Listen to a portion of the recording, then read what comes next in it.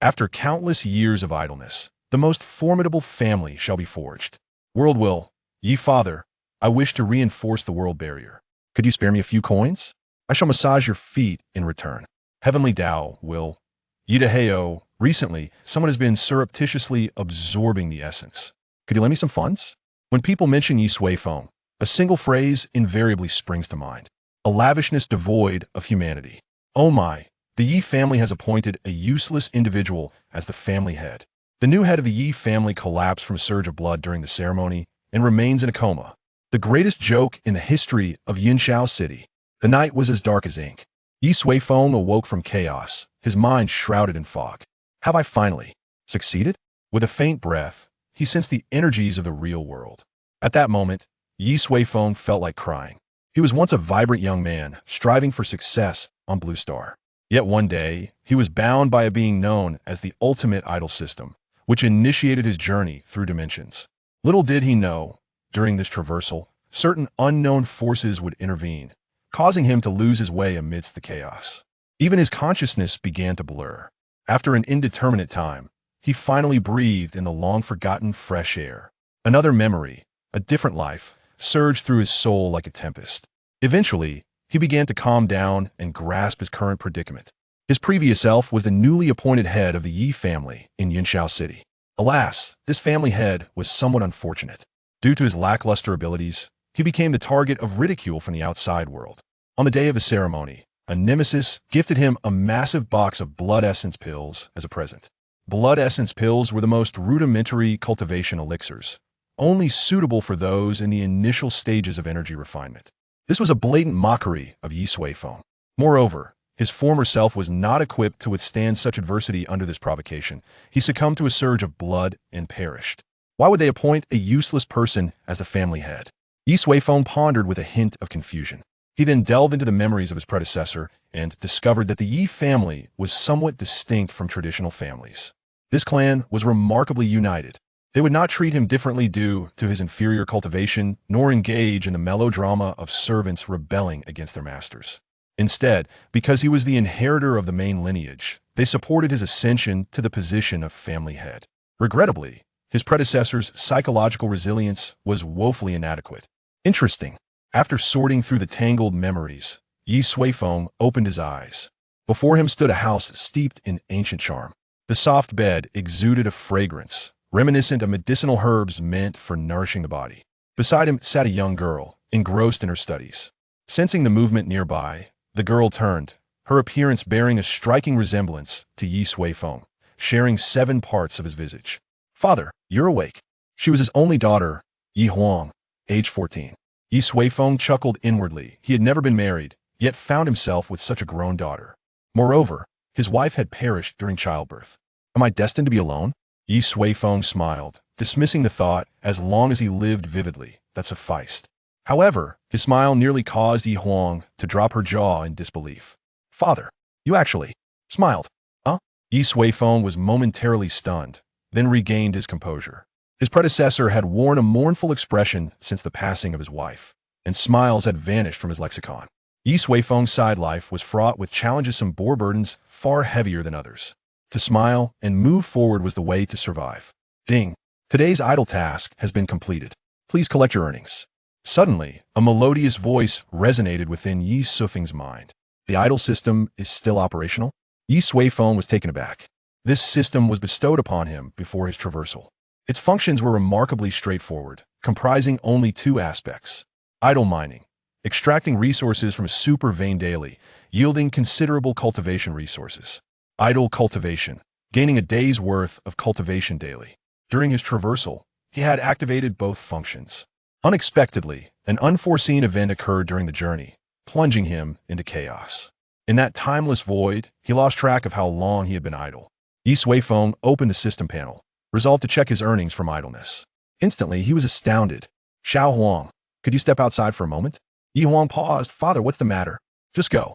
Ye Suifeng's tone shifted to one of authority. Though perplexed, Ye Huang obediently exited the room. Once his daughter was gone, Ye Suifeng took a deep breath, his demeanor solemn. He then re-entered the system interface. 1, 2, 3, 13 digits? My math isn't great. What does this amount to? Gazing at the absurd numbers, he struggled to comprehend.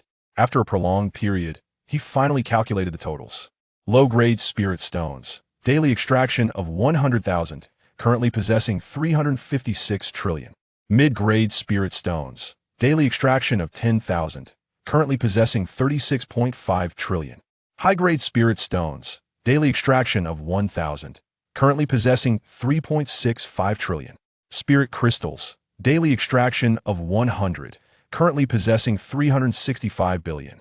Celestial stones. Daily extraction of 10, currently possessing 36.5 trillion. Celestial crystals. Daily extraction of 1, currently possessing 3.65 trillion.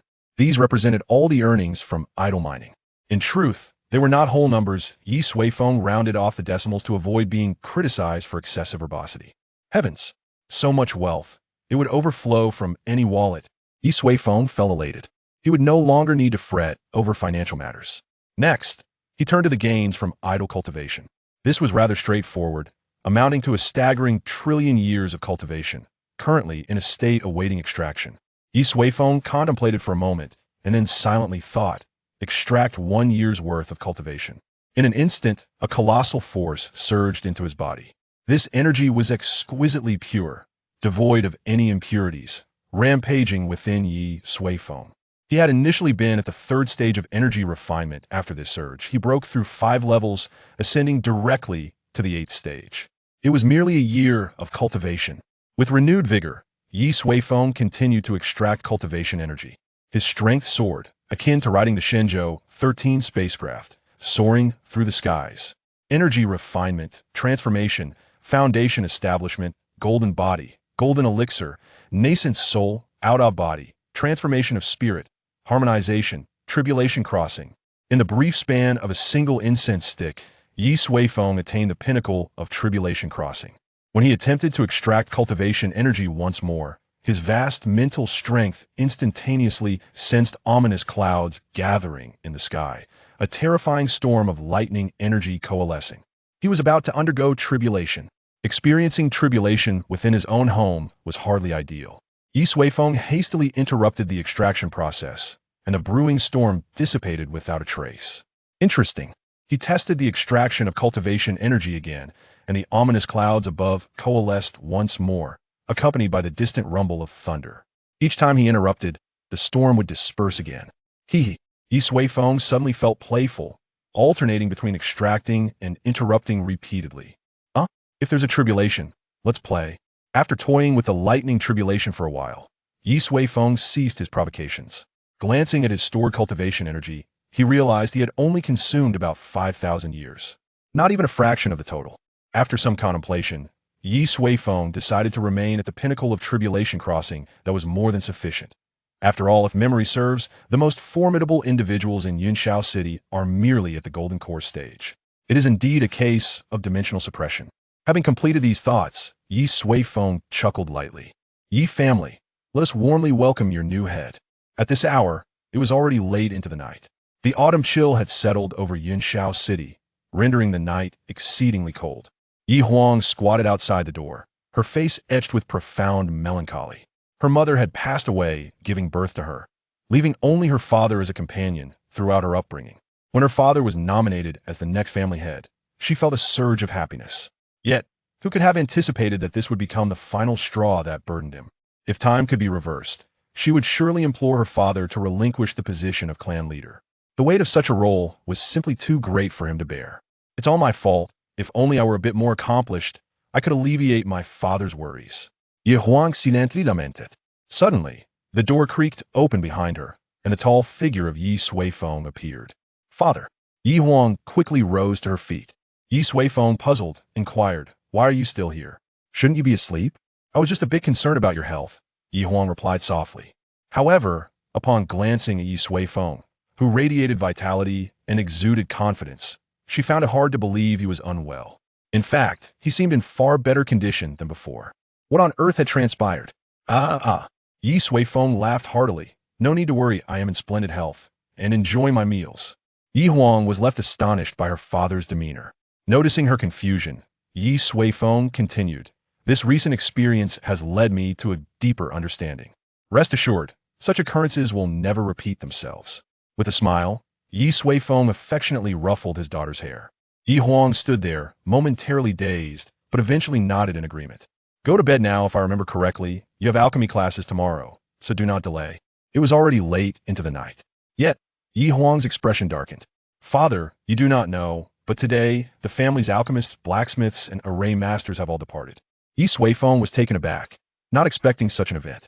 The Yi family was substantial, with hundreds of younger members when considering both direct and collateral lines. They had engaged many masters from various fields as instructors. To hear that they had collectively chosen to leave was shocking. It was clear they must have perceived Ye Suifeng's ascension as the family head as indicative of a bleak future for the Yi family. Haha, some individuals are destined to miss the fast train of historical progress. What do you mean, father? Ye Suifeng chuckled. I mean, their departure is a loss entirely of their own making. Return to your rest tomorrow. I shall resolve this matter. After eons of idleness, I have forged the mightiest of clans. World Will. Father Yi, I wish to reinforce the world barrier. Could you spare some pocket money?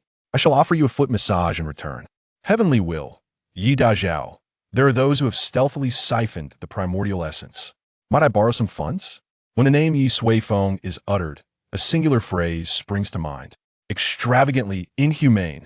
Oh heavens, the Yi family has chosen a worthless heir as their patriarch. The newly appointed patriarch of the Yi family collapsed from a surge of emotions during the ceremony and remains in a deep coma. The greatest farce in the annals of Yunshao City. The sky was as dark as ink. Ye Suifeng awoke from chaos, his mind a muddled haze. Have I finally succeeded? With a faint breath, he sensed the life force of the real world. At that moment, tears threatened to flow. He had once been a vibrant young man, full of ambition on Blue Star. But one fateful day, he found himself bound to a peculiar entity known as the strongest idol system, which catapulted him into a journey through realms. Little did he know, unforeseen forces would intervene during his traversal, leaving him lost in a void of chaos. Even his consciousness began to fade. Time passed, though he could not measure it, until he finally inhaled the long-missed scent of fresh air. Another memory, a divergent life, surged through his very soul. After what felt like an eternity, calmness washed over him. Ye Suifeng came to understand his current predicament. His predecessor was the newly appointed patriarch of the Yi family in Yunshao City. Alas, this patriarch was a most unfortunate figure. Due to his meager abilities, he had become the target of relentless mockery. On the day of the ceremony, a rival had presented him with an entire box of Qi blood pills as a mocking gift. Qi blood pills were the most rudimentary of cultivation elixirs, suitable only for those at the initial stages of energy refinement. Such a blatant insult was intended to humiliate Ye Suifeng. The former patriarch, unable to withstand such provocation, succumbed to a fatal surge of emotions. Why must a worthless individual be made the patriarch? Ye Suifeng pondered. He perused the memories of his predecessor and discovered that the Yi family was, in fact, rather unique among traditional clans. This family was extraordinarily united. They did not treat him differently due to his low cultivation and would never tolerate any insubordination from servants. Rather, they supported him in assuming the patriarchal position, as he was the inheritor of the main lineage. Regrettably, however, his psychological resilience was woefully inadequate. Quite intriguing. Having organized the chaotic memories, Ye Suifeng opened his eyes. Before him stood an ancient, fragrant abode. The soft bed exuded a scent reminiscent of medicinal herbs, aimed at nurturing the body. Beside him sat a young girl, engrossed in her studies. Upon sensing movement, the girl turned to reveal a striking resemblance to Ye Suifeng. Father, you're awake. She was his only daughter, Yi Huang, age 14. Ye Suifeng chuckled inwardly, bemused that he had such a grown daughter without ever having been married. Moreover, his wife had tragically perished during childbirth. Am I destined to be alone? Ye Suifeng smiled. Dismissing the thought, he resolved to live life to the fullest. However, his smile left Yi Huang nearly speechless. Father, you actually smiled. What? Ye Suifeng was momentarily taken aback, before regaining his composure. The former patriarch had worn a perpetual expression of sorrow since the loss of his wife, and smiles had vanished from his repertoire. Ye Suifeng found it absurd. Everyone endures hardships, and some suffer far more than others. To thrive, one must embrace life with joy. Ding! Today's idle task has been completed. Please collect your idle rewards promptly. Suddenly, a melodious voice resonated within Ye Suifeng's mind. The idol system is still operational? Ye Suifeng was taken aback. This system had been granted to him before his journey began. Its functions were deceptively simple, comprising only two categories. Idle mining, extracting resources from a super vein daily, yielding substantial cultivation materials. Idle cultivation, gaining a day's worth of cultivation daily. During his traversal, he had activated both functions. Unexpectedly, unforeseen events had caused him to be trapped in chaos. In that void, time had no meaning, and he was oblivious to how long he had idled. Ye Suifeng accessed the system panel, eager to assess his accumulated rewards. Instantly, he was overwhelmed with astonishment. Little Huang, could you step outside for a moment? Ye Huang bilinkit, perpliet. Father, what is it? Outside. Ye Suifeng's tone turned stern. Though confused, Ye Huang obediently exited the room. Once his daughter was gone, Ye Suifeng took a deep breath, his expression solemn. He then returned to the system interface. 1, 2, 3, 13 digits? My math skills are lacking. What does this amount to? He gazed at the staggering figures, struggling to comprehend. After considerable time, he compiled the totals. Low-grade spirit stones. Daily extraction of 100,000, currently possessing 356 trillion. Mid-grade spirit stones. Daily extraction of 10,000, currently possessing 36.5 trillion. High-grade spirit stones. Daily extraction of 1,000, currently possessing 3.65 trillion. Spirit crystals. Daily extraction of 100, currently possessing 365 billion. Celestial stones. Daily extraction of 10, currently possessing 36.5 billion. Celestial crystals. Daily extraction of 1, currently possessing 3.65 billion. These figures represented the total yield from idle mining. In truth, they were not whole numbers. Ye Suifeng rounded them down to avoid accusations of inflating word count. Heavens above, such wealth was beyond comprehension. Ye Suifeng felt an elation like never before. He would never again need to fret over finances. Next, he turned to the gains from idle cultivation. This was straightforward. A total of 10 trillion years of cultivation, now in a state awaiting extraction. Ye Suifeng contemplated for a moment, then silently commanded, extract 1 year of cultivation. Instantly, a torrent of immense power surged into his body. The energy was remarkably pure, devoid of any impurities, coursing through Ye Suifeng's being. Initially at the 3rd level of qi refinement, he shattered through 5 levels, ascending directly to the 8th level. All from merely a year's worth of cultivation. With renewed vigor, Ye Suifeng continued to extract cultivation. His strength soared as if he were aboard the Shenzhou 13 spacecraft, soaring through the skies. Qi refinement, transformation, foundation establishment, golden body, golden core, nascent soul, out-of-body, transformation of spirit, union, tribulation. Within the span of a single incense stick, Ye Suifeng reached the pinnacle of the tribulation stage. As he prepared to extract cultivation once more, an overwhelming mental force sensed the turbulent winds and clouds gathering above, heralding a terrifying storm of lightning energy. He was on the verge of facing tribulation. To undergo tribulation in his own home was far from ideal. Ye Suifeng hastily interrupted the extraction process, causing the brewing storm to dissipate. How amusing. He attempted to extract cultivation again, only to find the ominous clouds gathering once more, accompanied by the distant rumble of thunder. Each time he interrupted the process, the storm would dissolve again. Ye Suifeng suddenly felt playful, alternating between extracting and interrupting the cultivation process repeatedly. Why not toy with the tribulation? After some time of amusing himself with the storm, Ye Suifeng ceased his provocations. Upon reviewing his cultivation reserves, he realized he had only consumed a mere 5,000 years. Not even a fraction of his total. After some consideration, Ye Suifeng decided to remain at the peak of the tribulation stage. That would suffice for now. After all, if memory serves correctly, the most formidable individuals within Cloud City are merely at the Golden Core stage. It is indeed a case of dimensional crushing. Having completed these thoughts, Ye Suifeng let out a light chuckle. The Ye family warmly welcomes your new patriarch. At this moment, it was already late into the night. The deep autumn air enveloped Cloud City, rendering the evening quite frigid.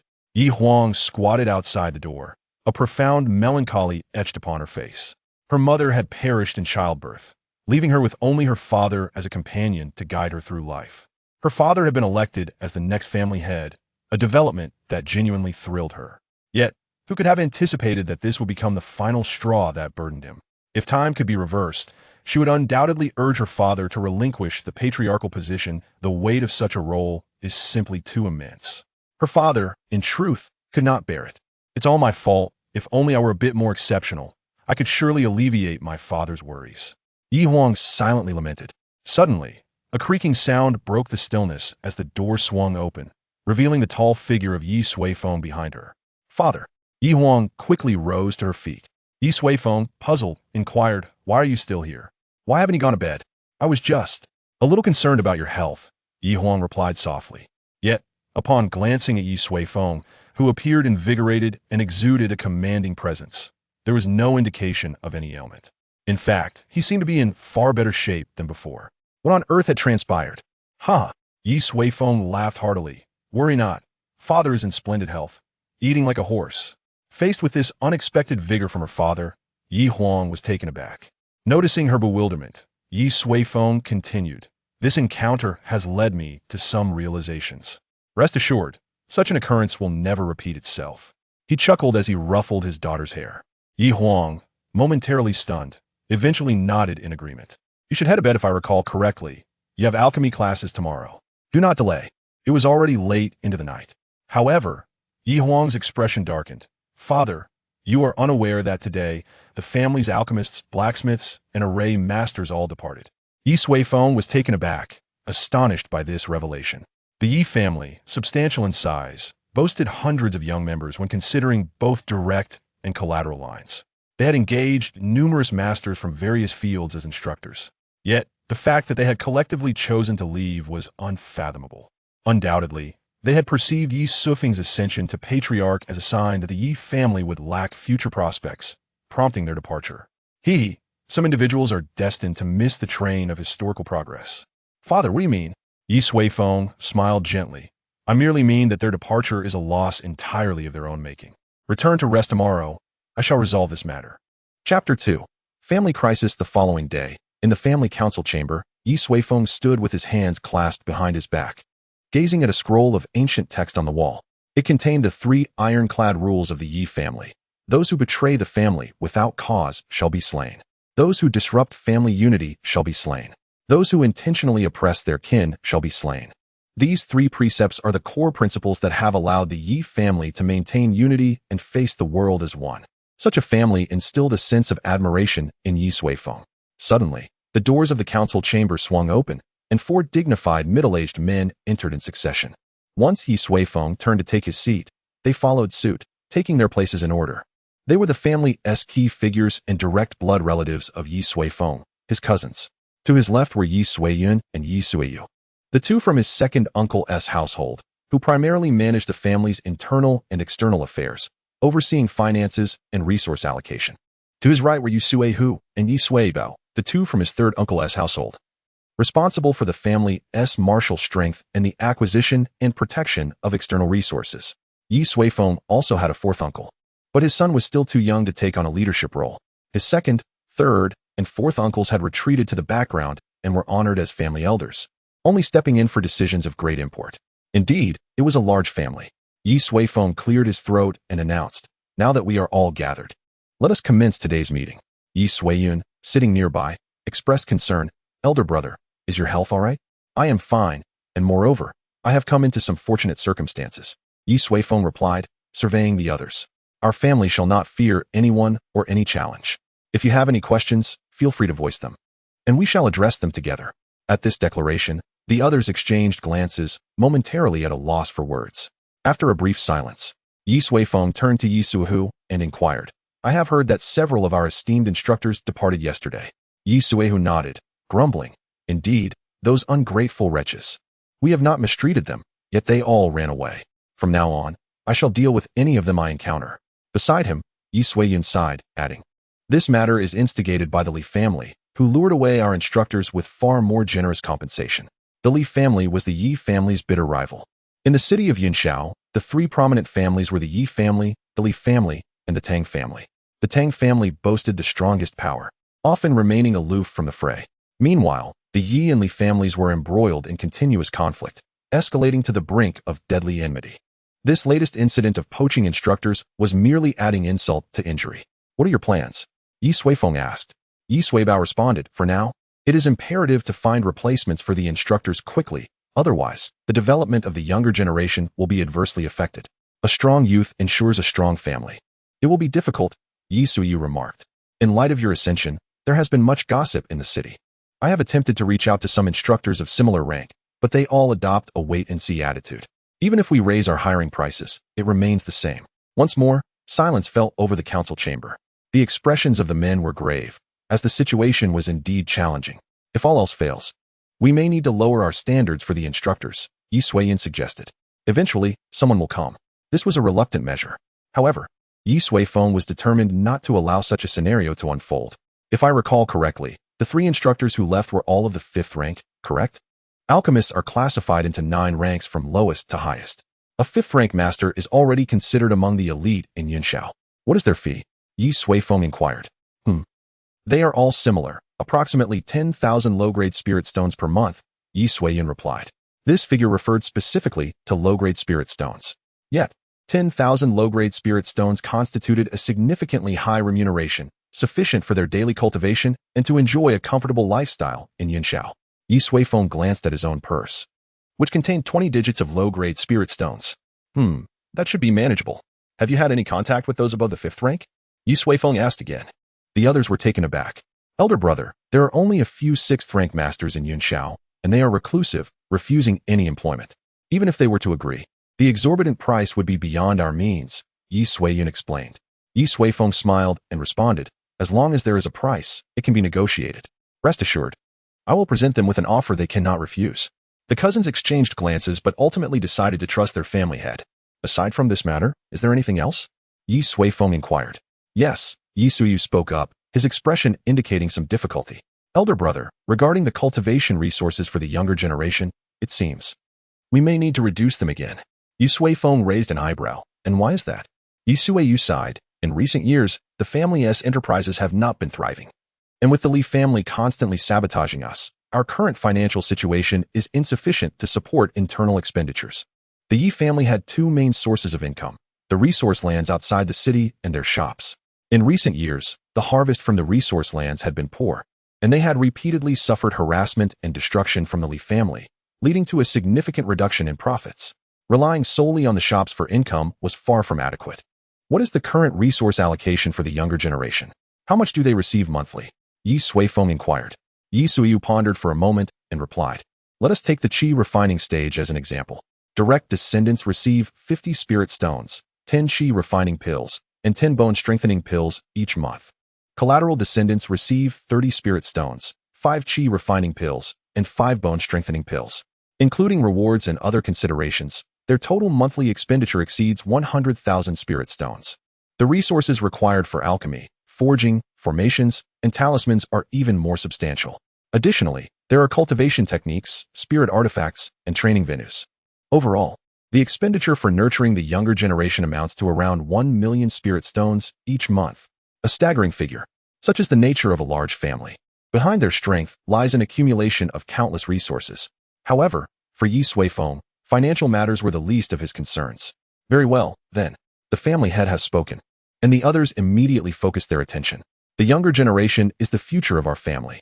Only by fostering their robust growth can we elevate our family to greater heights. Therefore, starting today, the fixed resources for everyone shall be doubled. Furthermore, we shall invest more in cultivation conditions, such as the herbs for alchemy and materials for forging, ensuring an unlimited supply. What do you think? Upon hearing Ye Suifeng's words, the other 4 were left in a state of shock. What had they just heard? They had all prepared to cut family expenditures, yet he had directly proposed to increase benefits several-fold. Was this not digging their own grave? Elder brother. Ye Suiyu's expression was almost one of despair, as he felt Ye Suifeng was merely jesting. If his standards were followed, the monthly expenditure would increase at least 5-fold. That would amount to 5 million spirit stones. The family had never spent such an amount even at its wealthiest. He yearned to explain to his elder brother how absurd this idea was. However, Ye Suifeng raised a hand and retrieved a storage bag from his robes, tossing it to Ye Suifen beside him. Do not worry. I have 100,000 spirit stones here. You may use them for now, and if you need more, just ask me, Ye Suifeng said with a smile. Yet, Ye Suifeng remained with a pained expression, saying, "Elder brother, did you not hear me? Even with 100,000 spirit stones, it is still insufficient." Before he could finish his sentence, a powerful hand grasped his arm, trembling incessantly. It was Ye Suifeng beside him. His countenance flushed crimson. He tremulously presented the storage pouch to Ye Suifeng, then gingerly unfurled it. Instantly, a resplendent radiance illuminated their faces. It was not merely 1,000,000 low-grade spirit stones, but 1,000,000 high-grade spirit stones. This equated to a staggering 100 billion low-grade spirit stones. They were dumbfounded. For even as custodians of the family's finances, they had never beheld such a vast accumulation of spirit stones at once. As I mentioned, I have encountered some fortuitous opportunities. Ye Suifeng remarked with nonchalance, tapping the table. Remember this. From this day forward, the Ye family shall fear no one. Chapter 3. His generosity knows no bounds. The meeting concluded, and Ye Suifeng and the others ambled out of the council hall, as if in a trance. They had anticipated that this assembly would herald a reduction in the family's resources, necessitating austerity measures. Yet, contrary to their expectations, not only had the resources not diminished, but they had also increased several-fold. Ye Suifeng's munificence was truly astounding. He was exceedingly generous. Perhaps I was too frugal? Ye Suifeng mused, gazing out the window. 1,000,000 high-grade spirit stones was scarcely a trifle. However, upon reflection, he decided to proceed with caution. All things require a gradual progression, including the transition from frugality to opulence. Bestowing too much at once may not necessarily be beneficial. He could always augment their allowance once they had acclimated to more lavish conditions. Zhang Ziming, Hu Chuang, Dong Tianji, Ye Suifeng murmured, scrutinizing the information sheet in his hand. These three individuals were among the most distinguished sixth-grade masters in Cloud Firmament City.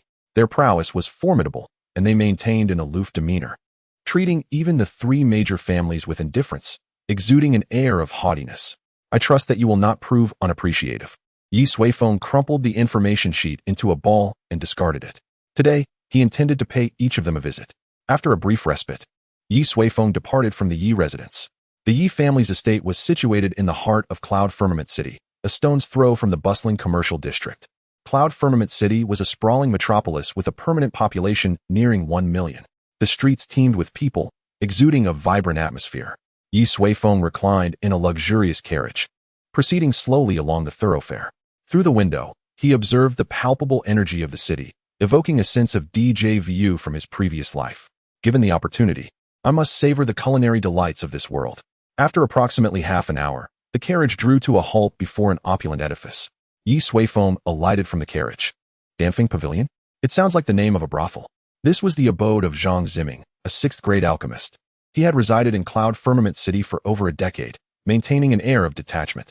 Various factions sought to cultivate a rapport with this sixth-grade alchemist, hoping to obtain some exquisite elixirs from him. No one would readily offend him. Ye Suifeng entered the pavilion. The ground floor was dedicated to the sale of ordinary elixirs. It was teeming with people, a scene of bustling activity. Ye Suifeng had little interest in those elixirs.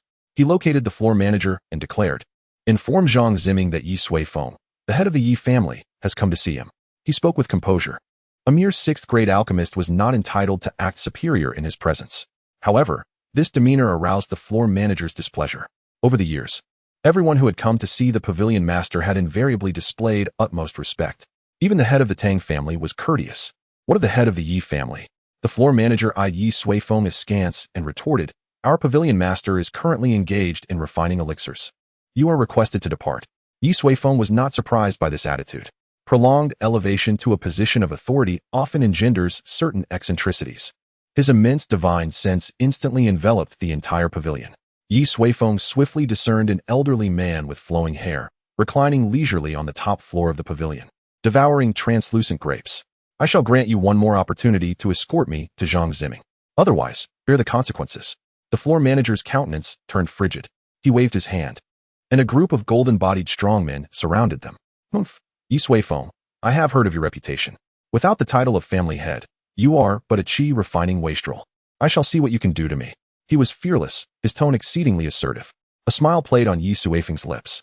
Then behold, with that, he extended his hand and seized the floor manager by the collar. Upon witnessing this, the golden-bodied cultivators promptly attacked in unison, intending to subdue Ye Suifeng with dispatch. "Begone." However, Ye Suifeng merely uttered a soft rebuke. A surge of immense power erupted. The golden-bodied cultivators felt as if they had been struck by a primeval behemoth. They were instantly hurled backward, smashing into a multitude of tables and chairs. The denizens of the ground floor were thrown into disarray, staring at Ye Suifeng with faces etched with fear. Someone dares to cause a disturbance in Danfeng Pavilion? That man is formidable. Even experts in the golden body realm are no match for him. I recall now. That is Ye Suifeng, the new head of the Ye family. The crowd was apprehensive and uncertain. The floor manager was also bewildered. Was Ye Suifeng not rumored to be a qi refining wastrel? How could he possess such formidable strength? However, Ye Suifeng's expression remained serene. Now you see clearly. Then let us depart together. With that, Ye Suifeng lifted him aloft and ascended the pavilion. Danfeng Pavilion comprised 5 stories, each dedicated to the sale of elixirs of varying grades. As Ye Suifeng ascended, numerous individuals attempted to impede his progress. However, they were no match for Ye Suifeng. The mere emanation of his aura sent them flying, spewing blood. Soon, he arrived at the top floor. Ye Suifeng thrust open the door. Zhang Ziming had sensed an intrusion. However, he was not only a 6th-grade alchemist, but also a formidable cultivator in the late Golden Core realm. In Cloud Firmament City, he feared no one. You are being excessively presumptuous. Zhang Ziming's face was somber. Ye Suifeng casually discarded the floor manager and entered. Your subordinate was excessively arrogant. I was merely providing him with a lesson. Insolence. Zhang Ziming exclaimed in anger. Do you truly believe that I am an easy target? With that, he joined his index and middle fingers, pointing them at Ye Suifeng. A sword's hum arose, and a flying sword, shimmering with golden light, pierced the air, carrying violent energy, and instantly arrived before Ye Suifeng. That was Zhang Ziming's natal treasure. He intended to vanquish Ye Suifeng in a single strike. However, he had chosen the wrong opponent. Facing the incoming short sword, Ye Suifeng merely flicked his finger. An invisible ripple emanated from his finger, spreading in all directions. The formidable natal treasure of the late Golden Core realm, upon encountering this ripple, instantly reversed course, swiftly piercing toward Zhang Ziming, ultimately halting before the skin of his brow, suspended in midair. Subsequently, with the exception of the tables and chairs near the window, all other furnishings in the room instantly disintegrated into dust, vanishing without a trace. Zhang Ziming's eyes widened in disbelief, unable to move. The power of the person before him far exceeded his imagination. Senior, let us converse peacefully. His voice trembled. Ye Suifeng smiled, stepped forward, and seated himself opposite Zhang Ziming. The natal flying sword slowly descended, resting horizontally on the table. To Ye Suifeng, a Golden Core realm treasure could be obliterated with a mere thought. However, he refrained from doing so. He had come today to enlist Zhang Ziming as a teacher for his family. If he destroyed the natal treasure, Zhang Ziming himself would suffer a backlash, requiring a protracted recovery period. It was unnecessary. Gazing at Zhang Ziming, who was drenched in sweat and taut with apprehension, Ye Suifeng chuckled. Are you now willing to engage in civil discourse? Zhang Ziming nodded hastily. Senior, please speak your mind. I shall endeavor to comply. He was genuinely terrified. He had never heard of Ye Suifeng's methods. Even his master in the nascent soul realm could not accomplish such a feat. What is the matter with this person? Zhang Ziming wondered in trepidation. Ye Suifeng plucked a grape and placed it in his mouth. It was cool and fragrant. The fruits of the cultivation world were indeed extraordinary. It is not a significant matter. My family is currently in need of an alchemist to instruct the young disciples of the clan. Therefore, I would like you to serve as an instructor, Ye Suifeng stated. Zhang Ziming was taken aback, then broke out in a cold sweat. He had assumed it was something significant. It turned out they wanted him as a guest elder of the Ye family.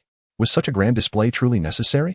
Secretly wiping away perspiration, Zhang Ziming uttered, of course, to serve under a senior such as yourself is a true blessing for me. When would you like me to commence my duties? Ye Suifeng, with a playful glint in his eyes, inquired, so readily. Won't you first discuss the matter of remuneration? Zhang Ziming offered an awkward laugh. Senior, you jest. This is a stroke of fortune you bestow upon me. How could I dare speak of such base matters? Inwardly, he grumbled, you commenced our acquaintance by thoroughly thrashing me. How could I possibly demand payment? Ye Suifeng waved his hand dismissively. I am no brigand, and I shall not engage in acts of oppression. This is an engagement for you to serve as a guest elder of the Ye family. State your price. Zhang Ziming, perplexed, scrutinized Ye Suifeng, seeking to discern whether this was a deliberate ploy to ensnare him. Alas, Ye Suifeng remained placid, revealing nothing. Helpless, Zhang Ziming hesitantly extended his hand. Senior, though my strength is meager, I am, at the very least, a 6th-grade alchemist. Under normal circumstances, my monthly recompense would be no less than 500,000 spirit stones.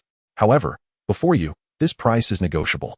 A monthly sum of 500,000 spirit stones was not entirely beyond the means of the families in Cloudsource City, but it was deemed largely unnecessary.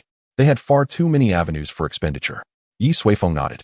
I shall grant you 1,000,000 spirit stones per month. However, you must dedicate yourself wholeheartedly to the tutelage of the Ye family's younger generation. Zhang Ziming was stunned. He had anticipated Ye Suifeng would haggle for a lower price. Yet the man had doubled the remuneration outright. Are you truly so affluent? Senior, are you jesting? Zhang Ziming remained incredulous. I do not jest with you. Ye Suifeng placed a storage pouch upon the table and rose to his feet. Herein lies 3 years' worth of recompense. After 3 years, should you wish to depart from the Ye family, you are free to do so. I shall not compel you to remain. Remember, you must dedicate yourself wholeheartedly, otherwise. You understand. If there are no further questions, proceed to the Ye family today and report to Ye Suifeng. With these words, Ye Suifeng tossed down a letter and turned to leave, leaving Zhang Ziming alone, staring blankly at the vast quantity of spirit stones within the storage pouch, lost in reverie. After a time, Zhang Ziming's eldest disciple ascended, seeking information. Upon learning that his master intended to serve as a guest elder in the Ye family, he was utterly astonished. Master, have you not always declined invitations from families? Zhang Ziming remained silent for a long while. He offered too much. Chapter 4. Resolutions. Ye Suifeng hired Zhang Ziming for a term of 3 years. In truth, he intended to do the same for the other two as well. With their presence, the Ye family was certain to flourish within 3 years. Furthermore, he would be able to familiarize himself with the lay of the land. By then, even if the 3 did not intend to remain, he would be able to find even more exceptional candidates. The weapon crafting master, Hu Chuang, and the formation master, Dong Tianji. Ye Suifeng glanced at their respective locations, deciding to first seek out Dong Tianji, who was situated closer. Dong Tianji's abode was located on the outskirts of Cloudsource City. After a quarter of an hour, Ye Suifeng arrived at his destination by carriage. Unlike the bustling thoroughfare of Danfeng Pavilion, this area resembled a common residential district.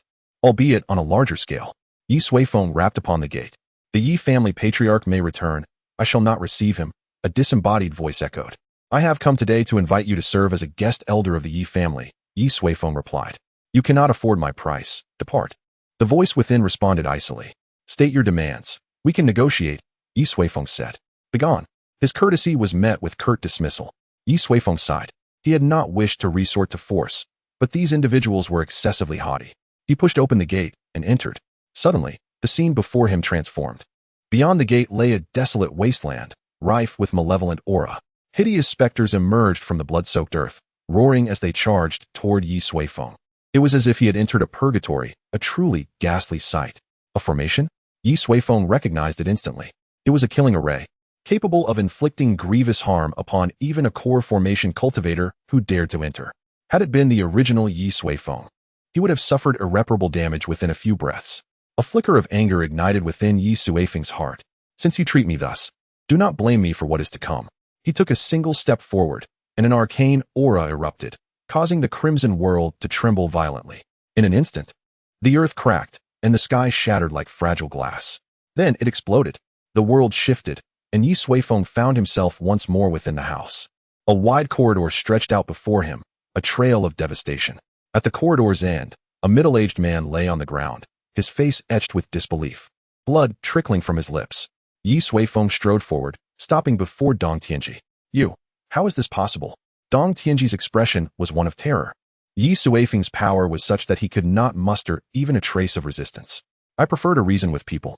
Ye Suifeng casually pulled up a chair and sat before Dong Tianji. Now, shall we discuss the matter of your recompense?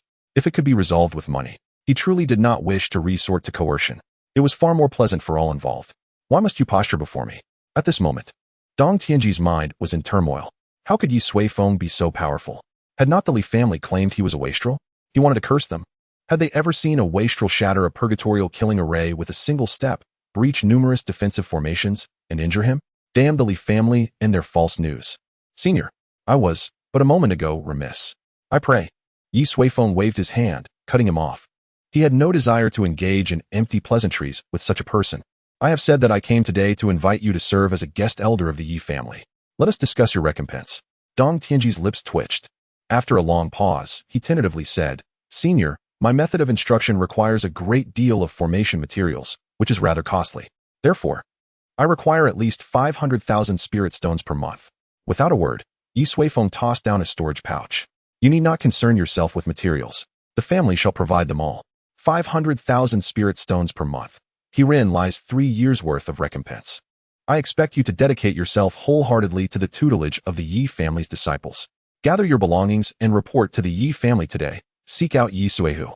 With these words, Ye Suifeng tossed down a letter and turned to leave. He did not fear Dong Tianji would abscond. Within Cloudsource City, none could escape his watchful gaze. Not even a formation master. After Ye Suifeng departed, Dong Tianji remained dazed for a long while before slowly regaining his senses. The encounter had been like a dream. Alas, 500,000 spirit stones per month, with no need to provide materials myself, rivals the recompense offered by even the largest families. Moreover, the strength of the Ye family patriarch is simply terrifying. To serve under such a man cannot be said to diminish my standing. He began to pack his belongings. At this moment, Ye Suifeng had arrived at his final destination. Stepping down from the carriage, he inhaled deeply. These so-called masters are far too arrogant. Without a lesson, they would not serve diligently even if recruited. I wonder if this Hu Chuang is the same. Ye Suifeng entered. It was a smithy. Numerous young men, stripped to the waist, were hammering away at the red-hot coals, creating a cacophony of noise. The air was thick with the scent of coal and sweat. Ye Suifeng was puzzled. How is this weapon-crafting master like a common blacksmith? Greetings, may I assist you? At that juncture, a young man, neatly attired, approached and inquired. Indeed, I am Ye Suifeng, the patriarch of the Ye family, and I seek an audience with Hu Chuang. Ye Suifeng responded. The young man bowed respectfully. Please await a moment, while I apprise the master craftsman. Ye Suifeng nodded, relieved to encounter someone of sound mind. Shortly thereafter, the young man reappeared. Patriarch Yi, the master craftsman, is in the rear. Please, this way. Very well. Subsequently, Ye Suifeng followed the young man to the blacksmith's courtyard. Within the courtyard stood 3 colossal iron furnaces, where several seasoned youths diligently added materials. Behind them, a middle-aged man, clad in simple attire, stood with his hands clasped behind his back, occasionally offering guidance. Indeed, this resembles a place of craftsmanship. Master craftsman, the patriarch of the Ye family has arrived. The young man announced to the plainly dressed man. Evidently, this was Hu Chuang. Hu Chuang greeted Ye Suifeng with a bow. Please, this way. Subsequently, the two adjourned to the drawing room, where a servant prepared fragrant tea for them. You are Hu Chuang? Ye Suifeng inquired. He appeared modest and gaunt, making it difficult to imagine that he was the sole 6th-grade weapon refinement master in Cloud Firmament City. Indeed, I am, Hu Chuang replied, his voice refined. You must be Ye Suifeng, the newly appointed patriarch of the Ye family. What brings you here today? Ye Suifeng nodded. It is thus. I wish to engage you as a guest elder of the Ye family, to impart knowledge of weapon refinement to our young disciples. I wonder if you would be amenable to this proposition? Since the other party was reasonable, Ye Suifeng reciprocated with courtesy. Upon hearing Ye Suifeng's proposal, Hu Chuang offered a wry smile. I appreciate your kind intentions.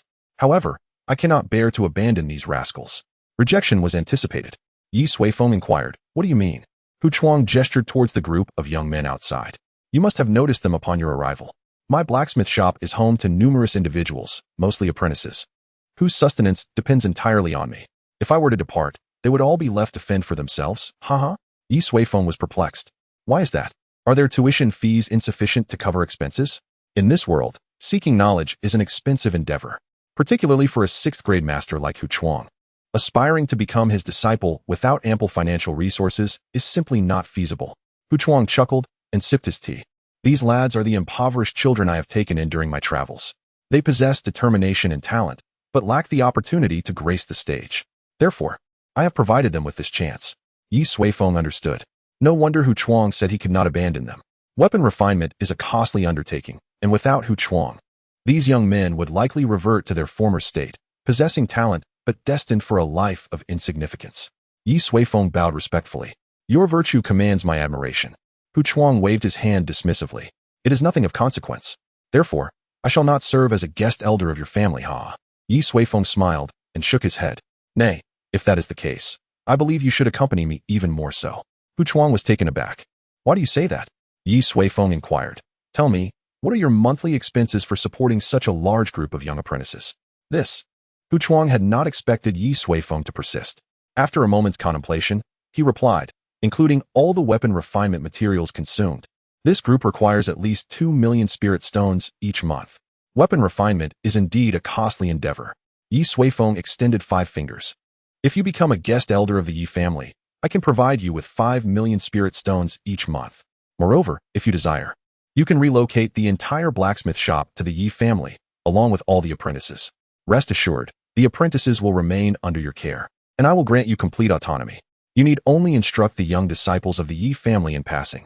Furthermore, the Ye family will provide all weapon refinement materials. Simply inform me of your needs. Ye Suifeng laid out his terms. Hu Chuang was dumbfounded. He wondered if he had misheard. 5 million spirit stones each month, and all weapon refinement materials provided? Was he not planning to make a living? Even the great families of the South could not sustain such expenses. And most importantly, he was granting him complete autonomy. Such magnanimity was simply indescribable. Why would you do this? With such financial resources, you could easily hire a more advanced weapon refinement master. Hu Chuang inquired, bewildered. Ye Suifeng smiled. Weapon refinement masters are plentiful, but those like you are few and far between. I admire your benevolence and will support your endeavors. Hu Chuang fell silent. When he first arrived in Cloud Firmament City, the 3 great families had approached him, seeking to engage him as a family guest elder. However, upon learning that Hu Chuang had to care for so many impoverished apprentices, they had all retreated. After all, family interests came first. Ye Suifeng was the first to express his support and offer such an exorbitant reward. Are you truly sincere? Hu Chuang asked. Ye Suifeng nodded, offering him a resolute response. Very well, Hu Chuang exclaimed. Then, as you propose, I shall relocate the blacksmith shop to the Ye family. But rest assured, I shall bear all the expenses of those rascals. Moreover, 5 million is excessive. I only require the daily expenses, 50,000 will suffice. Nay, it is not excessive, Ye Suifeng countered. You must also cultivate, and I hope you will take in more talented, impoverished youths. It is truly too much. Then, for 1,990,000. This. It is settled.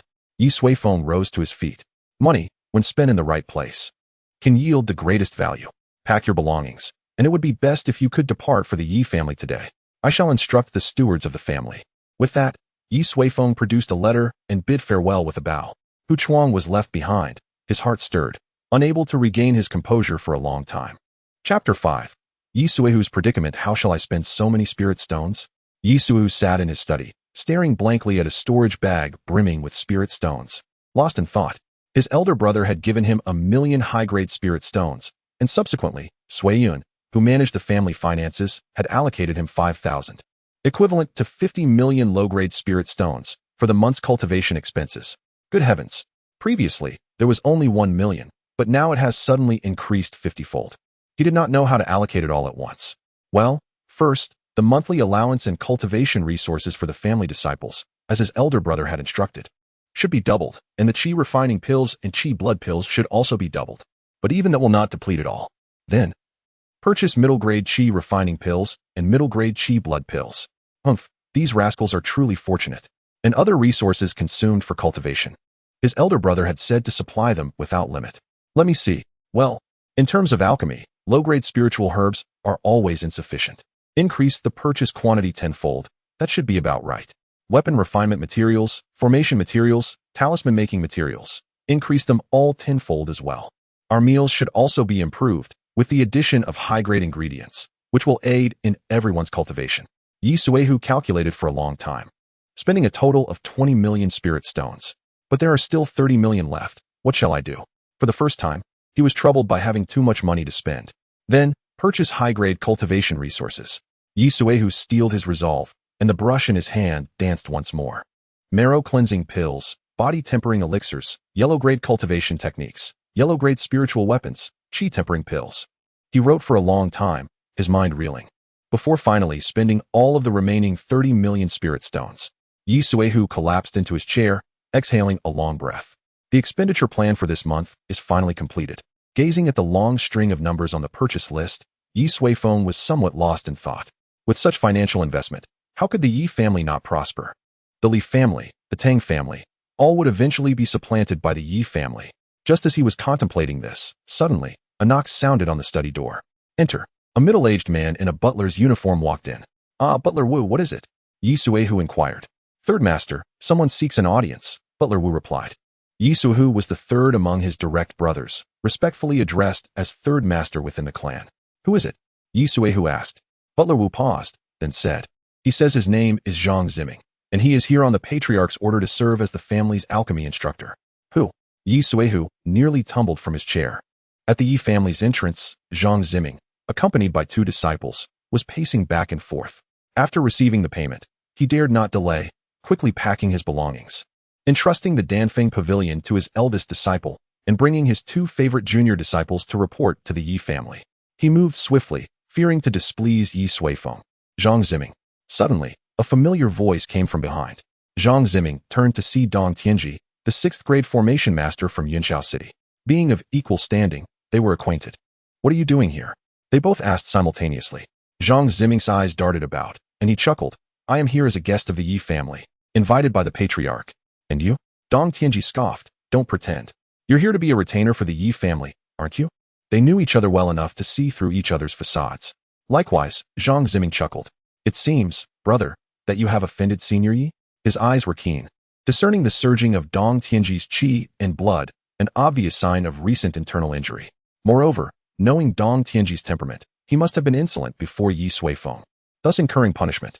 At this thought, he secretly rejoiced, grateful that Ye Suifeng had spared him. Dong Tianji, his face darkened, snorted coldly. That was merely Senior Ye assessing my formation skills. He even offered me some guidance, something you wouldn't be so fortunate to receive. He would not be outdone by Zhang Ziming in words. Each with their own thoughts, they subtly confronted each other. At that moment, Ye Suifeng emerged from the gate. Master Zhang, I apologize for the belated welcome. Ye Suifeng clasped his fists in greeting, suddenly noticing Dong Tianji beside him, and was taken aback. He then quickly said, Master Dong, I didn't expect to see you here as well. He felt his legs weaken slightly. 2 masters had arrived together. Could they both have been invited by his elder brother? Brother, you are truly remarkable. Zhang Ziming, with a smile, said, It is no matter. I am here at the behest of the Ye family patriarch. Indeed, Dong Tianji added, not wanting to be outdone. The Ye family patriarch is of great virtue and prestige. To be a retainer in the Ye family is a blessing Dong has cultivated for several lifetimes. Ye Suifeng, looking at the usually haughty masters, was momentarily speechless. What has gotten into you two? Why are you suddenly so polite? He was bewildered but still warmly invited them inside. Seated in the hall, Zhang Ziming and Dong Tianji each produced a letter and handed it to Ye Suifeng. These were the tokens left by Ye Suifeng, which neither had opened. Ye Suifeng extended his divine sense, reading the information within. Suifeng, these are the instructors I have found. The payment has been made. The term of employment is 3 years. Make arrangements for them. They are all mediocre talents. No need to be overly courteous. Ye Suifeng was stunned, glancing up at the 2 masters exuding formidable auras. He couldn't reconcile the description of mediocre talents with them. He wondered why his elder brother would describe them this way. Esteemed masters, I will arrange your residences immediately. Information about the family's young disciples and the teaching schedule will also be delivered to you as soon as possible, Ye Suifeng said politely, naturally not treating them as mediocre talents. Very well, Zhang Ziming said with a smile. The Ye family's descendants are clearly dragons among men. Rest assured, I will impart all that I know. Indeed, I have my own unique insights into teaching, certainly superior to some, Dong Tianji added. What do you mean by that? Just wait and see. Watching the 2 masters suddenly bicker, Ye Suifeng scratched his head in confusion.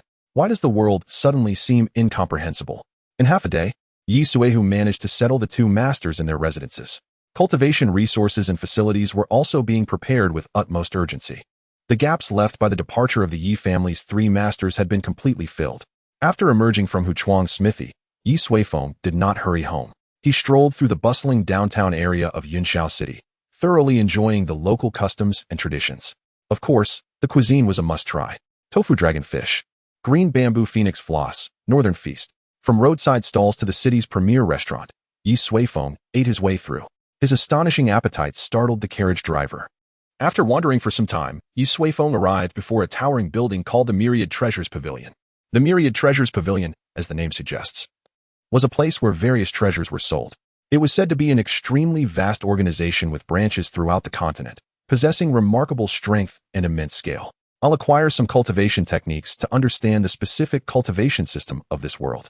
Although Ye Suifeng was currently at the great perfection stage of the Tribulation transcendence realm and possessed terrifyingly powerful divine soul strength, he still lacked a systematic understanding of the specific cultivation techniques. However, this was not a major issue. With his immeasurable divine sense, he could quickly discern the operational principles of any cultivation technique. After pondering, Ye Suifeng entered the myriad treasures pavilion.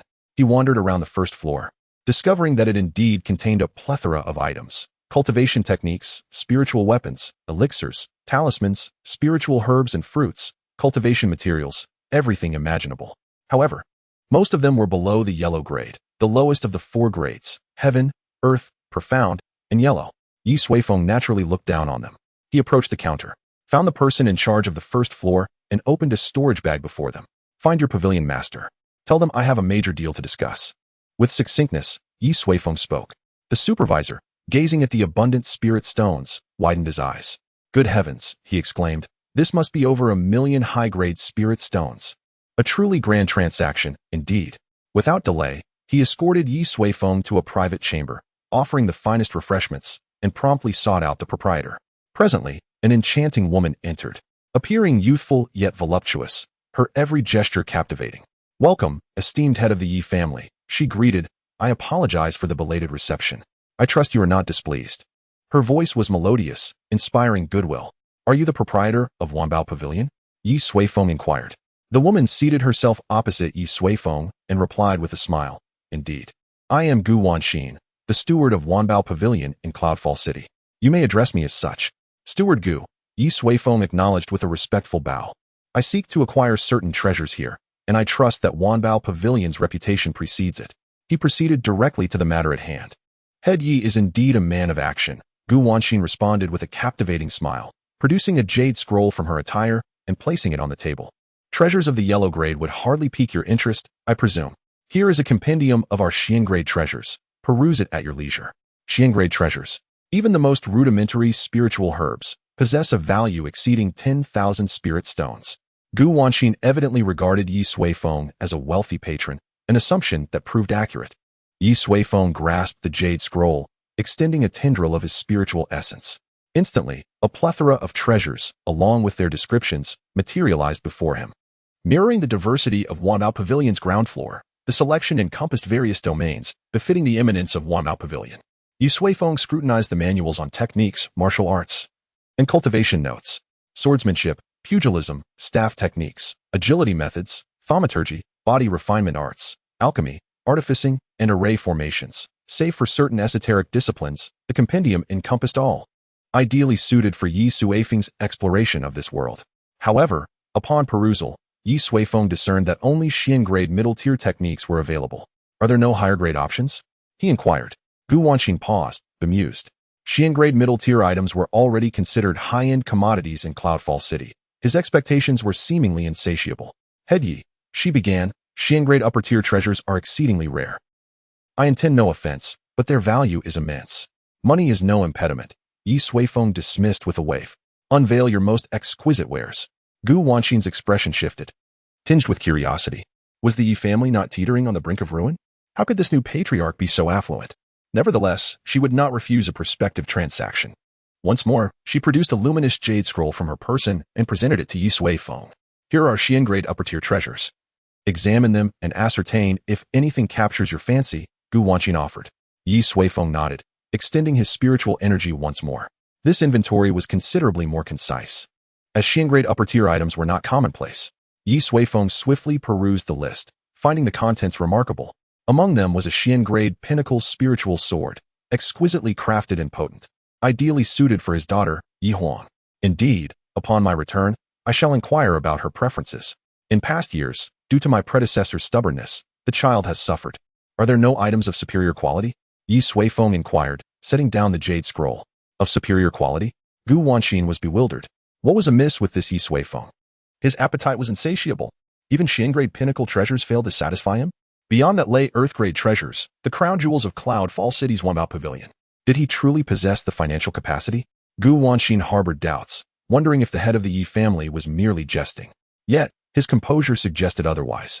Gu Wanxin inwardly demurred, knowing that none dared trifle with Wanbao Pavilion. There is no harm in showing him, she thought. Subsequently, Gu Wanxin produced a golden jade scroll, presenting it to Ye Suifeng.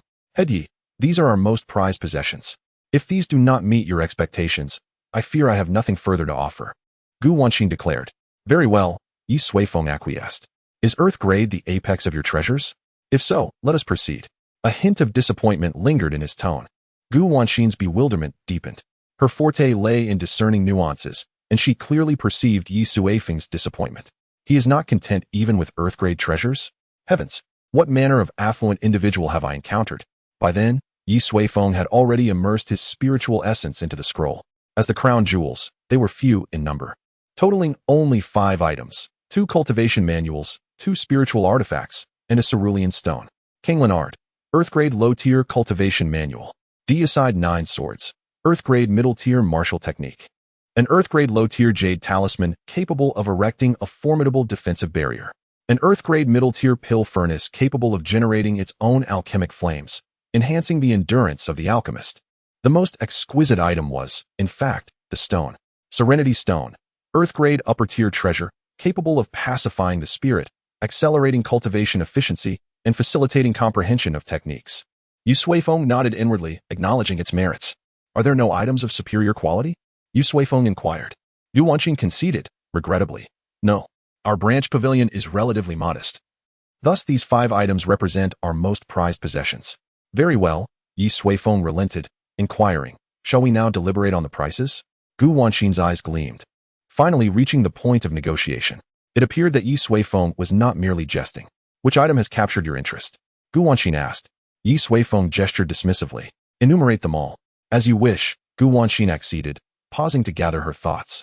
As you are aware, Earth-grade treasures are exceedingly rare, even in suching. The Kanglan Art commands a price of 2 billion spirit stones. The Deicide 9 swords, 100 billion. The auspicious jade pendant, 10 billion. The eternal elixir furnace, 50 billion. As for the Serenity Stone, it requires 500 billion spirit stones. An exorbitant sum. In the Ye family's past, the sustenance, cultivation resources, commercial ventures, and resource land maintenance for the clan amounted to approximately 10 billion spirit stones annually. The annual revenue was roughly equivalent, rendering even the most affordable auspicious jade pendant unattainable.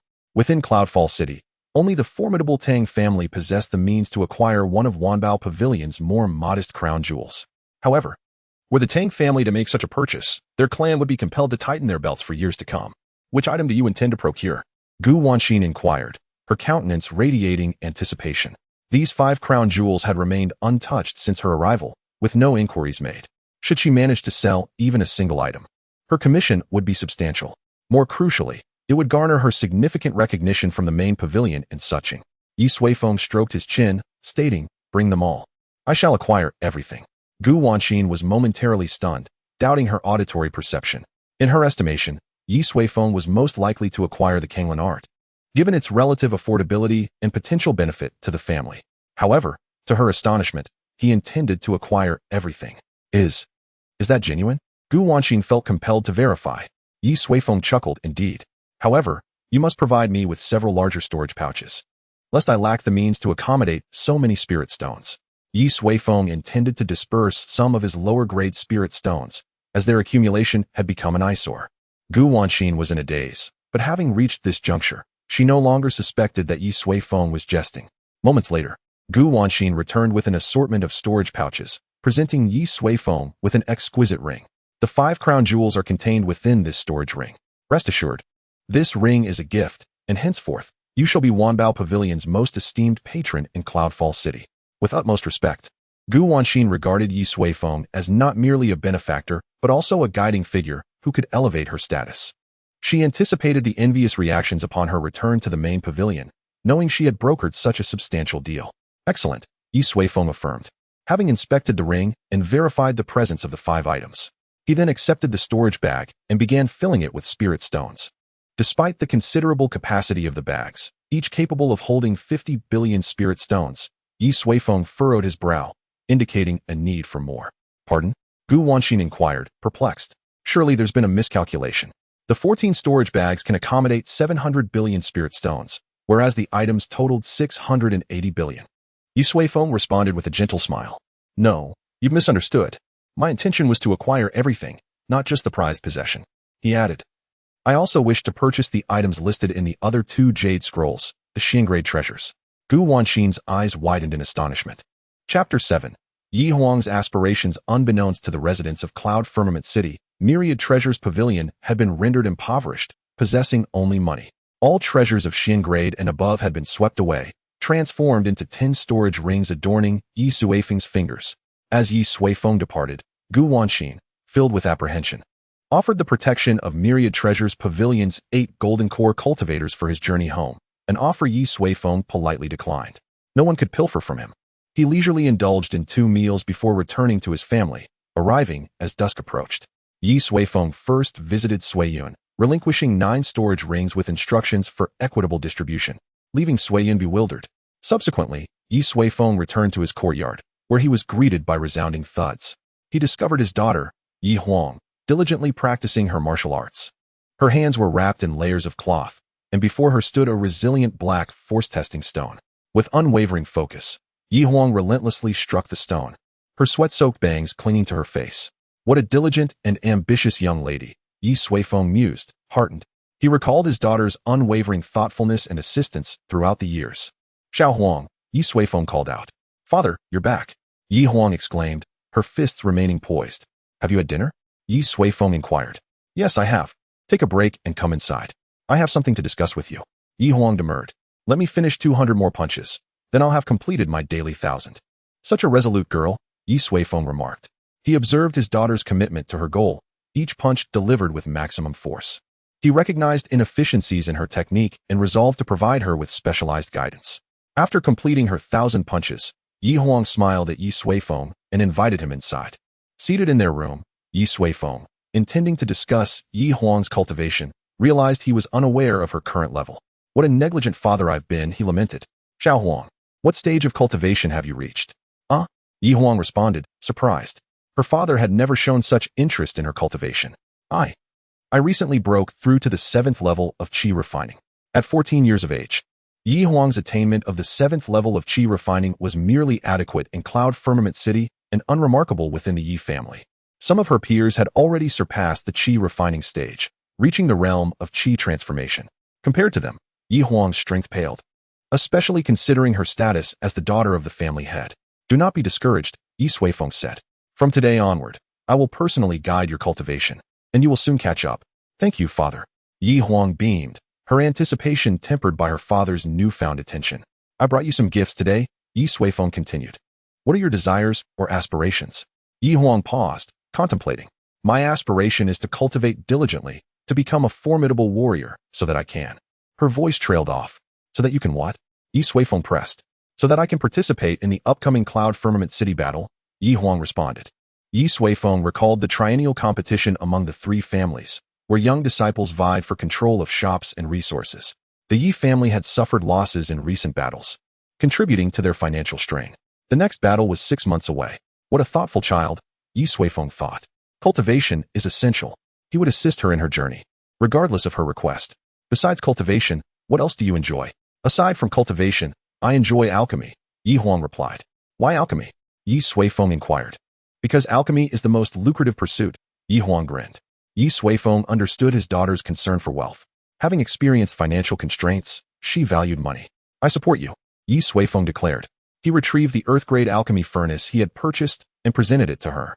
This is superior to your current one. You're the best, father, Yi Huang exclaimed, unaware that the furnace was Myriad Treasures Pavilion's prized possession.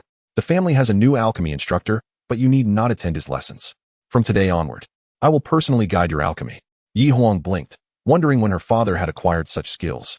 Do you have an affinity for swords? Ye Suifeng asked. I do. But our family excels in fist techniques, so I chose to practice them, Yi Huang explained. Now there is swordplay, Ye Suifeng stated. As the wind dictates, Ye Suifeng articulated, retrieving an exquisite Xin-grade longsword from his storage ring and presenting it to Yi Huang.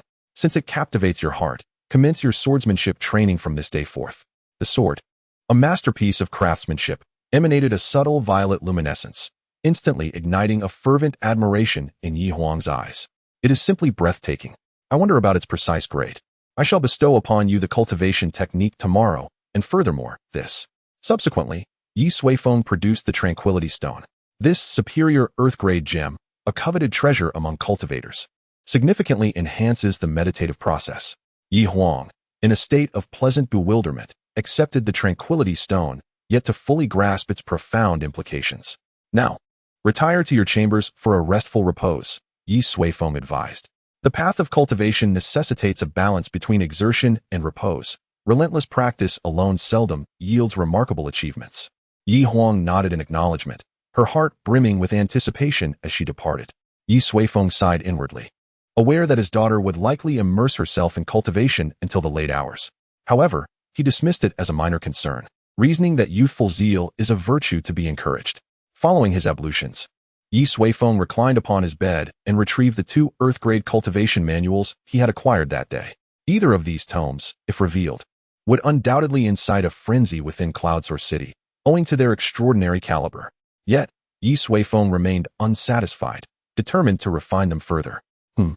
An evident flaw exists here. The spiritual energy should be channeled thus. The meridian pathways are also suboptimal. Let us substitute them with a more efficacious pair. Eons of cultivation had endowed Ye Suifeng's spiritual essence with immeasurable potency, enabling him to discern the very essence of existence.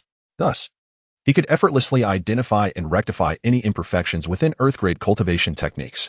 Naturally, he would not approach his daughter's cultivation with anything less than meticulous care. It was not until the late hours of the night that Ye Suifeng completed the comprehensive revisions of both manuals. Now, the Azure Surge art had ascended from a low-tier Earth-grade technique to a pinnacle Earth-grade masterpiece. Meanwhile, the God-slaying 9 swords had reached the mid-tier of the Heaven grade, capable of slaying true deities upon mastery. Alas, let us proceed thus for now. Little Huang shall have to bear with these 2 as transitional techniques. In due time, I shall delve into the creation of celestial arts or Taoist sorceries, and then impart them to her. Chapter 8. A clan-wide commotion today marked the day for the Yi family disciples to receive their stipends. Young men and women, in small groups or venturing alone, made their way toward the family's hall of affairs. A young man, clad in white and radiating an aura of nobility, traversed the path, a golden spear strapped to his back.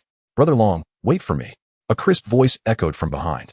The young man turned to behold a pair of youths, a boy and a girl of similar stature, clad in azure garments, hurrying to catch up.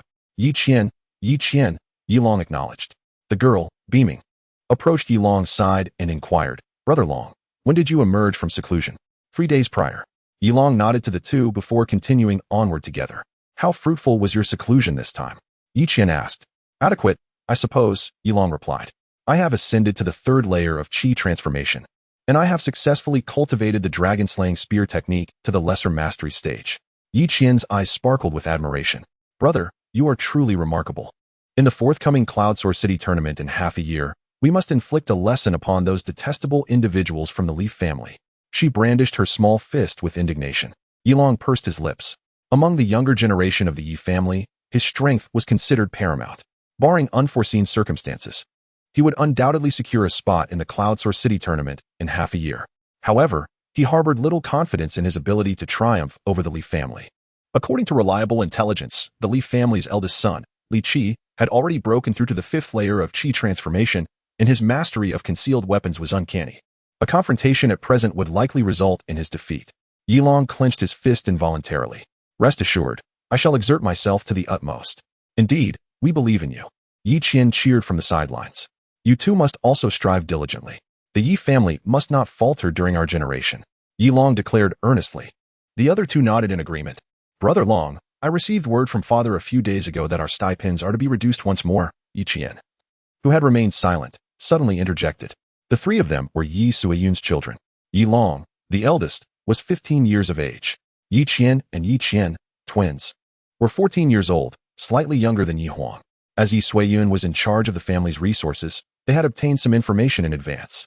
"I am aware," Yi Long sighed softly, adding, "the family is currently facing difficulties, and therefore, we must cultivate with even greater diligence and cooperate harmoniously to assist the family in overcoming this tribulation." Yi Qian pouted, retorting, "While your words are true, the reduction of our stipends will only make it more challenging for us to cultivate. Furthermore, with grandfather now serving as the family head, I foresee that we shall not experience many favorable days in the future." As she spoke, Yi Long suddenly halted in his tracks. Slap! A resounding slap landed heavily upon Yi Qian's face, leaving a crimson mark in its wake.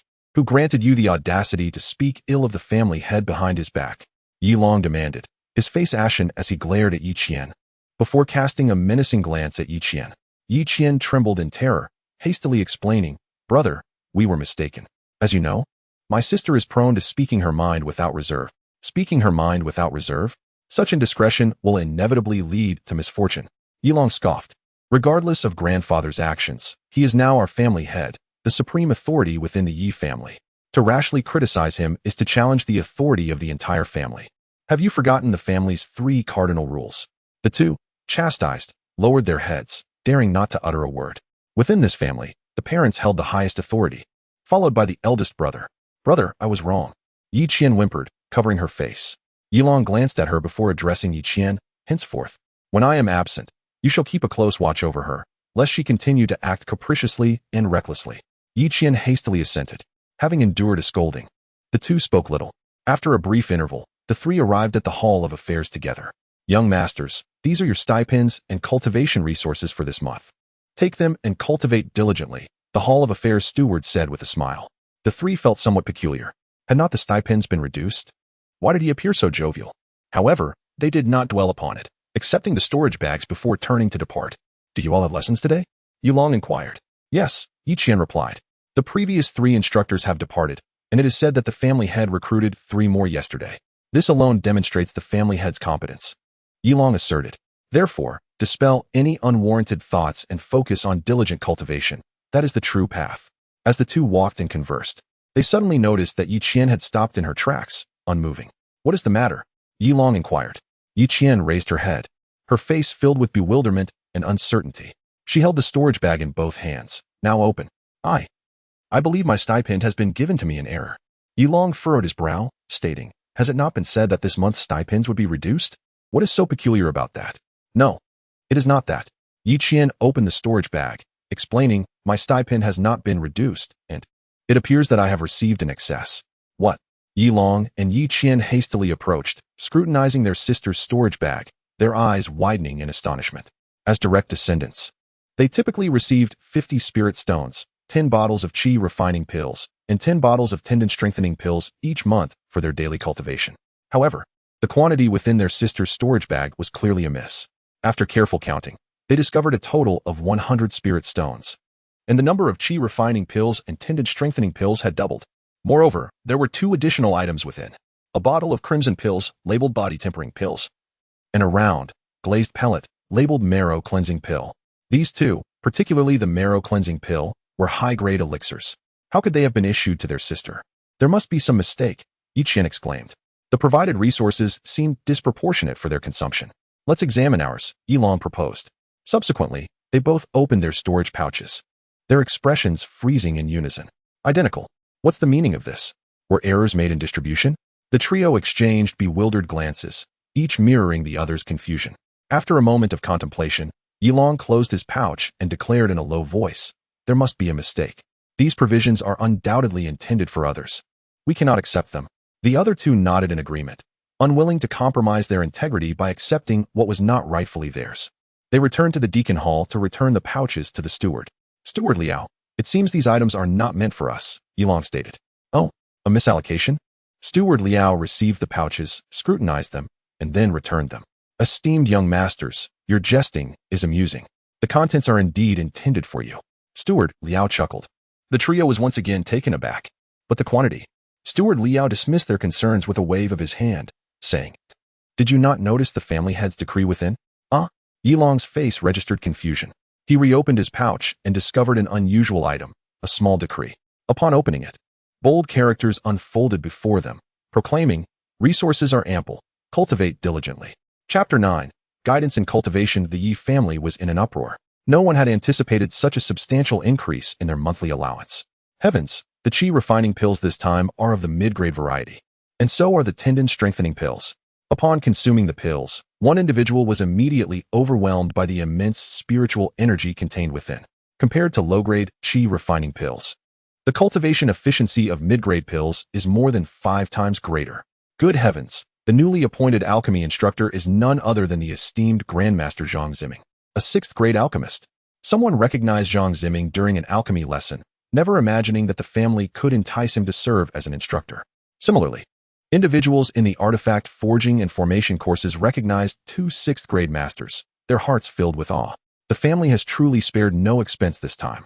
Coupled with the family head's decree, cultivate diligently, Resources are ample. The Ye family officially inaugurated its era of comprehensive cultivation.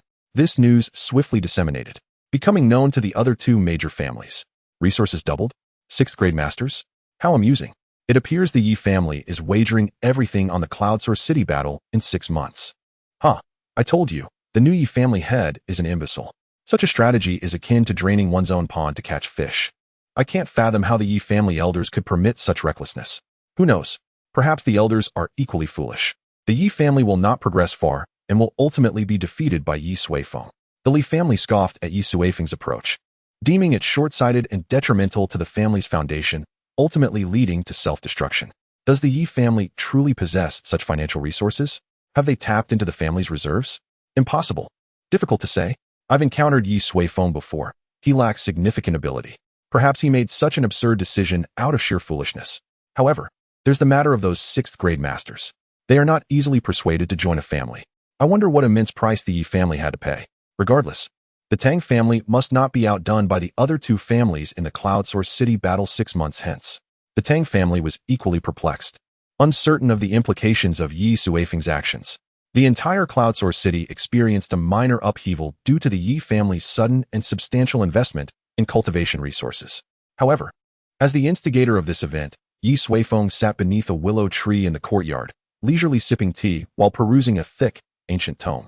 His daughter, Ye Huang, diligently practiced basic swordsmanship nearby. In the morning, Ye Suifeng had provided Ye Huang with 2 revised cultivation manuals. However, his daughter's foundation was rather lacking, so he had her focus on mastering the fundamentals of swordsmanship first. Of course, Ye Suifeng had his own unique approach. He had discarded the dross from numerous sword techniques, extracted their essence, and synthesized an entirely new swordsmanship, basic swordplay, Phoenix. Despite its somewhat absurd name, this sword technique far surpassed ordinary introductory manuals. It could maximize the ease with which a novice could enter the world of swordsmanship, effectively train swordplay posture, and even enhance physical fitness and coordination. Most importantly, it was tailored to Ye Huang's physique. After only an hour of practice, Ye Huang displayed considerable skill, a far cry from her awkwardness when she first wielded a sword. With his daughter's cultivation on the right track, Ye Suifeng sat aside and continued to browse the cultivation manuals he had purchased yesterday. The one he currently held was called Thunderous Echo Body Refinement Method, a high-grade, Xian-level body refinement technique. This technique is quite good. Ye Suifeng nodded and popped a crystal-clear apple into his mouth. Since he had decided to nurture Ye Huang, he would not be careless. Techniques, swordplay, body refinement, and magical artifacts, if not the best, at least they had to be presentable. Relying solely on her own efforts was absurd. Firstly, Ye Huang was not a heaven-defying prodigy, merely a cultivator with passable aptitude. Without his intervention, her future achievements would be rather limited. Secondly, what was the point of having wealth if one did not use it? Why were the disciples of hidden families, super sects, and sacred grounds so powerful? Did they rely solely on their own efforts? Nonsense. Every single one of them was built upon a mountain of resources. Ye Huang's investment was still far from theirs. However, Ye Suifeng was not in a rush. He would proceed gradually, step by step. After perusing the Thunderous Echo Body Refinement Method, Ye Suifeng poured himself a cup of tea and slowly sipped it. The technique is decent. After modification, it will become a heaven-level body refinement technique, but Ye Suifeng glanced at his daughter, who was diligently cultivating, and shook his head slightly. Simultaneously cultivating multiple top-tier techniques was not necessarily a beneficial thing. Forget it. I'll develop a decent body tempering solution based on this technique. That would be more direct. With that thought, Ye Suifeng's immense divine sense began to perform deductions and calculations. In the time it takes to burn an incense stick, he had devised a formulation for a body tempering solution. This solution was not the strongest, but the existing materials could largely meet its requirements, saving him the trouble of searching for rare, natural treasures. Only one thing is missing. Ye Suifeng looked up at the sky.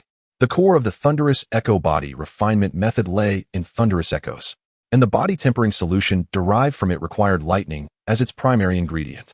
What could be more potent than the lightning from a great perfection tribulation transcension? That's right.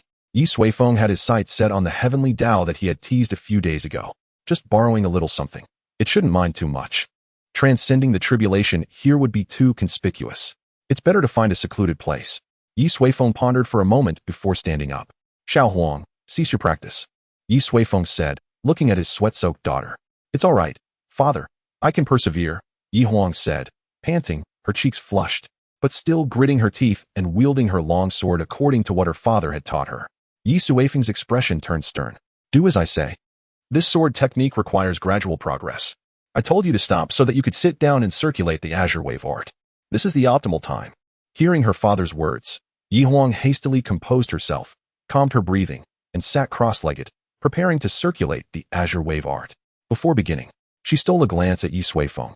Father has become so dignified recently. In the past, he never expressed any opinions on my cultivation.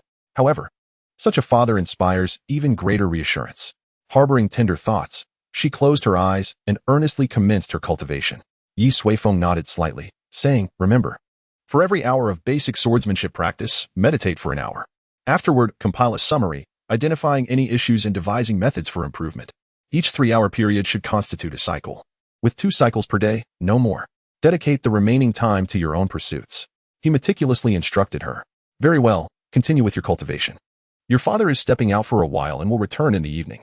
With that, Ye Suifeng's figure gradually faded from view in the courtyard. Chapter 10. Tribulation. The azure ancient highlands serve as a natural barrier north of Cloud Firmament City. Beyond lies the northern snow plains.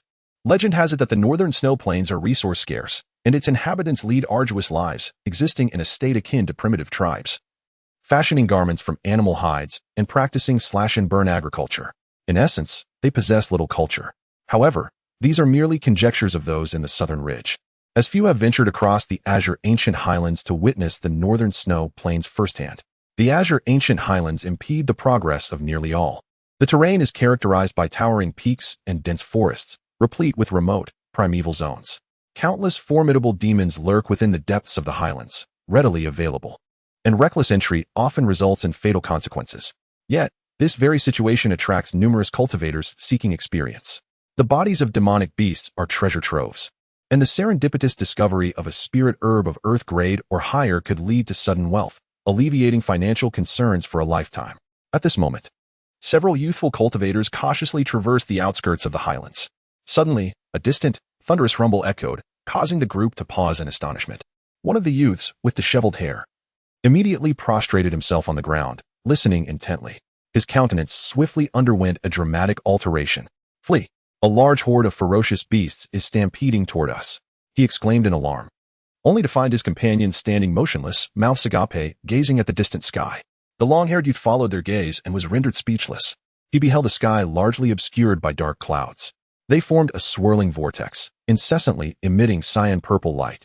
The oppressive sensation caused his chest to constrict, as if his heart were about to burst. What is that? They inquired tremulously, their legs feeling like jelly. The scene resembled an apocalyptic omen. At that moment, the rumbling grew louder, and they observed a large flock of birds taking flight from the nearby forest in a state of panic. A beast tide. We must flee. The long-haired youth was the first to react, shouting hoarsely before turning and fleeing. The others regained their senses and hastily followed in his wake, vying to escape the mountain. Deep within the highlands, atop a mountain peak, Ye Suifeng frowned as he observed the tribulation clouds expanding overhead. The commotion is quite significant. Had I known, I would have ventured further in. He had chosen to induce the tribulation lightning here to avoid affecting ordinary cultivators. But he had not anticipated the extent of the tribulation clouds, which were on the verge of reaching the outskirts of the mountains. Oh, just hurry up. Stop dawdling. Ye Suifeng raised his head and complained.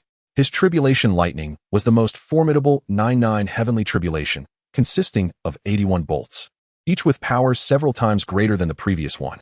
Of course, the quality also increased exponentially. Ye Suifeng had waited this long to acquire the final bolt of tribulation lightning. As if sensing Ye Suifeng's provocation, the rotation speed of the tribulation clouds in the sky suddenly increased. Rumble! A cyan-purple bolt of lightning descended from the heavens, carrying boundless celestial might, instantly arriving above Ye Suifeng's head.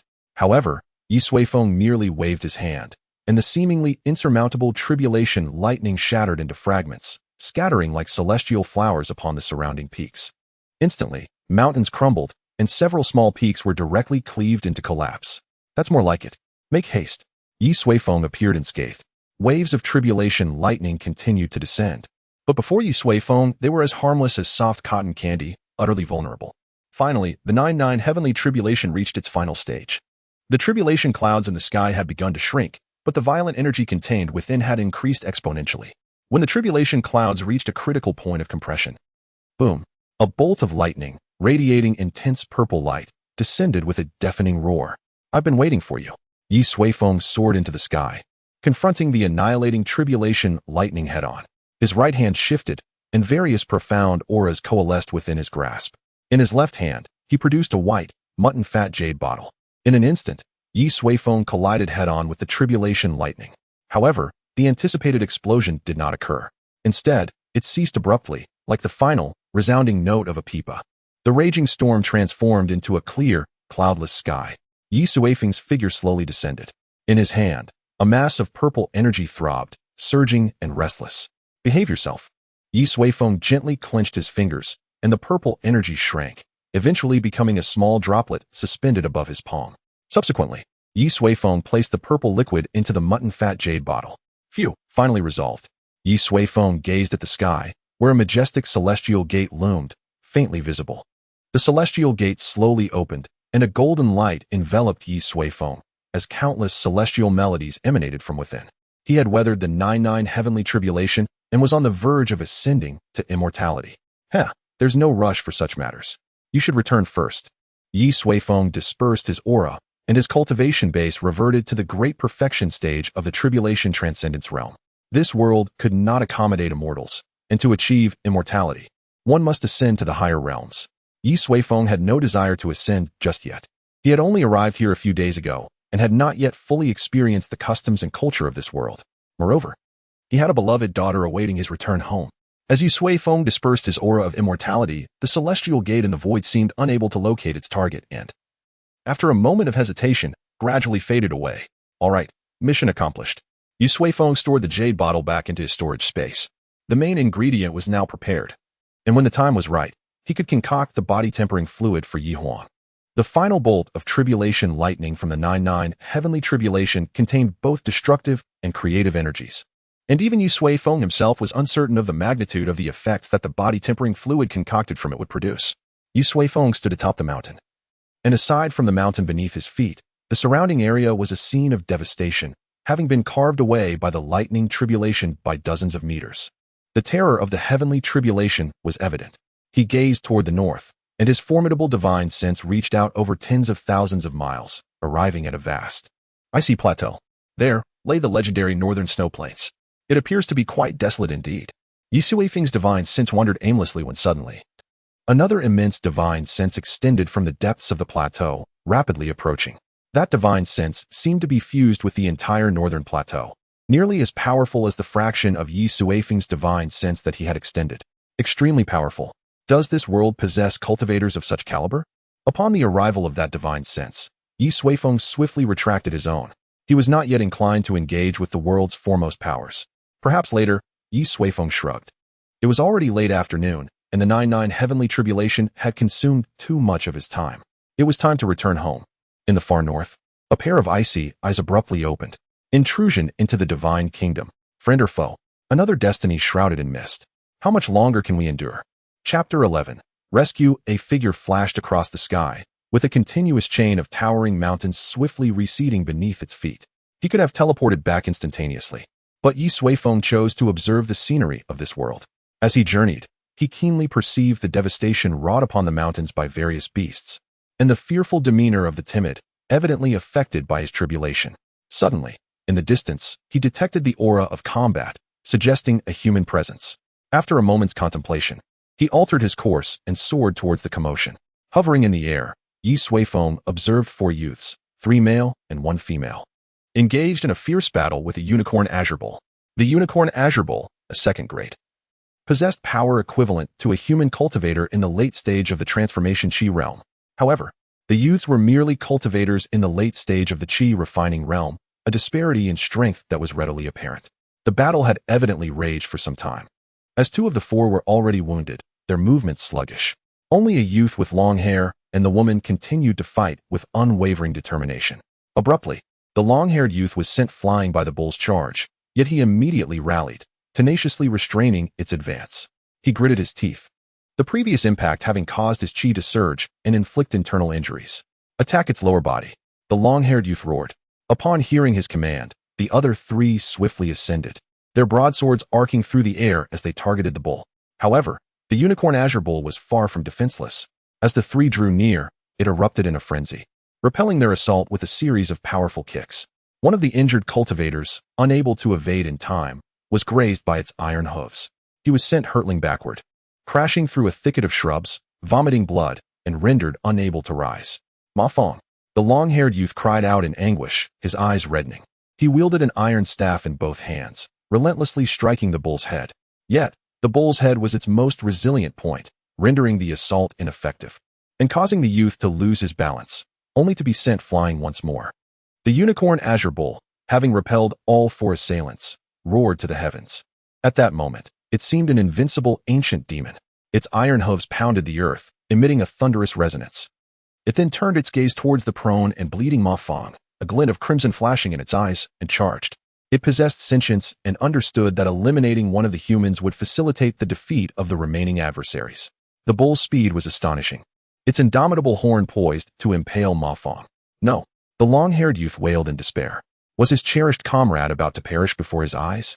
Ma Fong, lying on the ground, had already closed his eyes, bracing himself for death. Suddenly, from within the thicket before Ma Fong, a diminutive sapling straightened. In a moment when all had disregarded it, it brandished its tender branches, striking the bull's head. A deafening explosion reverberated, accompanied by a shower of earth and stone. A colossal form was sent hurtling backward from the epicenter, scattering a trail of crimson in its wake, before collapsing to the ground. The long-haired youth's eyes widened in disbelief. He clearly saw that the one sent flying was none other than the formidable unicorn azure bull. At that moment, the bull, which had nearly claimed their lives, had its horn shattered, a significant portion of its skull caved in, and blood gushing forth. It was most assuredly dead. What had transpired? At that moment, a towering figure descended from the heavens. It was, of course, Ye Suifeng. As a human, he could not bear to witness his fellow humans meet their demise. Furthermore, it was evident that the unicorn azure bull had fled from the depths of the mountains in terror due to his tribulation. Therefore, he bore a degree of responsibility for the situation at hand. The youths had suffered an undeserved calamity, and he could not stand idly by. What are your names? Ye Suifeng inquired of the long-haired youth. Feng. Feng Ji. Feng Ji was still in a daze, marveling at the immense power of the individual before him, who had effortlessly slain the second-grade unicorn azure bull without even revealing himself. Could he be a Foundation Establishment realm expert? Attend to your companions, Ye Suifeng instructed. Feng Ji snapped out of his stupor, scrambling to his feet and rushing to Ma Fong's side. Ma Fong was clutching a small sapling, examining it with a bewildered expression. Ma Fong, how are you? Feng Ji exclaimed. Ma Fong looked up, then laboriously rose, forcing a wry smile. This has been a costly affair. I'll need at least half a month to recuperate. Feng Ji breathed a sigh of relief at the sight of his companion. It's good that you're alive. However, he quickly furrowed his brow and inquired, Ma Fong, what's with the sapling? Why are you staring at it? Ma Fong's expression was peculiar as he replied, Brother Feng, you might not believe me, but it was this sapling that stood up and slapped the bull, saving my life. This sapling could very well be an ancient divine tree. Brother Feng, we've struck gold. Observing Ma Fong's excitement, Feng Ji's face darkened. Brother, don't be foolish. It was that senior who intervened and saved us. He then gingerly helped Ma Fong to his feet. The other two companions joined them, dusting off the dirt and debris from their bodies, before approaching Ye Suifeng and bowing respectfully. Thank you, senior, for your timely rescue. If there is anything you require, we will do our utmost to fulfill it. Feng Ji declared earnestly. Ye Suifeng toyed with the unicorn azure bull's horn and waved his hand dismissively, saying, it was merely a trivial matter. Do not dwell on it. The matter had originated with him, and he lacked the audacity to seek recompense. However, Feng Ji and his companions interpreted his words differently. Not only was this senior astonishingly powerful and handsome, but he was also remarkably affable. They had truly been fortunate today. By the way, are you all from the vicinity? Ye Suifeng inquired. Feng Ji nodded. Yes, senior. The four of us are from Smoky Cloud Town, located outside the Azure Ridge. Smoky Cloud Town? Yes. It's a small town within the territory of Cloud Firmament City, Feng Ji explained. Ye Suifeng nodded in understanding. Cloud Firmament City was more than just a city. It possessed its own sphere of influence. Ye Suifeng recalled that Cloud Firmament City governed an area of approximately 80,000 square kilometers, roughly the size of Chongqing Municipality in his previous life. It was astonishing that a small city could have such an expansive jurisdiction. Yet, according to Ye Suifeng's understanding, this was considered small compared to other cities of similar stature. That's a coincidence, Ye Suifeng said with a smile. I am the patriarch of the Ye family of Cloud Firmament City. He spoke candidly, seeing no need for concealment. Greetings, patriarchy. The youths bowed even lower. To them, Cloud Firmament City was akin to an imperial capital, and the person before them was undoubtedly a prominent figure within the city. There is no need for such formality. Ye Suifeng chuckled. Seeing as we have a connection, if you ever have the opportunity to visit Cloud Firmament City, come directly to the Ye family and seek me out. I will provide you with a grand stage. The youths were overjoyed. A patriarch's personal pledge was of immense value. All right, it's getting late. There are many other in this area. You should return and tend to your injuries. With that, Ye Suifeng waved his hand and vanished, leaving Feng Zhi and his companions in a state of disbelief at the miraculous events of the day. It is worth mentioning that, before departing, Ma Feng insisted on digging up the sapling. He declared it a divine object, an ancient divine tree that had saved his life. Chapter 12. Ye Suifeng's plans. Dark clouds obliterating the sky, a surging from the azure ridge. In the patriarch's study, Ye Suifeng sat across from Ye Suiyun, listening to his report on the situation at the border of Cloud Firmament City. Yes, elder brother, Ye Suiyun said with a worried expression. Yesterday, many cultivators witnessed the dark clouds that nearly obscured the entire sky, accompanied by eerie rumbling sounds. Subsequently, they occurred. A large number of suddenly charged out of the azure ridge, causing varying degrees of injuries to many cultivators who were venturing there. They have now breached the azure ridge and are heading towards the human settlements along the border. Overcome with a touch of self-consciousness, Ye Suifeng touched his nose and demurred. Even so, it can't be termed an apocalyptic omen, can it? Elder brother, you're unaware. Ye Suiyun intoned gravely. Those dark clouds arose in a bizarre manner, seemingly confined to the outskirts of Cloud Firmament City. Some have conjectured that either a great demon has emerged or malevolence has descended. Already, there are those preparing to flee to other cities, and the populace is gripped by unease. Ye Suifeng's expression was peculiar, as he truly didn't know how to explain. It was merely the passing of a celestial tribulation, yet it had engendered such a vast chain reaction. It truly lived up to the old adage, the lower one's cultivation, the more strange and peculiar things there are in the world. The Li and Tang families are already preparing to mobilize manpower to the border, Ye Suiyun stated. They intend to support the border? Ye Suifeng mused, stroking his chin. Indeed, Ye Suiyun affirmed. If we remain indifferent, the areas under the Ye family's governance, along with those resource lands, are likely to encounter difficulties. The governance of Cloud Firmament City is quite peculiar. Its entire domain is, on the whole, jointly administered by the three great families. Each family has its designated area of management, with the Tang family predominantly in the south, the Li family in the northeast, and the Ye family in the northwest. The three intermingle, check, and collaborate with one another. The majority of the Ye family's industrial revenue, including resource lands, lies within its sphere of influence. Should problems arise, it would significantly impact the Ye family. How many individuals do they plan to dispatch? Ye Suifeng inquired. Suiyun reflected for a moment and replied, it shouldn't be too many. In the past, when similar situations arose, a portion of the family's middle-level forces would be sent to preside over the situation, which would generally resolve the issue. I see. Ye Suifeng pondered briefly and said, then let us also dispatch personnel. However, this time, we must not only send middle-level forces but also dispatch the lot of those good-for-nothing youngsters from home. Suiyun was taken aback and queried, why? Demonic beasts are savage, and they are still too young, which may lead to mishaps. It is precisely because they are young that they must go out and temper themselves. Ye Suifeng declared, nestlings that have not experienced wind and rain can never soar. Moreover, you must instruct them well, once they arrive. They are not to flaunt the heirs of a great family. It would be best to foster good relations with the cultivators of those border cities. Also, bring ample resources. Should anyone be injured, we will provide them with complimentary medical care. Ye Suifeng's series of actions completely bewildered Suiyun. What was all this about? Although those places were crucial to the family, it hadn't reached this point. Making such a commotion, fostering good relations, and providing complimentary medical care? Elder brother, while we may be affluent now, we can't spend money like this. Observing the bewildered look on Suiyun's face, Ye Suifeng waved his hand and said, Suiyun, let me ask you, for a major power, what is most important? Money, Suiyun replied without hesitation. Yes, money is crucial. But if one wishes to expand one's power, talent is paramount.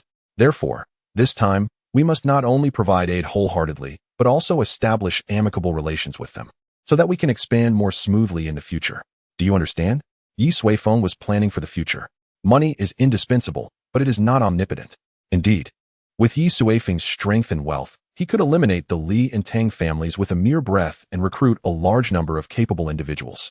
But what then? Apart from Ye Suifeng, the Yi family's clansmen would be weakened unprecedentedly, like infants in swaddling clothes, capable of nothing. The Yi family is a clan, and a clan is a complex collective. If Ye Suifeng were to shelter the entire family with his own strength, then the Yi family would be truly finished. He wants to establish a genuine great power. I have encountered several young cultivators from the border. Their potential is no less than that of some of our family's disciples. Therefore, do not regard them with a discriminatory gaze. They merely lack resources. They are all potential forces that the family can utilize, Ye Suifeng said. By the way, what is the current cultivation level of you, Suihu, and the others? Suiyin replied, we are currently all in the golden core stage and have been for many years. Since becoming the family's head of affairs, we have had little time to improve our cultivation, and our talents are only SOSO. Ye Suifeng shook his head and said, what I told you the other day about conducting clan-wide cultivation does not only refer to the younger generation. From now on, you must also intensify your cultivation. My gaze will not remain confined to a small cloud firmament city.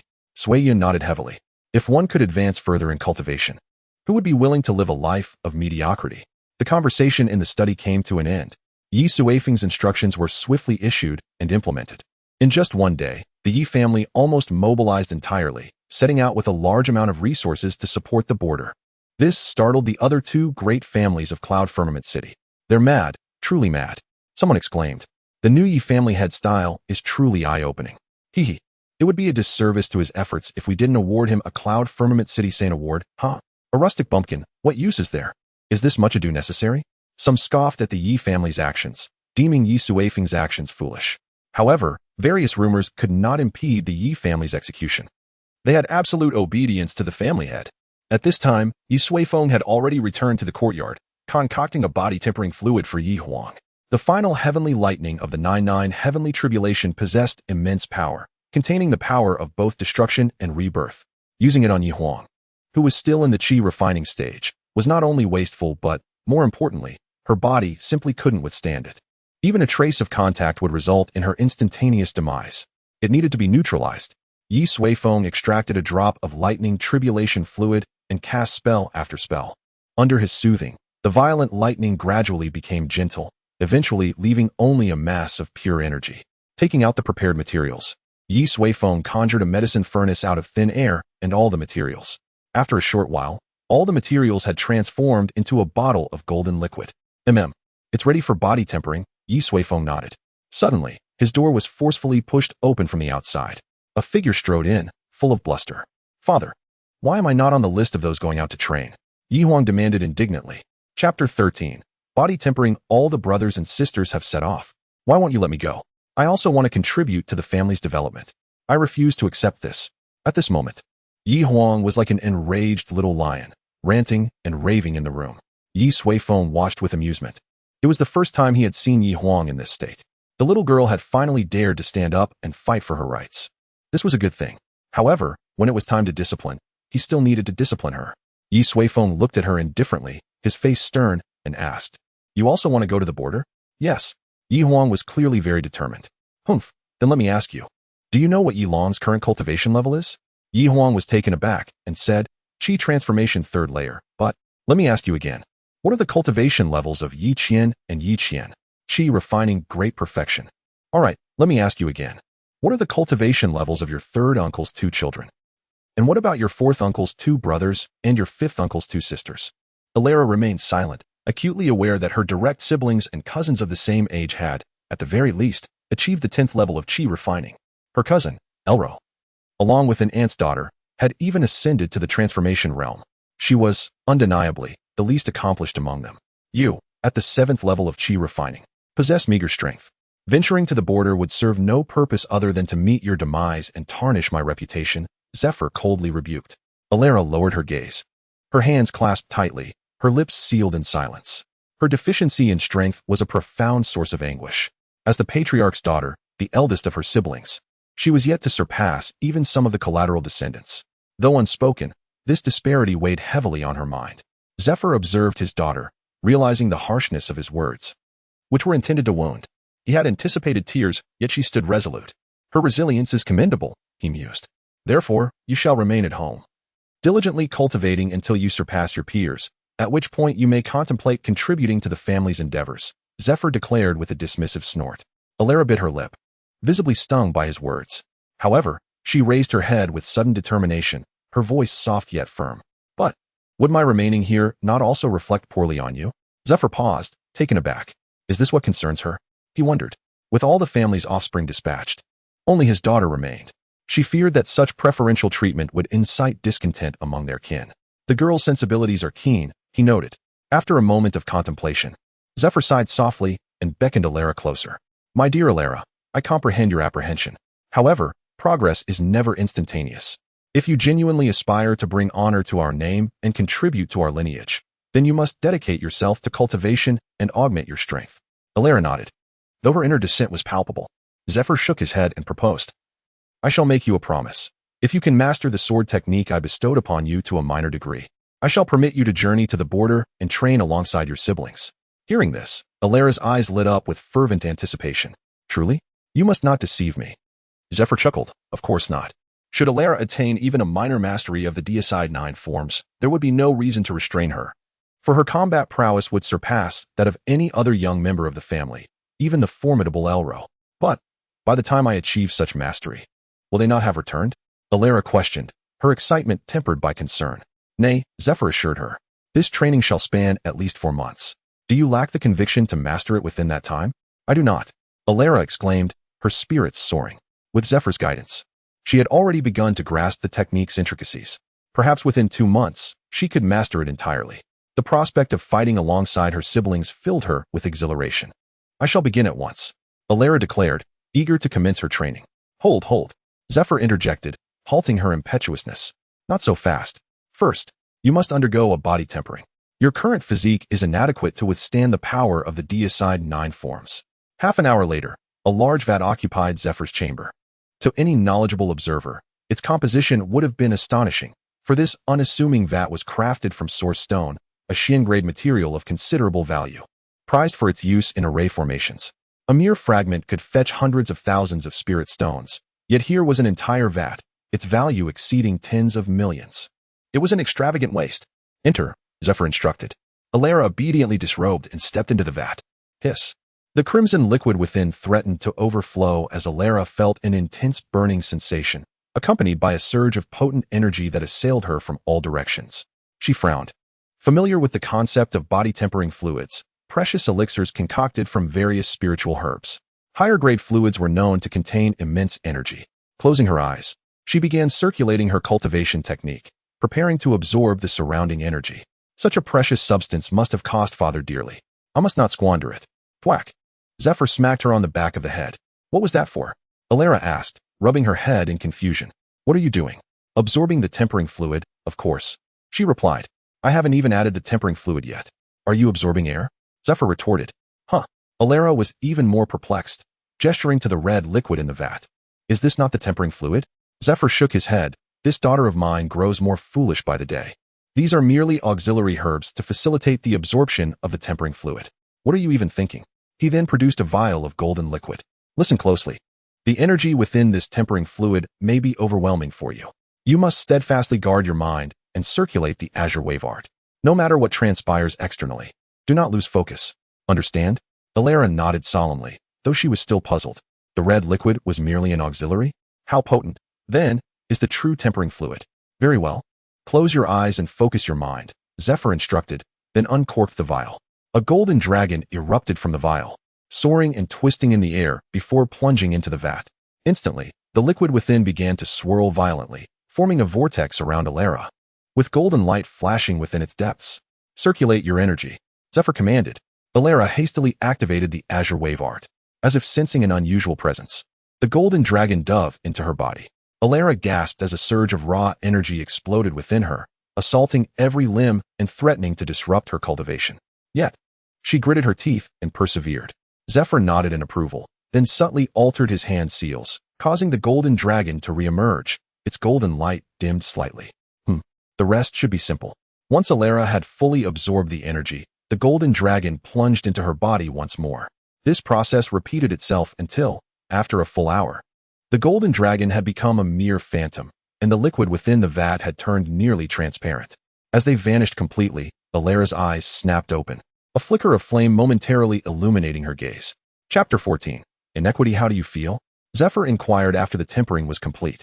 Alara's eyes were glazed, as if she were still emerging from the process. I feel invincible. She punched the vat, the force of her blow sending a wave of water cascading over Zephyr. Oh, I'm sorry. Alara giggled, covering her mouth. Zephyr wiped the water from his face. Come out.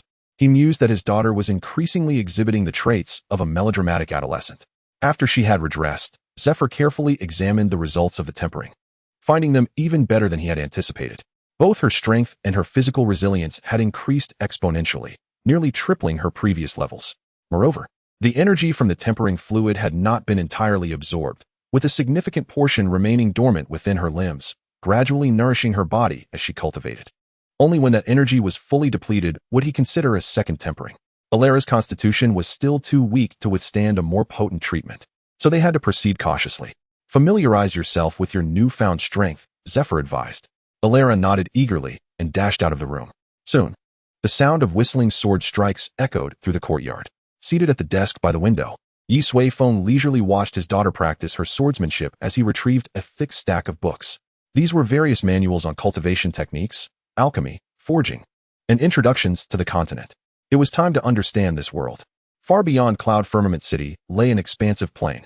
At its heart arose an immense city, towering between heaven and earth, several times the size of Cloud Firmament City. Lofty pavilions were ubiquitous, exuding grandeur.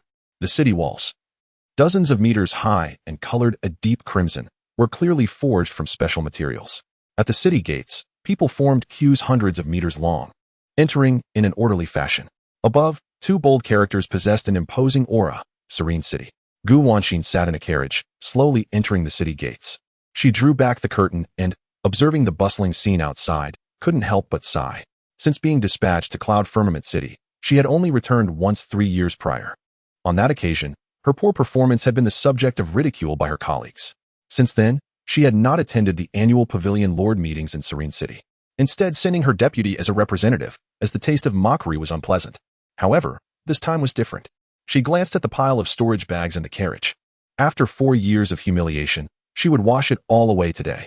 At that moment, a middle-aged man dressed as a servant lifted the carriage curtain and asked, Pavilion Lord, should we rest before reporting to the main pavilion? Gu Wanxin looked up at the man, Emo Chio, her deputy, whose cultivation base had reached the great perfection of the Golden Core realm. In fact, all the servants in the convoy, including the coachman, were experts from the Myriad Treasures Pavilion, each possessing at least a Golden Core cultivation base. She had taken such precautions because the wealth being transported was simply too great. No need, Gu Wanxin said. We'll go straight to the main pavilion. She had been on edge the entire journey and did not want anything to go wrong at the last moment. The Golden Core realm was considered top tier in Cloud Firmament City, but in Serene City, it was merely part of the elite forces. About half an hour later, the carriage stopped in front of a tall pavilion. The 9-story structure was surrounded by the aura of formations, making it difficult to see the top. Gu Wanxin stepped out of the carriage and took a deep breath. Bring the things, let's go in. Shortly after, Gu Wanxin arrived in a spacious room. In front of her sat a dignified middle-aged man, meticulously reviewing an account book. To the side, a handsome young man leisurely sipped tea. Greetings, Envoy Luo, Gu Wanxin said respectfully. The middle-aged man was Luo Qing, the Pavilion Lord of the Serene City Myriad Treasures Pavilion. However, within the Myriad Treasures Pavilion, he held a specialized position, Envoy. The Myriad Treasures Pavilion was vast, spanning the continent, with a strict hierarchy of positions, such as Attendant, Envoy, Vice-Envoy, and Pavilion Lord. Strictly speaking, the Pavilion Lord was the lowest of the high-ranking positions. Envoy Luo of Serene City managed over a dozen cities, including Cloud Firmament City. Luo Qing put down his book and looked up. Oh, Pavilion Lord Gu. It has been quite some time since I last saw you. Gu Wanxin cupped her hands in greeting. I apologize for my absence, Envoy Luo, but my duties keep me occupied. Ha ha ha. Suddenly, laughter came from the side. Just say you're too ashamed to come back. What busy work could there possibly be in a backwater like Cloud Firmament City? The speaker was the young man who had ridiculed her the most, Song Shuang. He crossed his legs and scrutinized Gu Wanxin. Gu Wanxin's face darkened. This is none of your concern, Pavilion Lord Song. Song Shuang chuckled. Wanxin, I'm afraid you'll soon have to address me as Vice Envoy Song. Gu Wanxin remained silent and looked at Luo Qing. Luo Qing smiled and said, Indeed, Song Shuang has brought considerable revenue to the Myriad Treasures Pavilion in recent years. and I plan to promote him to vice envoy. He will manage Cloud Firmament City in my stead. Gu Wanxin's eyes widened. Let Song Shuang manage Cloud Firmament City? They were already enemies. If that happened, she would never know peace. Envoy Luo, I'm afraid that is not appropriate. Gu Wanxin said anxiously. Luo Qing played with the beads in his hand and said indifferently, Are you questioning my decision? Gu Wanxin was taken aback and quickly said, No. The Myriad Treasures Pavilion has always valued merit. How would I dare question your choice? I just believe that Cloud Firmament City can be independent and does not need a vice envoy. What a joke. Song Shuang scoffed. You, Gu Wanxin, haven't returned to the main pavilion in 3 years, and your annual revenue is meager, not even comparable to second-tier cities. What makes you think you can be independent? Gu Wanxin was about to retort when Luo Qing interrupted her. Pavilion Lord Gu, Cloud Firmament City may not be prosperous, but it is still a small main city. Your performance in recent years has been disappointing. Pavilion Lord Song's Yellow Ember City, on the other hand, generates nearly 10 billion spiritual stones in profit each year. Having him manage Cloud Firmament City will be a good learning opportunity for you. Gu Wanxin's heart sank. Clearly, the two had reached some kind of agreement. It was true that her performance in recent years had been poor, but everyone knew that it was due to geographical limitations. Cloud Firmament City was not wealthy, and without any unexpected circumstances, the annual income was fixed. Yellow Ember City, on the other hand, was a large main city second only to Serene City within a radius of thousands of miles. Numerous clans resided in the city, and sects were everywhere, leading to frequent conflicts. With conflicts came a high demand for resources. To be honest, she could generate 10 billion in profit each year if she were in Yellow Ember City. Comparing Cloud Firmament City to Yellow Ember City was unfair, and she doubted Luo Qing's motives. However, it made sense that Luo Qing and Song Shuang had a deal, which was how Song Shuang became the Pavilion Lord of the Yellow Ember City Myriad Treasures Pavilion in the first place. They were targeting her. However, Gu Wanxin would not give in easily. Envoy Luo, if my performance is truly far behind Song Shuang's, I will have no objections to your arrangement. However, Gu Wanxin gestured to Mo Chiu, who understood and presented the storage bags and a jade slip. Recently, I sold goods worth a total of 143,800,000,000 spiritual stones, with a net profit of 192 million spiritual stones. Gu Wanxin declared. The two men were stunned.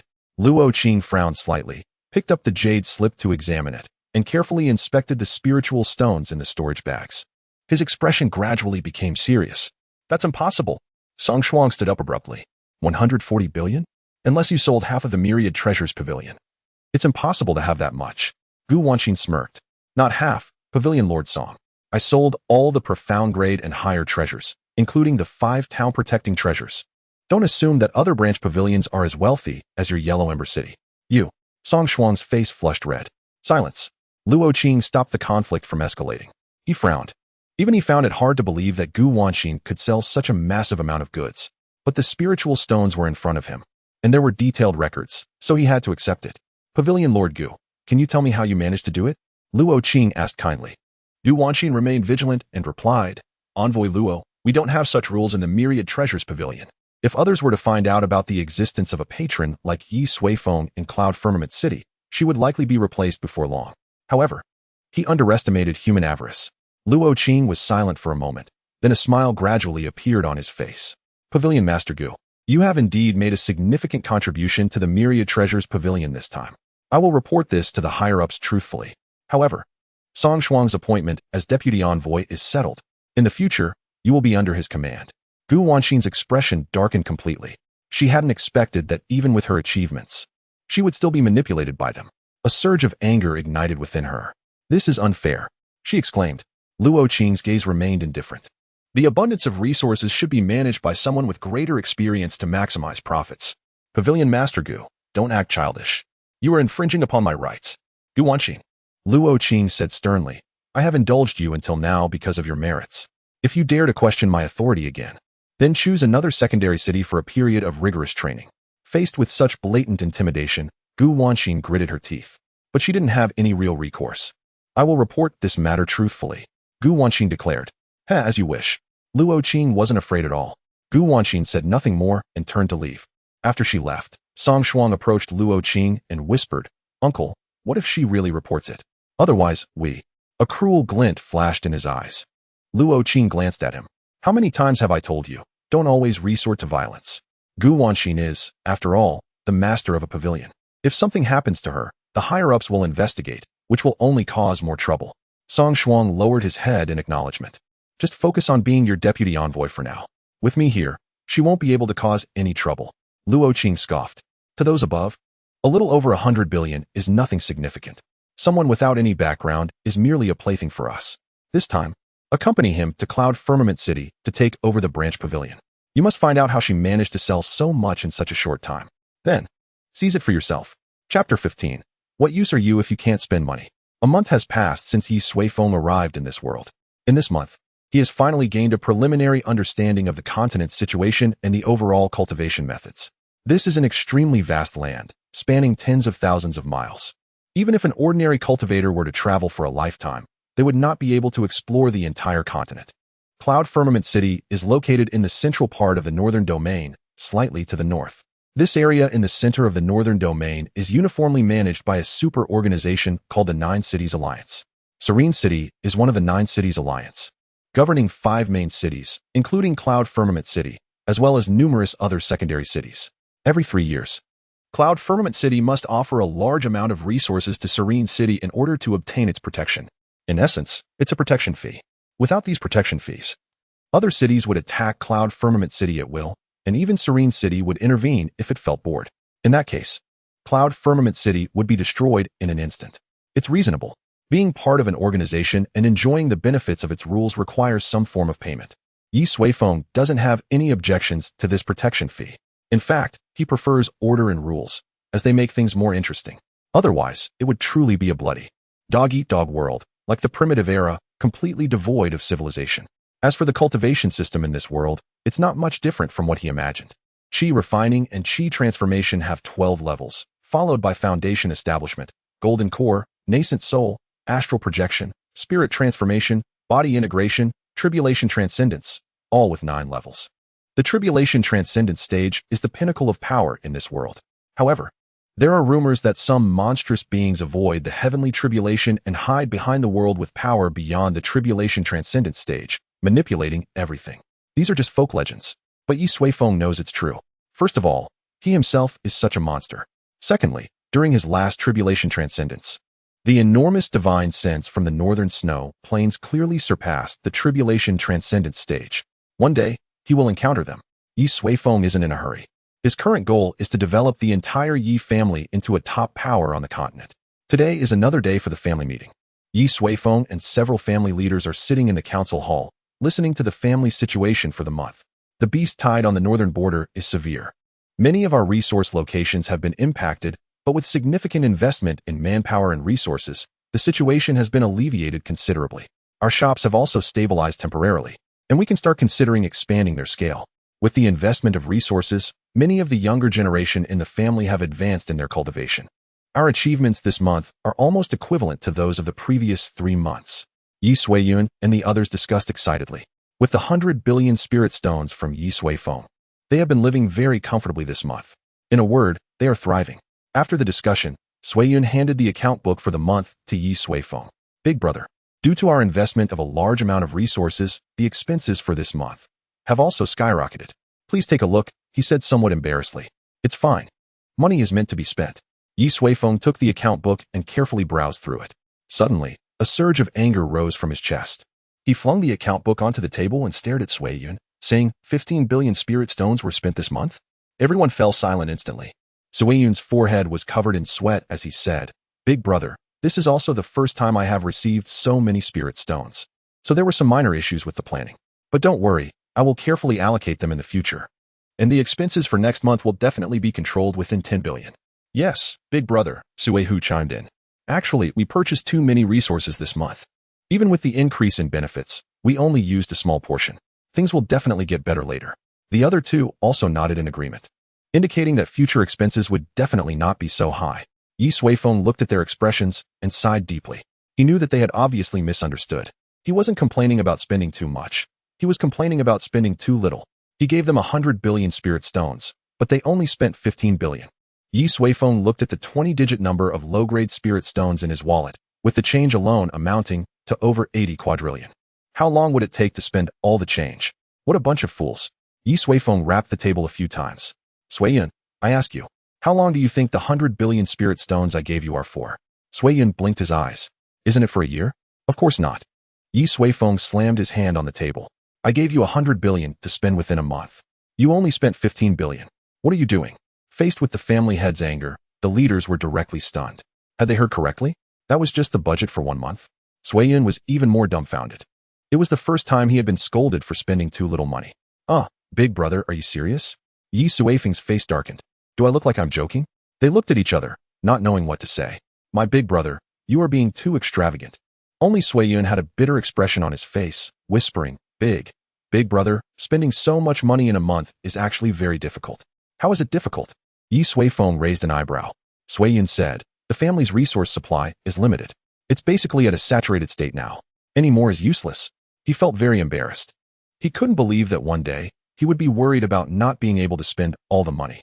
Ye Suifeng shook his head. You are being limited by your own thinking. You haven't broken free from the shackles of your old mindset. I ask you, is it only the younger generation in the family that needs resources? What about the family staff? What about you? What about the elders? Are cultivation practices truly unnecessary? It stands to reason that the higher one's cultivation level, the more resources are required. Surely, 100 billion spiritual stones cannot be exhausted. Furthermore, instructors and patrons could be incentivized with remuneration to enhance their dedication. As a last resort, promising talents from the populace could be recruited. As their only deficiency lies in resources, it is perplexing that the allocation of funds is so poorly managed. What, then, is the purpose of entrusting you with the treasury? Confronted with Ye Suifeng's reprimand, Suiyun instinctively recoiled. He had indeed overlooked such considerations, having never previously engaged in such practices. In the past, every spiritual stone was meticulously conserved. A stark contrast to the current abundance. Even in the absence of a specific plan, surely acquisitions could be made. The myriad treasures pavilion, with its vast array of treasures, is readily available. 100 billion would barely make a dent. Ye Suifeng remarked, to which Suiyun responded with a perplexed expression, Elder brother, have you perhaps forgotten that you previously cleared out the myriad treasures pavilion? Ye Suifeng furrowed his brow, inquiring, have they not restocked their inventory? It has been a month, and such tardiness is unacceptable. No, Suiyun replied, perhaps. They are experiencing this situation for the first time and require time for preparation. Very well, Ye Suifeng conceded. Let us set that aside for the moment. I shall investigate the matter later. By the way, are the younger generation returning from the border soon? Suihu affirmed, indeed. They return monthly to collect cultivation resources before resuming their duties until the beast tide subsides entirely. Excellent, Ye Suifeng stated. You may adjust their resource allocation based on their accomplishments during this expedition. Those who have made exceptional contributions should be handsomely rewarded. Moreover, the numerous cultivation techniques and spiritual artifacts I acquired from the Myriad Treasures Pavilion should be distributed without reservation. What purpose do they serve gathering dust at home? Furthermore, encourage them to actively engage with promising talents from the populace, ideally recruiting them into our ranks to bolster the clan's strength. As a series of directives were issued, the principal stewards assiduously noted them. Finally, Ye Suifeng presented another storage bag filled with spiritual stones, declaring, this contains 100 billion. In addition to the remaining stones from the previous month. Should you fail to expend these funds, I shall seek a more adept individual to manage the clan's finances. With those words, Ye Suifeng departed, leaving Suiyun to grapple with the daunting task of managing the vast quantities of shimmering spiritual stones. Chapter 16. Reaching an accord. Song Shuang had been in Cloudreach City for over 10 days.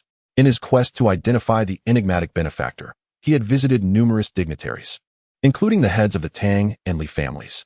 Both families possessed considerable economic prowess, particularly the Tang family, which had accumulated immense wealth over its long-standing presence in Cloudreach City. However, in his estimation, neither family was the benefactor in question.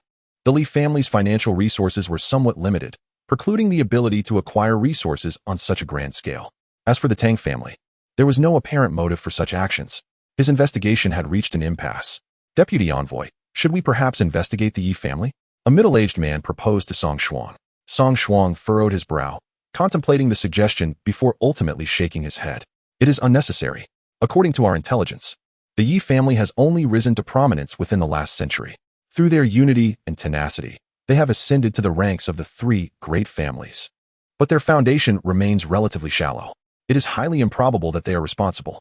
Furthermore, my conversations with the Li and Tang families revealed their disdain for the Yi family, characterizing the new family head as an imbecile.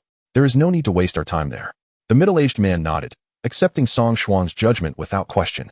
They were acutely aware that a strong foundation was a crucial criterion for evaluating any power. Throughout history, numerous families and sects had enjoyed fleeting glory, but only those with enduring strength had truly prospered. In that case, we must focus our efforts on Gu Wanxin, the middle-aged man suggested. Song Shuang nodded, scoffing. That wretched woman is far too cautious. Since returning from Suching, she has taken no discernible action. Even the restocked goods are only a fraction of what they should be. Clearly an attempt to conceal her clientele from our scrutiny. The middle-aged man frowned, asking, Deputy Envoy, Gu Wanxin is merely a pavilion master. Are we not permitted to use force? After all, her actions are disrupting the normal operations of the Myriad Treasures Pavilion. Song Shuang glanced at him, replying, of course not. Although I am a deputy envoy, Gu Wanxin remains the chief administrator of this branch pavilion, regardless of her actions. I cannot directly intervene, but must report the matter to higher authorities for resolution. The regulations of the Myriad Treasures Pavilion are strict and inviolable, designed to protect those without power or influence. Nevertheless, Song Shuang sighed, let us keep a close watch on Gu Wanxin. I doubt she can conceal her activities indefinitely. If new goods are not placed on the shelves within a month, I shall devise a method to deal with her. At that moment, the door was abruptly thrust open, and a guard rushed in, exclaiming, Deputy Envoy, disaster. Gu Wanxin has vanished. The Drunken Dream Pavilion, the most opulent restaurant in Cloudreach City. In a private room at the summit, Ye Suifeng and Gu Wanxin were seated opposite each other. Pavilion Master Gu, why has this transaction been arranged here? Ye Suifeng inquired. Following yesterday's meeting, he had come to the Myriad Treasures Pavilion today to inquire about the delay in restocking. However, before he could dismount from his carriage, Gu Wanxin's maid had approached him, informing him that Gu Wanxin was at the Drunken Dream Pavilion and escorting him there. Gu Wanxin smiled, replying, as the Myriad Treasures Pavilion's most esteemed patron, proprietor Ye Wanxin must, of course, extend the finest hospitality. With a clap of her hands, a group of graceful maids entered, bearing the Drunken Dream Pavilion's finest delicacies and filling the table to capacity. Ye Suifeng regarded Gu Wanxin, sensing that the situation was more complex than she portrayed and concealing some ulterior motive. However, he was uninterested in such matters. He had come solely to make purchases. Pavilion Master Gu, your efforts are appreciated. However, I am here today merely to inquire whether any new treasures have been placed on the shelves at the Myriad Treasures Pavilion. Ye Suifeng stated directly. Proprietor Yi remains as forthright as ever, Gu Wanxin replied with a smile, producing a jade scroll from her bosom and handing it to Ye Suifeng. The new goods have already been acquired. Please take a look. Ye Suifeng accepted the jade scroll and perused it briefly. The contents were similar to his previous purchases, with the majority being mid-grade mysterious level items and only a handful of earth-level treasures, even fewer than last time. This caused Ye Suifeng some disappointment. Is this all? He asked. Sensing Ye Suifeng's dissatisfaction, Gu Wanxin explained, Proprietor Yi, please understand. The goods supplied to the Myriad Treasures Pavilion's branch pavilions are determined by the main pavilion's comprehensive assessment. Although you made a generous purchase last time, acquiring almost all the goods, the main pavilion is unaware of your subsequent purchasing power and has been hesitant to allocate too many items. Ye Suifeng was speechless, finding their caution excessive. Very well. Provide me with an estimate, Ye Suifeng instructed. Proprietor Yi is truly forthright, Gu Wanxin exclaimed with delight, promptly producing a storage bag she had prepared in advance. The total value of these goods is 120 billion spiritual stones. However, as Wanxin's most esteemed patron, I shall grant you a 10% discount. Therefore, the total is 108 billion spiritual stones. A 10% discount, directly reducing the amount by 12 billion spiritual stones, was a significant gesture of goodwill. Ye Suifeng nodded, accepting the offer without hesitation. The storage bag, Ye Suifeng said, extending his hand. Gu Wanxin's smile widened as she presented a massive storage bag, capable of holding 200 billion spiritual stones when full. Soon, the two parties had completed the transaction efficiently and expeditiously. Master Yi, would you care to experience the unique charm of the Drunken Dream Pavilion? Gu Wanxin cast a knowing glance at Ye Suifeng. No, thank you. That is not to my taste, Ye Suifeng replied. I have but one request. Please, go ahead. Gu Wanxin straightened her posture eagerly. In the future, expedite the procurement process. Once you have secured the goods, bring them directly to the Yi residence. Do not make me undertake the journey again. Additionally, ensure that the ratio of rare treasures is maximized. I require as many as you can procure. Furthermore, I need treasures of at least earth grade. Inform the people at the main pavilion that I possess ample spirit stones, Do not fear that I cannot afford them. Gu Wanxin nodded in agreement. Rest assured, I will return to the main pavilion today, and, within a fortnight at most, I will return with the resources. As for the Earth-grade treasures, I shall do my utmost to procure them, but those of such caliber are beyond my direct influence. Ye Suifeng acknowledged this with a nod. Very well. I shall await your good news. With that, he rose to leave, casually taking a roasted duck on his way out, prompting Gu Wanxin to glance at him in surprise. After a while, the door to the private room was suddenly pushed open from the outside. Gu Wanxin, what are you doing here? Song Shuang entered, her face dark with displeasure. Gu Wanxin, reclining with her legs crossed, chuckled softly. Deputy Envoy Song, aren't you being a bit too nosy? Must I report my every move to you? You. Song Shuang felt a surge of anger, but she knew she could not act against Gu Wanxin. Humph. I merely came to remind you that, as the pavilion master, you should be diligent, rather than idly passing the time while goods remain unsold. If this continues, I shall certainly report it to Master Luo. Gu Wanxin took a sip of her fine wine and stood. Then there is no need for you to worry, Deputy Envoy. Coincidentally, I must return to the main pavilion today as well. Shall we go together? Song Shuang frowned. What business do you have at the main pavilion? Gu Wanxin laughed lightly. Of course, to replenish our stock. Everything I brought last time has already been sold, yielding over 1,000 billion spirit stones. In just a month, I have sold over 2,000 billion worth of goods. Surely, the attendants under Master Luo will find this of interest. Gu Wanxin leaned closer to Song Shuang. Her smile charming. By the way, given the substantial amount of spirit stones involved and the long journey to Sioux City, I hope you will fulfill your duties and assign guards to escort me. I would be ever so grateful. With that, Gu Wanxin left the private room, leaving Song Shuang standing there, her expression stormy. How has that wretch found such wealthy clients? She muttered, kicking the chair beneath her. Chapter 17. The return from training at the Yi residence. A slender figure danced through the air, accompanied by a gleam of sword light. At times as agile as a swallow, at others as fierce as an eagle, she twirled and spun. Huh! With a sharp cry, she struck at the black measuring stone before her with a sword. Instantly, a massive wave of sword energy condensed in the air, swiftly cleaving into the measuring stone. Boom! The remarkably resilient stone shattered, splintering into countless pieces. Well done, Ye Suifeng remarked, nodding with satisfaction. Dad! Yi Huang spotted Ye Suifeng and hurriedly bounded over. Her cheeks flushed, breath coming in quick gasps, sweat clinging to her hair and face.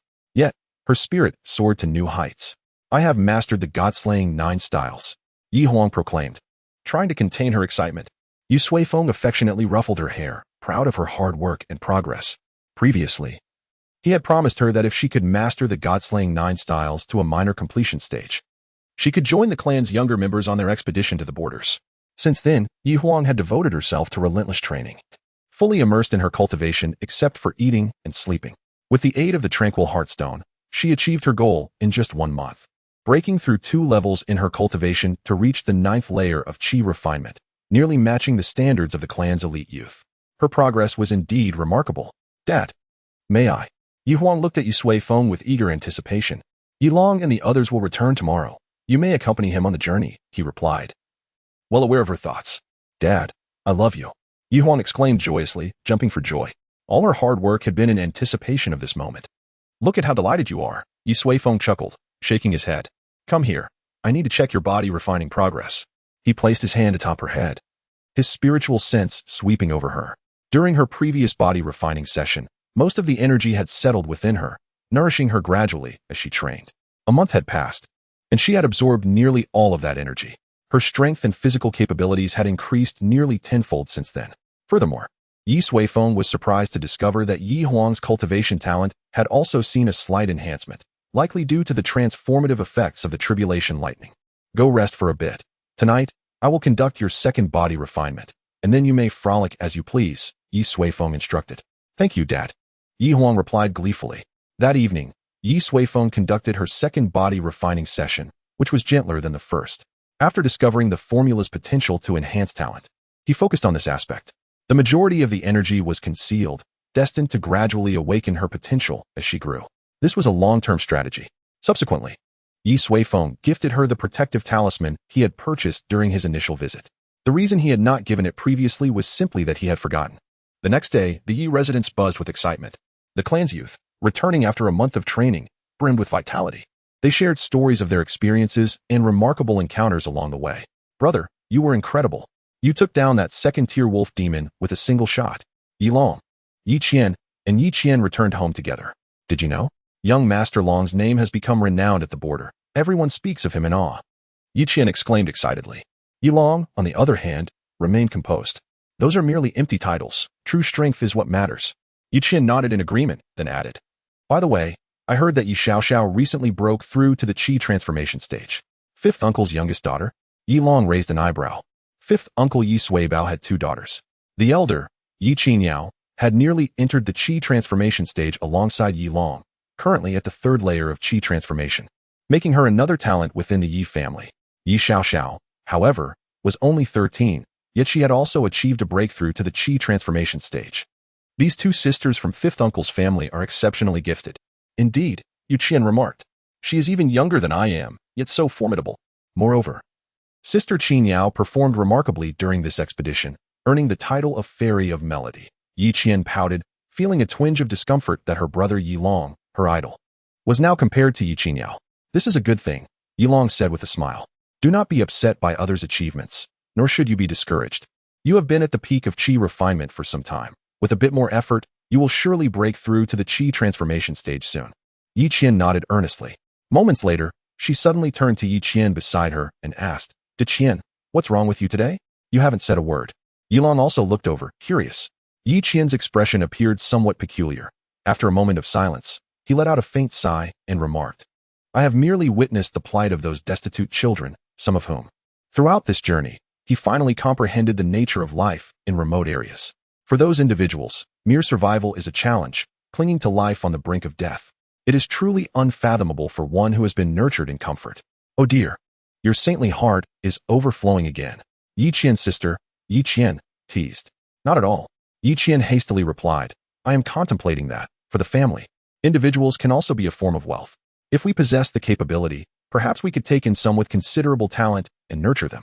Given time, these individuals could become invaluable assets to our family. Huh. You simply pity them. Your compassionate heart is running wild. Yi Qian rolled her eyes. I truly am not. Enough. Yi Long intervened to prevent the 2 from continuing their quarrel. He turned to Yi Qian and inquired, Is this genuinely how you feel? Indeed, Yi Qian affirmed. I believe that talent is an essential component for any force. Yi Long nodded. What you say holds merit. To expand one's influence, one must possess adequate talent. However, nurturing talent is an exceedingly resource-intensive endeavor, fraught with complexity. You might consider discussing your thoughts with Uncle. See how he would handle it. Yi Qian nodded earnestly. Wow, brother. You're impressive to even consider this relationship. Unlike certain individuals with their overflowing compassion, Yi Qian lauded. Yi Qian's eyes widened in disbelief. Hey, I am discussing the same matter with my older brother. No, your brother is contemplative. You are merely compassionate. Chapter 18. The Patriarch's Golden Token. Ye Suifeng sat in his study, gazing with mild astonishment at his refined nephew. Not merely adoption, Yi Qian clarified, somewhat apprehensive. I aspire to transform them into a future force for our family. Ye Suifeng stroked his chin, intrigued by how his nephew's thoughts aligned with his own. That is acceptable, he replied. Yi Qian was taken aback, staring wide-eyed. Uncle, you agree? Indeed, Ye Suifeng smiled. Why would I decline? This is a noble endeavor. Yi Qian was momentarily speechless. He had come prepared for vehement opposition, fully aware that such an idea was an anomaly in a world governed by the survival of the fittest. Squandering the family's resources to cultivate unrelated individuals would likely invite ridicule. Yet, to his astonishment, his uncle had readily acquiesced, so calmly that he struggled to process it. Uncle, you truly do not oppose this? Yi Qian asked, still incredulous. Absolutely not, Ye Suifeng reiterated. Yi Qian inhaled deeply, stating, Your support invigorates me. In the face of universal dissent, your affirmation bolsters my confidence. Very well, Ye Suifeng chuckled. Go forth and act. Should you encounter insurmountable challenges, feel free to seek my assistance. The endeavor of adopting orphans and nurturing power is indeed complex. While resources are secondary, the mastery of human sentiment is an art. Yi Qian is still quite young, yet Ye Suifeng would grant him ample space and time. Thank you, uncle, Yi Qian sincerely expressed. I shall commence on this endeavor forthwith. Certainly, Ye Suifeng nodded. However, it is prudent to formulate a plan beforehand. Tell me, how many do you intend to take in, and how will you cultivate them? Yi Qian furrowed his brow in thought for a moment, then replied, During this journey, I have encountered numerous individuals, many of whom possess significant potential. I plan to first accept 3 with the greatest talent and highest cultivation. We will then retreat into the highlands for training and to gain substantial benefits. Once we have accumulated sufficient resources, we can gradually expand our scale. What do you think, Uncle? Ye Suifeng silently acknowledged that, under normal circumstances, this arrangement was indeed commendable, exhibiting a high tolerance for error. However, I find it rather simplistic. Ye Suifeng stated calmly. Excuse me? Yi Qian blinked in surprise, unprepared for such an assessment. Your perspective is too narrow. Ye Suifeng shook his head. According to your plan, how long would it take to truly scale up and benefit the family? 10 years? 20? I cannot afford to wait that long. Yi Qian's countenance fell as he absorbed his uncle's words. But, uncle, if we broaden the recruitment scope, my limited resources cannot sustain such an endeavor. It is a costly venture. Yi Qian had only dared to propose this idea after observing a recent increase in resources. The notion of expansion had been beyond his wildest dreams. Yet Ye Suifeng chuckled. You truly are a naive boy. Do you think my support is merely verbal? Isn't it? Yi Qian blinked in bewilderment. Of course not. Ye Suifeng shook his head. There is something you do not yet know. The family has resolved to support you in augmenting your power while also assimilating external forces into the family. Moreover, we will provide corresponding resources as necessary. When you return, devise a plan outlining how many spirit stones and what resources you require. Present it clearly, and it will be provided. Since you have taken the initiative to propose this idea, feel free to report any needs directly to me. I only have one request. Pursue it with vigor. Yi Qian emerged from the patriarch's study in a daze. Outside, Yi Long and Yi Qian awaited him. So did uncle agree? Yi Long inquired. Yi Qian glanced back at him, his demeanor almost dreamlike. Observing his expression, Yi Qian scoffed. I knew uncle would never agree to such an absurd request. After all, it's not as if there's an excess of money lying around. Uncle agreed. Yi Qian interrupted her, then produced a small, golden token from his pocket. The token gleamed with the character for wind inscribed upon it. The patriarch's golden token. Yi Long's eyes widened in astonishment. As a direct descendant of the Yi family, they were well aware of its significance. The patriarch's golden token had a singular function. It allowed unconditional access to family resources, be it spirit stones or cultivation techniques. Anything at all. Such a token was likely possessed by only a handful of the family's direct officials. Yet now, it had been bestowed upon Yi Qian. Had the patriarch lost his mind? Yi Long's mind raced. Yi Qian, what exactly did you discuss with uncle? Nothing much, Yi Qian replied. I merely shared my thoughts with him, and he expressed his support. Then, he gave me this token. Yi Long and Yi Qian exchanged bewildered glances. At a loss for words. This seemed exceedingly hasty. Was he not concerned about Yi Qian squandering resources? Does this mean we need not worry about resources anymore? Yi Qian mused, her eyes almost gleaming at the prospect of infinite resources. However, Yi Qian tucked the token away and, with a solemn expression, declared, for me, uncle's support is the most valuable asset. I must ensure the success of this endeavor. I cannot betray uncle's trust. I will not use this token for personal gain. After speaking, he strode away with a resolute gait, hoping that the young man would not be so obstinate and would utilize the gold medal to enhance himself. In the room, Ye Suifeng shook his head and muttered to himself. His conversation with Yi Qian today had revealed a concerning issue. Though the young people in the family were quite remarkable, they shared a common flaw, an excessive rigidity. Alas, it seemed that these children had grown accustomed to frugality. It appeared that more stringent policies were necessary. Chapter 19. Contribution points. What is the dream of a cultivator? It is a suitable and effective cultivation method, a high-quality spiritual tool, and ample resources for training. Most conflicts and disputes arise from these desires, and many individuals are willing to sacrifice their lives for them. Thus, from a certain perspective, many cultivators are, in fact, impoverished. The Yi family, in its past, was exceedingly poor, lacking in cultivation resources, possessing a singular and inferior method, and daring not to aspire to spiritual tools above the Xian grade. Such poverty severely constrained people's talents and limited their potential. Ye Suifeng's idea was simple: to eliminate these restrictions and allow every member of the Yi family to fully unleash their talents in an environment abundant with resources. Suiyun, design a contribution point system and open the halls of cultivation methods, spiritual tools, and treasures. Everything within should be linked to contribution points, enabling family members to exchange their points for desired items. Ye Suifeng summoned Suiyun to his study. Suiyun took notes seriously and replied, I understand. This is akin to the practices of major sects and can serve as an incentive for our clan members. Ye Suifeng nodded. Indeed, however, as a family, our specific practices must differ from those of sections. Sects do this primarily for their cohesion and sense of belonging, and secondarily to leverage their numerous disciples to gain more benefits. We need not do so. My intention is to relieve our clan members of concerns regarding resources, allowing them to focus more on their cultivation. Thus, the acquisition of contribution points must be carefully considered. Breaking through a cultivation level counts as a contribution. Achieving success in certain areas counts as a contribution. Assisting fellow clan members counts as a contribution. Even marrying and having children should also be considered a contribution. Suiyun's eyes widened in astonishment. Having children counts too? Why shouldn't it? Ye Suifeng retorted.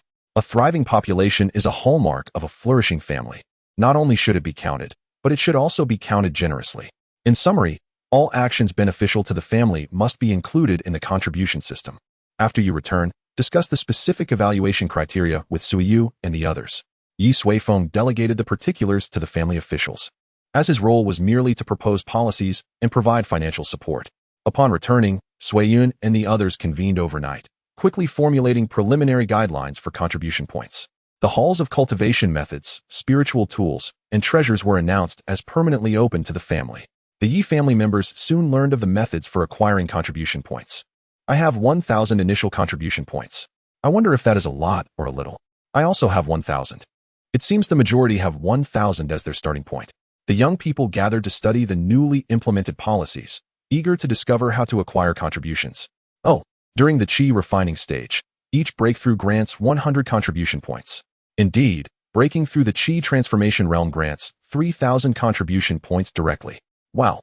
Becoming a first-tier alchemist also yields 3,000 contribution points. Helping an elderly lady cross the street earns 10 contribution points. Recruiting a genius for the family awards 500 contribution points. Having a baby grants 5,000 contribution points. As they examined the rules, a realization struck them. Some were familiar with the contribution point standards of sects, which often included task systems, where one could only earn points by completing specific tasks. Yet the Ye family's regulations were remarkably comprehensive. They had never heard of childbirth being counted as a contribution.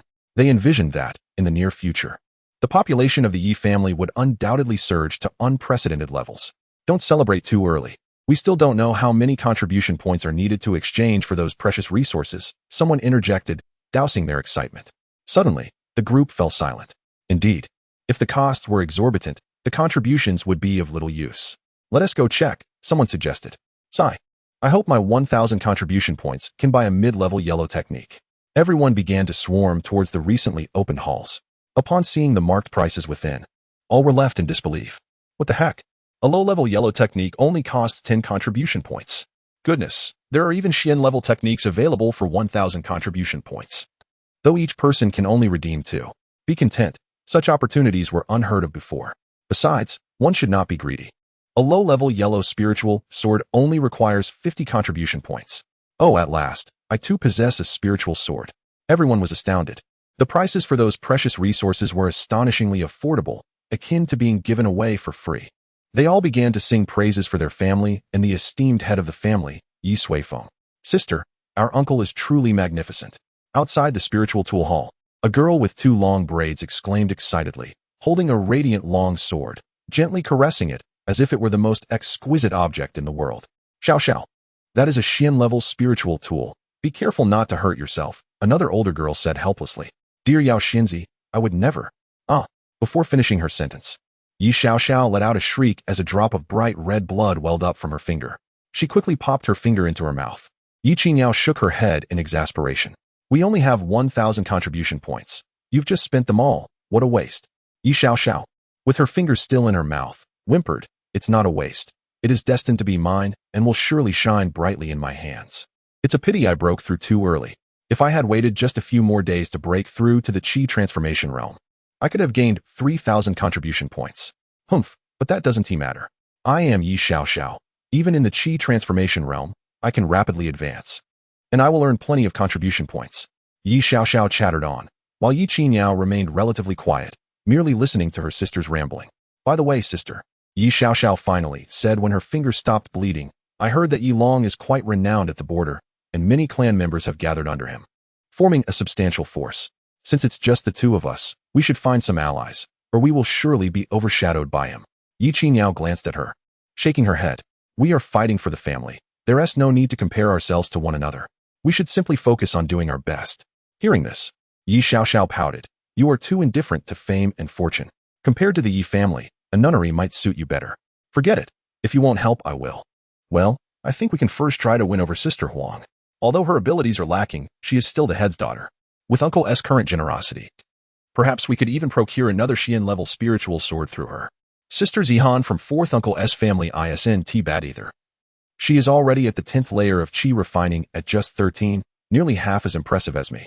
Hehe. We could form a Yi family girls group to suppress Yi Long and his gang. But let us skip Yi Qian. She is infatuated with her brother and can't seem to detach from Yi Long. Chapter 20. Primordial skills after a few days of rest.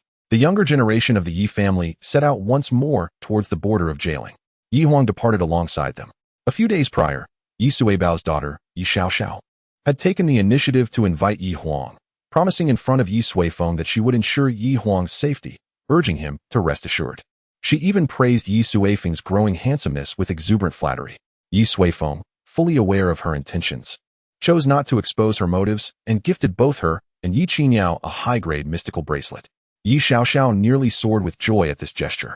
Afterward, Ye Suifeng pulled the two aside, advising them not to harbor any reservations due to Yi Huang's status and to allow her to engage in whatever she deemed necessary for her training. This approach would yield a more effective developmental experience. Once they departed, Ye Suifeng returned to his study to peruse ancient texts. Having already engaged in trade with Gu Wanxing twice, he had acquired a considerable array of martial arts techniques and insights into cultivation. He had developed a rudimentary understanding of the cultivation system in this world. In ancient times, mortals absorbed the essence of the sun, moon, and stars, becoming the first humans endowed with extraordinary powers. During that era, innate talent was paramount. Subsequently, as humanity's ancestors battled against beasts and demons, they gradually discovered a self-cultivation path, emulating the training methods of the beasts, inhaling and exhaling the essence of heaven and earth to enhance their own capabilities. It was from that point that the extraordinary presence of spiritual energy entered the human realm. As time progressed, the path of cultivation became increasingly refined, with clear and detailed classifications of cultivation levels emerging. The various professions derived from cultivation practices, such as alchemy, array formations, and talismans, flourished, akin to a myriad of blooming flowers against a starry sky. However, this proliferation led to a significant issue: the overwhelming variety, complexity, and intricacy without a universal standard suitable for everyone. Ye Suifeng shook his head, acknowledging the uniqueness of each individual. Different practitioners employing various techniques would inevitably experience discrepancies, necessitating that each person seek the cultivation method most aligned with their nature. If one were fortunate enough to find it, they could fully unleash their potential. Yet, if one failed to do so or misjudged their choice, they might languish in mediocrity for a lifetime.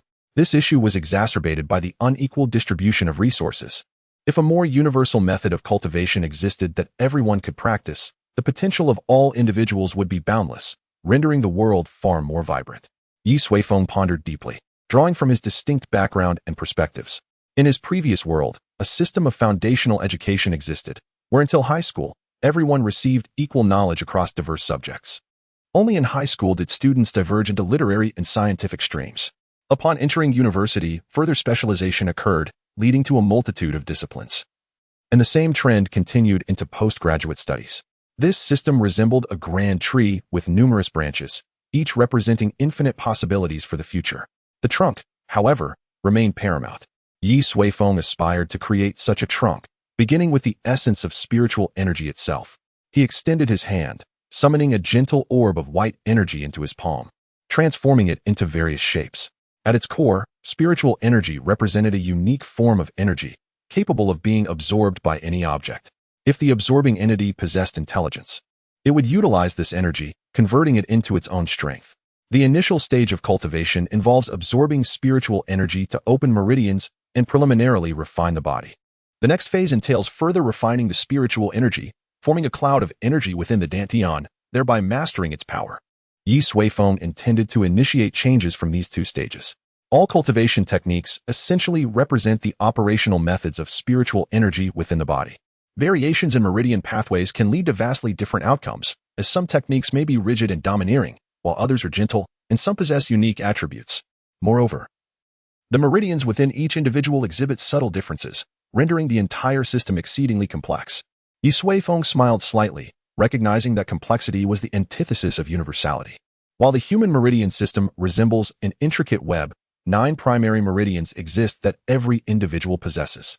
By establishing a foundation based on these 9 meridians, there lies a significant probability of creating a universally applicable cultivation technique. Each of these 9 meridians is remarkably broad, akin to a vast thoroughfare, accommodating a multitude of energies. However, this inclusivity necessitates a pure and coherent system. As Ye Suifeng contemplated, he waved his hand, conjuring a grand luminous screen before him, upon which the 9 primary meridians were clearly depicted. Above them lay the center of the human soul, while below resided the Dantian center.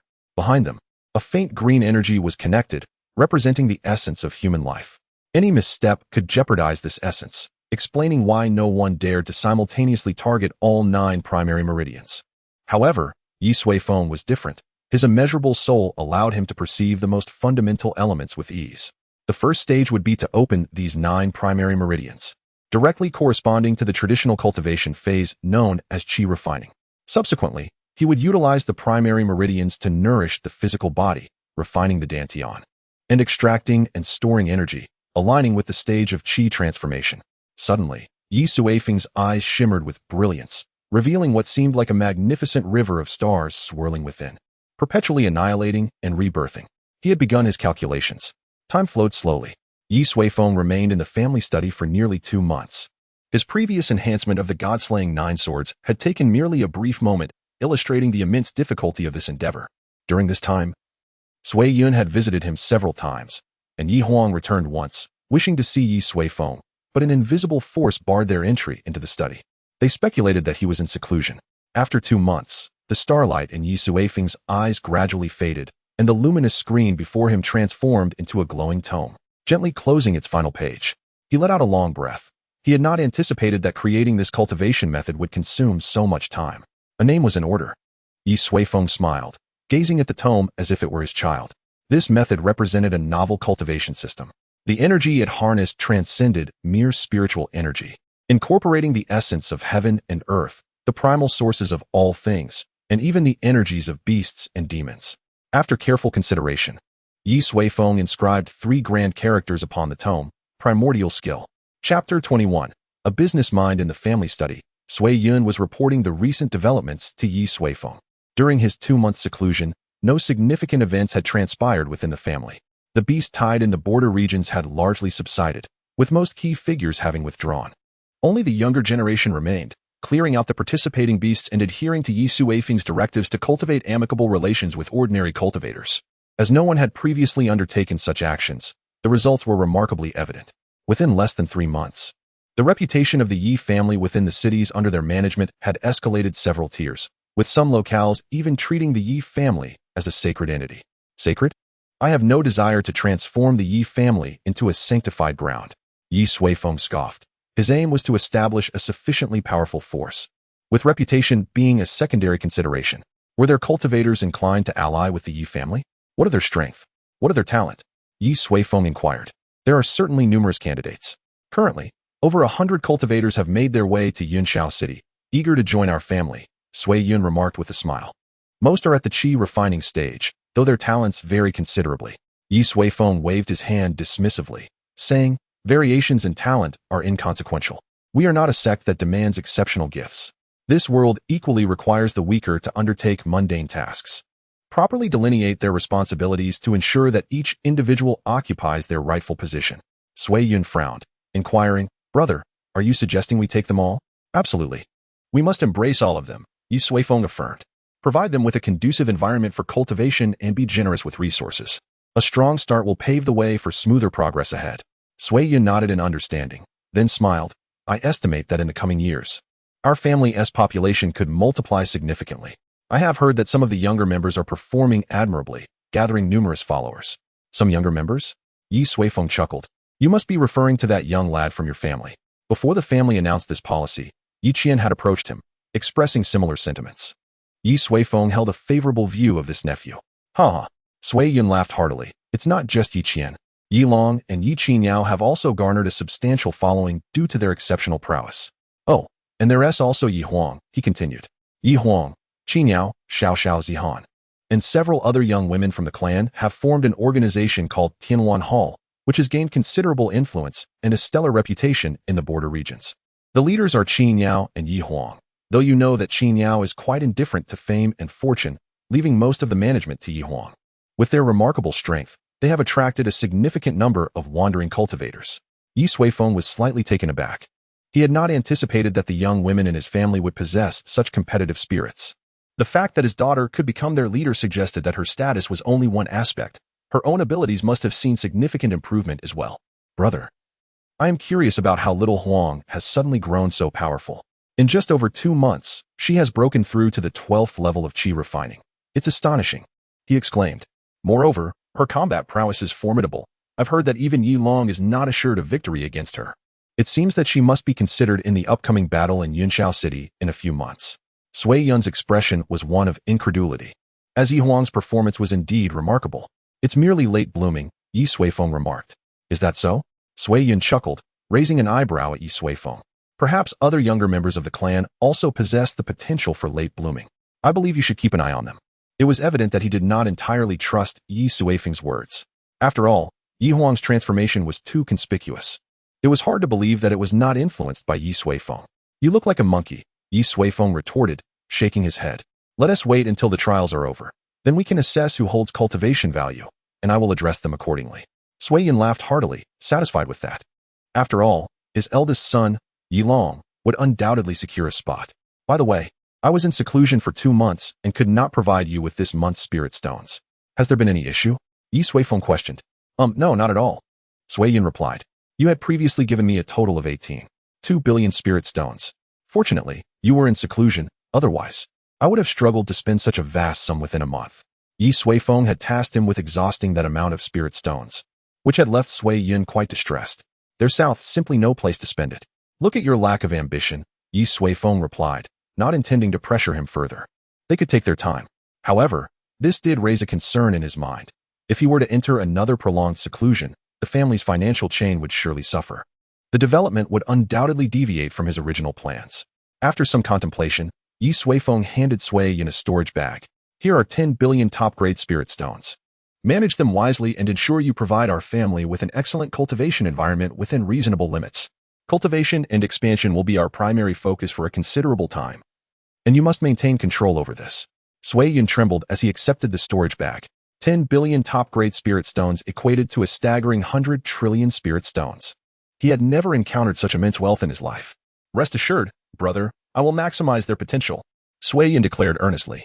He understood that this storage bag represented not just wealth, but also Ye Suifeng's trust in him, along with the heavy responsibility it entailed.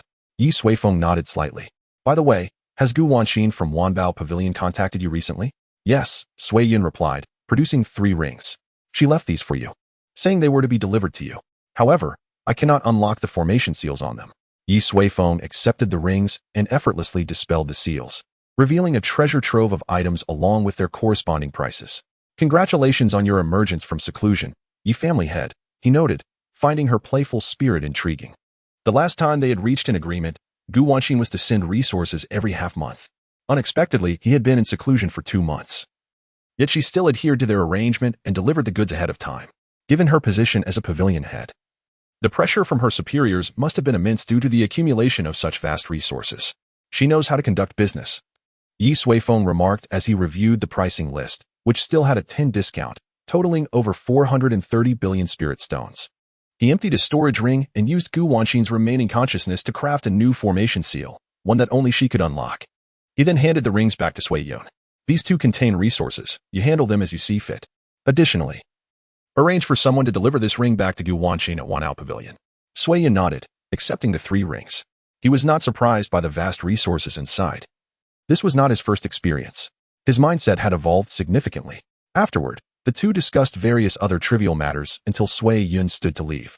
However, he soon returned. I almost forgot. Over a month ago, 4 young individuals suddenly came looking for you, claiming you had encountered them near Qinggu jailing. Really? Oh, right, Ye Suifeng recalled. On the day of his tribulation, he had casually saved several young people who were nearly trampled by a bull. Feeling a connection, he had made them a promise. Make arrangements for them. They all seemed quite promising. Suddenly, a spark ignited in his mind. Wait. Ye Suifeng stroked his chin and added, have them come find me together. We must have someone test the efficacy of this newly established cultivation path. Chapter 22. Suihu under attack in the courtyard beneath the willow tree. 3 young men and a young woman stood obediently before Ye Suifeng, their faces marked with trepidation. Are you adjusting well to life here? Ye Suifeng inquired, leisurely sipping his tea at the stone table. It's quite fine. We have no complaints, the long-haired youth Fengji stammered. The Ye family has treated us exceptionally well, providing us with accommodation and meals. Recently, while working within the family, we were also given ample resources for cultivation. Ye Suifeng smiled reassuringly. There is no need to be nervous. By the way, I still do not know your names. Fengji hurriedly introduced himself, saying, I am Fengji, and this is Ma Feng, the one who nearly perished last time. He is Yupengyi, and she is Lu Hong. The 4 of them respectfully greeted. We have met. Senior Ye. Ye Suifeng waved his hand dismissively. Our meeting at Jailing signifies fate. There is no need for excessive formality. The purpose of your visit today is to assist me with a task. Fengji clasped his hands, declaring, the debt of saving a life is immeasurable. Senior, please command us. We are willing to face any peril. The determination in their eyes reflected the spirit of warriors. Ye Suifeng paused for a moment and said, you all are at the Qi refinement stage, correct? Fengji nodded in affirmation. Indeed, I possess a technique called Yuan Shigong, which is a path to cultivation entirely distinct from the current systems. I foresee a promising future for this method, yet since no one has practiced it before, the specific outcomes remain uncertain. In other words, I require individuals to serve as test subjects. Contemplate this. Should you agree, I will personally guide your journey in cultivation. However, if you choose not to, you are welcome to remain at the Ye family and continue with your current endeavors. Ye Suifeng spoke candidly, revealing his intentions without reservation. He felt no need to conceal anything from a group of Qi refinement youths. Even if they declined, he could easily find others within his clan. Yet, upon hearing his sincerity, Fengji and the others fell silent. The prospect of changing cultivation methods was an immensely difficult decision, especially given Ye Suifeng's clear indication that this was a wholly different path. The risks were substantial. Should anything go awry, their lives could be irrevocably altered.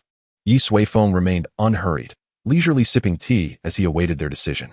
After a prolonged silence, unexpectedly, one individual stepped forward and knelt on one knee. It was the lad named Ma Feng.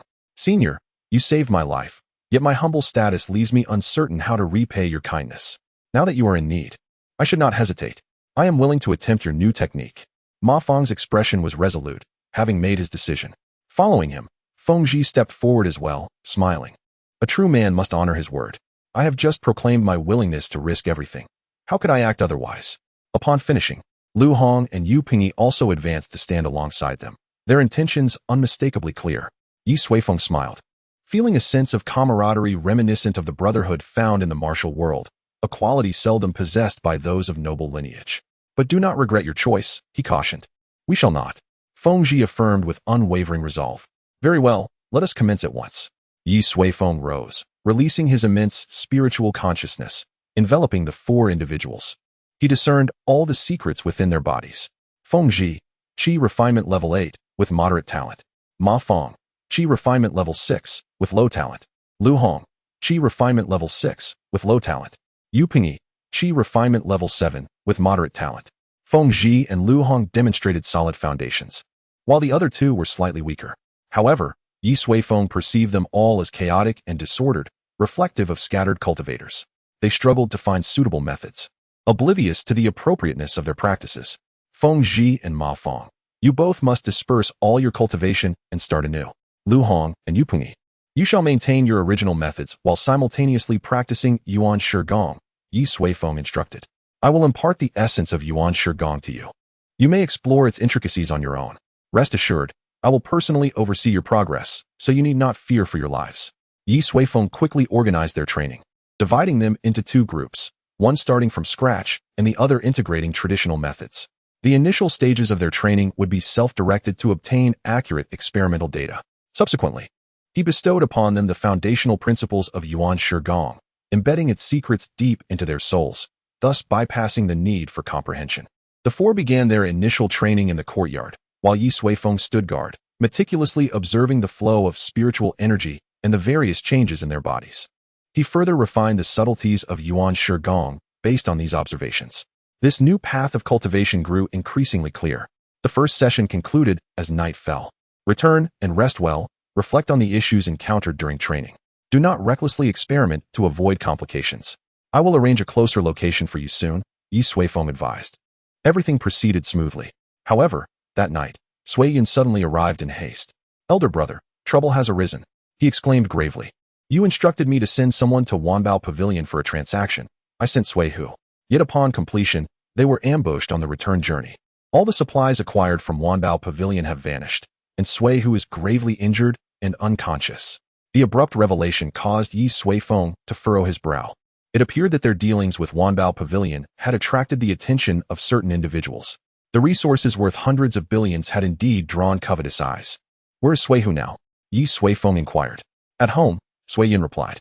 His dantian is shattered, and all his meridians are severed. Master Zhang Ziming has examined him and said, his soul is damaged beyond repair. We must find the culprit. Suiyun's expression burned with fury. Suihu was a crucial pillar of their family, their dearest brother. Do not rush. Let us see him first, Ye Suifeng urged. As long as he draws breath, I will find a way to save Suihu. As for the assailants, those who dare to strike will face obliteration. Chapter 23. Awakening. In the Changsheng Hall of the Yi family, numerous clan members gathered, some bearing solemn expressions while others seethed with rage. Who did this? Damn it. I will make him pay. One shouted. It must be that scoundrel from the Li family. I cannot coexist with them. Another added. Calm down. We cannot yet ascertain who the assailant is, nor their motives for attacking the fourth master, cautioned another voice. Who else could it be but the Li family? Are you afraid? I merely wish to clarify. Who said I was afraid? The room buzzed with discord as voices clashed. What is all this ruckus? Just then, Suiyun and Ye Suifeng entered, prompting an immediate hush. Refrain from your reckless fervor. The specifics will be determined by the family head, Suiyun admonished. Casting a stern glance at the crowd, he and Ye Suifeng then entered the inner chamber. Inside, Suiyun and Sui Bao were present. While Suihu lay on a bed, his complexion ashen. Beside him, his wife had red-rimmed eyes, clearly having wept. Upon seeing Ye Suifeng, Zhang Ziming promptly stood. Addressing him respectfully, family head, he greeted. Ye Suifeng nodded, signaling Zhang Ziming to step outside. Elder brother, family head, others murmured, their faces reflecting sorrow and rage. Particularly Sui Bao, whose eyes were bloodshot. What are you all doing, acting as if someone has died? Ye Suifeng commented dryly, rest assured, I will save him. The others were momentarily stunned, having prepared themselves for the worst regarding Suihu's fate. Sui Bao blinked, stating, Elder brother, Master Zhang just mentioned. He's merely a 6th-rank alchemist. His capabilities are limited. Ye Suifeng interrupted him. Ye Suifeng sat beside the bed, a finger pressed gently against Suihu's brow, delving into his spirit to discern the dire state of his condition. The sight was grim, his dantian shattered, meridians obliterated, and bones fractured. Most alarmingly, his soul had suffered a grievous blow, with more than half of its essence lost, as the very source of his life dwindled. It was evident that he had encountered a formidable foe, one beyond the infant transformation stage. The fact that he still clung to life was nothing short of miraculous. With a shake of his head, Ye Suifeng pressed his finger once more to Suihu's brow, silently invoking the words, return to your soul. Instantly, an immense aura erupted from his fingertip, expanding outward in a magnificent explosion, its reach unfathomable. Suddenly, ethereal sounds filled the air, as a shimmering blue-white light flickered incessantly. Suiyun and the others stood dumbfounded, witnessing wisps of azure smoke spiraling from the void and swiftly merging into Suihu's brow. This was a technique unlike any they had ever encountered. As the final wisp of smoke entered Suihu's brow, his eyes snapped open, and he gasped awake. My husband. His wife was the first to react, collapsing upon him in tears. The others were left in shock, after Zhang Ziming had declared Suihu beyond salvation. Ye Suifeng had miraculously revived him in mere moments. The magnitude of his power was staggering. After some time, Suiyun pulled Ye Suiyu aside and whispered, Go outside and inform them that our third brother is safe. Let them carry on with their affairs. Ye Suifeng's strength remained an enigma, a secret he preferred not to reveal prematurely. Ye Suiyu nodded and departed. At that moment, Suihu was fully conscious. Suihu, do you recall what transpired? Ye Suifeng inquired. Suihu took a sip of water, recollecting the events that had unfolded. He had visited the Wanbao Pavilion with 3 rings, where he encountered Gu Wanqin. Their transaction had been swift, and he had acquired the resources she brought. As he prepared to leave, she offered to send someone from the pavilion to escort him, an offer he declined, fearing that a large entourage would expose his possession of valuable treasures. However, he had not anticipated the trouble that awaited him. For formidable opponents, all above the infant transformation stage, had overwhelmed him in mere moments, rendering him unconscious. Brother, it was my mistake. I should have heeded Pavilion Master Gu's advice and accepted the escort, Suihu lamented, guilt etched upon his face. After all, it was a matter of resources worth billions. Do not speak such nonsense. The important thing is that you are alive, Ye Suifeng reassured him. For practitioners of the infant transformation stage, who in Yunshao City possesses such power? Sui Yun frowned, pondering the implications. The pinnacle of strength in Yunshao City lay within the Golden Core stage. Perhaps some family harbored one or two hidden elders who had broken through to the infant stage. But such individuals typically remained secluded and would not band together. Thus, the assailants could not have been from the Li or Tang families. Could it be Wanbao Pavilion? Ye Suiyu suggested. The pavilion had always been shrouded in mystery, and its true strength was uncertain, making it plausible that they could deploy for infant transformation practitioners. What should we do, then? If it truly is Wanbao Pavilion, we are in serious trouble, Sui Yun queried. Ye Suifeng rose, his demeanor resolute. Do you recall what I once told you? The Yi family fears no one. If they dare to strike, we shall sever their claws. He turned to Suihu. Leave this matter to me. You shall recuperate fully, and I will help restore your dantian and strength. With that, he prepared to depart. Brother, are you truly going alone? Sui Yun still harbored concerns. Ye Suifeng nodded. Do not worry. Focus on your own tasks. No matter who they are. I have become as unyielding as a cornered beast. With a wave of his sleeve, he vanished from the room, leaving the others in stunned silence. Second brother, has our elder brother changed too much? Ye Suiyu whispered. First, there was the staggering wealth that left one dizzy.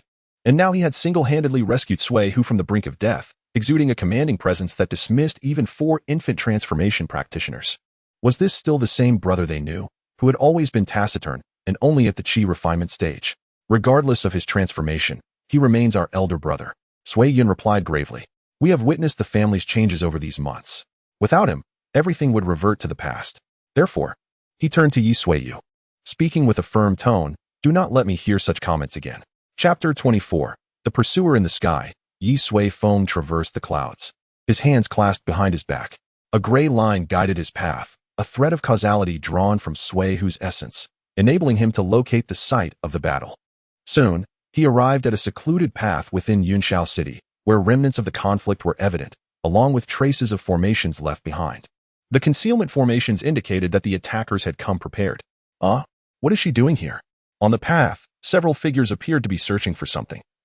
Among them stood Gu Wanxin, the head of Wanbao Pavilion.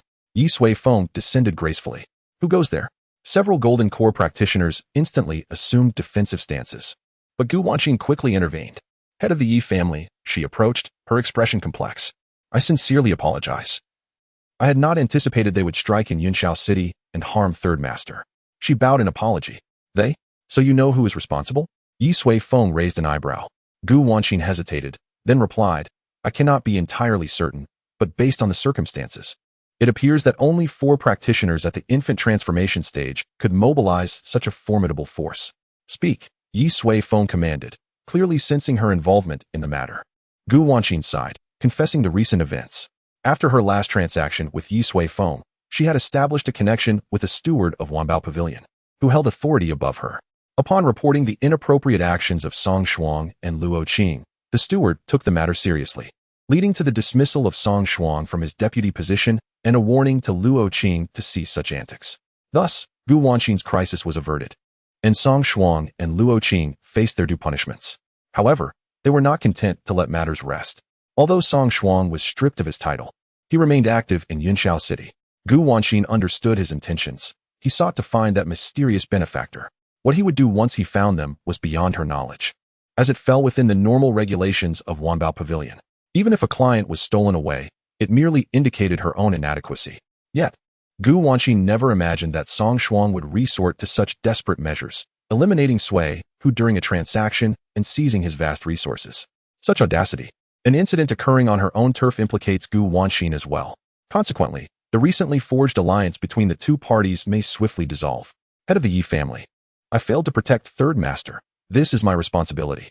Rest assured, I shall employ all my means to provide you with an explanation. Gu Wanxin pledged.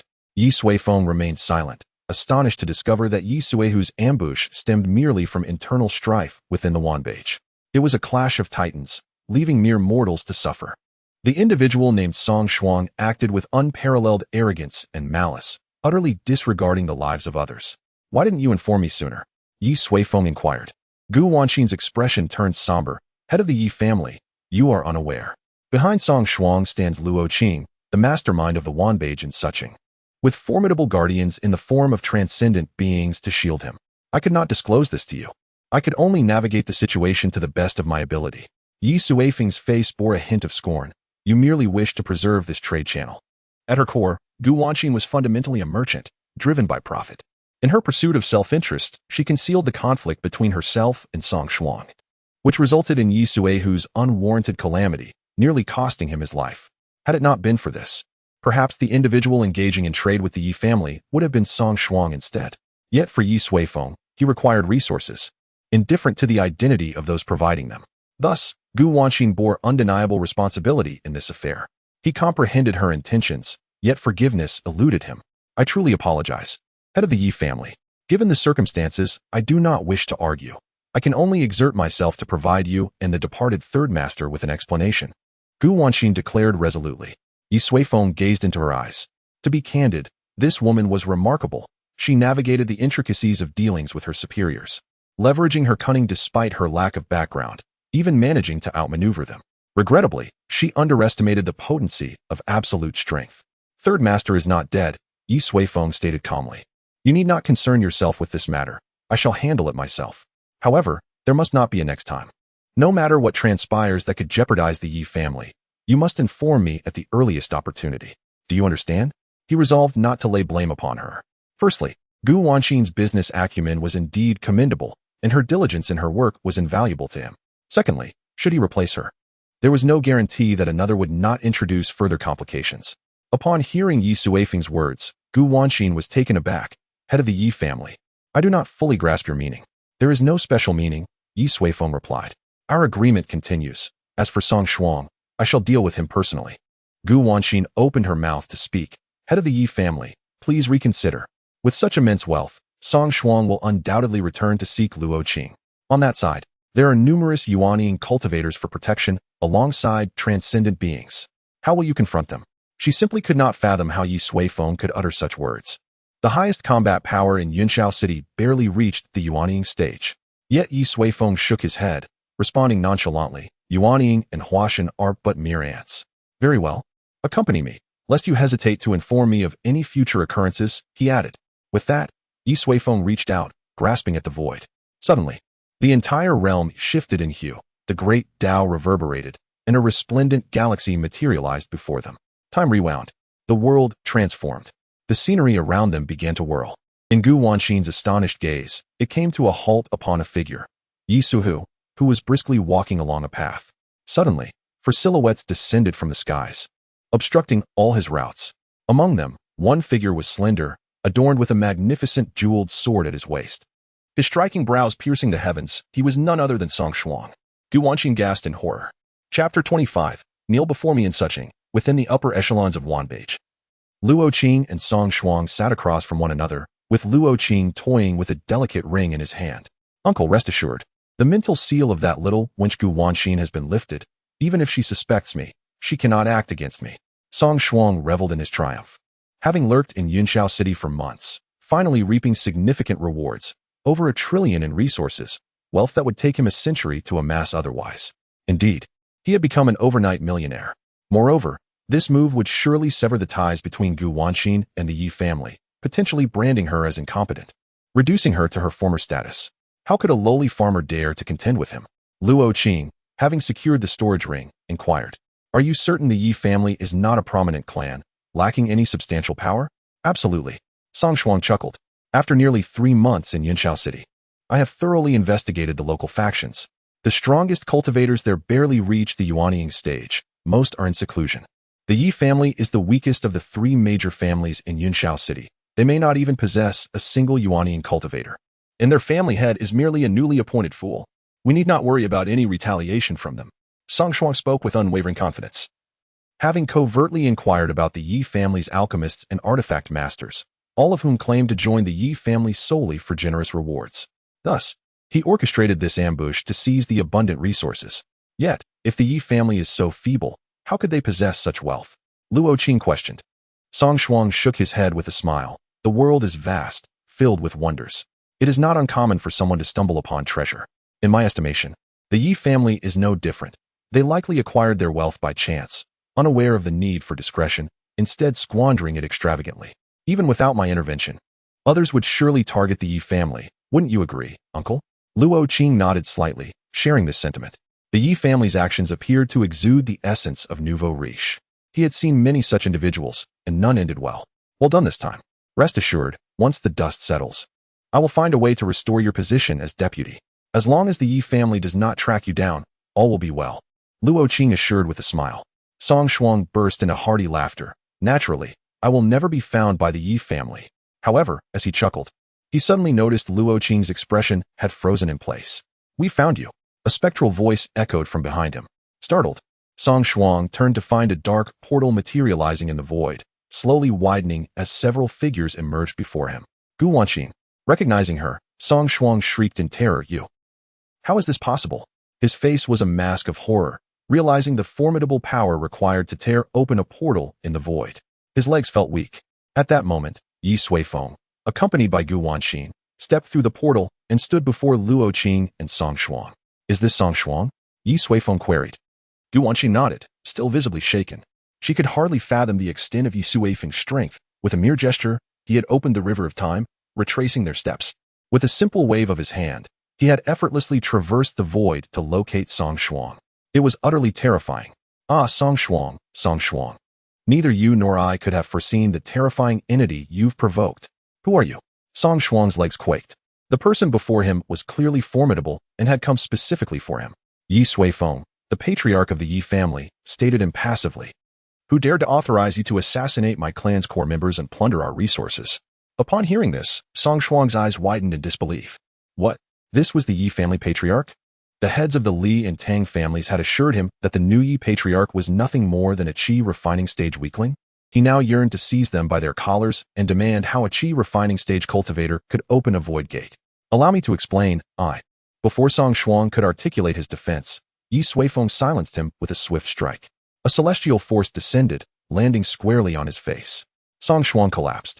One side of his face grotesquely swollen, spewing teeth and blood onto the ground. Ye Suifeng remained impassive, unwilling to waste words on Song Shuang. He was here to deliver judgment, to execute justice. Bang!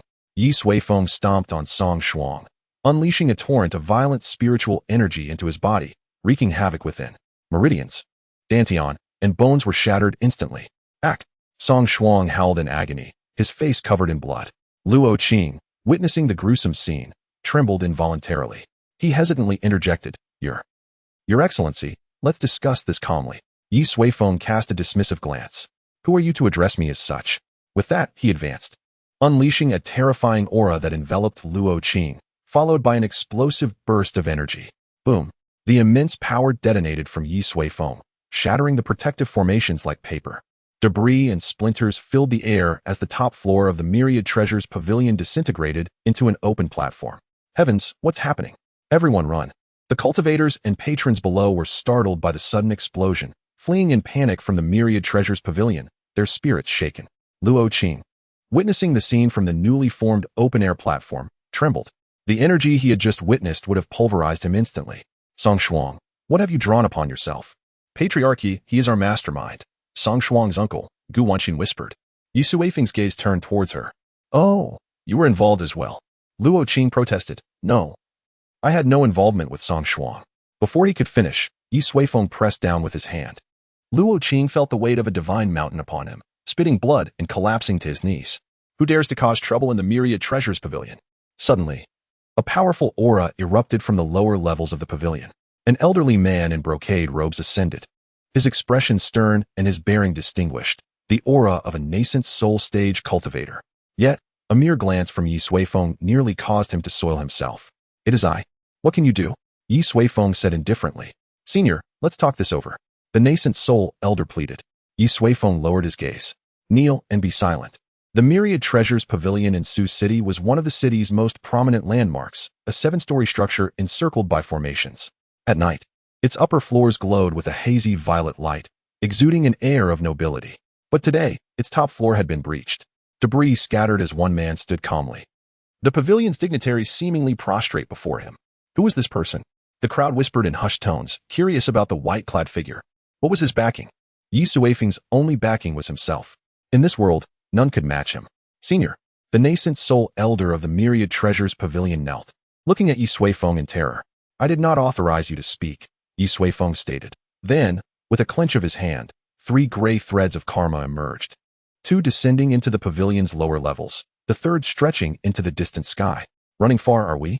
Ye Suifeng sneered, tightening his fist.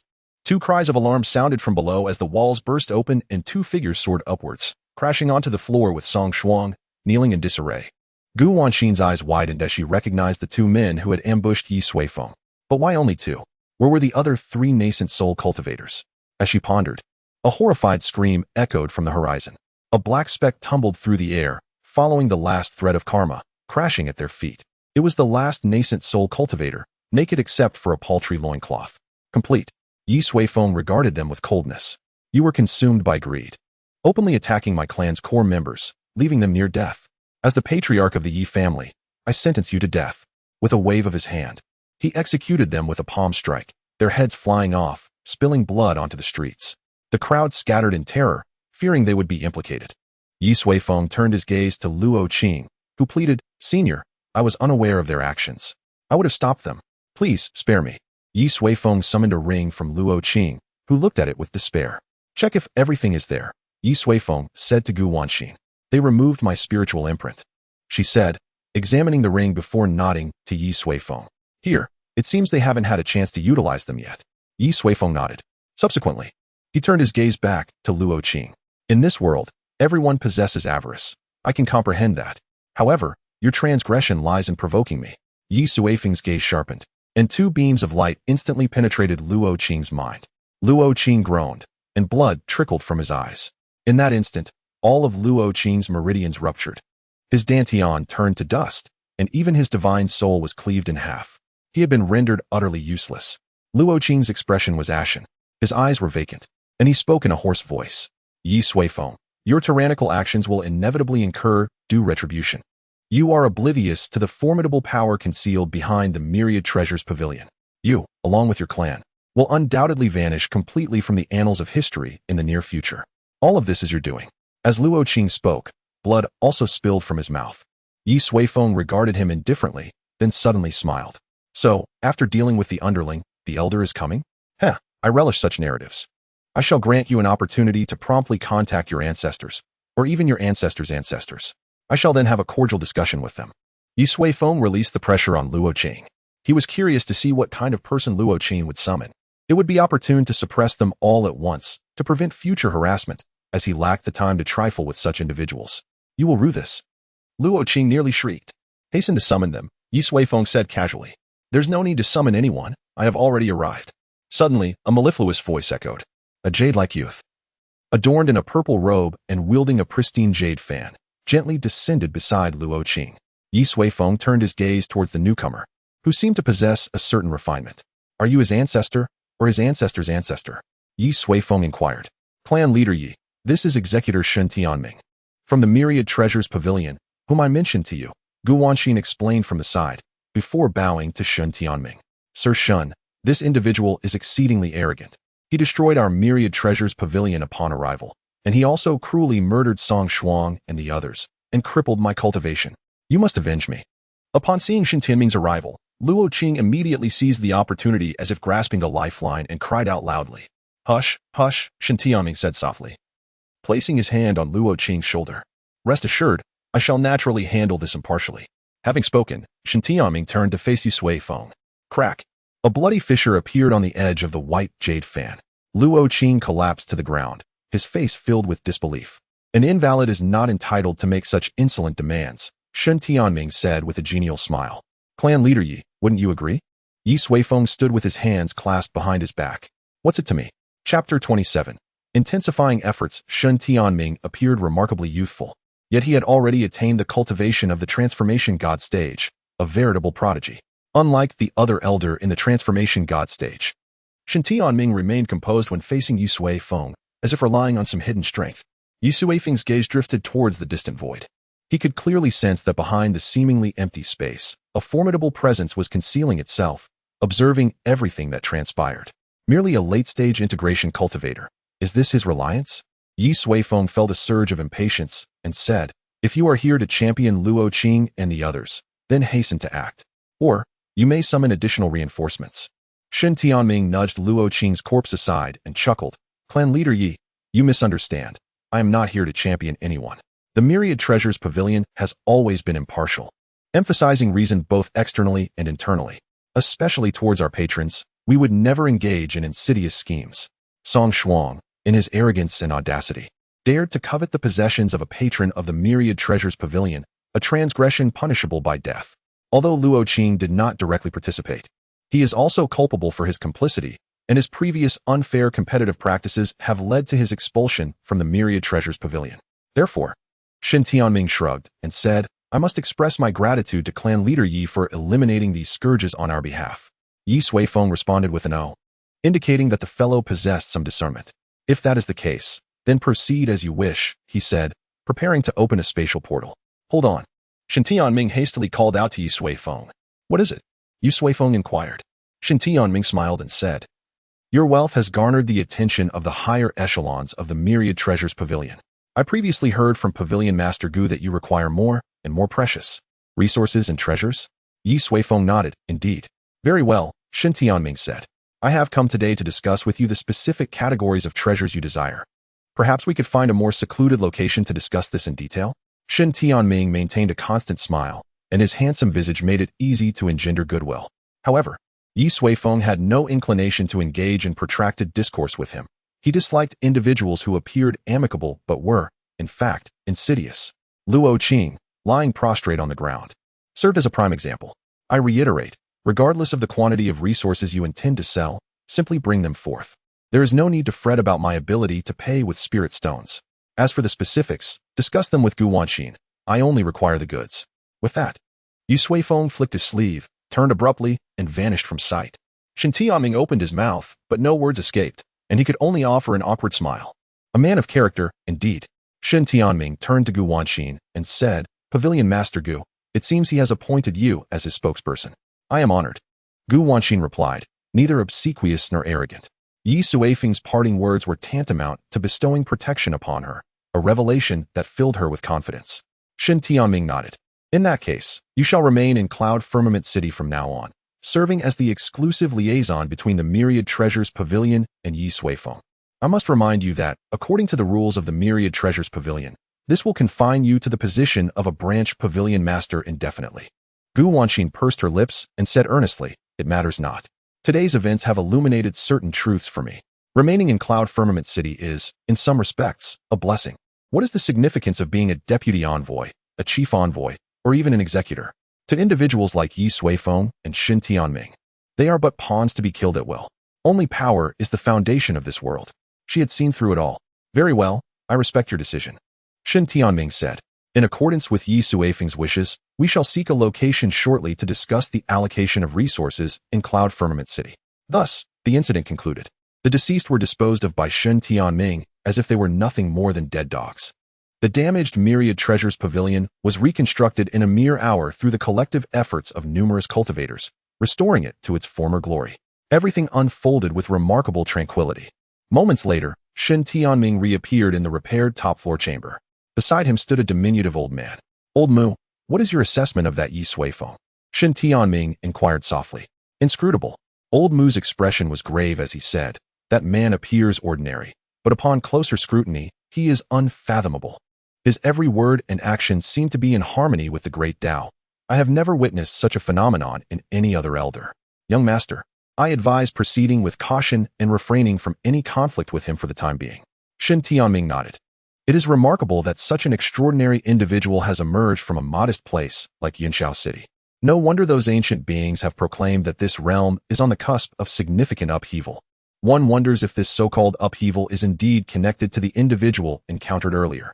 I sincerely hope not. for I have no desire to find myself at the eye of the storm, becoming a tragic pawn in the hands of those who engage in power struggles. After addressing Song Shuang, Ye Suifeng returned to his family. Suiyun and Suiyu remained in Ye Suihu's chamber, having successfully dispersed the family officials waiting outside. Elder brother, how did it go? Suiyun asked, her face etched with concern. It has been resolved, Ye Suifeng replied, glancing at Ye Suihu, who lay on the bed. He withdrew a delicate porcelain vial from his robe and handed it to Suiyun. Inside are some medicinal pills. Administer one to him every 10 days. And after 100 days, his health will naturally recover. This vial of medicinal pills had been effortlessly concocted by Ye Suifeng during his journey back. In truth, he could have fully restored Ye Suihu's injuries in mere moments. But such an approach was far too unsettling. He did not wish for others to think that his presence would allow them to act recklessly in the future. Letting Ye Suihu lie for 100 days served as a small admonition for his careless behavior. Thank you, family head. Ye Suihu's wife wept gratefully. Afterward, Ye Suifeng summoned Suiyun to his study. I ask you, what sort of genius is a cultivator in the transformation phase at just over 20 years of age in this world? He inquired. During his encounter with Shun Tianming, Ye Suifeng had discreetly assessed his bone age, only 27. This realization led him to ponder. If the influential figures in this world are akin to Shun Tianming, then the younger generation of the Yi family appears woefully inadequate by comparison. Upon hearing this, Suiyun's eyes widened in disbelief. How could such a genius possibly exist? That is utterly impossible. Her reaction spoke volumes. Given Suiyun's perspective and experience, she could not fathom such a level of talent. Ye Suifeng shook his head. Very well. I understand. From this day forth, you shall devise every possible means to accelerate the cultivation progress of our clan's younger members. Set up training rooms, gather spirit arrays, procure body-refining elixirs, whatever can be arranged, do so. Intensify the efforts. Do you comprehend? Chapter 28. Struggle in the forest at the edge of the Qinggu Heights. Within a secluded forest lay a shimmering emerald lake. Beneath the massive stones at the water's edge, a colossal python coiled languidly, sunlight filtering through the leaves and dappling its scaly form. It appeared to be in a state of feigned slumber. Unbeknownst to the slumbering beast, 3 figures stealthily approached from the dense underbrush, 2 women and a man, enveloped in a translucent veil. When a drop of dew accidentally fell, it swiftly crystallized into ice. This chilling garment was designed to insulate against heat, yet the astute cultivators realized it possessed a unique effect for concealing their presence from serpentine beasts. Even when in close proximity, detection was exceedingly difficult. Clearly, these 3 cultivators intended to hunt the mighty python beneath the stone. With utmost caution, they drew nearer, almost able to hear its soft breaths. The foremost woman, her expression solemn, nodded to her companions before leaping into action, her sword slicing through the air toward the python's head. However, her movement alerted the creature. It opened its eyes just in time to evade the lethal strike, retaliating with a swift bite. Clang! The python's sharp fangs clashed with the sword, sending the woman hurtling backward from the tremendous force. Yet, a glimmer of determination shone in her eyes. Now, she cried, and the other 2 sprang from the underbrush, their swords aimed at the python's body. Thanks to the distraction provided by the first woman, the python's form was mostly exposed, and the 2 attackers found their target within reach. This was a calculated strategy. Swish! The sword struck fiercely against the python's flesh, opening 2 deep gashes that bled profusely. Wei Yuan, what are you doing? The second woman, furrowing her brow, scolded. I apologize. Sister Hu, I miscalculated, the young man replied, embarrassment plastered across his face. Their plan had been for the first woman to draw the python's attention, while the other 2 delivered a fatal blow to its vital spot. Yet, perhaps due to nerves, Wei Yuan's aim faltered. Though the python appeared gravely injured, it was not mortally wounded, merely adorned with 2 new wounds. You, be careful, the woman surnamed Hu exclaimed, her expression shifting to alarm as she rushed to shield Wei Yuan. The massive tail of the python lashed out. Thud! Hu's sword met the blow, but she underestimated the creature's strength, staggering back and spitting blood. Sister Hu, Wei Yuan cried out in distress. Do not worry about her. Focus on evasion. Strike when the opportunity arises. The first female cultivator urged, her sword weaving intricate patterns as she charged toward the python. In a matter of breaths, she struck the python dozens of times, inflicting numerous shallow wounds upon its body. The python roared, redirecting its ire toward the woman in front of it. Steady yourself. Remember how we trained, she shouted, continuing her assault. Hearing this, Wei Yuan inhaled deeply, momentarily pushing aside concern for the injured Hu and concentrating fully on the python before him. Die. At last, he seized a rare opportunity. closing in with fury and delivering a decisive strike to the python's vital spot, aligning it with the previous wounds. With a resounding crack, the python was severed. Blood spraying over Wei Yuan. The python let out a piercing wail, thrashing wildly upon the ground. The two cultivators swiftly retreated, allowing it to flail in its final throes. Fully aware that the creature was doomed. Sister who? Wei Yuan suddenly remembered who won, quickly searching the underbrush for her. He found her spitting blood, one arm cradled against her chest, clearly broken. It's all my fault, I'm sorry. Wei Yuan lamented, guilt washing over him. Just then, the other woman approached, visibly drained from her confrontation with the python, her complexion pea for them. This represents an immense fortune. Jiang Fei also displayed a look of delight. Quickly, gather it up and deal with the corpse of the giant python. The scent of blood can easily attract. Before she could finish her sentence, a voice cut through the air. Oh, a green python egg. We are quite fortunate. Immediately, 5 cultivators leaped out from the woods, striding directly towards Jiang Fei and her companions. Each of them was adorned in opulent attire, exuding an air of nobility that clearly distinguished them from mere wandering practitioners. Indeed, it is the green python egg, just what we needed for our primary ingredient, said the leading woman, a smile gracing her lips as she completely disregarded the presence of Jiang Fei and her group. Jiang Fei's expression darkened as she stepped forward, clasping her fists in a gesture of respect. Esteemed friend, we were the ones who slayed this giant python, and we also discovered the egg first. Her tone was courteous, yet the woman paid her no heed, continuing her advance. Jiang Fei frowned and prepared to step forward again, but another cultivator blocked her path, brandishing a crimson token. Hey, what do you? Wei Yuan began, but Jiang Fei pulled him back. The token bore a prominent character for Li. The Li family of Yunshao City governed their region, and they were not to be trifled with. At that moment, the Li family woman had already taken possession of the green python egg. Approaching Jiang Fei, she said with a blank expression, I am Li Qing'er, a direct descendant of the Li family. Do not worry, I shall not take advantage of you. Someone, give him 100 spirit stones. A small cloth bag was tossed at Jiang Fei's feet. A common green python egg was worth at least 50 spirit stones, let alone this one, which held even greater value. Yet, in the end, they were left with merely 100 spirit stones. And the woman presented it as if it were an act of charity. Jiang Fei and her companions could only swallow their anger in silence. They dared not offend a powerful clan like the Li family, choosing instead to endure their humiliation. Li Qing'er, clearly accustomed to such dealings, prepared to depart with an air of superiority. Suddenly, a voice broke through. Li Qing'er, as a privileged member of the Li family, how can you engage in such oppression of wandering practitioners? It is disgraceful. For figures emerged from the woods, the leader clad in a purple cloak, exuding an aura of confidence, with a deep blue sword at her waist. Tianluan Hall, Yi family, Yi Huang? Li Qing'er raised an eyebrow. You have overstepped your bounds. Yi Huang. Li Qing'er showed no fear in the face of Yi Huang. Standing opposite her, she leisurely stated, I do not care how renowned you are as Yi Huang of Tianluan Hall. This mountain range falls under the jurisdiction of the Li family. Yi Huang crossed her arms. And what of it? Li Qing'er frowned. Your reach is too long. Do you understand? To intrude into another clan's territory and flaunt your power. This is the conduct of your Yi family? Yi Huang chuckled lightly. The conduct of my Yi family is to intervene when we see something we disapprove of. What can you do about it? Li Qing'er attempted to shift the dialogue towards clan conflicts, but Yi Huang was evidently not swayed by her tactics. The Yi family had always been cautious and meticulous.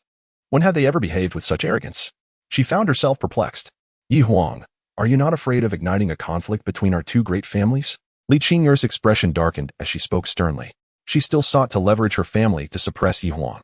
Yet Yi Huang merely smiled again, saying, Are you foolish? Or am I? Do you think family conflicts can ignite so easily?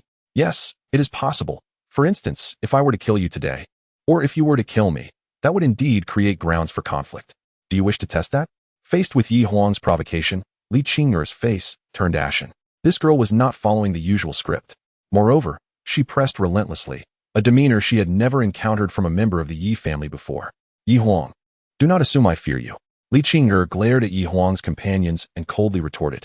Do not think I am unaware that the reputation of Tianluan Hall was built by Yi Qingyao alone. Now that she is absent, and Yi Xiaoxiao is also gone. Do you, a mere qi refining cultivator, dare to boast before me? Li Qing'er had just broken through to the transformation stage. She could not defeat Yi Qingyao, and she was uncertain of her chances against the prodigious Yi Xiaoxiao. However, Yi Huang was merely a qi refining cultivator. Furthermore, she had heard that Yi Huang was comparable to her own ineffectual father, likely only at the 7th or 8th level of qi refining. How could Li Qing'er fear such a person? Observing Li Qing'er's contorted expression, Yi Huang shook her head. So, you only bully the weak and fear the strong?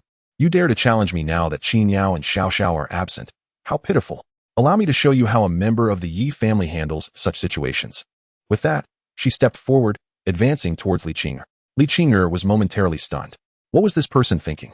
Why was she approaching? What did she intend to do? In her hesitation, she unconsciously took a step back. This retreat ignited a surge of indignation within her, and she shouted, "What do you want?" Yi Huang revealed a playful little tiger tooth and smiled.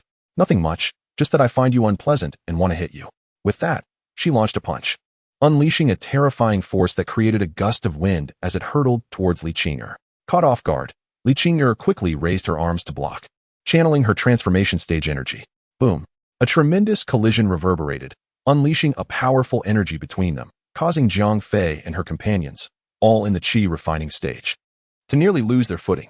As they regained their senses, they stood in astonishment. Yi Huang, at the qi refining stage, remained utterly unaffected, while Li Qing'er, at the transformation stage, was forced to retreat several steps, leaving deep impressions in the ground beneath her feet. How is this possible? Li Qing'er exclaimed in shock. After the impact, her arms felt numb. How could Yi Huang possess such formidable strength? The transformation stage was not supposed to be this trivial. Yi Huang advanced once more, unleashing a flurry of strikes. The wind from her punches whistled, leaving shadows in the air. Clearly, her martial arts had reached a remarkably high level. Li Qing'er, in a state of panic, could only passively endure the assault, continuously retreating as she was overwhelmed. Onlookers were left dumbfounded.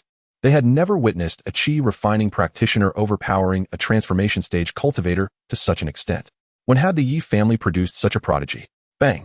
Li Qing'er made a misstep and was kicked in the chest by Yi Huang, tumbling to the ground, leaving a muddy shoe print in her wake. Stop! How dare you? The few companions Li Qing'er had brought immediately surrounded Yi Huang, standing resolutely before her, their expressions fierce. Yet, the individuals behind Yi Huang swiftly stepped forward, facing them head-on, exuding an imposing presence. Yi Huang waved her hand, signaling her companions to retreat, standing alone at the forefront. I shall not say much more. Return what you have just taken from others, and I will not pursue further trouble. Otherwise, I would be more than willing to engage all of you in a spar. Yi Huang cracked her knuckles, which caused Li Qing'er's group to retreat in fear. They had witnessed the earlier confrontation. Even the transformation stage Li Qing'er was not a match for Yi Huang. How could they possibly contend with such a monster? Yi Huang. Suddenly, a furious voice emerged from behind Li Qing'er's group. Her voice was hoarse, nearly biting out Yi Huang's name. You have forced my hand, she cried out sharply. Instantly, a powerful aura erupted, causing Li Qing'er's companions to hastily evade. A gray whip, glowing with a faint light, shot towards Yi Huang with incredible speed. Yi Huang's gaze sharpened, and she unsheathed her sword. With a clear ringing of the blade, it collided with the whip. Boom! Once again, a tremendous energy erupted, more intense than the previous clash. The trees overhead were instantly stripped of countless twigs and leaves, which cascaded down like rain. On the ground, numerous deep sword marks radiated from Yi Huang like the spokes of a wheel. One such mark sliced through the side of a large blue stone, severed with a precision that left the edge as smooth as a mirror. The azure sword hummed in the air, while the whip lay shattered in several pieces, scattered across the ground. An eerie silence enveloped the surroundings as onlookers stood frozen in fear, their gazes fixed on the violet figure, their bodies trembling involuntarily. Li Qing'er, half reclining on the ground, clutched the broken whip, her expression dazed, disbelief flooding her eyes. How could this be? My thorn of poison is a spirit weapon of the Xian rank. Why? She murmured to herself. Yi Huang slowly sheathed her sword. After more than 2 months of training and countless battles, she had come to understand that the spirit sword bestowed upon her by her father was far from ordinary. Produce the green python eggs, and I shall grant you a reprieve, Yi Huang stated calmly. After a moment of silence, Li Qing'er rose from the ground. Although her injuries were not severe, the weight of the humiliation and pressure inflicted by Yi Huang was far more painful than any physical wound. She retrieved 7 green python eggs and tossed them onto the ground, casting a glance at Yi Huang as she scoffed. If you have the capability, then participate in this year's battle of Yunxiao City. At that time, brother Li Qi shall avenge me. With that, she dared not linger and hurriedly departed. Watching her retreating figure, Yi Huang softly murmured, Li Qi of the Li family, is it? We shall meet. Chapter 30. The agreement between Li and Tang. Thank you, Miss Yi, for your assistance. Jiang Fei, and Huan approached Yi Huang, bowing deeply in gratitude. She had never anticipated that, while being oppressed by the Li family, someone would emerge to uphold justice for them. Such individuals were exceedingly rare in this current era. It might be said that those who stood for righteousness seldom enjoyed long lives. Of course, she would not voice these thoughts. It is of no consequence. Yi Huang replied, I merely acted according to my own desires. Jiang Fei was momentarily taken aback. The simplicity of her words belied a profound truth that everyone relentlessly pursued. If one wishes to do something, then do it. What gave her the audacity to speak and act thus? Here, take these green python eggs. Each one can fetch 200 spirit stones. Yi Huang handed the eggs to Jiang Fei. While ordinary giant python eggs were worth 50 spirit stones, the eggs they acquired came from a green python, imbued with a hint of the primal wilderness, thus holding considerable value. We only need 3, Jiang Fei quickly replied. Yi Huang chuckled, take them. I am not in need of such trifles. At present, the Yi family enjoyed considerable wealth, and sharing a bit of fortune was not unwelcome. By the way, from where do you hail? Yi Huang inquired. Jiang Fei clasped her hands together and responded, we are all from Daqu Town. Daqu Town lay quite far from here and had long been under the jurisdiction of the Li family. I notice some of you are injured. Why not accompany me to Wudong Town? There are skilled physicians there, and their prices are quite reasonable, Yi Huang suggested, glancing at Huan. Jiang Fei hesitated, but we are under the Li family's jurisdiction, and Wudong Town is, well, under the Yi family's control. The power struggles among the elite often trickled down to the lower tiers. The ongoing conflicts between the Li and Yi families had inevitably led to tensions in their respective territories. Generally, cultivators under the Li family would not venture into Yi family lands lightly. Yi Huang shook her head. Li family, Yi family, fundamentally, we are all cultivators of Yunqiao City. You may not be aware, as you come from afar, but many towns within the jurisdictions of the Li and Yi families have begun to integrate, striving together for their respective goals. Nearly half of the cultivators in Wudong Town hail from the Li family's domain. Jiang Fei was momentarily stunned. When had cultivators become so harmonious? Come, you will understand once you see for yourself. Yi Huang flashed a charming smile, revealing her adorable little tiger teeth. In the Yi family patriarch's study, Ye Suifeng held a letter, a subtle smile gracing his face. After a moment, he set the letter down and remarked, quite impressive. Exuding a commanding presence, truly reflective of my style. Opposite him, Sui Yun wore a similar smile.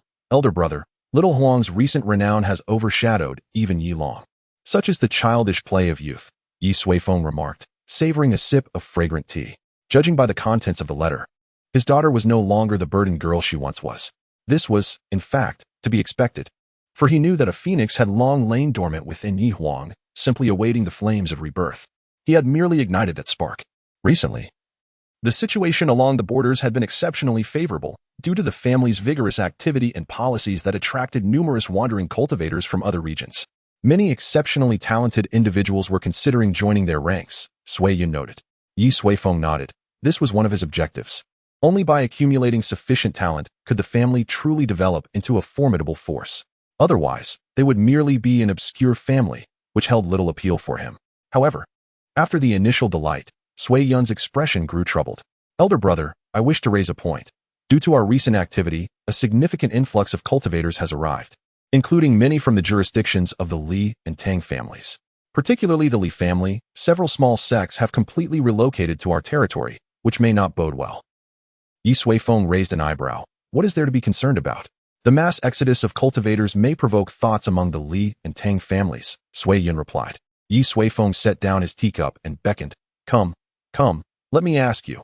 Do you relish the current state of affairs for our family? Sui Yun was taken aback. Of course. The younger generation is vibrant, and our family's reputation is flourishing. I have dreamt of this countless times. Then all is well, Ye Suifeng replied with a smile. As little Huang said, if you wish to do something, then do it. As long as we do not stray from our rightful path, there is no need to worry about trivial matters. The Li and Tang families, having been born in Yunqiao City, have already sealed their fates. If they comply, we shall offer them a gentle resolution, should they dare to provoke us. I shall ensure they comprehend that the Yi family is no longer what it once was. Sui Yun nodded, his confidence in Ye Suifeng's recent actions unwavering. Even if Ye Suifeng were to declare himself emperor and establish a dynasty, he would harbor no doubts. Let us think long-term, Ye Suifeng suggested with a smile. Do you recall the 27-year-old genius in the transformation stage I mentioned? Let us set a modest goal for our family, to cultivate a group of youngsters who can aspire to reach that level. We, the Ye family, shall strive to become a formidable force capable of nurturing such talents. Do you understand? Listening to Ye Suifeng's ambitions, Sui Yun's eyes sparkled with hope.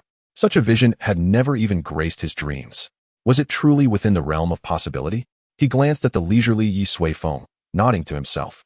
With a leader like his elder brother, the Ye family could undoubtedly become a super family that would be etched into the annals of history. Your task now is to spend wisely and allocate resources effectively, providing our family members with an optimal environment for cultivation. Certainly, do not neglect your own cultivation. I hope that within a year, you, alongside Hu and the others, can all transcend to the Golden Core stage and officially step into the Yuanying realm, Ye Suifeng remarked. Sui Yun nodded earnestly. They then exchanged some trivial family matters before Sui Yun took his leave. Ye Suifeng sat by the window, gazing into the distance, as if he could see the charming figure blossoming at the border of the jailing. I simply wish to challenge you. What can you do about it? He chuckled. This little girl is becoming increasingly intriguing. As for the Li and Tang families, I hope you can discern the situation. For now, Ye Suifeng had no desire to engage with those two families. It seemed utterly unnecessary to him. Both the Li and Tang families were far too weak, so weak that they did not even warrant a glance. Engaging in conflict with them would be a sheer waste of time. However, as the saying goes, the tree wishes for tranquility, but the wind does not cease. Such is the peculiarity of the world. A few days later, Sui Yun returned to the study. Elder brother, the heads of the Li and Tang families have sent invitations, asking you to gather at the Dreamy Drunken Pavilion. In a private room of the Dreamy Drunken Pavilion, only Ye Suifeng and Ye Suibao were present. Initially, Ye Suifeng intended to attend alone, but Sui Yun insisted on bringing more individuals for the sake of appearances. Ultimately, they dispatched the most powerful, Ye Suibao, to act as his bodyguard. Having a late-stage Golden Core cultivator serve as a bodyguard for someone who had survived the heavenly tribulation seemed rather dubious. I say, why are we the ones waiting when it was the Li and Tang families who invited us? Ye Suifeng remarked. All the guests have arrived, yet the hosts are still absent. This is utterly disrespectful. Elder brother, those two families have always looked down on us. Ye Suibao retorted, his voice rising in indignation. As he seemed on the verge of smashing the table, Ye Suifeng hastily intervened. Calm down, fifth brother. There's no need to get agitated just yet. We shall see how it unfolds once they arrive.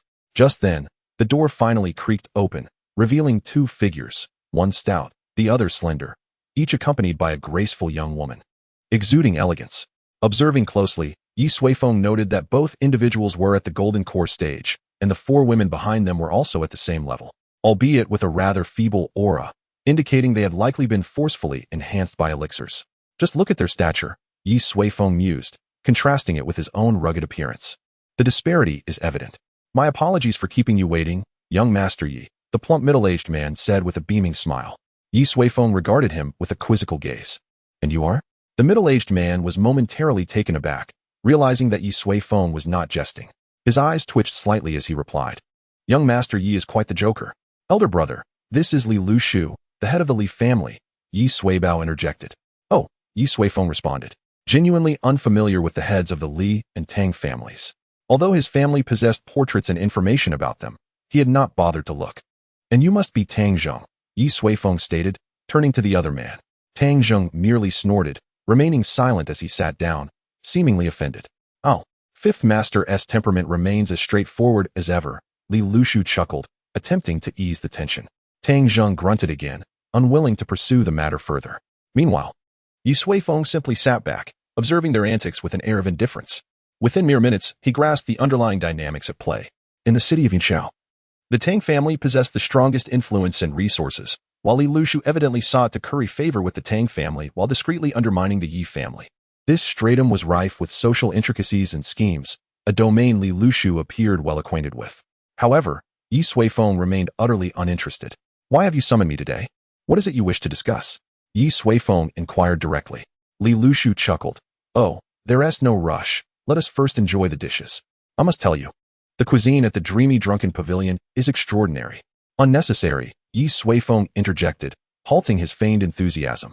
If you have something to say, please do so now. My time is limited. Li Lushu was momentarily taken aback. Was it not customary to discuss matters over a meal? This head of the Yi family was behaving quite thoughtlessly, akin to a naive youth. Ye Suifeng, is it? At this moment, Tang Zheng finally spoke, casting a condescending glance at Ye Suifeng. You are the most intriguing head of the Ye family I have encountered. Intriguing? I find little of interest, Ye Suifeng replied. If you have matters to discuss, please expedite. Do not squander our time. After a brief silence, Li Lushu chuckled. Very well, I shall be forthright. Young Master Yi, your family has been rather active at the borders recently, has it not? Ye Suifeng raised an eyebrow, recognizing the topic of concern. Indeed, we have been quite active, he candidly admitted. Li Lushu paused before continuing. Since you do not deny it, might we expect an explanation for both me and my esteemed colleague, Tang? Ye Suifeng scratched his head, feigning confusion. What relevance does our activity at the borders have to you? Why should I owe you an explanation? Of course it is relevant. Li Lushu exclaimed, his voice rising in exasperation. Do you not realize that your family's actions have encroached upon the territories of the Li and Tang families? I am aware, Ye Suifeng replied coolly. Then why say it is unrelated? Li Lushu was incredulous, his voice escalating. Ye Suifeng's demeanor remained unfazed as he leisurely sipped his tea and said, and what of it? Li Lushu's expression darkened as he retorted, Ye Suifeng, are you mocking me and Tang? The wrath of two great families may be more than you can bear. As Li Lushu finally shed his facade, revealing his true intentions, Ye Suifeng waved his hand dismissively. Before we proceed, I would like to inquire what precisely our Yi family has done at the borders. Li Lushu was taken aback. Are you feigning ignorance? Your family, under the pretext of the recent beast tide, has mobilized significant manpower to assist border cultivators in combating the rampaging beasts. Furthermore, you have invested substantial resources to provide free medical aid to those injured during the beast tide. Subsequently, you have offered generous rewards to scattered cultivators, rallying them to collectively overcome the ferocity of this beast tide. Tell me, which of these actions violates the Yunshao Agreement? The three prominent families of Yunshao City had established a codex known as the Yunshao Agreement to ensure harmonious coexistence and prevent severe conflict. Your family's current actions did not infringe upon this agreement. Perhaps no one had anticipated that someone would be so reckless as to target the vast number of scattered cultivators. I pride myself on my adherence to the rules, Ye Suifeng concluded. As such, since I have not violated any rules, why should I provide an explanation? Ye Suifeng inquired. Li Lushu and Tang Zheng both wore grim expressions. This Ye Suifeng appeared utterly unyielding. The rivalry between prominent families is not child's play. Can a mere agreement dictate all matters? Ye Suifeng, if you are truly insistent on this notion, then we can no longer proceed with our discussion. Li Lushu stated in a low voice. Ye Suifeng rose to his feet. Difficult to negotiate? Then let us cease our discussions. He restrained the impulse to overturn the table and declared, our Yi family conducts affairs in this manner. If you possess the capability, invest resources, and persuade those wandering practitioners to return voluntarily, should funds be insufficient, I can provide you with a loan. In short, I am adhering to the established rules. If someone dares to break those rules and employs underhanded tactics, do not blame me for being ruthless. That is that. You may take your time to eat. With that, Ye Suifeng beckoned to Sui Bao and departed the private room. Li Lushu's expression was grim as he glanced at Tang Zheng, a flicker of malice in his eyes. However, Tang Zheng subtly shook his head. Let it be. We are well aware of the Yi family's capabilities. They cannot stir up much trouble. I refuse to believe that the Yi family has enough spirit stones to satisfy that insatiable horde of wandering practitioners, Tang Zheng remarked. Li Lushu sighed. I understand. Yet, his persistent antics are quite vexing. Tang Zheng sipped his tea and said, a small tolerance prevents a greater chaos. Look at Ye Suifeng. He is merely a reckless youth. The Yi family appointing him as head is tantamount to seeking their own demise. The battle for Yunshao City is approaching. At that time, the Yi family will either change their head or come to an end. Li Lushu paused and said, but the Yunshao Agreement. Agreements are lifeless. Tang Zheng, with calm eyes, replied, for the powerful.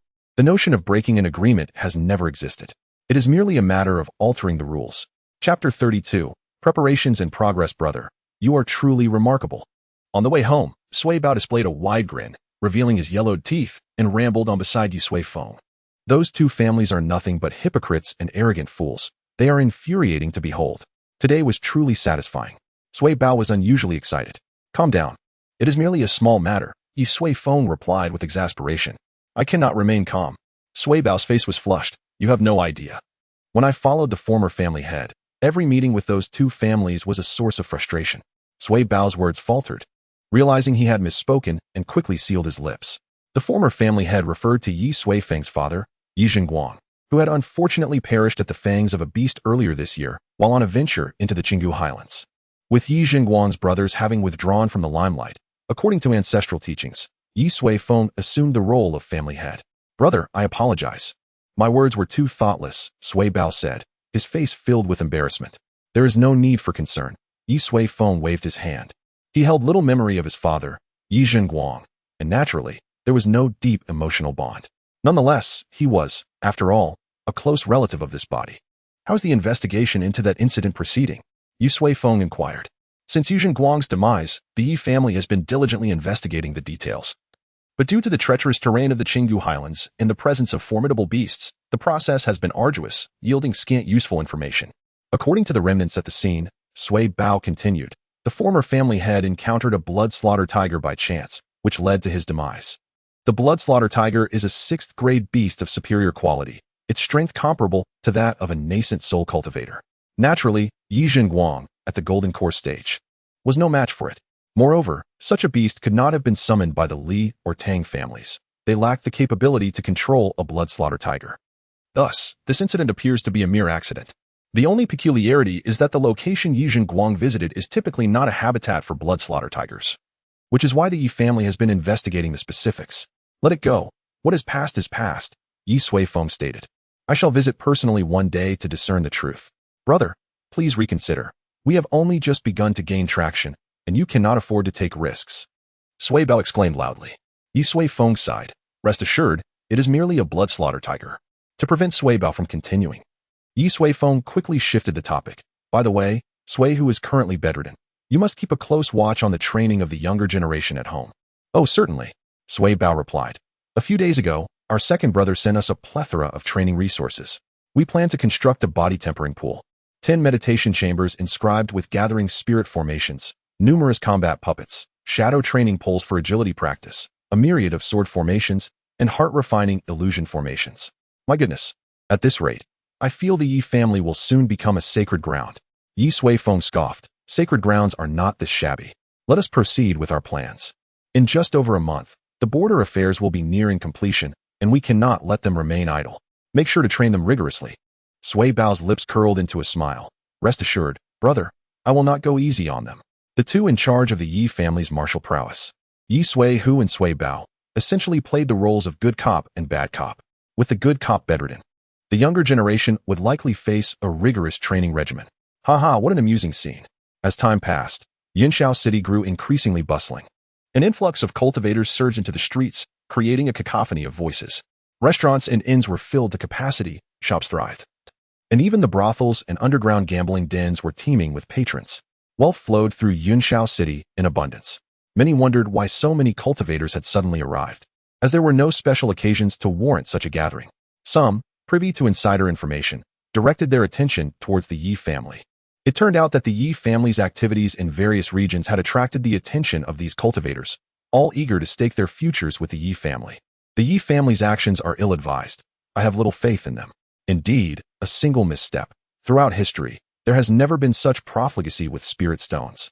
When their finances falter, those cultivators flocking to them will likely become enemies in an instant. Yes, the young head of the Ye family has underestimated the treachery of human nature.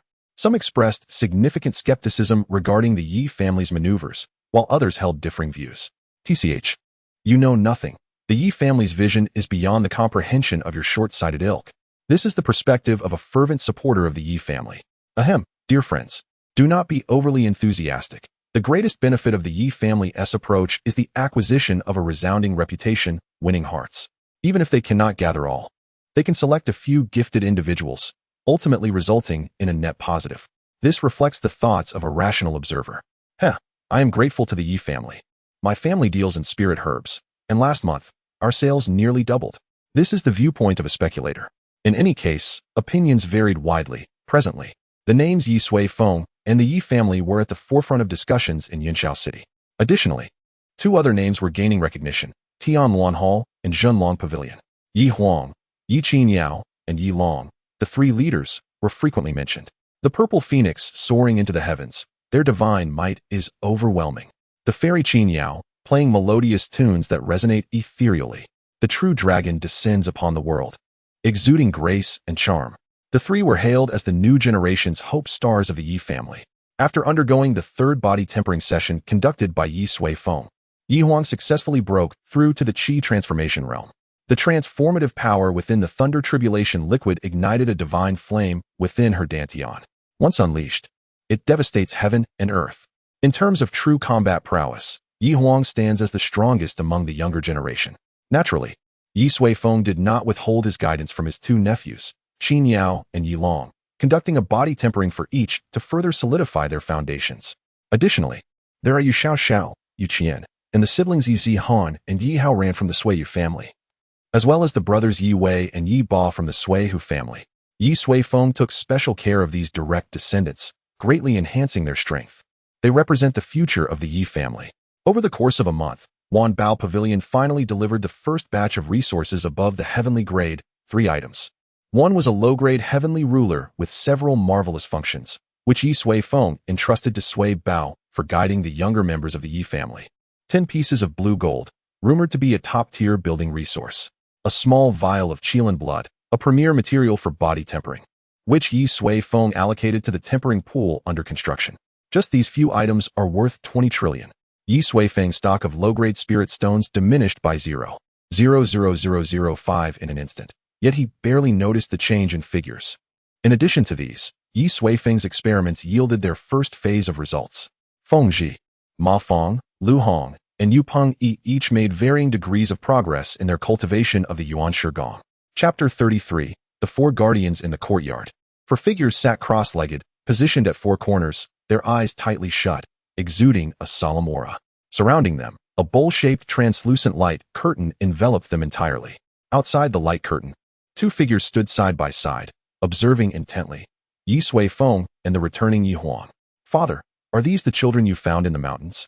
I heard you intend to take them as your adopted sons? Ye Huang inquired, pointing at the group. What? Ye Suifeng responded in confusion. Who told you that? Everyone is saying so, Ye Huang replied. They claim you are the reincarnation of a saint, kind-hearted, which is why you are so benevolent to wandering cultivators, even taking in 4 impoverished orphans. Ye Huang spoke earnestly, while Ye Suifeng wore a look of exasperation. Who are these people with such rich imaginations? He merely acted on a whim one day and extended kindness to wandering cultivators, intending to expand his influence in the future. How did it turn into tales of reincarnation? Absurd. Your father is not a saint, and this world cannot accommodate such benevolence, Ye Suifeng stated. Little Huang, remember, you can be kind, but do not be foolish. You can engage in slaughter, but do not lose your true self. Everything is built upon strength, do you understand? Ye Huang nodded, albeit somewhat confused. She was still too young, lacking experience in the complexities of life. Ye Suifeng chose not to elaborate further. His daughter's future was hers to command. Father, what is this? Ye Huang asked, pointing at the translucent dome. The spirit-seizing illumination array, Ye Suifeng explained. It is an ancient formation that effectively accelerates the cultivation process. Ye Huang looked up eagerly. Can I use it? This formation sounded incredibly powerful. However, Ye Suifeng shook his head. There is no need. This array has flaws. You should proceed steadily. The spirit-seizing illumination array was, in essence, a pseudo-spatial formation, with minute loopholes in its alignment with the natural laws. Such a hidden danger might manifest upon reaching great mastery or ascension. He did not wish to subject his daughter to such risks. After hearing this, Ye Huang nodded, a smile unconsciously forming at the corners of her mouth. Father still loves me. By the way, what have you gained from your extensive training? I've heard your reputation is quite remarkable. Ye Suifeng smiled. Not at all, Ye Huang replied. I just didn't want to tarnish your name. Ye Suifeng smiled, aware that despite being at home, he was kept informed of significant matters at the borders. His daughter's endeavors could only be described as relentless, taking the lead in every situation. The reputation of Tianluan Hall was forged by Ye Huang's own hands. This was why Ye Xiao and Yi Qin Yao had promoted Ye Huang to a leadership position even when she was still in the Qi refinement stage.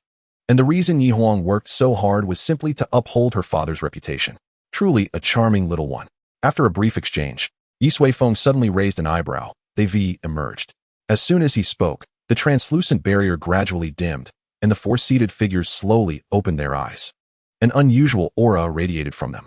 Master Mississippi. Upon seeing Ye Suifeng, the 4 greeted him respectfully. They had grown accustomed to their roles as Ye Suifeng's attendants and had met Ye Huang, their young mistress, several times.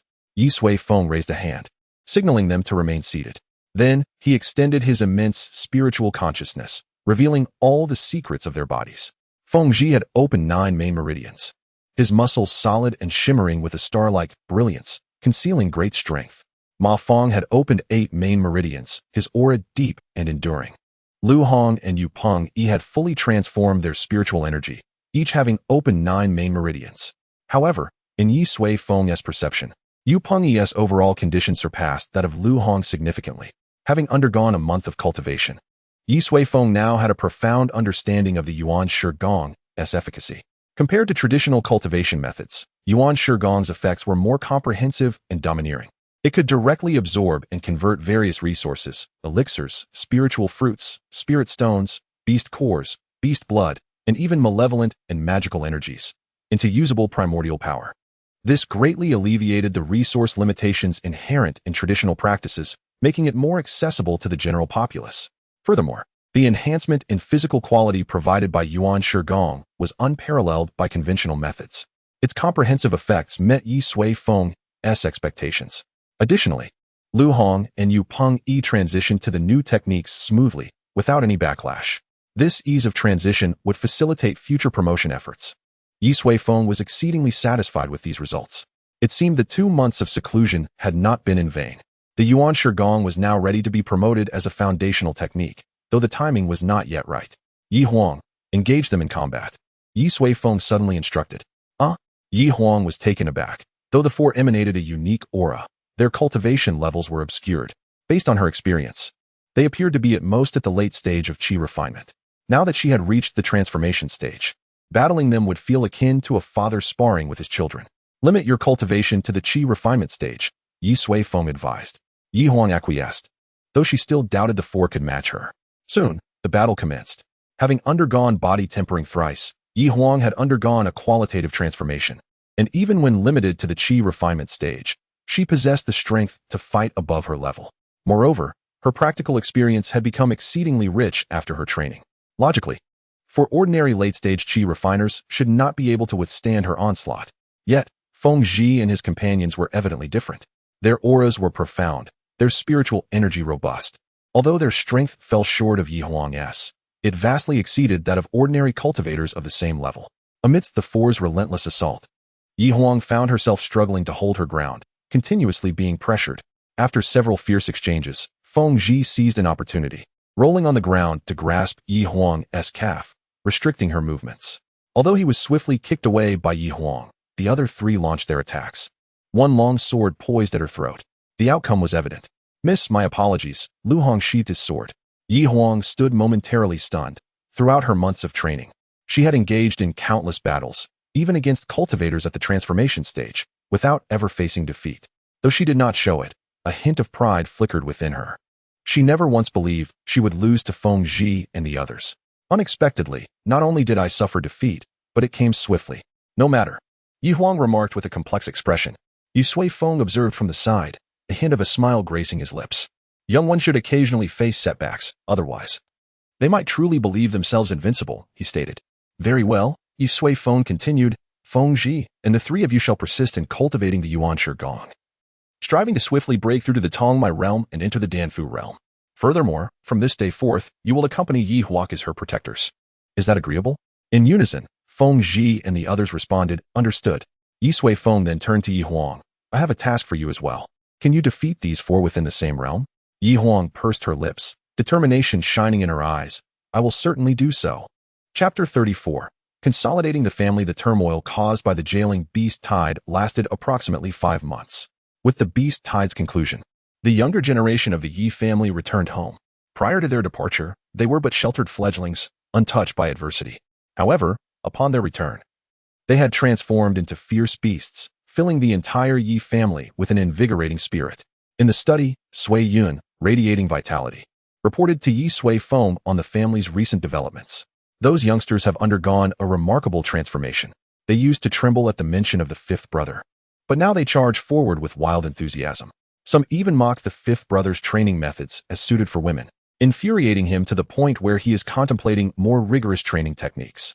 The youthful vitality was a sight most welcome to the family leaders, symbolizing a flourishing future. Let them settle for a while. Prolonged exposure to battles often breeds a certain bitterness, Ye Suifeng commented. Suiyin nodded, fully aware of the balance required in such matters, and had already prepared corresponding measures. How about the resources in the training room? Ye Suifeng inquired. They are nearly operational. Spirit-gathering arrays, meditation chambers, practice rooms, puppet spaces, and heart-refining arrays. I find myself somewhat envious of them, Suiyin sighed, recalling his youth when even a low-grade spirit stone required careful consideration for optimal use, a luxury he never dreamed of enjoying. The only facility still not in use is the body refining pool, as the refining liquid is exceedingly precious. We are still deliberating its usage standards. By the way, brother, are you truly considering using that vial of Qilin blood? Suiyin asked, a hint of reluctance evident. Qilin blood is a heavenly resource, a potential family heirloom to be passed down through generations. Of course, it must be used. It is merely ordinary mortal blood. Do you suggest we keep it as a treasure? Ye Suifeng retorted. However, the Qilin blood is exclusively for the direct lineage of the Ye family. Should there be any surplus, it will serve as a reward for those who make significant contributions to the family. Let me remind you, the more affluent the family, the more critical it becomes to delineate the hierarchy. Chaos must be avoided. The direct line is the foundation of the family, and their resources must be prioritized. Resources signify power, and power denotes status. The status of the direct line must not be easily challenged. Next, we should focus on promoting those who contribute to the family. Generosity in rewards and clear distinctions in punishment serve as excellent motivation. Lastly, let us apply a bit of pressure on the collateral branches. With so many wandering cultivators entering the family, we should identify those with potential and stimulate some of the lethargic members of the collateral branches. The larger the family, the more intricate its dynamics, with roots intertwined.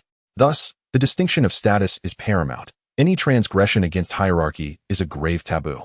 If servants dare to bully their masters, the family is indeed at an end. The direct line is fundamental, and its status must remain unassailable. The Ye family excels in this regard, with strict ancestral teachings ensuring internal stability. However, due to the substantial number of collateral branches, some issues persist. Some individuals harbor grand ambitions, seeking to infiltrate the core of the family, even aspiring to replace certain direct lines. Others believe themselves formidable, recklessly oppressing outsiders without any real capability. Ye Suifeng would not allow such a situation to persist. I understand. Some individuals indeed require a firm hand, Suiyin remarked, well aware of the family's dynamics, though previously hesitant to take action. By the way, brother, recently there have been some troubling rumors circulating in Yunshao City. Suiyin's expression turned serious. Some claim that the Ye family has depleted its resources and will soon reveal its true nature. Others assert that our strength is insufficient, yet we act ostentatiously, destined for downfall. There are even whispers suggesting that our recruitment of wandering cultivators is part of a nefarious scheme, with the cultivators intended for sacrifice.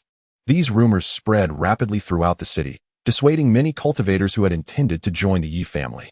Brother, should we investigate or clarify these matters? Suiyin expressed concern, recognizing that such gossip could impact the Ye family's current plans. However, Ye Suifeng chuckled softly, shaking his head. No need for an investigation. It is undoubtedly the work of those two families. I never anticipated they would resort to a campaign of public opinion against us. Suiyin frowned. You mean the Li and Tang families are deliberately slandering us? Ye Suifeng nodded. Who else would be so trivial? Nonetheless, we can leverage this to filter out those who genuinely wish to ally with us, which is a positive outcome. Suiyin agreed. Speaking of which, in a month's time, the Battle of Yunshao City will commence. I suspect their underhanded tactics are intended to influence this confrontation.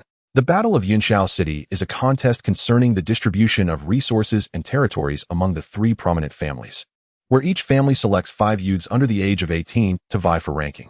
The overall rankings will determine the allocation of benefits. This method is quite clever. It provides a relatively peaceful means to resolve familial conflicts while igniting the fighting spirit of the younger generation, a win-win scenario. Have we finalized our candidates? Ye Suifeng inquired. Discussions are ongoing, Suiyin replied. Yi Huang, Yi Long, and Qin Yao are likely to participate. The other 2 are still being evaluated. Ye Suifeng nodded. Hasten the selection process. Once finalized, have them come to me for special training. It is time to change the Yi family's position from the bottom. Suiyin beamed, aware of his brother's capabilities. This upcoming battle of Yunshao City would undoubtedly mark the Yi family's rise. Very well. You may proceed with your tasks and ensure the new members of the Yi family are well settled.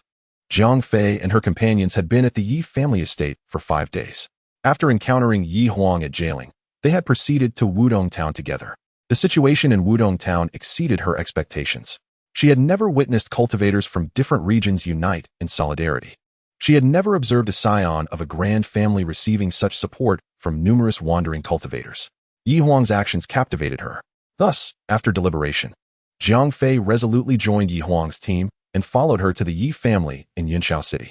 The initial days had indeed been pleasant. The resources here were abundant, and each individual brimmed with vitality. It was akin to a dreamlike cultivation sanctuary. However, just yesterday, her concerns materialized. The younger Wei Yuan, while exchanging a green python egg for contribution points, clashed with a young member of the Yi family named Dou Hua, reportedly a relative of the second elder of the Yi family. When Jiang Fei and Hu Wen arrived, Wei Yuan had already been taken away by Dou Hua, who claimed that Wei Yuan had shown contempt for the Yi family and would be handed over to the enforcement team. Someone like Dou Hua was not someone they, as mere wandering cultivators, could provoke. The thought of Wei Yuan's dire situation filled Jiang Fei with regret. She shouldn't have waded into the murky waters of a prominent family. Today marked the day of Wei Yuan's trial, and both Jiang Fei and Hu Wen arrived at the Yi family's law enforcement hall, their hearts heavy as they awaited the final verdict. They could only hope that Dou Hua might show leniency and spare Wei Yuan's life, or anything would be preferable. Jiang Jia, shall we seek out the Phoenix Fairy? Hu Wen suggested. Forget it, Jiang Fei replied, shaking her head. She belongs to the second master's household. It would be unwise to trouble her further. Hu Wen fell silent, realizing the depths of the family's complexities. A trivial matter could lead to grave consequences for Yi Huang. They could not take that risk. If there was anyone to blame, it was themselves for being overly protective of Wei Yuan. He was utterly oblivious to how perilous the outside world could be. They waited anxiously outside the law enforcement hall for over half an hour when a stout figure emerged. It was Dou Hua. Seeing him, Jiang Fei rushed forward and implored. Young Master Dou, we were in the wrong. Please, I beg you, spare Wei Yuan. If you find us displeasing, we will leave the Yi family and never set foot in Yunxiao City again. Young Master Dou, I truly beseech you. As she spoke, Jiang Fei felt someone tugging at her sleeve. Turning, she saw Hu Wen staring at Dou Hua with an odd expression. Jiang Fei frowned and glanced back, only to be struck dumb by the sight. Dou Hua's face had swollen to an almost spherical shape. His eyes were red from crying, and a trail of snot clung to his lips. A large handprint was evident on one side of his face. Jiang Fei was bewildered. What had transpired? In their moment of shock, Dou Hua opened his mouth to utter an apology before rubbing his eyes and fleeing. They stood there, stunned. What was happening? Just then, two figures emerged from the law enforcement hall. Wei Yuan, accompanied by a stern-looking middle-aged man. Jiang Fei hurried over, inspecting Wei Yuan with concern. Are you all right? Of course I am. I told you, I was in the right all along, Wei Yuan replied with a grin. Jiang Fei gazed at him with a mix of emotions before suddenly slapping his face. Do you realize the trouble you've caused? Do you know how worried we were? If you ever act impulsively again, you can go on your own. Wei Yuan covered his face, looking at the furious Jiang Fei and murmured, Jiang Jia. I know I was wrong. I was just too indulged by you. Jiang Fei remained furious. Youthful hearts may be innocent, but that could lead to peril. Suddenly, the middle-aged man spoke up. Jiang Fei glanced at him, sighing. Innocence often becomes the key to death. If he continues like this, he will inevitably lose his life. The man said nothing, merely stroking his beard with a faint smile. May I ask who you are? Jiang Fei inquired, bowing slightly. I am the enforcer presiding over Wei Yuan's trial, the middle-aged man replied. Jiang Fei was taken aback and quickly expressed her gratitude. Thank you for your consideration. However, Dou Hua holds a significant status and is said to have deep ties with the family's second master. You must be cautious. The man paused momentarily before bursting into hearty laughter. I am merely executing my duties, not providing any special consideration. Besides, I am indeed the second master of the Yi family. Jiang Fei was left speechless. In the days that followed, the Yi family experienced two monumental events. The first stemmed from Wei Yuan's confrontation with Dou Hua. Most wandering cultivators mourned for him, having witnessed similar situations too often. A wild cultivator offending a powerful figure upon entering a prominent family was a recipe for disaster. Yet, to their astonishment, Wei Yuan emerged unscathed, while Dou Hua, who thought himself untouchable due to his connections, faced severe repercussions, including the forfeiture of 6 months' worth of allowances. This shattered their perceptions. The Yi family was indeed impartial in their judgments, a notion they had never encountered before. Furthermore, after the incident involving Wei Yuan, several collateral branches of the Yi family faced harsh punishments for their misconduct. Conversely, some outstanding external cultivators were promoted and elevated to significant positions. In a short span, many wandering cultivators began to identify themselves as members of the Ye family, taking pride in their association. The second significant event was the upcoming battle in Yunshao City. Set to take place in a month, the Ye family planned to select 5 of the most exceptional youths under the age of 20 to represent them. Ye Huang, Ye Long, and Ye Qingyao were obvious choices, while the remaining 2 candidates sparked intense competition within the family. This honor was not something anyone wished to relinquish. Among the youths under 20, only those in the qi refining stage were considered, totaling 19 individuals. Most had broken through during their recent trials, including Ye Xiaoxiao and Ye Suifeng's sons, Ye Wei and Ye Ba. After fierce combat, 2 candidates were finally determined: Ye Xiaoxiao, who had reached the 3rd level of qi refining and decisively defeated all challengers, and Ye Qian, who surprised many with his determination and skill, ultimately defeating Ye Wei to secure the last spot. With the 5 participants finalized, they stood in Ye Suifeng's courtyard. Young gentlemen, Ye Suifeng observed the 5, who were destined to be the first dragons soaring from the Ye family. Their cultivation levels were clear to him at a glance. Ye Huang at the 3rd level of qi refining, experiencing remarkable growth. Ye Long and Ye Qingyao both at the 5th level, solid foundations. Ye Xiaoxiao at the 3rd level, vibrant and whimsical, and Ye Qian at the 1st level, visibly bruised, as if he had sustained internal injuries. Why such fervor for a mere selection? Ye Suifeng inquired. Ye Qian, maintaining his composure, replied, "Father told me that this time the participants would receive your personal guidance, uncle. I cannot afford to miss this opportunity, for I do not wish to be known as the orphanage director for all my days." Orphanage director? Ye Suifeng questioned, intrigued. Father, Ye Huang interjected, during this trial, many of Ye Qian's recruits were orphans, hence the nickname. Ye Suifeng understood, recalling a conversation with his nephew months prior, where he had expressed his support. Then work hard. Reputation is earned, he advised, turning his gaze toward the 5. From today onwards, I shall conduct specialized training tailored to your individual circumstances. I will make one thing clear. Regardless of what you encounter, do not panic or ask too many questions. Simply strive to enhance your own abilities. Ye Suifeng promptly delved into the matter at hand. Uncle, are you not going to offer me some encouragement or pressure, such as the notion of only allowing victory and forbidding defeat? Ye Xiaoxiao playfully inquired. Ye Suifeng chuckled softly. Why should I utter such words? My father trained us in this manner, insisting that I defeat cousin Ye Wei and that my sister surpass brother Ye Long, Ye Xiaoxiao remarked, causing Ye Qingyao and Ye Long to exchange awkward glances. This girl certainly has a knack for choosing the right moments. Ye Suifeng laughed heartily. With the nature of a free spirit, it was no wonder both his daughters excelled. I shall refrain from such exhortations, for after this specialized training, when you face the formidable Li and Tang families, victory shall be yours, Ye Suifeng asserted. The others contained their laughter, appearing particularly intrigued by the term formidable. Such a description for people is quite unorthodox. I only ask that you remember, regardless of what transpires in the future, your roots lie here. Ye Suifeng gestured to the ground beneath them. Now let us commence. Ye Suifeng first turned his gaze towards Ye Huang, fully aware of his daughter's status. Ye Huang had made a small yet significant advancement in her swordsmanship. Her foundational techniques had harmonized, and she had achieved minor success with the 9 swords of Godslayer. What she now lacked was the essence of intent, sword intent. Only by honing her sword intent could she truly embark on the path of swordsmanship. There are numerous methods to cultivate sword intent, such as sparring with masters of the craft or practicing within formidable sword formations, as many powerful factions do with their core disciples. However, Ye Suifeng would never resort to such crude methods. Ye Huang, follow me. You all may wait here for a moment. Ye Suifeng waved his sleeve, and in an instant, the 2 figures vanished from the courtyard. Unbeknownst to anyone, they had appeared tens of thousands of miles above the ground. Viewed from the perspective of a past life, they were now within the atmosphere. At such heights, the winds roared like blades, and even a golden core cultivator would likely be reduced to dust in an instant. A transparent protective barrier enveloped the 2, standing firm amidst the tempest.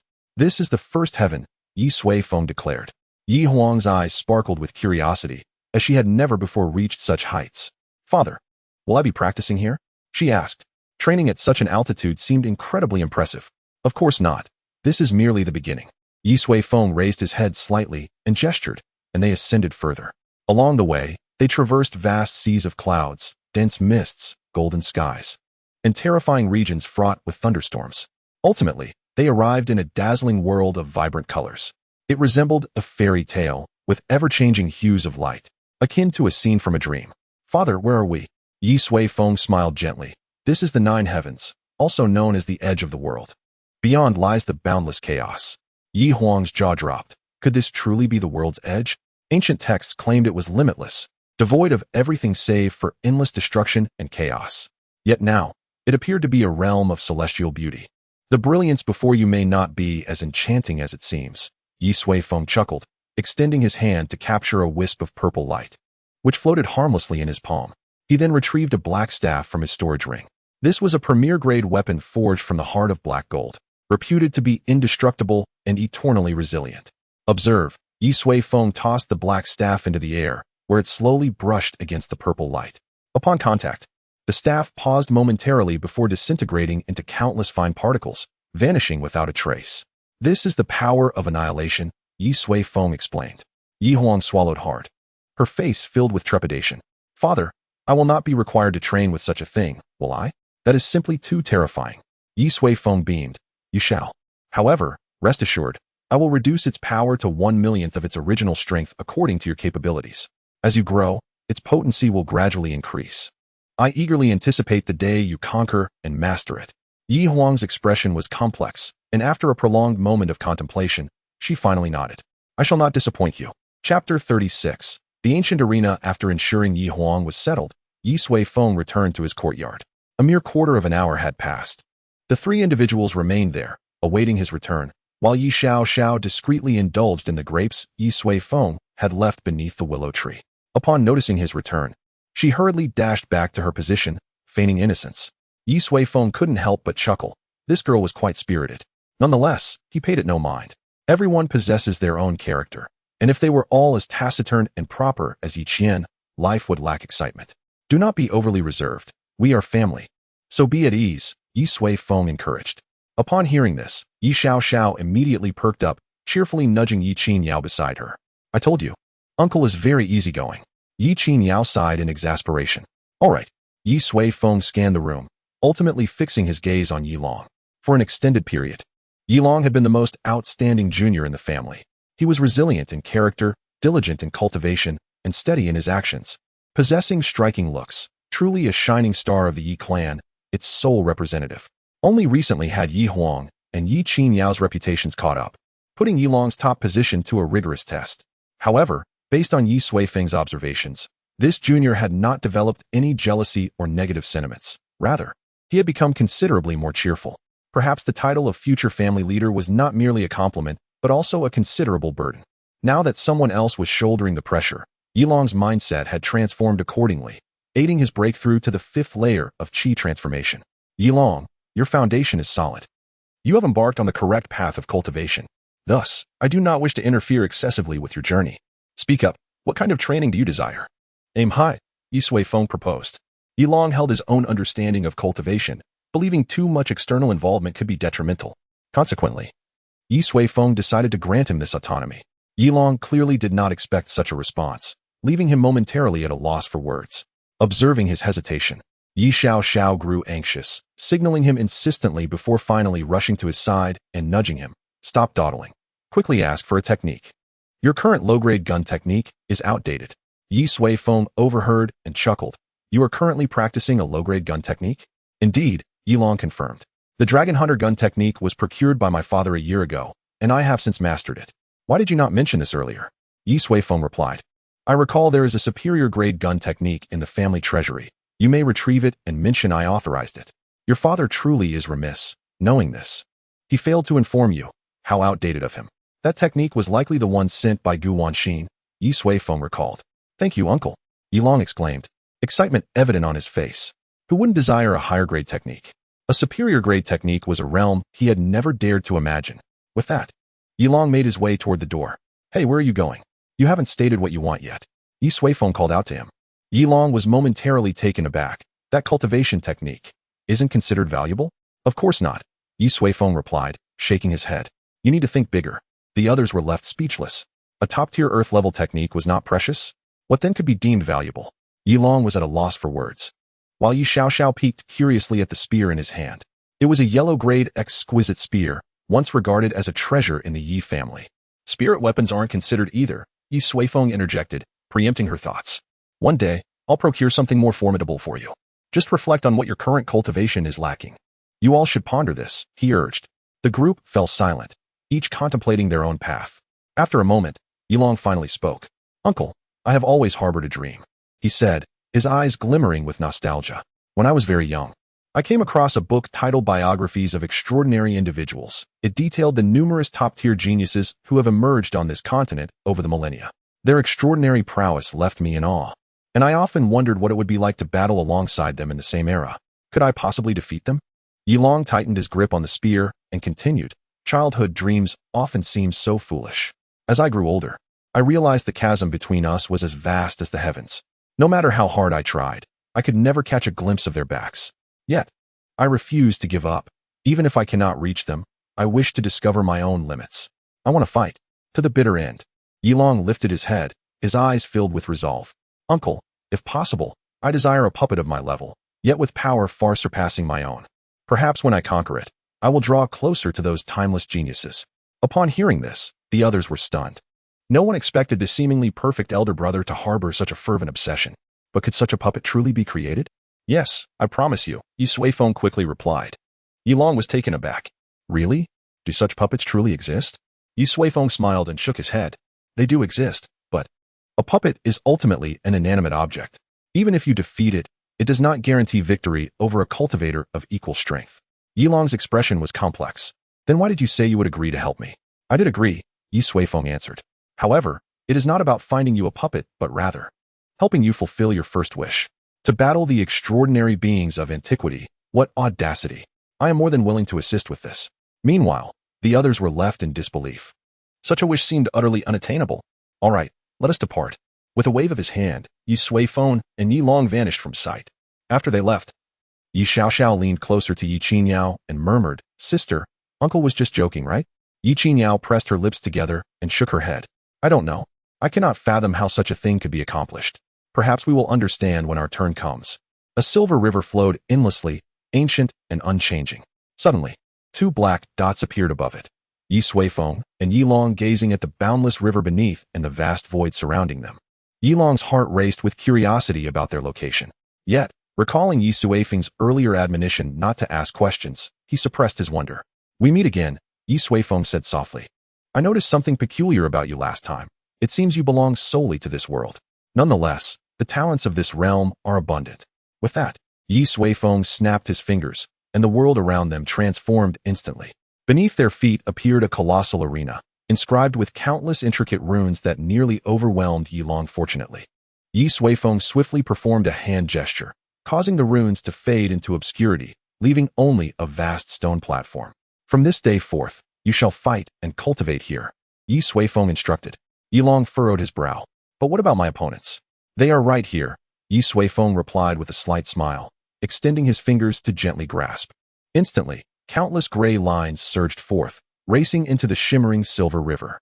Soon, one of the gray lines began to quiver, and a white figure emerged from its depths. Much like a hooked fish, landing on the arena. It was a young man radiating an aura of chill.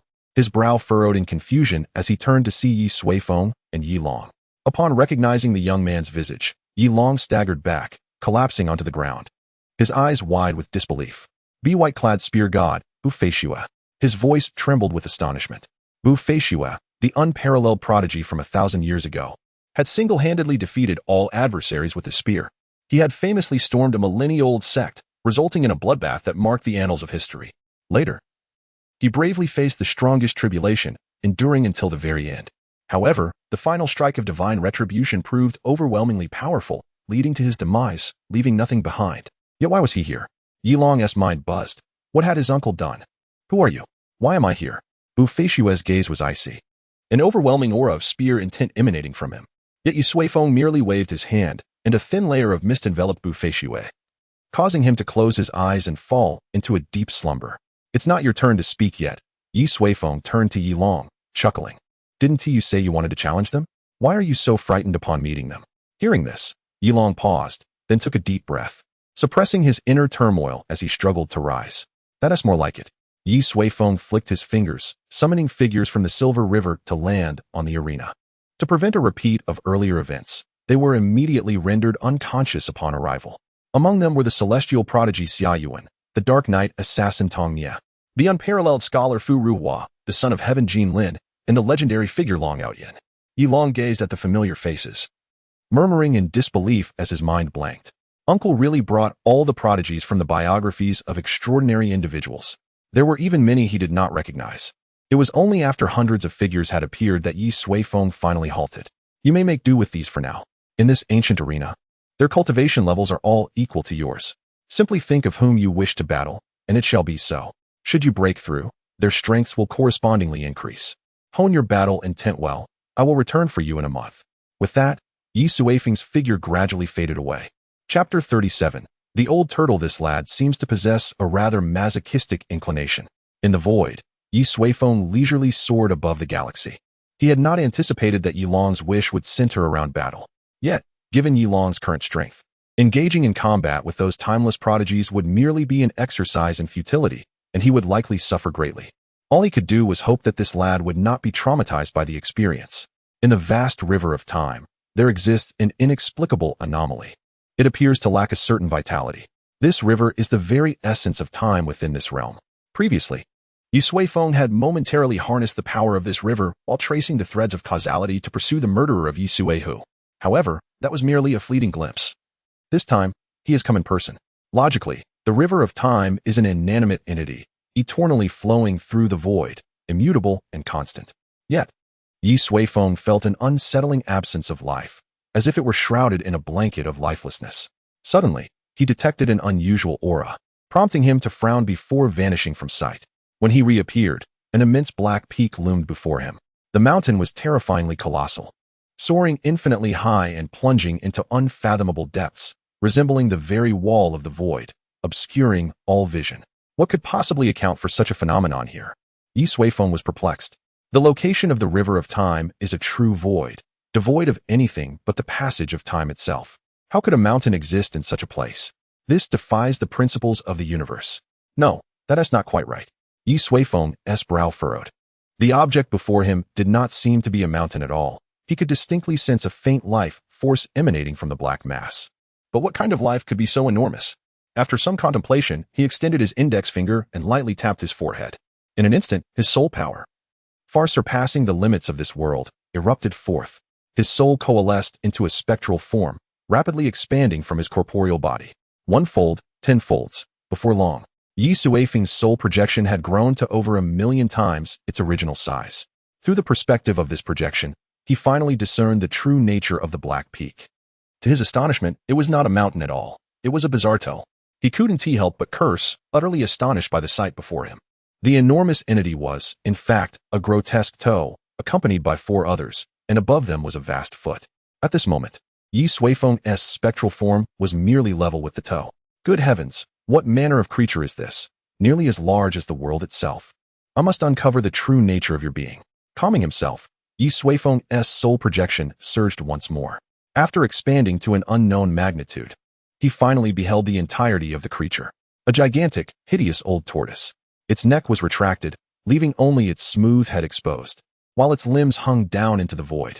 Beneath its belly lay the river of time, which, from this angle, appeared as a nearly imperceptible white line. Most striking was its tail, short yet bifurcated at the tip, as if it had been forcefully torn apart. Ye Suifeng was perplexed. What being could inflict such harm upon this formidable tortoise? Such an aberration should not exist within this world, save for himself. It seemed this world harbored many secrets yet to be unraveled. Ye Suifeng stroked his chin, finding the situation amusing. Otherwise, with the passage of time, he would grow bored enough to ascend to the celestial realm and engage in battles against the celestial emperors. This old tortoise was indeed peculiar. Having thoroughly surveyed the tortoise's form, Ye Suifeng noted that every part of its being was intricately woven into the fabric of cosmic laws.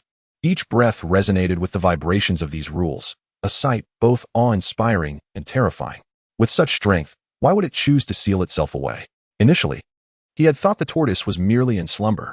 However, upon closer inspection, he realized it had locked away its entire essence within its vast shell, revealing only the occasional flicker of life, preventing it from being perceived as a mere lifeless entity.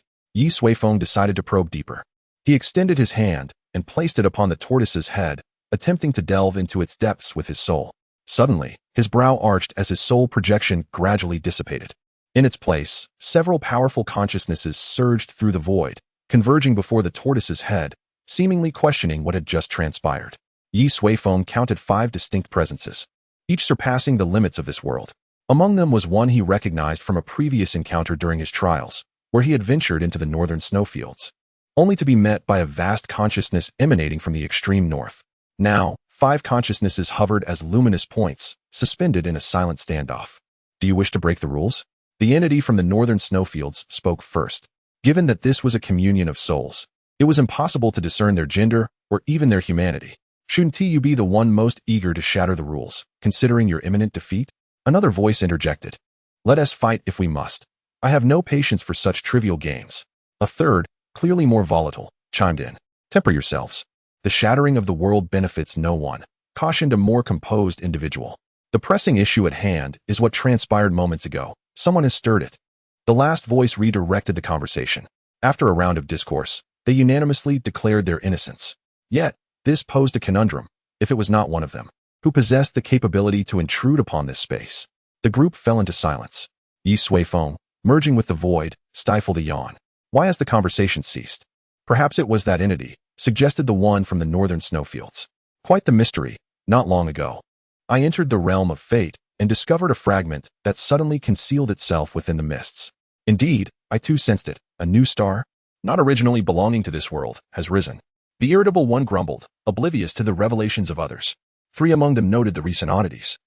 Yet the northern snowfield entity claimed to have detected nothing.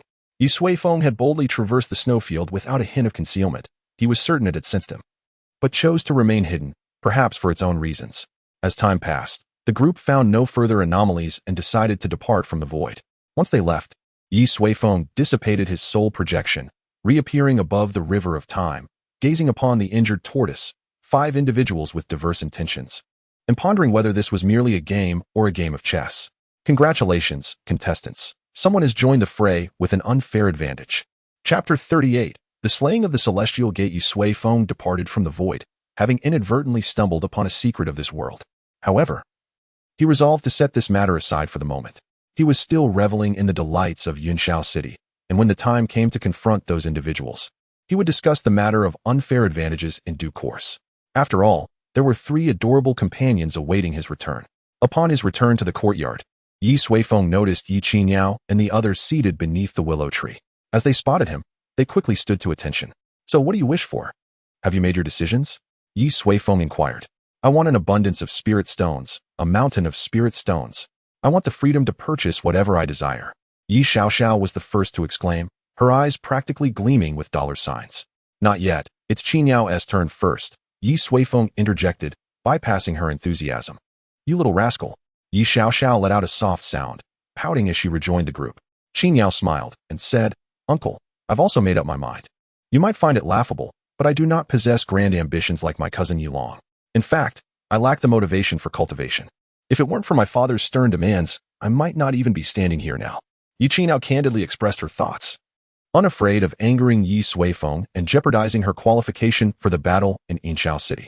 After all, representing the family required a fighting spirit. Without it, how could one achieve victory? However, such a scenario was unlikely to occur.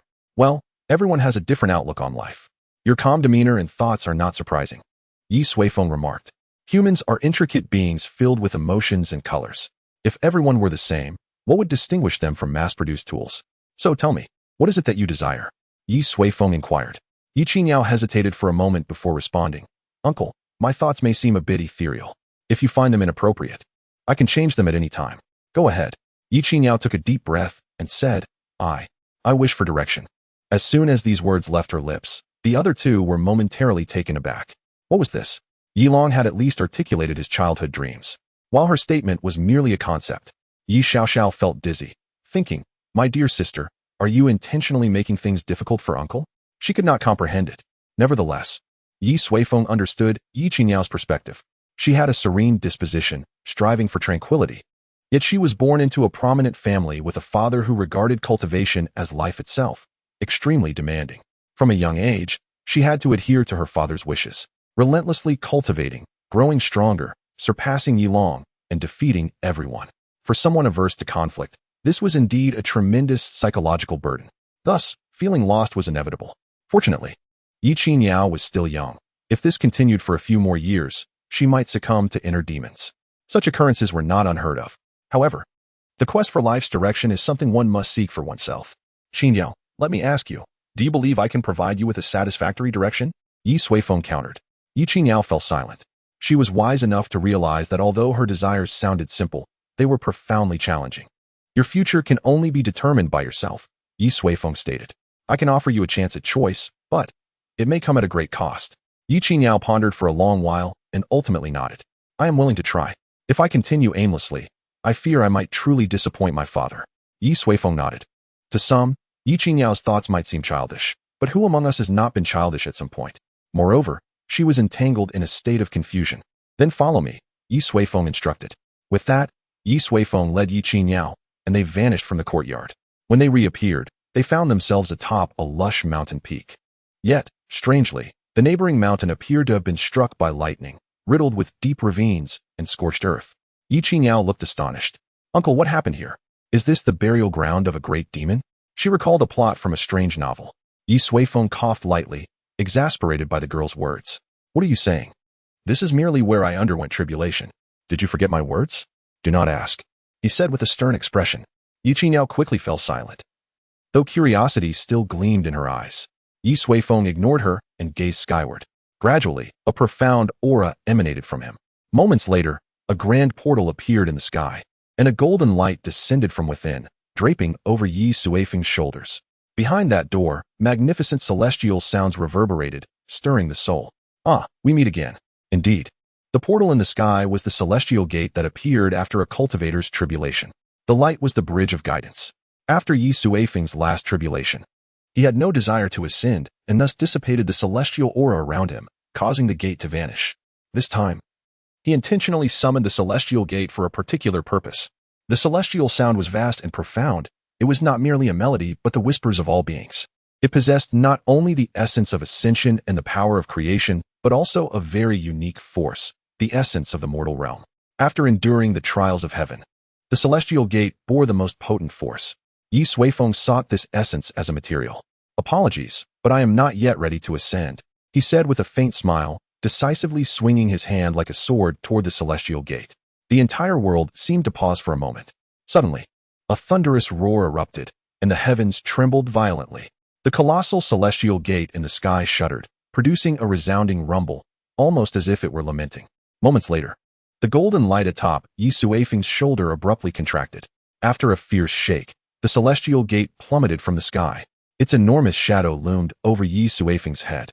From a distance, the area obscured by the celestial gate was vast enough to cover dozens of mountain peaks. Ye Suifeng was astonished. He had not anticipated the true size of this entity. Meanwhile, Ye Qingyao was utterly dumbfounded. What is this? How can there be a door in the sky? How can there be light within the door? Such an absurdity, and uncle brought it down with just a flick of his finger? Who am I? Where am I? She was thoroughly bewildered. Come. Ye Suifeng extended his palm, and the massive celestial gate rapidly shrank, transforming into a small golden door that hovered in his hand. He then deftly manipulated it, altering the shape of the celestial gate until it lost its distant form. Ultimately, it morphed into a beautiful mirror. I shall name you the mirror of the mortal realm. This mirror was crafted primarily from the essence of celestial sound, supplemented by the celestial gate. Fused with the rules of the great Dao, its main function was to refine the heart. Once one entered the mirror, it was akin to stepping into another world, experiencing an entirely different life. Ye Suifeng glanced at the still-dazed Ye Qingyao and gently tapped her to restore her clarity. Are you prepared? Once you enter, everything will depend solely on you. Ye Qingyao regarded the mirror before her and nodded earnestly. Then let the training begin. Remember, no matter what happens, do not forget who you are, Ye Suifeng cautioned. After his words, the surface of the mirror of the mortal realm suddenly rippled like water. Subsequently, Ye Qingyao's figure gradually faded from view. Forge your own path, Ye Suifeng sighed, then turned his gaze to the sky. The world had returned to tranquility. Where the celestial gate had appeared, only faint traces of golden light remained before vanishing entirely. I seem to have overstepped, he mused. First, he toyed with the heavenly tribulation, then seized the power of the 9 heavenly lightning bolts, playfully engaged with the celestial gate, and now, he had outright severed it. It seemed he bore no grudge against it. Ye Suifeng blinked, then chuckled. Well, the heavens are meant to be defied, otherwise. It feels as if one cannot keep up with the times. Perhaps I will make amends after I ascend to the celestial realm. As he pondered, Ye Suifeng suddenly froze, and his expression turned grave. Oh no, I've severed my own celestial gate. How will I ascend to the celestial realm in the future? Chapter 39. The aggrieved Ye Xiao with the mirror of the mortal realm crafted from his own celestial gate in hand, Ye Suifeng returned home with a dark expression. This time, he had truly acted hastily, inadvertently severing his path to ascension. What would he do now? Could one perhaps find a successful transcendent and, at the moment of their ascension, seize their celestial gate for oneself? It seems not entirely implausible, albeit somewhat lacking in martial ethics. Never mind. Such matters can be addressed at a later time. Ye Suifeng tidied his thoughts and reappeared in the courtyard. Now, only Ye Xiao and Ye Qian remained. Settling Ye Huang and the others had consumed nearly half the morning. Reflecting on his own efforts, he realized how much he had invested in their well-being. Well then, it is your turn now. Ye Suifeng extended his finger, resting it upon Ye Xiao. Instantly, she beamed with delight, ready to speak. However, his finger began to move, veering off to ultimately point at Ye Qian. Ye Qian, you speak. Oh. Ye Qian was clearly taken aback that it was he who was summoned first, for among them, he was the weakest in strength. Yet he would not feign modesty, stepping forward to declare, Uncle, my choice is to fully adhere to your guidance. Ye Suifeng raised an eyebrow. These young ones were indeed quite distinct from one another. Each individual's choice was remarkably different. Why? Ye Suifeng inquired. Ye Qian promptly responded, I merely wish to grow stronger, yet my own insights and experiences are woefully limited. Thus, allowing you to decide is, in my view, the wisest choice. Ye Suifeng nodded. His decision was not without merit. It may not be the utmost correct answer, but it certainly represented a prudent and sagacious option. Very well, Ye Suifeng remarked. However, if I am not mistaken, you seek not only to enhance your own strength, but also to empower those who follow you, correct? Ye Qian chuckled, scratching his head, not denying it. Guiding others is no simple task, remarked Ye Suifeng. I am willing to dedicate myself to this endeavor. Ye Qian asserted resolutely. Very well. Ye Suifeng pondered for a moment before asking. You must enjoy reading, do you not? Indeed. Which book do you favor most? Well, perhaps the Tao Te Ching, Ye Qian replied. He was not being entirely truthful. At that moment, Ye Xiao interjected. I heard from cousin Ye Qian that his true favorite is novels of strange tales, especially those where fox spirits fall in love with scholars. How embarrassing. With his secret exposed, Ye Qian's face flushed red as he murmured, I also greatly admire the Tao Te Ching, and it contains more than merely fox spirits. Such a feeble defense. Ye Suifeng extended his hand with a smile. Let me see, what novel is it? Ye Qian hesitated for a moment, but finally complied. Retrieving a thick book from his storage pouch, the Shanhai Tulu, Ye Suifeng casually flipped through it and found an abundance of tales featuring fox spirits, flower sprites, and enchanting demons, though not excessively absurd. It could even pass scrutiny in a tomato. Furthermore, those stories constituted only a small fraction. The majority contained accounts from Shanhai E.G. Lu, narrating strange occurrences and deriving moral lessons. It is indeed a respectable work. Wait a moment. Ye Suifeng took a seat at the stone table beneath the willow tree, conjuring a brush and a blank book, swiftly inscribing words. After approximately the duration of a single incense stick, a brand new Shanhai Tulu emerged, fresh from his efforts. Ye Suifeng stood and presented both books to Ye Qian. Since you enjoy it, read it. I trust you will glean much from it. Though the extent of your improvement ultimately rests in your hands. Ye Suifeng smiled. Ye Qian, puzzled, accepted the books. While he understood that reading could impart knowledge, how could it enhance his strength? Did it conceal some unparalleled technique? He placed the two volumes side by side. Their covers were identical, showing no alterations. The sole distinction lay in Ye Suifeng's handwriting, which appeared more vigorous and powerful than the original. As Ye Qian gazed, he suddenly noticed the characters for Shanhai on the new book begin to distort. Subsequently, an endless gale seemed to howl in his ears, accompanied by a faint briny scent that infiltrated his nostrils. Ye Qian was momentarily stunned, rooted to the spot. What was happening? Suddenly, the wind dissipated, and the taste of the sea vanished. Ye Qian's vision gradually regained clarity. He then realized that Ye Suifeng had obstructed the title with his finger. When you return, ponder it thoroughly. Ye Suifeng smiled. This hand-copied Shanhai Tulu was certainly no ordinary tome. It was the product of a profound synthesis. Each character, each sentence, Each tale contained within was a distinct world, a unique path of cultivation. This book was, in essence, an exceptional guide to enlightenment. If classified by the rank of techniques, it could be considered a top-tier celestial method, infinitely close to the Tao. Alas, time was limited, and this was the best he could achieve. Use it for now. Thank you for your nurturing, uncle. Having experienced all that transpired, Ye Qian now understood the extraordinary nature of the book and respectfully took his leave from the courtyard. Now, only Ye Xiaoxiao remained. Clearly, she had long since grown impatient. Uncle, I truly desire spirit stones, an abundance of spirit stones. Can you grant them to me? Ye Xiaoxiao blinked her large eyes, attempting to charm Ye Suifeng's heart. What do you need so many spirit stones for? Ye Suifeng inquired. For everything. Ye Xiaoxiao replied.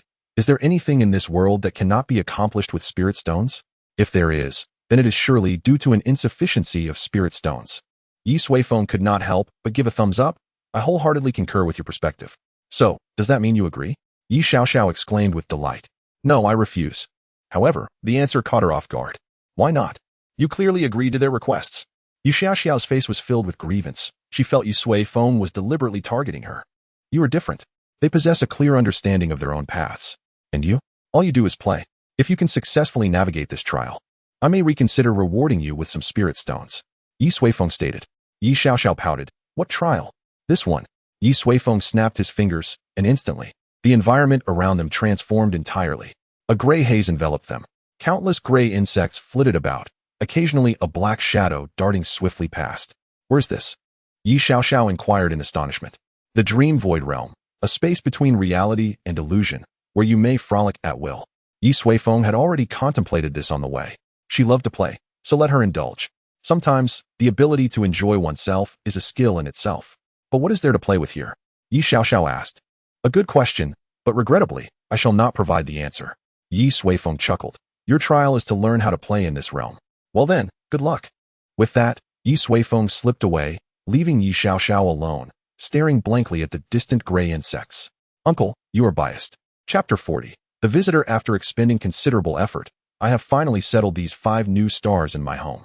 Unless unforeseen circumstances arise, their future achievements should at least rival those prodigies chronicled in the tales of Rengia. As for how far they ultimately travel, it will depend on their individual fortunes. Exiting the dream void realm, Ye Suifeng treated himself to a delightful meal at a roadside stall before returning to his study. During his time in this world, he had spent the majority of his days within the confines of his study, engrossed in texts on techniques, biographies, landscapes, and ancient legends. He had formed a rough outline of this continent's composition. The continent bore many names, with various regions known by different titles. However, one name had persisted through time, the great universe realm. This world stretched vast and boundless, and no one had ever traversed from one end of the continent to the other. Even the legends of distant lands are but mere fragments of tales. Through an extensive collection of books, Ye Suifeng gleaned that the location of Yunxiao City is situated in the northern region of the continent. This area is abundant with sects and noble families. Most locales are centered around a large city, combined with various smaller towns. An organization known as the Nine Cities Alliance is the dominant power in this region, with Sioux City, which governs Yunxiao City, being one of its members. To the north of the alliance lies a colossal chasm stretching over 1,000,000 miles, known as the Qinggu Highlands. Further north, the northern snowfields await. To the east of the alliance is a collection of small nations embroiled in constant warfare, yet they unite fiercely against any external aggression. The literature suggests that their cultural and linguistic practices starkly contrast with those of the Nine Cities Alliance. Ye Suifeng resolved to explore these lands during his leisure time. To the west of the alliance lies a vast, desolate, and arid expanse, sparsely populated yet steeped in mystery. It is said that the inhabitants there are particularly fond of wrapping themselves in yellow cloth, leaving only their eyes visible. Quite intriguing indeed. To the south of the Nine Cities Alliance, the scenario shifts dramatically. The culture there is somewhat similar to that of the alliance, yet the organizational structure is entirely inverted. While the alliance centers around cities governed by powerful families, the presence of sects is notably diminished. For instance, in Yunxiao City, despite the presence of several sects, the most powerful among them has a leader whose cultivation is merely at the foundational level. Conversely, in the southern regions, the balance of power is completely reversed, with the core being composed of various elite sects nestled within the spirit mountains. Families and nations are subservient to the sections. The disciples of these sects, when they venture out, command an awe-inspiring presence akin to that of princes from a grand empire. Ye Suifeng silently vowed to traverse these places. For having arrived in the Dao realm, it would be a disservice not to explore its every corner. Through his readings, he had acquired a comprehensive understanding of the organizational structure of the Dao realm. Additionally, by perusing various cultivation manuals, he deepened his grasp of the realm's cultivation system, to the extent that he had fully comprehended the essence of techniques. Any technique he encountered could be mastered in an instant, and he could even modify them to become more potent. Indeed, he possessed such remarkable prowess. Calm, composed, Ye Suifeng suppressed his arrogance, preparing to refine the yuanshi technique further. Through experiments conducted on 4 lab mice, he discovered some minor issues that required adjustment. However, this time, it would not take 2 months nor require seclusion. Within 3 days, he completed the new technique and imparted it to Fengji and the others through a transmission of enlightenment. They did not disappoint him. Within a few days, they all broke through to the second major realm of the yuanshi technique, the Danfu realm, akin to the qi transformation stage in traditional cultivation. This realm focuses on the dantian. Yet the yuanshi technique is even more domineering and versatile. To celebrate their efforts, Ye Suifeng, in a moment of joy, taught them a set of sword techniques, heavenly grade lower tier martial skill, the extermination of a mortal's sword array. Once perfected, it could slay immortals. Of course, this was merely a counterfeit version. The true extermination of a mortal's sword array could not possibly be wielded in this world. Nevertheless, even the imitation was a formidable technique. Ye Suifeng's decision to bestow such a high-caliber sword technique was not only for praise, but also for the benefit of Yi Huang.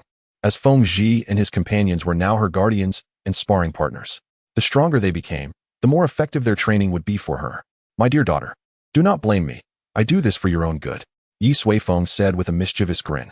A few days after Fengji's breakthrough, the family finally received long-awaited good news. Ye Suiyun and Ye Suibao, the family's key operatives, had successfully advanced to the nascent soul stage. A few months prior, Ye Suifeng had advised them to focus on their cultivation and not let their progress lag. He had even set a goal for them to break through within a month. However, reality often diverges from expectations. Due to the family's recent activities, they were inundated with tasks, leaving little time for quiet cultivation. Fortunately, they had kept this matter at the forefront of their minds. The breakthroughs of Suiyun and Suibao undoubtedly instilled confidence in the rest of the family. After all, Ye Suifeng's strength was generally unseen, while these two were individuals they interacted with daily.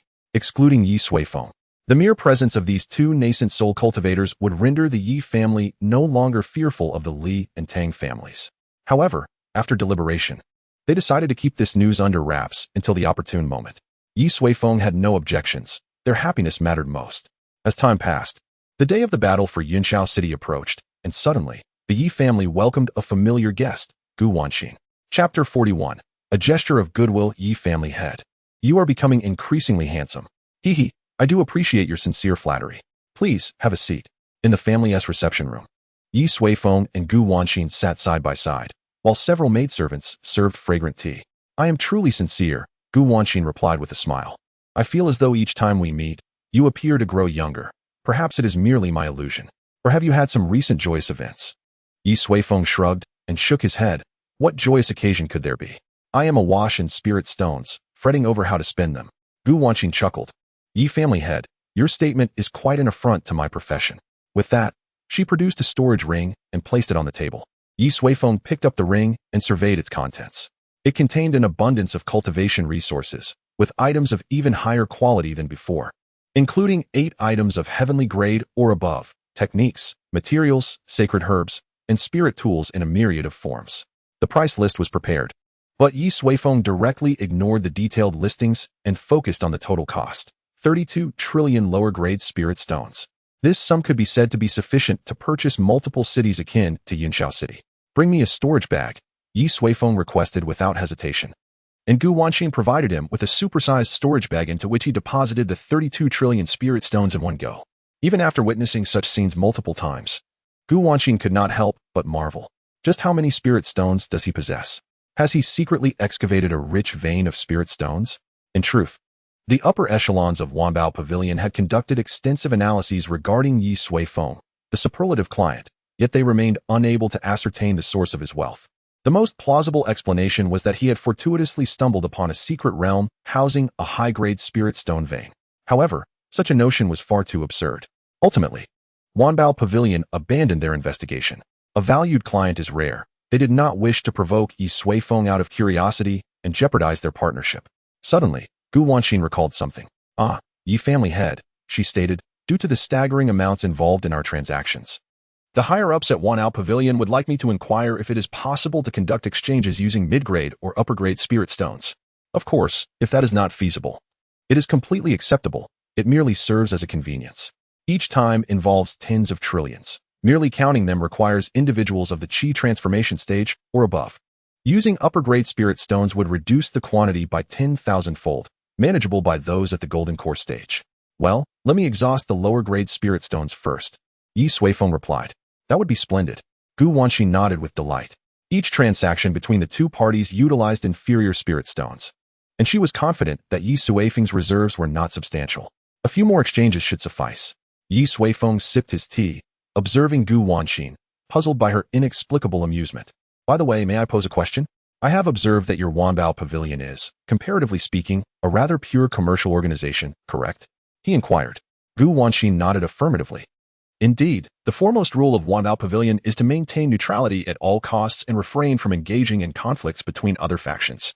Our sole interest lies in spirit stones." Ye Suifeng's curiosity was piqued.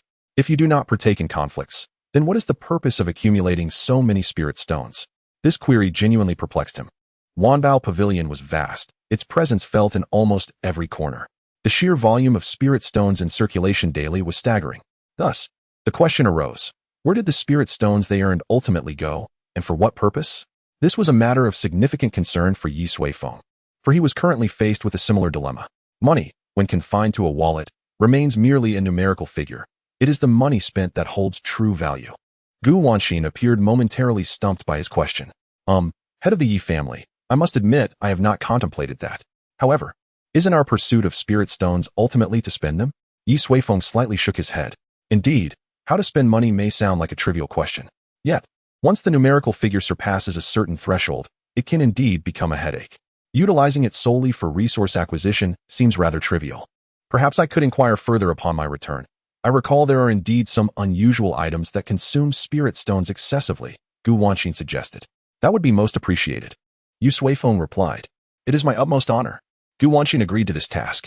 After a brief pause, she added, Head of the Ye family, besides our transaction today, I have come bearing news. Oh, Ye Suifeng raised an eyebrow, extending his hand for the storage bag. Gu Wanxin, caught off guard, quickly waved her hand. No need. No need. This is complimentary. She felt a cold sweat. Was he truly so affluent that he had money to spare? This pertains to the Li and Tang families. Gu Wanxin informed him. Ye Suifeng nodded, encouraging her to continue. In 10 days, the biennial grand event of Yunxiao City will take place, the Battle of Yunxiao City. The list of fighters from the 3 major families was recently announced. You are surely aware of the participants from the Li and Tang families? Ye Suifeng's expression turned grave, for he was unaware. Although Sui Yun had brought the list a few days prior, and it lay on the desk in his study, he had been too indolent to review it. However, as the head of the Yi family, not knowing who the enemies were seemed somewhat naive. Gu Wanxin's sudden shift in conversation caught him off guard. Li Qi, the eldest son of the Li family, has experienced a remarkable surge in cultivation, having broken through to the 8th layer of Qi transformation. Meanwhile, Tang Xiaoqing, the prodigy of the Tang family, has made 4 breakthroughs in just 3 months. Now standing at the 10th layer of Qi transformation, Ye Suifeng nodded gravely. He had indeed been unaware, but was now informed. What are you implying? He asked, uncertain of Gu Wanxin's emphasis. Leaning closer, she whispered, Head of the Yi family, their cultivation levels are not merely as rumored. The Li and Tang families have suddenly invested an extraordinary amount of resources into their fighters. The extent of this investment is nearly akin to nurturing a golden core stage cultivator. I have reason to suspect that either this battle of Yunxiao City holds tremendous significance, or it is entirely targeted at your Yi family. With that, Gu Wanxin produced a small jade slip and placed it on the table. Due to my position, I have gleaned some information about those 10 individuals, she remarked, wearing a knowing smile. Ye Suifeng smiled faintly as he picked up the jade slip. It appeared she was attempting to curry favor. Did you not state that Wanbao Pavilion never intervenes in the conflicts of other factions? He teased lightly. Ah, how you jest. Gu Wanxin replied playfully. Between friends, what is intervention or non-intervention? Would you not agree? Ye Suifeng nodded gently, accepting her goodwill. After concluding their discussion, Gu Wanxin took her leave, content. Ye Suifeng toyed with the jade slip for a moment before tossing it into the nearby trash bin.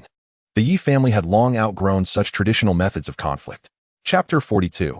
The closure of seclusion. As the date of the Battle of Yunshao City drew nearer, the city itself became increasingly lively. Many young talents from other cities ventured to witness this biennial grand event, eager to gauge their own strengths against others. Li Qi is indeed remarkable. Having just turned 18, he has already reached the 8th layer of Qi transformation.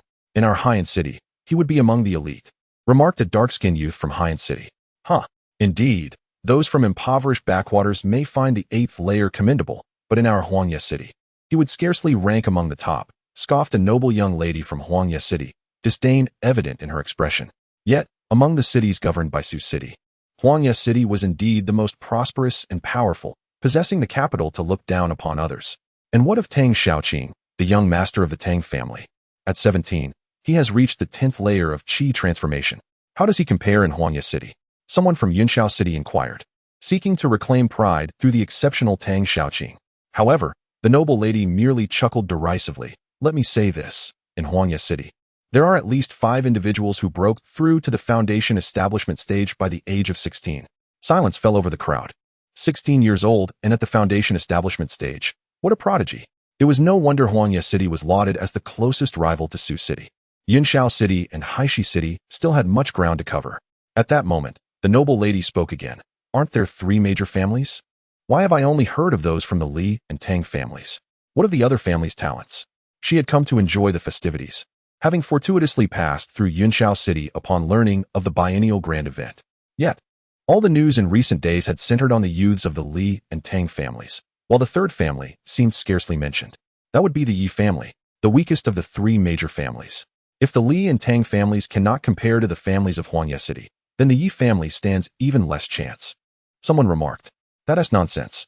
Our Feng Xianzi, Yao Xianzi, and Long Tangzhu are all still in seclusion. Should they emerge, they would undoubtedly make the Huangye City folk eat their words, countered a newcomer from the Ye family. Huh. With only 3 days until the Battle of Yunshao City, they remain in seclusion? Are they waiting until after the event to make an appearance? Indeed, tomorrow is the Zue Meng gathering. If the Ye family members have yet to arrive, I suspect they are preparing to concede. The Zue Meng gathering is a grand assembly for young talents held before the Battle of Yunshao City, organized by the owner of Zue Meng Tower, aimed at facilitating encounters among the youths of the 3 major families and heating up the atmosphere for the upcoming battle. Feng Xianzi and the others will surely return. The disciples of the Ye family made a scathing remark before slipping away, provoking laughter from several onlookers.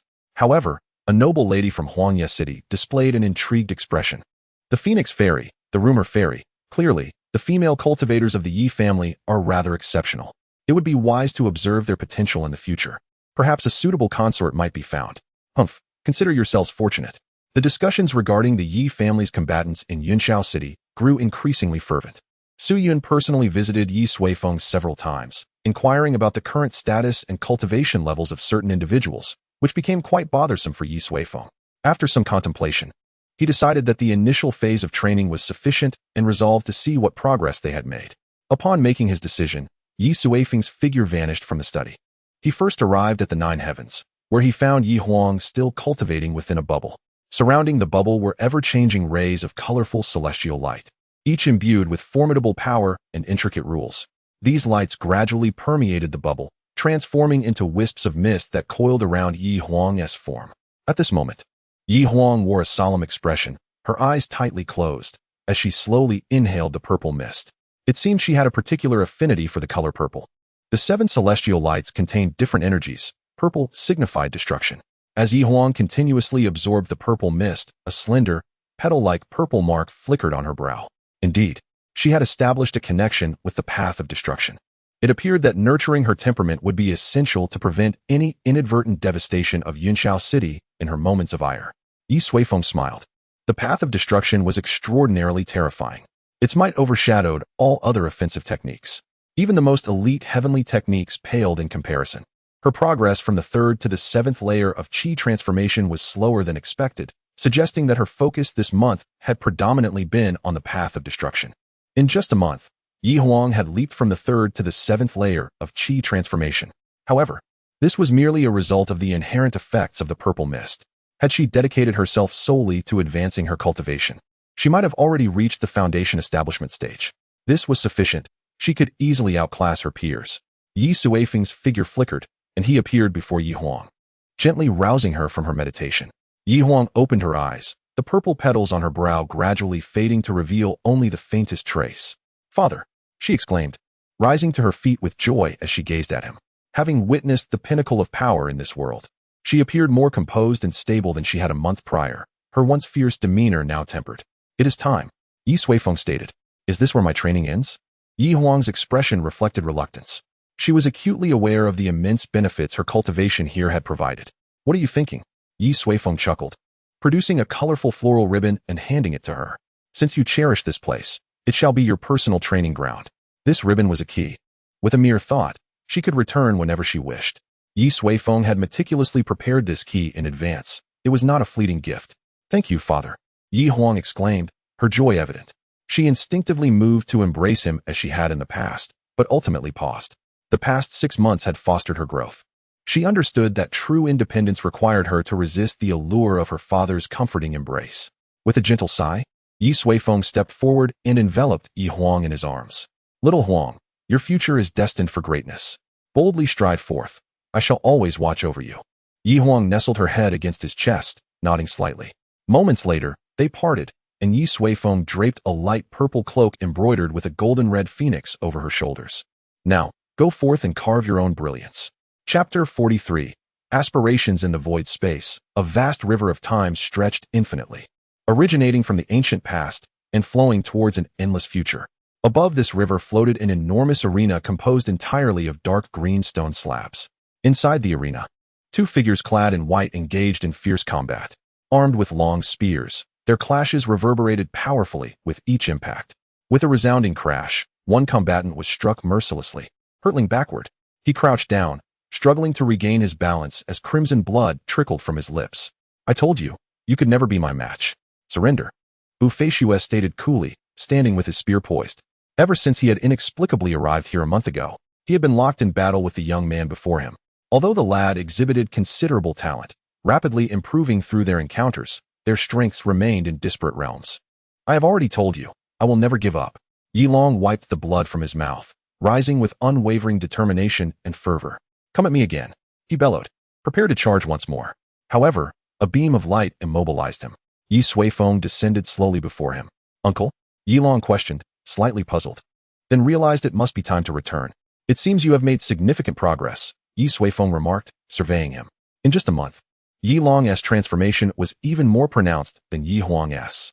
His cultivation had surged from the 5th to the 8th layer of qi transformation. More importantly, he radiated an aura akin to a divine spear, brimming with an insatiable desire for battle. It appeared that his previous concerns had been unwarranted. "Uncle, could you grant me a bit more time? I am on the brink of success," Yi Long implored, fearfully aware that he might not return if he left now. Ye Suifeng chuckled, producing a small token and handing it to Yi Long. "Do not rush, progress steadily. This is the key to the ancient arena. You can train here whenever you wish." Yi Long trembled with excitement as he accepted the token, envisioning himself battling legendary figures throughout history. "Thank you, uncle." Ye Suifeng nodded. "Then let us depart." As he spoke, he glanced at Bufeishue, raising his hand to seal him once more. "Senior," Bufeishue called out urgently. Ye Suifeng raised an eyebrow, pausing. Bufeishue exhaled in relief and continued. "If I am not mistaken, this is your domain for nurturing your disciples, correct?" Noting Ye Suifeng's silence, he pressed on, "Your methods are truly extraordinary, leaving me in awe." Ye Suifeng replied coolly, "Skip the pleasantries and get to the point." Bufeishue cleared his throat. "Senior, I merely wish to inquire when I might be permitted to return." He had been inexplicably brought here to train alongside a foolish young man, and despite his pride, it would be disingenuous to claim he wasn't frustrated. For a month, he had awakened each time, seeking a way to escape, only to find nothing. Gradually, Bufeishue realized that the creator of this arena possessed powers far beyond his comprehension. To leave, he would need to rely on this individual. "You cannot return." Ye Suifeng's response was one Bufeishue found unacceptable. His face darkened instantly. "Senior, is it not a bit excessive to act in such a manner? Do you not fear the consequences of imprisoning others?" Ye Suifeng chuckled. "Oh, you are aware of consequences?" "Of course," Bufeishue retorted. "I once read an ancient text stating that those of great fortune are deeply entangled in karmic ties. If one were to interfere forcefully, even a powerful being might not escape unscathed. Moreover, I must inform you that I have allies." He coldly threatened, yet he was not entirely wrong. The higher one's cultivation, the more intricate the web of cause and effect. Within these entanglements lies great terror. Thus, those formidable beings who wield dominion over the heavens often operate from the shadows, orchestrating the world with countless pawns. Bufeixue indeed possessed considerable understanding, yet this time he had miscalculated. Ye Suifeng spoke softly. I care not who your benefactor is. I will not release you, for doing so would not entangle me in the web of causality. It is your release that would invite it. Given your comprehension of this principle, you should grasp the essence of my words. Bufeixue's brow furrowed deeply, and beside him, Yilong appeared equally perplexed. Suddenly, Bufeixue's expression shifted dramatically. He stumbled back, nearly collapsing. Trembling, he pointed at Ye Suifeng, exclaiming, Impossible. Absolutely impossible. Ye Suifeng nodded gently. Indeed, you are already dead. I merely extracted your memories and cultivation, reshaping another version of you here in this ancient arena. If you were to leave this arena, chaos would ensue. Understand? The person behind you has abandoned you.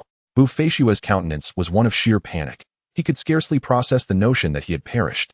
Ye Suifeng regarded him quietly. In truth, such words ought not to be spoken to Bufeixue. They bore little significance.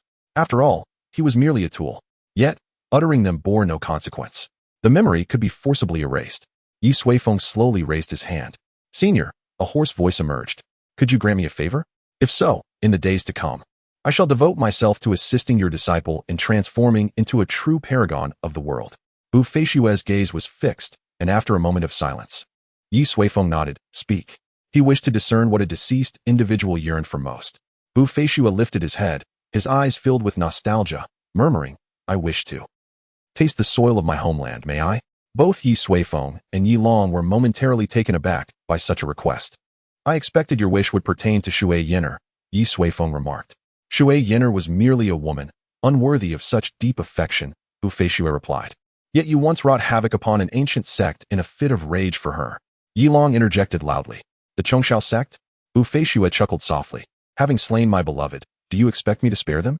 Yilong's face bore disbelief. Was reality truly so stark? There was no chivalrous spirit, nor poignant love story. The downfall of the Chongshao sect was merely the consequence of provoking the wrong individual. Very well, I acquiesce, Ye Suifeng declared. Such a task is but a trifling matter. Primarily, he found Bufeixue rather intriguing. Thank you, senior. Bufeixue bowed deeply. Subsequently, a beam of light enveloped him, casting him into slumber. Ye Suifeng waved his hand, vanishing alongside Yilong. On their way back, Ye Suifeng noticed Yilong's pensive demeanor and jestingly inquired, What troubles you?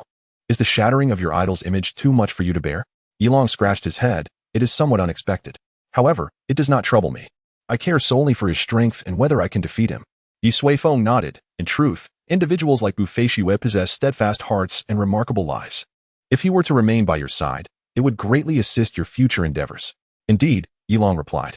Suddenly, he looked up, astonished. Uncle, do you mean? Ye Suifeng smiled faintly, remaining silent. Was it not merely the resurrection of the deceased, the manipulation of the unseen hand, the path of causality? As long as he desired, none could intervene. Chapter 44. The five of the Yi clan Yi Huang and Yi Long were personally brought back by Ye Suifeng. Yi Qiniao need not venture out. She was present within the red dust mirror. In the courtyard, Ye Suifeng retrieved the red dust mirror and lightly tapped its surface. A beam of light flashed, and Yi Qiniao's figure gradually materialized in the courtyard. Her gaze appeared somewhat dazed, as if she had yet to return from her trials. After some time, she began to regain clarity. Uncle, Yi Qiniao spoke softly. How is it? Have you found your direction? Ye Suifeng inquired. Yi Qiniao remained silent, merely nodding gently. She stood there, tranquil as an ethereal being. Her eyes were exceptionally clear, yet unfathomably deep, akin to a placid ancient well. Clearly, she had undergone a complete transformation. Uncle, I may need to return for further training, Yi Qiniao stated, being the first to proactively express a desire to continue her cultivation. Is your direction still unclear? Ye Suifeng asked, intrigued. No, Yi Qiniao replied. In the first layer of time, I discern my future path. I wish to enter the second layer of time once more. Oh, Ye Suifeng was surprised. The red dust realm comprises 3 layers of time. In the first layer, 1 day equates to a year. Ye Suifeng had initially intended for her to experience a month in the first layer, amounting to 30 years, sufficient for her to find her direction. However, he did not anticipate Yi Qiniao's ambitions to extend beyond that. In the second layer, 1 day equals 10 years. Uncle, I wish to enter and complete my red dust melody. As she spoke, Yi now extended her delicate fingers, conjuring an ethereal image of an ancient zither before her. As she lightly plucked the strings, an extraordinary melody filled the courtyard. The willow trees above began to sway gently, seemingly animated by the music. A single willow leaf descended upon Yi Qingyao's shoulder, once yellowed, now gradually regaining its vibrant green, ultimately teeming with life.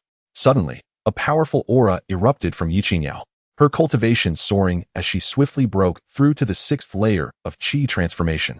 This momentum did not cease. She ascended to the 7th, 8th, and 9th layers.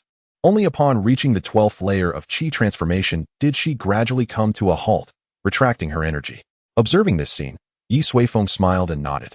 He refrained from inquiring about the direction Yi Qingyao had discovered, as that was inherently an illusory concept. Finding one's true heart was paramount. The red dust mirror has many functions. Ponder it well upon your return. Ye Suifeng gifted the mirror to Yi Qingyao, as it had been prepared specifically for her. I must remind you, do not venture into the 3rd layer of time lightly unless you are fully prepared. A moment's carelessness may lead to confusion within. Yi Qingyao nodded. Rest assured, Uncle, I am well aware. Very well, Ye Suifeng waved his hand. Return to consolidate your thoughts and prepare for the battle in 3 days. After sending her off, he contemplated briefly before vanishing. Soon after, he found himself in a gray space, the dream void realm.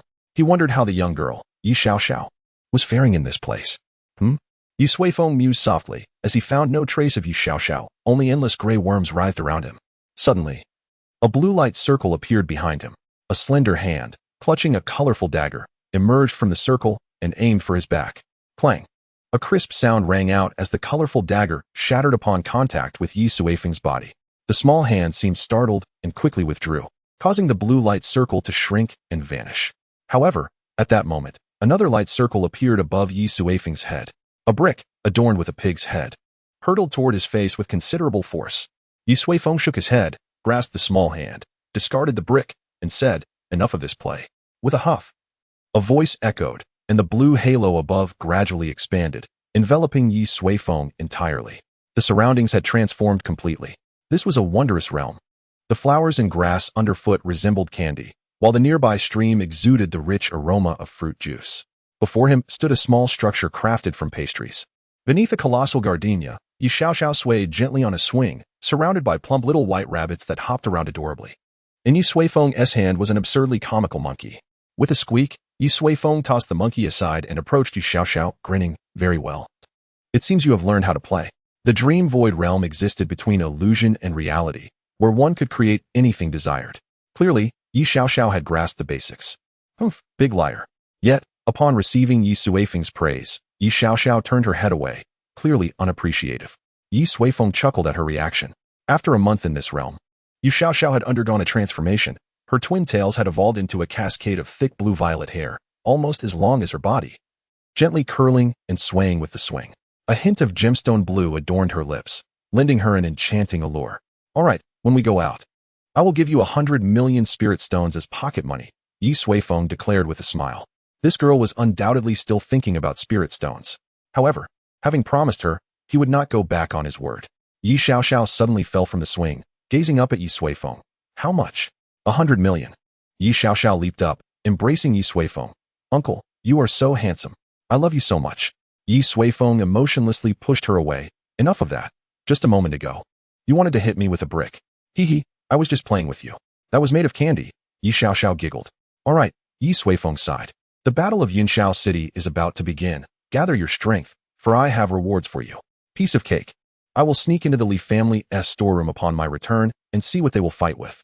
And that annoying Tang Yingying from the Tang family. If I see her, I will strip her of her pants and see how arrogant she remains." Yi Xiaoxiao rattled off her grand plans in a rapid-fire manner. Ye Suifeng facepalmed, suddenly regretting allowing her into the dream void realm. It seemed he had inadvertently nurtured a little troublemaker. Upon returning home, Ye Suifeng sought out Yi Qian. After a month of diligent study, Yi Qian had taken on the demeanor of a teacher. Of course, the Shanhai Tulu written by Ye Suifeng had also significantly enhanced Yi Qian's abilities, elevating his cultivation to the 6th level of qi transformation. As for the other 4, Yi Huang at the 7th level, Yi Long at the 8th, Yi Qingqiao at the 12th level of great perfection, and Yu Xiaoxiao at the 7th level, Thus, the 5 combatants from the Ye family had officially emerged from their seclusion. A storm was imminent. Chapter 45. The Dream Soiree. The Drunken Dream Garden, constructed by the Drunken Dream Pavilion, is a grand amusement park situated at the heart of Yunxiao City. On ordinary days, those who frequented the garden were often individuals of high status and formidable cultivation. However, on certain significant occasions, the garden would open its doors to a wider audience, such as the biennial battle of Yunxiao City. 3 days before the battle, countless young talents were granted entry to the Drunken Dream Garden, evolving this into a tradition known as the Dream Soiree. Today marked the first day of the Dream Soiree.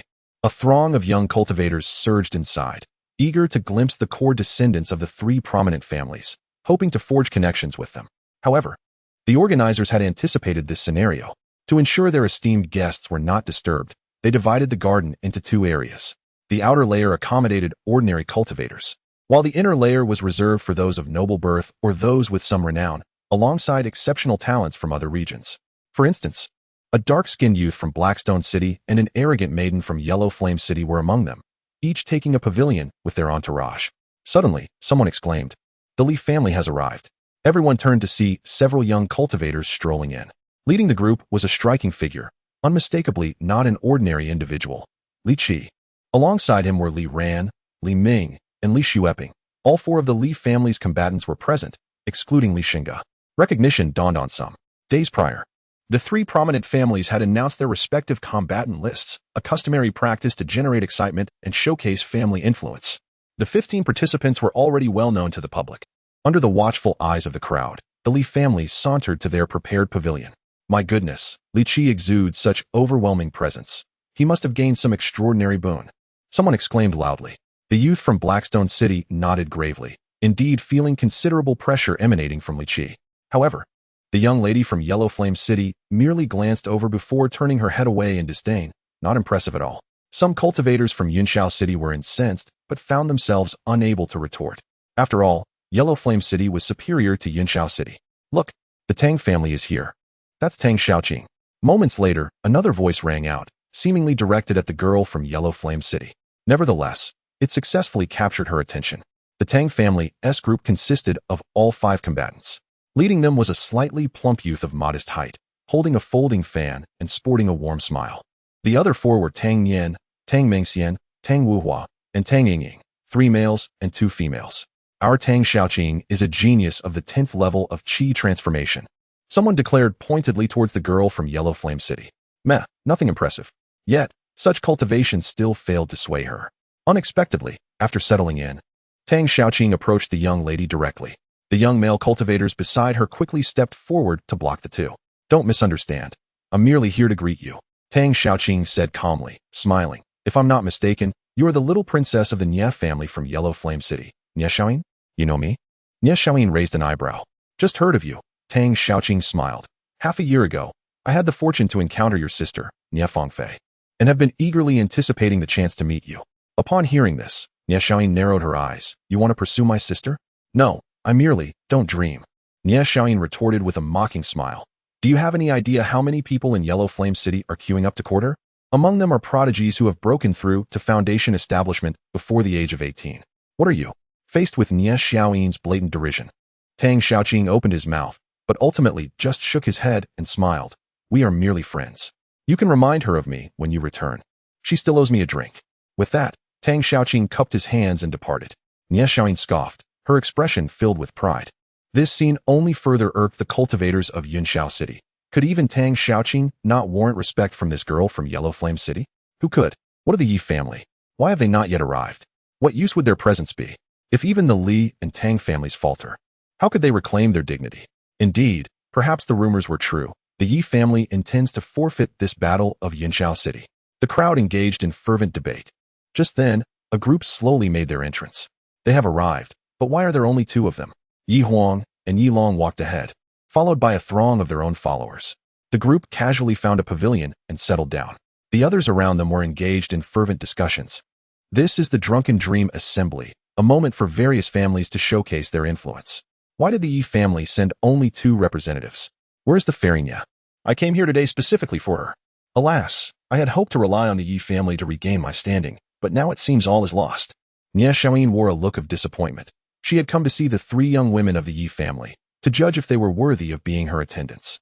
Yet only one appeared, and aside from her beauty, she lacked any remarkable qualities. Such a letdown.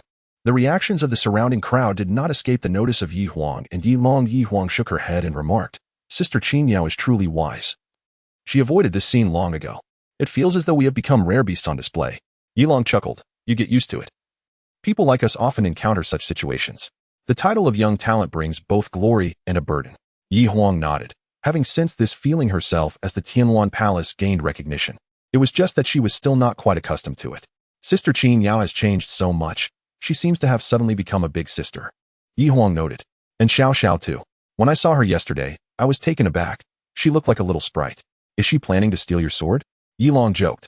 I encountered her trying to snatch the spear my uncle just gifted me, but I caught her in the act. A month of intensive training had significantly transformed everyone. Just like you. I find it increasingly hard to see through you. Yi Huang smiled. The feeling is mutual. They clinked their cups in understanding. Suddenly, Yi Long was surprised to discover that Yi Huang's cup contained wine. In the Yi family, especially among the core disciples, alcohol was strictly regulated to prevent indulgence and debauchery among the family elite. Cousin, what is this? It was a gift from my father, Yi Huang replied, taking a delicate sip that left a lingering flavor. He said I have grown up. I envy you, Yi Long sighed, glancing at his own cup of tea that suddenly seemed less appealing. Just then, a beautifully crafted wine jug was pushed in front of him. Father said we have all grown up, Yi Huang smiled. Yi Long grinned knowingly, emptied his tea, and filled his cup with wine, clinking glasses with Yi Huang once more. The exquisite wine flowed down his throat, refreshing and invigorating. This was top-tier spiritual wine. Yi Long's heart trembled, but he quickly realized that nothing less than exceptional could be gifted by his uncle. By the way, Brother Long, after finishing her drink, Yi Huang inquired, what exactly is the purpose of the Drunken Dream Assembly? Are we just going to sit here idly? Yi Long burped, reluctantly setting down his cup. Of course not. Each Drunken Dream Assembly serves to showcase the influence of different families. How is this showcased? It varies each time. Yi Long pondered before continuing. Sometimes it's a display of wealth. Other times it's about treasures or the capabilities of one's followers. We'll just have to wait and see how they choose to present themselves. Yi Huang pouted. How dull. It sounds like a child-esque game. Yi Long laughed. Who says it isn't? But this is what everyone enjoys. There's no other choice. We just need to wait. At that moment, a young cultivator approached the pavilion where the Yi family sat. Feng Zhi promptly blocked his path. What business do you have? Feng Zhi inquired. The young man, brimming with arrogance, disregarded Feng Zhi entirely, looking upwards as he stated, You must be Yi Huang of the Yi family. My lady requests to see you. Yi Long frowned slightly and addressed him. May I ask who your family is? However, before he could finish, bang. Yi Huang slammed her palm on the table. Without turning around, her voice was icy. This is Yunxiao City. If she wishes to see me, let her come personally. Chapter 46. I am arrogant. In the drunken dream garden, when one of Nie Xiaoying's followers approached the Yi family, nearly every gaze turned toward him. They were unsure of Nie Xiaoying's intentions or how the Yi family would respond. When the follower invited Yi Huang to join him, the hearts of the onlookers raced. Would it play out like the previous encounters with the Li and Tang families, where this proud young woman would humiliate them? However, Yi Huang's response stunned everyone. This is Yunxiao City. If she wants to see me, she should come herself. How domineering. The cultivators of Yunxiao City felt a surge of pride. This is what our young talents should say. Yet, some were more concerned. If they angered Nie Xiaoying, they would surely suffer the consequences. All eyes were on the unfolding situation. After being rejected by Yi Huang, the young follower stood frozen, seemingly unable to process her response. What did you say? He asked in disbelief. Since entering Yunxiao City, they had faced no challenges to their authority. Yet now, they had been publicly disregarded. Was my message unclear? Yi Huang replied coolly, still avoiding his gaze. Clang. Feng Zhi stepped forward, drawing his sword slightly, unleashing a powerful aura. Under Ye Suifeng's guidance, the cultivation level of the 4 guardians had reached the 6th layer of the Danfu realm, equivalent to the 9th layer of the Qi transformation realm. They needed to grow even stronger. The follower from Nie Xiaoying had just entered the Qi transformation realm. He could not withstand such pressure, stumbling back several steps. What strength? Haha, you've hit a wall now. Let's see how you act so arrogantly. The crowd cheered. The young cultivator's face flickered between shades of red and pale, extremely embarrassed. I hope you understand that my lady is the little princess of the Nie family from Huangye City. He attempted to intimidate Yi Huang with Nie Xiaoying's status. At that moment, Yi Huang finally turned around, surveying him with her gaze. He straightened his chest, a proud expression on his face, believing that the name Ye Suifeng would work once more. I also hope your lady understands that this is not Huangye City. Her status is worthless here. With that, Yi Huang turned her back on him and resumed drinking. The young cultivator's expression darkened, as if water could drip from his face. I hope you do not regret this. He spat the words before storming off. Yi Long regarded the calm Yi Huang with a complex expression. Cousin, are we being a bit too arrogant? Yi Huang chuckled lightly. Yi Long nodded. He was well aware of his reputation and had witnessed many similar situations. Generally, in such gatherings, there was an unspoken understanding. Even if animosities existed, both sides would maintain a facade of civility. Yi Huang's directness, tearing the mask off immediately, was a rarity. He assumed Yi Huang lacked experience. The Nye family from Huangye City was a formidable clan. We shouldn't provoke them over trivial matters, Yi Long explained. Yet, Yi Huang merely shook her head gently. Cousin, times have changed. Have you not noticed the family's recent actions? My father's intent is to strengthen our power and expand our influence and territory as much as possible. In such circumstances, how can we afford to be patient? Yi Long fell silent. The recent changes in the family had indeed been rapid, leaving him somewhat overwhelmed. Yet, he still harbored concerns about provoking a formidable enemy. Yi Huang let out a soft sigh and said, Cousin, have you forgotten what our father once said? Our Yi family shall no longer fear anyone. Do you not believe him? Or do you simply wish to live a life of safety, devoid of the thrill of vengeance? Yi Long was momentarily taken aback. Who would not desire the exhilaration of vengeance? Yet, reality often does not permit such indulgence. A slight misstep could plunge one into an abyss alongside their kin. Unless, of course, one possesses an unwaveringly powerful ally. As Yi Long pondered, an epiphany struck him. His uncle, was he not the very embodiment of that strength? His might was beyond comprehension. Even someone as formidable as Bufei was merely a tool in his uncle's hands. What then was there to fear? A long-dormant vigor, characteristic of youth, began to rise within Yi Long. I may not yet be accustomed to such a life. Thank you for enlightening me. With a smile, he raised a toast to Yi Huang. Yi Huang replied with a grin. Regardless of who Ye Suifeng may be, we have no reason to cower. To do so would surely disappoint our father. The two shared a hearty laugh as they drank their fine wine. Suddenly, a sharp reprimand echoed from nearby. What a useless fool. Ye Suifeng had struck one of her followers across the face, leaving him dazed and bewildered. Miss, that Yi Huang is insufferably arrogant. I mentioned your name, and she ignored me entirely, the young cultivator lamented, his voice tinged with despair. A glint of coldness flickered in Ye Suifeng's eyes. Are you implying that my prestige is lacking, causing you to be struck? The young cultivator trembled and quickly knelt, repeatedly professing, No, no. It is my incompetence, my incompetence. With a disdainful snort, Ye Suifeng descended. She regarded her kneeling follower with evident disgust. Raising her hand, two other followers assisted him to his feet. Let us see just how audacious a mere Yi family can be. With that, they made their way towards the Yi residence. A crowd quickly gathered, eager to witness the impending confrontation. Soon, Ye Suifeng and her entourage arrived at the Yi family's vicinity, drawing the attention of Yi Huang and Yi Long. As they stood their ground, Ye Suifeng suddenly struck her follower on the back, delivering a blow so forceful that he coughed up blood and collapsed. Hey, Yi, how dare you injure my servant? What punishment do you deserve? Ye Suifeng bellowed. The onlookers erupted in outrage. To falsely accuse someone to their face was simply outrageous. So what if you have connections? How infuriating. I've never encountered such audacity. The crowd murmured, their anger palpable. They turned their gazes towards Yi Huang, wondering how she would respond to such provocation. Behold, this is the voice of the people. Yi Huang remarked with a smile directed at Yi Long as she rose to her feet, towering above the diminutive figure before her. She noted that despite being merely at the second tier of cultivation, she commanded the respect of many who were stronger than herself. Indeed, connections could embolden one to act with impunity. Is he your servant? Yi Huang inquired. Ye Suifeng narrowed her eyes at Yi Huang's nonchalant demeanor. Indeed. What will you do about it? Yi Huang chuckled softly. Since you acknowledge it, very well. She slowly descended and continued. Your servant is arrogant and disrespectful. His every word and action utterly repugnant. So repugnant that all present cultivators of Yunxiao City can hardly stomach their meals. Therefore, since he is your servant, you shall compensate for his transgressions. 100,000 spirit stones as compensation for emotional distress. Otherwise, you shall not leave today. With a wave of her hand, her companions, led by Feng Ji, surged forth, surrounding Ye Suifeng and her followers, swords drawn and menacing. Yi Huang stood resolute, declaring, This is but a taste of your own medicine. You have accused me falsely. Thus I shall extort you openly. I shall be brazen. What can you do about it? Chapter 47. The distinction surrounded by a throng of fearsome figures. Ye Suifeng momentarily lost her composure. Throughout her life, she had always dictated who would be deemed guilty.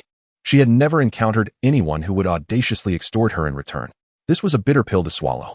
Ye Huang, how dare you accuse me? What accusation? Ye Huang shrugged. I believe everyone present can attest that your follower has spoken boastfully, showing utter disregard while insulting the cultivators of Yinxiao City. Wouldn't you agree? She surveyed the crowd of cultivators. Yes, absolutely. It is utterly disgusting. They echoed in agreement. How dare such an arrogant individual act so brazenly in front of the elite of Yinxiao City? A fate unworthy of lamenting. The onlookers, filled with pent-up frustration from Ye Suifeng's recent conduct, now found their voices emboldened by Ye Huang's defense. See, this is the collective outcry of the people. Therefore, without 100,000 spirit stones, you truly cannot leave. Ye Suifeng's face flushed with a mix of anger and disbelief. She had never encountered someone so brazen. While 100,000 spirit stones were insignificant to her, yielding here would tarnish her pride. Ye Huang, are you serious? She demanded. Well, what do you think? Ye Huang replied, drawing her sword and pointing it directly at Ye Suifeng. The blade glimmered ominously in the light, reflecting her unwavering resolve. If you dare to move against me, I shall ensure that your Ye family is forever erased from this realm. Then let us see. Ye Huang's smile faded as she took deliberate steps toward Ye Suifeng. With each stride, her aura intensified, an almost tangible sword intent pressing down upon Ye Suifeng. Instantly, Ye Suifeng felt a chill run down her spine. This girl truly intended to strike. Panic surged within her as she produced a finely crafted talisman and crushed it with all her might. Elder Wu, come quickly, she shrieked. In a luxurious chamber on the upper floors of the dreamy fragrance tower, a kindly old man was leisurely sipping wine, savoring the dance of beautiful maidens below. Suddenly, an icy realization gripped him, and a glimmer of fear crossed his eyes. Who dares to harm my lady? As he spoke, he leaped into the air, soaring forth. However, just as he exited the building, he was gently pulled back down by another figure, whose hand rested lightly on the elder's shoulder, exuding an aura of dread. Let the children handle their own affairs, the newcomer declared, revealing himself as Ye Suifeng. The elder was taken aback. Unable to fathom that such a formidable cultivator could exist within the humble confines of Yinxiao City. His own strength seemed utterly insignificant before Ye Suifeng. They returned to their seats by the window, where Ye Suifeng casually picked up a spirit fruit, gesturing towards the dancers below. Those are the 4 renowned courtesans of the dreamy fragrance tower. They perform together only on rare occasions. Do take the time to appreciate their artistry. The elder, anxious and unfocused, protested, I cannot afford to be distracted. Ye Suifeng has shattered her protective talisman. She must be facing a powerful adversary. If anything happens to her, I will be implicated.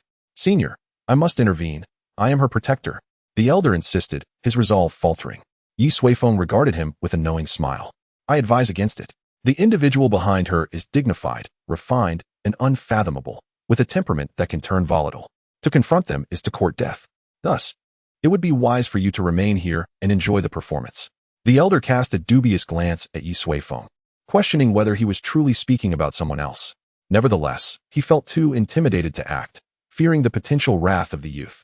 Meanwhile, Ye Suifeng awaited the arrival of the guardian after crushing her talisman, yet no one came. As she observed Ye Huang advancing step by step, the overwhelming aura emanating from him left her breathless. He radiated a palpable killing intent. This time, Ye Suifeng was genuinely afraid, trembling uncontrollably. When Ye Huang was merely 3 steps away, she finally broke down, collapsing onto the ground. Wu, you're bullying me, she sobbed openly. Ye Huang was taken aback, scratching his nose in embarrassment. Where has your earlier bravado gone? If I were to strike you now, wouldn't that seem like bullying a young girl? Yet I am hardly older, just 15 myself. Shaking his head, Ye Huang sheathed his sword. Realizing that Ye Suifeng was merely a spoiled girl. I want to bully you. Hand over 100,000 spirit stones, and you may leave. Through her tears, Ye Suifeng frantically produced a storage bag and handed it over. This is all my pocket money. Ye Huang opened it to find over 100,000 spirit stones within. Truly, she hailed from a prominent family, which explained her reckless behavior. Somewhere else, Ye Xiaoxiao suddenly sneezed several times. Ye Huang returned the excess stones after taking out the required amount. Well, since I have compensated for your emotional distress, I shall not make things difficult for you. Off you go. Keeping her head lowered, Ye Suifeng rose from the ground, daring not to utter another word, as she slipped away into the crowd. Her followers, equally embarrassed, fled alongside her. Haha, that is so satisfying. Hurry back to Huangye City. Yinshao City is not a place for you to flaunt your power. Is this the pride of the Yi family?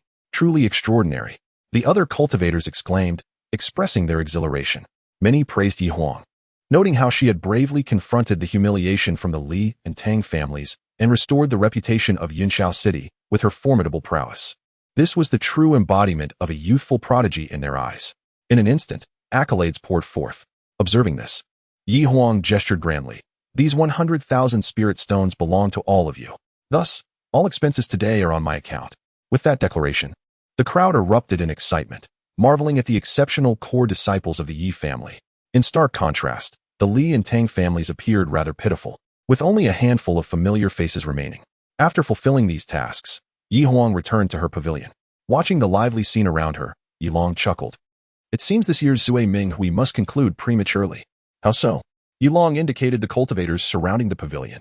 Did I not mention that the competition at Zuiming Hui revolves around familial influence? The victor has been determined. He added, I must say, your handling of the situation was impressively domineering. Dear cousin, you flatter me. I merely acted on behalf of my father. In truth, I am not much different from Ye Suifeng, Yi Huang replied, shaking her head. Not so. Yi Long pointed at a wounded follower of Ye Suifeng, then glanced at those beside Yi Huang. This marks your distinction. Chapter 48. He is so handsome within the Zuiming Tower. A performance concluded to a resounding ovation, and Ye Suifeng joined in the applause. It must be said, the dances of this world are truly remarkable. A few exquisite beauties, with their graceful figures, captivated the hearts of all with each smile and movement, evoking deep emotions without artifice, yet enchanting nonetheless. See, I told you their dancing was splendid, Ye Suifeng commented. The elder beside him quickly agreed, yet he was drenched in sweat, restless, and unable to appreciate the beauty before him. What a dull fellow, Ye Suifeng remarked. You may take your leave now. The elder, as if granted a reprieve, dashed out of the Zuiming Tower towards Ye Suifeng's location.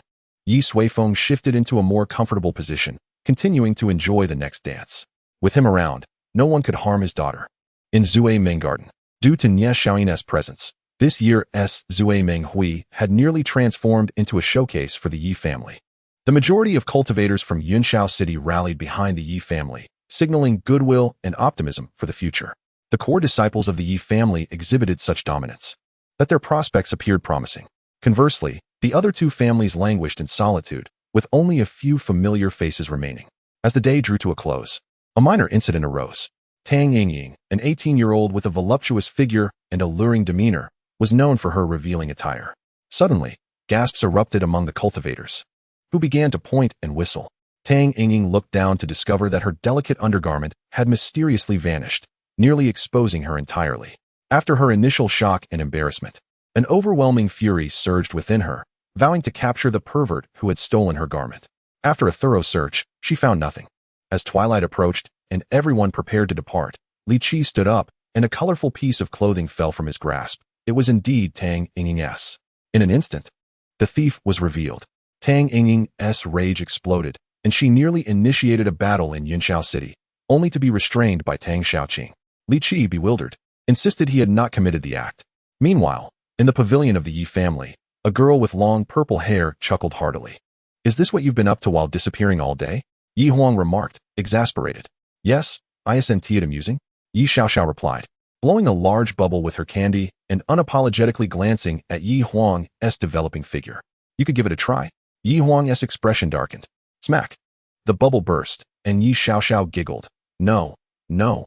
We are united, standing firm together against the world. Beside them, Yi Long instinctively tightened his belt. This cousin of his was becoming frighteningly mischievous. Her skills were unparalleled, and he couldn't fathom what their uncle had taught her. Following the first day, Zuiming Hui effectively drew to a close.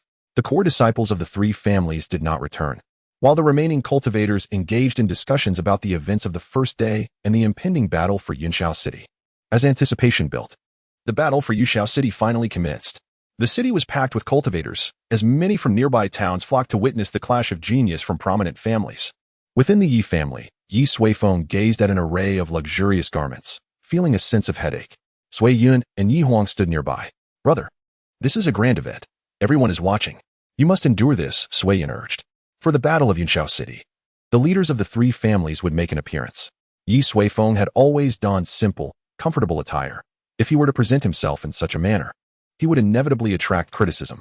While some might consider him unrefined, most would judge a person based on their appearance at first glance. Very well, very well.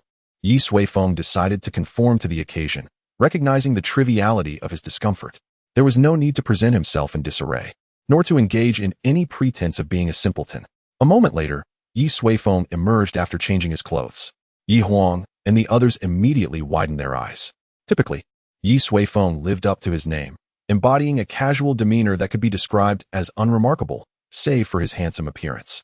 However, once he meticulously coordinated his attire, he seemed to transform entirely.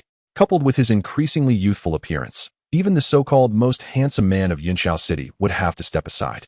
If you keep looking at me like that, I might just stroll over bare-chested, munching on corn, Ye Suifeng said, his face darkening. The onlookers quickly averted their gazes. This ancestor was known to follow through on his threats. The thought of such a spectacle was simply too daunting to behold. As the sun reached its zenith, 5 exceptionally adorned carriages set off slowly. The venue for the Yunxiao City battle was the Tungyun Fighting Arena, situated near the center of the city. In reality, it was only a short walk from the Yi residence. The use of carriages was merely for show. Upon the arrival of the Yi family's procession at the arena, the audience above was already packed to capacity, and their entrance immediately drew all eyes. As in previous years, the Yi family was always the first to arrive. The Yi family is the weakest, so it's only fitting they wait for the other 2 families. Otherwise, they would surely suffer for it, remarked an older, long-faced cultivator, stroking his beard. Shut up. Who are you calling weak? Say that again. Suddenly, several voices of reprimand rang out from the vicinity. The long-faced cultivator was taken aback and surveyed his surroundings.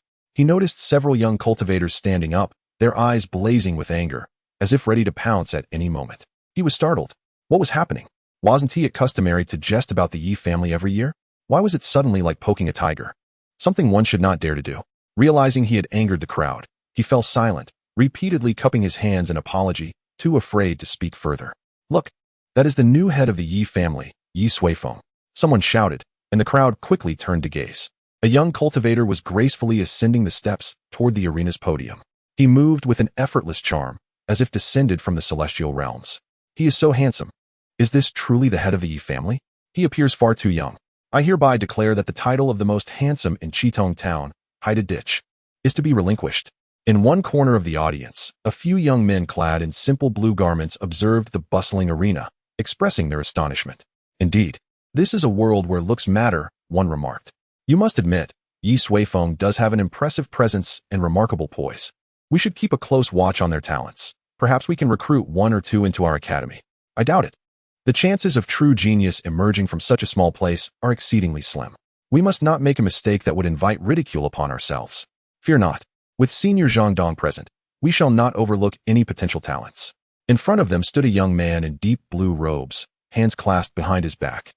Chapter 49. Yi Huang takes the stage at the highest level of the Tingyun Fighting Arena. There was an elevated viewing platform, offering an expansive view, an ideal spot for observing the battles. 3 soft chairs were arranged side by side on the platform, with fruits and fragrant tea already laid out on the nearby table. This was the exclusive area for the 3 family heads. Ye Suifeng frowned slightly.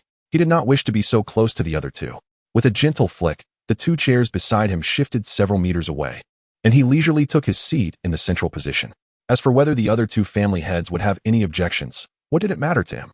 As the sun reached its zenith, the carriages of the Li and Tang families finally entered the arena.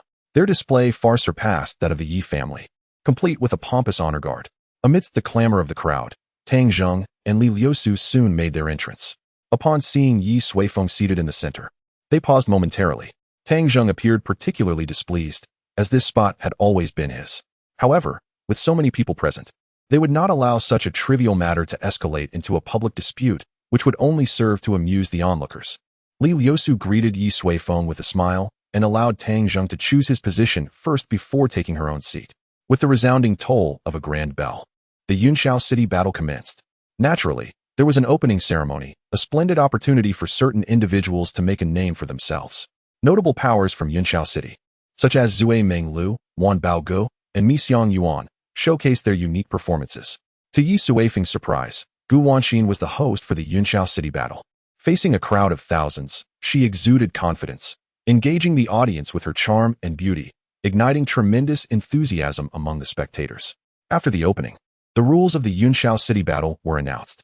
These rules were detailed, designed to ensure fairness, with family rankings determined by performance.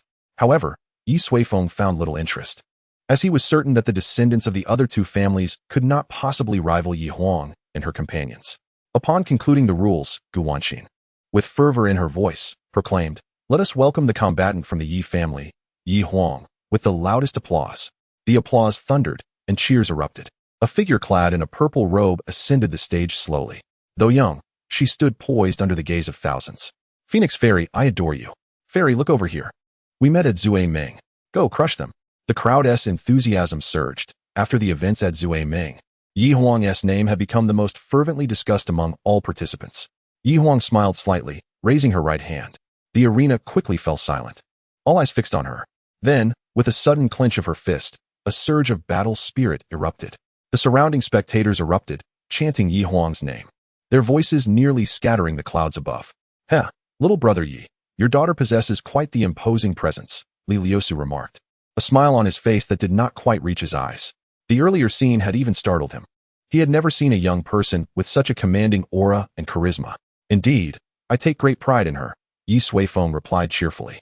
Li Liusu's muscles twitched. According to custom, was Ye Suifeng not supposed to be modest? Why was he so openly proud? Humph, one should not be overly confident. It invites downfall. At this moment, Tang Zheng also chimed in. "Indeed, but I am unconcerned." Ye Suifeng responded nonchalantly. The two families found themselves at an impasse, each feeling discontent, yet choosing silence. When uncle, "She is Yi Huang," a dark-skinned youth said to the middle-aged man beside him. "Truly remarkable," the man nodded. "Yes, she is the most captivating woman I have ever seen." The youth gazed at Yi Huang in the center of the arena, his eyes filled with admiration. "Heh, Mi Feng, you finally see the light," the middle-aged man chuckled. Mi Feng, slightly embarrassed, soon adopted a melancholic expression. "But she is simply too outstanding. When uncle, I am not worthy of her. What is there to fear?" The middle-aged man patted his shoulder. "You are the son of the city lord of Haishi City, and you have reached the 8th level of Qi after just 3 years of training. In terms of talent, you are not inferior to Yi Huang." But Mi Feng attempted to say more, but was interrupted by the middle-aged man. "Enough. After this grand event concludes, I shall seek a conversation with the head of the Yi family." Mi Feng turned to look at the figure on the stage, ultimately nodding in agreement. The commotion within the arena persisted for quite some time. After a brief lull, Gu Wanxin, smiling, continued, "Next, the Li family, ranked second last time, will decide who will challenge Yi Huang. This is one of the rules of combat." "That won't be necessary," Yi Huang suddenly interjected. She glanced at the Li family's preparation area, pointing her sword sheath toward one individual among them. "I choose to challenge Li Qi of the Li family." Li Qi, seated below, was momentarily taken aback. They had originally intended to send out the weakest, Li Suifeng, to test Yi Huang's capabilities. However, they did not anticipate that Yi Huang would take the initiative to challenge. Gu Wanxin was slightly surprised as well and remarked, "Are you certain? According to the rules, if one initiates a challenge, they must engage in the subsequent battle regardless of the outcome." "It matters not," Yi Huang replied with a confident smile. "Today, I shall prove to you that the Yi family is no longer what it once was." The uproar arose once more. Opting for a series of battles requires more than mere courage. This is a fight that concerns the future development of one's family over the next 2 years. Caution is paramount. Observing Yi Huang's resolute expression, Gu Wanxin sighed softly. "Very well. Let us welcome the pride of the Li family, Li Qi." Li Qi's demeanor shifted as he recalled the distant glimpse he had caught of Yi Huang in the drunken dream garden just days prior. He sensed her extraordinary nature, leaving him unable to fathom her true depths. However, recalling his own progress over the past few days, Li Qi tightened his grip on his sword and strode onto the stage. "Go for it, brother Li Qi. Defeat this arrogant individual," Li Qinger shouted. Having suffered a significant loss at Yi Huang's hands during their previous encounter at the Qinggu Heights, she had vowed to let Li Qi handle Yi Huang. And now her wish was finally fulfilled. She held unwavering confidence in him. Feeling the encouragement behind him, Li Qi steadied his mind and stepped forward. Let the battle begin. The first contest of the Cloud Sky City battle commenced, with Yi Huang and Li Qi standing opposite one another amidst a roaring crowd. Their auras surged rapidly. Yi Huang ultimately stabilized at the 8th level of Qi transformation, while Li Qi surpassed the rumored realm, charging directly towards the 10th level of Qi transformation. Gasps of astonishment filled the air. Li Qi has concealed his cultivation. Concern for Yi Huang rippled through the crowd. Yet, Yi Huang, facing Li Qi, remained calm and composed. You have offended me, Li Qi declared, drawing his sword in an instant. His body flickered across the stage, generating multiple afterimages that dazzled the spectators. This was the flickering shadow step, an advanced technique, and Li Qi employed such a formidable maneuver right from the outset. Some recognized the technique Li Qi was using. Amidst the astonished gazes, several of Li Qi's figures simultaneously drew their swords, attacking Yi Huang from all directions. It seemed he aimed to defeat her with his very first strike. Clang! The sound of metal clashing resonated. Li Qi's numerous afterimages gradually faded, leaving only his true form. Yet, his assault was firmly blocked by Yi Huang, who had yet to draw her own sword. Such flamboyance, Yi Huang remarked coldly with a smile. This is far from over, Li Qi shouted, and suddenly, the sword in his hand erupted in fierce flames, summoning 3 fire dragons that roared towards Yi Huang. The scene reminded her of her training in the 9 heavens. The purple heavenly light, seemingly gentle, was composed of countless tiny divine dragons. The 3 fire dragons before her paled in comparison to those divine beings, akin to the disparity between a flea and a colossal bird. She slowly extended her palm. Boom! A tremendous shockwave erupted within the arena. The fire dragons roared defiantly. However, a thin veil of light appeared in Yi Huang's palm, effortlessly blocking all the flames. Steadfast as a mountain, the searing fire swiftly engulfed half of the stage where Li Qi stood. He hurriedly retreated, his clothes scorched with gaping holes, and blackened marks marred his once handsome visage. Li Qi's face turned ashen, fear evident in his eyes. How could this person be so powerful? It seems you have yet to fully master that sword, Yi Huang remarked indifferently. The fire dragons had erupted from Li Qi's sword, a manifestation of the weapon's innate capabilities. This spirit sword was at least of high-tier quality. Yi Huang glanced at her own sword, originally a premium item, but after a recent ritual by Ye Suifeng, it had transformed into a true treasure of the top-tier, celestial grade. Yi Huang, do not become too complacent, Li Qi retorted, wiping away the soot from his face. His voice laced with anger. Being pushed back was one thing, but being criticized on his cultivation by someone younger was intolerable. Then exert yourself further, Yi Huang replied coolly. Fury ignited within Li Qi. You brought this upon yourself.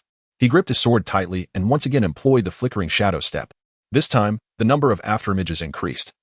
Their movements synchronized, nearly indistinguishable. Myriad sword forest. All of Li Qi's figures shouted in unison. Instantly, countless ominous sword lights encircled Yi Huang, a sight that sent shivers down the spine. This was yet another advanced sword technique, combining the flickering shadow step with myriad sword forest, capable of conjuring hundreds of thousands of sword lights intertwined. He had clearly prepared thoroughly. It was unimaginable how Yi Huang would withstand this assault. The spectators around them wore anxious expressions, worried for Yi Huang. Yet, she remained unfazed. Although her time in the 9 heavens had been but a month, she had encountered the essence of destruction at the level of heavenly laws. The sword lights before her were utterly trivial. With a single motion of her sword sheath, Yi Huang accurately identified all the genuine sword lights and parried them one by one. Too weak. My father spoke the truth. You are indeed too weak. While blocking Li Qi's attacks, Yi Huang continued to speak. Li Qi, consumed by rage, poured all his strength into breaking through Yi Huang's defenses. But it was all in vain. Enough. Let us conclude this swiftly, Yi Huang declared, drawing her long sword for the first time, executing a horizontal slash. In an instant, the multitude of sword lights enveloping the arena vanished without a trace. Li Qi's figure flew backward like a kite with severed strings, blood splattering across the ground. Brother Li Qi, Li Qinger exclaimed in shock. Cheer, Li Liusu, standing on the main platform, finally lost the perpetual smile that adorned his face. Yi Huang slowly sheathed her sword, having only unleashed a single strike throughout the battle. Moreover, she had not moved from her original position even once. Chapter 50, As You Scheme. Li Qi's instantaneous defeat left the entire arena in stunned silence. Everyone was aware that Yi Huang was formidable. Yet Li Qi was also a prodigy, not to be underestimated. He wielded a high-tier movement technique, practiced an advanced sword technique, and possessed a spirit sword of high-tier quality, an extraordinary combination that few forces outside the 3 major families could ever hope to achieve in Cloud Sky City. Yet, before Yi Huang, he was akin to a feeble insect, mercilessly toyed with and crushed. Yi Huang, how can you be so powerful? Divine Phoenix Maiden, majestic. A voice, hoarse with emotion, rang out in the arena, followed by a cacophony of cheers. They called out Yi Huang's name, as if basking in her glory themselves. The Ye family's section erupted in jubilation. Sui Yun, Sui Yu, Sui Bao, and the recently recovered Sui Hu, the key figures of the Ye family, were nearly brought to tears. Look, this is our Ye family's pride. This is our future. Enthusiasm and passion blazed like an unquenchable fire. However, the atmosphere for the Li family was entirely different. Li Qi lay bloodied at the edge of the stage, with Li Qing'er collapsed over him, tears streaming down her face. Several clan elders rushed over to assess Li Qi's injuries. On the highest platform, Li Liusu struggled to contain himself, nearly leaping down to the arena. That was his son. Yet, he restrained himself. In such a public setting, a patriarch losing composure would be a significant blow to the family's reputation. However, soon someone took the stage and whispered a few words beside Li Liusu, gradually easing his anxious heart. Ye Suifeng, your daughter is indeed ruthless, Li Liusu remarked solemnly. At this moment, he had completely discarded his mask of pretense. Not at all, Ye Suifeng replied with a faint smile. She is merely a little bruised, having broken 100 or so bones. You, Li Liusu, filled with rage, nearly lunged at Ye Suifeng with a punch. Yet, he restrained himself. After years as the head of the Li family, he was not so shallow-minded. An unrefined genius is still just a genius. I advise you to keep her in check to avoid future calamities. Li Liusu's voice was icy, a clear threat. Ye Suifeng chuckled softly, remaining silent. Some individuals seemed to delight in narrowing their own paths. Meanwhile, Tang Zheng remained silent, his expression grave. Yi Huang was indeed inscrutable. It was uncertain whether their own kin could once again stand tall among the crowd. At that moment, Gu Wanxin returned to the arena. She gazed at Yi Huang with a complex expression. This girl exceeded her expectations. Yet, what truly astonished her was what Ye Suifeng had done to her. Gu Wanxin understood that Yi Huang's brilliance was undoubtedly intertwined with Ye Suifeng. Yi Huang, do you wish to challenge again? Gu Wanxin inquired. Of course, Yi Huang replied with a smile, glancing toward the Tang family's preparation area. The 5 individuals there immediately tensed under her scrutinizing gaze. After the earlier battle, none dared to underestimate the formidable daughter of the Yi family. I challenge Tang Xiao. Yi Huang began to declare her opponent, but abruptly halted. She glanced at her father on the high platform and sighed. Never mind, let them choose someone themselves. The crowd was taken aback with Yi Huang's prowess. She could have easily selected a strong contender from the Tang family to pave the way for her fellow fighters. Instead, she chose a different route, granting the Tang family more options. They would undoubtedly exploit this rule. Sure enough, moments later, the Tang family sent forth their weakest member, Tang Wuhua, a mere 6th-tier qi condensation practitioner. Having just suffered a crushing defeat, how could he possibly triumph? Clearly, the Tang family intended to use their weakest to stall the Yi family's strongest. This move was predictable, yet the audience was unfazed, immediately perceiving the Tang family's cowardice. Erupting in jeers, Tang Wuhua stepped onto the stage amidst the boos, his face a picture of despair. The battle begins. Tang Wuhua clasped his fists toward Yi Huang. I hope you can show me mercy. Bang. Before he could finish, a foot struck his chest, sending him flying out of the arena, crashing to the ground. Blood spilling from his mouth as he lost consciousness. Instantaneous defeat. After this, Yi Huang did not wait for the results and turned elegantly toward the Yi family's preparation area, departing with grace. Gu Wanxin was momentarily stunned before announcing, Yi Huang defeats Tang Wuhua. Let us welcome the second contender from the Yi family, Yi Long. The crowd erupted with deafening cheers. Although Yi Long did not possess the same renown as Yi Huang, the title of Dragon Pavilion Master still commanded respect. As Yi Long ascended the stage, he brushed past Yi Huang. It was your uncle who instructed you to do this, wasn't it? Yi Long queried. Yi Huang shrugged. He said to let you have some fun. Yi Long felt a twinge of embarrassment. To their uncle, was this battle merely a game? Then let us enjoy it. A powerful fighting spirit surged from Yi Long. In the ancient arena, he had faced countless defeats, yet his indomitable will had been tempered to a blazing intensity. I challenged Tang Xiaoqing from the Tang family. Before Gu Wanxin could respond, Yi Long had already declared his target. He too sought a series of consecutive battles, aiming to challenge the strongest of the younger generation in Yunqiao City. The audience was nearly hoarse from cheering. The Yi family's descendants were undeniably dominating, stirring the blood of all present. Under the eyes of the multitude, Tang Xiaoqing stepped onto the stage. I have long admired your name, they greeted amicably. Yet, in an instant, they clashed. Yi Long wielded his spear with grand strokes, exuding formidable might. But Tang Xiaoqing, living up to his reputation, had already reached the 12th tier of qi condensation, concealing his true cultivation. With a fan in hand, he moved gracefully. The two showcased their skills. The battle filled with peril resulting in a stalemate. The audience roared with excitement. This was the fight they truly wished to witness. Though Ye Huang's previous battle was thrilling, it had ended too swiftly to fully satisfy. Both Ye Long and Tang Xiaoqing were the finest representatives of their families, and their clash was something many had yearned to see. As time passed, several bloody wounds appeared on Ye Long. Yet, his fighting spirit intensified. His spear danced like a true dragon, shaking the heavens. Ultimately, under Ye Long's relentless assault, Tang Xiaoqing let his guard down and was struck hard, blood spilling from his mouth, struggling to land. However, Ye Long's attack surged again. "I concede," Tang Xiaoqing shouted. The sharp tip of the spear halted just above his throat. Bang! Ye Long withdrew his spear, planting it firmly on the ground. A whirlwind erupted around him, dispersing the dust in all directions. The onlookers gasped. The ancient arena bore deep cracks, a shocking sight. Ye Long defeats Tang Xiaoqing. Gu Wanxin announced the outcome of the battle loudly. Subsequently, like Ye Huang, Ye Long chose to let the Li family select their next combatant. The Li family opted for their weakest, Ye Suifeng, as fodder. Unsurprisingly, Ye Long swiftly defeated her in a couple of moves before returning to the Ye family's preparation area. With that, the Ye family had secured 4 victories with Ye Huang and Ye Long. The path ahead appeared bright. Meanwhile, on the highest platform, Li Liusu and Tang Zheng's expressions had turned ashen. After all, their strongest champions had both been defeated. "Brother Tang, Xiaoqing has also fallen," Li Liusu suddenly remarked. The two exchanged glances, a glint of malice flashing in Li Liusu's eyes. Tang Zheng merely nodded. Ye Suifeng sat between them, feigning ignorance. "A conspiracy? Scheme as you wish." Chapter 51. Justice unveiled. The Ye family triumphed in both matches, defeating the strongest representatives of the Li and Tang families. This brought the cheers for the Ye family to a fever pitch. The only regret among them was that such overwhelming strength usually made its grand entrance at the climax. Why reveal their trump cards so early, leaving little significance for the remaining battles? Yet, when the third contender, Ye Qinyao, took the stage, she once again reshaped their understanding. Ye Qinyao, radiant and ethereal, resembled a celestial maiden. She also chose to challenge proactively, yet without specifying, allowing the others to select their opponent.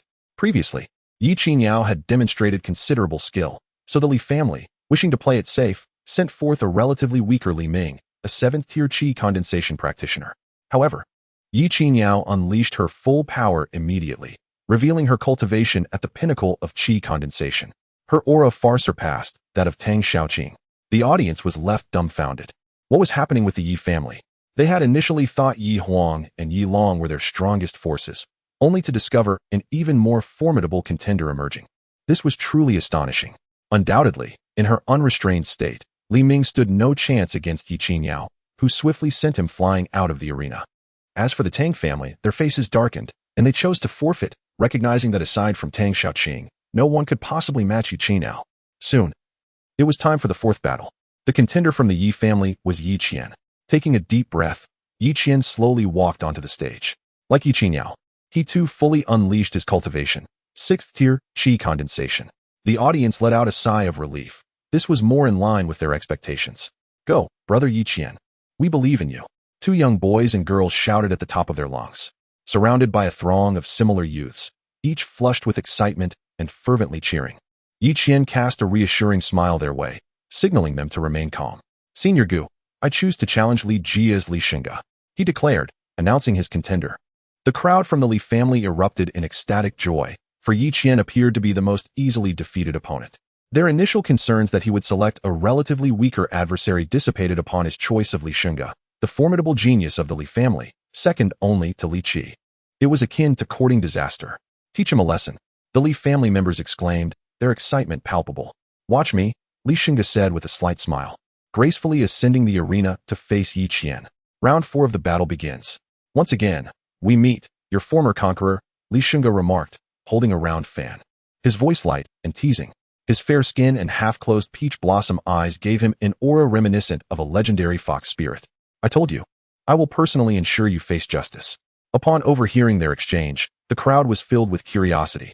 Did they share a history? Indeed. A young girl who had been cheering for Yi Qian moments before now had red-rimmed eyes, her face a canvas of unresolved anger. "Oh, what is the story?" someone inquired. With a sorrowful expression, the girl recounted her tale. She had once belonged to the jurisdiction of the Li family, hailing from Qingxi town. Her parents were ordinary garment craftsmen, and she had an older sister. Although their family was not wealthy, they lived contentedly. However, 2 months prior, the arrival of one individual shattered their peaceful existence, Li Xinge. As a core member of the Li family, he visited Qingxi town, igniting excitement among the populace, who saw it as a chance to ascend the social ladder. Li Xinge sought to commission a set of clothing, exploring various shops in town, but finding no suitable targets. Instead, he set his sights on the girl's sister. When Li Xinge proposed making the girl's sister his maid, onlookers cast envious glances. Yet, the girl's parents were overwhelmed with fear. They were decent folk who had never contemplated marrying their daughter into wealth.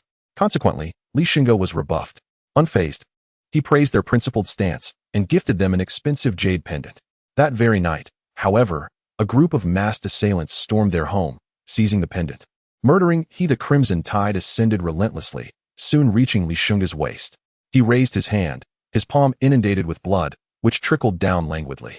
You once professed that blood was your most cherished indulgence, your greatest delight. Indulge yourself, then. Yi Qian's voice reverberated from all directions. A mere illusion, nothing more. Once I escape this, I shall surely slay you. Li Xinge bellowed, subsequently closing his eyes, striving to pacify his emotions. With tranquility, I shall undoubtedly extricate myself from this illusion. The sanguine sea continued its gradual ascent, eventually submerging his nose. The overwhelming stench of blood, coupled with the sensation of asphyxiation, assailed him with ferocity. Li Xinge endeavored to soothe his frayed nerves. An illusion, devoid of any lethal force. Yet, the suffocation intensified inexorably. Should this persist, he would surely meet his demise. Li Xinge, finally succumbing to the pressure, emitted a thunderous roar, expelling a torrent of bubbles, and then vigorously propelled himself toward the surface of the sanguine sea. However, regardless of his efforts, he remained ensnared, unable to reach the surface. A sentiment known as despair burgeoned within his heart, spreading with alarming rapidity. Dismay, wrath, anguish, remorse, dread, a confluence of emotions intertwined, imbuing him with the premonition of death. Ultimately, he teetered on the precipice of unconsciousness. With a resounding thud, Li Xinge collapsed onto the ground, relishing the long-absent sensation of fresh air. You once stated that your torment of others stemmed from a desire to comprehend the essence of despair. Have you attained that understanding now? Yi Qian inquired with chilling indifference. Li Xinge lay prostrate, gasping for breath. In his current state of exhaustion, he could scarcely utter a single syllable. Yet, Yi Qian resumed his calligraphy, this time inscribing a mere 2 characters. I once vowed to bring you to justice. It occurs to me that allowing you to perish amidst your most cherished indulgence might be the most fitting denouement. The brush in Yi Qian's hand completed the final stroke. Fox spirit. No one could fathom the spectacle unfolding before Li Xinge's eyes. Yet, his performance evoked a chilling unease. At times, he would erupt in boisterous laughter. At others, he would weep uncontrollably. Occasionally, his face would radiate a flamboyant glee. At others, he would plead for mercy, his countenance contorted with terror. He laughed as he rent his garments, his fingers etching streaks of blood across his body. He wept as he uttered apologies, simultaneously snapping his toes and shattering his kneecaps with his own hands. Enough. Li Liusu, perched on the elevated platform, finally succumbed to his emotions and roared. Should this continue unabated, not only would Li Xinge meet his demise, but the reputation of the Li family would also be irrevocably tarnished. However, Gu Wanxin, the orchestrator of the battle, remained impervious, disregarding his entreaties. Ye Suifeng, this has gone far enough. Li Liusu directed his gaze toward Ye Suifeng. Ye Suifeng stroked his chin pensively. This lad has gleaned the Tao of slaughter from the mountain and sea pictorial. This scarcely aligns with his ethos. No matter. This should merely be an obsession. Ye Suifeng mused. Ye Suifeng, are you even heeding my words? Li Liusu rose to his feet in a fit of pique. Indeed.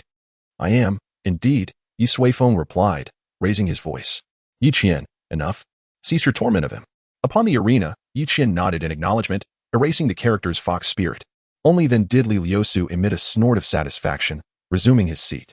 Slay him and be done with it, Yi Suifeng remarked casually. Chapter 52, A Necessary Transformation, The Soaring Cloud Arena. Yi Qian stood in the center, brandishing a bloodied head. After Ye Suifeng's pronouncement, he had surged forward, severing Li Xinge's head with a single stroke. He tilted his head back, exhaling deeply, and nonchalantly tossed the head at his feet. Then, seizing the brush from before, he snapped it in two with his hands, flashing a radiant smile at the young girl in the stands. Tears streaked the young girl's face as she buried her head between her legs, sobbing inconsolably. Sister, Your vengeance is finally exacted. Ye Suifeng, observing the scene, nodded subtly. Yi Qian's slaying of Li Shunga represented the vanquishing of his inner demons. The breaking of the brush symbolized the severing of ties with the past. A return to his true self. This lad had it all planned out before he even stepped onto the arena. How foolish of me to fret over whether he had succumbed to demonic influence. Thank goodness. Ye Suifeng. However, someone was far from content. Li Liusu, his eyes bloodshot, glared daggers at Ye Suifeng. You have overstepped the bounds of propriety. He growled in a low voice. Battles inevitably lead to fatalities. Yi Qian merely lost control of his actions. You are, after all, the head of a prominent family, one of the 3 pillars of Cloudsource City. Do not allow your composure to falter. Ye Suifeng retorted with a sardonic grin, resembling a quintessential villain. Li Liusu, incensed, his face suffused with fury, gnashed his teeth audibly. Yet, he restrained himself. I trust you shall not rear your actions today, he hissed, before resuming his seat, his silence pregnant with menace. Ye Suifeng, in turn, dismissed him with a wave of his hand. The weak resort to veiled threats. If you possess the wherewithal, come and challenge me. I vow to restrict myself to the strength of a tribulation transcender. He refocused his gaze upon the arena. Yi Qian's slaying of Li Shunga had ignited a considerable furor within the arena. The first fallen prodigy. The spectators, predominantly cultivators and individuals of ardent temperament, found such battles worthy of their attention, even if they had failed to fully comprehend the intricacies of the combat. Yi Qian versus Li Shunga. Yi Qian emerges victorious. Gu Wanxin announced the outcome of the battle. Next in line was the Tang family. However, witnessing Yi Qian's unsettling and brutal demeanor, the remaining members of the Tang family dared not accept the challenge. They opted to forfeit, eliciting a chorus of boos from the assembled crowd. Next, we have the final member of the Yi family. Let us extend a warm welcome to Ye Suifeng. Amidst thunderous applause, a figure bounded onto the arena. She was diminutive in stature, her crimson hair cascading almost to the ground. With each bounce, her hair swayed, imbuing her with an endearing charm. She was also chewing on a peculiar type of candy, capable of producing iridescent bubbles. She's just a child, someone exclaimed. The individual beside him cast a disdainful glance in his direction. Have the previous 4 members of the Yi family not taught you a lesson? Their combatants are unlikely to be weak. The spectators eagerly anticipated the unveiling of the seemingly innocuous young girl's capabilities. Ye Suifeng approached Gu Wanxin, giggling. Sister Gu, you look radiant today, so fair and round. Gu Wanxin glanced down at herself, offering an awkward smile. Thank you for the compliment. It's merely ceremonial attire. Would you prefer to adhere to the standard rules or challenge another combatant? She inquired, swiftly changing the subject. I shall, of course, issue a challenge. Ye Suifeng declared.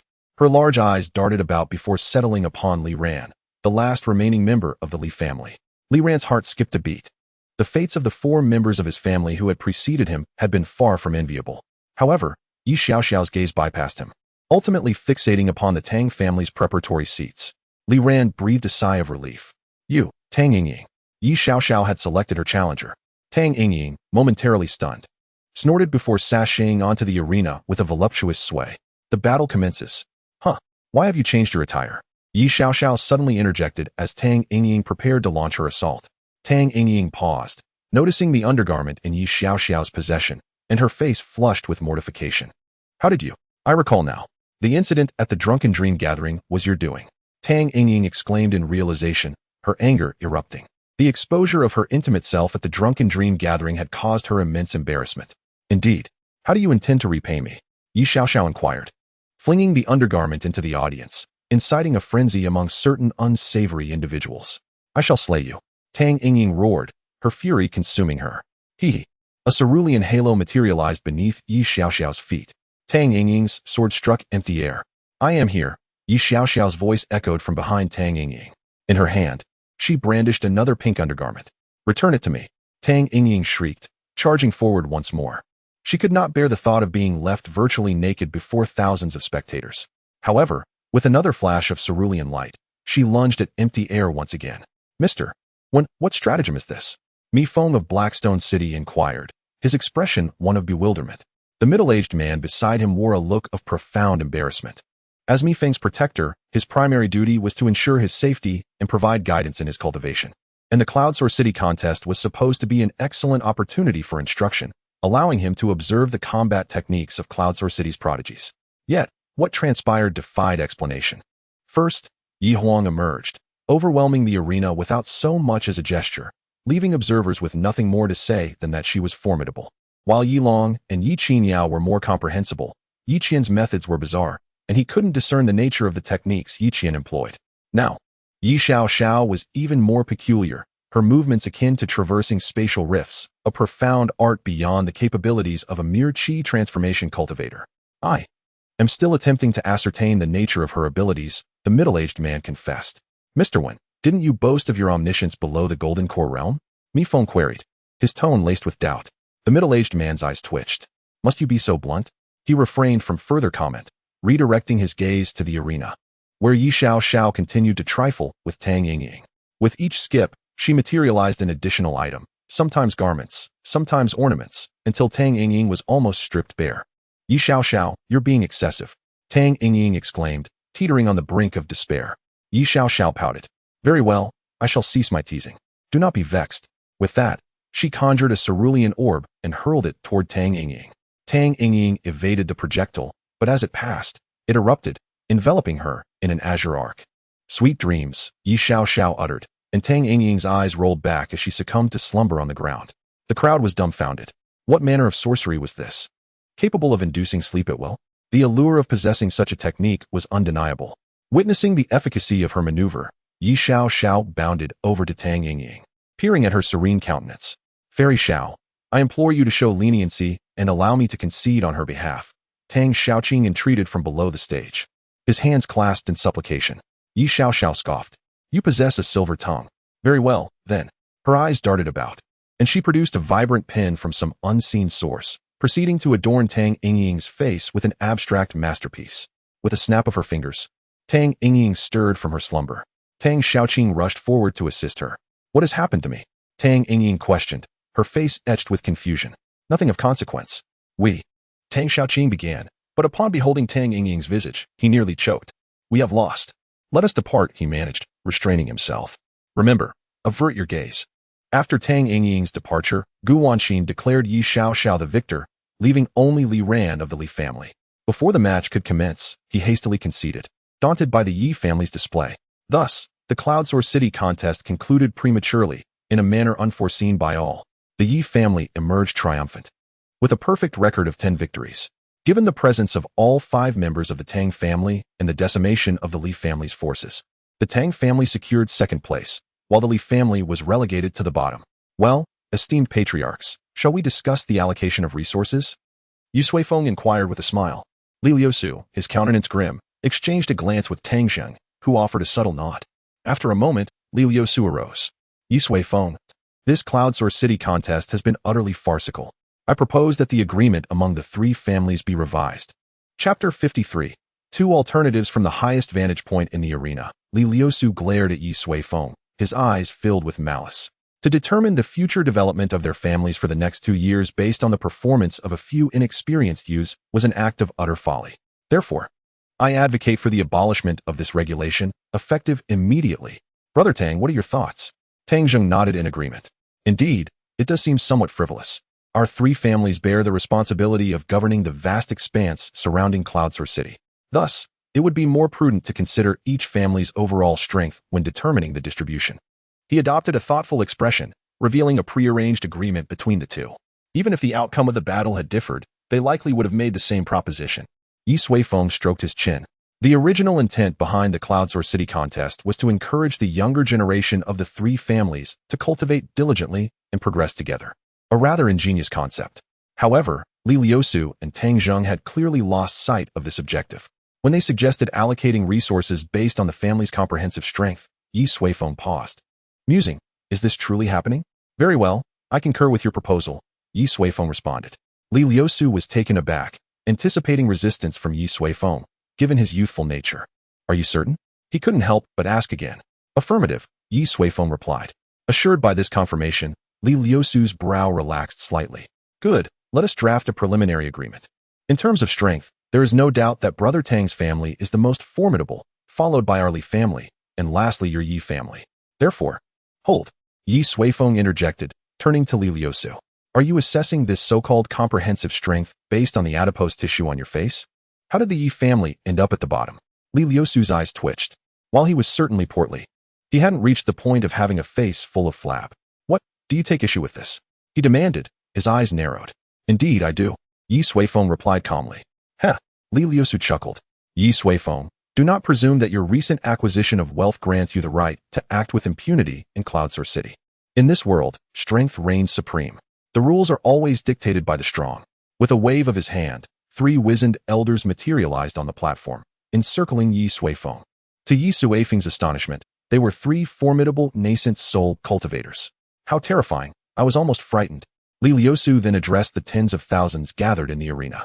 Hear ye all, except for members of the 3 families, vacate the arena immediately. We have internal matters to discuss. His resonant voice echoed throughout the arena. Subsequently, over 100 imposing cultivators landed in the center of the arena, prepared to expedite the evacuation. These were all members of the Li and Tang families, the weakest of whom were at the golden body stage. A commotion erupted as the crowd, unsure of what was unfolding, reluctantly began to disperse under the pressure. This is dire. They are targeting the Yi family. Mi Feng exclaimed, his voice fraught with anxiety. Mr. One, you must devise a solution. Mr. One, his expression grave.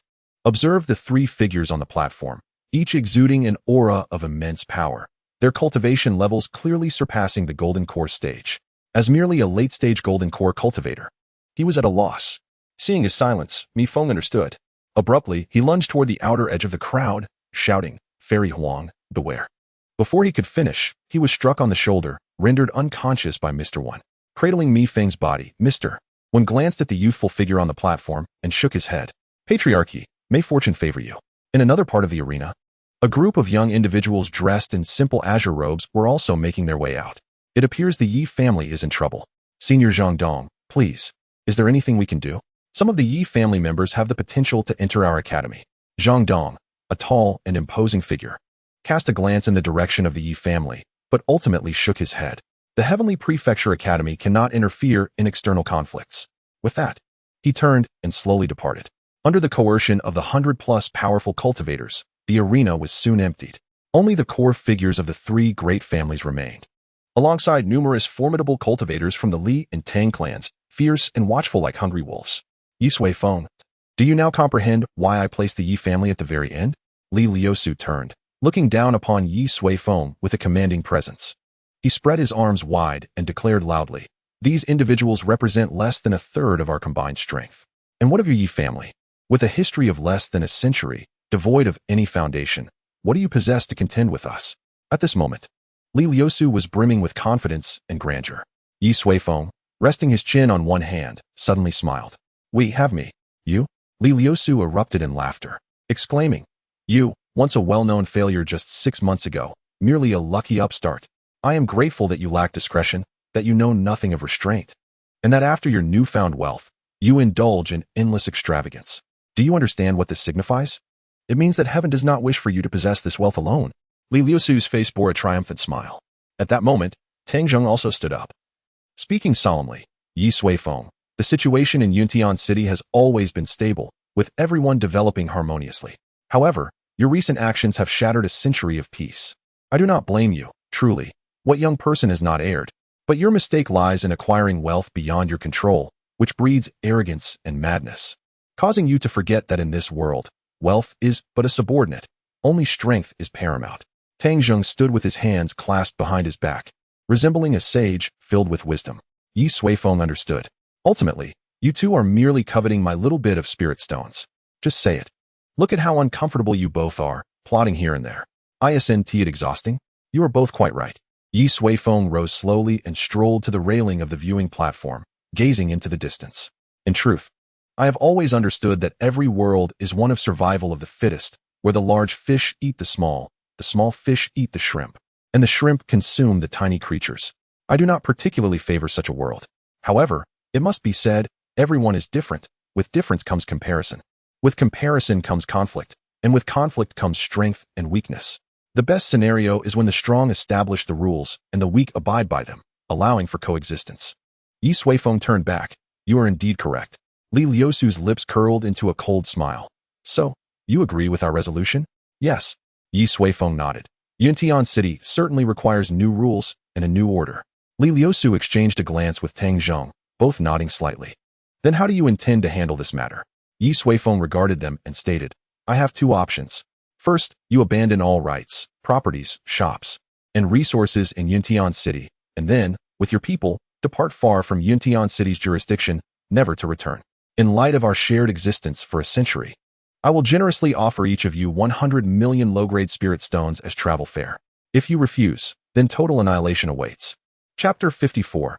A change in the heavens. After Ye Suifeng uttered these words, a brief silence enveloped the high platform. Li Liusu and Tang Zheng furrowed their brows, seemingly unable to believe their ears. They thought Ye Suifeng was jesting. However, he spread his palm, and a drop of blood from Li Liusu suddenly floated out, landing in Ye Suifeng's hand. The blood bead spun gently, rising and falling as if it were a living entity, accompanied by his breath. A halo of hazy light surrounded it, enchanting and magnificent. Indeed, you were not mistaken. The power here is merely 1/3 of the Li family, Ye Suifeng remarked, a flicker of red glinting in his pupils, chilling Li Liusu to the bone. What do you intend to do? Li Liusu finally exclaimed. Would you like to see? Ye Suifeng brought his palm closer to Li Liusu, magnifying the drop of blood in his eyes infinitely.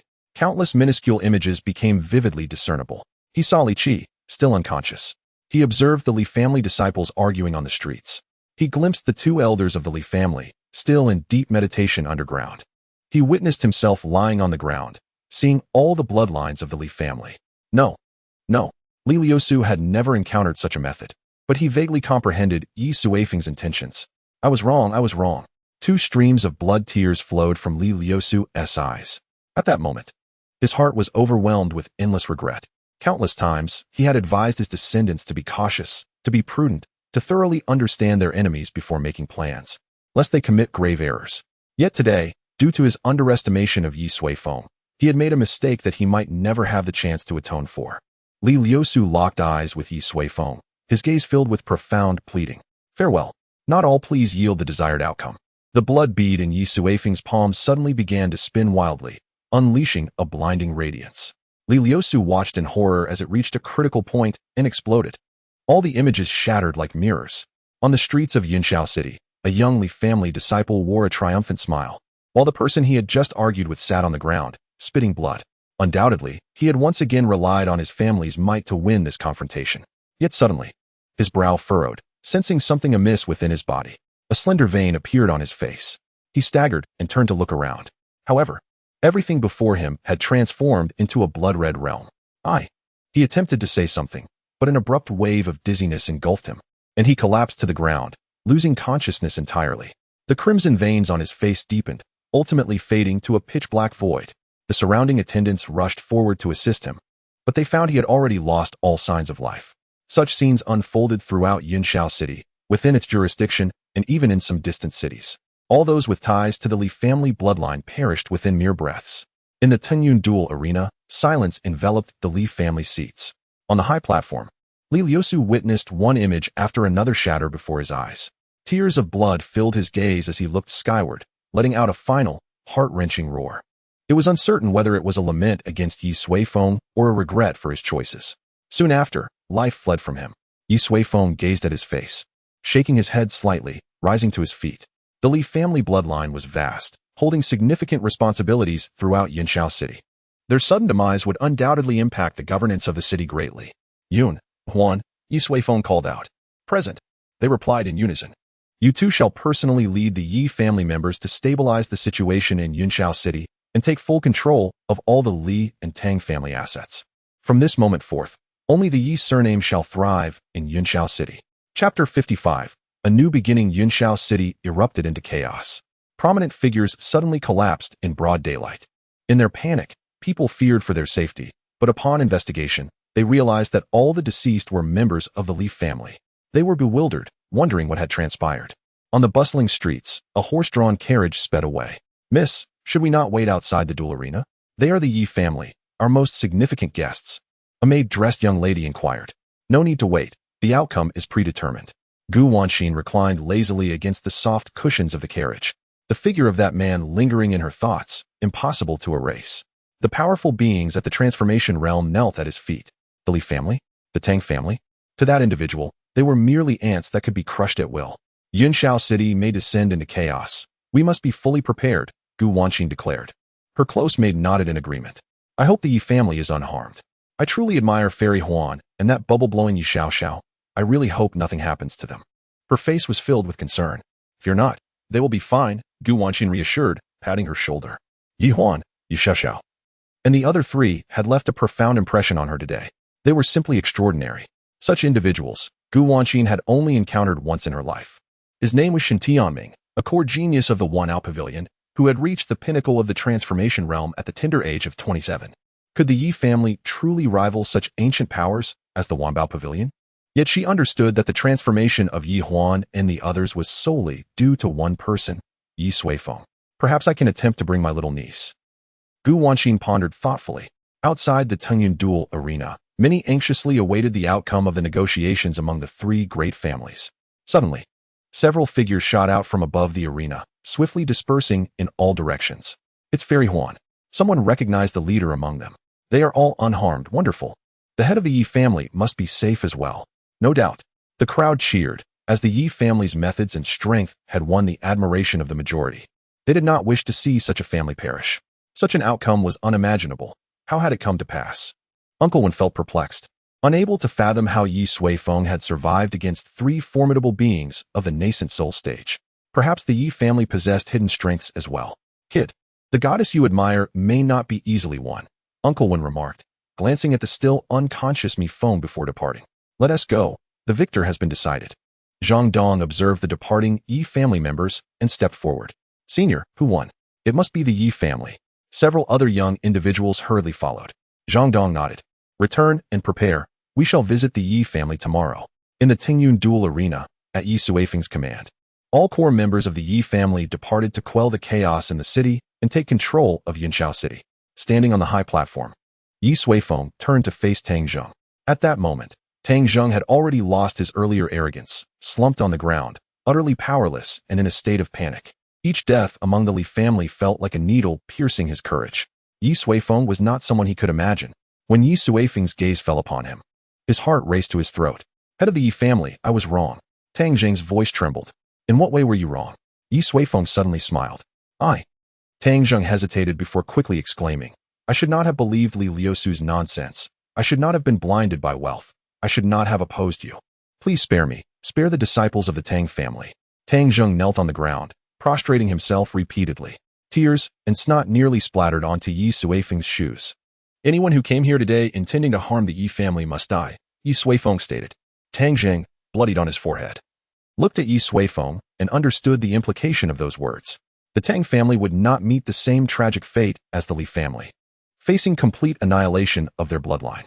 However, the remaining members of the Tang family, the bloodline of the Tang clan, shall forever be deprived of the ability to cultivate.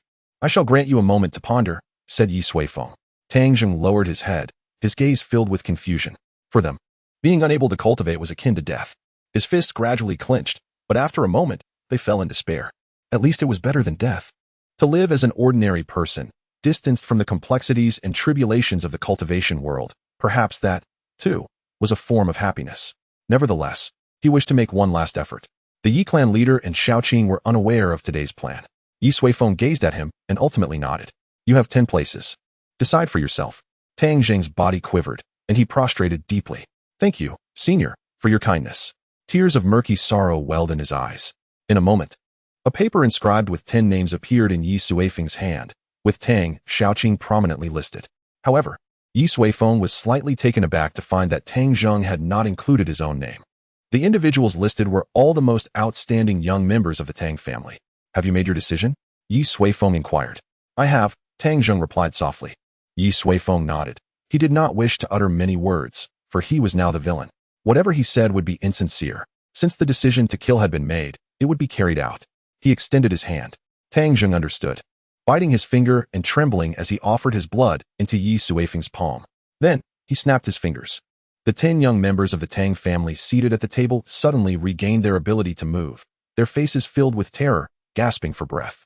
Father, clan leader, Tang Shaoqing and the others looked anxiously at Tang Zheng on the high platform. Shaoqing, return. Leave everything behind. Lead our kin away from Yuntian City, and never return. Tang Zheng spoke softly. Grief marred Tang Shaoqing's face. Father, he rasped. Leave. Tang Zheng roared. Tang Shaoqing fell silent. kneeling on both knees and bowing deeply 3 times before the platform. He then rose and, accompanied by the remaining members of the Tang family, departed without looking back. Just as he stepped out of the arena, a deafening explosion erupted behind him. Out of the corner of his eye, he saw the place where the Tang family had been was now a river of blood. Shaoqing. Tang Mingxian hesitated to speak. Return. Tang Shaoqing growled, not glancing back as he strode forward. At that moment, only Ye Suifeng and Tang Zheng remained in the arena. Ye Suifeng opened his palm, where a droplet of blood bore a black mark. It was a bloodline curse, empowered by the will of the heavens, unsolvable in this world. The curse would manifest in 3 days, giving the surviving members of the Tang family ample time to endure the initial perilous moments. Thank you. Tang Zheng lay motionless on the ground, having resigned himself. Thus, the Li and Tang families were utterly erased from Yuntian City. Ye Suifeng sighed softly, rising and soaring into the sky. Below, Yuntian City gradually shrank. The layout of the buildings was laid bare before his eyes. The 3 great families firmly occupied the central positions, yet the Yi family had the smallest territory.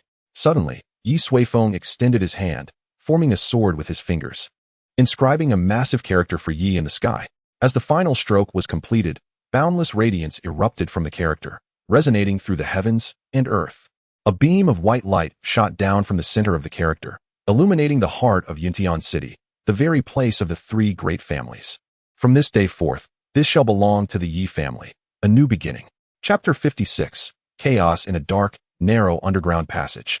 Bang! With a heavy thud, a thick iron door was forcefully slammed open from the outside, and a figure darted past. It was a young man, his face smeared with blood, gasping for breath, his eyes wide with terror. He ran swiftly through the convoluted underground corridors, crashing through one iron door after another. As he ran, he frequently glanced back, as if a monstrous beast were pursuing him. At last, he came upon a smooth, blue stone wall. The young man pressed against the wall, his hands trembling as he pulled out a small, intricate circular device from his pocket and pressed it against the surface, fiddling with its mechanism. With a series of clicks, a slender crack appeared in the luminous blue stone, slowly widening. Tap, tap, tap. Suddenly, ominous footsteps echoed from the depths of the passage. The young man turned abruptly, his pupils contracting in fear. Without waiting for the gap to enlarge, he exerted all his strength, desperately pushing himself through. His ribs felt as though they might shatter. Finally, he squeezed through, collapsing to the ground. He looked up to find himself in a spacious underground chamber, brightly lit and fragrant. In the center, 3 ancient coffins were displayed, with the leftmost one already opened. Ancestor, please save me. Save your family, the young man shouted, crawling frantically to the side of the coffin, pounding on the lid. Yet no one responded. Ancestors, wake up. He struck the coffin with all his might, blood oozing from his forehead, until at last, he managed to force open a wide gap in the coffin lid. A wave of deathly aura wafted out. Still, no one answered. Tap, tap. The footsteps behind him grew ever closer, and despair washed over the young man's face. He turned, slowly leaning against the coffin, staring at the open blue stone door. As the footsteps approached, a figure cloaked in purple appeared in his line of sight. So this is the foundation of your Li family. Yi Huang stepped inside, surveying the surroundings, followed closely by a dozen followers. No wonder it is called a foundation. This place is at least several dozen feet below the surface. She approached the 3 coffins, standing directly in front of the young man. You aren't of the Li bloodline, are you? Why do you call them ancestors? Yi Huang leaned in, scrutinizing his face. The young man averted his gaze, murmuring, my aunt is the legitimate wife of the 3rd master of the Li family. Yi Huang's eyes widened, realizing he was an outsider. When she and her 2nd uncle, Yun, stormed into the Li family, only outsiders and a group of recruits remained. They were in disarray, unaware of what had transpired. Yi Huang's presence undoubtedly incited their frenzied attacks. However, under her 2nd uncle's nascent soul strength, none could withstand the onslaught of the Yi family. In an instant, the situation devolved into a cat-and-mouse game of pursuit. Yi Huang had followed this young man into the underground chamber in her pursuit. Spare me. I am merely... Clang. The flash of a sword. The young man's head was severed and rolled to the ground. Yi Huang sheathed her sword, her eyes devoid of any compassion. Should the Li family's ancestors truly awaken, it would mean death for her and all those behind her. Yi Huang straightened, casting one last glance at the artificially created space. Detonate all the explosive talismans. We, the Yi family, have no need for such buried foundations. Moments later, the earth trembled, accompanied by a resounding roar, as most of the Li family's surface structures collapsed in a cacophony. Ye Huang and Ye Suifeng stood together in the present day. Neither the Li family nor the Tang family has any rivals. The streets of Yunshao City have descended into chaos. The sudden downfall of the Li family has thrown the Tang family into disarray, with members fleeing in all directions. Shops that once belonged to these two prominent families have shuttered their doors, hastily packing their belongings in preparation for departure. Within a lavishly appointed alchemy shop, a gaunt middle-aged man frantically filled his storage ring with various vials and jars, illuminated by a steady glow. As he cleared nearly all the items from the shop, he grew anxious to leave. Suddenly, a loud crash echoed as the shop's door burst open, and several figures stood before him, led by Ye Qingyao. Master Du? Ye Qingyao paused upon recognizing the man, who was none other than Du Haixing, a fifth-tier alchemist who had once taught at the Yi family, but had betrayed them. He had secretly forged an agreement with the Li family, abandoning the Yi family during their most challenging times, and taking with him a host of talented apprentices along with numerous secrets. They had not anticipated crossing paths again, especially in a shop belonging to the Li family. Ah, Xiao Qinyu, Du Haixing chuckled, unfazed by the group before him. I never expected you to achieve such heights. I also didn't foresee you aligning yourself with our adversaries. The atmosphere grew tense. I was never truly one of your Yi family. Du Haixing suddenly exclaimed, his voice rising. I was merely a hired guest. When offered better terms, my departure was entirely reasonable. People aspire to ascend, just as water flows downward. Ye Qingyao regarded him coldly, devoid of any emotion. That does not excuse your betrayal of the Yi family's secrets to the Li family. When three masters from the Yi family departed together, the losses were not merely those of educators. Most critically, they divulged a plethora of secrets from within the Yi family. Du Haixing fell silent, unable to refute her claims. Betrayal is betrayal. The tension mounted between them, and it seemed they were on the brink of drawing their weapons. With a soft sigh, Ye Qingyao spoke, regardless of everything. You were once my alchemy teacher. I do not wish to engage in conflict with you. Leave everything behind and depart from Yunshao City. As she extended her hand, she added, from this day forth, we hold no further ties. Du Haixing's expression darkened as he caressed his storage ring, filled with the wealth of the shop, enough to ensure a lavish life. Yet, facing the formidable Yi family, his chances of leaving with it were slim. After a moment's contemplation, he sighed and removed the ring, stepping forward to place it in Ye Qingyao's palm. Xiao Qinyu, you are my most astute student. Before I leave, let me impart one last lesson. Never underestimate the malice of the human heart. Suddenly, a fierce glint flashed across Du Haixing's face as he lunged for Ye Qingyao's neck, his fingers poised like claws. As a formidable figure in the golden body realm, the distance was too short for her companions to react. If he could seize her, he could certainly escape Yunshao City with his riches. His movements were swift, nearly grasping her throat when a beam of light illuminated his face, freezing him in place. A mirror appeared in Ye Qingyao's hand. I have never underestimated anyone. My apologies, Master Du, she stated, as the light from the red dust mirror enveloped Du Haixing. He visibly aged before their eyes, ultimately collapsing to the ground as nothing more than a desiccated corpse. Outside Yunshao City, a group of several dozen individuals was hastily fleeing into the distance. After running for miles, they finally slowed their pace. Have the Yi family not pursued us? Someone asked. No, it seems they have let us go, yet we are now left with nothing. What should we do, Xiaoqing? Tang Xiaoqing stood at the forefront, glancing back at the faint outline of Yunshao City. We leave. He turned and began walking forward, step by step. Chapter 57. Reconstruction in the Yi family's master study. An octagonal array was displayed on the desk, each corner set with a dazzling high-grade spirit stone, intricate patterns interlinking the stones. Ye Suifeng infused the array with spiritual energy, instantly illuminating it. A familiar city materialized above the array, its outline clear. It was Yunshao City. Ye Suifeng gestured, causing the ethereal image of Yunshao City to expand, revealing all its towers and streets, ultimately focusing on the architectural cluster of the three great families. Isn't this reminiscent of futuristic technology? Ye Suifeng mused, marveling at the array he had unearthed from the Tang family's treasury. It was essentially a comprehensive three-dimensional map of Yunshao City, astonishing in its detail. Numerous other intriguing items had also been discovered, including levitating boards for swift travel, easily assembled temporary pavilions, and even self-cooking cauldrons. Though these had no bearing on combat or cultivation, they significantly aided daily life. This revelation fundamentally altered Ye Suifeng's perception of the cultivation world. Was it not merely about training and combat? Yet, he soon realized that the civilization of this world had thrived for countless millennia. Even if the dominant themes were cultivation and ascension, daily life could not be neglected. Take food, for instance. The variety of ingredients and culinary delights available here was staggering, a far cry from what he had known in his previous life. His aspiration to savor the world's cuisines would prove quite challenging. Big brother, a voice interrupted his thoughts as Sui Yun entered. How goes it? Ye Suifeng did not look up as he casually inquired. Is everything stable? Essentially, Sui Yun replied. Initially, there was considerable chaos, with many stores from the Li and Tang families left unattended, leading to rampant thefts.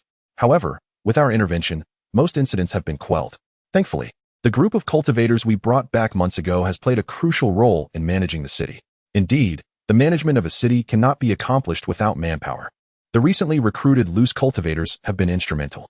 Currently, only the Ye family remains in Yunshao City, and many cultivators are eager to join us. Some have even begun referring to Yunshao City as Ye City in private. Sui Yun's face gleamed with excitement. He had never imagined such a scenario. I must reiterate, establish clear hierarchies. Those who join now must be treated differently than the original members. Do not indulge in any notions of equality, Ye Suifeng instructed. Sui Yun nodded, understanding that such egalitarian ideals often masked a toxic allure. By the way, big brother, the Li and Tang families have finished plundering their resources, and their original structures have suffered varying degrees of damage. Particularly, the Li family's underground space has nearly collapsed. What should we do about that? Sui Yun inquired. Ye Suifeng raised his hand, fixing the erased map on the architectural cluster of the three families. The map had yet to be updated, so all buildings appeared intact. Demolish everything and rebuild, Ye Suifeng commanded. Sui Yun was momentarily taken aback. But there are many structures still in good condition. I am aware. I simply find them displeasing. Ye Suifeng replied flatly. Yinsu was taken aback. Moreover, after leveling the ground, centered around the current Ye family, he envisioned constructing a new estate. With so many family members now, the space felt a bit cramped. Ye Suifeng traced a large circle on the map. Its area exceeded that of the current Ye family estate by more than tenfold. Elder brother, isn't this a tad excessive? The family isn't that large yet, is it? Yinsu felt it was somewhat exaggerated. It will undoubtedly grow larger in the future. Ye Suifeng glanced at him. I heard that your sister-in-law is expecting? Yinsu's cheeks flushed crimson, and he awkwardly chuckled. Ah, well, the family is thriving, and that brings me joy.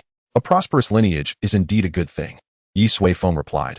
I hope you can spare some time to contemplate the origins of life. Do you understand? Yunsu nodded repeatedly, feeling a bit embarrassed. Ye Suifeng shook his head. This world was still far from being as open-minded as his previous life regarding matters between men and women. He then turned his gaze back to the map. Upon observing the architectural layout of Yunshao City, he noted its chaotic arrangement, with crooked paths and numerous dead ends that were quite displeasing to the eye. After some contemplation, Ye Suifeng casually drew two vertical lines, centering the Ye family and dividing the city into 4 sections. He envisioned constructing 4 major roads radiating outward, then sought a high-caliber designer to properly arrange the city's buildings. My requirements are cleanliness, orderliness, convenience, and accessibility. Is that clear? Yunsu's expression was one of disbelief. Elder brother, are you planning to completely demolish the city and start anew? Why not? Ye Suifeng retorted. This haphazard appearance irks me. It all needs to be redesigned. As he spoke, he noticed that the Ye family's location was slightly off-center, leaning to the left, which would misalign the cross drawn from the family center with the 4 city gates. What should we do about this? Yunsu, look at this wall. It's large yet not circular. Let us tear it down and rebuild it. I want a perfectly standard circle, Ye Suifeng stated earnestly. Yunsu was utterly bewildered. He couldn't comprehend what his elder brother aimed to achieve, nor did he dare to ask. However, he trusted that his elder brother's actions must have their rationale, one that was likely beyond his comprehension. I shall do as you say, he finally replied. All right, I will arrange it. A mere circular city wall, yet Yunshao City will become the most unique in the continent. Unbeknownst to Yunsu, his elder brother was merely succumbing to his obsessive tendencies. Let us leave it at that for now. Ye Suifeng diverted his gaze from the map, wary of conjuring any further ideas. By the way, how are the other factions within the city faring? Apart from the 3 major families in Yunshao City, there were 3 other significant factions. The first was the Wanbao Pavilion, the central gathering place for cultivators, bustling with a vast number of visitors daily. The second was the Zuiming Building, the most prestigious tavern in Yunshao City, which included the Zuiming Garden. The third was Shanyun Garden, a place of indulgence and revelry, requiring no further explanation. Has there been any movement from the Wanbao Pavilion lately? Ye Suifeng inquired. None, Yunsu replied. Since the Yunshao City battle, The Wanbao Pavilion has remained quiet, with its members scarcely venturing outside, exercising extreme caution. Ye Suifeng nodded. Gu Wanxin was astute, and unless he spoke, she would not act independently. Have Gu Wanxin come to see me tomorrow. She still holds potential for collaboration. What about the Zuaming building and Shangyun Garden? Yinsu responded. Shangyun Garden has been rather placid. However, the owner of Zuaming building seems to be growing restless. Reports indicate he has begun purchasing nearby land, likely aiming to expand. Ye Suifeng stroked his chin, pondering for a moment. Let us invite them all tomorrow for a discussion on life. Chapter 58. Reorganization. Upon learning of the Yi family's intention to reconstruct Yinxiao City, Dong Tianji was elated. As a sixth-tier formation master and a highly skilled architect, he had previously experienced some discord with the head of the Yi family and was determined to prove himself this time around. Dong Tianji resolved to approach the second master, Yi Su, to express his thoughts. Yin Su was delighted to see Dong Tianji volunteer, as he had been concerned about finding someone capable of handling the task, and he entrusted him with the basic blueprints and requirements. Dong Tianji felt confident. However, when he opened the blueprints, he was rendered speechless. Whose genius designed this? He was utterly astonished, having never encountered such a layout. Placing your family at the city's center is acceptable. But what is the rationale behind constructing 4 direct roads leading to the family estate? Is it not too conspicuous? And these supposed requirements for cleanliness and orderliness, do you think this is merely your backyard? Shouldn't the primary consideration in a city be the distinction between the elite and the common folk? What struck him most was the notion of a circular city wall. Heavens, are you attempting to create the most peculiar city in the continent? Dong Tianji's head spun at the thought. This task is truly daunting. Nevertheless, he was unwilling to forfeit this opportunity. After much deliberation, he sought the counsel of Hu Chuang, a fellow sixth-tier artifact master. Hu Chuang had traveled extensively and was well-versed. Perhaps he had encountered such eccentric architecture before. The designer of this city appears to have overlooked the family's safety, Hu Chuang remarked as he reviewed the blueprints. Furrowing his brow, like Dong Tianji, he too felt that positioning the family in such a conspicuous location posed a significant risk. In that case, we must begin our efforts underground. However, Hu Chuang quickly devised a plan, and together with Dong Tianji, they endeavored to steer this fantastical design back on track. Meanwhile, the instigator of this headache was leisurely enjoying tea in the reception hall. Elder brother, they have all arrived, Yin Su announced as he entered. Let us receive them one by one, Ye Suifeng instructed. In the reception hall, 3 individuals awaited his summons. One was Gu Wanxin, who had visited numerous times and appeared relaxed and at ease. The second was a somewhat portly middle-aged man, fair-skinned and dressed in extravagant attire. Exuding an air of confidence, he was Feng He, the owner of Zuaming building. The last was an elderly woman, seated with a stern demeanor, her murky eyes betraying a hint of unease. She was the creator of Shangyun Garden, Granny Hua. Gu Pavilion Master, it's a pleasure to see you. Feng He greeted after a brief wait. You are a frequent patron of Zuaming building. I recall you have dined with the head of the Yi family before. Feng He smiled, attempting to establish rapport. Indeed, that is the case, Gu Wanxin replied, leaning back in her chair. Oh, it seems you share quite the special bond with the head of the Yi family. Gu Wanxin regarded him silently. Believing he had received her tacit approval, Feng He continued. So, do you know why the head of the Yi family summoned us today? Gu Wanxin did not respond, but instead shifted to a more comfortable position, smiling slightly. Feng, have you not been in Yinxiao City lately? Feng He paused, then laughed heartily. Gu Pavilion Master, you are quite perceptive. Indeed. I returned to Linjiang City in the south half a year ago, and have only just come back. It's astonishing how much Yinxiao City has transformed. Linjiang City, one of the 9 city alliance, lay south of Su City, reputedly even more prosperous than Su City itself. Gu Wanxin nodded lightly and chuckled. Indeed, if you had been here recently, you wouldn't have uttered the word please. Feng He frowned slightly. Master Gu, what do you mean? Gu Wanxin fell silent, unwilling to draw closer to such a person. Feng He felt perplexed. Why did Gu Wanxin look at him as if he were a fool? After a moment, he shifted his gaze to Granny Hua. Granny Hua, as an old friend, I must kindly remind you. I have heard that the head of the Yi family possesses a noble heart, compassionate towards the world, and cannot abide certain sordid affairs. You should be cautious with your words later. Despite his verbal warning, his eyes gleamed with schadenfreude. He and Granny Hua shared a competitive relationship, and seeing his rival potentially facing misfortune brought him great joy. Upon hearing this, Granny Hua huffed and remained silent, yet her expression grew increasingly tense. Indeed, rumors in the outside world circulated thus. What if Ye Suifeng detested the realm of frivolities? Granny Hua, please come with me. At that moment, Suizhen appeared in the parlor. Upon hearing her name called, Granny Hua involuntarily shivered and slowly rose, her expression grave as she followed Suiyun out. Heh, she is certainly in for it. Feng He smiled at Gu Wanqing. Gu Wanqing rolled her eyes and simply closed them. Whether Granny Hua was in trouble was uncertain, but if Feng He continued to prance about like this, he would undoubtedly face consequences. In the inner hall, Ye Suifeng sat, several sheets of stationery in hand. Under Suiyun's guidance, Granny Hua entered. Ye Suifeng glanced at her and said, "Sit." "Thank you, head Yi." Granny Hua replied respectfully. Ye Suifeng turned back. Observing her as he spoke, the Shangyun Garden in Yunxiao City was established by you, correct? Yes. Kidnapping virtuous women, training them to serve as playthings for the affluent. Was that also your doing? The second question sank Granny Hua's heart to the depths of despair. Head Yi, you need only answer, yes or no. Ye Suifeng interrupted her. Yes, I have done such things. Granny Hua lowered her head. Ye Suifeng fell silent, an invisible pressure weighing heavily upon Granny Hua, causing her immense unease. Beads of cold sweat trickled down her wrinkled forehead. After a moment, Ye Suifeng set down the stationery. From today onwards, do not let me discover similar matters again. Do you understand? Granny Hua suddenly raised her head, astonished. Is that all? She found it hard to believe. Ye Suifeng raised an eyebrow. Oh, I understand. In fact, since the development of Shangyun Garden, we have ceased such activities. Just understand, Ye Suifeng said, signaling her dismissal.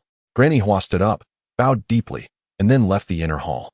I thought you would eradicate Shangyun Garden, Suiyun chuckled. Eradicate? Why would I do that? Ye Suifeng shook his head. Such places exist for a reason. Destroy one, and another will immediately arise. It is better to find a more obedient one for easier control. After speaking, Ye Suifeng waved his hand. Let Feng He come in. This fellow seems rather inflated. Chapter 59. The Heavenly Array Stone. It was long known that the head of the Yi family was a person of exceptional demeanor. Today, upon meeting him, he indeed proved extraordinary, a true young talent. With a hearty laugh, Feng He strode into the room, his face glowing with vitality. He clasped his fists and seated himself across from Ye Suifeng. Ye Suifeng remarked, "You certainly are quite familiar." Boss Feng, he continued, glancing at the materials in hand. I've heard that you are acquiring land near the Drunken Dream Tower these past few days. Haha, it seems I cannot hide anything from you, brother Yi. Feng He laughed. The Yi family is formidable. In just a day, you have vanquished 2 other major families, which is truly admirable. Such a significant event has revealed immense business opportunities to me, prompting my actions. Feng He sat confidently, seemingly believing that Ye Suifeng would be immensely interested in his so-called grand opportunity. Ye Suifeng wondered where he derived such confidence from. After a moment of silence, seeing that Ye Suifeng appeared unmoved, Feng He spoke up again. Head Yi, this opportunity will allow us to make a fortune together. Ye Suifeng raised his hand. Stop right there. I am not interested in your so-called opportunity. Feng He was momentarily stunned. Head Yi, but that involves a substantial amount of spirit stones. If we join forces, according to my estimates, the profits would be at least in the tens of billions annually. Don't tell me you're not interested in spirit stones. Feng He decided to dangle some bait. Having spent years in Yunxiao City, he was quite familiar with the economic situations of the 3 major families. The Yi family's annual revenue was merely in the range of 10 billion. Even with the elimination of the other 2 families, it wouldn't dramatically increase. The accumulation of wealth was not as simple as imagined. Thus, he believed that the prospect of tens of billions would surely tempt Ye Suifeng. Unfortunately, having been away from Yunxiao City for too long, he was unaware that times had changed. I am not as interested in spirit stones as you might think. I summoned you here for another matter. Ye Suifeng set aside the materials and produced a design blueprint, laying it on the table. Yunxiao City is preparing for reconstruction, and your Drunken Dream Garden obstructs the construction of the main road, necessitating its demolition. Name your price. Upon seeing the blueprint before him, Feng He momentarily struggled to comprehend. A large-scale reconstruction of Yunxiao City? Did the Yi family possess such financial capability? Head Yi, this is not appropriate. When the Drunken Dream Tower first arrived in Yunxiao City, we agreed to not interfere with each other, no matter what. Feng He gradually ceased his jovial demeanor. Who did you make that agreement with? The Tang family, one of the 3 major families. Ye Suifeng slightly shook his head. Since arriving in this world, he had encountered few fools, yet Feng He was undoubtedly one of them. The current master of Yunxiao City was the Yi family. If he wished to conduct business here, he must adhere to the Yi family's arrangements. You can either name a price and sell us the Drunken Dream Garden, or pack your belongings and leave. I will grant you only one opportunity to choose. With that, Ye Suifeng ceased paying him any further attention. Crash! Feng He suddenly rose from his chair, seething with anger. Ye Suifeng, Do you truly believe yourself invincible?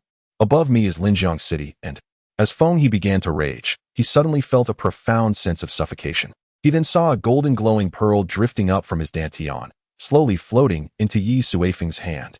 It was his golden core. Ye Suifeng grasped the golden core and produced a low-grade spirit stone, placing it alongside the golden core. One golden core and one spirit stone. Will this suffice to purchase all the assets of your drunken dream tower? If it is sufficient, then sign the agreement and take them with you. Ye Suifeng had lost all patience. Had he known the other party was of such low caliber, he would not have met with him personally. He had encountered too many of such individuals, and their lack of intelligence was certainly contagious. He simply wished to conclude this matter quickly. Feng He stood frozen, his mind racing with terror. That was a golden core. Ye Suifeng had effortlessly seized it. What on earth had transpired during his half-year absence from Yunxiao City? I will sign. Feng He stammered. Soon, an agreement was signed, and Ye Suifeng obtained all the assets of the drunken dream tower for the price of a low-grade spirit stone. Afterward, Feng He finally reclaimed his golden core. Clutching the scorching spirit stone, he was filled with regret. Had he known, he would have acquiesced to Ye Suifeng's wishes and sold him the drunken dream garden from the outset. After Feng He departed, Ye Suifeng rubbed his temples. Such matters should be entrusted to Sui Yun and the others in the future. It was truly tedious. A moment later, a familiar figure appeared at the door. Master Ye. Gu Wanqin clasped her hands respectfully in front of her and called out, I hope you can be a bit more composed. I have had quite enough of troubles today. Ye Suifeng gestured for her to take a seat. Gu Wanqin smiled gently. It's rare to see you in such a state. She took her seat and continued. Is it because of Feng He? Let us not mention that fool. Ye Suifeng replied. Tell me about yourself. Why have you been cloistered in the Wanbao Pavilion? Hardly stepping outside. Of course, I have been awaiting the Master Ye's instructions, Gu Wanqin said. You are from the Wanbao Pavilion, not one of my Yi family members. There is no need to heed my commands, Ye Suifeng remarked, taking a sip of tea. Gu Wanqin chuckled softly, but then suddenly sighed lightly. Master Yi, if you do not take me in, it may not be long before you can no longer see me again. Why is that? Ye Suifeng frowned slightly. Do you remember the last time when you asked me to investigate the whereabouts of the spirit stones from the Wanbao Pavilion? Gu Wanqin inquired. Ye Suifeng nodded. He had been curious about why the Wanbao Pavilion exchanged so many resources for spirit stones, which, after all, could not be consumed as food. Do you have any leads? Indeed, Gu Wanqin replied, producing a box made of an unknown metal from her storage ring and placing it on the table. Every transaction at the Wanbao Pavilion leaves traces. After bribing certain individuals, I uncovered something unusual. Each year, a significant portion of the spirit stones generated by our branch pavilions suddenly vanishes within a certain time frame. Subsequently, a new item appears on the material list, something called the Tianjing stone. I intended to uncover the secrets behind this. So I sought an opportunity to connect with the individual responsible for managing the Tianjing stones. Gu Wanqin gazed at Ye Suifeng, her hands resting on either side of the box. However, I did not expect to discover such a secret. As she spoke, she gently pressed her hands down. With a series of clicks, the metal box transformed like countless tiny building blocks, ultimately reshaping into a Tai Chi-like array plate. Above the array plate hovered three objects. On the left was a small, three-legged cauldron adorned with intricate array patterns that intertwined and crisscrossed, sending shivers down one's spine. In the center stood a 9-tiered pagoda, transparent and sparkling, surrounded by ethereal clouds, exuding an aura of mystery. On the right was a glowing stone that seemed somewhat familiar. This is the Tianjing stone, Gu Wanqin observed, her face reflecting immense disbelief. I only just realized that the Wanbao Pavilion's substantial profits from spirit stones were merely for this small Tianjing stone. Indeed, this Tianjing stone is produced by fusing countless pure spirit stones, and at least 1 billion top-grade spirit stones are required to create one. Gu Wanqin exclaimed in astonishment. Without your presence, Master Yi, the entire Wanbao Pavilion in Suching would sell only about 1 billion top-grade spirit stones worth of goods in a year. Ye Suifeng was also taken aback, not expecting the Wanbao Pavilion's handling of spirit stones to be like this. Moreover, he felt an odd familiarity with the Tianjing stone. Suddenly, he raised an eyebrow. Another glowing stone appeared in his hand, identical to the one on the array plate. Master Yi, you too possess such a precious treasure. Gu Wanqin's eyes widened in disbelief. The Tianjing stone was different from heavenly grade treasures. It was a top-tier material with special properties, only attainable by superpowers like the Wanbao Pavilion. Ye Suifeng remained silent, dawning realization washing over him. No wonder he and T heard the name of the spirit crystal in so long.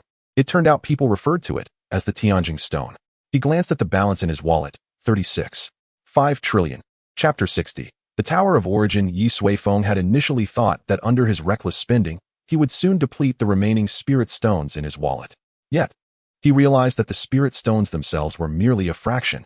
Alas, his perspective was too narrow. If Gu Wanqin was correct, a single spirit crystal equated to 1 billion top-grade spirit stones. So how many top-grade spirit stones would 36. 5 trillion spirit crystals amount to? And how many inferior-grade stones? What to do with so much wealth that cannot be spent? The question lingered, urgent. How does the Wanbao Pavilion convert Tianjing stones? Why convert spirit stones into Tianjing stones? What purpose do Tianjing stones serve? Ye Suifeng stored the spirit crystal and launched a barrage of inquiries. Gu Wanqin reluctantly withdrew her gaze from the Tianjing stone and said, "Initially, I harbored the same doubts. Such secrets are of the highest confidentiality within the Wanbao Pavilion, and I thought I would require considerable effort to uncover even a hint. But unexpectedly, looking at the small cauldron and pagoda on the array plate, Gu Wanqin smiled wryly and said, I can't tell if it's a stroke of luck or misfortune. The method for converting spirit stones into Tianjing stones and their functions are all contained within this box. Therefore, Master Yi, if you do not shelter me, I will have nowhere to turn at the Wanbao Pavilion." Gu Wanqin's original intention was merely to borrow the Tianjing stone and bring it to Ye Suifeng for him to examine before deciding on her next course of action. However, she never anticipated that the box contained such a monumental secret. She was acutely aware that by secretly taking this box, her life was no longer her own. Ye Suifeng remained silent, slowly extending his hand as the small cauldron floated into his palm. It was then he realized this was not a physical cauldron. In fact, it was a detailed, three-dimensional blueprint. Ye Suifeng projected his vast consciousness and enveloped it instantly. Within mere breaths, he comprehended the entirety of the small cauldron. Now he understood. This small cauldron was named the Spirit Power Melting Furnace, with a singular purpose, the conversion of spirit stones. Under standard rules, 100 inferior-grade spirit stones could be transformed into 1 medium-grade spirit stone, 100 medium-grade spirit stones into 1 top-grade spirit stone, and 1 billion top-grade spirit stones could yield a single spirit crystal, essentially, a Tianjing stone. The essence of the Spirit Power Melting Furnace is constructed entirely from Tianjing stones and formations. The formation serves as the core, while the Tianjing stone acts as a conduit, a passage connected to the heavenly laws. By artificially configuring the formation through the Tianjing stone, it establishes roots in the heavenly path, drawing upon the power of the rules. Thus, it can transform the essence of spirit stones. No wonder the spirit crystal is referred to as the Tianjing stone. This stone directly links to the heavenly laws, serving as a conduit for the rules. Consequently, cultivators can utilize it to harness powers beyond human control, enabling them to achieve incredible feats. Well then, let us give it a try. The Spirit Power Melting Furnace comprises 3 levels, with the distinction between each level being the conversion efficiency. The highest grade furnace requires 10,000 Tianjing stones, equivalent to the total revenue of suching over 10,000 years. It was utterly staggering. Ye Suifeng waved his hand, and in the terrified gaze of Gu Wanqin, 10,000 Tianjing stones floated before them as if they were worthless. Subsequently, Ye Suifeng performed a series of intricate hand signs, continuously inscribing formations within the inner walls of the Tianjing stones. The complexity and difficulty of the formations required by the Spirit Power Melting Furnace were enough to make one's scalp tingle. If Master Dong Tianji, a 6th-grade formation master, were to undertake this task, even if he worked tirelessly without rest, it would take thousands of years to complete. Even Ye Suifeng felt the challenge. After expending the time equal to a stick of incense, he finally completed all the formations. Success. As Ye Suifeng commanded, a small azure cauldron, roughly the size of a human head and adorned with 3 sets of ears, gently descended onto the table. Upon its landing, a sound reminiscent of ancient bells subtly echoed, symbolizing an unparalleled treasure. Gu Wanqin stared blankly at the cauldron before her, her mind reverberating. The image of 10,000 heavenly formation stones floating in the air still lingered in her consciousness. All right, let us give it a try. Ye Suifeng snapped his fingers, and Gu Wanqin's spirit regained clarity as she focused intently. After a moment's contemplation, Ye Suifeng opened his wallet, releasing a torrent of inferior spirit stones into the cauldron, akin to discarding refuse. Gu Wanqin's eyes sparkled in astonishment as he continued until he had poured in a staggering amount of 100 trillion stones. The interior of the cauldron possessed vast dimensions, capable of housing such a colossal quantity. With a mere thought, he activated the first array. After a brief moment, the brilliance of the array gradually diminished. Upon probing with his consciousness, he discovered that all the inferior spirit stones had transformed into medium-quality stones. Precisely 100 billion in number. How intriguing, Ye Suifeng chuckled, proceeding to initiate the second array. Moments later, the stones became 10 billion superior spirit stones, showcasing impressive efficiency. Nodding in approval, he activated the final array. The exterior of the cauldron flickered with light. And this process continued for the duration of half a stick of incense before gradually coming to a halt. An enigmatic aura wafted forth, and with a gesture, a freshly forged heavenly formation stone appeared in the palm of his hand. Not bad, he mused, feeling quite satisfied with the cauldron. Finally, he could manage the inferior and medium spirit stones cluttering his wallet, which had become quite bothersome due to their sheer volume.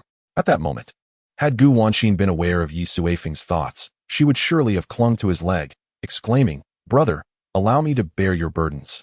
After experimenting with the spirit power furnace, Ye Suifeng turned his attention to the small tower at the center. If the cauldron is for merging heavenly formation stones, then what is the purpose of the tower? He inquired. Gu Wanxin nodded, her expression complex. All right, let me see. With a focused thought, Ye Suifeng enveloped the tower with his spirit, revealing all its information at a glance. Origin Tower of all things. This was a 9-story pagoda, constructed entirely of heavenly formation stones and arrays. Each level of the origin tower served a distinct purpose, and with each ascending level, the required number of heavenly formation stones increased tenfold. Furthermore, the effects of all previous levels also multiplied by 10 for each level gained. The first level produces 1 drop of spirit energy essence annually, requiring 1,000 heavenly formation stones. The spirit energy essence is an extremely pure liquid, usable directly for cultivation. Capable of altering the spirit energy density within a certain radius, nurturing spiritual tools, and enlightening spirit beasts, its applications are manifold. The second level produces 1 drop of body tempering essence annually, requiring 10,000 heavenly formation stones. Body tempering essence refines the body, enhancing the effects of any auxiliary body tempering treasures by several times. It can also bolster one's innate cultivation talent to a certain extent. The third level produces 1 drop of soul essence annually, requiring 100,000 heavenly formation stones. Soul essence refines the soul, enhancing comprehension. The subsequent 4th level pertains to life essence, which embodies the essence of life, capable of healing injuries and promoting the growth of spiritual herbs and medicines. The 5th level, innate essence, cultivates various innate physiques. The 6th level, sacred essence, cultivates extraordinary divine abilities. The 7th level, creation essence, breaks through the limits of life, becoming a true child of the heavenly Dao. The 8th level, rule essence, used to master the rules of heaven and earth. The 9th level, produces 1 drop of heavenly Dao essence annually, requiring 100 billion heavenly formation stones. Heavenly Dao essence governs and creates rules. After perusing all the information, Ye Suifeng finally understood. No wonder that among these superpowers, any core disciple could easily overpower the most gifted geniuses of ordinary large factions. The reason lies here. Having absorbed the full extent of the Origin Tower's information, Ye Suifeng leaned against the table, cradling his chin, lost in thought. If the information was accurate, a 9-story Origin Tower could yield 100 million drops of spirit energy essence, 10 million drops of body tempering essence, and 1 million drops of soul essence annually. These 3 essences are fundamental to cultivation. How many powerful beings could emerge from such resources? Not to mention the subsequent innate essence, sacred essence, and creation essence. With such an investment of resources, even the most extraordinary prodigies could be cultivated. If not for Gu Wanxin's fortuitous discovery, those spirit stones and crystals would have remained in his possession for an indeterminate period. I sincerely apologize, Master Yi, Gu Wanxin remarked, observing his silence. I was so taken aback earlier that I forgot to inform you that the Origin Tower is the treasure that requires the most heavenly formation stones. We should not have wasted that 10,000 stones on the spirit power furnace. Her tone was filled with self-reproach. Ye Suifeng paused, realizing she had misunderstood, thinking he was left with merely 10,000 heavenly formation stones. No worries, you have been of immense help to me, he replied with a hearty laugh. Gu Wanxin blinked. Master Yi, call me Brother Yi, he interjected. By the way, you should not be older than me, right? He had not inquired about Gu Wanxin's age before, and now that he considered her a friend, he had no intention of doing so. Probing with his spirit could reveal everything, which felt rather impolite. Gu Wanxin smiled gently, not disclosing her age, merely responding, Brother Yi. Ye Suifeng nodded. By the way, where did you acquire this box? Such an item seems out of place in the confines of SUC City, he questioned. The box contained information on both the spirit power furnace and the origin tower. Such a colossal secret should not be freely circulated. It was from an elder of the Wanbao Pavilion, Gu Wanxin explained. He has been responsible for resource allocation and spirit stone collection within the SUC City area. At that time, I merely thought the box contained a single heavenly formation stone, she continued. Suddenly, Gu Wanxin frowned. Perhaps this matter is somewhat related to you, Brother Yi. How could it possibly concern me? Ye Suifeng asked, puzzled. Well, you see, Gu Wanxin chuckled. Over the past 6 months, your spinning has been rather extravagant. And the higher-ups of the Wanbao Pavilion have undoubtedly taken notice. Moreover, all your payments have been in inferior spirit stones. You may not be aware, but the storage room in SUC City is filled with large bags of spirit stones. Thus, I suspect they may have brought the designs for the spirit power furnace and the origin tower for the sake of convenience and transportation. Ye Suifeng stroked his chin, pondering. This explanation seemed somewhat tenuous. They could have simply brought a finished furnace instead of the blueprints. Yet, they had no means to clarify why the Wanbao Pavilion would act in such a manner. Never mind, the blueprints are in hand now, he concluded. The elder of the Wanbao Pavilion must have far surpassed you in cultivation. How did you manage to acquire these? Ye Suifeng inquired further. Gu Wanxin hesitated for a moment, then said cautiously, Brother Yi, you understand, in such matters, being a woman offers certain advantages. She did not elaborate further, but Ye Suifeng could infer the implications. Indeed, a woman without a powerful background maneuvering through the complexities of the Wanbao Pavilion would undoubtedly require some cleverness. It was no small feat for her to ascend to the position of Pavilion Master. Ye Suifeng held considerable respect for such individuals. Rest assured, I will ensure your safety. And there will be no need for you to engage in such activities again. Ye Suifeng spoke earnestly. Is it true? Gu Wanxin exclaimed, her heart finally relieved of the heavy burden it had borne. However, a faint melancholy washed over her face. So, I will be living in the Yi family from now on, correct? Ye Suifeng gazed at her and replied with a smile, if you do not fancy it. You may remain at Wanbage and continue trading with the Yi family. Gu Wanxin was momentarily taken aback. Having taken something so significant from Wanbage, I shouldn't be able to return, right? Ye Suifeng chuckled. As long as you desire it, there will be no issue. I will handle this matter. Gu Wanxin stared at him, her eyes wide. Throughout the years, amidst the sordid transactions of her class, she had danced on the precipice of death countless times. Yet no one had ever spoken to her in such a manner. It was a comforting sentiment. Thank you.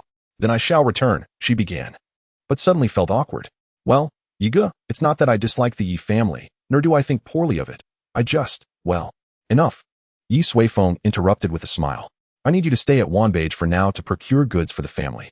Gu Wanxin smiled in relief. All right, then let us hurry back to reopen. Someone has been waiting for you for quite some time.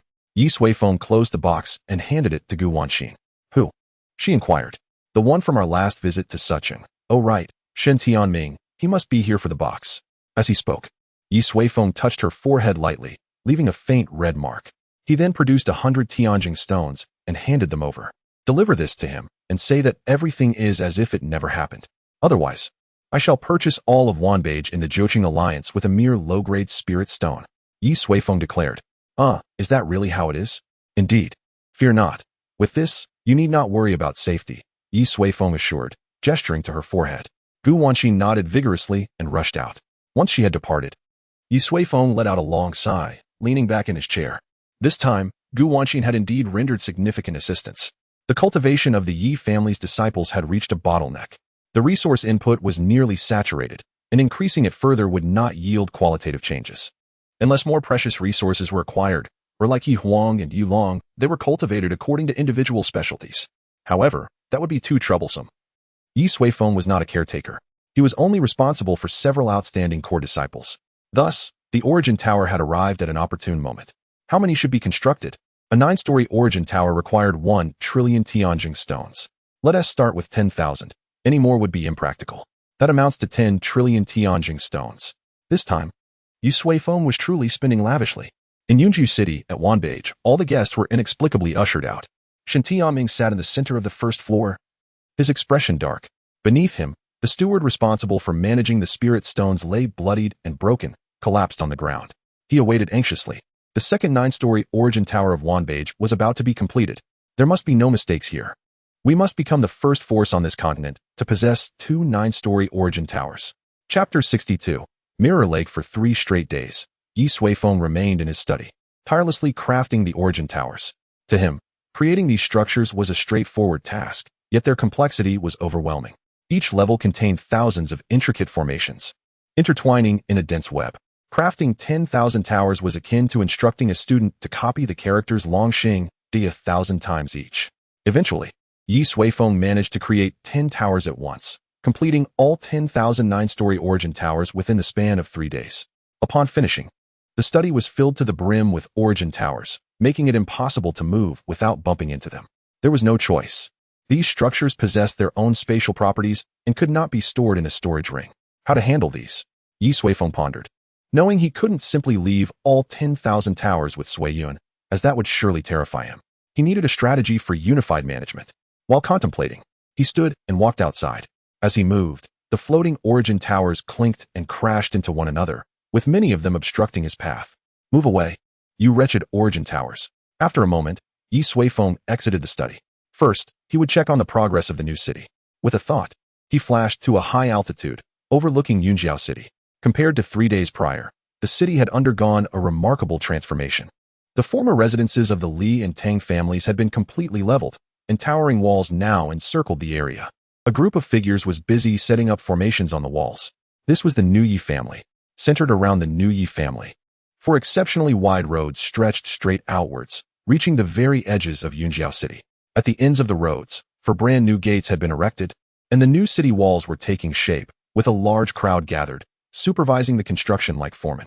Ye Suifeng recognized 2 of the figures among them, Dong Tianji and Hu Chuang. Many designs within the new Yunjiao city bore their contributions. Inside the city, construction was in full swing. Many irregular buildings had been demolished, replaced by neatly arranged new pavilions. It appeared far more pleasant than before. Ye Suifeng nodded to himself. The pace of construction was astonishingly swift. Of course, upon reflection, it was understandable. This was, after all, the realm of cultivation. Individual strength was immensely powerful, making heavy machinery unnecessary, allowing tasks to be completed with mere gestures. Moreover, there were specialized construction teams equipped with puppets designed for building. A handful of them could erect a new edifice in mere moments. Thus, the framework of the new city had been established in just a few days. Next came the setting of formations and reinforcement of the walls, among other tasks, which Dong Tianji and Hu Chuang would oversee. Ye Suifeng observed for a while, finding no issues, and decided not to linger. He would merely provide requirements and conduct inspections upon completion. The specifics would be handled by those beneath him. Now, he wished to arrange for those 10,000 origin towers. First, for storage, ordinary storage spaces wouldn't suffice, so he would need to carve out a space himself. This was relatively simple, although such a space would resemble another world, making it inconvenient for storage. Additionally, the low-tier raw liquids were produced too rapidly. Even if distributed among the entire city, they would be excessive. Naturally, he would not do that. A 9-story origin tower's first level could produce 100 million drops of spiritual liquid annually. If accumulated, it would amount to around 1,000 cubic meters. With 10,000 towers, that equated to 10 million cubic meters each year. In just over a year, they could produce a volume of liquid equivalent to that of West Lake in a previous life. And that was spiritual liquid. Ye Suifeng furrowed his brow, contemplating for a moment, when suddenly, a light flickered in his eyes.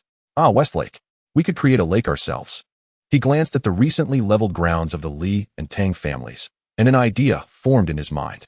Suddenly, he vanished and reappeared behind the old Yi family estate, on a patch of newly cleared land. This will do. Ye Suifeng extended his finger, drawing a perfect circle on the ground before pressing his palm downward. With a rumble, the earth trembled, and the freshly leveled land suddenly caved in, creating a massive pit hundreds of feet deep. What just happened? Has a powerful being descended? The townsfolk were thrown into a panic. Some awoken from their sleep rushed out without even dressing. After the earthquake, silhouettes swiftly ascended into the sky, racing towards the Yi family estate. Sui Yun was the first to arrive, his gaze fixed in shock upon the sudden crater that had formed. However, upon spotting Ye Suifeng deep in thought, he gradually relaxed. It's nothing, continue with your tasks, he urged the arriving members of the Yi family, settling beside Ye Suifeng. Brother, at least greet me. Sui Yun replied, exasperation evident on his face. I was merely testing the sturdiness of the newly erected structures, Ye Suifeng remarked, his demeanor calm and unflustered. In truth, he had been so absorbed in his contemplation that he had forgotten such formalities. Sui Yun refrained from probing further, instead directing his attention to the vast pit before them. Brother, what are you planning to do? He inquired. Create a large lake, Ye Suifeng responded. With the increased space at home, I intend to cultivate a grand garden here, a place to stroll when I have leisure. Sui Yun replied, Brother, for matters such as these, you need not labor so personally. You do not understand. Ye Suifeng shook his head. Wait here for a moment. I will explain how to proceed. With that, he soared into the void before the enormous character for Yi. He gestured, summoning thousands of origin towers from his study, which aligned in a lengthy procession before him. Place them within, he commanded, unleashing a powerful punch that shattered the void, creating a darkened expanse. He then pressed his hand against the character, and countless fragments of space conformed to its outline, coalescing into a luminous, golden-edged Yi. This marked the opening to a newly formed space. Enter, Ye Suifeng exclaimed, kicking the foremost origin tower, prompting the line to move as each tower proceeded through the gateway into the ensuing space. Once all the origin towers had entered, Ye Suifeng's figure flickered, following them into the new realm. The space was not particularly vast, comparable in size to Yunxiao City. Next, he set about establishing a passageway. The ancient Qian-Kuan transference array seemed perfectly suited for this task. Recalling the formation, he traced symbols in the void, which soon manifested into an expansive array on the ground. A dark pit emerged, precisely the size of the crater he had just created with a single strike. After some consideration, he executed a seal, dividing the pit into 10 distinct layers. Then, he summoned the origin towers, arranging them neatly to hover above the pit. Connect. With a commanding shout, each layer of the origin towers linked to the corresponding layers of the pit. The first layer of the origin towers connected to the second layer of the pit, descending in sequence, with the 9th layer linked to the very bottom. Let us go, Ye Suifeng declared, forming a fist as he began to channel the produced essence into the corresponding layers of the pit. Sui Yun, waiting at the top, suddenly sensed a shift in the great pit before him. He looked up to see a misty white fog enveloping an area just below the surface, glimmering with faint starlight. Reminiscent of the Milky Way. What is that? He marveled. At that moment, Ye Suifeng appeared beside him. Water. As the words left Ye Suifeng's lips, clear spring water materialized out of thin air, cascading into the pit. In mere moments, it filled to the brim, transforming the pit into a grand lake. Ah, splendid. Ye Suifeng nodded, connecting the 10,000 origin towers to this lake, ensuring that all future essence produced would be stored beneath its surface, with each layer corresponding accordingly, the first layer being lake water, the second layer containing spiritual essence, and so forth. Surround it with a garden. Perhaps even introduce some fish and lotus flowers, and plant willows and other flora around, Ye Suifeng suggested. Indeed, Sui Yun remarked, inhaling the fragrant aroma emanating from the lake, incredulously asking, Brother, this lake water must possess extraordinary qualities. Ye Suifeng nodded in affirmation. Nurtured by 9 layers of essence, the uppermost layer of lake water has transformed into a unique treasure. Ordinary beings dwelling here may undergo intriguing changes. Draw forth a few streams from this lake. Construct some rockeries or other embellishments, ensuring the water flows throughout the family estate. Understood? Sui Yun nodded in agreement. Brother, such a precious lake requires a name. Ye Suifeng grimaced at the thought, disliking the task of naming. Well, it is large and round, and the surface is as clear as a mirror. Let us call it Mirror Lake. Chapter 63. It is time to depart with the main structure of Mirror Lake complete. Ye Suifeng encountered a new dilemma.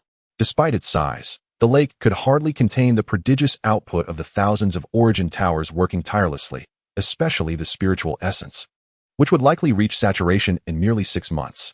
Ah well, excess is of little use. The remainder can be dispersed throughout Yunxiao City's territories, he mused. After a moment's contemplation, Ye Suifeng set to work once more. He devised a timed array wherein, at specific intervals, Mirror Lake would spontaneously release some of its contents, merging with the atmospheric moisture to manifest as rain. Each month, the realm of Yunxiao City would receive a rain infused with spiritual essence to nourish the land. Each quarter, a transformative rain blended with body-refining essence would fall, altering all it touched. Annually, a rain of soul essence would descend, enlightening all beings. Every 3 years, a life essence rain would grace the earth, enhancing longevity. Each year, 3 innate stones would fall, awakening the innate bodies of those who found them. Every 3 years, 3 sacred stones would descend, granting their finders divine abilities. Every decade, 3 transformative stones would fall, bestowing true chosen one status upon those fortunate enough to acquire them. Overall, these phenomena would account for 1/10 of the output from the origin towers, while the remaining essence would be reserved for the Ye family's use or storage. As for the subsequent rules and heavenly essence, they remained too precious to be shared with the outside world, reserved for core family members. Nevertheless, it could be anticipated that, in the near future, Yunshao City would become a veritable sanctuary for cultivation, a breeding ground for prodigious talents. To seek out geniuses is less effective than to create them.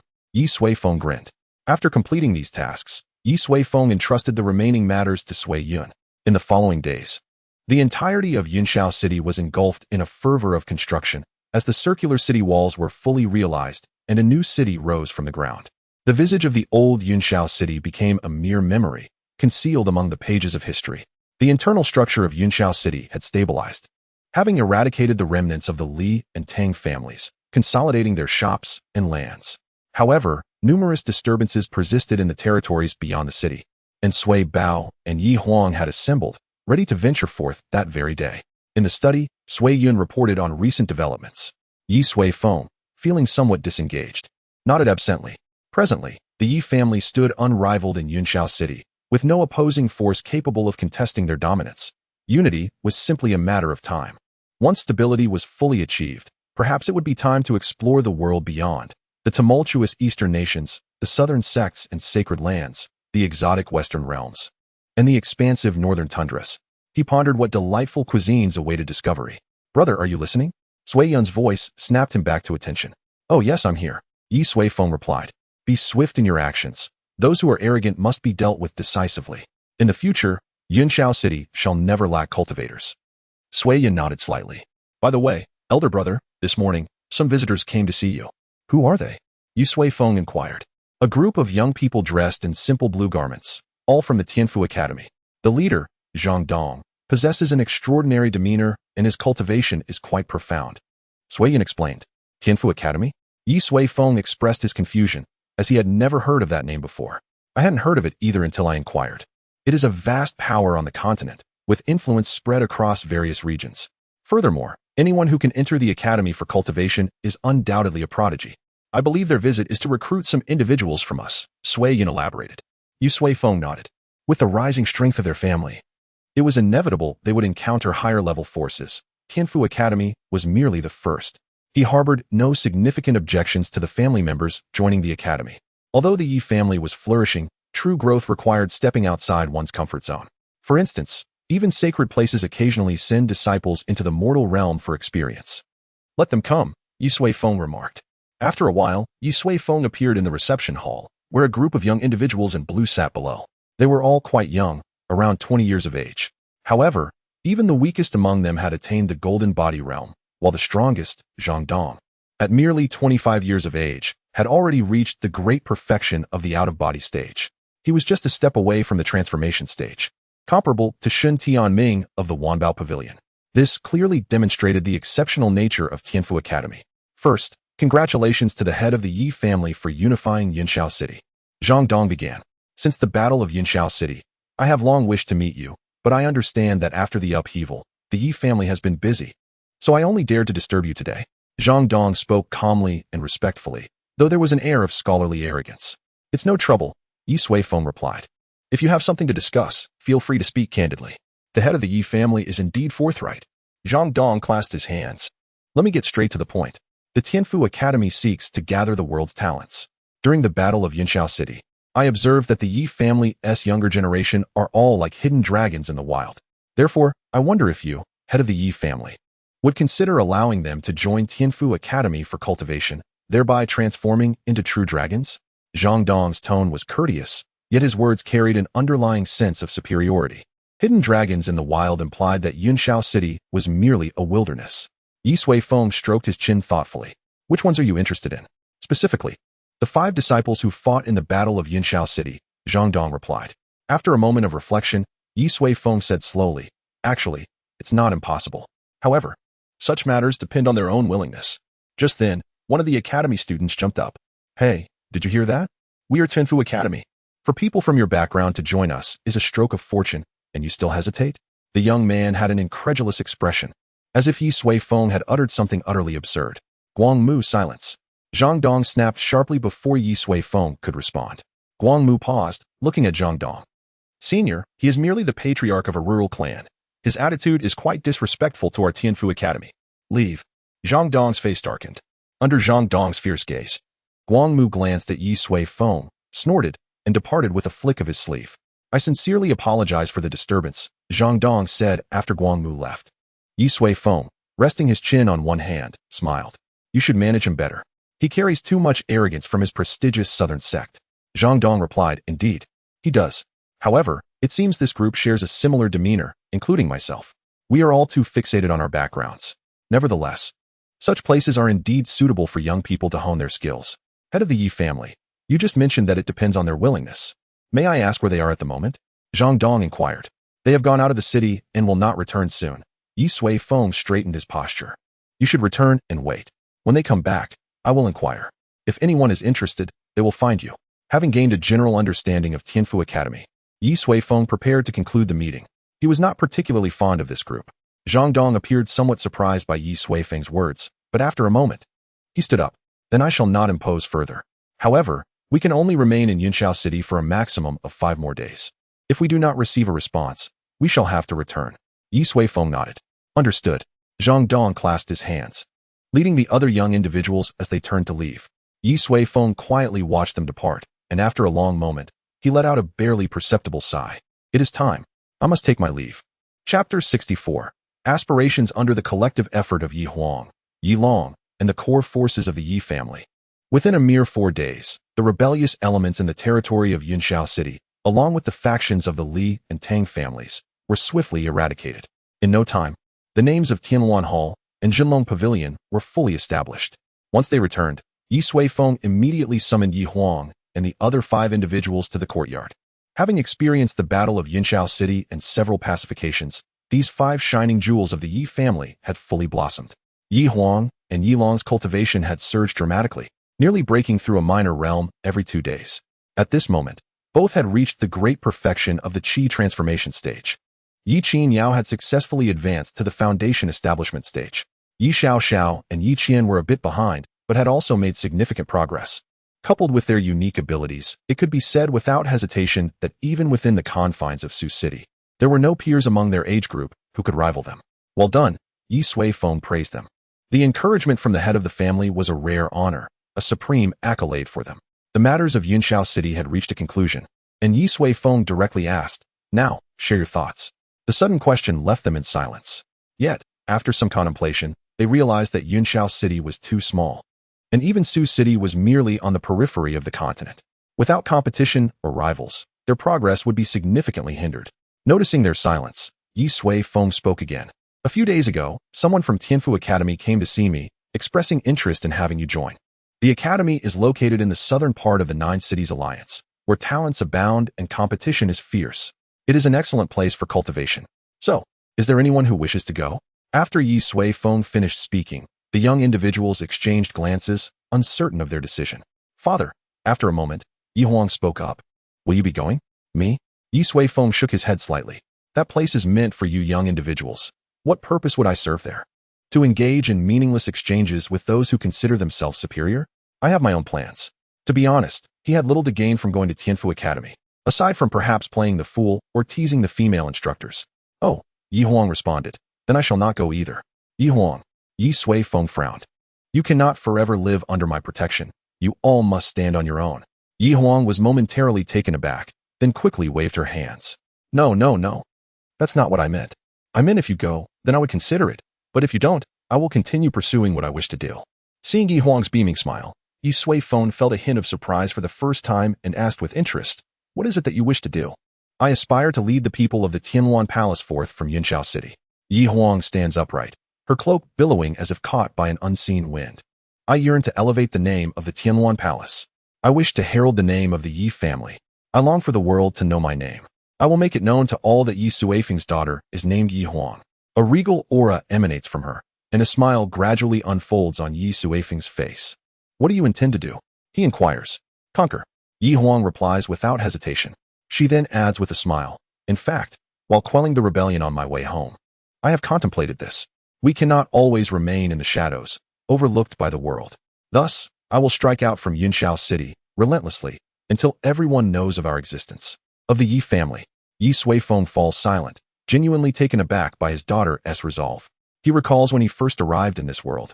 How this girl was once frail and self-doubting, harboring only a flicker of hope deep within. Now, that flicker has blossomed into a roaring flame. I find comfort in your thoughts. I support you, Ye Suifeng states. Yi Huang beams with gratitude.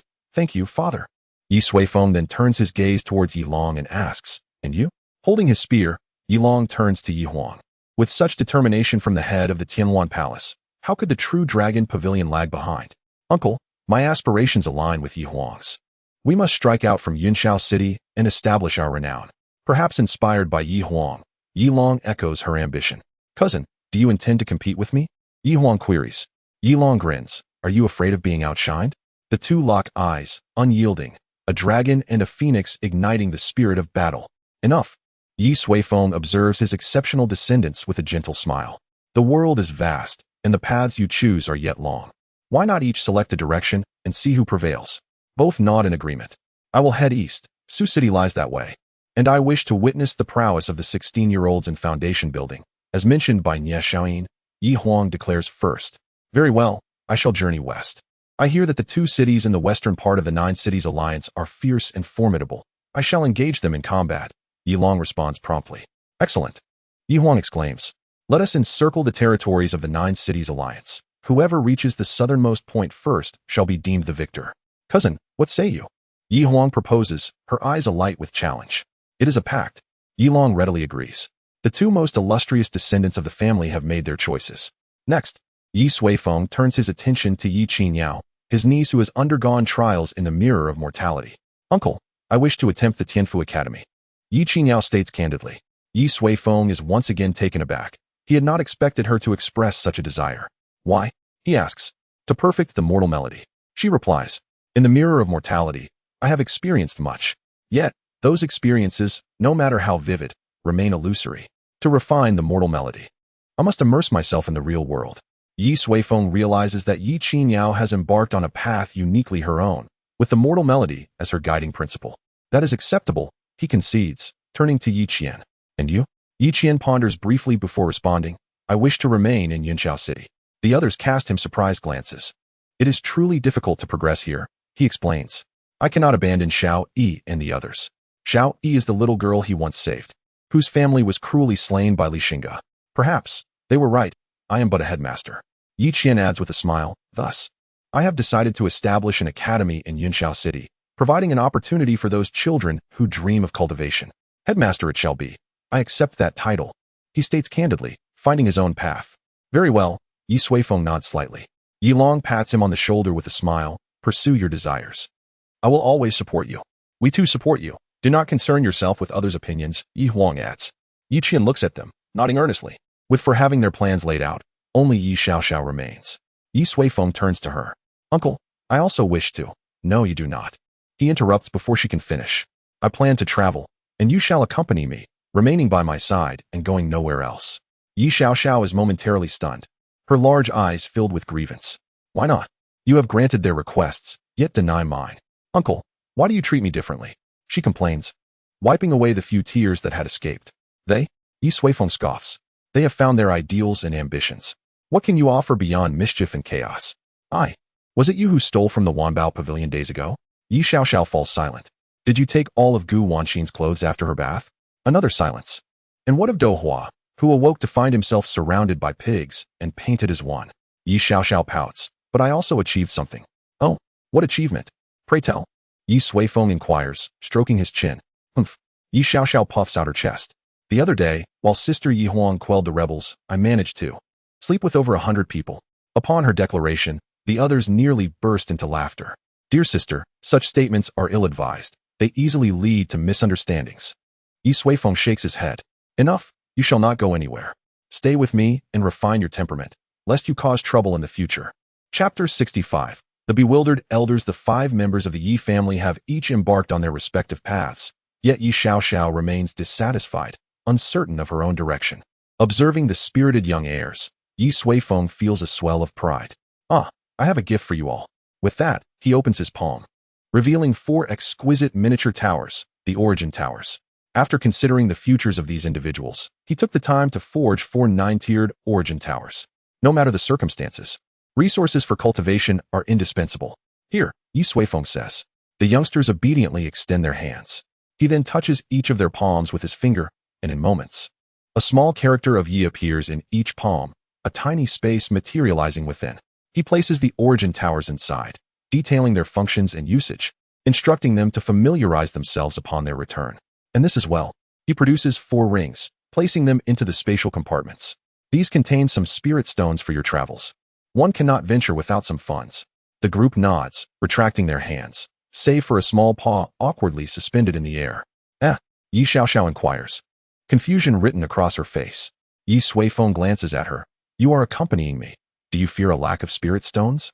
Ye Xiaoxiao shrugs, silently chanting within. Habituation is key. Habituation is key. All right. Everyone should return and make their preparations. Those who should depart, depart, and those who should stay, remain. Ye Suifeng remarked. At this point, the paths of the 5 are all laid bare. Only Yi Qingyao is destined for Tianfu Academy. I hope these little ones can travel further along their own journeys. In a pitch-black space, suddenly, a surge of potent energy erupted. Following that, 2 brilliant pearls pierced through the darkness. When the light dimmed, it became evident that they were a pair of luminous eyes. I have finally achieved a breakthrough. With a whoosh, a circle of candles was abruptly ignited, illuminating the space. It turned out to be a spacious room, surrounded by thick, dark stone walls. In the center of the room sat a man who appeared to be in his 50s, clad in a flowing white robe, adorned with an intricately embroidered golden leaf on the back. 3 years have passed more swiftly than anticipated. The middle-aged man rose, dust cascading from his attire. The Li family and the Tang family shall no longer underestimate the Yi family.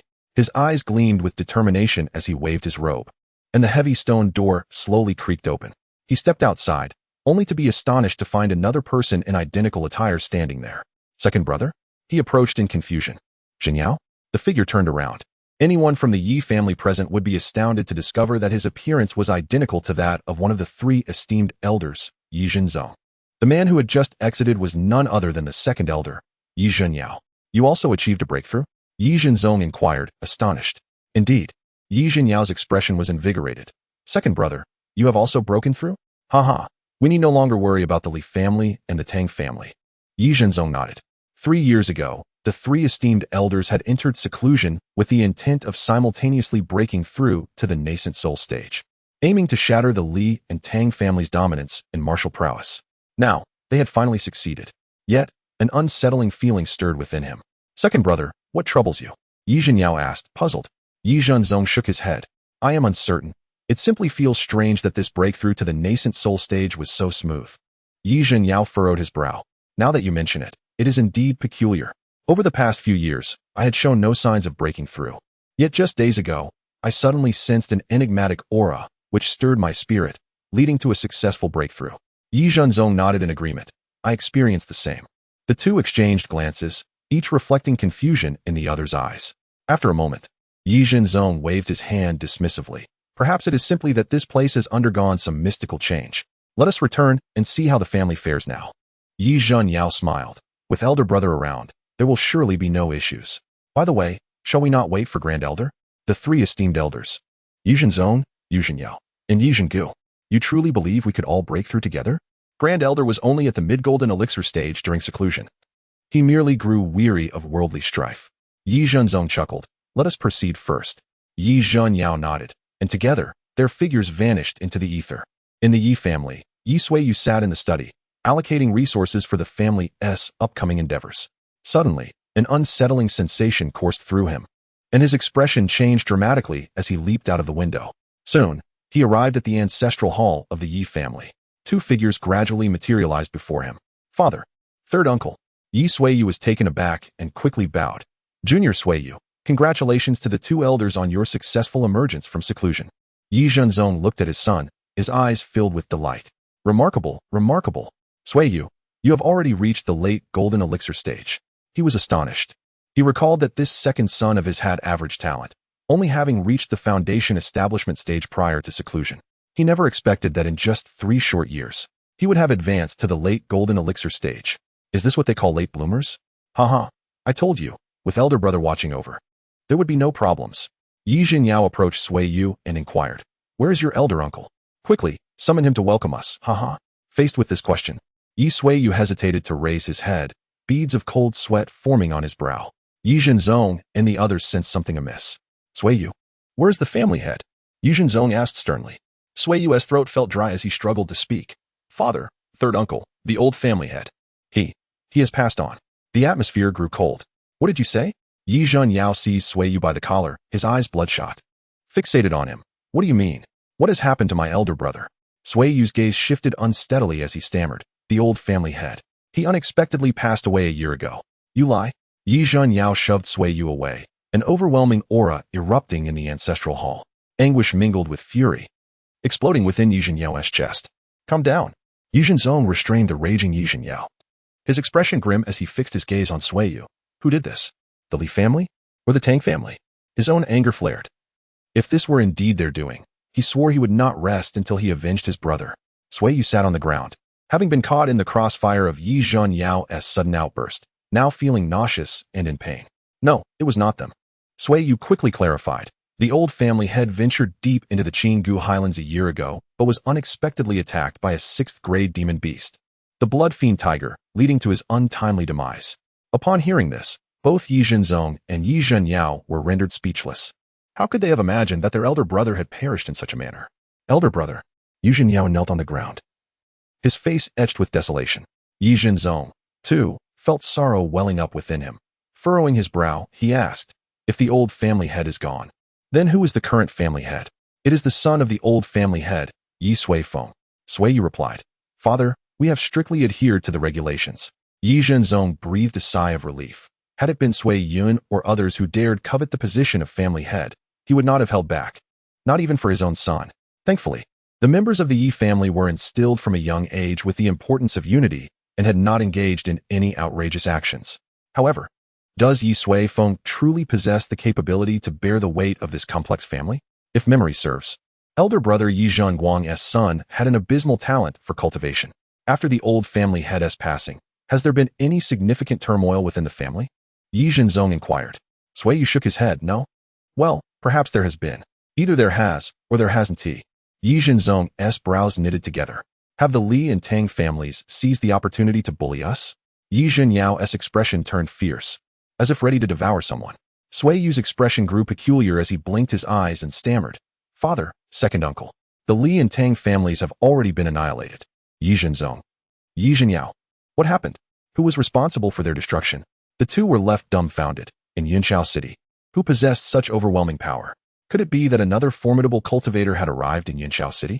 Sui Yu scratched his nose and replied slowly. It was our new family head, Ye Suifeng. The two recently emerged nascent soul elders. An atmosphere of bewilderment filled the air. He possesses such power? How did he accomplish this? Did neither of the two major families intervene? The two spoke in unison. They did intervene. Sui Yu elaborated. Just after the battle in Yunchao City concluded, the two major families suddenly changed their stance, sending forth 3 nascent soul cultivators to besiege family head Ye Suifeng. And then, Sui Yu hesitated, saying, "I did not see clearly." It seemed that elder brother merely raised a hand, and those 3 nascent soul cultivators instantly spat out blood and perished.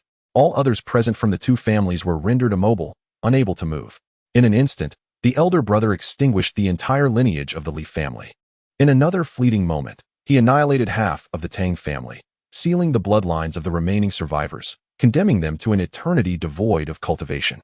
Upon hearing Sui Yu's account, Yi Zhenzong and Yi Zhanyao stood frozen, unable to move. It felt as though they had been ensconced within a colossal bell, relentlessly struck by a massive hammer from the outside. Bang, bang, bang. Chapter 66. The promise. When Ye Suifeng learned that the two elders had emerged from their secluded meditation, he was genuinely taken aback. After such an extended period, he had completely forgotten that several elders still resided beneath the ancestral shrine of the Yi family. Brother, the elders are currently in the revitalization courtyard. The revitalization courtyard, where the 4 brothers of Yi Zhengguang had grown up, had remained sealed since the 3 elders entered seclusion and the passing of the old patriarch. Shall we proceed there? Ye Suifeng sighed softly. He truly felt at a loss regarding how to face these 3 elders he had never met. How should we confront them? In the main hall of the revitalization courtyard, Yi Zhenzong, Yi Zhanyao, along with Su Yu, Su Hu, and Su Bao were present. After listening to Ye Suifeng recount his deeds and the current transformations within the Yi family and Yunxiao city, the two elders felt an overwhelming complexity of emotions. How could it be that after merely a period of seclusion, the entire world had transformed? Initially, they were skeptical of Su Yu's claims. But as Su Yun and Su Bao, who had already broken through to the nascent soul stage, arrived, they gradually accepted this reality. Yet, it was challenging for them to accept. Their most respected elder brother had perished, while a nephew they had always regarded with skepticism had, overnight, soared to unimaginable heights. His methods were miraculous, bordering on the extraordinary. When had the world changed so rapidly? They truly did not know how to face such an incomprehensibly powerful nephew. Dad, brother has indeed changed, but his heart still resides with the family. Su Yu discerned their doubts and spoke to clarify. Indeed, without our elder brother, there would be no glory for our family today. The other two echoed in agreement. The two elders exchanged glances and saw a shared sentiment reflected in each other's eyes. The family's prosperity and unity had always been their fervent pursuit. Perhaps it was time to let go of certain burdens entirely. At that moment, two figures approached from outside. It was Ye Suifeng and Ye Suiyun. Suifeng congratulated the two elders on their successful emergence from seclusion. Upon entering, Ye Suifeng respectfully bowed. Although he had undergone a transformation that made him feel disconnected from them, they were still his elders, and he felt it necessary to observe the proper decorum. Suifeng has arrived. The two elders rose and said, "Please, take a seat." Ye Suifeng stepped forward and settled himself in the designated position beneath them. Everyone else may leave. Yi Zhenzong instructed, and Su Yun and the others exited the main hall, leaving only the three of them behind. Silence enveloped them for a moment. I recall the last time I saw you, you were perpetually buried in books, avoiding conversation and shunning the spotlight. Yi Zhenzong initiated the dialogue. Ye Suifeng instinctively touched his chin. Indeed, but people do change. Yi Zhenzong chuckled heartily. Precisely, change is part of our nature. Yet, I never anticipated the world would transform so drastically. We have witnessed the Yi family reach unprecedented heights under your stewardship. We are genuinely delighted. Yi Zhenzong skillfully reframed the discussion of personal change as a reflection of the world's transformation, deftly sidestepping the most awkward topic. Ye Suifeng gradually relaxed. I am a member of the Yi family. Naturally, I feel a profound obligation towards its development. Your return is most welcome, and the addition of two esteemed elders will undoubtedly further our prosperity, he stated. Despite the slight awkwardness, he could not refuse the two elders' continued roles. However, Yi Zhenzong laughed. Perhaps not. Ye Suifeng furrowed his brow in confusion. We have aged, Yi Zhenzong replied. To be frank, upon emerging from seclusion and witnessing the family's monumental changes, we are filled with both astonishment and trepidation. Why is that? Ye Suifeng inquired. Yi Zhenzong smiled gently. As I mentioned earlier, the world has changed too swiftly. Our thoughts can no longer keep pace with the family's evolution. Therefore, why should we retain the title of elders and issue nonsensical commands? This family shall be entrusted to your generation to manage, for I have absolute faith in you. Ye Suifeng was taken aback. He had not anticipated Yi Zhenzong's nonchalant relinquishment of the elder title, especially in light of the Yi family's current prosperity. It required tremendous courage to do so. They were indeed the bedrock of the Yi family. Second uncle, there is truly no need for such. Yi Zhenzong raised his hand, halting Ye Suifeng's words. Your calling me second uncle is more than sufficient. His face radiated warmth. If elder brother were to know of your accomplishments, he would undoubtedly be overjoyed. Ye Suifeng fell silent, unable to bear the weight of such affection. I have heard that there are some hidden circumstances surrounding your father's passing, Yi Zhenzong suddenly remarked. Yes, Ye Suifeng nodded. The blood-fiend tiger should not have appeared near the outskirts of the Qinggu Highlands. However, our investigation yielded no further leads. Investigation did not involve your participation, I presume? Yi Zhenzong queried. Ye Suifeng touched his nose at that time. You know, my cultivation was too weak, so... Suifeng. Yi Zhenzong suddenly gazed intently at him. You possess the capability to uncover the truth, do you not? After a moment of hesitation, Ye Suifeng replied, I believe I can. Promise me you will uncover this matter and discern who is behind the scenes. Can you? Yi Zhenzong's tone was almost pleading. Ye Suifeng was once again taken aback, confronted by the sincerity in Yi Zhenzong's eyes and the deep-seated sorrow concealed within. He truly did not know how to refuse. Very well, I shall investigate. If someone is indeed orchestrating mischief from the shadows, I will ensure they receive their just punishment, Ye Suifeng vowed earnestly. A sense of relief washed over Yi Zhenzong's expression. Then we shall rest easy. Ye Suifeng nodded. I will take this matter upon myself. You have just emerged from seclusion. It would be wise for you to recuperate. I shall have Suiyun construct a villa by the Mirror Lake, a place of tranquility and elegance. Ye Suifeng waved his hand. No need. After being underground for so long, we are quite weary of tranquility. What then? Ye Suifeng queried. Ye Suifeng and Ye Jinyao exchanged glances and nodded. The world is vast. We wish to explore it. After a lifetime of toil, we have yet to truly relish the beauty of life. They laughed heartily. Observing them, Ye Suifeng was uncertain of how to respond. Very well, I shall prepare some provisions for your journey. As Ye Suifeng was about to refuse once more, Ye Suifeng preemptively interjected, please do not deny a younger generation's respect for their elders. Ye Suifeng was momentarily taken aback, yet ultimately nodded. All right, we are family and need not be overly formal. Quite so, Ye Suifeng smiled. Shortly thereafter, he exited the main hall, only to find that Ye Suifeng and Ye Jinyao had already vanished without a trace. Suiyun and the others wore expressions of helplessness. The two elders had instructed them before departing, go about your own affairs. Ye Suifeng opened the door and gazed towards the distant mountains in the north. It was time for him to depart. The first destination would be the Qinggu Heights. Chapter 67. Departure the next day, at the entrance of the Ye family. Two dark steeds stood on either side of the gate, one black and one white. Two groups of people had gathered. Yi Huang and Yi Long emerged from within, mounting their steeds. The two faced each other, riding forward. Cousin, this pure white steed suits you perfectly, Yi Huang remarked with a smile. Dressed in white, Yi Long, atop his fine horse, indeed resembled the legendary figure of youth, a gallant knight in white. I did not expect you to choose the most spirited one, Yi Long replied, sharing a laugh, though a hint of reluctance lingered in their eyes. Having grown up under the same roof, their relationship was marked by competition. Yet it was overshadowed by the camaraderie forged through countless battles together, intertwined with familial bonds. This parting left them uncertain of when they would reunite. Cousin, do not let me surpass you when we meet again, Yi Huang teased, dissipating the bittersweet atmosphere of farewell. Yi Long chuckled. Your Tianluan Hall has far more people than us. If you find yourself short on travel funds, I could lend you some. As he spoke, he retrieved the storage ring gifted by Ye Suifeng, casually playing with it. I suggest you keep that safe. We all have families to support, Yi Huang laughed. Our Jinlong Pavilion is built on self-made wealth. This little sum from uncle is merely for travel expenses. Yi Long began. But as his consciousness probed the ring's contents, his expression changed drastically. He quickly tightened his grip around it, realizing it contained a fortune, at least over 1 billion, mostly composed of high-grade spiritual stones. Seeing his astonished expression, Yi Huang burst into laughter. It seems my father is giving you your first allowance. Yi Long's mouth twitched at the thought of allowance. Who gives such to their children? Cousin, we cannot disappoint his hopes. Until we meet again. Yi Huang clasped his hands in salute. Yi Long mirrored the gesture, quietly returning the storage ring to his palm. Then they turned their horses, one group heading east, the other west, galloping swiftly. In no time, they exited the city gates. In Yi Huang's party, a dark-skinned youth cast a lingering glance towards Yunxiao City. Mi Feng, keep up, Zhang Fei called out. Oh, all right.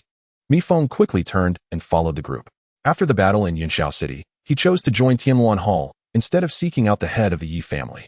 He was determined to stand alongside the figure in his heart through his own efforts. Meanwhile, at the southern gate of Yunxiao City, a group of young individuals clad in green emerged. Among them was a transcendent figure, dressed in light blue robes, standing slightly apart from the crowd. Yi Qinyao. Qinyao, do not mind that Guanmu. Many people in the academy are quite amiable, a nearby girl advised. That's all right, Yi Qinyao replied with a gentle smile. I have simply never been this far from home before. Everyone is the same, the girl laughed. Most of the academy's students come from very distant places. My hometown is far in the south, where... The girl spoke animatedly, gradually easing Yi Qinyao's homesickness. After a while, Yi Qinyao asked, what is your name? Me? The girl giggled. I am Yanxi. Don't worry, once we reach the academy, I will look after you. At the north gate of Yunxiao City, a humble donkey cart slowly emerged from within the city. A seemingly ordinary young man leisurely guided the cart. The vehicle, with its dilapidated, roofless carriage filled with dried straw, carried a slight figure cloaked in black, with only her small face visible. Seriously, uncle? Are we really leaving like this? Yi Xiaoxiao protested, her tone filled with reluctance. What do you expect? To be carried on a grand sedan? Ye Suifeng replied without turning back. We are going on a journey, do you understand? Yi Xiaoxiao sighed deeply, supporting her chin with her hands, feeling many of her aspirations were still unfulfilled. Following her uncle, it seemed she would have little opportunity in the near future. Brother Yi, wait for me. Suddenly, a voice called from behind. Moments later, two figures, one large and one small, hurriedly approached. Ye Suifeng halted the donkey cart and turned to see Gu Wanxin rushing forward, accompanied by a demure young girl. "Brother Yi," Gu Wanxin exclaimed, breathless. "What is it?" Ye Suifeng inquired. "There is something I have wanted to say, but I never found the right moment," Gu Wanxin admitted, slightly embarrassed. Ye Suifeng felt a jolt in his heart, sensing a dramatic confession was about to unfold. "Please, no, sister." Gu Wanxin, after finishing her sentence, pulled the girl forward, saying, "This is my niece, Gu Yulan. She is quick-witted and capable. I thought, whatever you do, having a helpful girl around would be quite convenient." Ye Suifeng understood now. However, he had grown accustomed to solitude, and the presence of another might prove inconvenient. "Thank you for your kindness, but I think I will pass," he politely declined. "She is very obedient and can handle many household chores," Gu Wanxin insisted. Yet Ye Suifeng shook his head once more. "No, I am used to being alone. She can prepare countless delicious dishes." Ye Suifeng. "She has been collecting various cuisines from around the world and is currently learning." Ye Suifeng. "I believe that having an extra person on this journey will simply bring about more complications. Xiao Xiao, don't you agree?" Ye Xiao Xiao. Thus, moments later, a slender figure joined the modest donkey cart. Following the wide road, the trio slowly made their way towards the distant mountains. Chapter 68. The time black hole Wudong town lies at the foot of Qinggu Heights. Originally a small settlement with few inhabitants, it became a temporary refuge for wandering cultivators seeking opportunities in the heights. However, months ago, after the leaders of Tianluan Hall and Jinlong Pavilion united to combat a powerful beast tide, Wudong town gradually transformed, bustling with activity. Its area expanded several-fold, drawing numerous wandering cultivators who believed that entering the mountains from here would bestow them with fortune. On this day, a humble donkey cart meandered into Wudong town. The driver was a young man in simple attire, while two distinctly different young girls sat in the back of the cart. One was quiet, and the other restless. This was Ye Suifeng and his two companions. The journey from Yinshao City to Wudong town took a leisurely 10 days, during which they encountered many sights and met various people. They also savored a variety of delectable dishes. Gu Yulan was an excellent cook, rivaling even the chefs at Zui Menglu. She had a knack for extracting the true essence of any ingredient, transforming it into a culinary delight. Ye Suifeng bestowed upon her an unprecedentedly high compliment. "Wow, Wudong town has changed so much." As the cart moved slowly forward, Ye Xiaoxiao looked around in astonishment, cradling a small white rabbit in her arms.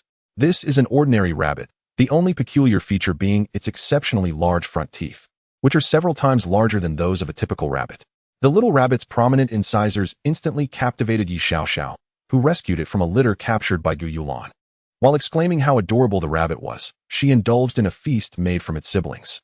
This spectacle drew a scornful glance from Ye Suifeng. "Last time I visited with my sister, this place was merely a larger village," Ye Xiaoxiao remarked. Ye Suifeng nodded in agreement. The number of cultivators in Yinshao City has certainly increased. Along their journey, they observed a notable rise in the number of cultivators, likely having migrated from other regions. After a brief while, they arrived at a grand square. In the center, amidst swirling mist, a colossal structure vaguely emerged through the dense fog. Upon closer inspection, Ye Suifeng was taken aback to find two lifelike sculptures. One figure wielded a spear, exuding a chilling gaze and an aura of battle, as if hunting ferocious beasts. It was none other than Yi Long. The other figure, with a sword resting at its side, stood with an air of dominance, draped in a flowing battle robe. It was Yi Huang. The townsfolk of Wudong had erected statues in their honor. Ye Xiaoxiao gazed upward, mouth agape. "They are so handsome." Silence. Suddenly, an elderly cultivator approached. "These are the esteemed Phoenix Fairy and Lord Dragon, unparalleled prodigies. How can they be described in mere mortal terms?" He shot Ye Xiaoxiao a reproachful look, then produced two incense sticks, igniting them and placing them at the base of the statues. Ye Xiaoxiao stood frozen for a moment, unsure of how to respond. How could a stranger disdain and disrespect her beloved brother and sister? What had become of this world? Ye Suifeng chuckled, then inquired of the old cultivator, "Esteemed friend, why do you honor these two young individuals in such a manner?" The old man scrutinized Ye Suifeng from head to toe. "You must be new to Wudong town. I advise you to procure some heavenly incense and light it at the feet of the Phoenix Fairy and Lord Dragon. Divine fortune shall surely bless you." With that, he disregarded Ye Suifeng and departed. Ye Suifeng rubbed his nose, bemused. "Should I offer incense for my daughter and nephew? That feels rather inappropriate. Besides, they wouldn't need it. Hey, uncle, should I get a stick now to bring us some luck?" Ye Xiaoxiao whispered with a giggle. "Go away," Ye Suifeng retorted, exasperated. Ye Xiaoxiao huffed. And to her surprise, the little rabbit in her arms bared its teeth at Ye Suifeng. Truly a rebellious creature, even its pet mirrored its defiance. Sooner or later, he would find an opportunity to stew it. Observing the throngs of worshippers, Ye Suifeng chose not to linger and turned to leave. Behind him, Ye Xiaoxiao leaned towards Gu Yulan, whispering, Yulan, listen to me. He can't bring himself to do it. You should buy some incense to offer there. Gu Yulan remained unfazed. Miss, my aunt instructed me to heed the elder's words while outside. I sincerely apologize. Ye Xiaoxiao rolled her eyes in boredom. The trio enjoyed a meal in Wudong town before continuing deeper into the Jailing Mountains. After traversing a path bustling with cultivators, Ye Suifeng finally ceased his slow pace. With a grand gesture, the donkey cart soared into the air, gliding upon the clouds at great speed. Ye Xiaoxiao could finally remove her robe. Her purple-red hair billowing in the wind, her spirits lifted. Meanwhile, Violan clung tightly to the cart, visibly anxious. Don't worry, Uncle won't let you fall, Ye Xiaoxiao reassured. Pulling her up, the two stood in the cart, gazing at the sun floating above the clouds, golden rays gently caressing their faces. Isn't it beautiful? Ye Xiaoxiao beamed. Gu Yulan nodded earnestly. As she beheld the scene, memories of her aunt's words resurfaced. By following that esteemed elder, you will witness wonders that others may never experience in their lifetime. When she first laid eyes on the donkey cart, she had harbored doubts about this statement. But now, her faith was unwavering. Majestic mountains raced beneath them as the cart traversed the sky, delving deeper into the ancient peaks, ultimately arriving at the summit of a dense forest. Ye Suifeng whistled, and the cart descended gently beside a shallow pond. This was the very spot where Yi Jingguang had been ambushed. Wait here for me, Ye Suifeng instructed, rising into the air to perch upon a high cliff. From this vantage point, he could survey the entire scene below. A year had elapsed since that incident, and the forces of nature had erased all traces. Not a single remnant remained. Ye Suifeng sighed softly. He had long been evasive regarding Yi Jingguang, his biological father in this world. After all, he hailed from another realm, a mentally sound adult suddenly confronted with the existence of an estranged father. How could he face this dispassionately? Indeed, with his current abilities, he could even reunite their souls, reconstruct a body, and resurrect Yi Jingguang. Yet, once revived, how would they coexist? He simply could not sincerely address him as father. Thus, despite the suspicious circumstances surrounding Yi Jingguang's demise, he had never actively sought answers. Had it not been for Yi Jizong's plea, he might have never ventured here at all. Alas, let us uncover the truth. It would serve as a resolution for this borrowed body. Taking a deep breath, Ye Suifeng extended his hand and abruptly flipped it upwards. Time rewinds. As he moved, the world beneath him transformed instantaneously. Trees swayed, streams flowed backward, the heavens and earth revolved. Grass burrowed into the earth, and even birds swiftly diminished, retreating into their eggs. Suddenly, great trees began to topple, revealing a harrowing scene that unfolded before Ye Suifeng's eyes. He had returned to a year prior, to the aftermath of the battle. He beheld shattered rocks, blood-stained earth, and the lifeless bodies of Yi family members. The blood-fiend tiger's power was beyond their capacity to withstand. Ye Suifeng slowed his pace, intent on uncovering the events that transpired. As time progressed, a furious roar echoed in the distance, the sound of the blood-fiend tiger. The truth lay just ahead. But at that moment, a powerful spatial fluctuation erupted. The scene before him began to tremble violently, all images rippling like water, wavering unpredictably. Ye Suifeng furrowed his brow, unleashing a formidable aura, an unfathomable force emanating from his soul, stabilizing this fragment of time. Yet, in the next instant, all imagery abruptly vanished, plunging into an abyss of darkness. Ye Suifeng's expression hardened. Here lay a temporal black hole. Someone had wielded immense power to excise the scene of Yi Jingguang's ambush from time itself. Chapter 69, Apologies. The river of time within the void of the temporal black hole, Ye Suifeng stood, his brow furrowed. He could not fathom why the scene of Yi Jingguang's ambush had been erased. Who was the perpetrator? What secrets lay hidden within? Why would a feeble cultivator at the late stage of the Golden Core attract such formidable forces? Countless questions swirled in Ye Suifeng's mind. He continued the reversal of time, and after a stretch of enduring the black hole's grip, the world regained its light. However, the realm below had reverted to tranquility. Clearly, this was a moment before the battle unfolded. That unknown entity had indeed come for Yi Jingguang. How intriguing. Ye Suifeng smirked coldly. You wish to remain concealed? I shall uncover your identity and your intentions. He then rewound time, traversing the black hole once more, arriving at the scene that had been erased. Numerous lifeless bodies of the Yi family lay before him, bloodied and grotesque. You can sever time, but can you erase causality?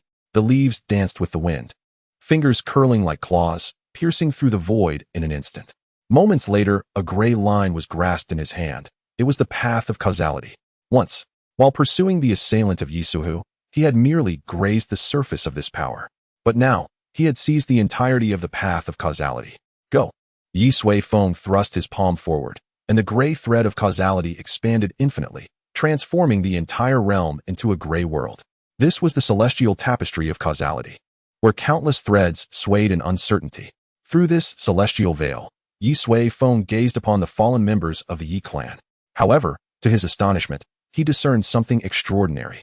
In the realm of causality, he could see the life trajectories of all beings, yet the deceased clan members were shrouded in a dense, gray fog. They had been erased from the fabric of causality itself. Ye Suifeng's heart filled with perplexity. What power did Ye Jingguang possess that could invoke such a fate upon that entity? Observing the absence of any trace, Ye Suifeng waved his hand, scattering the gray world and returning to reality. The fresh air gradually quelled the agitation within him. It was evident that the one behind this was a being of immense power, adept in the grand principles, executing their deeds with such precision that no trace remained. The situation had become intricate. He had not anticipated that the first promise he made would be so arduous. Ye Suifeng shook his head, a cold smile gracing his lips. Yet, if you think I shall relinquish my pursuit because of this, you underestimate me greatly. I will find you. Moments later, Ye Suifeng descended beside the donkey cart. Uncle, we found a nest of emerald spirit bird eggs. Upon his return, Ye Xiaoxiao bounded over. But her expression changed when she saw Ye Suifeng's demeanor. Alarmed, she withdrew her hand, her large eyes fixed on him, speechless. She had never witnessed her uncle appear so serious. Ye Suifeng smiled gently at her. It's all right. I need to leave again. Stay here and don't wander off. With that, he drew a large circle around the donkey cart with his finger. Remember, do not step outside this circle. The earlier events had instilled a sense of caution within him. Perhaps the individual behind this was not solely targeting Ye Jingguang. Rest assured, uncle, I won't stray. Ye Xiaoxiao nodded earnestly. Ye Suifeng affectionately ruffled her hair. Wait for me. I will return swiftly. With that, his figure gradually vanished. Uncle, Ye Xiaoxiao called out, but it was too late. She surveyed her surroundings, instinctively clutching the rabbit in her arms. Then, she pulled Gu Yulan into the donkey cart's compartment. Yulan, don't be afraid. I'll tell you a story. In the void, the silver river of time flowed from the ancient past to the future, ever unceasing. Suddenly, a figure emerged above this river, Ye Suifeng. He regarded the boundless expanse of the river with a cold smile. I do not believe you can influence this place. The void was a manifestation of the river of time. To resist, it was to contend against the entirety of this space. Here, no one possessed such formidable power. Ye Suifeng stood with his hands behind his back, treading upon the river of time, swimming against the current. Soon, he arrived at the temporal juncture 1 year prior. The moment Ye Jingguang was ambushed. At last, he beheld Ye Jingguang and the frenzied blood-fiend tiger. Ye Suifeng's spirit surged with excitement. His conjectures had proven correct. After a moment's reflection, he plunged into the river of time, arriving at that familiar scene. The land lay in ruins, and a robust middle-aged man, drenched in blood, faced a colossal red-black demon tiger. Behind him lay dozens of corpses. Impossible. You cannot be here. The middle-aged man bore a striking resemblance to Ye Suifeng. It was indeed Ye Jingguang. For the first time, Ye Suifeng witnessed him alive. At that moment, he was gravely wounded, on the brink of collapse. He furiously demanded answers. However, the blood-fiend tiger showed no inclination to converse, letting out a roar as it lunged forward. Its razor-sharp claws swiftly tore through Ye Jingguang's body. After effortlessly completing its task, the blood-fiend tiger howled at the heavens before dissolving into specks of starlight, vanishing entirely. This entity had come solely to eliminate Ye Jingguang. But what was its true purpose? From the preceding vision, it became evident that Ye Jingguang was an utterly ordinary cultivator. There was no conceivable rationale for that being to expend such effort against him. Ye Suifeng found himself utterly confounded. Never mind, I shall seek the answers myself. Ye Suifeng focused on the spot where the blood-fiend tiger had disappeared, preparing to again employ the path of causality in the river of time. But just as he began, the scene before him abruptly warped, the entire galaxy flipping upside down. Suddenly, tens of thousands of enormous portals erupted from the galaxy, encircling Ye Suifeng in an instant. Behind each portal lay a different world, drawn from the river of time's power. Ye Suifeng snorted coldly, unleashing all his strength in a single punch directed at the portal. Yet, after a tremendous roar, The portal merely trembled briefly before returning to its original state. The silver light swirled around the portal. Ye Suifeng's brow furrowed. It appeared that this being had connected these portals to the entire river of time. To oppose them was to confront the river itself. This was clearly a premeditated scheme. Was this, for me? Ye Suifeng surveyed the flowing power of time across the myriad portals, realizing this matter was even more convoluted than he had imagined. But, are you truly prepared? With a cold sneer, Ye Suifeng's inner resolve surged as the cultivation stored within his system was unleashed, flooding into his body. 10,000 years. 100,000 years. Within the portals, Ye Suifeng's cultivation began to rise exponentially. The world had its limits. Exceeding them could shatter it. Yet, in the void, such concerns were non-existent. Ye Suifeng relentlessly drew upon his strength, causing ripples to appear in the surrounding void. The speed of time's flow through the myriad portals quickened, indicating they sensed the mounting pressure. By the time Ye Suifeng extracted 100 billion units of power, the portals were riddled with cracks. Get lost. Ye Suifeng roared, clenching his fists and striking the portal before him. An unfathomably immense energy surged forth. Upon contact with his fist, the tens of thousands of portals disintegrated into dust. The sheer might of the force was overwhelming. After shattering the portals, it surged directly into the river of time. Boom! A thunderous roar echoed. The pitch-black void ignited like an incandescent sun, blinding all who gazed upon it. After what felt like an eternity, the radiance gradually faded. Ye Suifeng stood amidst the void. Before him, the silver river of time bore a colossal rift. His single punch had cleaved through the river of time. The void surged forth, cascading through the rift, devouring the upstream of the river of time. All the moments of this world, 1 year prior, were obliterated by Ye Suifeng's enraged strike. Observing the scene before him, Ye Suifeng fell into silence. Just after breaking through, he had misjudged the force. My apologies, River of Time. Chapter 70. No turning back in the void. Ye Suifeng stood amidst the emptiness, watching as the distant river of time was gradually consumed by the void until it vanished entirely. Suddenly, a deep thud reverberated, shaking the entire space violently. Suddenly, at the fracture of the river of time, a tumultuous surge of gray mist, akin to smoke, ascended wildly. That was the essence of chaos. Ye Suifeng remained indifferent. His previous strike seemed to have not only disrupted the flow of time but also shattered this void space. You must have heard of me. I truly did not intend for this. Ye Suifeng lamented internally. His intention was merely to break the barriers that confined him. Yet who could have anticipated that a cultivation of 100 billion years would unleash such ferocity, creating a vast rift in the void? Truly, the flames of a city gate can bring calamity to the fish in the moat. Who could be behind such a grand scheme, if not for Ye Jinhua alone? Within the river of time, Ye Suifeng discerned clearly that Ye Jinhua was merely an ordinary cultivator, utterly unremarkable. Could it be due to his mother? Ye Suifeng furrowed his brow. In his memories, his mother was merely a disciple of a mediocre sect outside Yanxiao City, their union primarily a political marriage. The likelihood of her being the target was minimal. Perhaps, there was another possibility. He truly came for me.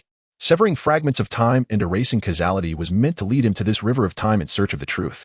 When he had just invoked the path of causality, those portals appeared. Recalling those portals, which connected to the river of time, they were indeed perilous. Even someone nearing the pinnacle of cultivation in the mundane world would struggle to break through, risking immediate annihilation. Was his intention to leverage Ye Jinhua's demise to eliminate me? Ye Suifeng let out a cold laugh. That individual's means were indeed celestial and transformative. Alas, he has failed. Yet he succeeded in igniting Ye Suifeng's wrath. I hope you find yourself a well-situated burial ground in advance. As he spoke, Ye Suifeng opened his palm, revealing a snow-white leaf, gently resting within. Upon the leaf was an image of an animal, seemingly a bear with a luxuriant coat. The moment Ye Suifeng inadvertently shattered the river of time, his consciousness captured this leaf, which existed within the temporal fragment of Ye Jinhua's murder. This leaf was extraordinarily unique, severed from the threads of causality, existing beyond causality itself. Just wait, I shall certainly find you. Ye Suifeng tucked away the white leaf and turned to depart, preparing to return to his original world. As he traversed the void, a thin veil appeared before him, serving as the barrier of this realm, designed to fend off the encroaching chaos. Yet for Ye Suifeng, passing through it was a trivial matter. Without much contemplation, he stepped into the world barrier. However, at that moment, a horrifying incident occurred. As his foot crossed the threshold, a series of cracking sounds abruptly resonated. To Ye Suifeng's astonishment, the world barrier began to fracture inch by inch. Countless laws of the heavenly path embedded within the barrier shattered, one after another, disintegrating into dust. Witnessing this, Ye Suifeng quickly withdrew his foot. The collapse of the world barrier gradually ceased, beginning to mend the laws that had been broken. Ye Suifeng. He had forgotten that he had extracted 100 billion years of cultivation, and his energy had long surpassed the capacity of this realm. To put it bluntly, if he lost a single hair from staying up late and fell into this world, within an hour, it would be utterly obliterated. I came here just fine, and now, I can't go back. A resounding exclamation echoed within Ye Suifeng's mind, in the depths of the Qinggu jailing. A donkey cart stood outlandishly in the dense primeval forest. Surrounding the cart was a faintly glowing white circle, seemingly protecting it. Inside the cart, two young girls squatted, Ye Xiaoxiao and Gu Yulan. Suddenly, a sound emanated from outside. Ye Xiaoxiao perked up, turning to lean against the cart, slowly peeking out. The forest was quiet, the foliage deep. A flicker of fear flashed in her large eyes, and she cautiously withdrew her head. What a liar. You promised to return quickly, and it has been 3 days without a trace. Ye Xiaoxiao murmured, tightly clutching a rabbit in her arms, curling into a ball, burying her face in her knees. Yulan, do you think he has abandoned me because I was too mischievous? Or perhaps he has encountered some danger. Could it be that he was ambushed and has? Gu Yulan gazed at the girl before her with a sigh. The typically carefree Ye Xiaoxiao had transformed into someone so timid upon Ye Suifeng's departure. She propped herself up, sitting beside Ye Xiaoxiao. Miss, why don't you tell me a story? Ye Xiaoxiao rolled her eyes at her. I have no stories left. Then, please tell me again how you help those impoverished children realize their dreams in your dreams, Gu Yulan suggested. Ye Xiaoxiao fell silent for a moment before softly sighing. Dreams are mere illusions. The next day, people still die of hunger. Gu Yulan blinked. Then why don't you save them? Ye Xiaoxiao opened her eyes, staring blankly at the straw before her. In the dream realm, I witness many people's dreams each day. There are beautiful dreams and nightmares alike. I see many struggling and perishing in their nightmares and suffering. I watch them die before my eyes but can do nothing, not even knowing where they are. I cannot save them. I truly cannot save anyone. With that, Ye Xiaoxiao buried her head in her knees once more, softly sobbing. Gu Yulan gazed at the weeping Ye Xiaoxiao in astonishment. Unable to fathom that this seemingly carefree little girl had long been accustomed to the cycles of life and death. She pursed her lips, gently raising her arm to embrace Ye Xiaoxiao. How about I tell you a story? Chapter 71. The Heavenly Dao Ring Beyond the World Barrier. Ye Suifeng had lingered here for an entire day. He had attempted various methods to enter this realm. However, regardless of whether he suppressed his aura or disguised himself as a weak tribulation stage cultivator, he could not safely pass through the world barrier. Of course, this safety was relative to the world itself. His current strength posed a threat of permanent calamity to this realm with the slightest misstep. What is this? Is this thing, which can be washed away with a splash of urine, really worthy of being called a world? The frailty of the world irritated him. If he truly could not return, what would happen to his family? How heartbroken would Yi Huang be? Moreover, he had left Ye Xiaoxiao behind in Qinggu jailing. No, he needed to remain calm. Ye Suifeng took a deep breath, pondering earnestly. Relying on brute force was certainly futile. The issue was not a lack of power, but rather an excess of it. Even dispersing his cultivation would not suffice, as his body had ascended to an immeasurable state alongside his cultivation. At this moment, a drop of his blood could effortlessly slay countless beings and obliterate a small world. Was he to abandon his physical form and seek a new vessel? That was even more repugnant than not returning. After much contemplation, Ye Suifeng gradually recognized his greatest weakness, insufficient mastery of the Dao. Although he possessed cultivation and spirit far beyond that of ordinary individuals and could easily command the laws of the Dao, he was somewhat naive regarding certain intricate and unique techniques. The reason was simple: he had never encountered them. Since his arrival in this realm, he had perused numerous texts, but they were all mundane techniques. Certain esoteric knowledge transcending the mundane realm is seldom encountered. It is precisely for this reason that he was outmaneuvered by an unknown entity, nearly shattering the entire void, and now finds himself unable to return. The thought intensified Ye Suifeng's desire to uncover the mastermind behind it and exact retribution. However, he decided it would be prudent to first contemplate how to return. Gazing at the world barrier before him, he observed the myriad laws of the celestial order intertwining like an intricate web. Perhaps if I were to transform myself into the celestial order of this world, I could integrate with it. A flash of inspiration suddenly struck him. He opened his palm to reveal a resplendent crystal, the celestial array stone. This crystal can directly connect with the laws of the celestial order, serving as a conduit for the rules. The origin tower was constructed utilizing this very property. employing various intricate formations to interlink the laws, thus generating an array of primal spiritual liquids. Indeed, this approach holds a significant probability of success. Ye Suifeng nodded, sweeping his hand to arrange countless celestial array stones in perfect order within the void. This was an immensely grand endeavor, for he needed to inscribe all the laws of the celestial order onto the stones to serve as his disguise. After a brief moment of contemplation, he commenced his task. Days passed, and soon he dedicated himself to the replication of the celestial order. Each celestial array stone before him bore intricate lines of formation, each representing a distinct law of the celestial order. At long last, diligence bore fruit, and he inscribed an entire celestial order into the stones. The stones now deserved to be called the celestial order stones. With a long exhale, he counted and found there to be over 100 billion of them. Every detail accounted for. I hope you do not let me down. With a flourish of his hands, the 100 billion celestial order stones transformed into a colossal vortex, contracting tightly towards the center. Moments later, all the celestial order stones vanished, morphing into a petite white ring that settled in Ye Suifeng's palm. I shall name you the celestial order ring. Ye Suifeng casually bestowed a name upon it, and slipped the ring onto his finger. Instantly, the aura surrounding him shifted. Enigmatic and profound, it was as if he had metamorphosed into a manifestation of the celestial order itself. He decided to test it. With the celestial order ring securely adorned, Ye Suifeng approached the world barrier once more. Taking a deep breath, he extended his hand towards the world within. As he traversed the barrier, no collapse ensued. A stream of radiant light emanated from the celestial order ring, enveloping Ye Suifeng's hand. It protected him. No, it shielded this world from the harm he might inflict. Ye Suifeng felt invigorated, stepping forward as his entire being slid through the barrier. No further mishaps occurred.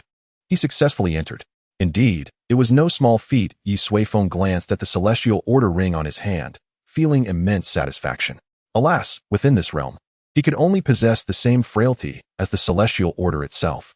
Best to check on Xiao Xiao and the others to see if they have been mischief-making. At the ancient high ridge, the donkey cart remained.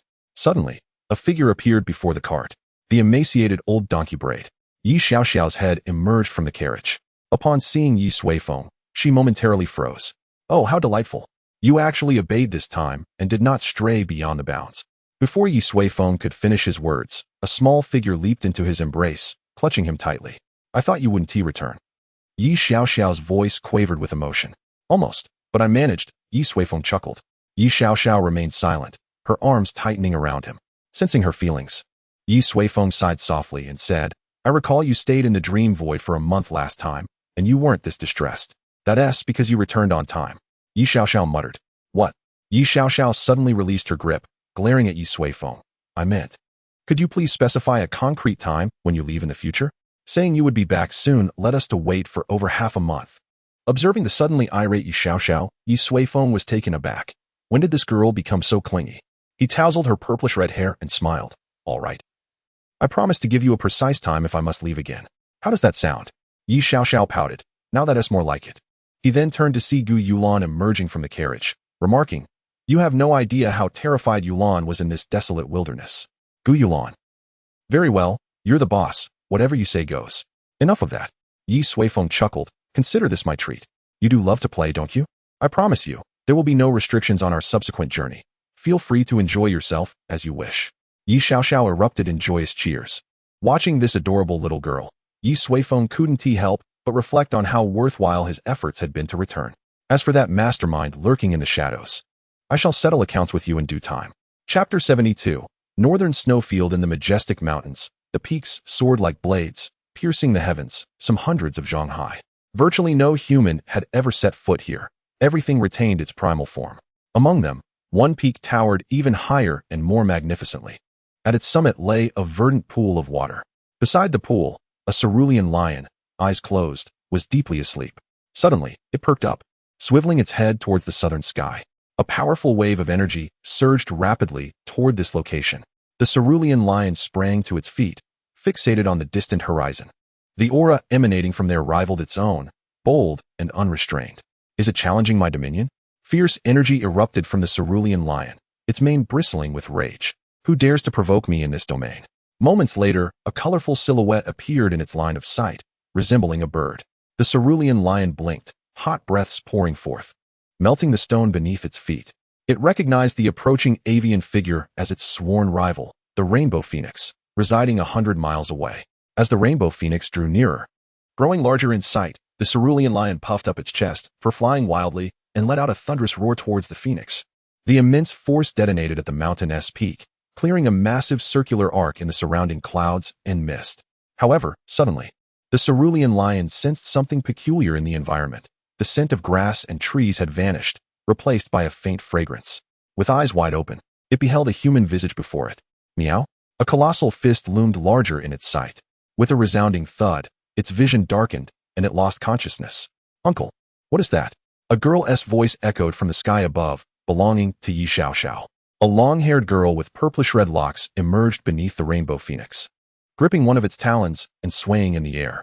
Suddenly, Ye Suifeng released her grasp, and a blue circle appeared beneath her feet. In an instant, she found herself before Ye Suifeng. Ye Suifeng continued to drive the donkey cart, casually tossing the unconscious lion behind him, and remarked nonchalantly, "This is the ancient cerulean lion. An 8th-grade demon beast, equivalent to a cultivator in the late stage of human integration." "Oh." Ye Suifeng let out an exclamation, tilting her head to gaze at the now diminutive and somewhat endearing azure lion, which had just been pierced in the throat by Gu Yulan's blade. "Utilizing the method I instructed you, discern it carefully. This kind of lion possesses delectable flesh. Every part of it is a treasure," said Ye Suifeng. "Indeed, my lord," replied Gu Yulan, withdrawing her small knife as blood gushed forth, promptly collected in a tiny vial. This knife had been specifically forged by Ye Suifeng for Gu Yulan, capable of slicing through even the most resilient materials with ease. Gu Yulan dipped her finger in the blood from the sharp blade and tasted it, her eyes instantly radiating a faint golden glow. Observing the two before her, Ye Suifeng couldn't help but shrink her neck. How cruel. The lion is so adorable. Yet, recalling the exquisite delicacies crafted by Gu Yulan, her stomach audibly protested. "I shall look away." Ye Suifeng fell backward, a blue circle materializing, and in the next moment, she found herself upon the neck of the colorful phoenix. Then, she seemed to hear a sound of weeping. Tilting her head, she discovered the colorful phoenix was in tears. "Little Kai, what troubles you?" Ye Suifeng inquired curiously. The phoenix spoke. "That azure lion was an old friend of mine." Ye Suifeng was taken aback. "So, you wish to accompany it?" No. The colorful phoenix exclaimed in alarm, hastily shaking its head. "I am merely touched. I am incredibly fortunate that the great master spared me, not handing me over to that little witch within the carriage." Ye Suifeng playfully tapped its forehead. "Stop shaking. I might fall off." The phoenix immediately steadied itself, flying smoothly. "Rest assured, little Kai, as long as you follow me, you will never face harm." While speaking, Ye Suifeng plucked a vivid feather from its neck and began to weave a headband. The colorful phoenix thought, "You are quite the little witch yourself. Nevertheless, it's better than being with another, where all the beasts end up served on a platter." Several figures soared through the sky. Suddenly, a biting cold wind rushed towards them. Ye Suifeng paused, placing the completed colorful headband upon her head, then stood to gaze into the distance. A vast expanse of pristine white emerged in her view, dazzling under the sunlight. "Uncle, we have arrived," Ye Suifeng shouted. Ye Suifeng nodded. He had seen it long before. The northern snowfield was indeed his destination. While shattering the river of time, he had brought along a white leaf, etched with the image of a bear with long fur. Upon recognition, Ye Suifeng identified it as a legendary creature that existed solely in the northern snowfield, referred to by people as a disaster. Hence, he chose to traverse the ancient peaks to reach the northern snowfield. However, he did not hurry, taking the time to appreciate the grandeur of the ancient peaks with Ye Suifeng and the others. They savored roasted dragon meat, steamed fire cheelin, and stir-fried earth silkworms. Along the way, they swept through all beasts of the 6th tier and above, gathering heaps of spiritual fruits and plundering countless treasures of heaven and earth. The phrase "plucking feathers as the wild geese pass" aptly describes their exploits. Fortunately, they had finally arrived at the northern snowfield. Were the ancient peaks sentient, they would surely shed tears of gratitude. "Uncle, where to next?" Ye Suifeng inquired. At this moment, they had officially entered the sky above the northern snowfield. The ground beneath thickly blanketed with ice and snow, devoid of any visible life. Ye Suifeng expanded his consciousness, sweeping across the area, and soon discovered a small human settlement several hundred miles to the east. "Let us seek out the people." With that, the donkey cart changed direction, swiftly heading towards the human enclave, with Ye Suifeng perched atop the colorful phoenix's head, following closely behind. Chapter 73. The Eternal Winter Realm in the Northern Land. A vast expanse lay frozen, perpetually blanketed by snow. The climate here is extremely frigid, and the conditions for survival are exceedingly harsh. Yet, some beings, with unwavering resolve, manage to endure in such an environment. Humans are among them. In the boundless snowfield, a towering wall stands firm against the chilling winds that sweep from the depths of the snow. It is a wooden barrier, imbued with the glow of enchantments, enduring through the years without succumbing. Behind the wall, a cluster of simple wooden houses is scattered about. The exteriors and roofs of these houses are thickly wrapped in hay and animal hides, while on the snowy streets, occasionally a bundled pedestrian hurries past. At that moment, a donkey cart approached from afar. The cart appeared starkly different from the local style, too rudimentary, drafty, lacking even a canopy. A man and two young women, all clad in thin garments, braved the biting cold, exhibiting an extraordinary resilience to the chill. Though the cart seemed to move slowly, it soon arrived at the gate of the wall. The guard stationed atop the wall immediately became vigilant. "Who are you? What business do you have here?" they shouted, their language entirely distinct from that of the Nine-City Alliance. Ye Suifeng snapped his fingers, and a wisp of spiritual awareness floated from the guard's crown, splitting into three streams that entered the minds of the trio. Instantly, they comprehended the foreign tongue. "Who are you? What do you want?" one guard bellowed, his bowstring taut and ready. Ye Xiaoxiao imitated Ye Suifeng's gesture, snapping her fingers as well. The guard on the wall swayed and fell to the side, drifting into a deep slumber. Hee, she giggled at Ye Suifeng. He shook his head, guiding the donkey cart onward. As they approached, the gate swung open automatically, while the guards remained ensconced in their dreams. Moments later, they arrived before a larger building, where various wild beasts were tethered, fiery steeds, unicorn cattle, and a peculiar large bird with long legs, all seemingly ready for riding. The wooden tower stood as a resting place, muffled voices emanating from within. "Let us take a look inside," Ye Suifeng suggested, dismounting from the cart, with Ye Xiaoxiao and Gu Yulan following suit. The colorful phoenix had now shrunk to the size of a sparrow, hiding amidst Ye Xiaoxiao's flowing hair. With a creak, Ye Suifeng pushed the door open, and a wave of warmth, laden with the scent of smoke and alcohol, greeted them, accompanied by a cacophony of noise. Cough, cough.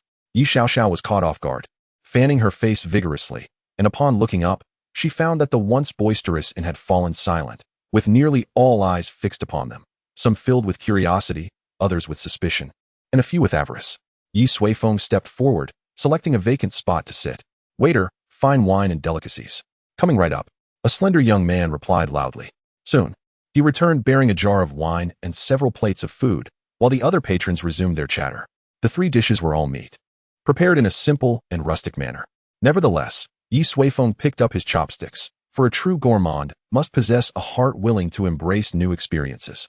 Gu Yulan produced a low-grade spiritual stone, placing it in the waiter's hand. The waiter paused momentarily, then grinned widely as he departed. Returning to the counter, he leaned toward the burly innkeeper and whispered, "Uncle, those three must have come from a great distance." As he spoke, he subtly shook the spiritual stone. The innkeeper, pipe in hand, shot him a warning glance. "Mind your own business. Those three are clearly not ordinary folk. Do not seek trouble." The waiter chuckled, "Of course not. I merely suspect the Black Wolf crew might be getting restless." Following the waiter's gaze, they observed a table of five clad in dark, coarse clothing, huddled together. Whispering while glancing in Ye Suifeng's direction, "Let them test the waters first," Ye Suifeng remarked. The proprietor exhaled a plume of smoke. Shortly after, the Black Wolf and his cohorts arose, malevolent grins plastered across their faces, and advanced towards Ye Suifeng. "Hold your tongues and retreat," Ye Suifeng commanded, lifting a wine jar, taking a sip, and then furrowing his brow as he set it down. His palate, accustomed to Gu Yulan's exquisite fare, found these mundane offerings unappealing. The Black Wolf, accustomed to deference, was momentarily stunned by this blatant disregard. For years, he had reigned supreme in this area, never encountering such audacious defiance. "You son of a..." Before he could finish, the Black Wolf and his four companions were sent hurtling through the air, crashing through tables and chairs, and slamming against the wall before collapsing in lifeless heaps. Their eyes remained open, forever bewildered by the force that had extinguished their existence. The other patrons of the inn stood up, their faces etched with terror as they gazed at Ye Suifeng. How had he accomplished such a feat? Yet, Ye Suifeng remained unfazed, as if he had merely performed a trivial task. He picked up a piece of meat, tasted it, shook his head, and laid down his chopsticks. The food and drink here were utterly unremarkable. Subsequently, he rose and approached the proprietor. The proprietor, witnessing Ye Suifeng's approach, felt his heart pounding in his chest. He clutched his pipe, paralyzed with fear. Have you seen this? Ye Suifeng inquired, presenting the white leaf before the proprietor's eyes. The proprietor paused. Then his pupils contracted as he recognized the bear's head emblazoned on the leaf. This is the totem of the eternal winter kingdom, he exclaimed, his voice laced with dread. The man was seeking eternal winter? That was one of the most formidable powers in the northern snowfields. Where? Ye Suifeng demanded, retrieving the leaf. The proprietor regained his composure and replied, It's a great distance away, tens of thousands of miles to the northeast. I've only heard tales of that place. Thank you, Ye Suifeng said, placing a low-grade spirit stone on the table before turning to leave. Ye Xiaoxiao and Gu Yulan quickly rose and followed him. Silence lingered in the inn before gradually giving way to murmurs. Uncle, who were those people? The waiter asked, his voice trembling. His legs were still shaking, grateful that he had resisted temptation. Otherwise, the proprietor averted his gaze from the corpses of the Black Wolf and his gang, took a deep drag from his pipe, and declared, they were transcendents. I can't tell if they were celestial mages or beast spirit warriors. He exhaled a cloud of smoke, his heart still pounding. Fortunately, their destination is the eternal winter kingdom. I've never heard of that place, the waiter confessed, puzzled. Of course you haven't, the proprietor retorted. It's a vast empire tens of thousands of miles away, where transcendents roam. Once, by chance, I accompanied an incredibly powerful transcendent there. The journey alone took 3 years. As they spoke, Ye Suifeng and his companions arrived before a colossal gate tower, towering dozens of yards high and piercing the clouds like a gateway to the heavens. Above it, 2 bold characters were inscribed, Eternal Winter. Chapter 74, The Enlightenment Tree, one more chapter, The Great Barrier of Peace, the westernmost pass of the Eternal Winter Kingdom, stood guard within the western heavenly gate, like an ancient dragon coiled in this place. Compared to the Great Barrier of Peace, Cloud City was like a small town. The western heavenly gate, dozens of yards high, emitted a curtain of light that stretched out for tens of thousands of miles. To enter the Eternal Winter Kingdom from this side, one could only pass through the western heavenly gate. Each day, cultivators seeking entrance to the pass formed lines stretching for dozens of miles. Ye Suifeng, of course, had no patience for such queues. Silently, his donkey cart arrived within the Great Barrier of Peace. Immediately, a wave of warmth washed over them. This place is so bustling, Ye Xiaoxiao exclaimed, marveling at the wide streets and the endless throngs of people. Some, however, were staring at her. What kind of carriage is that? It seems to be just an ordinary old donkey. Well, that girl looks cute. I thought she was some noble family's little princess. They gossiped about the humble donkey cart. Fortunately, the people here dressed in a wide variety of styles, so no one was particularly interested in their strangeness. Hey uncle, look, I found that bear. Ye Xiaoxiao suddenly cried out, pointing at a small child on the street. The child had a pattern embroidered on his back, the very same long-haired bear head that was engraved on the white leaf. Ye Suifeng sighed softly. Raise your head. Ye Xiaoxiao looked up and gasped. Everywhere, in the streets and alleys, on the shops and towers, almost every place was adorned with the same white flags, embroidered with the long-haired bear.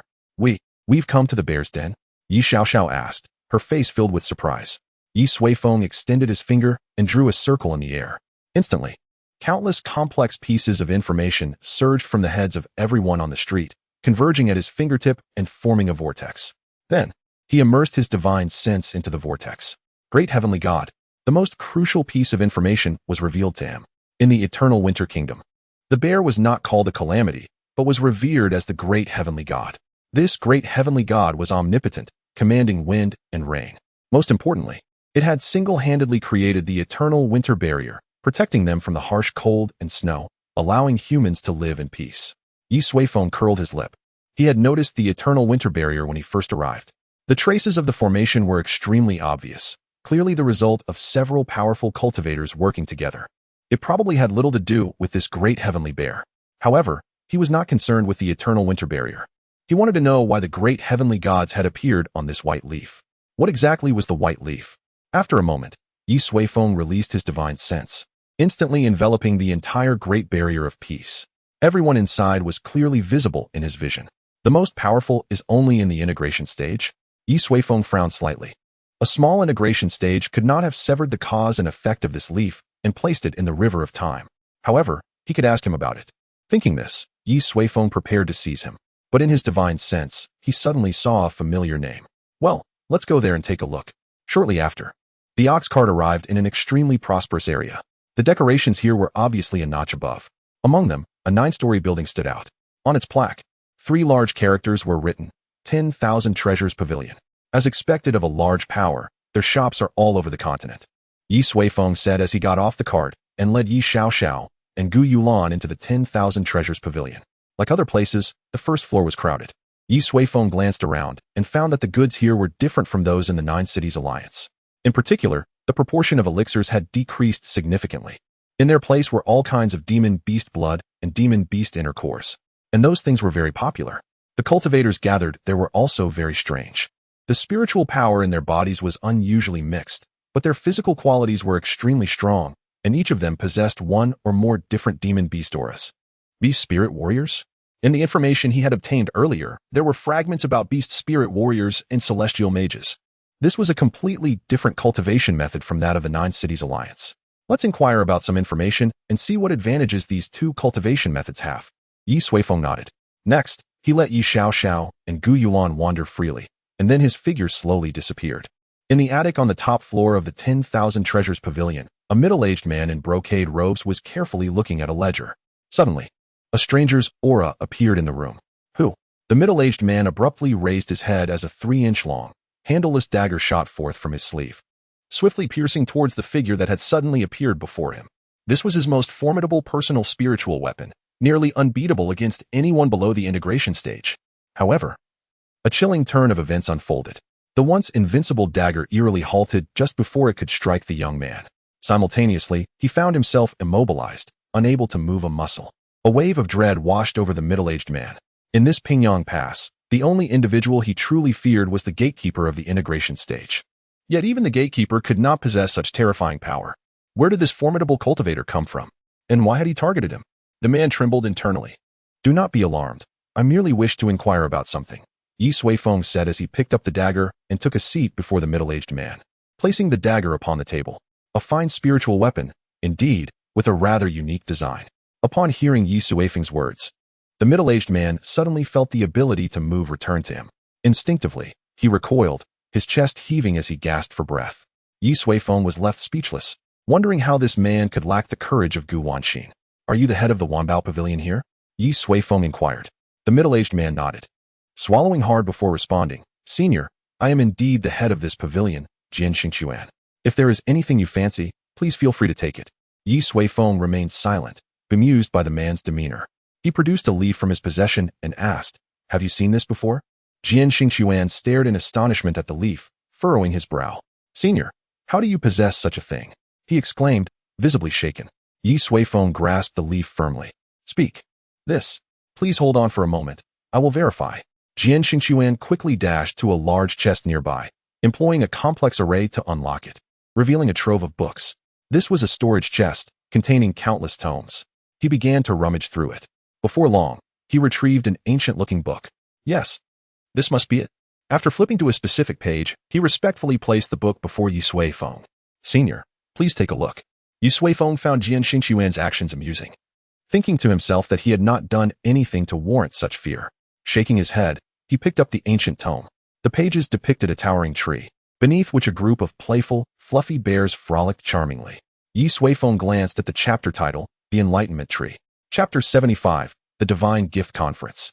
In the primordial chaos, as heaven and earth were born, a great tree emerged, standing tall and becoming the pillar between the realms.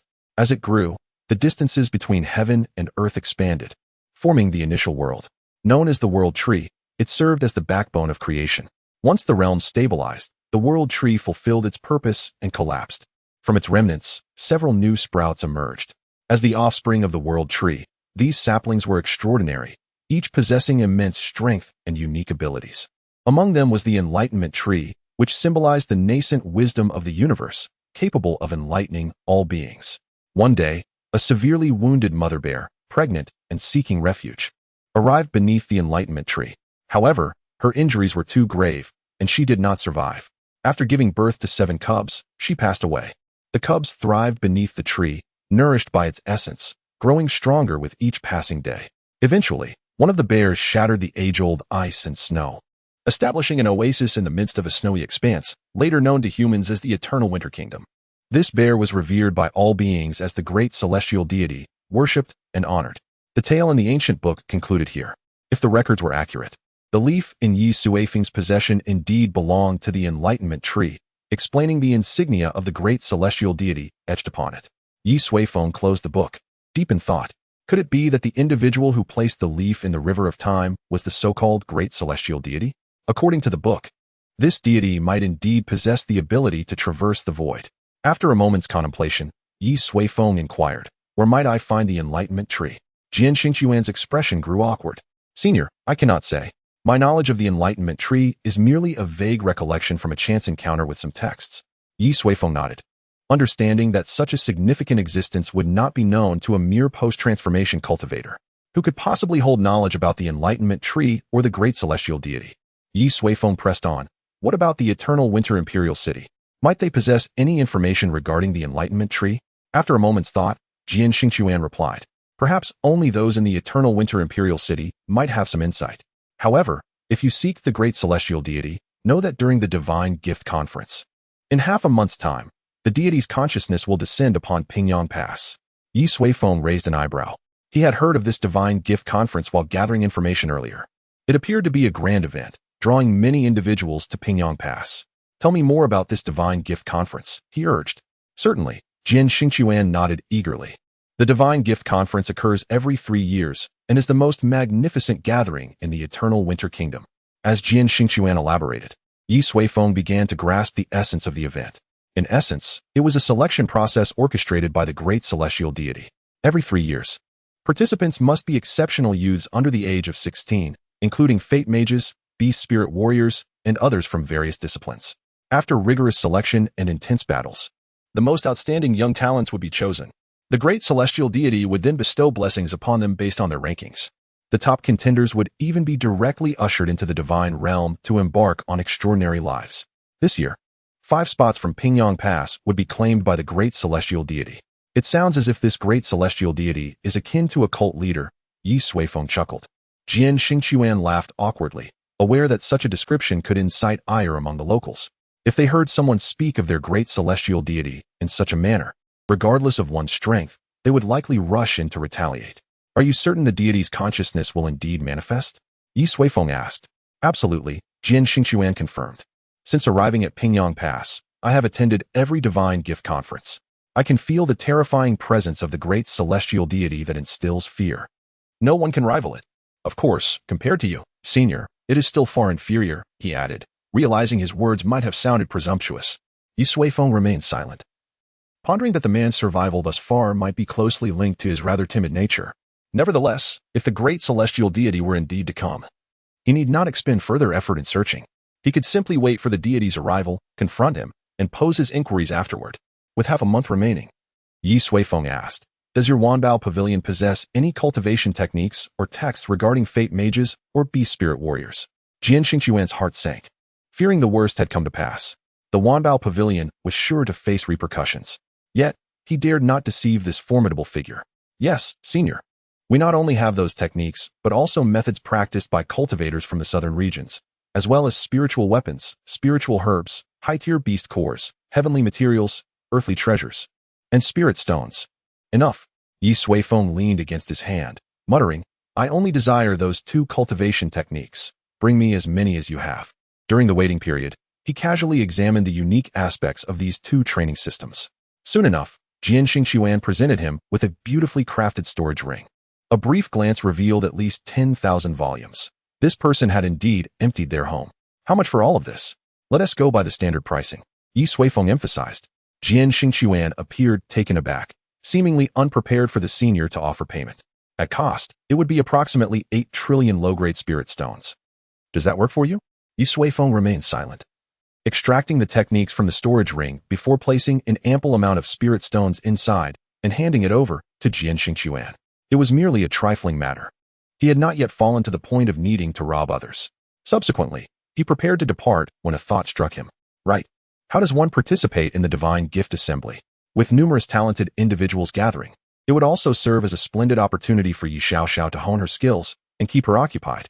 The spots for the assembly were determined over a month ago. Jian Xingquan replied, "Can I purchase a spot? How much is it?" Jian Xingquan's lips twitched, contemplating the wealth of Ye Suifeng. "How many spots do you require, senior?" Ye Suifeng replied, "Just 1 will suffice." I happen to have a junior with me whom I wish to let try her hand. That is manageable, Jian Xingquan said. Our Wanfang Pavilion has 10 spots available this year. We can allocate one for you. Ye Suifeng furrowed his brow. You must have already chosen the participants. Won't that push others out? Jian Xingquan respectfully stated. The matters of the senior are of utmost importance. Have you not inquired if she is qualified? A senior's disciple must undoubtedly be a prodigy, a dragon among men. Unable to endure any longer, Ye Suifeng retorted, then let it be, and swiftly exited the room. After some time, Jian Xingquan approached his chair and sat down slowly, an expression of lingering fear on his face. He sighed. I thought that once I reached the late stage of transformation, coming to Pingyang Pass would mean I wouldn't have to endure this anymore. Who would have thought? No worries, maintain a calm mindset. Surviving is what matters. Chapter 76. Who is the useless one? You want me to compete? In an elegant and comfortable room. Ye Xiaoxiao exclaimed in surprise. Ye Suifeng lounged by the window, a table laden with various fruits from the eternal winter kingdom, their texture cool and melting on the tongue. Indeed, it's quite similar to the battle in Yunxiao City. Ye Xiaoxiao leaped from her chair, but this place is evidently much larger than Yunxiao City, and there must be many formidable opponents. What if I can't defeat them? Ye Suifeng scoffed lightly. If you can't win, just stand tall and take the blows. What else can you do? Everyone must face some challenges. You're 14 now, you've grown up. Ye Xiaoxiao's face displayed reluctance as she gazed at her toes. But, how strong are they? She inquired. I don't know, Ye Suifeng replied. In any case, all participants are under 16, so they can't be too extraordinary. With half a month until the competition begins, spend these days contemplating how to handle them. They had left Yunxiao City several months ago. Along the way, he had taken the opportunity to refine some origin towers and utilized the supreme essence they produced for cooking, bathing, and daily cultivation. Supreme was not just a term. With such resource investment, even without dedicated training, Ye Xiaoxiao's cultivation had surged, entering the foundation establishment stage over a month ago. Now, she had blossomed into a small genius at the 5th level of foundation establishment. Even Gu Yulan, who initially only had qi refinement skills, had broken through and was now a practitioner at the late stage of qi transformation. Pingyang Pass indeed surpassed Yunxiao City. Yet talents under 16 would not be overwhelmingly exceptional. The pinnacle would likely be between the foundation establishment and golden body stages. According to the local cultivation system, that translates to 3rd to 4th tier destiny mages or beast spirit warriors. With Ye Xiaoxiao's abilities, even if she could not win, she would not suffer significantly. All right, she murmured. Until now, she had focused on studying the dream void realm, which indeed had fewer offensive techniques. It seemed worthy of further consideration. If you're really worried, Wanfang Pavilion is hosting a gathering tonight, and many participants will be attending. You can go and observe. Ye Suifeng suggested. A gathering? Great. Ye Xiaoxiao's interest peaked instantly. No mischief, no teasing, and definitely no stealing.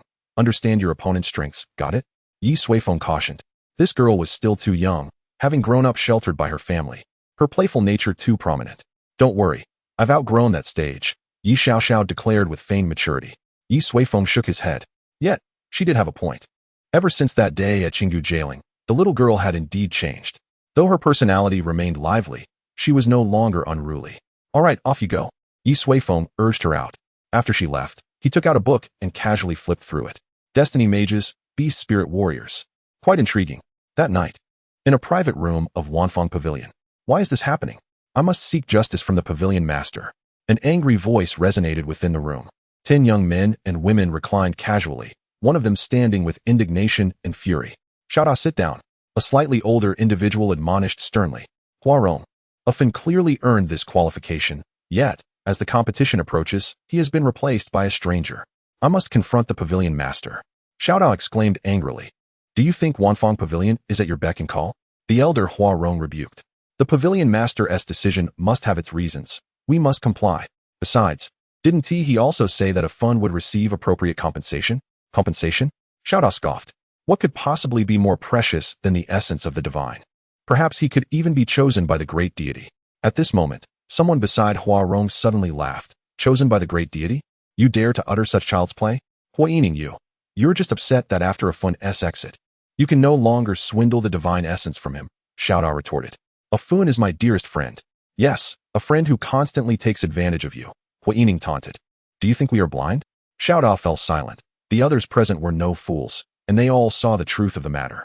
Just then, a girl playing with a dagger remarked, if this newcomer is not weak and does not drag us down, I have no objections. How could they not be weak? Showdown spread his hands. I've heard that this person is merely a relative of the Pavilion master, clearly getting through the back door. Suddenly, a knock echoed at the front door. Soon, a small head with violet-red hair peeked in. Excuse me, is this the gathering point for Wanfang Pavilion participants? It was none other than Ye Suifeng. Her appearance brought an immediate hush to the room, with all eyes fixed upon her face, some scrutinizing, some puzzled, some indifferent, and others disdainful. Under such scrutiny, Ye Suifeng's little head slowly retreated. After a moment, she peered back in. Is Huarong here? The elder Huarong stood up and said, I am Huarong, and you are. Ye Suifeng took a deep breath, stepped into the room, and produced a token, which she handed to Huarong. It's that Jian Xingchuan. Yes, he sent me here. The crowd immediately understood. This little girl was the new contestant. She appeared far too young for this. Surely, this was not a joke? You must be Ye Suifeng, dear sister. How old are you? Huarong expressed his disbelief. Although the rules permitted participation for those under 16, nearly all competitors were 16 or older. At this age, even a single year could mean a significant difference in strength and experience. I am 13. No, 14. Ye Suifeng replied. A few sighs filled the room. How could someone so young participate in the Divine Gift Conference? Was she merely seeking torment? Team strength was of utmost importance in this competition, and this cohort of participants would undoubtedly face immense pressure. Showdown shrugged and remarked, I told you, she must have come in through the back door. Now, we've lost a Tier 3 Destiny Mage and gained a seemingly foolish waste. Our Wanbao Pavilion is destined for embarrassment at this Divine Gift Conference. As Showdown spoke, he noticed the peculiar expressions on the faces around him. Everyone was staring in his direction, or rather at his side. Confused, he was about to inquire when suddenly, a soft breath brushed against his ear. Instantly, his pupils constricted, and a chill ran down his spine. Struggling to turn his head, he found a pair of icy eyes, filled with a hint of anger, staring at him indifferently. A sharp blade, radiating coldness, pressed against his throat. Who did you just call a waste? Chapter 77. The wolf girl was stunned. The cold dagger pressed against Xiao Da's neck, the deepening pain causing him to tremble. Crimson droplets of blood began to trickle down his neck. The people in the room were stunned. No one had seen how this girl, seemingly only 12 or 13, had approached Xiao Da. No one could have anticipated her decisive action, as a thin line of blood was drawn across his throat. Xiao Da dared not move, casting a pleading glance at Huarong. Sister Yi, that's enough, Huarong said softly, aware that if this escalated to a fatality, he would be gravely negligent as captain. However, Ye Suifeng did not even glance at him. The blade slowly shifted. Enough indeed. He didn't mean it. Huarong's expression grew grave. If this continued as she spoke, she requested another cup from the maid beside her. The maid responsible for attending to the guests appeared flustered, questioning whether she had mistakenly served the wrong drink. The wolf girl, her eyes twitching, observed as the third cup of ghost flame liquor was poured into Ye Suifeng's belly, and inquired, Suifeng, what level are you at now? After finishing her third cup and letting out a satisfied burp, Ye Suifeng replied, well, I suppose I would be considered a third-tier, sixth-layer Destiny Mage, which is rather behind in our group. Along the way, she had learned from the wolf girl that among those at Wanbao Pavilion, the most formidable were Huarong and the wolf girl herself, one a fourth-tier, third-layer Destiny Mage, and the other a fourth-tier, second-layer Beast Spirit Warrior. The rest were all at the late third tier. The wolf girl fell silent. Few dared to consume ghost flame liquor in such quantities. Do you have any of this juice left? I would like to bring some home, Ye Suifeng said to the maid, wishing for her uncle to try it too. Miss, if you wish to take it outside, you must purchase it, the maid responded. How much does it cost? The maid replied, 3,000 lower-grade spirit stones per cup, but if you buy a barrel, it's cheaper, 50,000. Oh, then I'll take one. Before Ye Suifeng could finish her sentence, she was stopped by the wolf girl. With a smile, she said, it's your first time here. I won't let you pay. It's my treat. No, I can pay. Ye Suifeng insisted. I will pay, the wolf girl stated firmly. Consider it a gift for our meeting. Now tell me, how much do you want? Ye Suifeng blinked. All right then. She removed the storage ring from her finger and handed it to the maid. Then let us just fill 100 barrels. The wolf girl exclaimed. What on earth? What kind of family are you from? Do you measure in hundreds? Chapter 78. God-slaying style, one more chapter. That evening, Ye Suifeng bounced back to the inn, exclaiming, Uncle, I brought you something wonderful. She approached Ye Suifeng, who was still engrossed in his book, without glancing up. What is it? He asked. Here, take a look, it's delicious. Ye Suifeng turned to see Ye Suifeng cradling a wooden barrel nearly her size and pouring out a red, unknown liquid. Instantly, The room filled with a rich aroma of liquor mingled with a faint scent of blood. With a snap of her fingers, the liquid in the cup ignited. She presented the cup to Ye Suifeng and urged, "Uncle, give it a taste." Ye Suifeng set his book down and grimaced. Without tasting, he could tell it was a concoction mixed with the blood of numerous low-tier beasts. However, to avoid discouraging the child's good intentions, he took a light sip. "How is it?" Ye Xiaoxiao asked eagerly. "It's all right, but it's not to my liking," he replied, resuming his reading. "It's just a drink for children." Hee, Ye Xiaoxiao chuckled, finishing off the remaining ghost flame liquor. "But I am a child." Ye Suifeng shrugged, neither confirming nor denying it. "I think it's quite good," she declared, placing the barrel on the table. "I bought 100 barrels to take home for my sister and cousin Yi Huang to try as well. I initially planned to buy 1,000, but someone insisted on paying for me, so I felt it would be rude." As she spoke, she noticed Ye Suifeng looking at her with a strange expression. "You bought how much?" 100 barrels. "And how much is each barrel?" 50,000 spirit stones. "Did someone else pay?" Yes, Ye Xiaoxiao nodded. "She was very kind to me. She's a friend I made tonight." Ye Suifeng set his book down again, rubbing his forehead. "You should find an opportunity to return the favor to the friend who paid for you. And from now on, your monthly allowance will be reduced from 100 million spirit stones to 100 spirit stones." Ye Xiaoxiao was taken aback. "Why?" She pouted, feeling disheartened. "I brought you a delicious treat, and you're reducing my allowance.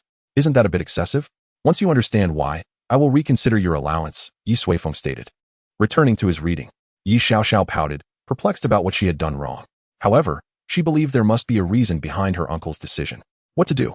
What can I do but think it over? She lowered her head and left the room. After a moment, Ye Suifeng sighed and set his book down again. The commotion caused by her had made it impossible to concentrate. He realized he was partially responsible for her behavior. He should not have easily acquiesced to such an outrageous request. Buying 100 barrels all at once was akin to someone going to Wanbao Pavilion and purchasing everything in one go. Who does such a thing? Well, there are those who do, but I fear no risks associated with spending. Without the assurance of strength, an excess of wealth often leads one into peril. It seems prudent to occasionally let her venture out, exposing her to the world's harsh realities. Otherwise, she might end up living in a bubble forever. Ye Suifeng shook his head. Fortunately, the girl has a good heart. Her intent in buying so much was to share with Yi Huang and the others. Not merely for extravagance. A little more experience would do her good. Reflecting on this, he thought of Yi Huang and the others. Several months had passed, and he wondered how they were faring. He raised his hand, contemplating using the Dao to glimpse their circumstances, but hesitated and ultimately set it down. Never mind. Everyone has their own path, and excessive interference might not be beneficial. Let them live their own remarkable lives. In the 9 Cities Alliance, within the realm of S City, the grandest city, Huangyi City, stood tall. At the central Yuan Grand Arena, a figure stood proudly, surrounded by a dozen young cultivators who lay bloodied on the ground. Opposite her knelt a valiant young man, propping himself up with his sword. The pride of Huangyi City was nothing extraordinary. Yi Huang sheathed her bloodied purple cloak, billowing in the wind. The young man spat a mouthful of blood, exclaiming in anger, "Yi Huang, do not go too far." "Too far?" Yi Huang replied with a cold smile. "Do you remember what you looked like when we first arrived in Huangyi City? You called us rustic savages, lowly beings, despicable products of the lower class. Now, having been defeated by the very despicable ones you disparaged, how do you feel?" The young man's face flushed with anger. He had heard of Yi Huang's reputation, but never anticipated her strength to be so formidable. A group of more than a dozen young elites from Huangyi City, all above the foundation establishment stage and under 20 years old, had attacked her simultaneously yet were soundly defeated within the span of a single incense stick. Some had even perished on the spot. "Even if we had wronged you in the past, you cannot be so ruthless." The young man gasped, his eyes bloodshot, knowing some of the slain were his friends. "Ruthlessness is what you taught me." Yi Huang stepped closer, producing a small box and placing it before the young man. When opened, it revealed 20 severed thumbs, each belonging to different bodies. "Had you not toyed with the people of Tianluan Palace, torturing them to death, perhaps today would not have ended this way." A short dagger flashed coldly as Yi Huang drew it from her waist. The young man, gazing at the gleaming blade, chuckled softly. "If you harm me, you won't leave Huangyi City alive." Yi Huang's expression remained indifferent. "If I do not harm you, I cannot return to Tianluan Palace." With a swift motion, the dagger pierced through, hot blood staining Yi Huang's hand. The young man's eyes widened in disbelief, fear clouding his features as he gradually lost color. The stiletto was withdrawn, and the youth collapsed to the ground, his blood staining the box containing the severed fingers. Yi Huang straightened up, a gentle breeze caressing the long strands of hair on her forehead. At that moment, she had become the true mistress of the celestial Phoenix Hall. My son. Suddenly, a booming voice reverberated through the air. Yi Huang turned to see a middle-aged man, radiating immense power, charging towards her with furious speed. Behind him, a cohort of individuals exuding formidable auras followed closely. Upon beholding the youth lying prostrate at Yi Huang's feet, the middle-aged man's eyes became bloodshot with rage. You dare slay him? The middle-aged man roared, his raw fury erupting in a violent torrent directed at Yi Huang. It was the formidable aura of a golden core cultivator. Yi Huang stood amidst it, like a solitary leaf caught in a tempest. Who dares to harm our mistress? Abruptly, a large contingent of individuals clad in black combat attire leaped onto the arena, positioning themselves behind Yi Huang, collectively resisting the overwhelming pressure emanating from the middle-aged man. You shall all meet your demise. The middle-aged man's eyes were filled with a murderous intent as he glared at Yi Huang. Yet, Yi Huang remained unfazed, calmly stating, I comprehend your sentiments. However, she produced a sheet of parchment covered in writing. We have signed a life and death contract. The middle-aged man scrutinized the contract, his gaze fixated on the familiar name inscribed upon it. Grief and rage gradually consumed his reason. I care not for any life and death contract. You murdered my son, my only son. Today, even if the celestial deities themselves descended, I would still exact vengeance upon you. He succumbed to madness, unleashing his full power in a frenzied assault. Yi Huang sighed softly. Then, you leave me no choice. From her brow, a delicate, pale violet petal gently fluttered down, landing gracefully upon the blade of her drawn sword, instantly transforming into a stream of violet light, akin to a celestial radiance. Perish. At that moment, the middle-aged man was utterly consumed by his fury, charging forward with reckless abandon. Yi Huang, however, remained composed. She raised her sword horizontally and uttered softly, Godslayer. First Form. Chapter 79. The Commencement. Yellow Ember City. The largest metropolis within the domain of Stern City, possessed an area several times greater than that of Cloud Ascend City. Observed from above, it resembled a perfectly formed cuboid, nestled upon a fertile plain.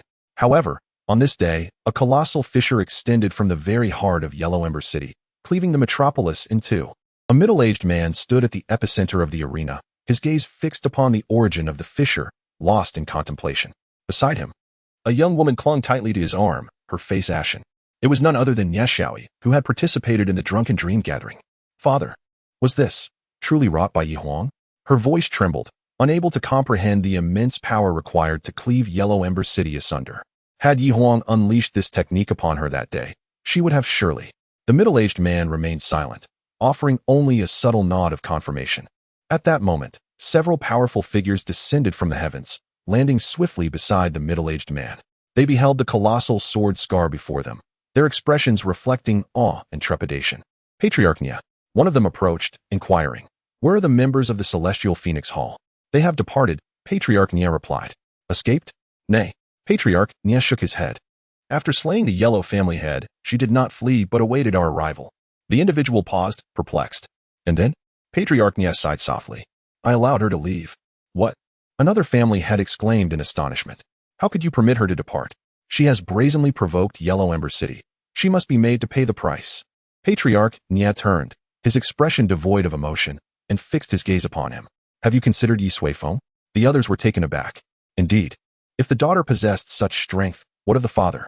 Ye Suifeng had unified Cloud Ascend City single-handedly, erecting a city of unparalleled magnificence. Their belated arrival had led them to witness the Yi character emblazoned above Cloud Ascend City. A mere glance had sent tremors through their very souls, nearly inflicting grievous injuries. How could they possibly contend with such a formidable adversary? After a moment of silence, an individual inquired, what of the yellow family head? He is here. Patriarch Nye extended his palm, revealing a severed thumb. This is. The others felt a chill run down their spines. It was both retribution and a warning. Patriarch Nye gazed into the distance, towards Cloud Ascend City. Perhaps, we must now redirect our tributes to that location. Cloud Ascend City. Dong, dong, dong. 3 chimes resonated throughout the city. A newly constructed courtyard slowly opened its gates, revealing a plaque emblazoned with 2 powerful, calligraphic characters, Dominion. As the gates swung open, a group of young individuals clad in simple azure robes formed for long files, entering the courtyard in an orderly fashion. Leading one of these files was a young girl, her countenance solemn and dignified. It was none other than Xiao Yi, who had escaped from Li Shengde's clutches. Upon passing through the gates, They beheld a colossal statue towering over the central plaza, depicting none other than the Lord of Cloud Ascend City, Ye Suifeng. They proceeded to sit in a large semicircle around the statue. "Greetings, Director," they proclaimed in unison. At the base of the statue, Yi Qian slowly opened his eyes. Sandstone City, a major metropolis located in the western region of the Nine Cities Alliance, rivaled the position of Stern City in the north. Despite its harsh environment, it was inhabited by a fiercely independent populace, renowned for their martial prowess. Combat was an integral part of their daily lives. Sandstone City boasted dozens of arenas, both large and small, dedicated to the art of battle. Yellow Wind Arena was the largest among them, attracting throngs of spectators daily. The battles held within its confines were renowned for their intensity. Have you heard? A faction known as the True Dragon Pavilion has been quite active recently. In the stands, two burly men, bare-chested, were engaged in a boisterous conversation. "I am aware, but the leader of that True Dragon Pavilion is apparently a mere stripling, fair-skinned, and effeminate," another man replied. At that moment, an individual nearby chuckled. "You have not beheld the Dragon Lord, I presume?" The two men turned to face him. "Why would we seek an audience with a callow youth merely because he resembles a pretty boy? We of Sandstone have always revered strength. You wouldn't abandon our traditions to become a gigolo for that Dragon Lord, would you?" Their words were laced with provocation. Displeased? Then settle it in the arena. That is the way of Sandstone. However, the man who had been challenged merely smiled. "Allow me to inquire, what brings you to Yellow Wind Arena today?" "Humph, coward." One of the men scoffed, turning away. The other man laughed boisterously. "We are here, of course, for the Gun King. With his lance, he has ascended from the smallest arenas to Yellow Wind Arena in a mere month. Moreover, he has selected only the most formidable opponents, engaging in battles that leave him covered in blood. He is the one we Sandstone warriors should follow, not some effeminate pretty boy." As the two sides stood on the precipice of conflict, a resounding cheer erupted throughout the arena. "Gun King! Gun King!" The crowd roared with enthusiasm. Amidst the wave of adulation, a figure entered the arena. He carried a long spear, his garments tattered and stained with blood. He radiated an indomitable aura of battle. "Huh! Go summon your Dragon Lord. Let him face the Gun King." The burly man roared with laughter. Yet, the man continued to smile, a smile of profound satisfaction. "I am afraid that is impossible, for he is our Dragon Lord." At the southernmost tip of the Nine-City Alliance lies a colossal mountain range. In the heart of this range stands a grand archway, towering amidst the clouds, inscribed with the four characters, Tianfu Academy. "Ah, we have finally returned." Yan Shi exclaimed with fervor. Beside her, Yu Qi now gazed upon the magnificent scene, feeling a surge of emotion. Along their journey, they had traversed many places and encountered countless cultural anecdotes. Now, at long last, they had reached their destination. "Let us proceed," Yan Shi said with a smile, taking Yi Qingyao's hand as they ascended a path reminiscent of a heavenly ladder. This path, by the Academy's decree, could only be traversed on foot. As they walked, Yan Shi elaborated on the significance of their journey. Soon, they arrived at the foot of the mountain gate. From this vantage point, the Academy's entrance appeared even more majestic. "We shall go to the Dragon Gate," Yan Shi declared, diverting from the main entrance to a peculiar small door. Confused, Yi Qingyao listened as Yan Shi explained. "Every new student must pass through the Dragon Gate. It serves to assess their talent and determine future allocations. Do not be anxious. I believe you will at least enter the Four Seasons Hall." On their way, Yi Qingyao had learned from Yan Shi that Tianfu Academy was divided into ranks, from lowest to highest: the Mundane Hall, the Gentleman Hall, the Four Seasons Hall, the Celestial Hall, and the Heaven and Earth Hall. Gaining entry to the Four Seasons Hall signified one was among the most gifted. However, Yi Qingyao held no obsession with such distinctions, for all places were but the mortal realm to her. She stepped forward towards the Dragon Gate. "Once the bell tolls 5 times, you shall enter the Four Seasons Hall. You can do it." Yan Shi cheered from behind. The first toll resounded, echoing as expected. Yan Shi's expression grew tense, uncertain of what was to come. The second toll followed shortly after. "Ha! Do not harbor illusions. The so-called geniuses from the countryside rarely exceed 2 tolls," remarked Guanmu, approaching from behind. Yan Shi retorted, "She will undoubtedly enter the Four Seasons Hall." "Ha." Guanmu laughed heartily. "Do you think anyone can merely waltz into the Four Seasons Hall? If she succeeds, I will gift you a piece of Earth-grade spiritual artifact." Yan Shi rolled her eyes, choosing to ignore him. Yet, the third toll was delayed. And just as she was about to lose hope, the third toll rang out, followed swiftly by the fourth, and then the fifth and sixth. Moments later, 9 tolls reverberated throughout Tianfu Academy. Boom! A tremendous explosion startled Ye Suifeng, who was immersed in his reading. Furrowing his brow, he prepared to investigate the commotion. At that moment, the door swung open, and Gu Yulan entered. Master, the Grand Assembly has commenced. Chapter 80, Destiny Star, Beast Soul. A magnificent firework erupted over Pingyang Pass, illuminating the entire gate in a kaleidoscope of colors. The streets were thronged with individuals waving banners of the great deity, their fervor igniting the colossal structure. In his chamber, Ye Suifeng sat by the window, observing the ever-changing hues of the sky. Master, do you not wish to take a look? Gu Yulan inquired. Ye Suifeng withdrew his gaze and shook his head. No, I lack interest. Turning back, he picked up a tome on martial arts. The allure of such assemblies had diminished for him, becoming less engaging than the platter of fruits on the table. The competition officially begins today, and the young lady will make her debut, Gu Yulan remarked. Ye Suifeng paused before responding. Accompany her, and remind her to perform well. I shall be watching closely. Gu Yulan nodded obediently and exited. Shortly thereafter, another knock echoed at the door. Senior, it is I? Come in. A middle-aged man gently pushed the door open, closing it with utmost care to avoid making a sound. It was Jian Xingquan. Isn't today the opening of the assembly? What brings you here? Ye Suifeng casually asked. Such matters pale in comparison to those concerning you, Senior, Jian Xingquan replied with a bow. Ye Suifeng sighed inwardly, perceiving Jian Xingquan's excessive caution as somewhat servile. He did not favor such demeanor. Interactions were far more pleasant when they were relaxed and natural. However, he recognized that this trait had been ingrained in Jian Xingquan over time. In the realm of cultivation, one could not survive long without certain survival skills. What is it? Ye Suifeng inquired. Jian Xingquan respectfully presented a ring. Senior, I have found some high-level martial arts techniques you requested. However, to acquire the most exceptional ones, we must venture to the eternal winter imperial city. Ye Suifeng nodded, accepting the ring. Upon opening it, he discovered it contained neatly organized tomes, over 1,000 in total, all concerning the techniques of destiny mages and beast spirit warriors. Previously, upon learning of these two cultivation methods, Ye Suifeng had developed an interest in them, as they were markedly different from the southern cultivation practices. Destiny mages appeared to be a variant of traditional cultivation infused with formations, unique formations that connected the practitioner to something called a destiny star. Through communion with the destiny star, practitioners could refine their bodies and master spells. Compared to traditional methods, destiny mages cultivated more conveniently and swiftly, yet they placed greater emphasis on innate talent. The role of the destiny star was paramount among destiny mages. It was foundational. Should one's destiny star be feeble, they might never ascend to the status of a destiny mage. Conversely, beast spirit warriors filled the existing gap.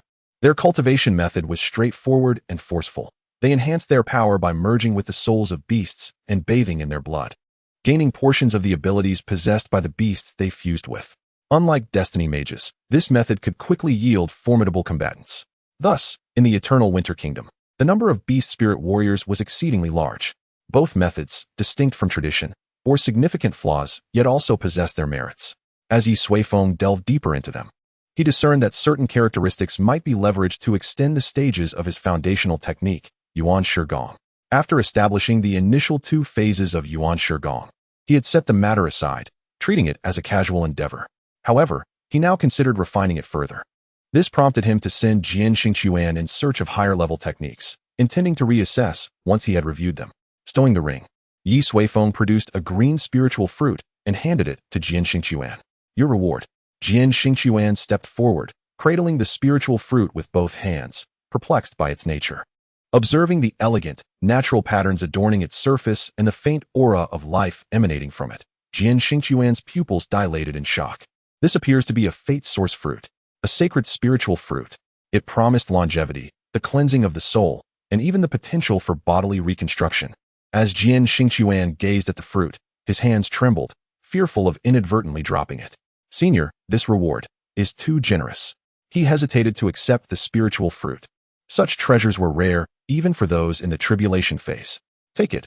I insist, Ye Suifeng replied, casually flipping through a tome.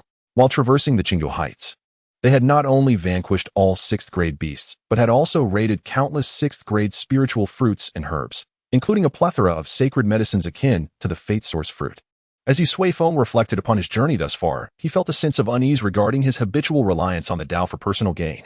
He pondered the implications of cultivating his family lineage, realizing that even seizing opportunities felt morally questionable.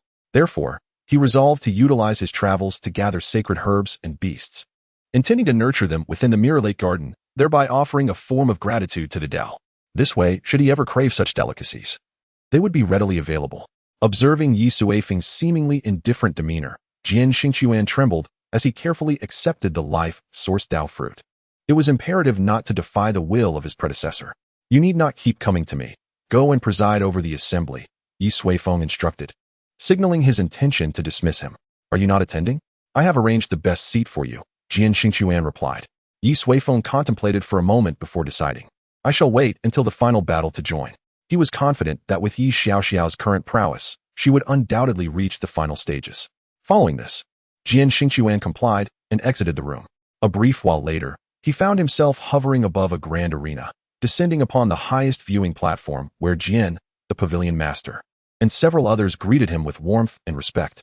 After all, he was the master of the Wanbao Pavilion, a figure of notable stature within the realm of cultivation. Jian Xingquan nodded, maintaining a stoic expression, and took his place beside a burly man adorned with a thick beard. Old Jian, where have you been? You missed the grand assembly. The man boomed. Jian Xingquan clasped his fist in apology. I was attending to an important guest, Stone Pavilion Master. It was then that Jian Xingquan recognized the man as the overseer of the Pingyang Great Barrier. The Stone Pavilion Master glanced at the empty chair beside Jian, noting its prominence, seemingly surpassing Jian's own rank.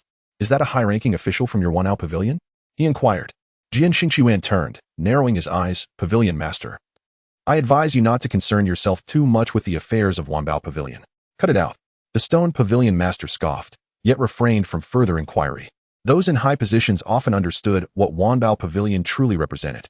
Suddenly, a cacophony of cheers erupted from the arena, igniting excitement around the dozens of platforms. The Divine Gift Assembly had officially commenced. In the Pingyang Arena, dozens of platforms were arranged in a staggered formation, while thousands of spectators crowded around, their voices blending into a vibrant symphony.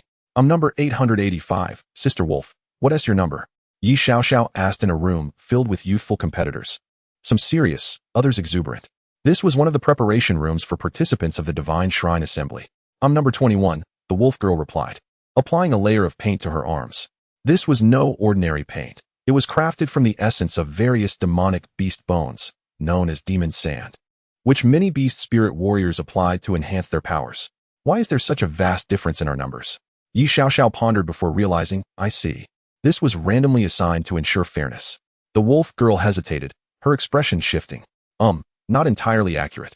It is based on estimated strength to prevent powerful contenders from clashing too soon, she explained with a shrug. Ye Xiaoxiao's eyes widened as she processed her high 3-digit number, feeling an overwhelming sense of malice emanating from the world. How could there be over 800 competitors separating her from the wolf girl? It seemed absurd. The numbering must have been arbitrary. The estimated rankings were primarily determined by level and age. You reported your details as a 14-year-old, 3rd tier, 6th level destiny mage, hence your placement among the 800. The wolf girl clarified. Just then, having finished painting the beast patterns, she encouraged, don't be disheartened. We possess strength, and rankings matter little. There are over 2,000 participants. That's a commendable position. Ye Xiaoxiao slumped her shoulders, clearly unmoved by the consolation. By the way, Sister Wolf. She suddenly turned and produced a delicate box from her pocket, offering it to the wolf girl. Last time, you purchased 100 barrels of ghost flame wine for me, and I faced a severe reprimand from my elders upon returning home. So, I found a fitting token of my appreciation. The wolf girl paused, recalling the gathering. She had ultimately spent 50 million spirit stones to procure the wine, feeling obliged to uphold her word. It was a matter she had nearly forgotten. Yet here was Ye Xiaoxiao, still holding it in her heart. She smiled. It's nothing. Consider it a gift for our meeting. No need to feel burdened. Just take it. Otherwise, I'll face another scolding when I return. Ye Xiaoxiao insisted, pressing the box into the wolf girl's hand before hurriedly exiting the room. Observing her departure, the wolf girl shook her head in resignation. The box felt light and slightly cold. What could it possibly contain? As she pondered, she cautiously opened the lid. Suddenly, a chilling aura surged forth, plunging the room's temperature by several degrees, causing everyone present to shiver in surprise. With a snap, the wolf girl closed the box, her eyes wide with astonishment. Just a mere glimpse revealed a white inner core of a demonic beast lying within, an exceptional item for beast spirit warriors. Normally, she utilized a 5th-tier inner core for her cultivation, yet this one exuded a formidable power, at least 7th tier or higher. Moreover, it was perfectly aligned with her cultivation path. Could it be the Icefield Wolf King? On the 19th platform of the Pingyang Arena, Ye Suifeng stood alone, awaiting her opponent. Suddenly, a small bird's head emerged from her long hair. The little bird yawned, its eyes half closed, exhibiting signs of fatigue. "Ah, you finally returned," it chirped. Ye Suifeng smirked. "It's just a small wolf. Look at you. You've been sleeping for days." "A small wolf?" The bird's eyes widened, "My dear lady. That is the Icefield Wolf King, an 8th-tier demonic beast. Its strength surpasses mine by a hair." This little bird was the 7-colored phoenix that Ye Suifeng had captured at the Qinggu Heights, and it had since become Ye Suifeng's favorite pet. As for her previous favorite, well, the 7-colored phoenix would certainly prefer to remain blissfully unaware of its fate. "Didn't you always boast about being invincible beneath the 9th tier?" Ye Suifeng teased. "In the end, it took me trapping it in the dream void realm for a few moments before you could defeat it." The 7-colored phoenix remained speechless, realizing that under the northern environment's influence, the Wolf King had proven to be quite formidable, almost too much so. Had Ye Suifeng not intervened, it might not have emerged victorious. The thought left the 7-colored phoenix astounded. A mere foundation stage cultivator managed to ensnare an 8th-tier demonic beast. Even if just for a fleeting moment, it was truly remarkable. Just then, a robust youth ascended the platform from the opposite side. Eagerly. As he stepped onto the stage, the audience erupted in cheers, recognizing him as a renowned figure. Ye Suifeng scrutinized the number tag affixed to his waist. 273. Aguli. "Eliminate that little mage. Let her understand our might." A group of youths, their faces flushed with excitement, fervently cheered. Aguli nodded, a flicker of bloodlust flashing in his eyes as he fixed his gaze upon Ye Suifeng. In the audience, some unfamiliar with the two began to murmur. Aguli, at 16, was a level 8 beast spirit warrior, known for his brutal temperament and extensive combat experience. He had once torn apart a level 3 ice giant with his bare hands. Ye Suifeng, at 14, was a level 6 fate mage, but that was all. Someone rummaged through their records. The disparity is quite pronounced. Indeed, Ye Suifeng is rather young, and is she malnourished? She seems far too thin, like a little sprite. I wager she can barely withstand a single blow from Aguli. The audience buzzed, largely skeptical of the frail Ye Suifeng. Come, place your bets. Aguli pays 1-1, while Ye Suifeng pays 6-1. Get your stakes locked in. Even betting lines began to emerge. Aguli, I wager 100 spirit stones. I bet 300 spirit stones. Huh. I'm banking on the underdog. Ye Suifeng, I'll bet 10 spirit stones. The majority placed their bets on Aguli. Suddenly, a striking young lady approached. I bet on Ye Suifeng to win 1,000 spirit stones. It was Gu Yulan. Instantly, the crowd regarded her with incredulous expressions. However, Gu Yulan remained unfazed, turning her attention to Ye Suifeng on the platform. Suifeng, your pocket money rests upon your own efforts. The battle commenced. With a commanding shout from the referee, the duel officially began. Aguli sneered, suddenly throwing his head back and howling, tearing apart his shirt to reveal a muscular frame riddled with scars. Tremble, insignificant child. I, Aguli, will give my all against any opponent, no matter how weak. With that, he let out another roar, and to everyone's astonishment, black fur sprouted rapidly from his body, shimmering like steel needles. He had transformed into his beast form right from the outset. His beast spirit was the Earth's savage ape. Ye Suifeng was in peril. The audience gasped, unable to suppress their concern for the petite girl facing him. Ye Suifeng tilted her head, observing the transformation of Aguli. Suddenly, a flash of blue light appeared, and behind Aguli, a brick inscribed with a pig S had materialized. Bang! Blood spurted forth. Enough with the incessant noise. Ye Suifeng wielded the bloodied brick, not even glancing back as she turned to exit the arena. The hulking Aguli, halfway through his transformation, collapsed to the ground, blood staining the platform, unconscious. The audience stared in disbelief, rendered speechless. Is that it? Chapter 82. Divine Elixir. One more chapter. Isn't coming? In the lounge, Ye Suifeng looked at Gu Yulan, disappointment evident in her eyes. I've researched numerous combat techniques and intended to showcase them to him. Ye Suifeng lowered her head. The absence of Ye Suifeng left her feeling somewhat disheartened. She had hardly rested in recent days, immersing herself in the dream void realm day and night, honing her combat skills, all for the hope that Ye Suifeng would witness her efforts. Yet, unexpectedly, he did not arrive. The elder said he would always be watching over you. He mentioned you should perform well, and that he would appear at the final showdown to cheer you on. Gu Yulan elaborated slightly on Ye Suifeng's intentions. This remark instantly rekindled the light in Ye Suifeng's eyes. Really? Hee. I'm certain I can make it to the finals. Did you not see that big brute today? I knocked him silly with a single brick. Plus, I still have. Gu Yulan listened to Ye Suifeng's ramblings, internally sighing. She believed the elder's expectations of Xiao Xiao were rather high, considering she was merely a 13-year-old child. The Divine Gift Tournament continued to unfold with fervor. Over 2,000 young prodigies from various regions would determine the strongest 30 within 5 days. The top 100 would receive generous rewards from the Grand Gatekeeper. Among the top 30, in addition to other prizes, they would receive the precious Divine Elixir. This elixir was an extremely rare and powerful spiritual liquid. For the sake of the Divine Elixir, all the young contenders exerted themselves to the utmost, showcasing their most formidable abilities in battle. Throughout this process, some faced bitter defeats while others soared to new heights. The Pingyang Prefecture, Wanbao Pavilion, and the Grand Heaven Alliance remained dominant, with nearly all participants successfully reaching the top 100. Among the most outstanding were Shi Chong and Liao Huai-en from Pingyang Prefecture, Ming Untu and Shiri Gan from the Grand Heaven Alliance, and Huarong and the Wolf Girl from Wanbao Pavilion, all of whom crushed their opponents with an invincible might, regarded as prime candidates for selection by the Grand Deity this year. Naturally, besides them, certain lesser-known prodigies also exhibited formidable prowess, emerging as dark horses. The most talked about was another individual from Wanbao Pavilion. At merely 14, she was petite and charming, yet her methods were peculiar.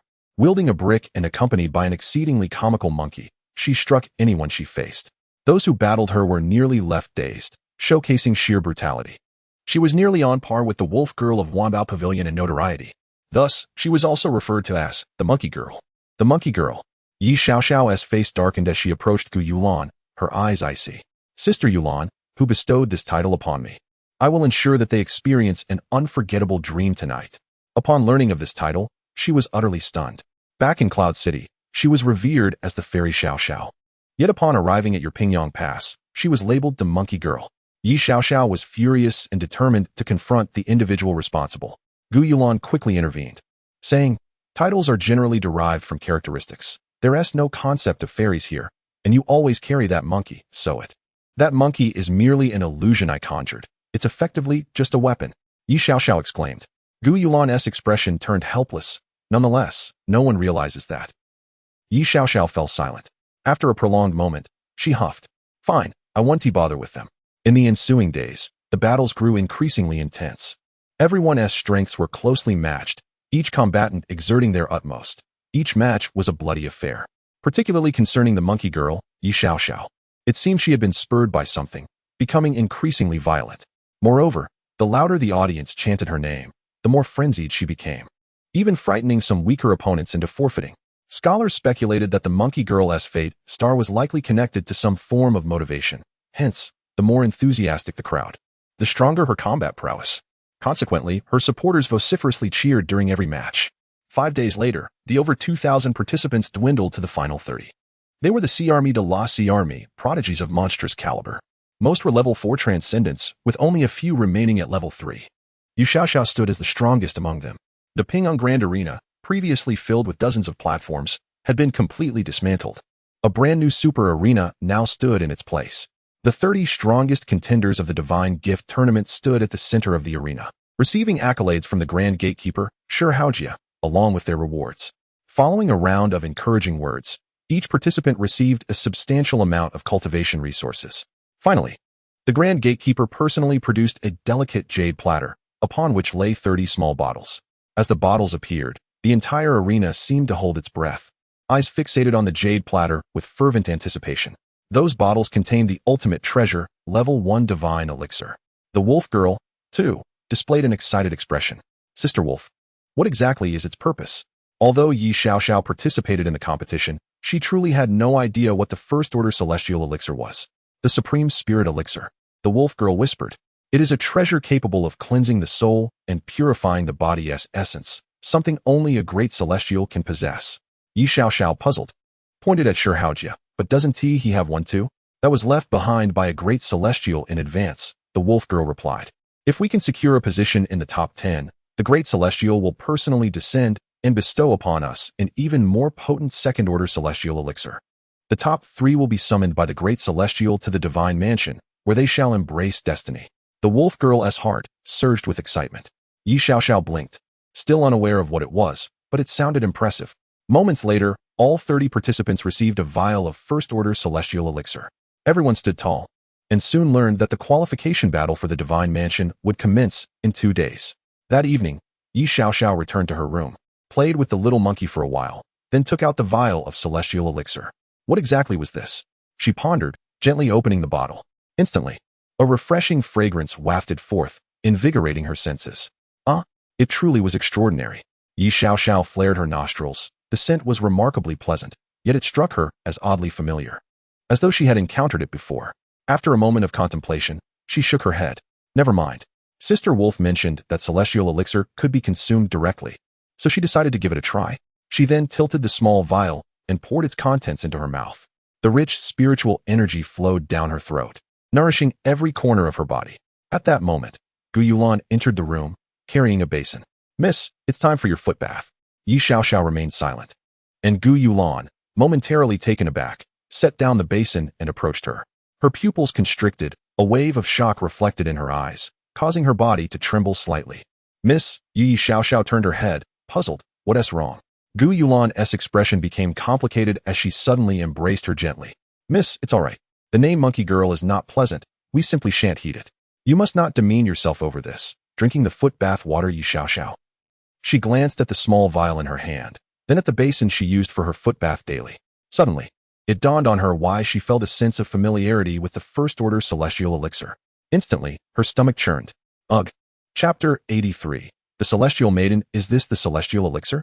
Ye Suifeng held the small vial, a look of intrigue gracing his face. "Indeed," Gu Yulan replied. "I heard from the mist that this is the first-order celestial elixir awarded to the top 30 in the competition. Once the strongest is determined, the Great Celestial will personally descend and bring forth the second-order celestial elixir." Ye Suifeng nodded. He hadn't anticipated that this so-called first-order celestial elixir was merely the raw spiritual essence produced by the first layer of the origin tower. The second-order celestial elixir was likely the refining liquid produced by the second layer. This implied that the Great Celestial possessed an origin tower of their own, and surely it was of considerable rank. Otherwise, the vast celestial kingdom would undoubtedly lack sufficient spiritual essence. Suifeng must be quite disappointed. Ye Suifeng chuckled, handing the vial to Gu Yulan. Since their departure, the water they used for washing had all been replaced with spiritual essence, and the food was made from the refined essence he had prepared. Otherwise, the two young girls' progress wouldn't have been so swift. "Yes, the miss is indeed very disappointed," Gu Yulan affirmed. Ye Suifeng smiled. "Tell her that the recent competition has been splendid. I shall personally attend the upcoming battles to encourage her to persevere." With that, Ye Suifeng picked up a book, immersing himself in the ocean of cultivation techniques. "You didn't say anything, did you?" Outside, Ye Suifeng stopped Gu Yulan, her expression grim. No. The master didn't inquire further. He even praised your recent performance," Gu Yulan hastily replied. Upon hearing this, Ye Suifeng's expression softened. "I knew he must be watching me secretly." She then turned to Gu Yulan and whispered, "The matter about the foot bath water must remain between the two of us. It cannot be known to a third party, understood?" Gu Yulan blinked. "What foot bath water?" 2 days later, at the Pingyang Grand Arena.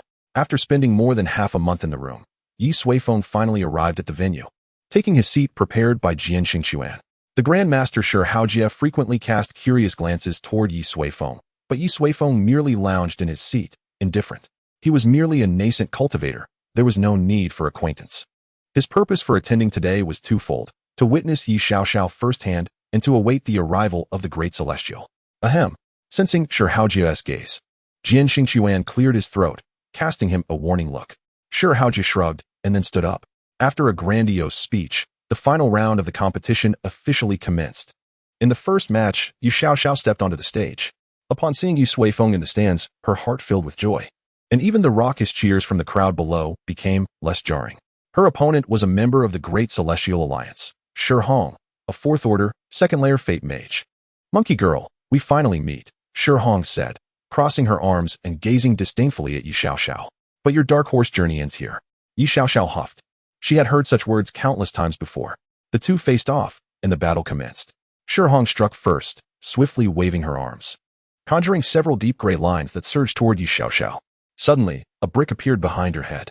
Anticipated, Shi Hong smirked wickedly as a gray substance surged around her body, intertwining with the brick and extending from the blue aura emanating from her hand, shooting upward. Ye Suifeng furrowed her brow. hastily retracting her hand and dodging the incoming gray lines. The brick, eroded by the gray substance, crashed heavily to the ground, producing a thunderous roar. What is this? Ye Suifeng wondered, raising her hand to find a remnant of gray substance clinging to it from when she closed the dream void gate. This substance appeared harmless, yet it was remarkably heavy. Daring to be distracted in battle? Shihong suddenly laughed, a massive gray vortex forming before her. Come here, she bellowed, and instantly, the gray vortex unleashed countless fine threads resembling the fur of a beast. The gray substance on Ye Suifeng's hand mirrored this. A powerful pulling force materialized, irresistibly drawing her towards Shihong, plunging her into the vortex. Ye Suifeng frowned, swiftly opening the dream void gate to evade, but as she emerged, the pulling force returned, relentless as a bone-deep entrapment. Monkey! Ye Suifeng summoned the little monkey, blue auras flickering as their figures danced in the air. Yet regardless of their efforts, they could not escape the formidable strength of the gray vortex. Shihong's fate star seems to be magnetic, Haojia remarked from the high platform. The monkey girl is in trouble now. He said this while glancing conspicuously at Ye Suifeng. Master Shi, perhaps you should pay more attention to your Pingyang City's contestants. Jian Xingquan whispered. Haha. Haojia laughed heartily. My son, Shi Chong, possesses the beast soul of the mountain giant. He fears not the magnetic force.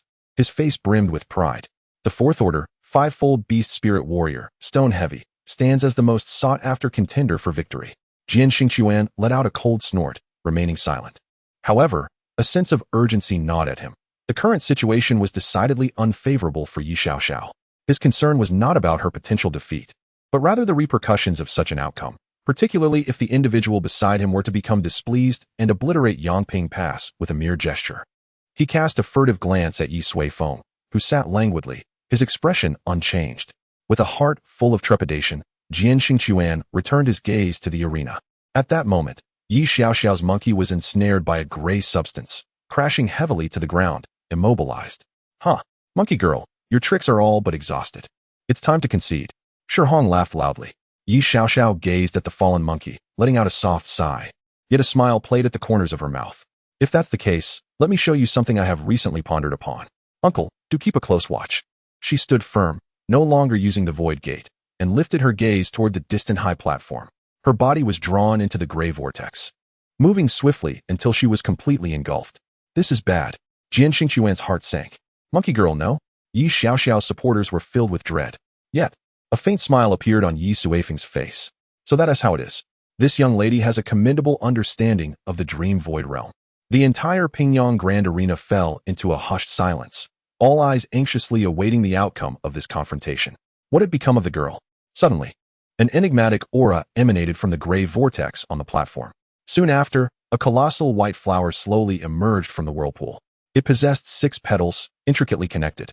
Upon blooming, the white petals were adorned with a network of black lines, while its center was a pitch-black abyss, exuding both beauty and eeriness. Is that the celestial flower?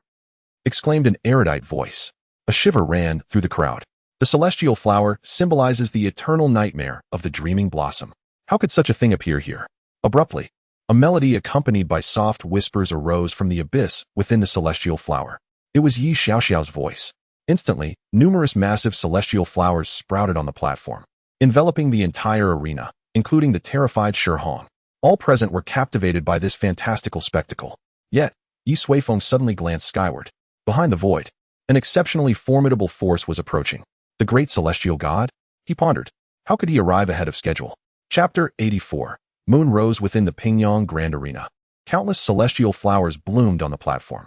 With the gentle breeze, a faint fragrance wafted through every corner of the arena. Gradually, some of the less skilled attendees appeared entranced. Some expressed inexplicable joy, while others seemed to succumb to overwhelming terror. Haojia atop the high platform caught a whiff of the floral aroma, furrowing his brow. With a wave of his hand, a gust of wind dispersed the scent of the celestial flowers. At that moment, those lost in reverie began to regain their senses, their faces etched with fear. However, after a brief clarity, the fragrance began to seep into the air once more. Haojia frowned deeply. If this continued, the attendees would again fall into a dreamlike state. Very well, I declare the victor of this match to be the monkey girl, Ye Suifeng. He finally voiced. Yet the celestial flowers on the platform remained enchantingly vibrant. Jian Pavilion Master, have her cease, or I shall take matters into my own hands, Shi Haojie stated gravely, his gaze shifting to Ye Suifeng. At that moment, Ye Suifeng diverted his attention from the sky. He had become certain that a peculiarly powerful presence had just arrived above the arena, concealed behind the void, observing the unfolding events. Could it truly be the great celestial god? Ye Suifeng's doubts lingered, for in his perception, that entity seemed to possess merely mid-stage tribulation strength. According to ancient texts, the power of a great celestial god was far beyond that. He resolved to wait and see. After all, the great celestial god would surely descend after the decisive battle. Lord Yi, what do you think? Jian Xingquan prompted as he noticed Ye Suifeng's in action. If Shi Haojie were to intervene personally, the situation would transcend mere victory or defeat. Xiao, enough. I have seen enough, Ye Suifeng declared. He understood that the young lady was, in fact, awaiting his cue. Having painstakingly devised such an extraordinary technique, she surely wished to showcase it before him. As his words fell, the celestial flowers on the platform rapidly withered and shrank, ultimately vanishing without a trace. All that remained was a purple-haired girl clutching a brick, alongside Shi Hong, who lay sprawled on the ground, bloodied and dazed. Hee. Ye Xiao beamed triumphantly at the high platform, as if to say, look at how impressive I am. Ultimately, with the referee's announcement, Ye Xiao emerged victorious in the first decisive battle. Many exchanged bewildered glances, for they had not witnessed how she had triumphed over Shi Hong, who had seemed to hold the upper hand. Yet upon seeing Shi Hong being carried away, her face a mask of terror even beneath the blood, some began to realize. Perhaps it was indeed connected to the sudden emergence of the celestial flower. So the monkey girl is the celestial flower, someone shouted. And this assertion swiftly circulated throughout the arena, transforming into a tidal wave of cheers. Celestial, celestial, celestial, they shouted, expressing their affirmation and admiration for Ye Xiao. Ye Xiao returned to the preparation area, her face alight with joy. Through her own efforts, she had triumphed over a formidable foe, earning her uncle's approval in the process. Most importantly, she could finally shed the title of Monkey Girl. Congratulations on your initial victory, the wolf girl said with a smile. You two will be fine. Ye Xiao grinned, but suddenly recalled something. By the way, Sister Wolf, did you drink the first-order celestial liquid we obtained a few days ago? Her large eyes sparkled with curiosity. The wolf girl shook her head, replying, such a rare treasure cannot be consumed lightly. I need to find the right moment to cleanse myself and approach it with reverence. All right. No need to elaborate. I'm just glad you haven't consumed it, Ye Xiao interrupted, feeling a slight twinge of disappointment. It seems I'm the only one who drank the foot-washing water. Shaking her head, Ye Xiao produced a small vial and handed it to the wolf girl, saying mysteriously, Sister Wolf, you should sell that vial of celestial liquid. What's inside is far superior. The wolf girl was taken aback. She had thought the celestial liquid was the ultimate treasure of this world. Could there be something even more potent? She cautiously opened the vial, and a rich fragrance immediately enveloped her senses. The aroma invigorated her spirit, making her blood surge with energy. The wolf girl quickly sealed the vial, her expression a mix of astonishment and contemplation. She could sense that the essence within bore a resemblance to the first-order celestial liquid, yet the energy contained within was tenfold stronger. Xiao, what is this? The wolf girl could not help but inquire. Don't worry. It's not something too precious. I simply use it for cooking at home.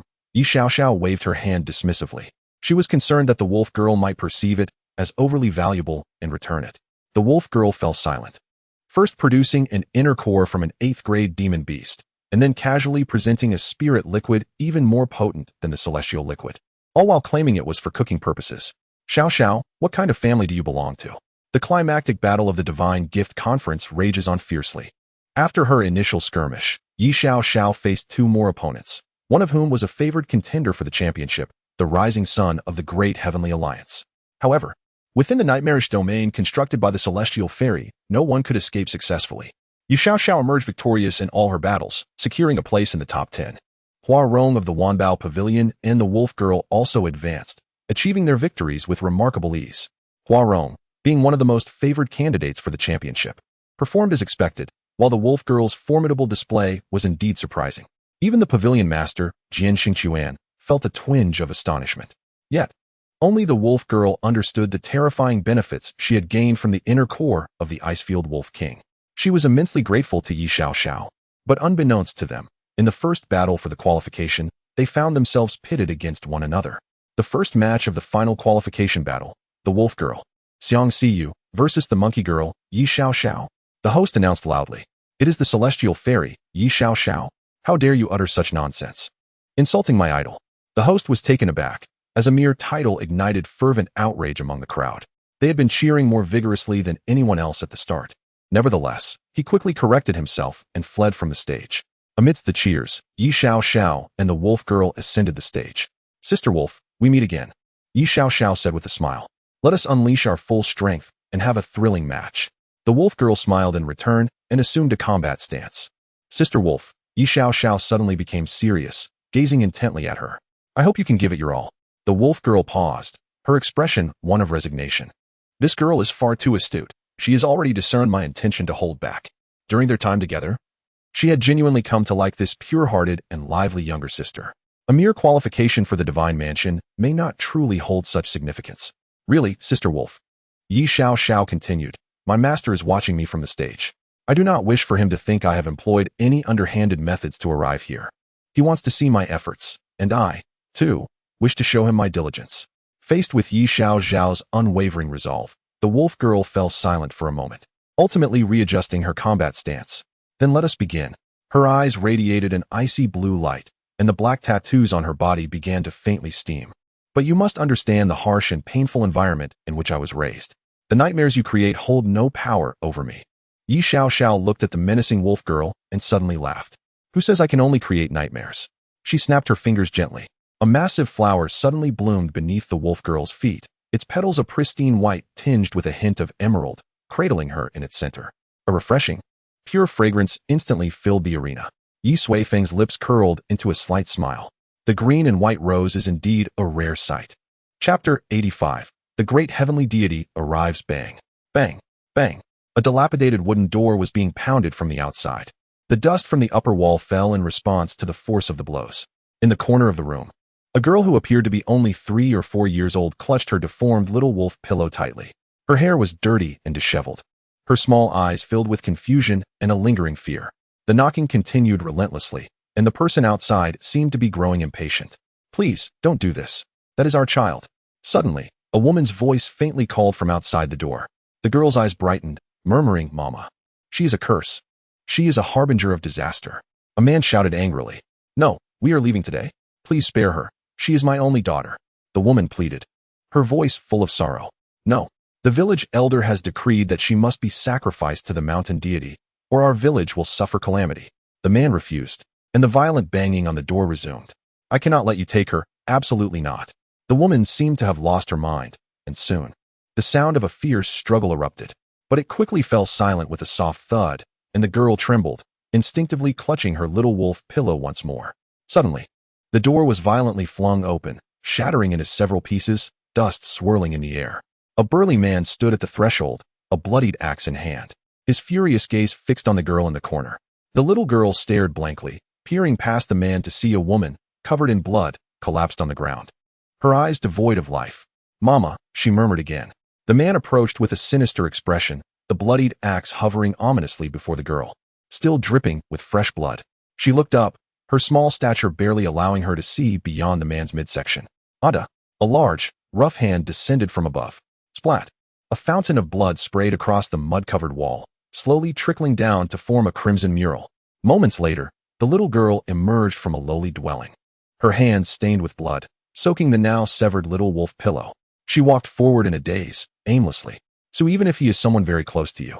Moments later, in the arena of Pingyang, a massive rose unfurled at its center, and the wolf maiden gradually opened her eyes.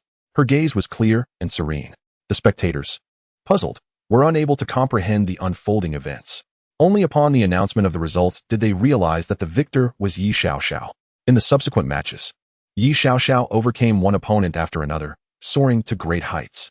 In the final showdown, she triumphed over the so-called invincible son of the arena master, Shirchong, claiming the top honor and establishing herself as the unexpected champion of this divine gift conference.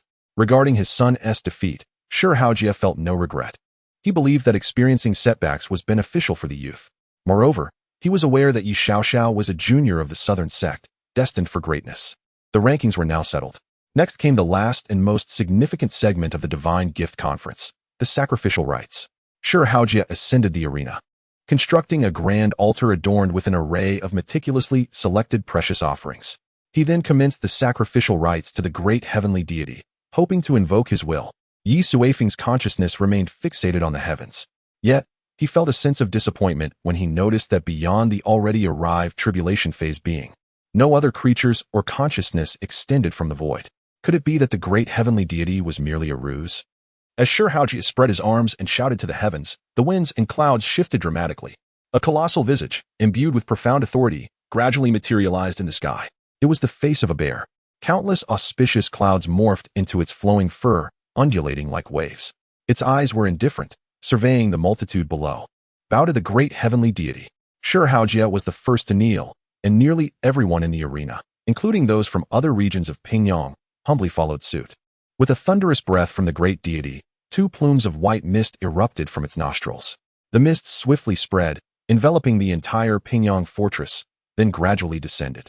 Ye Suifeng grasped a wisp of mist, pinching it between his fingertips.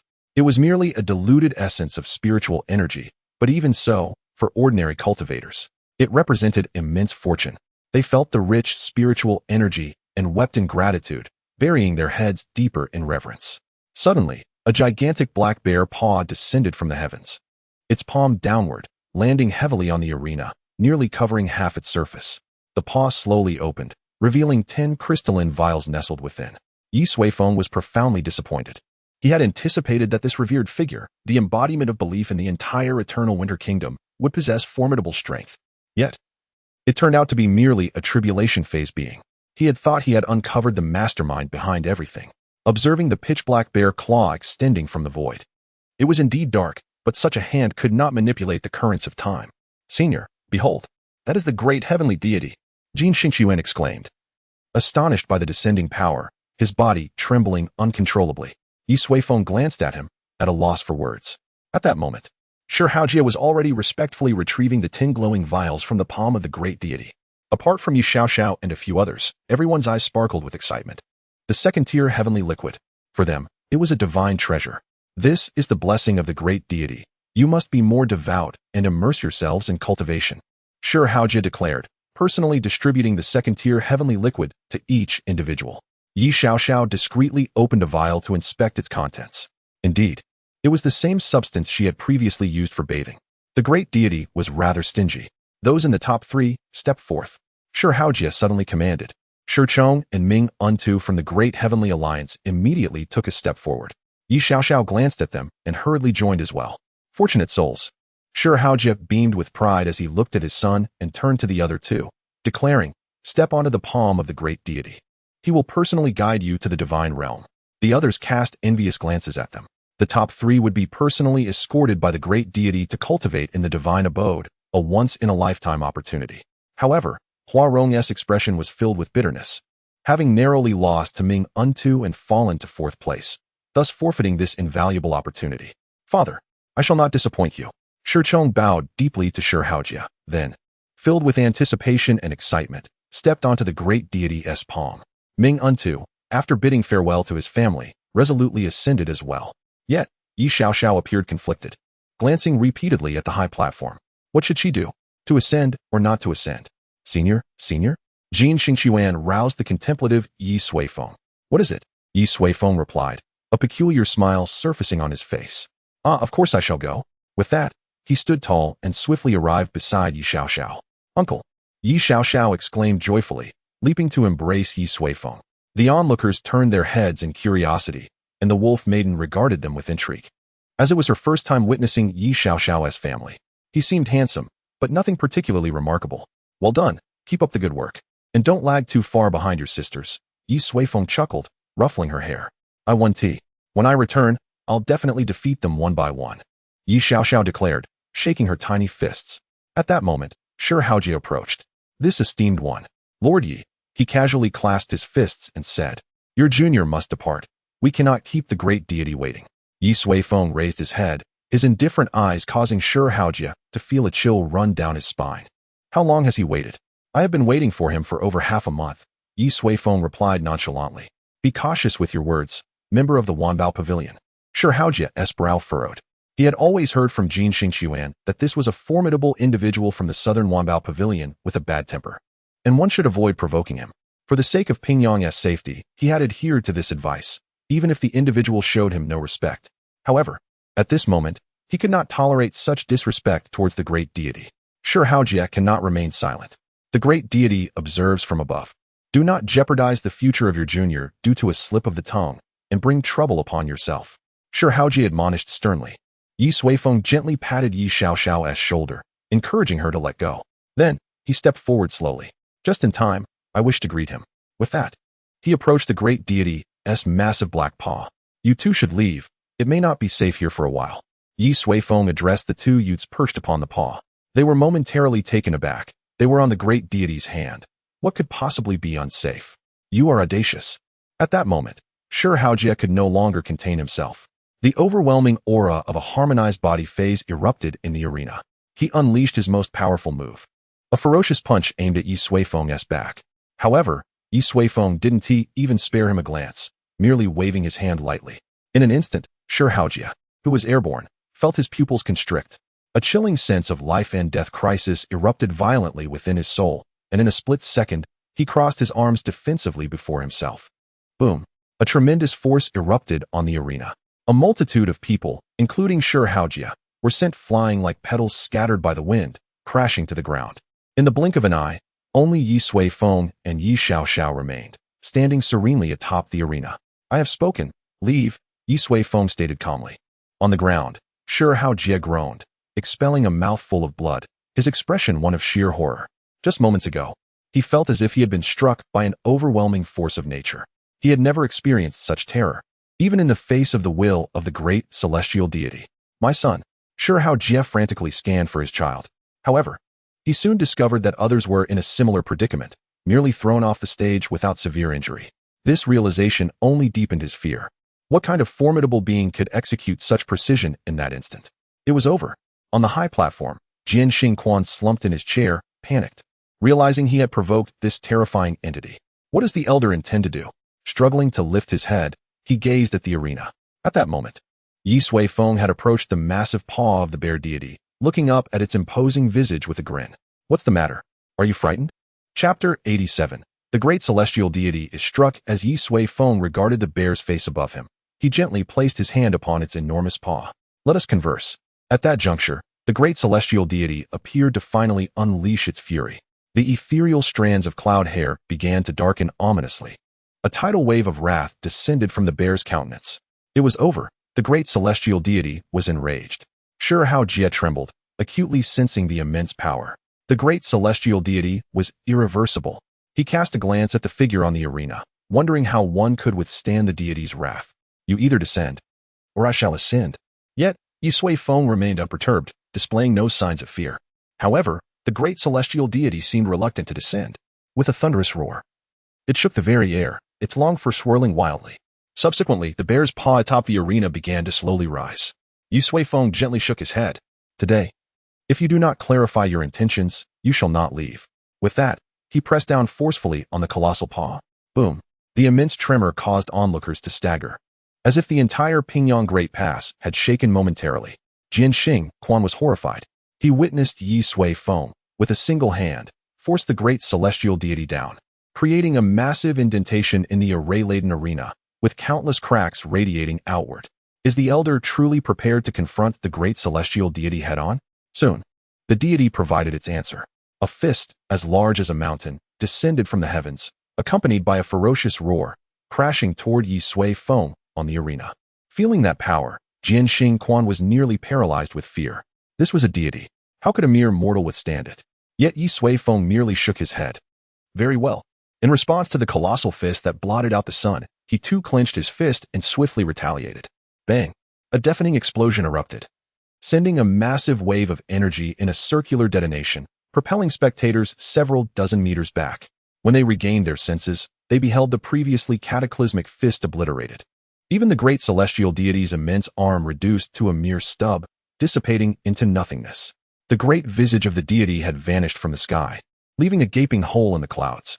Beyond that void, the fabric of reality appeared shattered, revealing an inky black abyss. Within that void, A comically innocent little bear stood, its eyes wide with shock. Ye Suifeng gazed at the bear, grinning. The little bear turned and fled. Yet as it did, it stumbled upon a familiar figure standing before it. "Speak," Ye Suifeng commanded. "Roar."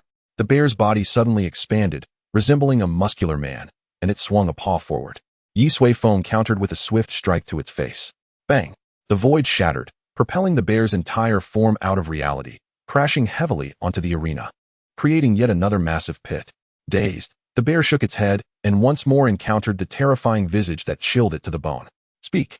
Before it could react, a fist rapidly magnified in its view, striking its snout. The reverberations continued to echo, sending the bear flying several dozen meters away, carving a deep trench in the ground. Struggling to rise, the bear was met once more with a fist. "Speak." "Still not speaking? Let me compel you."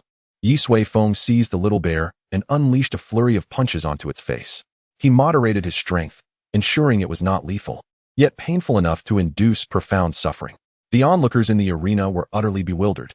This seemingly adorable bear was, in fact, their great celestial deity? And now, the deity was being thoroughly thrashed by a human cultivator, reduced to tears, with no chance to retaliate. What on earth was happening? Their faith crumbled with each of Ye Suifeng's strikes. Still not speaking? Another blow landed forcefully on the deity's nose. Finally, the bear could no longer contain itself. Crying out, "Why don't you just ask?" Its voice was surprisingly childish. Ye Suifeng paused, gazing at the tear-streaked bear. "Oh, I forgot to ask." "Then, proceed." With that, he lifted the bear by its plush ears and leapt into the sky, taking along the onlooking Ye Suifeng. The little bear's heart sank. "Because you forgot. I endured so many punches in vain." Moments later, within a room, Ye Suifeng sat by the window, leisurely sipping tea. Two young maidens stood by, curiously observing the endearingly clumsy little bear before them. "Is it truly the great celestial deity?" Ye Suifeng exclaimed incredulously. Who would have thought the great celestial deity could be so adorable?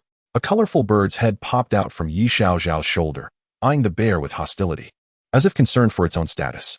"I am inquiring," Ye Suifeng stated calmly. The bear's expression shifted dramatically, and it hurriedly replied, "I am the great celestial deity." "Wait, no, I am not the great celestial deity." "What is the great celestial deity, anyway?" The three of them stared in disbelief. "Are you speaking in riddles?" Ye Suifeng turned his head, and upon seeing that face, the bear nearly burst into tears, exclaiming, "I truly do not know what the great celestial deity is. I merely came to fulfill a task at the behest of the eternal Winter Emperor." As the bear recounted its tale, Ye Suifeng finally grasped the situation. It turned out that within the eternal Winter Emperor's city, there truly existed a bear den. They resided in a mystical realm, each possessing extraordinary strength, with some born possessing terrifying power akin to human cultivators at the Tribulation stage. Among them, the mightiest had nearly touched the pinnacle of this world. Every 3 years, the eternal Winter Emperor would visit this secret realm, requesting a portion of bears to undertake a task. Upon completion, they would return to their realm, remaining oblivious to worldly affairs. This little bear was embarking on its inaugural task, hence its unfamiliarity with the term great celestial deity. "I have shared all I know," the bear said weakly, feeling desolate. It had been a perfectly fine day until this formidable individual appeared and began to pummel it relentlessly. Had it known, it would have declined the task. After hearing this, Ye Suifeng took a deep breath.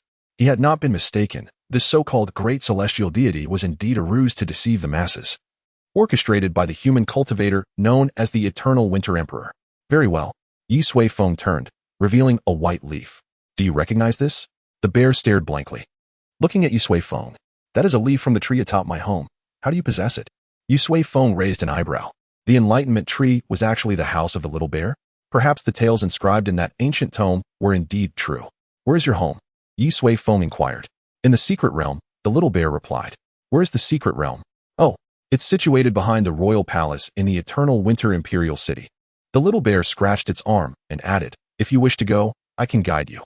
Ye Suifeng fell silent for a moment. "All right, then we shall go together." Chapter 88. The grand formation of the imperial city. A magnificent rainbow-hued bird soared into the sky, its wings casting shadows over the land as it ascended towards the east. "Phew, it's finally gone." On the ground, Jian Xingchuan watched the departing avian figure, feeling a sense of relief. Having such a formidable deity nearby made him feel perpetually on edge, fearing he might inadvertently offend. "Are you truly not allowing your son to accompany the great deity?" Jian Xingchuan turned to his companion. "Sure, Haojie. Do not utter that name in my presence." Sure, Haojie scoffed, his expression dark and his demeanor agitated, clearly affected by the residual chaos from the clash between Ye Suifeng and the great deity. I refuse to idolize a bear that has yet to be weaned. Sure, Hao Jie declared, his face contorted with indignation. I will find the opportunity to visit the imperial city and confront the eternal winter emperor to uncover the truth. With that, he took his leave with Shizhong. Jian Xingqiuan gazed at the eastern sky, shaking his head gently. The eternal winter emperor? Perhaps whether one could meet him was a matter of fate. In the skies above, the rainbow bird glided swiftly. On its back stood 4 figures: Ye Suifeng, the 3 companions, and the wolf girl, whose expression was still a mix of astonishment and fear. As they were departing, Ye Xiaoxiao clung to Ye Suifeng's arm, pleading to bring the wolf girl along, claiming her to be a dear friend and a promising ally. Thus, Ye Suifeng set forth a rule: the wolf girl could accompany them, but all her needs, including training resources, would be her responsibility. After all, she was her own person, not Ye Suifeng's. Expecting Ye Xiaoxiao to back down upon hearing this, Ye Suifeng was surprised when she readily agreed, confidently patting her chest and assuring she would take full responsibility. Subsequently, the wolf girl boarded the rainbow bird, embarking towards the eastern eternal winter imperial city. Don't be anxious, Xiao Kai, fly steadily, you'll not fall, Ye Xiaoxiao reassured the wolf girl, who forced a strained smile in response. It was not the fear of falling that troubled her. It was the presence of the little bear beside her that instilled dread. After all, that was the great deity. When had she ever imagined sitting alongside a being of such legendary stature? Would you like some? Suddenly, the little bear blinked innocently, offering a milk bowl to the wolf girl. Startled, she quickly waved her hands. Oh no, no thank you. She stumbled over her words. Come on, we're all adults here. We don't drink milk anymore, Ye Xiaoxiao teased, approaching the little bear. How old are you?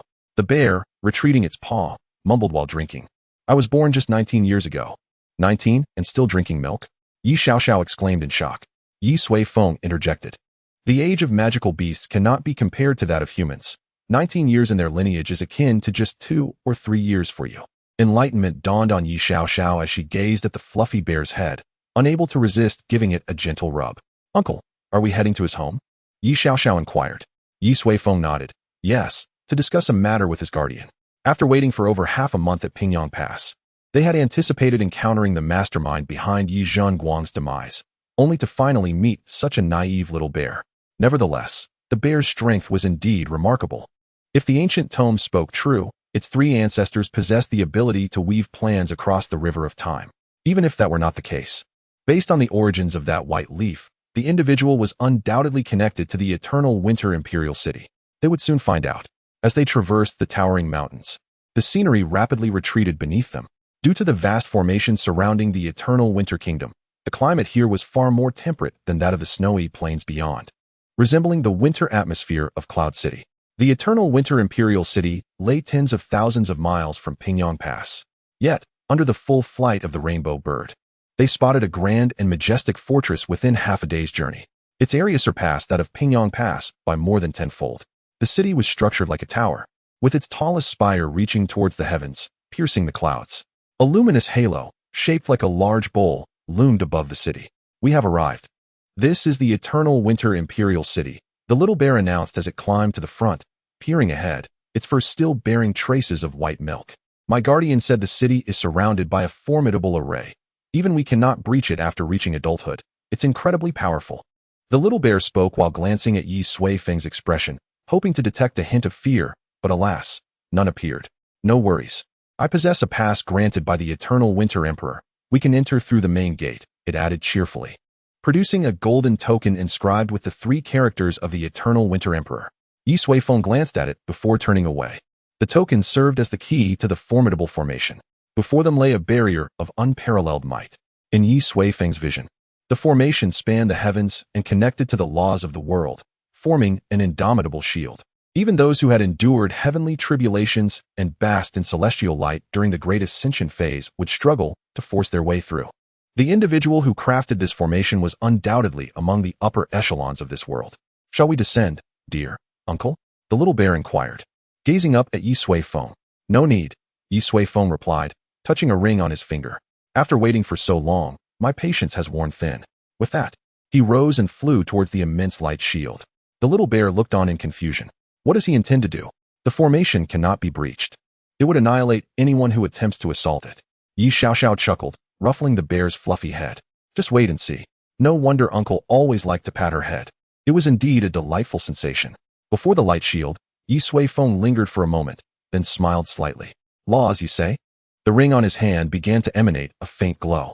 Suddenly, the heavenly Dao ring burst forth with radiant brilliance, unleashing countless tendrils resembling tentacles. Each was a complete manifestation of the heavenly Dao's laws. They swiftly unfurled, enveloping the entire hemispherical light shield. The tips of each tendril shone like miniature suns. The commotion was so great that the inhabitants of the imperial city quickly took notice, their expressions fraught with anxiety as they beheld the multitude of suns outside the formation. Bewildered by the unfolding events, within the grandest palace at the heart of the city, a middle-aged man clad in a golden dragon robe, exuding an air of authority, felt an unsettling tremor in his heart. He lifted his gaze as brilliant light streamed through the windows, illuminating his face. What significance does borrowed law hold compared to the complete law? Ye Suifeng manipulated the heavenly Dao ring, and in an instant, countless luminescent tendrils surged towards the light shield. A resounding roar erupted, akin to the heavens collapsing, echoing across the skies of the imperial city. Numerous lightning-like fissures rapidly spread across the surface of the shield. Crack! A pin fell to the palace floor, and the man in the dragon robe was filled with dread. Quickly, summon the divine sage of heavenly wisdom from the secret realm. Chapter 89. Annihilation. The eternal winter imperial city stands as the grandest fortress of the eternal winter realm, housing millions of souls in serene existence. Under the protection of the city's formidable array, its inhabitants have never harbored fears of external threats. However, today calamity has struck. All beings have poured into the streets, gazing at the small suns dotting the sky and the myriad cracks spreading across the grand array. Terror surging from the depths of their hearts. Some stand frozen, unable to grasp the reality before their eyes, while others collapse to the ground, murmuring incoherently, as if lost in a dream. Suddenly, a colossal golden warship ascends from the pinnacle of the imperial city, soaring into the heavens. The Winter Emperor has personally taken to the field. Good heavens, could that be the legendary Nine Heavens warship? I have only glimpsed its marvels in ancient texts. Long live our emperor. The city shall remain unbroken. The crowd erupts in fervent cries for the Winter Emperor, their spirits uplifted. How formidable must the enemy be, to be reduced to dust before the might of the Nine Heavens warship. In the blink of an eye, the golden vessel arrives before Ye Suifeng. It halts within the protective array, where over 100 formidable presences stand at the forefront, each exuding an aura of at least the integration stage. At the helm is a middle-aged man clad in a dragon robe, adorned with a golden and jeweled diadem. His expression is one of astonishment as he gazes at Ye Suifeng. Cease this at once. The Winter Emperor brandishes his sword, pointing it at Ye Suifeng beyond the array. I care not who you are, or whence you come. Immediately stop your actions. The eternal Winter Imperial City is not a place for you to act with impunity. His dragon robe billows, radiating an extraordinary aura of authority. Alas, he has chosen the wrong opponent. Ye Suifeng, with an expression of indifference, replies slowly. If I do not cease, what do you intend to do? The Winter Emperor's rage erupts, his sword raised to the heavens, a kingly aura exploding forth. In an instant, an immense power begins to rise within the entire imperial city. This force seems to be drawn to the sword in the Winter Emperor's grasp, surging towards him as his might ascends rapidly. Initially at the integration stage, he swiftly breaks through to the transcendent stage, ultimately reaching heights comparable to that of the impending ascension stage. A gigantic five-clawed golden dragon swiftly forms above the Winter Emperor's head, roaring fiercely towards Ye Suifeng. As this aura washes over the populace, excitement ignites among them. The cries for the Winter Emperor grow louder. With a darkened expression, the Winter Emperor glares at Ye Suifeng, commanding in a fierce tone, "Cultivator, I advise you not to be so reckless. You must comprehend that you are facing the combined strength of millions within this imperial city." Ye Suifeng strokes his chin, sensing that the Winter Emperor is now fully interconnected with all the souls in the city. To oppose him is to confront the entirety of the imperial city. Yet what of it? Allow the one who governs this city to emerge, or do not blame me for what follows, Ye Suifeng states calmly. He has chosen a forceful approach, wishing to draw out the individual behind the city without further delay. Otherwise, the grand array would have long since been laid to waste. However, upon hearing these words, the Winter Emperor's fury escalates. I am the master of this imperial city, he bellows, swinging his sword with fervor, launching an attack upon Ye Suifeng. The five-clawed golden dragon also takes flight. enveloped in boundless might, charging forward. He is doomed. The array will not hinder attacks from within. The seven-colored phoenix is in trouble. Little Bear exclaims excitedly from atop its back. Bang! Ye Suifeng gives it a gentle rap on the head. Do not forget, you are still a captive. After chastising it, she turns her gaze to Ye Suifeng, a hint of worry in her expression. After all, the aura of the golden dragon is overwhelmingly powerful. Will Uncle be able to withstand it? As the Winter Emperor's assault approaches, Ye Suifeng remains expressionless, the Tiandao ring in his hand radiating anew. Instantly, countless Tiandao laws embedded within the grand array begin to surge with fervor. In the blink of an eye, the cracks in the array multiply exponentially. Then, with a resounding crack, it shatters. The Tiandao laws, akin to serpents gliding across the sky, redirect after obliterating the array, hurtling towards the five-clawed golden dragon. Boom! A deafening explosion reverberates through the air. The two immense forces collide with ferocity. The five-clawed golden dragon is torn asunder, reduced to mere dust. Following the destruction of the dragon, the force of the laws continues unabated, surging towards the Winter Emperor. Full attack! He cries in horror. Unable to fathom that the so-called indestructible array of the imperial city could be obliterated in an instant. The terrifying assault, fueled by the strength of the entire city, seems as insignificant as an ant before this individual. Now, he can only cling to the last hope pinned upon the Nine Heavens warship. With the Winter Emperor's roar, all cultivators aboard the warship begin to unleash their full power. Soon, at the mouth of the dragon atop the vessel, an energy of unimaginable magnitude begins to coalesce. Just before the laws reach their target, this cataclysmic energy erupts forth from the dragon's maw. Boom!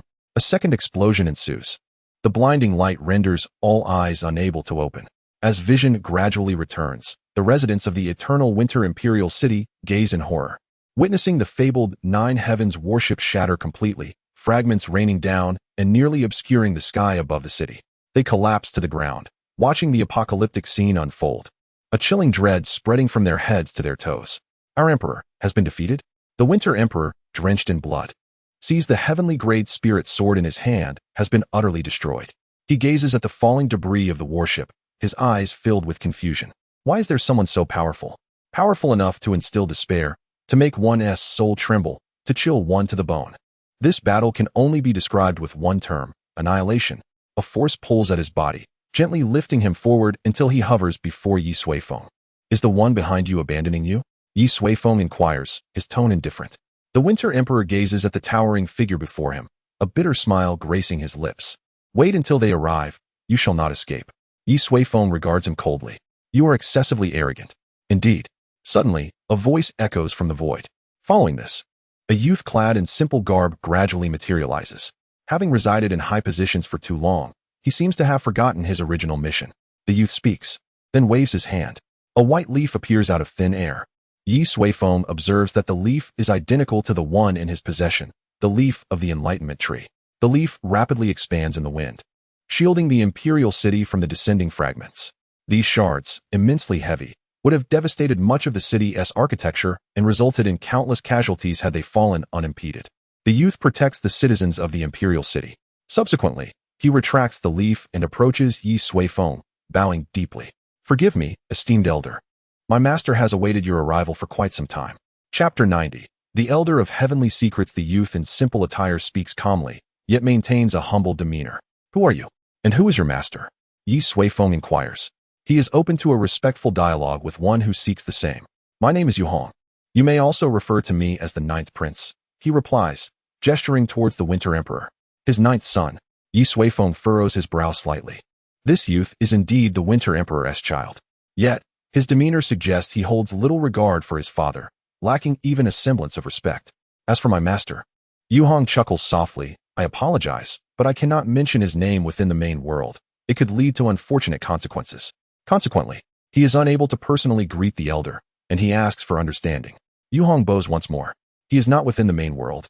Ye Suifeng extended his hand and retrieved the small bear that had been tossed onto the back of the phoenix. Could it be that your teacher is also a bear? The little bear, still in a state of shock, was suddenly pulled over and appeared somewhat dazed. Then, upon seeing the youth before him, he became agitated. Brother Yuhong, please save me. Fugue? Yuhong was taken aback for a moment before shaking his head. Senior, my teacher is not of the ancient battle bear lineage. He, like us, is human. He merely coexists with the battle bears in that small world. Ye Suifeng nodded. He was not particularly inclined to engage with a bear. Since he anticipated my arrival, let us proceed, he said. This way, please. Yu Hong bowed, yielding his position. Ye Suifeng moved forward, followed closely by the rainbow phoenix. As they passed Yu Hong, the little bear cast a pitiful glance at him. But Yu Hong merely shrugged helplessly. Once they departed, Yu Hong lowered his head, gazing at the still frightened residents of the imperial city, and sighed softly. Teacher, is he truly the one you seek?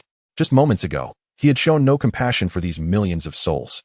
After another sigh, Yu Hong followed Ye Suifeng, ignoring the already fading eternal winter emperor. In a short while, they arrived at the highest palace of the imperial city. It was already above the clouds, yet behind the palace lay a picturesque landscape, imbued with an ethereal quality. The entrance to the small world was located here. Yu Hong halted, pointing to a shallow pool of water before them. Ye Suifeng's eyes glimmered. Through the vision of the heavenly path, he discerned a different space beyond, one that claimed to be a realm completely unconnected to the main world. It was indeed well concealed. Let us proceed. Ye Suifeng stepped into the pool. The heavenly path rang on his hand, emitting a faint glow that enveloped his entire being. He had no choice. His strength was overwhelming. And every time he traversed a world, he required the ring's disguise. Otherwise, the world would shatter before he even entered. Upon passing through the pool, Ye Suifeng found himself in a sprawling grassland. The grassland was modest in size, with a massive tree standing solitary at its center. Its trunk and leaves were entirely white. It was the enlightenment tree. Beneath the tree, several bears resembling Fu Gui lounged lazily by a pond. Above the pond, a small tower floated silently. Ye Suifeng raised an eyebrow.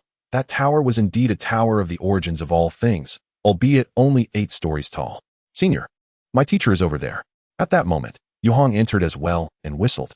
Hearing the whistle, the bears beneath the tree scampered over, surrounding Ye Suifeng with curious glances. Wow, this is truly a bear den. Ye Xiao Xiao and the others also arrived, with the rainbow phoenix having shrunk to perch upon her shoulder. The wolf girl looked astonished at the large gathering of divine beings. Senior, suddenly, Yu Hong spoke somewhat awkwardly. Fu Gui is still young and may have unintentionally offended you. I wonder, could you perhaps spare him this once? Ye Suifeng remained silent and casually tossed the little bear aside. Now that he had found the rightful owner, the bear was of no further use. The bear landed and immediately burst into tears, rushing to the other bears. I will never take that task again, boo-hoo. Disregarding the commotion, Ye Suifeng walked alone towards the enlightenment tree. A gaunt, seemingly desiccated elder sat cross-legged by the pond, eyes closed. You have finally arrived, the elder rasped, as if his eyes could no longer open. Is this matter you're doing? Ye Suifeng produced a leaf and tossed it into the elder's lap. The elder extended his withered hand to touch the leaf. Ah, time, cause and effect, the past. Everything is destiny. Everything is the will of the heavens. Ye Suifeng frowned. He was not fond of riddles and cryptic words that obscured clarity. He simply wished to know who had slain Yi Zhenguang and sought to manipulate him through the river of time. Speak, what have you summoned me here for? Ye Suifeng inquired again. The elder shook his head slightly. Young man, it is not I who sought you. It is the will of the heavens that has found you. Or perhaps, it is you who have sought it. Suddenly, the elder's words were interrupted as Ye Suifeng struck the enlightenment tree beside him with a palm, his fingers digging in deeply, causing white sap to ooze from the trunk. A pained face gradually emerged on the tree's surface. Ye Suifeng turned his head. I truly have little patience. Tell me, who are you? Why did you kill Yi Zhenguang? And why did you erase his time imprint, ultimately intending to deal with me? Ye Suifeng's tone was icy. He had long since deduced that the elder by the pond was not his true form. His true essence had long since merged with the enlightenment tree. His fingers pressed harder, and the face on the trunk contorted in agony before finally managing to speak. Do not rush, I will tell you. Upon hearing this, Ye Suifeng gradually released his grip. He sought the truth, not some mystical nonsense. Once freed, the face gasped for breath, its eyes wide with astonishment as it gazed at Ye Suifeng, seemingly unprepared for the strength of the one it awaited. After a moment, it regained composure and said, My name is the Elder of Heavenly Mechanisms. As the elder recounted his tale, Ye Suifeng began to grasp certain truths. It turned out that when this world was first born, the Elder of Heavenly Mechanisms had emerged. However, he was not a singular being, but a succession of incarnations. The one before him was already the 100th generation of this lineage. Upon succeeding the previous elder, he learned of an exceedingly terrifying truth. This world was facing an immense crisis, one that could lead to its demise in the near future. Thus, He devoted his entire life to seeking a means to save the world, but found nothing year after year.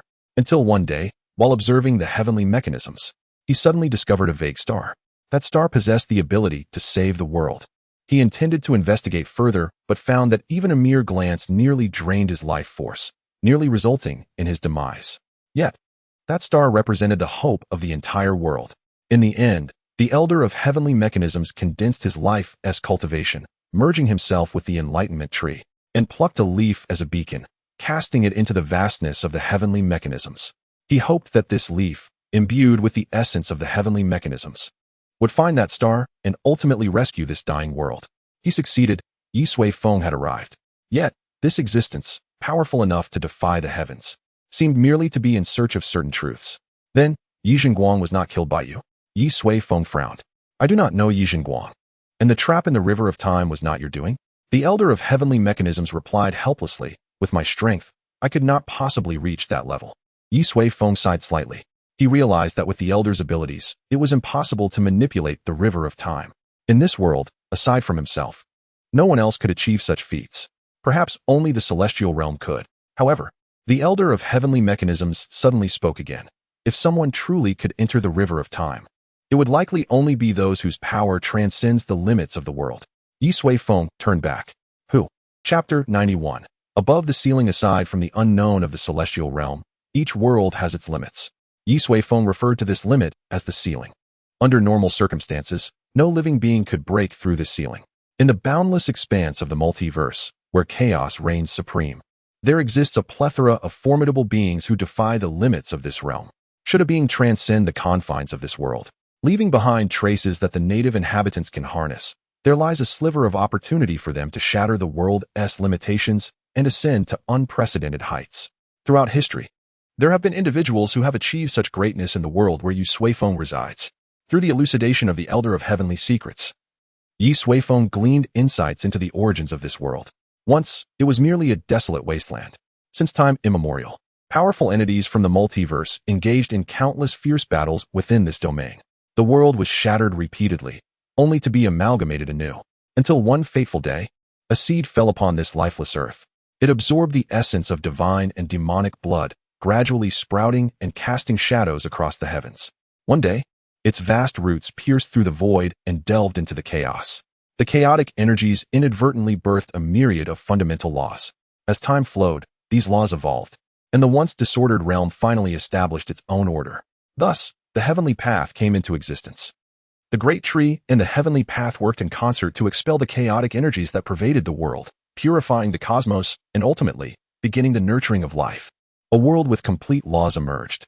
However, the remnants left by those exceedingly powerful beings proved difficult to eradicate completely. As the inhabitants of this world gained wisdom and grew increasingly formidable, some eventually discovered these remnants, forces that transcended the world itself. Nearly all beings coveted them, and thus, a great calamity ensued. Amidst this turmoil, the very tree that had given rise to the world was severed in twain. Even the heavenly path suffered grievous wounds, and the world teetered on the brink of reverting to the ancient era of eternal chaos and desolation. In the throes of life and death, the spirit of the great tree merged with the heavenly path, forcibly igniting the nascent will of the world, culminating in the three becoming one, thus obliterating the majority of the divine and demonic remnants. Yet, this sacrifice led to the demise of the great tree, leaving behind but a single seed. The spirit of the heavenly path dissipated, leaving only the immutable laws of the cosmos. The entirety of the world was left with a mutated will, eternally guarding the world from outside. This seed of enlightenment was, in fact, the seed left by the great tree. The Elder of Heavenly Secrets continued, explaining that the beings of small worlds could ascend to the celestial realm, thus broadening their paths of cultivation. This was the sole avenue for the inhabitants of this world. Ye Suifeng nodded, acknowledging this as a breakthrough for all beings in smaller worlds. Yet, he found himself less concerned with the fate of this world. His curiosity was piqued by one singular question. Who was the being that surpassed the limitations of the world? With a sigh, the Elder of Heavenly Secrets conjured a disk resembling a palette of colors, floating before Ye Suifeng. It bore various colored regions, each symbolizing remnants of the ancient calamity. To preserve the world from annihilation, it had sacrificed its own potential, expelling forces that did not belong. Yet, some unimaginably powerful entities remained. Some individuals had harnessed these remnants, enabling their powers to surpass the limits. Ye Suifeng observed the disk, noting dozens of regions adorned with distinct symbols, some depicting a malevolent eye, others a crumbling tower, and yet others a shattered sword. I mentioned that our world faces annihilation, and it is indeed due to them, the elder lamented. Those who have transcended the world's limits have now set their sights on the world's will, expanding their dominion through the remnants of the divine and demonic, siphoning the source of power from the world's will. The larger their dominion, the quicker they can extract power. According to the disk, our world's will is on the verge of collapse. When that moment arrives, it is likely that all beings, save for them, will face extinction. As the elder spoke, he suddenly broke into a fit of coughs. Ye Suifeng furrowed his brow, scrutinizing the disk before him. Several prominent regions occupied more than half of the disk's surface. Are you suggesting that those who meddled with the flow of time are them? Ye Suifeng inquired, pointing at the disk. The elder sighed. I can only speculate, for I cannot fathom anyone else capable of such terrifying manipulation of time. Ye Suifeng nodded in understanding. Very well, thank you. Rising to depart, he resolved to pursue this newfound objective. Wait, the elder called out anxiously. Ye Suifeng halted. If you leave, what will become of our world? I know you possess the power to save it. The elder implored hoarsely. Even if I do, why should I? Ye Suifeng replied slowly. But what if the world is destroyed? Your family, your kin. I will safeguard them. Ye Suifeng interjected coldly. To be frank, even if the world exploded right now, I could protect all the members of the Ye family, ensuring their survival in the chaos, and subsequently find a suitable new realm. So, I apologize. Farewell. With that, Ye Suifeng departed without a backward glance. Watching his retreating figure, the elder let out a heavy sigh. Tears of blood streaming from his vacant eyes, cascading down the trunk of the seedling tree. A sigh echoed suddenly. The elder opened his eyes to find Ye Suifeng's silhouette reappearing. His overwhelming power had rendered his emotions increasingly detached, seemingly indifferent to all. Yet, the sentiments he had cultivated among his original kin remained indelibly etched in the depths of his soul, family, ethnicity, nation, and the land that nurtured him. These were not easily cast aside. This world was, in truth, his second homeland. Speak, what must I do? Do you truly wish to save this world? The elder of heavenly secrets asked, incredulity lacing his voice. Hurry, before I change my mind, Ye Suifeng urged, finding the elder's verbosity tiresome. Ah, yes. Allow me to recount the origins of this matter. The elder began to narrate how, within the world, some individuals who had acquired remnants of the divine and demonic began to foster ambitions to consume the wealth of this realm. However, the world's will resided beyond the barriers of the world, making it difficult for them to reach. Thus, they devised an alternative method. They have harnessed the remnants of ancient deities, a powerful essence that does not belong to this realm, to erode the very fabric of the world, thereby seeking to seize its primal source. Moreover, some of the mightiest beings are on the verge of success. The only solution lies in utilizing the enlightenment tree, an entity that rightfully belongs to the world's creator, to purify the land completely, thus rescuing the world's consciousness that hangs by a thread. Planting a tree can save the world? Then why not do it yourself? Ye Suifeng remarked incredulously. The elder of heavenly mechanisms, with a face etched in bitterness, replied, I have long been discovered by them, and their strength far surpasses mine, which is precisely why I have taken refuge in this small world. They have been watching me closely in the main world, even mentioning my name would alert them. Ye Suifeng nodded in understanding. No wonder the ninth prince dared not utter his teacher's name. Once the enlightenment tree is planted, will that suffice? Ye Suifeng inquired. Indeed, the elder confirmed, however.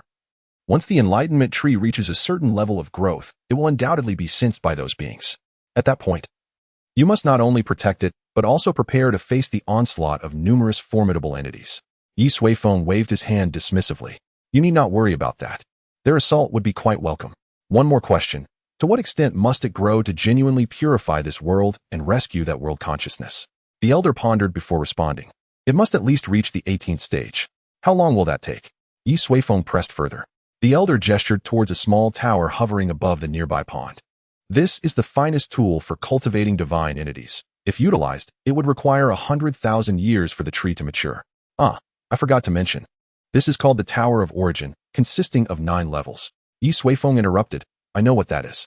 He then produced a similar small tower from his spatial storage. If I use a 9-level origin tower, how long would it take? The elder stared at the pristine tower, his expression turning to one of shock. How do you possess such a high-level divine object? My heavenly mechanism valley has exhausted generations to create a mere 8-level origin tower. His demeanor shifted dramatically. and he was overcome with a fit of coughing due to his agitation. Ye Suifeng sighed softly, suppressing the urge to claim that such items were abundant in his home, and asked, "Please, tell me, how long would it take?" After a prolonged coughing fit, the elder finally steadied himself, gazing at the origin tower with renewed vigor. Truly, a divine boon. With such an object, the enlightenment tree could regain its former glory in just 10,000 years. He finally comprehended why the elder of heavenly mechanisms had asserted that the man before him possessed the capability to save the world. The elder was visibly stirred. But Ye Suifeng shook his head in dismay. 10,000 years was far too long. He could never remain in this world for such an extended period merely to grow a tree. What if I capture and eliminate all those who seek to extract the world's essence instead of planting the tree? Would that suffice? Ye Suifeng queried. The elder was momentarily taken aback. That might not be feasible. The world has already been tainted by them. Even if you possess such power, should someone choose to destroy everything, the world would still suffer irreparable harm. Ye Suifeng stroked his chin thoughtfully. Then if I had 10,000 9-level origin towers, could I not reduce the growth time of the enlightenment tree to just 1 year? The elder's eyelids twitched. The words of this immensely powerful individual, who possessed 9-level origin towers, were becoming increasingly absurd. 10,000 origin towers? How could that be possible? Ahem, such a hypothesis is unattainable. The 9-level origin tower is already the finest treasure for cultivating the enlightenment tree. Even with more, the enhancement would likely be minimal. Sensing Ye Suifeng's impatience, the elder advised. In truth, a mere 10,000 years will pass swiftly. If you prepare adequately, in less than 5 generations, this realm will be revitalized. Yet, Ye Suifeng still shook his head. Suddenly, his eyes lit up as he proposed, what if I divide this tree into 10,000 seedlings, nurture them simultaneously, and plant them in various corners of the world? Would that not shorten the time? The elder responded with a stunned silence. Brother, even if that were possible, could you protect 10,000 enlightenment trees at once? Just tell me, could it be done, and to what extent could the time be reduced? The elder let out a long sigh. If such a dream could be realized, perhaps the world's plight could be resolved within a century. Snap! Ye Suifeng suddenly snapped his fingers. All right, let us proceed with that plan. A time frame of less than 100 years is acceptable to me. If my patience runs thin, I still have a backup plan, to hunt them down and eliminate them all. If they choose destruction, then so be it. I fear nothing. The elder gazed at the now relaxed Ye Suifeng, astonished. You cannot be serious about this, can you? Surely, you must reconsider. No need to reconsider. That is the plan. Upon inspection, this enlightenment tree can indeed be divided into over 10,000 segments, which can be nurtured into viable seedlings, Ye Suifeng declared. But nurturing seedlings also requires time. Moreover, cultivating 10,000 plants simultaneously necessitates even more 9-level origin towers. Where will you find them? The elder could no longer contain himself, exclaiming loudly. With a grand gesture, Ye Suifeng summoned dozens of 9-level origin towers to float before them. These were all crafted during his travels out of sheer boredom. Staring at the assembly of towers, the elder maintained his previous expression, rendered speechless for an extended period. If that is insufficient, I have another 10,000 at home. I could also forge more now, Ye Suifeng added. He did not wish to flaunt his wealth. Yet the elder's incessant rambling had compelled him to do so. After a lengthy pause, the elder regarded Ye Suifeng with profound respect. May I inquire, esteemed brother, from what kind of family do you hail? Chapter 93. Planting trees together ultimately, under the immense influence of Ye Suifeng's financial prowess. The elder of heavenly mechanisms was entirely subdued. He answered every question without a hint of skepticism. After all, it was rare to encounter someone capable of effortlessly producing dozens of 9-level origin towers throughout history. If such a person could not save the world, then truly, there was no hope left. Through their conversation, Ye Suifeng also gleaned information about the origin towers. The towers' origins could be traced back to remnants preserved from the battlefield of gods and demons. Subsequently, the ancestors of Heavenly Mechanism Valley devoted generations of effort to create a version suitable for this world based on its inherent rules. This tower was designed specifically to cultivate the enlightenment tree and restore the world to its original state. However, they did not anticipate that the knowledge of the origin tower would spread. Those who possessed the remnants of gods and demons recognized the tower's immense potential and began crafting their own, often surpassing the efforts of Heavenly Mechanism Valley. Consequently, many powerful factions now boasted 9-level origin towers, while the original creators, Heavenly Mechanism Valley, could only manage 8 levels. Why did you not continue crafting them? Ye Suifeng inquired. The elder sighed, responding, Heavenly Mechanism Valley is in a peculiar situation, having faced a united assault from nearly all other factions, making resource acquisition exceedingly difficult. Moreover, The stone of heavenly arrays, such a divine object, only formed during the world's infancy and cannot naturally re-emerge. The celestial formations of the natural world, when combined, would scarcely suffice to forge a 9-tiered origin tower. It was only through the ingenuity of our ancestors, who devised means to transform these celestial stones, that this conundrum was resolved. As he spoke, he could not help but gaze at the origin tower that continued to hover in the air. Surely, it must require trillions of celestial stones. How did this individual procure them? At that moment, Ye Suifeng was inspecting his own wallet. After counting, he nodded. Indeed, I still possess 5 trillion celestial stones. That should be adequate. Very well, we shall proceed thus, Ye Suifeng remarked. Originally, he had set out to trace the shadowy figure behind the scenes, yet unexpectedly found himself undertaking a mission to save the world. Life is indeed unpredictable. However, Ye Suifeng was not without gains, having uncovered the truth of this realm. He was now certain that the one manipulating events through the river of time hailed from a realm of superior existence.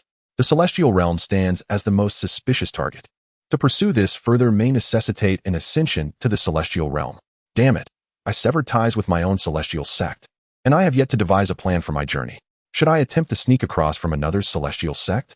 Or perhaps take my family along? That can wait.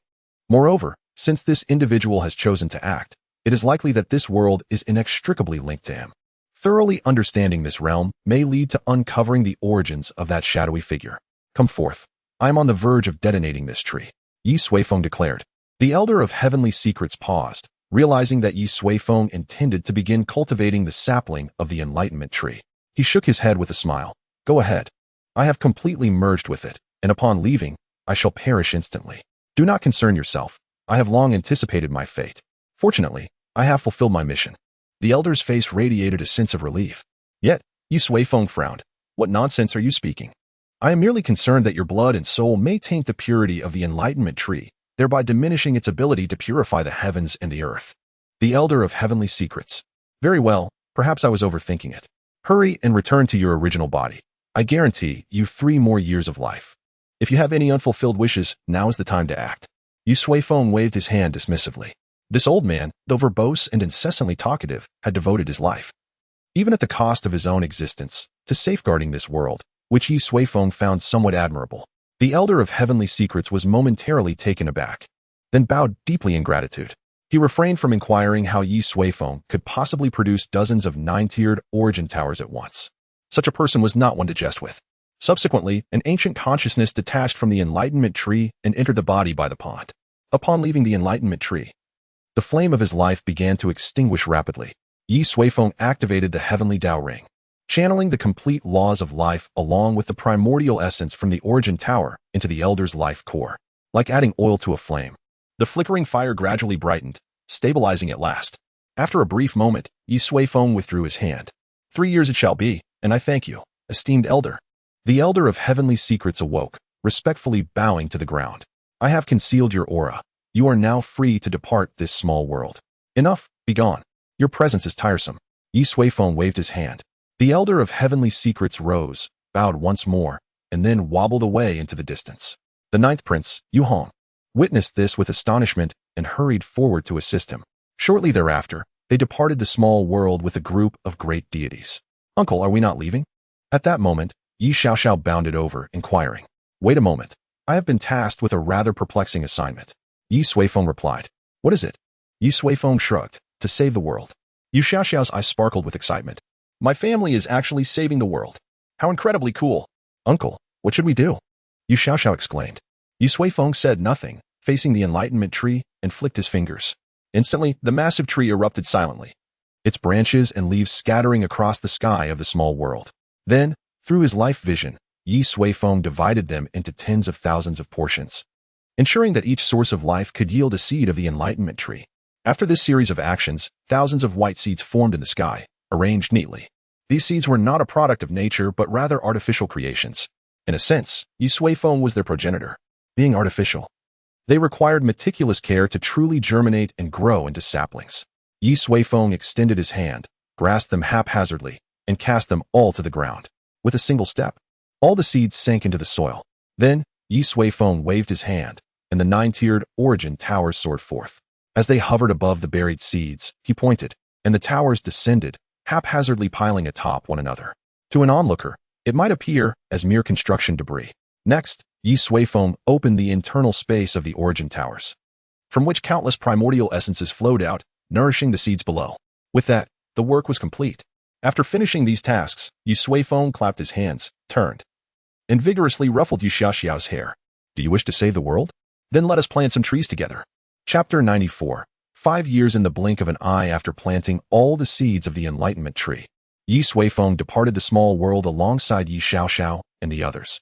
Outside, the elder of heavenly secrets had vanished, leaving only Yu Hong and a few bears awaiting their arrival. Upon seeing Ye Suifeng emerge, Yu Hong hurried forward, bowing deeply. Esteemed elder, do you truly intend to plant thousands of enlightenment trees in this world? Yu Hong's eyes brimmed with disbelief when his teacher had informed him of this. He had thought his teacher had lost his mind. What? Are there more enlightenment trees? Ye Suifeng inquired. If so, we could plant even more. No. There are none left. Only the one in the small world remains. Yu Hong hastily gestured. Ye Suifeng sighed in mild disappointment. I mentioned that you all seem incapable of planting trees. Clearly, they are malnourished. If their quality were better, perhaps they could yield 100,000 seeds. Ye Suifeng lamented. Yu Hong was left dumbfounded, his eyes shining with admiration. This esteemed elder is simply too extravagant. Those are enlightenment trees. In their ultimate form, they can nurture a world. You casually mention hundreds of thousands. However, he then considered that if those who siphoned the world's essence beheld suddenly 1,000 enlightenment trees appearing in the main world, their expressions would surely be priceless. Hey, why are you dazed? As Yu Hong indulged in his thoughts, Ye Suifeng called him back to reality. Oh, esteemed elder, what are your commands? I shall do my utmost. Yu Hong quickly suppressed his bewildered expression, speaking earnestly. You must be the only disciple of the Heavenly Secrets Valley, correct? Ye Suifeng asked. Yu Hong nodded. Indeed, the lineage of Heavenly Secrets Valley is singular. After my teacher, I have become the elder of Heavenly Secrets of this era. Ye Suifeng acknowledged this. Every lineage possesses its own methods, and he refrained from passing judgment. The seeds of the enlightenment tree require approximately 5 years to grow. During this time, he must contemplate what he ought to do. Moments later, Ye Suifeng spoke up. It seems you do not hold the eternal Winter Emperor in high regard. At that time, when Ye Suifeng shattered the Grand Formation and the eternal Winter Emperor was on the brink of collapse, this ninth prince remained as indifferent as a passerby. Yu Hong smiled and remarked, the ruler of the eternal Winter Kingdom is ostensibly the eternal Winter Emperor, yet in reality, it has always been the Celestial Mechanism Valley. His position has been sustained due to my becoming the heir of the Celestial Mechanism Valley. Over the years, having occupied a high office for so long, his ambitions have begun to stir. We are just preparing to replace him. Ye Suifeng remained silent, aware that the intricacies of royal family relationships cannot be perceived through a common lens. Nonetheless, this outcome was precisely what he had anticipated. You must possess a means to procure some top-tier techniques from the Fate Mages and Beast Spirit Warriors, correct? Ye Suifeng inquired. During his time at the Pingyang Great Pass, he had perused numerous texts regarding these two cultivation methods and found certain aspects indeed commendable. 5 years would be ample time for him to refine the subsequent stages of his primordial technique. Absolutely no issue, Yu Hong assured him. From this moment forth, as long as you command, I will exert every effort to fulfill your wishes, provided the eternal Winter Kingdom possesses it. This was the directive imparted to Yu Hong by the elder of the celestial mechanism before his departure. Ye Suifeng nodded.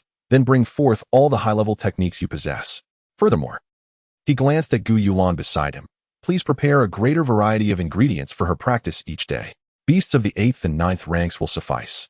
I am not picky.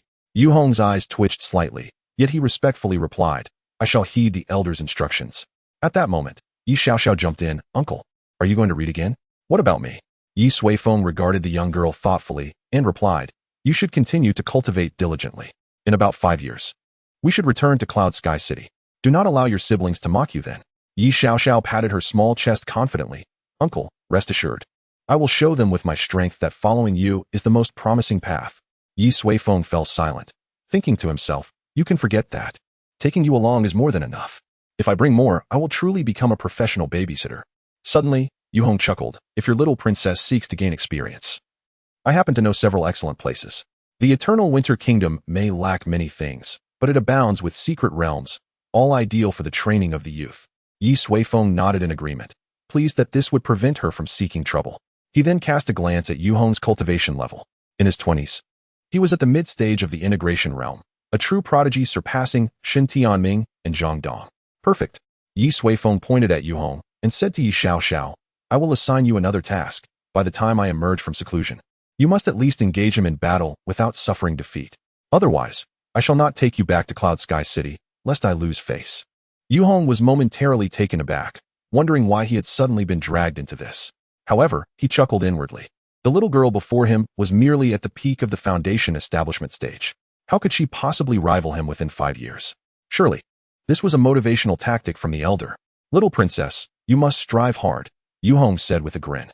Ye Xiao scrunched her nose. Humph, just him? Just wait. I will definitely defeat him. Very well, do your best. Yu Hong laughed heartily, finding the little girl utterly adorable. Ye Suifeng observed Yu Hong's joy and hoped he would still be this cheerful 5 years hence. Subsequently, Ye Suifeng remained within the eternal winter imperial city. Under Yu Hong and the Elder of the Celestial Mechanism's guidance, the grand formation of the imperial city was re-established as if nothing had transpired. Yet for those within the imperial city, this day felt like a nightmare. First, the so-called indestructible grand formation shattered. Then, the eternal winter emperor was defeated in a single strike. Even the Nine Heavens worship was obliterated. They believed they were witnessing the end of days. But who could have imagined that the very next day, the formation would be restored, the former eternal winter emperor stepping down from his pedestal, while the crown prince ascended to become the new eternal winter emperor. The order within the imperial city swiftly returned to normal, as if the horrors of the previous day had never existed, akin to a terrifying nightmare. However, as time progressed, subtle changes began to manifest. For instance, the imperial city suddenly began fervently gathering cultivation techniques. Moreover, the imperial guards frequently ventured out, each time returning with various beast specimens. Occasionally, some claimed to have spotted a group of bears resembling the great celestial deity roaming above the palace. Additionally, a mysterious team emerged within the imperial city, tirelessly traversing perilous areas, returning each time with bountiful rewards. Their leader appeared to be a young girl with long, purplish-red hair. Time flew swiftly, and in the blink of an eye, 5 years had passed. 2 tall figures appeared at the gates of the imperial city. Father, are you truly going to confront the new emperor? Perhaps it would be better to let it go, the younger man reluctantly suggested. Of course, we must go, the other, a middle-aged man, replied indignantly. I have worshipped the great celestial deity my entire life, only to discover he is a pathetic bear, and I was beaten by an outsider. With that, he strode purposefully toward the gates of the imperial city. The younger man gazed at the grand imperial city, letting out a soft sigh. 5 years ago, you arrived alongside the great celestial deity. I wonder if you have grown stronger since then. With this thought, the young man quickened his pace to keep up with the strides of the one ahead. If anyone from the Pingyang Great Pass were present, they would recognize the middle-aged man as the past lord, Shihao, while the young man trailing behind him was none other than the now-grown Shihong. Chapter 95. The Celestial Immortal Conference in the Upper Palace of the Eternal Winter Imperial City. 5 years had elapsed since the new emperor ascended the throne, bringing about considerable changes. A complete turnover of the new administrative ministers occurred, a tradition of the Eternal Winter Kingdom. However, outside the imperial city, it merely signified the change of one emperor for another, as the overarching policies remained unchanged. Some city lords had even served under several generations of emperors. Shihao, the past lord of Pingyang, was one such figure. Had it not been for urgent matters, he would never have left the Pingyang Great Pass, even if the Eternal Winter Imperial City were to face calamity. Yet this time, he chose to take the initiative to come forth. For the Divine Grant Conference 5 years prior had shattered his faith completely. He needed to clarify this matter. In the Grand Hall, Shihao stood tall, gazing steadfastly at the new emperor seated upon the throne. Your Majesty, I demand an explanation. The new emperor lounged lazily, rubbing his temples while perusing the memorials before him. Past Lord Shih, you did not attend the Divine Grant Conference at Pingyang Pass 2 years ago, did you? How could I attend? Shihao retorted angrily. The great celestial deity, whom I revered since childhood, has turned into a pitiful bear. Impudent. Before he could finish, the palace guards surged forward, their formidable presence immediately overwhelming Shihao. Even though he was an integration realm cultivator, he felt the weight of their pressure. His upright form began to bend under the strain. The new emperor raised a hand, prompting the guards to step back, alleviating the pressure bearing down on Shihao. Yet they remained vigilant, ready to suppress him should he utter any further heresies. Within this palace, no one dared to show disrespect to the Eternal Winter Emperor. The new emperor regarded Shihao and sighed softly. The Eternal Winter Kingdom has its own rules. Regardless of what you have heard or seen, it is your duty to preside over the Divine Grant Conference held every 3 years. The commands of the Imperial City are indisputable. Considering your long service at the borders and your significant contributions, I shall overlook your absence this time. Sure Haojie clenched his fists, feeling the overwhelming aura surrounding him, and ultimately exhaled deeply. Your Majesty, upon witnessing the truth, I fear I may no longer continue as the past Lord of Pingyang. He came this time primarily to resolve the entangled thoughts in his heart.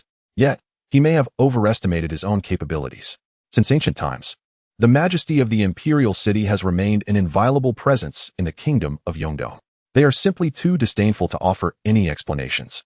Resigning from the position of the gatekeeper was a decision he had made long before arriving. After a brief silence, the new emperor spoke slowly. Sure Haojie, have you truly made your decision? I can offer you one last opportunity. Sure Haojie, wearied and bowed, replied, my mind is made up. Very well.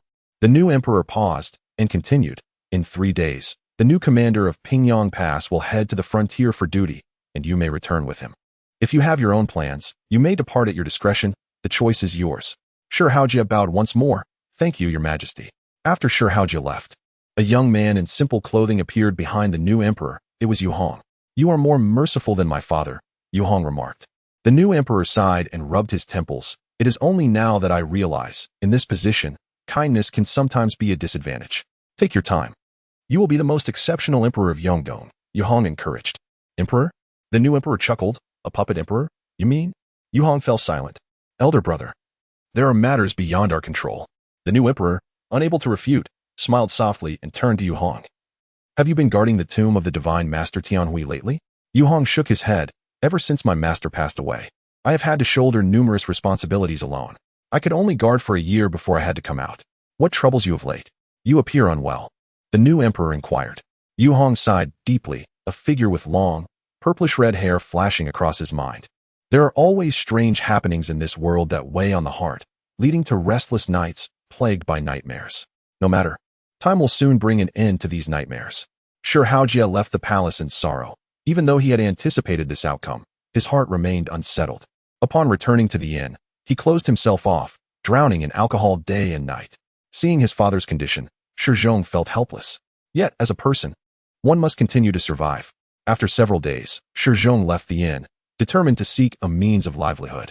After some contemplation, he entered a large tavern, a place where news often circulated freely. Perhaps he might find a good opportunity. Once inside, Shi Zhong found a seat and listened to the boisterous conversations around him. Some spoke of encountering a 6th-tier beast during their travels, narrowly escaping with their lives. Others recounted discovering a cave filled with treasures while exploring a secret realm, resulting in instant wealth. There were even tales of meeting a snow mountain fox demon that had transformed into human form, enchanting all who laid eyes on her. This lively atmosphere gradually eased Shi Zhong's heavy heart. Youthful vigor is the aspiration of every young person. At that moment, a group-esque conversation captured Shi Zhong's attention. I heard the War God Guild is recruiting recently. Indeed, I plan to give it a try. It is the largest adventure guild in the imperial city. You? Huh. Better think twice. The War God Guild seeks true prodigies, and you wouldn't even qualify to sweep the floors. Hearing this, Shi Zhong felt a stir of ambition. The name War God Guild exuded an aura of power, and it seemed they recruited only the most exceptional individuals. While Shi Zhong did not consider himself a top genius, he believed he ranked among the best. Surely, joining the War God Guild would pose no issue. A 20-something 7th-tier beast spirit warrior was rare indeed. With that thought, he approached the group to inquire about joining the War God Guild. Just then, a formidable group of extraordinary beings entered the tavern. Each exuded an air of confidence, their clothing adorned with a peculiar celestial flower emblem. The War God Guild? Huh. It is already on its last legs. Their arrival silenced the bustling tavern, drawing everyone's gaze. Shi Zhong halted, observing them with curiosity. The celestial flower insignia seemed oddly familiar. Hearing this, the individuals discussing joining the War God Guild turned around, sneering, a skinny dead camel is still larger than a horse. Regardless, the War God Guild's reputation has resounded in the imperial city for decades, incomparable to your newly emerged celestial society. It was clear he was a staunch supporter of the War God Guild. Is that so? In response to the provocation, a member of the Celestial Society retorted mockingly. Do you know why the War God Guild has begun recruiting? Huh. The Celestial Society has recently welcomed many new members. Care to guess where they came from? Upon hearing this, the crowd exchanged glances. Had the two most prominent guilds begun to clash? It appeared the War God Guild was at a disadvantage. What of it? The War God Guild supporter remained unfazed, stepping forward to declare, No matter how strong the celestial society may be, I will never join a guild that is so trivial. I heard your celestial leader is just a little girl, still wet behind the ears. You seek death. The celestial society members were instantly incensed. As both sides faced off, it seemed a brawl was imminent. Suddenly, with a loud bang, the tavern doors were kicked open, and a tall figure strode in, bringing an icy chill that swept across the establishment.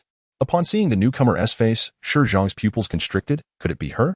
Chapter 96. An acquaintance, a slender figure, entered the tavern, clad in a short shirt, her flat abdomen exposed, as if she felt no chill whatsoever. Black markings coiled around her body, extending up to her neck. With icy blue eyes that swept the room, the temperature in the tavern plummeted. After a moment, she approached the bar, waving her hand to reveal a table piled high with bloody severed heads. Good heavens, is that the ice gold leopard? One of the Western Demon Kings? An 8th-tier beast, exclaimed someone. And that one seems to be the bloodthirsty eagle, also an 8th-tier beast. In the center, could it be the leader of the Blackshaw secret realm, the 9th-tier beast, the great wilderness snow? Gasps filled the tavern as the sight of the severed heads exuded an overwhelming aura. Even in death, the pressure emanating from them caused the extraordinary beings present to tremble. The tavern keeper, visibly shaken, produced a glowing stone tablet inscribed with dozens of names, all renowned guilds of the Yongdong imperial city. At the top, the War God Guild held the first position, with the Celestial Society closely following. The keeper took a brush and inscribed the names of the great beasts behind the Celestial Society, causing their name to emit dazzling light, gradually surpassing the War God Guild. Claiming the top spot, the woman turned to the members of the Celestial Society and coldly stated, "Strength and respect are earned through action, not mere words. Instead of squabbling, it would be more productive to venture out and slay some beasts." With that, she turned and departed. The members of the guild hung their heads, ceasing their argument, and followed her out. After a long while, the tavern buzzed back to life. Incredible. The Celestial Society's achievements seem unassailable for some time to come. An old man beside Shi Zhang remarked. Recovering from his shock, Shi Zhang asked eagerly, "Old man, was that woman part of the Celestial Society?" The elder stared at Shi Zhang in astonishment. "You're new here, aren't you? You don't even know that she is the foremost of the 5 great leaders of the Celestial Society?" Shi Zhang promptly clasped his fists and respectfully said, "I implore you, wise elder, to enlighten me." The old man then recounted the origins and developments of the Celestial Immortal Society. It turned out that this formidable organization had only been established 5 years prior.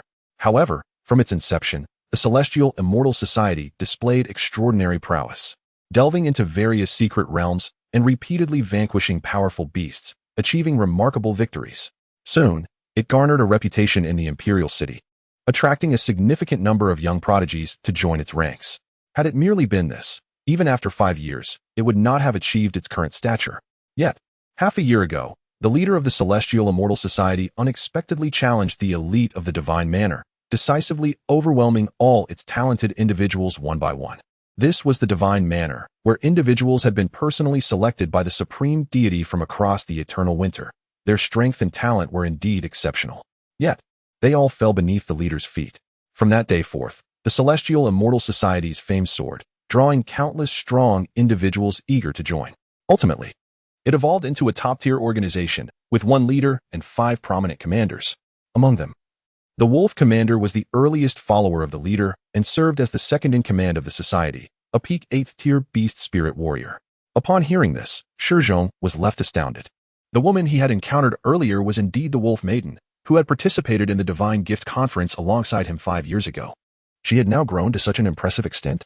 He had believed that his strength, at the mid-7th tier, was sufficient to stand proudly among his peers. Moreover, he recalled that the Wolf Maiden had arrived with Ye Suifeng. Could it be? Shi Zhang reminisced about the girl who had defeated him in the finals 5 years ago, the one who had employed the myriad of techniques embodying nightmares, the Celestial Immortal. After 5 years, their paths had diverged so drastically that she now stood at a height he could only look up to. Furthermore, according to the elder, she had not chosen to cultivate within the Divine Manor. How had she accomplished this? Shi Zhang pondered in confusion. "Young man, I see you are tall and quite amiable.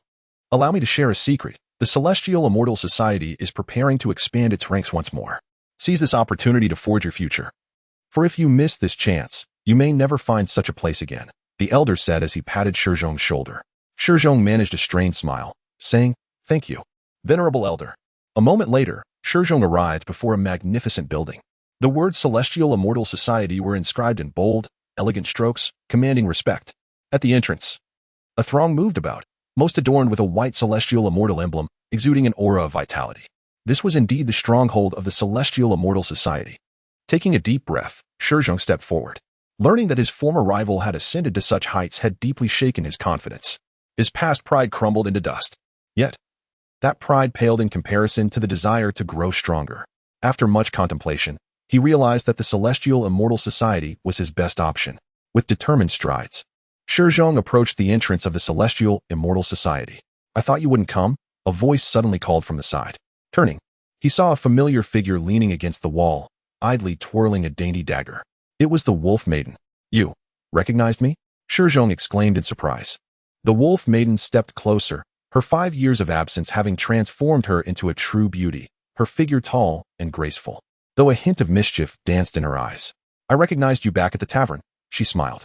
5 years have passed, and you've already reached the mid-7th tier as a beast spirit warrior. Truly, you are the most outstanding prodigy of Pingyang Pass." Shizhong's expression turned bittersweet. "Please, spare me the mockery. I am not mocking you," the Wolf Maiden replied. "With your talent, even in the Imperial City or the Divine Manor, you would not be deemed inferior. But you are different." She chuckled lightly. "We are old friends now. Come, let me introduce you to her." Shizhong's pupils constricted. "To meet the leader? Do not let some rumors from the outside world lead you to believe she is a violent and ruthless demon. In truth, aside from her strength, she has not changed much since 5 years ago." The Wolf Maiden patted Shizhong's shoulder. "Relax, perhaps. You might even find yourself akin to me." With that, she walked toward the grand entrance. Shizhong's expression was complex, but ultimately, he took a deep breath and followed the Wolf Maiden inside. Chapter 97. The unexpected defeat at the headquarters of the Celestial Immortal Society. Shizhong followed the Wolf Maiden upward. Along the way, greetings filled the air, with several extraordinary individuals whose auras sent chills down his spine, definitely beings of 8th tier or higher. Yet, they regarded the Wolf Maiden with utmost respect. Observing his former rival reaching such heights filled Shizhong with a mixture of emotions. Was it all due to Ye Suifeng and that individual who had so easily bested the supreme deity? Lost in thought, Shizhong suddenly spotted a bear emerging from a room. Instantly, he was chilled to the bone, unable to move, his expression one of horror. Is that the supreme deity? 5 years prior, he had witnessed that battle. Though the supreme deity had been defeated, its terrifying strength had been fully revealed. How could such an entity be present within the Celestial Immortal Society? "Fuguwei, what are you doing?" The Wolf Maiden approached, scratching the bear's fluffy head. Shizhong felt the world tilt. "My supreme deity, how can you tolerate mere mortals touching your head?" he thought, horrified. "The Wolf Maiden will be killed." "Oh, the leader asked me to go to the small world to deliver something to the uncle," the bear replied nonchalantly. However, the outcome was not as he had imagined. The supreme deity showed no signs of anger. Rather, it appeared accustomed to such treatment, even turning its plush ears away in indifference. "All right then, you be busy," the Wolf Maiden said. The supreme deity nodded, standing upright, swaying as it walked to the window, transforming into a streak of light and vanishing. It was now part of the Celestial Immortal Society. The Wolf Maiden, observing Shizhong's stunned expression, chuckled. "Moreover, it is one of our 5 core members, known as the Bear Commander, the Black Bear. Since it ranks 2nd, we sometimes call it heir." Shizhong remained dazed, still unable to comprehend that his supreme deity had become the subordinate of the leader, being referred to as Fuguwei, heir, and even having its head patted. No wonder his father no longer revered the supreme deity. After a moment, the two arrived at an opulent room at the very top. The decor was lavish, yet slightly eerie, adorned with bizarre patterns that made one feel as if they were in a dream. Inside, 3 powerful figures were busy at work. Shizhong did not see the familiar girl. She was just here."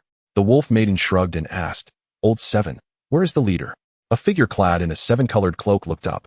He had a sharp nose, his eyebrows also a kaleidoscope of colors, and an aura reminiscent of a great demon. "Where else would she be?" "Off to find you, Hong." "Of course," Old 7 replied, his voice hoarse and shrill. "I figured as much," the Wolf Maiden said, shaking her head in exasperation. Suddenly, Old 7 leaped, landing in front of them, staring intently at Shizhong's face. "I feel like I've seen you somewhere before." Shizhong was taken aback. He had no particular impression of this eccentric figure. "An acquaintance from Pingyang Pass," the Wolf Maiden explained. "The leader also knows him. His talent is quite commendable. Let us see if he can join us." Despite his perplexity regarding where he had previously encountered Shizhong, Lao Chi turned away, voicing, "See for yourself. If it suits you, then so be it. You know she never concerns herself with such matters." It always falls upon us subordinates to fret and toil day in and day out. The wolf woman's words startled Lao Qi. Don't forget. That esteemed elder has long harbored a desire to savor the taste of the wan bird. Lao Qi forced a strained smile. I was merely speaking idly. The immortal lord entrusting these matters to me only underscores my indispensable role. If you seek her, Lao Qi continued, venture to the imperial gardens. She's bound to be there. The wolf woman scoffed. Then, gazing towards the distant palace, she ultimately shook her head. Never mind, I shan't disrupt her mission. I'll defer our meeting until another day. Within the serene and exquisitely adorned gardens of the eternal winter palace, Yu Hong sat within a pavilion. His brow furrowed in weariness as he scrutinized an intricate array of formations arrayed before him. As time elapsed, his fatigue intensified, his eyelids heavy and difficult to keep open. Just as he teetered on the brink of slumber, Yu Hong started, a sudden jolt of alarm coursing through him. No. With that, he collapsed onto the table, succumbing to a deep slumber. Upon regaining consciousness, he found himself amidst a sea of blossoms. Inhaling the intoxicating fragrance of the myriad flowers, Yu Hong lamented. You've only just returned, shouldn't you rest? Yet, his words met with silence. Abruptly, the floral panorama underwent a transformation. Each blossom emitted tendrils of inky black mist from its maw. In an instant, paradise morphed into a demonic realm. As this thought crossed Yu Hong's mind, countless flowers withered with alarming swiftness, metamorphosing into grotesque demons, their mouths agape, drooling as they lunged towards him with guttural roars. Yu Hong sighed softly, raising his hand to inscribe patterns in the void. Swiftly, an enormous bagua formation materialized beneath his feet, radiating a dazzling golden light that expanded rapidly. Wherever it stretched, the spectral entities were reduced to mere dust. Within mere moments, all the surrounding fiends were obliterated, none able to approach Yu Hong's vicinity. However, at that precise instant, a colossal eye materialized in the heavens above, its gaze piercing and unnerving. Simultaneously, beneath Yu Hong's feet, a gaping abyss yawned open, its depths lined with concentric circles of blood-stained, razor-sharp teeth. Yu Hong's brows knitted together in a frown as he once more brandished his hands. Soon, two Taoist glyphs materialized from thin air, swelling to immense proportions as they formed a colossal pillar of light that pierced the heavens and grounded itself on earth. Subsequently, Yu Hong unleashed the glyphs, directing them towards the eye and the gaping maw, respectively. Rumble. A deafening explosion reverberated throughout the realm, causing faint ripples to undulate through the very fabric of space. Xiao Xiao, enough, Yu Hong declared. If you don't emerge, I shall shatter this dreamscape. Alas. A gentle sigh echoed through the world. Suddenly, the scene began to shift, all traces of malevolence gradually dissipating. Yu Hong found himself once more within the pavilion in the garden. However, a diminutive figure now occupied the table before him. She still possessed a cascade of long, crimson hair, her bare arms dangling as she sat on the table, her legs swinging back and forth. Around her delicate ankles were entwined strings upon strings of beads. Were powerful individuals present, they would have recognized that those beads were, in fact, miniaturized demon beast cores. Moreover, they were at least all of the 9th grade demon king variety. How dull. It's still lacking that certain something. Yi Xiao Xiao reclined on the table, her hands serving as a pillow, her expression wistful. The task bestowed upon me by grandfather is indeed rather arduous. Yu Hong was abashed. When that esteemed elder had assigned this task to Yi Xiao Xiao 5 years prior, he had initially dismissed it as mere jest. Yet, who could have foreseen that in a mere 4 years, Yi Xiao Xiao would ascend from the peak of the foundation establishment stage all the way to the transformation stage? Moreover, since entering the transformation stage, she had embarked upon a series of challenges against him. Initially, it had been manageable, as Yu Hong was already a late-stage integration cultivator, possessing the profoundly enigmatic techniques of the Heavenly Secrets Valley. While Yi Xiao Xiao's methods were peculiar, they posed no real threat to him. However, her strength had increased at an alarming rate. In less than a year, she had successfully broken through the transformation stage, becoming an integration stage cultivator. And then, Yu Hong had suffered. He could no longer effortlessly defuse Yi Xiao Xiao's challenges, each time requiring painstaking effort to extricate himself from her bizarre dreamscapes. This time, it was somewhat better. Perhaps it was because she had just returned from a perilous journey. This place is becoming increasingly uninteresting. Only you can amuse me for a while. Yi Xiao Xiao murmured, gazing at the heavens. What about the warbear family? Yu Hong suggested. The ancient warbear family are all cultivators above the tribulation stage. They only enjoy sleeping. Even when they enter the dreamscape, they merely slumber, which is exceedingly dull. Yi Xiao Xiao turned over. Are there any other intriguing secret realms? Yu Hong pursed his lips, glancing at the beads adorning her ankles, and grumbled, "The demon kings of eternal winter are nearly extinct because of you. Why don't you seek out that elder? He's bound to have a solution." Yu Hong now only wished to divert this troublesome individual away from him. Look at you," Ye Xiao said as she rose from the table and hopped down, her hair cascading down to her heels like waves. 5 years had passed, yet she had only grown by about 5 centimeters. She still resembled a petite child. "Rest assured, once those saplings are fully grown, we shall depart. And then, I shall present you with a gift." With that, she skipped away. Yu Hong shook his head slightly, picked up his talisman brush, and resumed studying the array before him. However, just as he touched the array, a burst of iridescent light erupted from the tip of the brush, snaking upwards and rapidly ensnaring his body.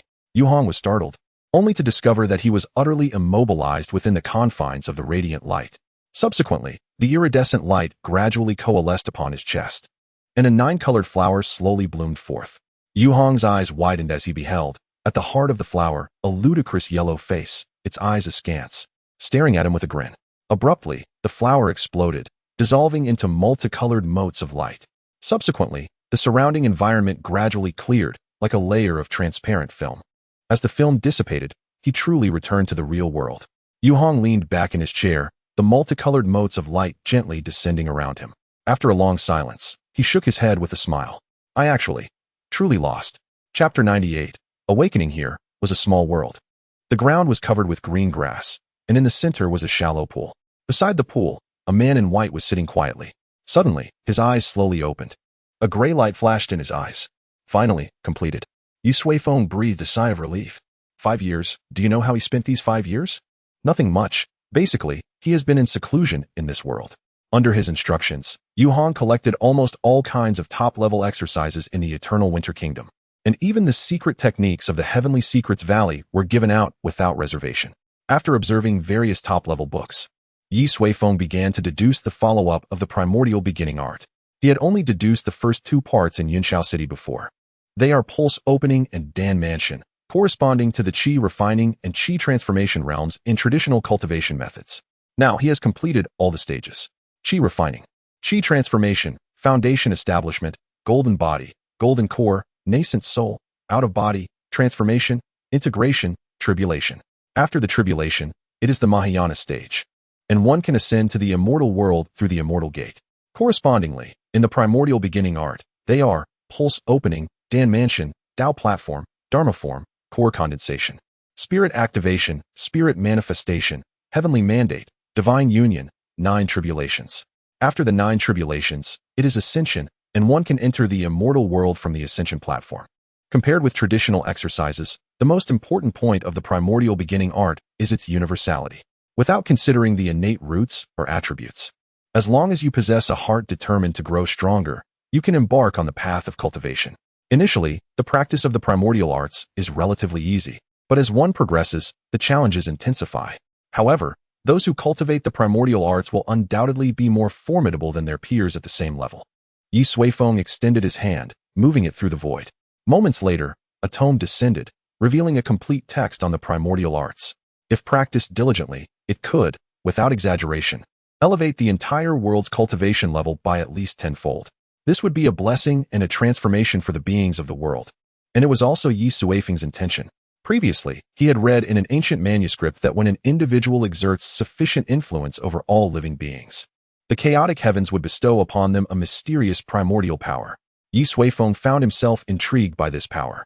In due time, he extracted a passage from the primordial arts and cast it into the void. Naturally, such a supreme technique required preliminary experimentation, and Feng Zhi and his companions remained his subjects for these trials. Over the years, every time he advanced a stage, he would relay the principles through the laws of heaven directly into their consciousness. Occasionally, he would check to see if there were any minor issues. 5 years had passed, and they had not disappointed Ye Suifeng, having all reached the pinnacle of destiny or the peak of the transformation stage, becoming 8th-tier extraordinary beings in the Eternal Winter Kingdom. The 4 practiced the primordial arts, and combined with the extermination sword array, they could easily hunt down formidable cultivators in the integration stage. Throughout these years, they had become some of Yi Huang's most powerful assistants. Sighing softly, Ye Suifeng realized it was time to return. Calculating the time, nearly 6 years had elapsed since they left Yuntian City. He wondered how things had changed there and how Yi Huang and the others were faring. After a moment's contemplation, he rose. Master, you have emerged from seclusion. A graceful young woman approached, arms crossed before her, standing in front of Ye Suifeng. It was Gu Yulan. Over the past 5 years, she had remained in the small world, assisting Ye Suifeng with various tasks, primarily cooking. Every few days, Yu Hong and Xiao Xiao would deliver fresh ingredients for her to experiment with, while Ye Suifeng played the role of culinary judge. The exquisite ingredients over the years had honed Gu Yulan's culinary skills to an extraordinary level. Moreover, remaining by Ye Suifeng's side had significantly advanced her cultivation, successfully breaking through to the transformation stage. Her knife techniques were even lauded by Yu Hong. Perhaps this was Gu Wanxin's thoughtful intention when she brought her along. Ye Suifeng nodded and turned towards a cluster of small but lush trees. The pile of debris resembling construction waste, the origin tower, remained conspicuous but did not hinder the flourishing growth of the enlightenment tree seedlings. Thousands of saplings had already broken through the soil, exuding an extraordinary charm in this realm. Ye Suifeng had long discovered that the enlightenment tree possessed the miraculous ability to alter the environment and enlighten all things. Had this world not suffered a great calamity, with the spirit of heaven intact, it might have evolved to an unimaginable degree under the influence of the enlightenment tree, perhaps even becoming another celestial realm. For now, their primary task remained the purification of residual deities and demons not belonging to this world. Ye Suifeng inspected their growth, and it would not be long before they matured into true individuals, ready to be transplanted across the globe. And Xiao Xiao? Ye Suifeng inquired. Miss went to the Blackshaw secret realm today. She should be back by now, Gu Yulan replied. I'm right here. Suddenly, a voice rang out, and Ye Xiao Xiao appeared from the void, landing beside Ye Suifeng. She had now gained the ability to traverse the dream void realm without needing to open a portal. Hee, she chuckled, then gazed at the lush enlightenment tree seedlings, saying, Uncle, can we go back now? I miss home. Ye Suifeng responded. Have you missed your family? Ye Xiao Xiao nodded. I've never been away from home for so long, and I wonder how my parents are doing. And what about my sisters? I wonder how they've changed. Ye Suifeng smiled and asked, Aren't you afraid of being bullied when you return? Of course not. Ye Xiao Xiao clung to Ye Suifeng's arm, using her other finger to draw a colorful bubble in the air, which she then popped with a playful gesture. I am very confident in my current strength. Ye Suifeng paused and asked, Have you completed your tasks? Ye Xiao Xiao snapped her fingers. Absolutely. Brother Yu Hong is no longer my match. Ye Suifeng raised an eyebrow. This little girl had worked hard for 5 years and had finally surpassed the goal she had set for herself. Upon her return, she didn't immediately boast before him, indicating that, despite her outward appearance remaining largely unchanged, she had indeed grown internally. Your celestial club has done well, thriving and vibrant, Ye Suifeng remarked. Just a bit of fun, Ye Xiao Xiao replied, kicking a small stone at her feet. Ye Suifeng chuckled, ruffling her hair. Go settle things. If there are people you can't bear to part with, bring them along. In a few days, we shall return to Yuntian City together. Ye Xiao Xiao's face lit up with joy as she looked up and asked, Really? Ye Suifeng nodded. You're the best, uncle, Ye Xiao Xiao exclaimed, wrapping her arms tightly around Ye Suifeng. Moments later, she released him and leaped backward, vanishing into the void, leaving only her voice echoing in the small world. Then I'll bring more helpers back home to plant trees together. Chapter 99. Arrangements at the Celestial Club headquarters. 5 figures sat together in a room on the top floor of the loft, seemingly awaiting something. Why did the Celestial Lord call us here? I was just about to find someone from the War Goddess camp to spar with. A robust man bellowed, known as Quang Dali, the 5th hero of the Celestial Club, also referred to as the Mad Lord. This name was self-chosen, as the beast spirit he fused with was an exceptionally powerful and fierce creature, the Rampant Hound. Quang Dali himself was an 8th-tier peak beast spirit warrior. Lu Ming, do you know? Quang Dali directed his gaze at a frail-looking youth beside him, who was the 4th hero of the Celestial Club, known as the Disaster Lord. He was a powerful 9th-tier Destiny mage, with the Star of Destiny representing calamity, leaving desolation in his wake. How would I know? Shouldn't you be asking the Wolf Lord? Lu Ming replied, turning his attention to the Wolf Lady. The Wolf Lady shrugged. I received an urgent message as well. She then looked at the 7th brother, who also shook his head. Turning to Rich, that fellow was munching on a large piece of honeycomb, seemingly oblivious to the conversation. Well, there's no point in asking him. However, the Wolf Lady had developed some suspicions in her heart. 5 years had already passed. Suddenly, a figure descended from the void and seated themselves at the head of the table. Celestial Lord. The others immediately rose.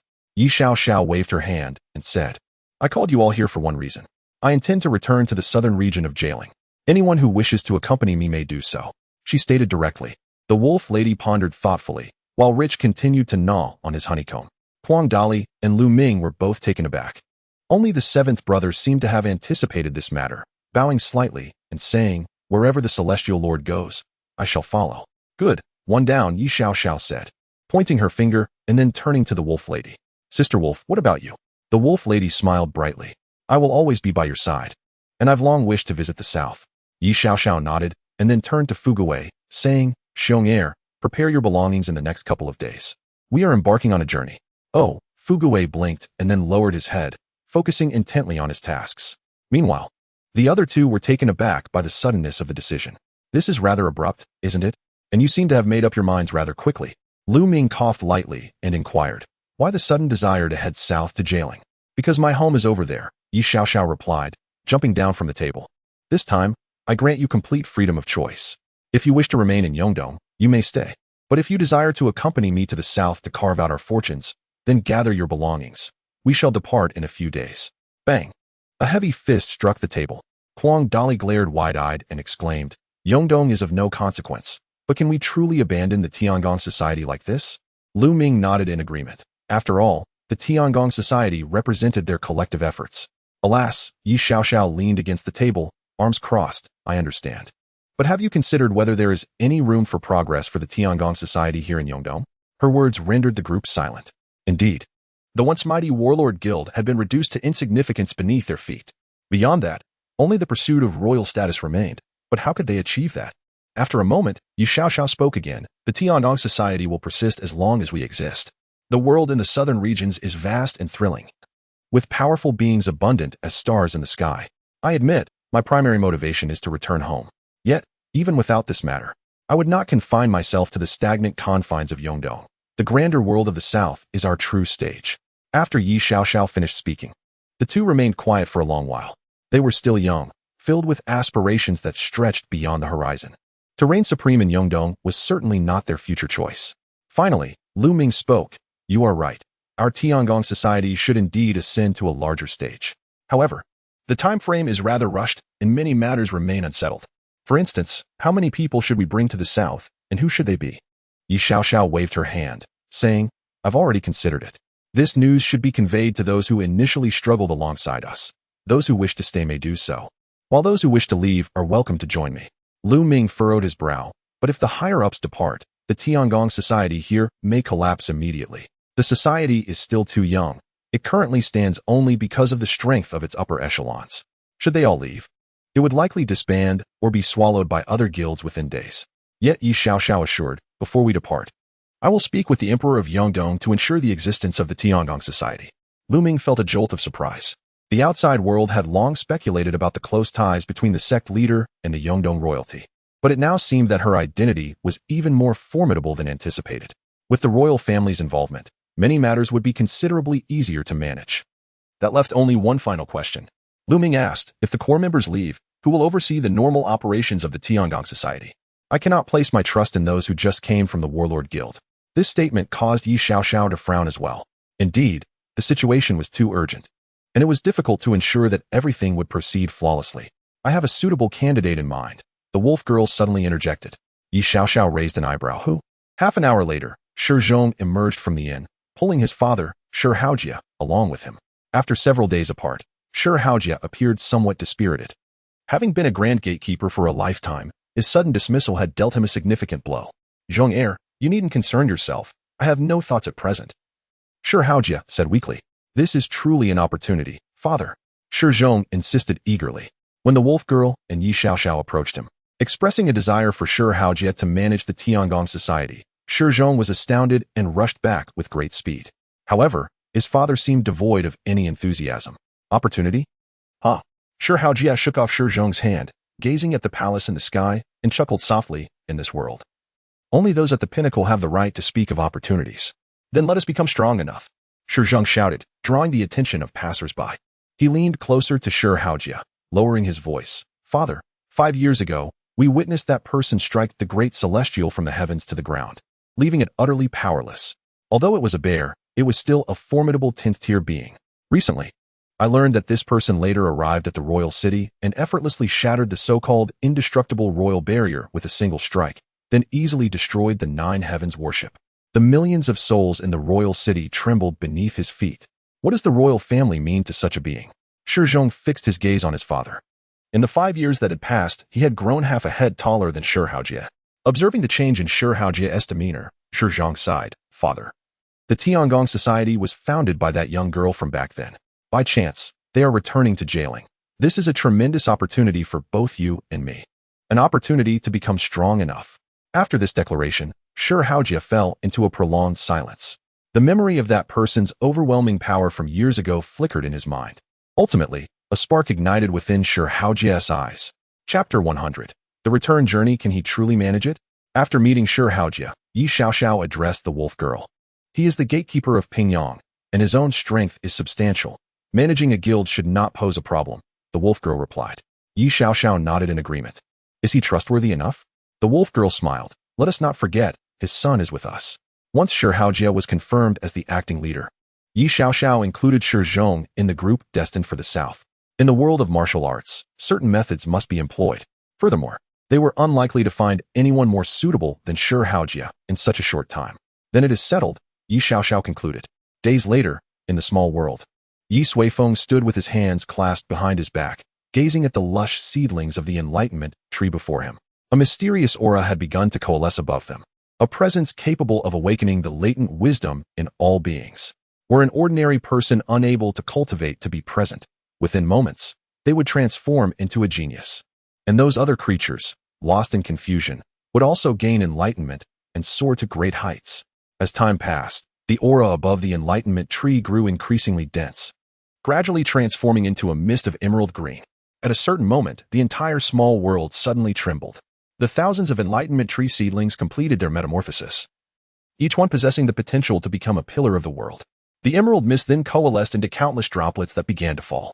Due to the sheer number of enlightenment trees, these green droplets began to gather, forming a gentle stream. What a waste!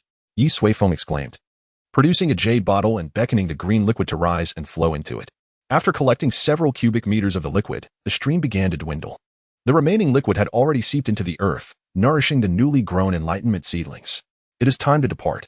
With a wave of his hand, Ye Suifeng uprooted the thousands of enlightenment trees, gathering them in the sky. Their crystalline roots shimmered with a dazzling emerald glow. According to the description of the Elder of Destiny, the enlightenment trees would only turn white upon reaching the 6th stage of growth. Before reaching the 6th stage, like most other plants, they were merely green. After uprooting all the enlightenment saplings, Ye Suifeng opened his spatial realm and placed them all inside. Dozens of origin towers, considered as refuse, followed suit. Before transplantation, they not only required the nourishment from the origin towers, but also grew at a painfully slow pace.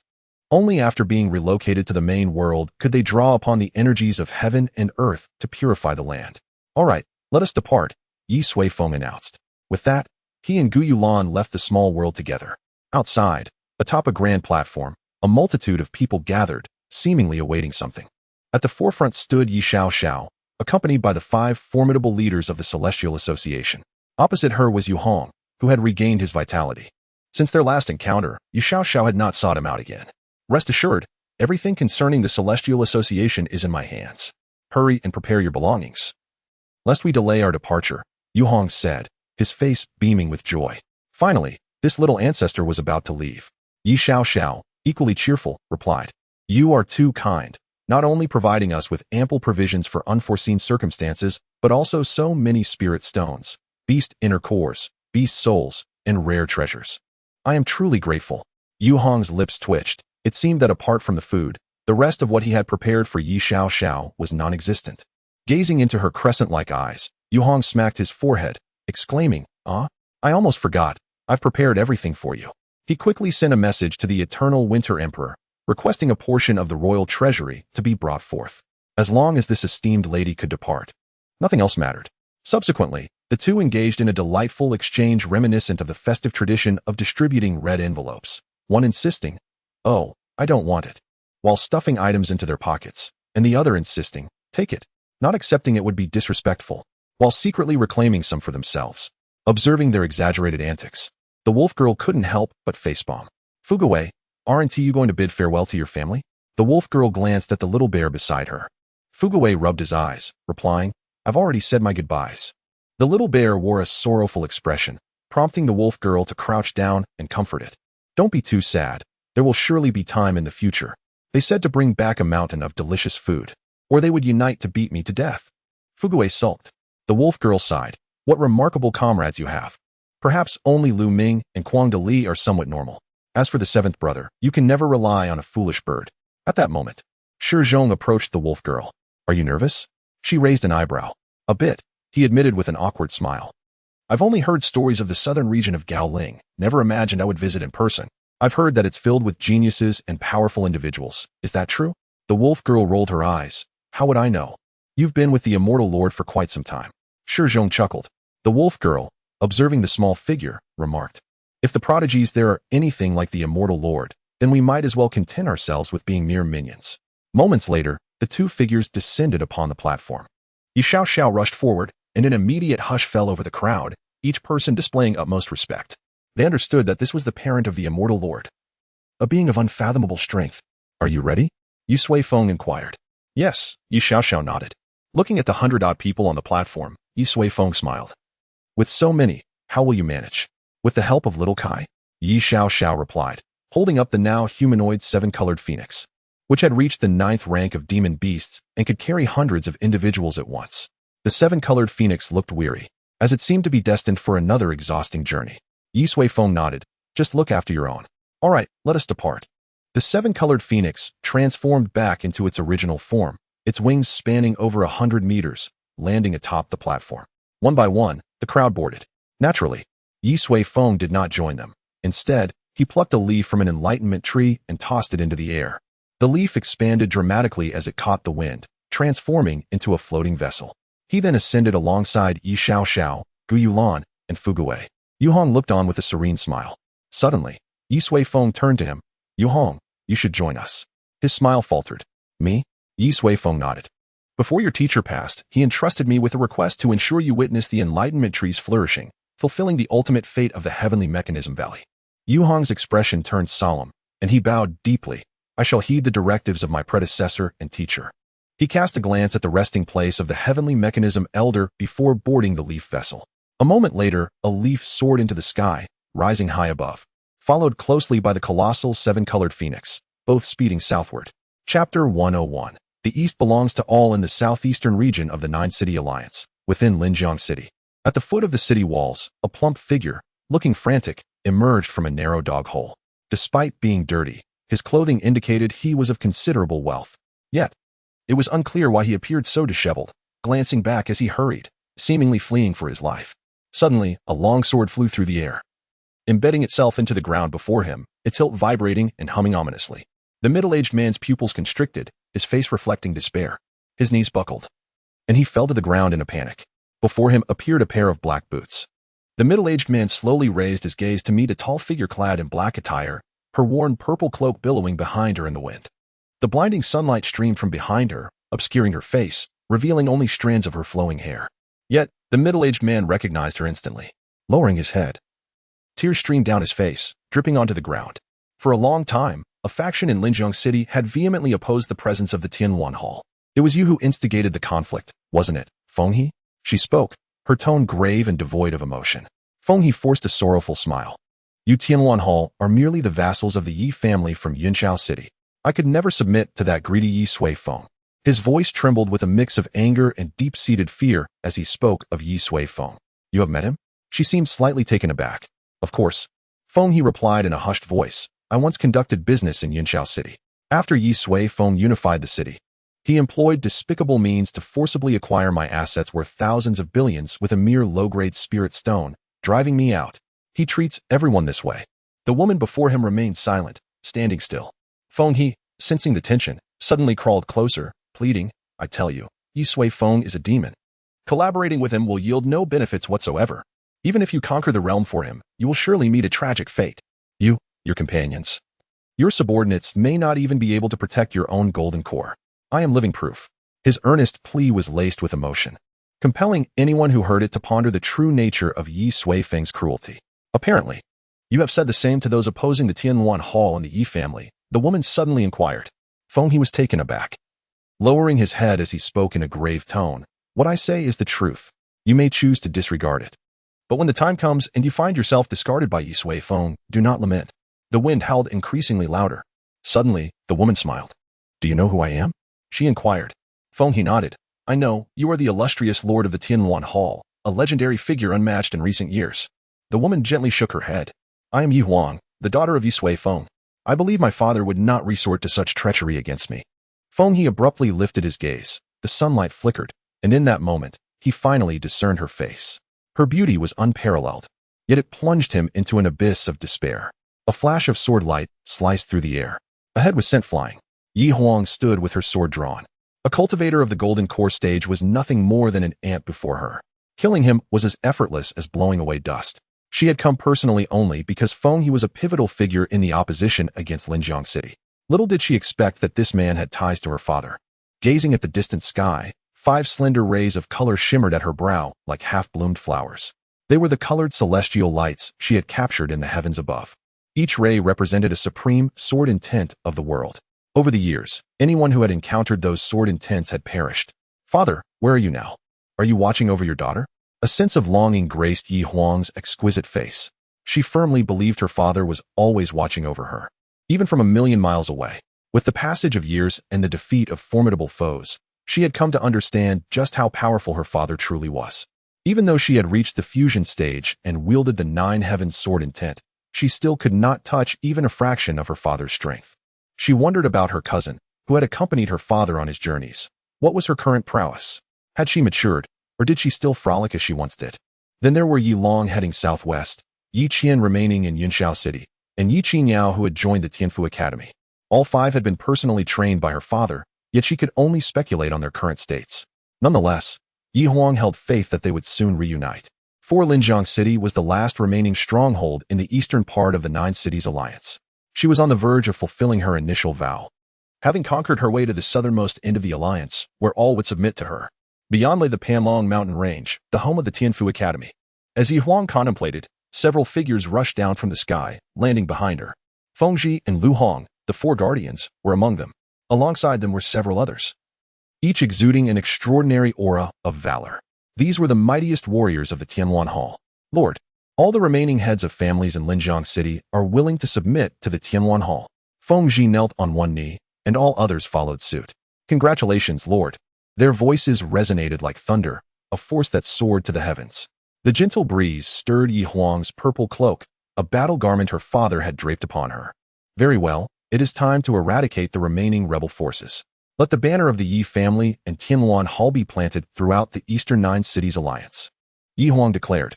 Yes. Everyone responded in unison. A moment later, Feng Ji approached Yi Huang. My lord, he said. Yi Huang acknowledged him with a sound. What is it? The 4 guardians were her most trusted allies. Feng Ji paused before continuing. Linjiang City has surrendered, and the remaining opposition forces are on their last legs. Unable to cause any significant upheaval, their eradication is merely a matter of time. However, Blackstone City remains the last bastion of resistance. As he spoke, Feng Ji's gaze turned towards a remarkable young man in the crowd, his skin dark, but his presence commanding. Mi Feng had emerged as one of the most exceptional subordinates over the years, second only to the 4 guardians. His identity was gradually becoming known, the son of the Blackstone City Lord, the sole legitimate heir. Yet Blackstone City was the most fervent opponent of the Tianluan Hall and the Yi family. Let him handle it himself for now, Yi Huang replied, returning her gaze. When my father returns, I will not allow even a whisper of dissent against him in the 9 Cities Alliance. Chapter 102, Yunxiao, the World Boom. Boom, boom. The sound of 3 bells resounded throughout Yunxiao City. Everyone within the city understood that this marked the commencement of the monthly reflection conference at the Tianxia Academy. Yet, this bell also signified something of even greater importance. The spirit reign was approaching. 6 years prior, the Yi family had made a grand effort to rebuild Yunxiao City. At that time, many were unaware of the implications. However, when the first spirit rain descended, all were utterly astonished. On that day, the sky was adorned with auspicious clouds. Ancient trees swayed with the gentle rain, rejuvenating their vitality. Countless birds circled around Yunxiao City, and beasts knelt on the ground, reverently facing the city as if in pilgrimage. The earth brimmed with life, thriving with flora and fauna, all basking in the heavenly dew. People felt a stirring in their hearts. Was this a blessing from the heavens for the common folk? Yet soon, they realized that this spirit rain fell exclusively within the domain of Yushao City, emanating outward from the city as its center. The populace gasped in realization. Could this spirit rain be the work of the Ye family? The following day, this speculation was confirmed. A colossal decree of rain manifested above Yunshao City, detailing the monthly spirit rain, the tri-monthly transformation rain, the annual soul rain, and the once every 3 years life rain, among others. The decree bore the signature of the Ye family's patriarch, Ye Suifeng. The people of Yunshao City finally comprehended that the architect of all this was none other than that legendary figure. As they gazed upon the decree radiating with brilliance, they knelt in reverence. It was not divine grace, but rather a holy favor. From that day forth, the title Yisheng began to circulate among the masses. In the domain of Yunshao City, this name became a symbol of faith, a taboo, an entity that none dared to offend. It was from this moment that the Tianxia Academy opened its doors wide, welcoming apprentices, becoming the most influential entity in Yunshao City aside from the Ye family. The echoes of the 3 bells gradually faded away. A gentle rain fell, as promised. A slender figure clad in a pale blue robe stood by a shallow pond, observing the lotus flowers swaying in the rain. Colorful little koi danced around the lotus roots, occasionally surfacing. A few bold ones, with round eyes, stared curiously at the figure on the shore. The rippling water reflected the person's face, sharp brows and bright eyes, yet exuding a refined and approachable demeanor. Dean, at that moment, a young woman, similarly attired, arrived at the shore holding a small umbrella made from banana leaves. The man turned his head, recognizing her as Yi Qian, the founder of the Tianxia Academy. Xiaoyi, he acknowledged. This young woman was the little girl Yi Qian had saved years ago, now grown into a graceful beauty. Xiaoyi held the umbrella for Yi Qian and softly asked, "Are you thinking of Yixing again?" Yi Qian smiled gently. "In the future. Do not address him so openly." He never considered himself a saint and disliked being called that. Xiaoyi looked puzzled, but his deeds are those of a saint. As she spoke, she extended her delicate hand, raindrops cascading onto her fingertips, transforming into a rich spiritual energy that lingered above her hand. Over the past 6 years, the monthly spirit rain had completely transformed the domain of Yunshao City into a sacred land. The population had surged over 100-fold, even beyond the borders of Yunshao City. Throngs of admirers have gathered, almost establishing a small nation of their own. Yi Qian remained silent. Having witnessed the flourishing scene of Yunshao City over the past few years, a grandeur he had never envisioned, Yunshao City has indeed transformed into a sanctum, and the Yi family stands at its core, with Uncle Ye Suifeng as the sovereign of this sacred realm. Director, do you know the current price for an entry quota into Yunshao City? Xiaoyi suddenly inquired with a smile. How much? Yi Qian raised an eyebrow. Xiaoyi extended a single finger. 10 million spirit stones. This, she noted, was merely the price for the outskirts, as many were nearly driven to madness for the chance to experience the heavenly rain. That's to be expected, Yi Qian replied. The spirit rain, the transformative rain, the soul rain, and the life rain represent rare opportunities for breakthroughs and cultivation. Even if one were to exhaust their lifetime, they would still seek this chance. After a pause, he asked, there has been a similar situation in the core area of Yunshao City, has there? Xiaoyi shook her head. No. Only those who have made significant contributions to Yunshao City can qualify for entry into the core area. This has always been strictly regulated by the family. Yi Qian nodded. The hierarchy was clear, with the core being paramount, a rule established by his uncle, which also forms the foundation for the long-term stability of Yunshao City.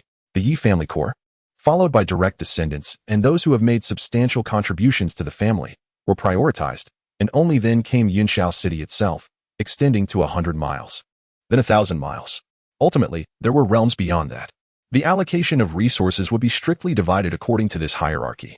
Within 1,000 miles, the core area remained firmly in the hands of the Yi family. Thus, the Yi family's status remained transcendent and unassailable. Forget it. The family will be managed by the clan elders. Our task is to recruit talented individuals, while simultaneously nurturing the gifted from the outside world under our guidance. Yi Qian stated. By the way, have this year's 3 innate children been found?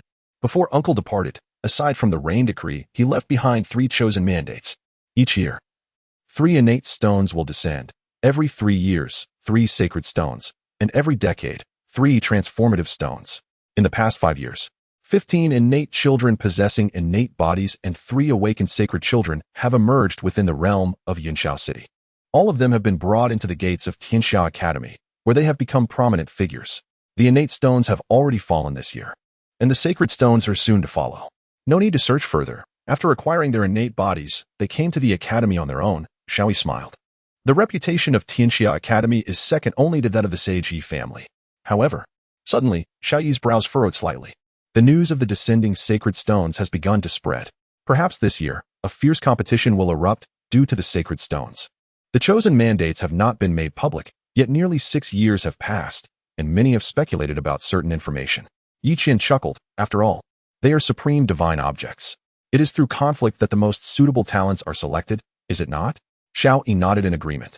But let us not let it escalate too much. Yi Qin turned, hands clasped behind his back, striding towards the courtyard. The family head could return at any moment. They must not allow him to perceive that the household was in disarray.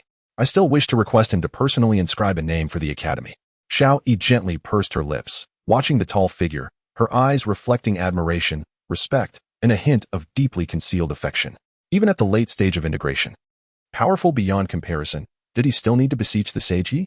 What manner of existence was the family head, after all? Chapter 103. The grand stage approaches in the Panlong mountain range, Tianfu Academy. A most precise description of Tianfu Academy is that it gathers all the world's prodigies. Perhaps within your own family or sect, you may be an unrivaled genius. Yet upon entering Tianfu Academy, you will realize that there are always greater heights to aspire to. It is possible that you may not even gain entry to the Junzi courtyard. Above the Junzi courtyard lie the Sijiyuan, the Xingqian courtyard, and the Tiandi courtyard. Those who can enter the Tiandi courtyard are nothing short of prodigies among prodigies, and should they mature, they could become dominators of their realms. The students of the Tiandi courtyard are few, yet it is often bustling with activity, as countless individuals seek to cultivate connections with these future world rulers. However, today, the Tiandi courtyard is unusually quiet. The formerly elegant and ethereal courtyard now emanates a faint crimson glow, an unsettling aura that induces a sense of trepidation.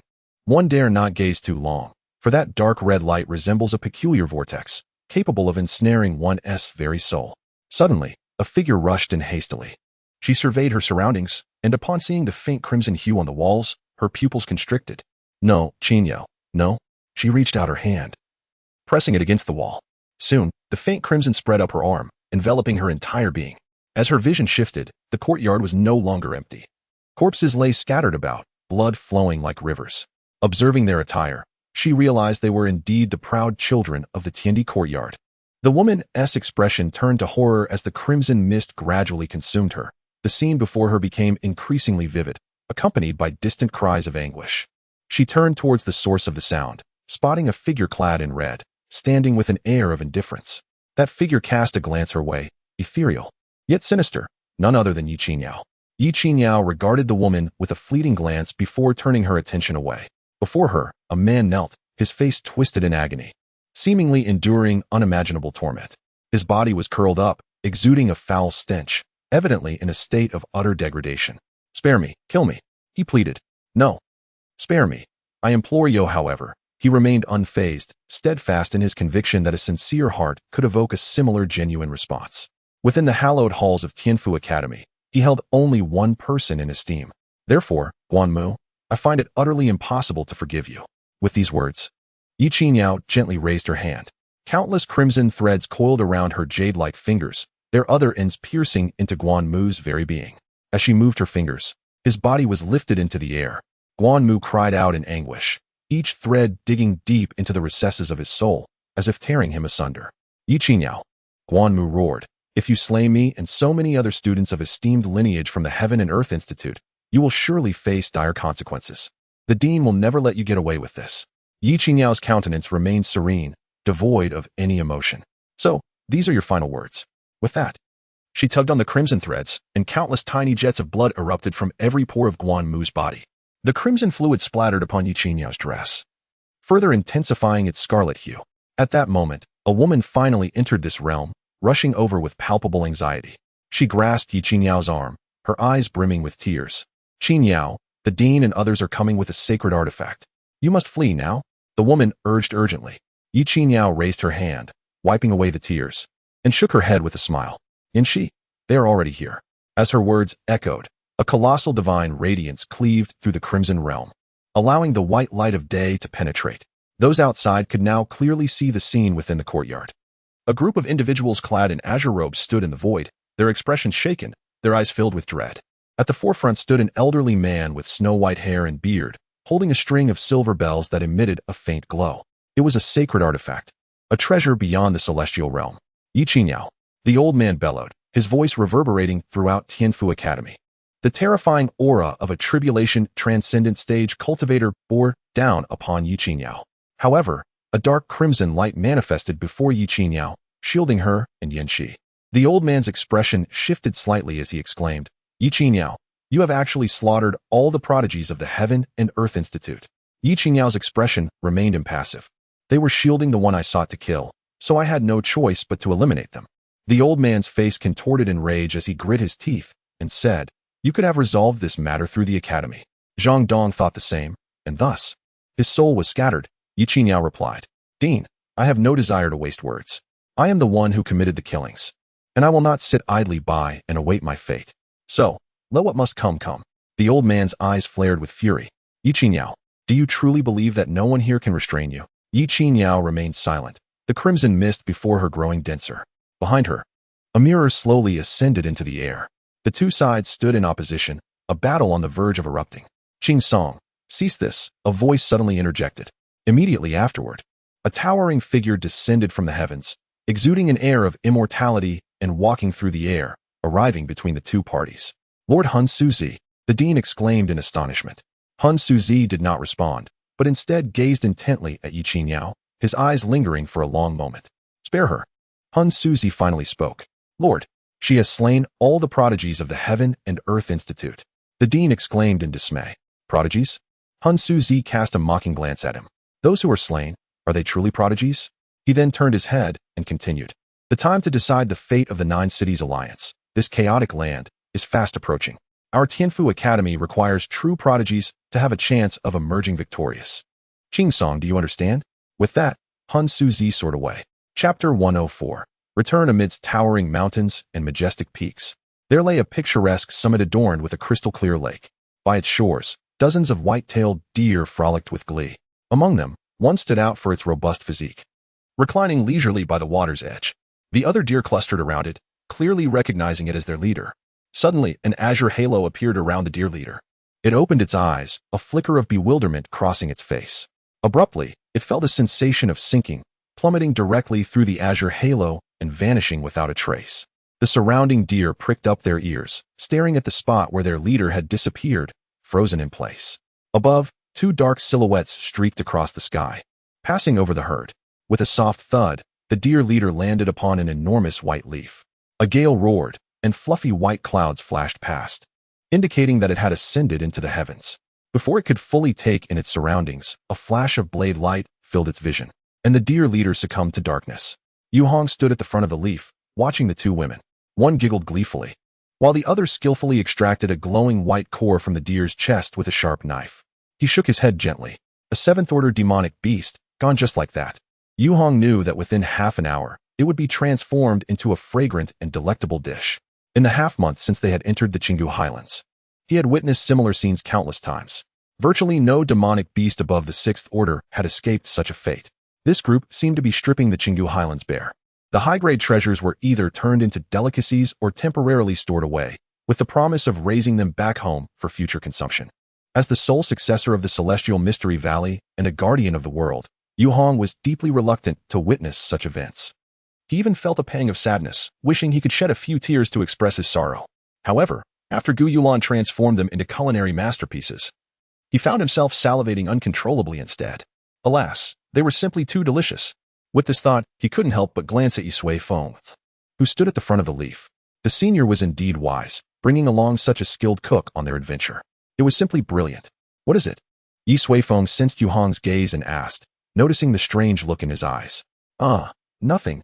Nothing, Yu Hong replied awkwardly, before adding, well, I was just wondering how long it will take for us to leave the Qinggu Highlands?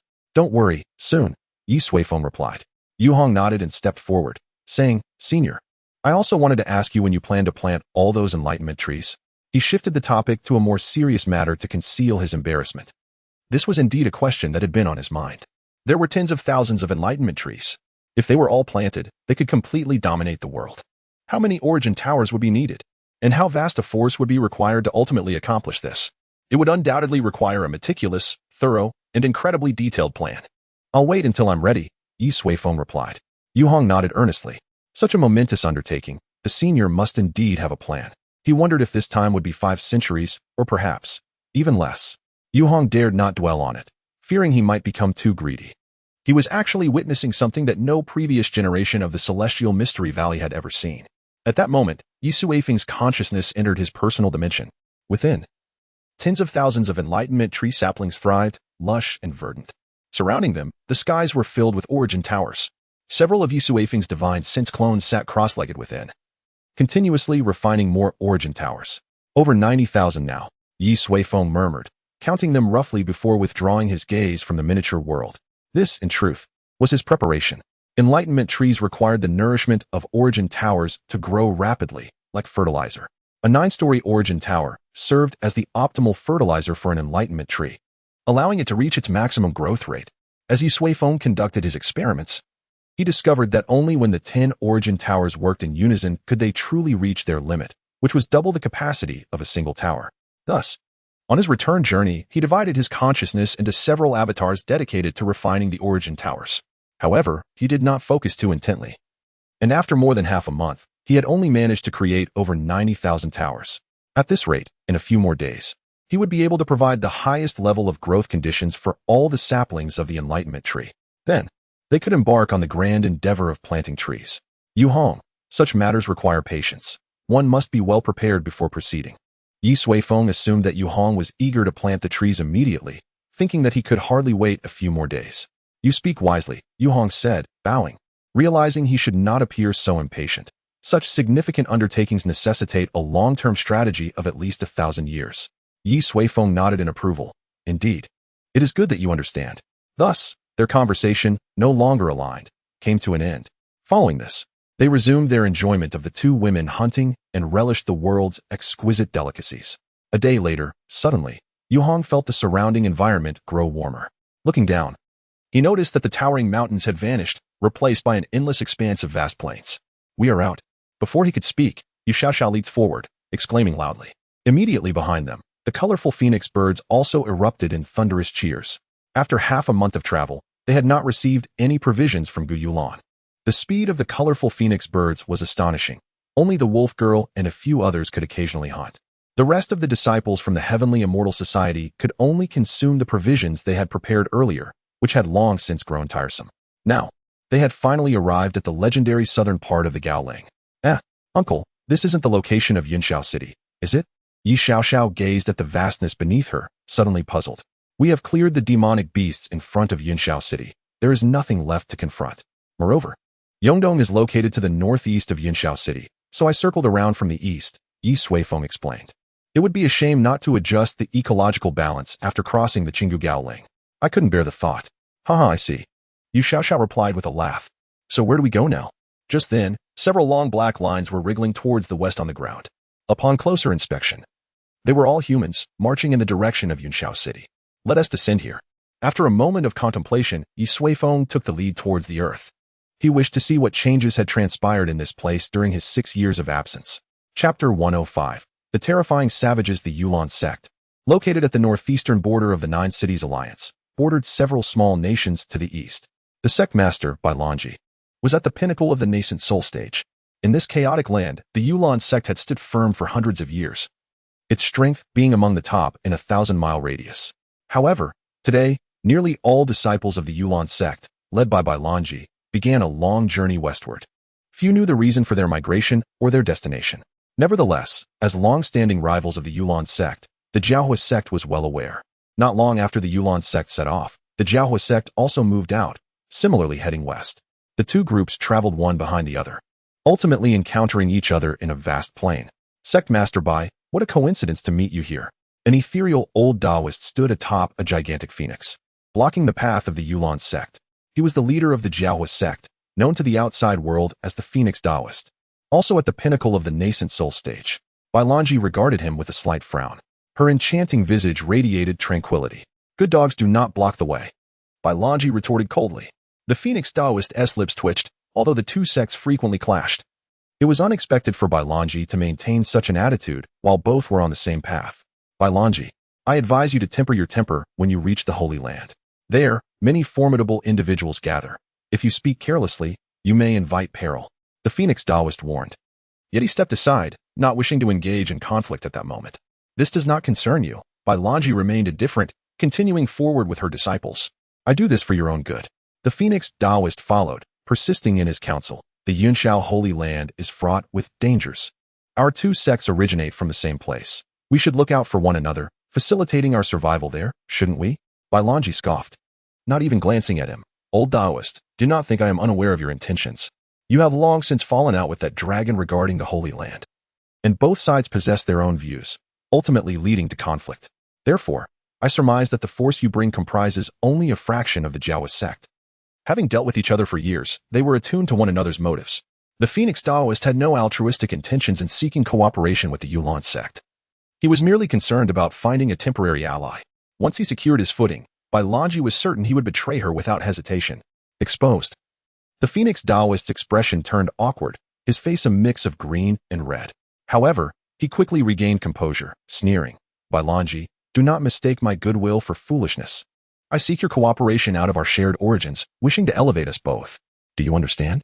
Upon hearing this, Bailanji turned to him. Amusement glinting in her eyes. Is that so?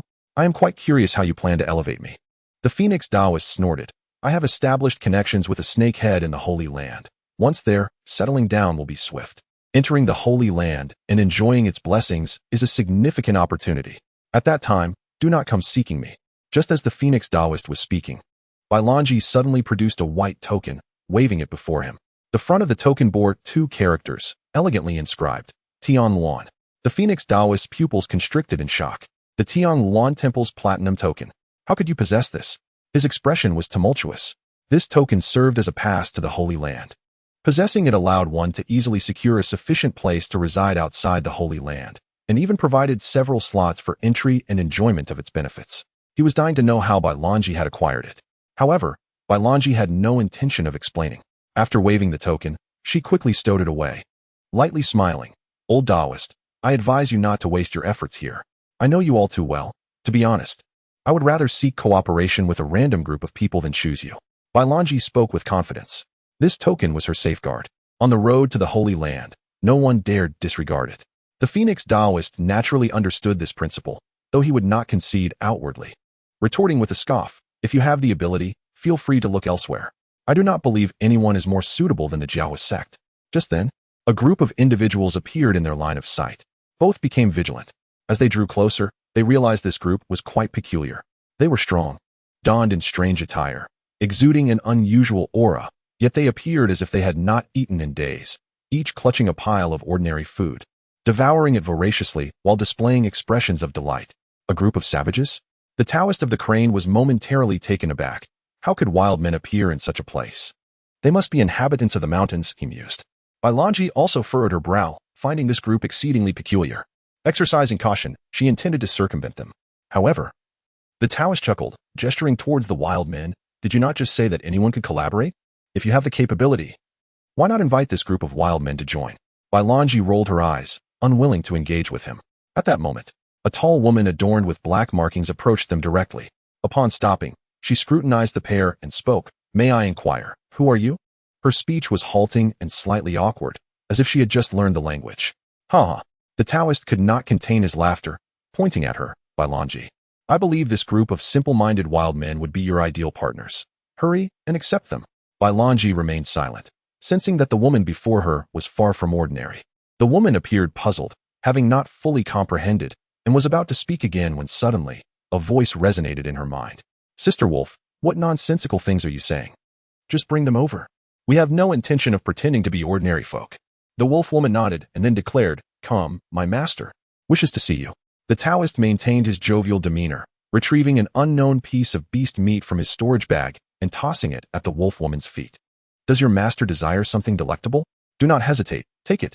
Just remember to cook it thoroughly, haha. The wolf woman gazed at the raw meat at her feet. Although she did not fully grasp the man's words, the act was undeniably insulting, regardless of the location. Old Taoist, you have gone too far, Bailanji remarked with disdain. Uft, they are merely wild men. My refraining from killing them is already merciful, the Taoist retorted. Suddenly, Bailanji froze, her gaze locked behind him, terror filling her eyes. The Taoist turned in confusion, only to be met with a chilling sight. A pair of icy blue eyes stared back at him with an unyielding glare. You, he stammered. Me? The wolf woman tilted her head and suddenly kicked out. The Taoist coughed up a mouthful of blood, his bones fracturing under the impact as he was sent flying, landing in a muddy heap. After a few spasms, he lay still. Bailonji observed the Taoist, who had instantaneously lost his combat capability and lay in a state of uncertainty between life and death. A wave of cold dread swept through her spine. This enigmatic woman possessed astonishing strength. Who on earth were they? Simultaneously, she recalled the Taoist's earlier words, "Those stronger than us abound. Do not utter a careless remark, lest you invite disaster upon yourself." The Taoist theory was now vividly illustrated through his own experience. Chapter 106. Companions. Bailonji stood amidst a group of bizarre and formidable beings, her arms crossed before her, paralyzed by fear. The Taoist lay in an unknown state of peril, leaving her utterly devoid of the will to resist against the incomprehensible woman. Fortunately, their leader appeared relatively normal, quite handsome, resembling a local cultivator. Beside him, a girl with beautiful long hair engaged in conversation with the woman who had just attacked. "Why did you go and injure him?" Ye Suifeng poked at the Taoist with a dry twig. "How tragic. His nascent soul has been shattered with a single kick." The wolf woman shrugged apologetically. "How was I to know he was so weak? Did you not say that the South is filled with prodigies, each one immensely powerful? I thought that kick would not cost him his life." In a short span, the wolf woman's command of the local dialect had become quite proficient. "Is it my fault then?" Ye Suifeng rolled her eyes and straightened up, stating, "You must promptly refine your ability in the divination technique, so you will not misjudge based on differing cultivation systems. This is the nascent soul stage, equivalent to an eternal winter, akin to a 6th-tier fate mage. You broke through to the 9th tier just days ago. A 7th-tier extraordinary being standing before you would be but a trivial matter." The wolf woman nodded, indicating her intention to be more cautious in the future. Meanwhile, Shirchong wore a complex expression, realizing he too would not withstand a kick from the wolf woman. As Bailonji trembled in trepidation, she was rendered speechless. This group, seemingly a barbarian tribe, was shockingly formidable. They were not merely wild men, they were wild giants. Moments later, Bailonji was brought before Ye Suifeng, the leader of the group, alongside the girl from earlier. Anxiety gripped her heart as she discerned that these individuals were indeed the leaders of the wild men. "Who are you? Where do you hail from? Where are you headed?" Ye Suifeng bombarded her with profound inquiries. Nevertheless, Bailonji replied respectfully, "Fairy, I am Bailonji, the sect leader of Yulan's sect, hailing from the eastern border of the 9 Cities Alliance, seeking opportunities in the Western Sanctum." "Sanctum?" Ye Suifeng blinked. "What sanctum?" Bailonji was taken aback. How could they be unaware of the sanctum's existence? "Naturally, it is the Yunyao sacred land," she explained. Ye Suifeng appeared more bewildered, glancing at Ye Suifeng. "Is the Yunyao sacred land the one controlled by the Ye family?" Ye Suifeng inquired. "Indeed," Bailonji affirmed.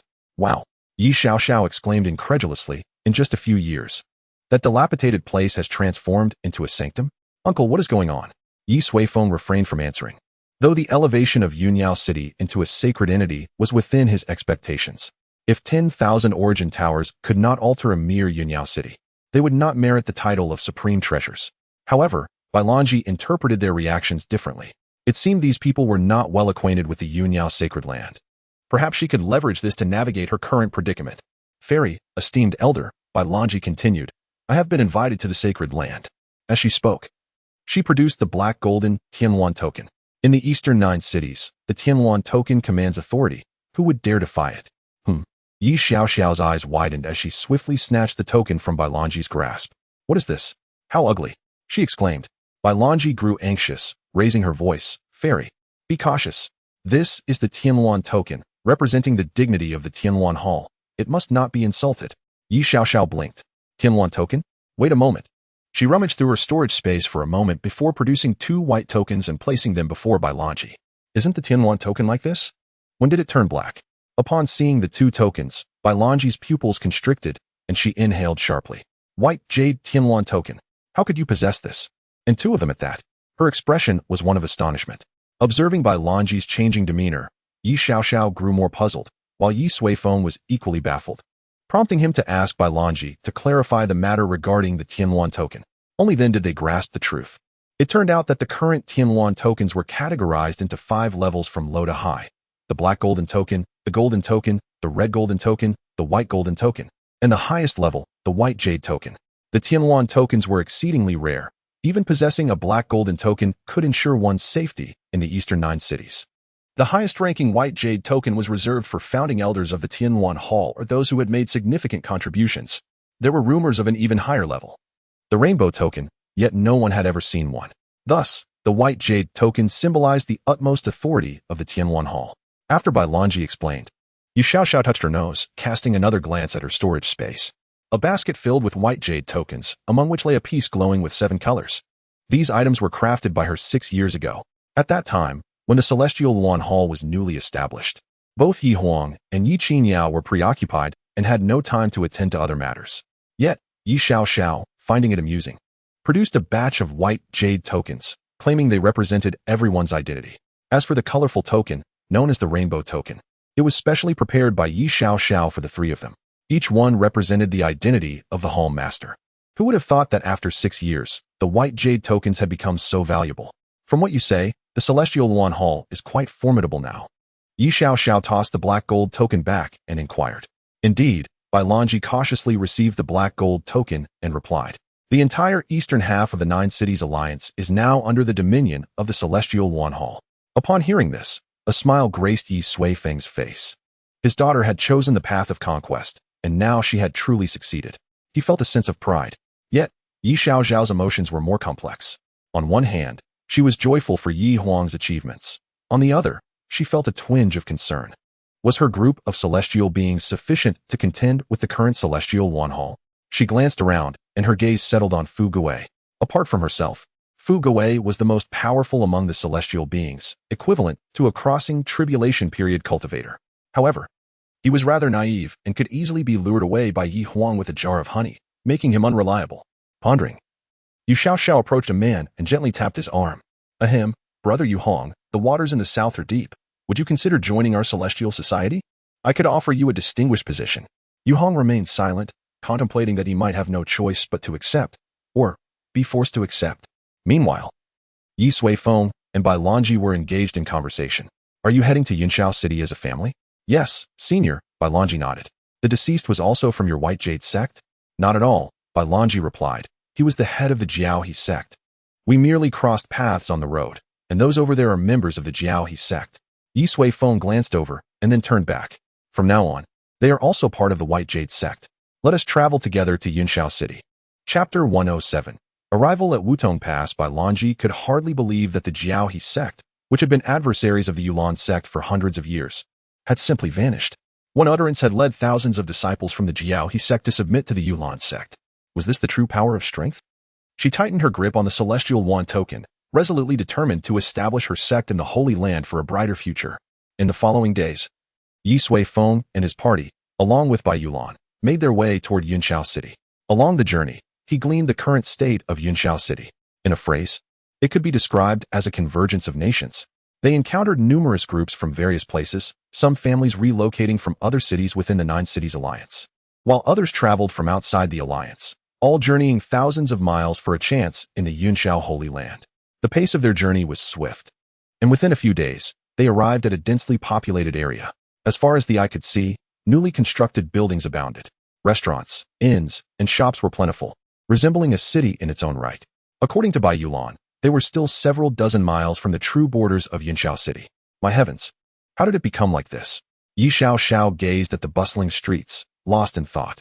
When she left, even within Yunxiao City, there hadn't been such crowds. This is the outskirts of the Holy Land. Advancing further leads to Wudong Pass, Bai Lanji explained. Wudong Pass? Yu Xiaoxiao was taken aback. You can't mean the Wudong town from a few years ago? I wouldn't know, Bai Lanji replied, but I have indeed heard that Wudong Pass was not originally very large. It developed later on. Moreover, I have also heard that there is a statue of the Hall Master within Wudong Pass. Yu Xiaoxiao was at a loss for words. Indeed, there was a statue of Yi Huang in Wudong Town. She and Ye Suifeng had visited it a few years prior. It must be Wudong Town. She couldn't fathom how such a monumental change had occurred in just a few years. Who could have orchestrated this? She subconsciously glanced at Ye Suifeng, thinking that only her uncle could wield such extraordinary influence. Ye Suifeng remained calm, as such a scene was within his expectations. The issuance of the rain token and the chosen decree was intended to elevate Yunxiao City. After all, population is one of the core elements of a power. It seemed that they had more than sufficient numbers now. Senior, Fairy, shall we continue forward? With the black gold celestial wand token, we can find a suitable place to settle in the outskirts of the Holy Land, Bailanji suggested. You shall produce 2 white jade tokens. What if it were these? Fairy, Bailanji gasped, instantly blocking the white jade tokens and lowering her voice. Fairy, I do not know where your tokens came from, but please do not reveal them here, or it may lead to disaster. Her expression turned anxious as she cautiously scanned the surroundings. Initially, Bailanji was indeed intimidated by the 2 white jade tokens. However, upon reflection, how could this be? The Celestial Wand Hall had long ceased issuing white jade tokens, and these people clearly appeared unfamiliar with the Holy Land. How could they possess white jade tokens? They must be fakes. Forging the Celestial Wand tokens was a capital offense. She had no desire to arrive in the Holy Land, yet to be implicated and meet her demise before she could even spread her wings. I assure you, these are genuine, Ye Suifeng stated earnestly. Let's not dwell on it, Ye Suifeng intervened. Let us accompany her for now and observe the situation here. He had chosen not to return directly to Yunshao City to truly experience its transformation. Those in high positions often overlook certain details, much like emperors who delight in incognito visits. Thus, over 10,000 people continued toward Wudong Pass. The multitude was vast and varied, comprising all walks of life. Fortunately, Yunshao City had dispatched administrators to maintain order in the outskirts, so apart from a few unruly individuals, they encountered little trouble. Before long, they arrived outside Wudong Pass, witnessing the true Yunshao Holy Land. This truly is a holy land. Upon arrival, Yuhong suddenly exclaimed, holding a small array plate that radiated dazzling light. This is the terrain plate, Yuhong explained as others turned to him. It can detect if there are any extraordinary talents or auspicious energies nearby. And this region ahead is simply, I have never seen such a level of fortuitous land. The name Holy Land is well-deserved. Yuhong marveled. To be born here would be a blessing accumulated over several lifetimes. That's an exaggeration, Ye Suifeng shook his head. Though nourished by the 10,000 origin towers, it had only been a few years. True holy lands have been nurtured over tens of thousands, even hundreds of thousands of years, to gradually take shape. For Yunshao City to reach such a level might take another decade or so. Not at all an exaggeration, Yuhong firmly shook his head. This place is indeed an exceptional location for planting enlightenment trees. Indeed, Ye Suifeng responded. If they planted an enlightenment tree, the progress of Yunshao City's evolution into a holy land could be further accelerated. With this thought, he looked at the small world. The 10,000 origin towers had already been completely refined. All right, when we return, let's plant one here, Ye Suifeng decided. Yuhong was momentarily taken aback. Senior, didn't you say you still needed to prepare for a while? Yes, Ye Suifeng looked at him. Haven't I been preparing for several days? Yuhong was taken aback, his eyelids twitching. Is this the temporal perspective of the predecessors? He believed it would require millennia of preparation. Well, there's no need to rush. It won't be long before everything is planted. I do not wish to spend excessive time on this matter. After a considerable pause, Yuhong bowed deeply, adhering strictly to the elder's instructions. Chapter 108. Aren't you brave? This gatehouse is truly unsightly. Outside Wudong Pass, Ye Suifeng gazed at the pristine gate, scrunching her lips in disdain. Uncle, shall we proceed inside? She inquired. Ye Suifeng nodded. They had gathered sufficient knowledge over the past few days, rendering further discreet visits unnecessary. The planting of the enlightenment tree would require time, alongside preparations for other matters. Subsequently, they made their way towards Wudong Pass. Just then, a sharp slap echoed, accompanied by curses. You filthy wench, do you think this is a place for you? The crowd turned to see Bailanji embroiled in conflict with a man who seemed to be in charge. The man's demeanor was foul. Despite being merely at the golden core stage of cultivation, he unabashedly slapped Bailanji across the face. Strangely, she did not resist. She bent down to retrieve the black gold Tianluan token, stating in a deep voice, "This token was bestowed upon me by the Tianluan Palace as gratitude for our Yulan sect's assistance in quelling the chaos. They explicitly stated that this token allows our Yulan sect to secure a dwelling on the periphery of the Holy Land." Bailanji invoked the name of the Tianluan Palace. Yet the overseer remained obstinate. "You should consider how many people you've brought. Do you think this is a refugee camp? I'll grant you 50 spots. The rest is up to you." As he spoke, his gaze pointedly flicked towards the storage ring in Bailanji's hand. She immediately grasped the underlying implication. This was not merely a refusal of lodging, but an attempt to extort her. It seemed that wherever one went, troublesome matters were inescapable. Gritting her teeth, she prepared to hand over her storage ring, filled with supplies. Suddenly, a small hand clasped her wrist. Turning her head, Bai Yulan saw that it was the girl traveling with them. known as the Celestial Master. To her utter astonishment, the Celestial Master produced a radiant, multicolored token. Hey, will this thing work for securing a piece of land? The onlookers were momentarily stunned. After a brief pause, the Overseer's expression shifted to one of horror as he staggered back, pointing at Ye Suifeng while shouting, "You audacious fool! How dare you forge a 7-colored Tianluan token?" This proclamation drew the attention of many. Someone actually dared to present such an item. Have you a death wish? Quickly, someone, seize these forgers. The Overseer bellowed. A horde of powerful individuals immediately surged forward. Yet before they could approach Ye Suifeng, a group clad in peculiar attire swiftly dispatched them, sending them sprawling and howling on the ground. The crowd gasped. This group was formidable. Then, they dispersed, eager to witness what would unfold. Celestial Maiden Yu. Bailanji was equally astounded. She hadn't anticipated the Celestial Master would not only reveal a 7-colored token, but also take action. This was the Holy Land, where authority must not be challenged. What now? Fear not. Just watch, Ye Suifeng replied with a mischievous smile, seemingly unconcerned. You actually dared to strike. The Overseer, finally regaining composure from his shock, glared furiously and shouted, "If I do not strike first, shall I wait for you to hit me?" Ye Suifeng retorted, unimpressed. The Overseer's face twisted in rage as he growled, "If you have the gall, then wait here. The Lord of Wutong Pass will not spare you." With that, he produced a jade talisman, seemingly for communication. No need. Ye Suifeng turned to see Ye Suifeng's indifferent reaction, grinning mischievously. Let me invite him personally and see who this unfortunate soul is. Did he not understand that the one most averse to disorder was precisely the one in charge? As she spoke, Ye Suifeng glanced at the gatehouse, wrinkling her nose in distaste. It must be said, it was indeed quite ugly. Following this, she unleashed a punch imbued with tremendous force, instantly tearing apart all formations at the gateway. The towering gatehouse collapsed with a resounding crash, sending dust billowing into the air. The onlookers were left dumbfounded. Who was this little progeny, capable of demolishing even the gateway of a holy land? Truly, she was defying the heavens. At that moment, a robust figure shot forth from within Wudong Pass. Who dares to wreak havoc at Wudong Pass? He did not conceal his aura. His mid-stage integration strength sufficient to subdue the masses. He landed heavily, his imposing physique, thick brow, and piercing eyes glaring at everything before him. It was Yi Ba, the Lord of Wudong Pass. It was said he was the direct descendant of the Yi holy family. The crowd gasped in astonishment. Why must they provoke such a formidable figure? Yi Ba's face darkened as he surveyed the scene, instantly furrowing his brow. The individuals who had just acted violently exuded a peculiar aura, yet he could distinctly sense that several among them were exceptionally powerful, not inferior to himself. In particular, a bear demon among the crowd sent a chill down his spine. Nevertheless, this was Yunshao City. He felt no fear. Who are you? Yi Ba demanded angrily. He. We are the Celestial Immortal Society, a melodious voice interjected. Then, a petite figure leaped forward, standing before Yi Ba.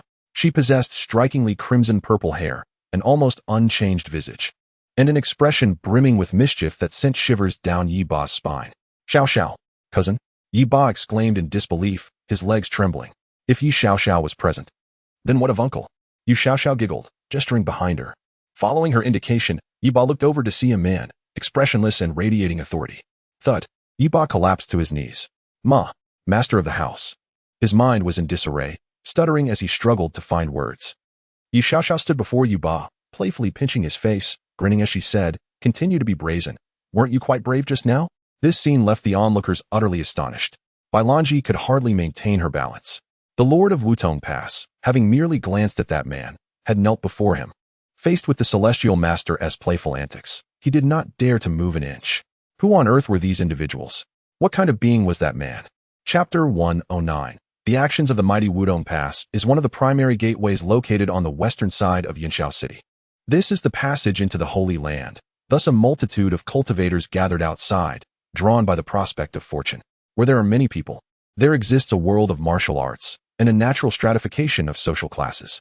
Those with formidable strength, affluent backgrounds, or connections within the Holy Land reside near the gate. Bailanji had originally belonged to this echelon, but unforeseen events had transpired. First, an overseer used the excuse of her bringing too many companions to extort additional wealth. Then, her traveling companion, her aunt, unceremoniously struck out, shattering the gatehouse of Wutong Pass, prompting the Lord of Wutong Pass to emerge in fury. She had expected a disastrous outcome today. However, who would have thought that the venerable lord, despite his formidable presence, would merely glance at that man and be rendered to kneel? He was a direct descendant of the Ye holy family, even within the Holy Land. He was not to be trifled with. Yet now he trembled, unable to articulate a single coherent word. Xiao, please, don't cause a ruckus. Yi Ba pulled Ye Xiao's hand from his face, beads of sweat rolling down his forehead. In the twilight of the day, Ye Xiao caught sight of Ye Suifeng approaching. A mischievous smile gracing her lips as she leaned close to Yi Ba's ear, whispering, "You are in trouble. Uncle despises such behavior the most." With that, she bounded back to Bailanji's side, clutching a handful of sun-dried Sangshan broad beans, her eyes sparkling with amusement as she observed the unfolding drama. Bailanji, still somewhat unsteady, marveled at the sight of a formidable realm master kneeling before them. How immensely powerful were these individuals? Fortunately, when they had crossed paths previously, she had not entertained any thoughts of resistance. Otherwise, she lifted her gaze to the imposing figure of the man before her. As Ye Suifeng drew nearer, beads of sweat dotted Yi Ba's brow, his clothes dampened by anxiety. Wudong Pass, the Pass Lord, Ye Suifeng stated flatly, standing before Yi Ba. The latter bowed his head, unable to muster a response. "Are you aware of the vile deeds you have perpetrated as the Pass Lord?" Ye Suifeng pointedly asked the steward beside him. The once arrogant steward now lay crumpled, his largest support having crumbled in an instant. Yi Ba instinctively sought to defend himself, but was promptly reminded of the family head, the very being who altered the fates of all within the Yi family. Despite now being revered as a formidable figure, he dared not act defiantly in Ye Suifeng's presence. "Uncle, dear nephew, I understand," he stammered. With a resounding slap, a large hand struck Yi Ba's face, sending him sprawling to the ground, blood mingling with shattered teeth as he gasped in pain. Bailanji stood frozen, her heart racing, not due to Yi Ba's punishment, but because of the title he had just uttered. Could it be that the man accompanying her was the legendary Ye Sheng? Ye Suifeng regarded the fallen Yi Ba with an icy demeanor. "Since you address me as uncle, I shall discipline you on behalf of your father. I have always emphasized the importance of rules, yet you permit such miscreants to run rampant here. Is this the conduct befitting the sacred land?" Faced with Ye Suifeng's reprimand, Yi Ba could scarcely utter a word. He was indeed aware of the illicit dealings, receiving a considerable tribute each month. Ye Suifeng's gaze was frigid. It was not the act itself that vexed him, but Yi Ba's lack of awareness as a powerful figure. Resorting to the petty tactics of a small family, you should either establish a clear standard for how many individuals may cross over or charge a fee per head. Even if you refuse outsiders, demanding they remain 100 miles from the borders of Yunxiao City with the threat of death for trespassers, I would not be angered. Yet you allow a mere brat to wield power here, tarnishing our reputation. From this moment forth, you shall no longer serve as the past Lord of Wudong. Return to Yunxiao City, and only return when you have gained clarity, Ye Suifeng ordered. "Yes." Yi Ba's countenance fell as he rose from the ground. Muttering in acquiescence, Ye Suifeng scoffed, then beckoned to Ye Xiao, preparing to depart. "Oh, uncle," Ye Xiao suddenly exclaimed, skipping over with a grin. "Now that my cousin has stepped down, shall we not find a new Pass Lord to oversee Wudong Pass?" Ye Suifeng raised an eyebrow. "Do you have someone in mind?" With a giggle, Ye Xiao pointed at the still stunned Bailanji, proclaiming, "I believe she would be splendid. She possesses experience in managing sect affairs and is quite prudent. Most importantly, I think she is quite suitable." Bailanji was taken aback. The turn of events had surpassed her comprehension. How had she suddenly been thrust into the role of Pass Lord? "Cousin, do not jest. How can a newcomer, with merely foundation establishment strength, possibly assume such a position?" Yi Ba anxiously interjected, fearing Ye Suifeng's ire once more. "Why not?" However, Ye Suifeng's reaction was entirely unexpected. "If Xiao desires it, she shall take on this role. Do you understand?" Yi Ba was momentarily stunned, unable to grasp the implications of this statement. Ye Suifeng shook his head. "Once you comprehend the intricacies of this situation, then consider stepping out of Yunxiao City. For true power holders, your preferences dictate the standards by which others operate. You may be merciful, willful, or even bloodthirsty. Yet never should you act in a petty manner, indulging in trivial pursuits. Such behavior only invites ridicule and erodes authority." Having managed the celestial society for several years, Ye Xiao had long understood this principle. "Let us proceed as you suggest. We shall rest at Wudong Pass while you help Bailanji acclimate to her new responsibilities." With that, Ye Suifeng strode into the pass, leaving Bailanji utterly dumbfounded. She had merely sought a comfortable refuge outside the sacred land, yet unexpectedly found herself as the Pass Lord, a position of immense power. This was a dream she had never dared to entertain, and it had come to fruition through the words of a girl and the nod of a man. "Are you all right?" Ye Xiao returned. her expression a mix of complexity as she fell silent. Finally, she knelt on one knee, her voice trembling with conviction. "Celestial Lord, I will not disappoint your expectations." Ye Suifeng smiled. "Very well. From this day forth, you are one of us in the celestial society." In a tranquil and elegant courtyard, a young man clad in a pale blue robe sat beneath a willow tree by the stream, exuding serenity as he wielded a brush, inscribing characters on the stone table. A single willow leaf drifted down, landing beside a seemingly ordinary book filled with maps and various accounts of extraordinary encounters. At that moment, an ethereal woman approached, a teapot in hand. "Director," she called softly. "Shao Yi, is there something on your mind?" The young man, none other than Yi Qian, turned to her. "Nothing much. I merely came to see you," Shao Yi replied, squatting to pour him a cup of fragrant tea, a subtle blush rising to her cheeks. "Have we located this year's holy sun?" Yi Qian inquired, lifting the teacup to savor the aromatic brew. "We have indeed found him," Shao Yi replied, drawing closer as she retrieved the inkstone from the table, preparing to grind ink. "Given the holy sun's unique circumstances, we have been monitoring the situation closely. Once they merged with the sacred stone and awakened their divine abilities, they were brought back to the academy." Yi Qian nodded thoughtfully. "Have their identities and backgrounds been thoroughly investigated?" Shao Yi affirmed. "Two of them hail from Yunshao City, while another relocated here in recent years. None present any issues." "That is reassuring." Yi Qian rubbed his temples. The holy sun, once fully matured, would wield tremendous power. He had to ensure the strictest control. Suddenly, a pair of cool, delicate hands rested on his temples. "Yi Qian, you appear to be overextending yourself," her gentle voice whispered in his ear. With a soft sigh, Yi Qian replied, "There is little choice. The matters of the sacred land are piling up, and I have a nagging feeling that the family head will return soon. I cannot allow chaos to reign in his absence." "You have done remarkably well." Her soft form leaned against him, and her tender arms encircled him. "If the family head were to see the current prosperity of the academy, he would surely commend your efforts." A gentle fragrance enveloped Yi Qian, and in the warmth of Shao Yi's embrace, his restless heart began to settle. Unconsciously, he reached out, gently grasping her jade-like hand. The atmosphere shifted, becoming subtly intimate. Abruptly, two grand characters materialized on Yi Qian's brow, radiating a brilliant golden light: rivers and mountains. Immediately, Yi Qian became vigilant, the amorous thoughts in his heart vanishing instantly as he stood up abruptly. He fixed his gaze on Shao Yi, his body ablaze with golden light, an aura of righteousness surging forth. Shao Yi, a smile gracing her face, gradually dissipated with the golden radiance. "You're in love." At that moment, a familiar voice echoed beside Yi Qian. He turned to see a maiden with long crimson hair reclining on the table, her small legs dangling in the air, swaying back and forth. With her chin resting on her hand, her crescent eyes were filled with amusement as she gazed at Yi Qian. TSK, I never imagined you'd have a stirring of affection," Yi Suifeng remarked. "Xiao?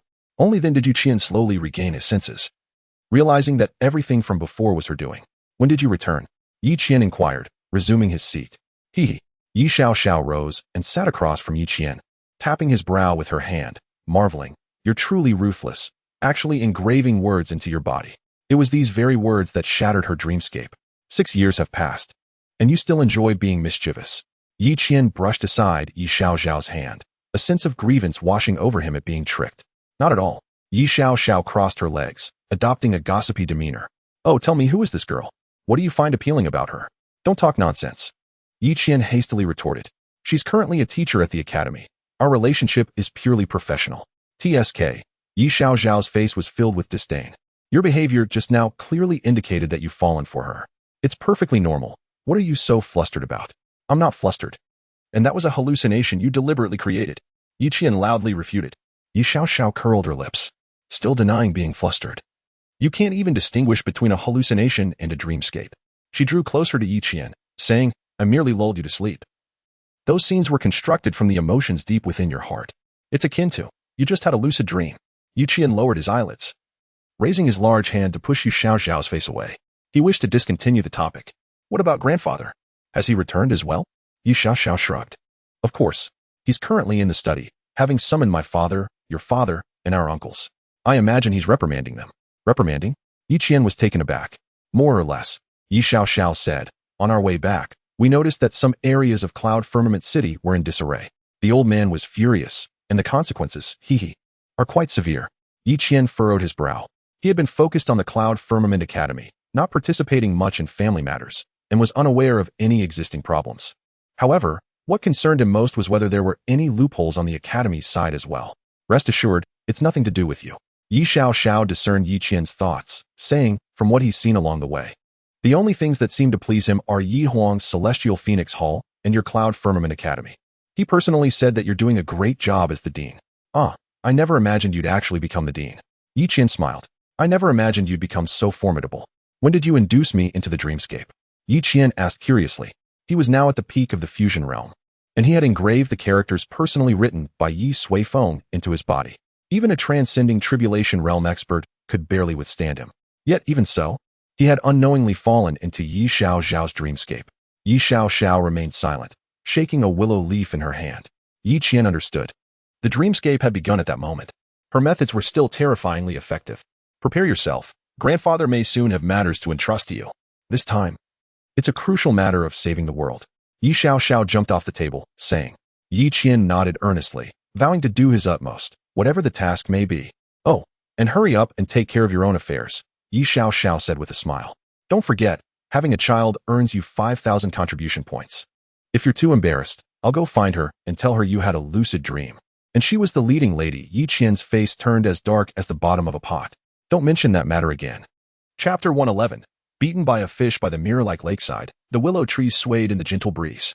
The wolf girl stood on the bank, relishing the refreshing breeze on her face. Before her stood a moss-covered stone tablet, inscribed with two vigorous characters, Mirror Lake. The wolf girl recognized the characters and couldn't help but reach out to touch them. Suddenly, a long branch descended from the sky, gently brushing aside the wolf girl's fingers. Do not. The stone tablet. The willow tree beside her surprisingly spoke. The wolf girl was startled, then carefully examined the tree, discovering that it had long since become an awakened tree spirit. Moreover, its strength seemed to have reached the 8th rank. Do not move rashly. This garden has become sentient. At that moment, Yu Hong approached from behind, his face filled with disbelief. What do you mean? The wolf girl asked. Yu Hong pointed to the surrounding scenery. All the flowers, plants, and trees here have developed sentience and possess extraordinary cultivation. Some of them even make me feel a little apprehensive. The wolf girl nodded, admitting that she had a similar feeling. Ever since stepping into the territory of the Cloud Firmament Holy Land, everything they had seen had been constantly refreshing their understanding. They had never witnessed such a grand sight. Any fruit on any tree was a spiritual fruit. Any flower by the roadside contained extraordinary spiritual power.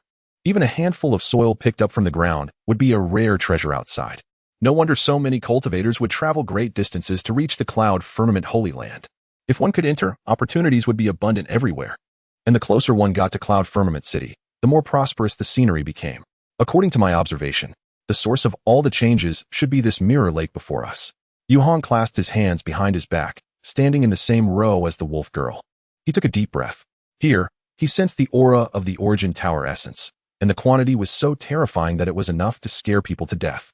This reminded him of a sentence that Senior had mentioned a few years ago. I have more than 10,000 Origin Towers at home. He hadn't believed it much at first, but now he truly believed it. And he was very excited. If he planted the enlightenment tree here, its growth cycle would be shortened to the shortest possible time.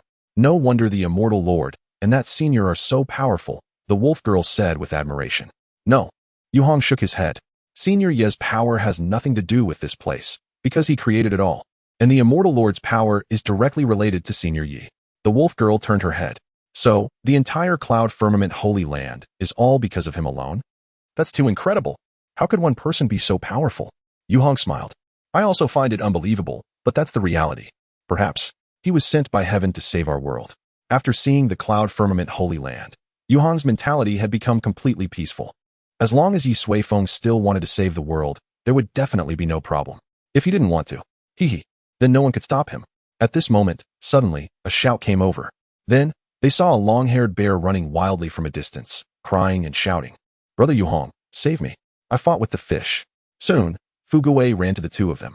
He beheld its half-bare visage, swollen and marred with moisture. Evidently the result of a grievous blow. What transpired? Yu Hong marveled internally. No matter how foolish Fu Guwei was, it was still a being of sacred beast caliber, akin to a human undergoing tribulation. How could it have been so thoroughly vanquished? Could it be that it clashed with a member of the Yi family? Fu Guwei wiped away a tear, explaining, it all began when Ye Xiao allowed us to roam freely upon our arrival at the Yi residence. As Fu Gui wandered, it chanced upon a stream teeming with exquisitely beautiful koi, each nimble and full of life. Most notably, they were quite sizable, appearing utterly delectable. Remembering the insistence of its kin to procure some delicacies, lest it be punished, Fu Gui resolved to catch a few koi. However, the fish proved remarkably agile, adeptly evading its grasp while playfully blowing bubbles in mockery. Angered, Fu Gui unleashed its sacred beast aura and pursued the koi, chasing them all the way to Mirror Lake. Just as it was poised to employ its divine abilities to capture them, an enormous red koi erupted from the depths, striking Fu Gui with its tail.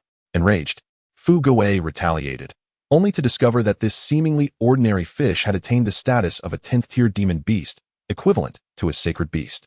Its agility and diverse array of tactics overwhelmed Fu Gui, leading to a severe thrashing. "Big brother Yu Hong, you must avenge me," Fu Gui sobbed. Observing its bear-like head transformed into a pig's visage, Yu Hong fell into a contemplative silence.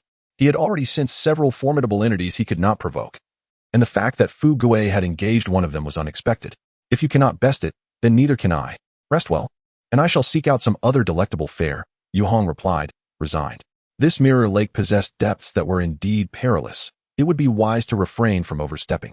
The Wolf Maiden sighed, recounting, "Just days ago, I inadvertently killed a cultivator, thinking the people of the southern region were merely unremarkable. Yet, it seems we are significantly lacking."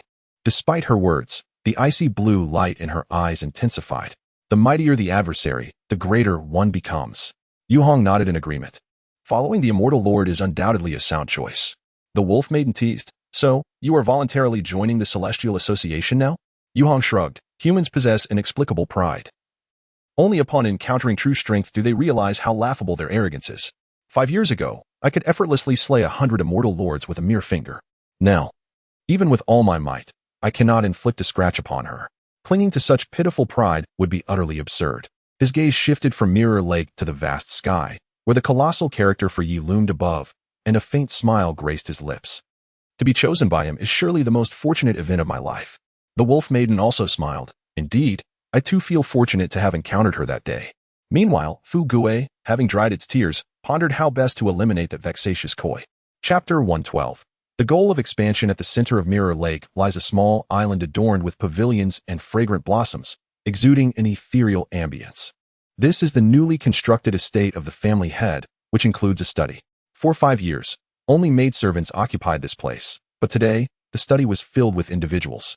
Ye Suifeng reclined languidly in the principal seat, flanked by Ye Suiyun, Ye Suyu, Ye Suihu, and Ye Suibao, the 4 core leaders of the Yi family.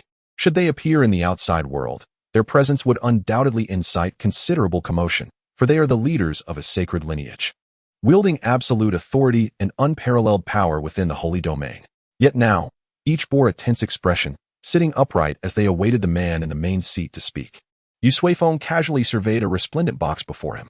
Contrary to expectations, within this box lay not treasures, but rather a compilation of significant events that transpired in Yuntian City over the past 6 years, along with all pertinent information regarding the family. This information had been meticulously arranged by Suiyun, ensuring Ye Suifeng could swiftly grasp the current state of affairs upon his return. Soon, Ye Suifeng had perused the contents. Firstly, the direct lineage of the Yi family had burgeoned exponentially, nearing 10,000 individuals, half of whom were children born in the past 6 years, an indication of their industriousness. Additionally, the upper echelons of the main branch had firmly maintained their grip on the family's crucial powers, a status that no one could undermine.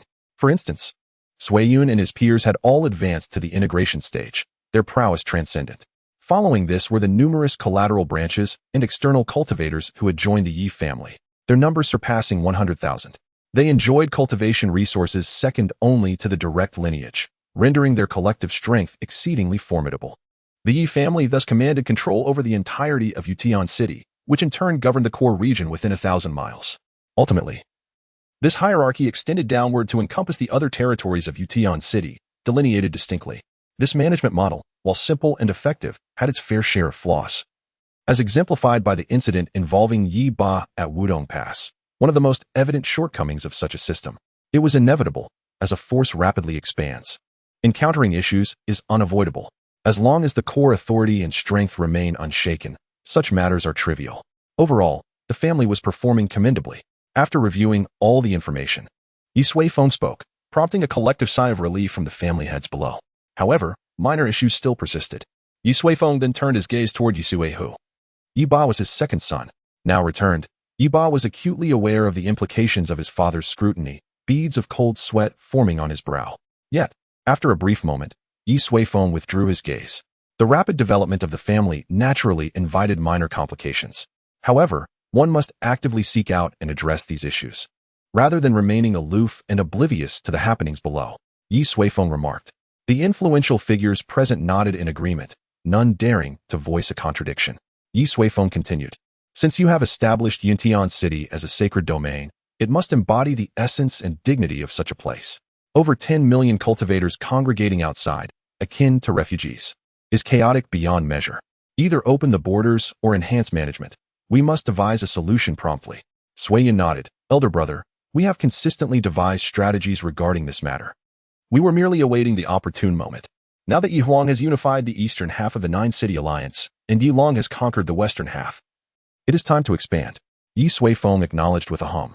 Very well, you have all managed the family affairs commendably, and I have little to add. Moving forward, I shall initiate some actions across the realm. The pace of expansion will be swift, and you must mobilize the family personnel accordingly. The Enlightenment Tree and 100,000 Origin Towers were already prepared. Ye Suifeng resolved to plant them expeditiously, purifying the desolate land and rejuvenating the world. He also intended to investigate the capabilities of those said to dwell beyond the so-called ceiling, and whether anyone had engaged in the affairs of the temporal river.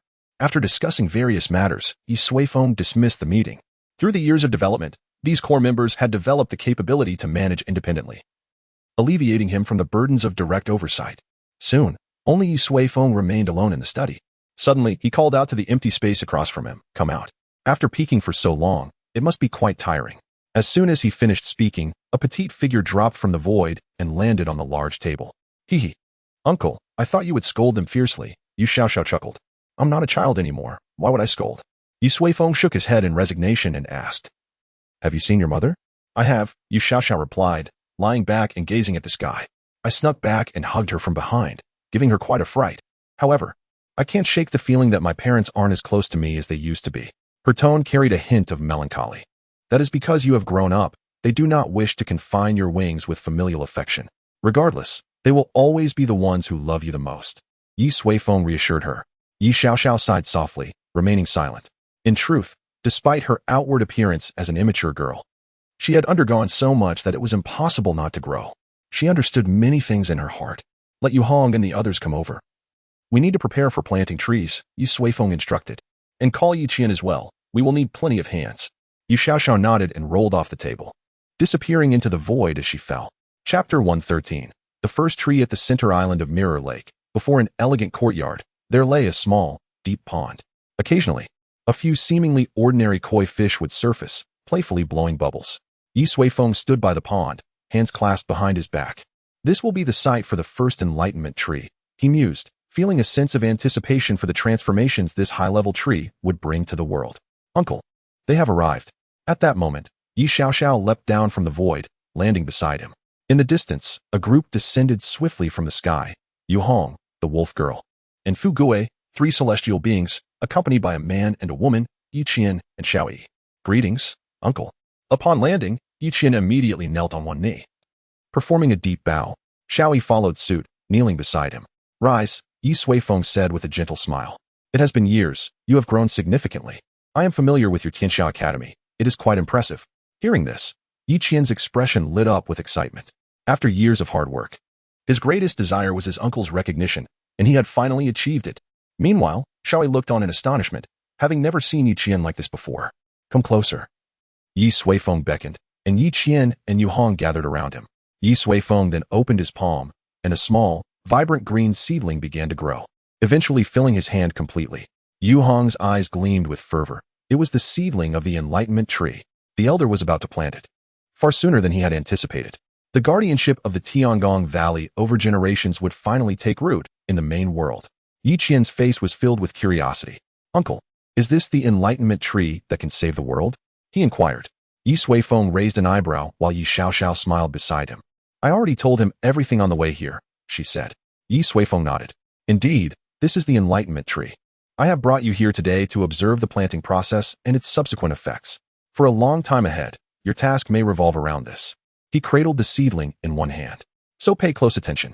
With that, the seedling began to float gently towards the pond, under everyone's watchful eyes. It trembled as if it were experiencing the world for the first time. Its tender roots slowly wriggled, as if reaching out to touch the earth. Suddenly, a flash of lightning shot forth from the void, connecting to the tiny roots of the enlightenment tree. In an instant, countless delicate arcs of electricity coursed through the area beneath the tree, as if extending its roots. The void began to tremble, and a deep rumble of thunder echoed.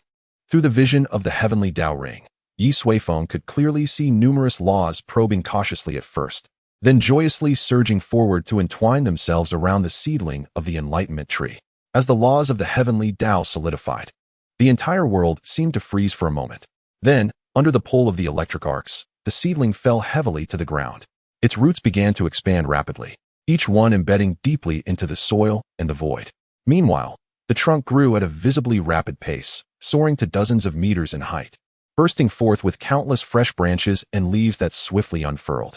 In the blink of an eye, a towering giant tree rose majestically in the center of Mirror Lake. The immense canopy nearly obscured the entire island at the heart of the lake. The onlookers could not help but exclaim in astonishment. The scene was utterly surreal. Ye Suifeng could distinctly sense that the enlightenment tree had fully connected with the laws of the entire world. Through these laws, it was gradually transforming the land beneath it and the surrounding environment to align more harmoniously with the workings of the world. Furthermore, it nurtured all living beings under its protection, thereby reciprocating the heavenly Dao's rules, forming a tightly knit virtuous cycle. Ye Suifeng realized why the old seer had proclaimed that the enlightenment tree could both save the world and elevate it to a higher level. It was truly magnificent. Yu Hong gazed up at the canopy, unable to suppress his awe. His heart trembled, and his eyes grew misty. The enlightenment tree had finally returned to the main world. It seemed to be altering the very earth beneath their feet, making it more attuned to the heavenly Dao. Yi Qian, too, looked astonished, recognizing part of the tree's extraordinary nature. Ye Suifeng nodded. With the presence of the enlightenment tree, within a few years, the cloud sky sacred ground would reach an even higher level. Furthermore, not only the cloud sky domain, but nearly the entire nine-city alliance would fall within its transformative influence. This was merely the first stage of the enlightenment tree. Once it truly matured, it would possess the power to change the world. Xiao Xiao, Ye Suifeng called gently, bring back Yi Huang, Yi Long, and your sister Yi Qiniao. Next, we will plant the enlightenment tree in every corner of the world. Chapter 114. The death of Mi Feng in the eastern part of the nine-city alliance. At Haishi City, within the city lord's mansion, the sound of a heavy slap echoed loudly in the main hall, resonating with intensity. A group of formidable soldiers stood, some with anger, some with disdain, and others with grave expressions, all focused on a dark-skinned youth standing at the center. Before him stood a tall, imposing middle-aged man, who regarded the youth with cold indifference. That slap had come from him. Father, Mi Feng shouted, ignoring the burning pain on his face. Do not call me father. The middle-aged man struck him again, and then turned to return to the Lord's throne. I have no son like you. Go back to your mother's arms in Tianwan Hall. His furious voice echoed throughout the hall. Among the crowd, a thin, bearded middle-aged man with a resigned expression was none other than Uncle Wen, who had once taken Mi Feng to witness the Battle of Yinshao City. That is not surrender, father, Mi Feng exclaimed loudly. Why don't you step outside and take a look? The entire eastern region of the Zhoqing Alliance is now under the banner of the Tianwan Palace. Yinshao City has long since transformed into a sacred ground, with countless cultivators gathering at the periphery, all in hopes of drawing closer to the sanctity and seeking fortune. This is an opportunity, a once-in-a-lifetime chance, he shouted with all his might, trying to persuade his father to reconsider. However, the lord of Haishi City merely snorted disdainfully and spat a thick phlegm. To hell with your opportunities. To hell with your fortunes. To hell with the Tianwan Palace. I have fought my entire life alongside Haishi City against bloodthirsty beasts in this world. Even in death, I will never submit to a woman. The Lord's declaration immediately sparked a frenzy of cheers among the soldiers. This was a group of true men who would rather die than yield. Mi Feng lowered his head, the surrounding curses ringing in his ears. He could not comprehend why, despite the immense disparity in strength, his father was so obstinately unwilling to surrender, even at the cost of all their lives in Haishi City. This stubbornness, which could lead to the demise of all, was beyond his understanding. Yet, he felt compelled to persuade him. For if negotiations failed, the Tianwan Palace's assault would come swiftly. The only reason Haishi City had endured until now is because Yi Huang had refrained from acting, considering him the son of the city lord. But now, with the Eastern Alliance completely subdued, Haishi City stood alone. Father. Mi Feng felt an overwhelming sense of helplessness, tinged with sorrow. We truly have no chance. Just think of Mother. Think of our family. Think of the soldiers who have fought by your side all these years. He wished to plead further. But the city lord's demeanor remained cold. There is no longer an us between you and Haishi City. Go back and tell your palace master. If she wants to kill or torture, let her come quickly. I want to let her look down on me. Mi Feng stepped forward, eager to say more. Leave. The city lord's thunderous command halted him. What followed was a torrent of curses from the soldiers. With a bitter expression, Mi Feng slowly exited the hall amidst the cacophony of insults. Moments later, he stood atop the city wall, gazing into the distant sky. Several dozen miles away lay the stronghold of the Tianluan Palace, where Yi Huang was poised to attack Haishi City at any moment. Mi Feng stood quietly, torn between his loyalty to the palace master, whom he had admired for 6 years, and his family behind him. He found himself trapped in a dilemma. He could not bear to witness Yi Huang lead her forces to obliterate Haishi City, yet he could not persuade his father to submit. He truly did not know what to do. Perhaps he should not have accompanied Uncle Wen to Yunshao City that year. Perhaps after the battle at Yunshao, he should have returned to Haishi City to inherit the title of city lord. At least then, he would not have to endure this torment. But everything was irreversible. After a long silence, he suddenly laughed. Perhaps only in that way could he find liberation. Inside a spacious tent, Yi Huang's expression was grave as she stared at the map depicting Haishi City. Suddenly, Feng Ji entered and approached her side. Palace Master, perhaps we should consider an alternative approach. Yi Huang replied coldly. I have already shown great mercy. Before my father returns, I must completely pacify the East. What if Haishi City chooses to resist to the death? Feng Ji inquired. Then we shall eradicate them completely. We have not shied away from slaughtering cities before. Yi Huang's gaze was devoid of warmth. But Mi Feng, he has been our companion for many years. Yi Huang fell silent, and after a moment, she softly stated, I trust him. Sometime later, a voice rang out from outside the tent, Palace Master. Jiang Fei stepped in, her expression complex, holding a blood-stained cloth.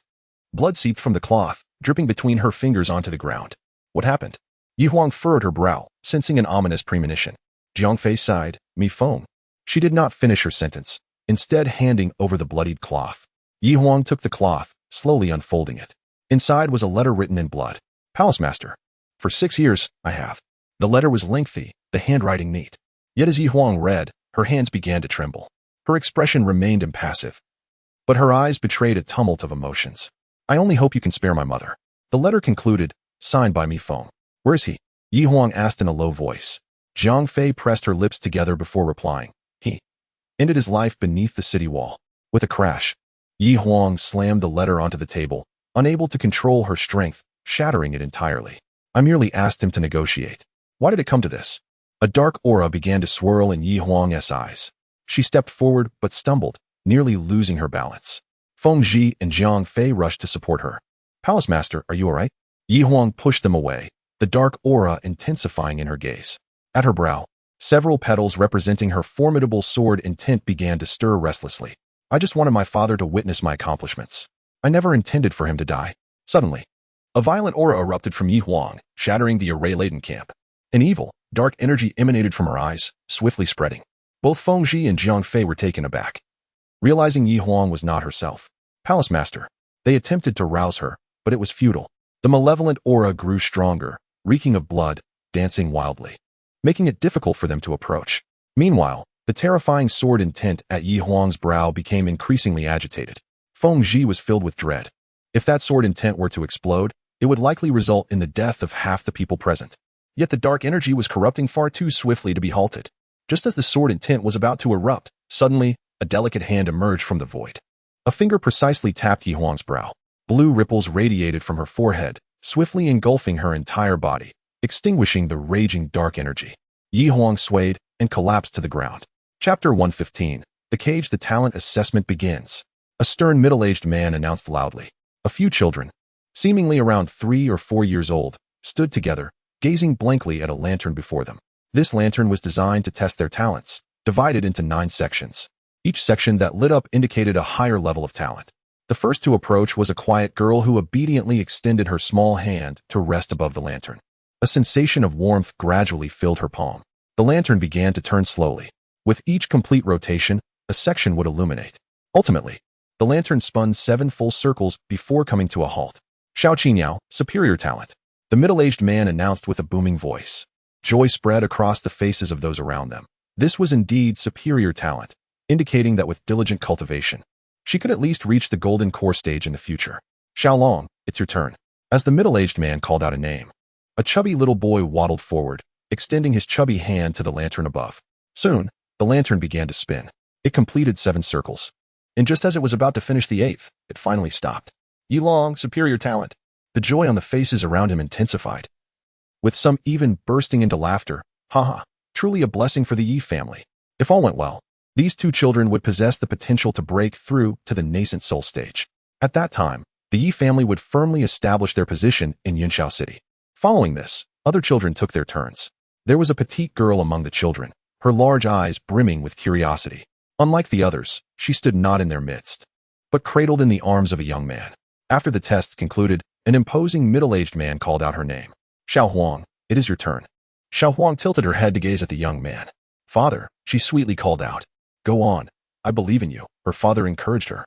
She jumped from his embrace and wobbled toward the lantern. You can do it, cheered several other children. Xiao Huang approached, placing her hands upon the lantern. Soon, it began to spin, once, twice, and upon reaching the 4th rotation, it faltered and stopped. Yi Huang, your talent is subpar, the middle-aged man proclaimed. The little girl did not grasp the meaning behind those words. She merely noticed that the once jovial adults fell silent, her father lowering his head in disappointment. It's all right. In the future, Yi Long and Qin Yao will surely assist Xiao Huang well. Someone broke the silence, prompting the others to chat again. Yet, the girl remained fixated on her father, recognizing a peculiar expression in his eyes. Only upon growing older did she comprehend that feeling, disappointment. Father. 3 years later. Father. I can finally feel the energy. A small figure dashed into the courtyard, Xiao Huang. Unfortunately, her short stature met with a high threshold, and she stumbled, landing in a muddy heap. Quickly recovering, she brushed off the dirt, only to feel a sharp pain in her elbow. Inspecting it, she found a patch of skin scraped away, stinging painfully. However, Xiao Huang paid it no mind as she wiped her arm with her clothing and entered the room. Father, I can officially begin my training, she exclaimed. At that moment, her father emerged from the inner chamber, holding an ancient scroll that depicted a beautiful woman, her mother, as she had heard. Father, look.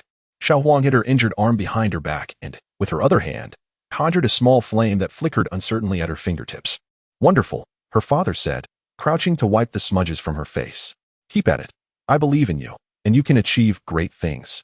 Xiao Huang nodded earnestly, the word effort settling into her heart. Soon, she arrived at the family training grounds, disregarding the pain in her arm as she struck the training pads with punch after punch. A group of children soon took notice and began to whisper among themselves. Hey, that's Yi Huang, the family head's granddaughter. I heard her talent is quite poor, far from Yi Long and Yi Qinyao. She's odd, while others are resting and playing. She's still training. I've heard she's a jinx, having caused her own mother's death. Yes, we should keep our distance. Xiao Huang overheard their words. Bewildered as to why the other children disliked her, she had asked her father, who explained that her mother had simply been too frail, not that she had caused her demise. Yet, no matter where she went, she encountered such talk. What nonsense! Suddenly, a loud shout rang out, followed by a long whip cracking down on the children who had spoken. They cried out in pain. We won't do it again. A fierce-looking young man coldly reprimanded them before approaching Xiao Huang. He examined her arm, frowning slightly, before producing some ointment to gently bandage her wound. He noted her small fists were already bruised and close to being raw, and he sighed. Yet, the taciturn man said nothing, gently ruffled Xiao Huang's hair, and walked away. The sound of her fists striking the soft pads resumed. 3 more years passed. The family competition commenced. Bang! A figure was knocked to the ground, rolling off the stage. Wang Yu defeats Yi Huang, the elder announced. Xiao Huang rose, wiping the blood from her lips and brushing off the dust as she returned to her father's side amidst a flurry of mixed gazes. Father, sigh. It's all right. Take a rest. Her father sighed. Xiao Huang sat with her head down, the surrounding whispers piercing her ears. A direct descendant was beaten by a branch family member. What a waste of resources she has received. She knew these words reached her father's ears as well. Look. It's Yi Long, someone exclaimed. Xiao Huang lifted her head to see a striking young man wielding a long spear, commanding admiration from all. 3 more years passed, and once again the family competition arrived. As Xiao Huang stepped onto the stage, she glanced toward the family's leader's seat, now empty. She silently turned away, her hands instinctively clenching. If only she possessed talent, if only she wielded formidable power, then she would never disappoint her father. She vowed that if she were fortunate enough to transform in the future, she would never again allow that disappointment to flicker in her father's eyes. I cannot allow him to feel that way again. A long sword suddenly appeared in her grasp. I absolutely cannot let him down, Xiao Huang shouted, the sword slicing through the air toward her opponent. Boom! A deafening sound echoed, shaking the very earth. The surroundings began to whirl at an alarming pace. A faint floral fragrance clearing her consciousness. When she regained her senses, she found herself standing in a sea of blooming roses, though only half. For the other half had crumbled into an endless abyss beneath her strike. A pale-faced girl with long purple-red hair stood before her. Xiao. Xiao Huang was taken aback. What is happening to me? She wondered, gazing quizzically at Ye Xiao, who frowned. After acquiring Mi Feng's blood oath, she suddenly lost all awareness. Where am I? How did you end up here? Ye Xiao took a few steps forward, then suddenly fell to the ground. Oh, my poor back. Xiao Huang rushed to assist her. I truly apologize. I don't know what happened just now. I know, Ye Xiao sighed. You were possessed by a dark force. Xiao Huang was taken aback. Possessed? It seemed so. She never intended for Mi Feng to perish, yet her obsession had inadvertently driven him to his end. She was too hasty, too eager to prove herself useful, not wanting to see disappointment cloud her father's eyes. You mustn't take the words of children too seriously, Ye Xiao advised. At that time, they understood little. They may not have realized their words could harm you. Xiao Huang's expression was complex. Did you witness all of that? Ye Xiao nodded. I didn't mean to invade your privacy. You were engulfed in darkness, and I had no choice but to pull you into this dreamscape. I never expected your past to be so tragic. Xiao Huang smiled faintly. What constitutes tragedy? After all, I am the granddaughter of the clan leader, and later, I became the leader's daughter. My life is affluent, and my siblings care for me deeply. There are many who suffer far more than I. Ye Huang rose to her feet, gazing into the distance. I merely do not wish to be the source of his disappointment any longer. Ye Xiao sighed once more. I cannot pass judgment on past events. But now, I can assure you that uncle will never feel disappointed in you. Although, he may not show it overtly, I know in his heart, you are the epitome of perfection.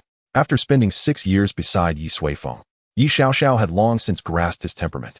His feelings towards others are peculiar. He is indifferent to strangers, living or dying as they may. Yet, he holds family to an extraordinarily high standard. Even the slightest misstep is duly noted, sometimes even met with reprimand.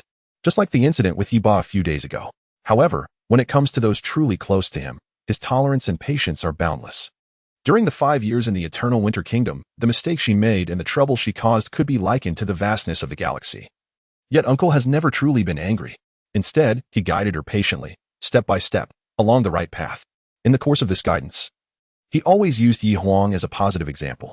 Intelligent, resilient, considerate, and composed, he has employed every conceivable commendation.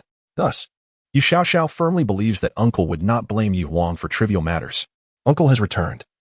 He instructed me to call you back as there are arrangements to be made. You should hurry. As for your inner demons, I cannot dispel them, only temporarily suppress them. But he is cunning and will surely find a way, Ye Xiao stated. Ye Huang fell silent. You remain the same Xiao as before, a prodigy with words. She inhaled deeply and replied, Very well, I shall return at once. Subsequently, Ye Huang turned to survey her surroundings, saying, Is this the dreamscape you have constructed? It feels so real, so impressive, I can find no flaw within it. Spare me your jest. Ye Xiao scoffed. Your sword nearly shattered the dreamscape. What on earth was that? My finger is still bleeding. As she spoke, Ye Xiao extended her finger, revealing several deep cuts, stained crimson. At that moment, in her attempt to hypnotize Ye Huang, her fingertip had punctured the sword intent resting on her brow, resulting in her injury. And the destructive aura rendered the wound slow to heal.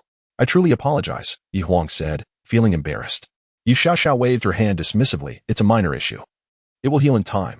You should swiftly address the matters outside and then return to find Uncle. Ye Huang inquired, Are you not coming back with me? I still need to seek out Ye Long and my sister. Ye Xiao replied, All right, I will be quick. We shall meet at home then. With that, Ye Xiao waved her hand, and the surrounding scenery began to ripple like water. As the image faded entirely, Ye Xiao vanished as well. Ye Huang opened her eyes, finding herself back in the world of reality. Feng Ji, Lu Hong, Jiang Fei, and the myriad subordinates of the Tianluan Hall surrounded her, their faces etched with worry. Hall Master, upon witnessing her awakening, they exclaimed in delight. Yes. Yi Huang rose, tightly clutching the blood letter from Yifeng. Hallmaster, what transpired just now? Who was the hand that emerged from the void?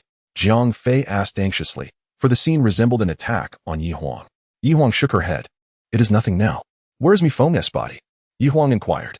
Fengji responded, it has been retrieved by the people of Blackstone City.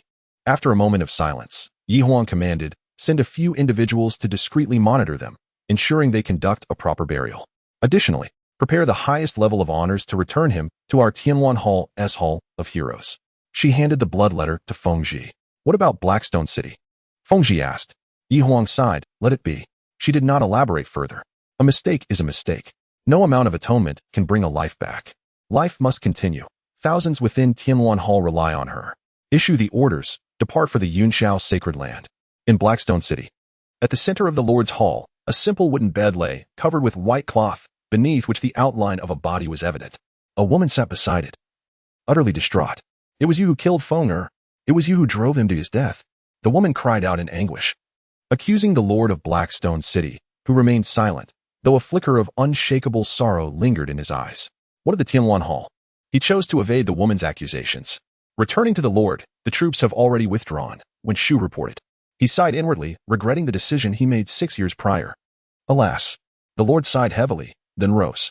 My son sacrificed his life to protect all of Blackstone City, regardless of his faults in life. They must be absolved. He should return to the ancestral shrine. As for you, the Lord sighed once more, stooping as he turned away. Go your separate ways. Chapter 117. The might of the Dragon Lord. Golden sand obscured the sky and veiled their vision. This place resembled the heart of a terrifying sandstorm. A mere mortal enduring its wrath would be utterly torn to shreds in an instant. A long procession struggled onward, each individual wrapped tightly, their powerful auras palpable. At the forefront stood a tall figure clad in white armor, adorned with a helmet, a long spear prominently resting on his back. The Dragon Lord must be just ahead. At that moment, a bald man beside him shouted, "This is the last of the Black Sand Heavenly Python, and it is the most formidable of them all. If we slay it, all our cities will be safe." The bald man exclaimed, his voice brimming with excitement.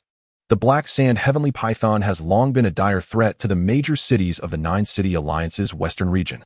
Each year, it unleashes terrifying sandstorms that devastate human settlements. Within those storms dwell numerous savage desert beasts, and countless cultivators have met their demise within. The Black Sand Heavenly Python, possessing immense strength, lurks deep within the desert, making it exceedingly difficult to confront, a perpetual source of frustration for the cities. Fortunately, years ago, the Dragon Lord emerged. Leading the true Dragon Pavilion, he swept through the major cities, establishing his renown. Upon learning of the Black Sand Heavenly Python, he resolutely plunged into the heart of the desert, determined to eradicate this scourge that has plagued us for centuries. When he successfully slayed the first Black Sand Heavenly Python, the name of the Dragon Lord resounded throughout the West, garnering widespread acclaim.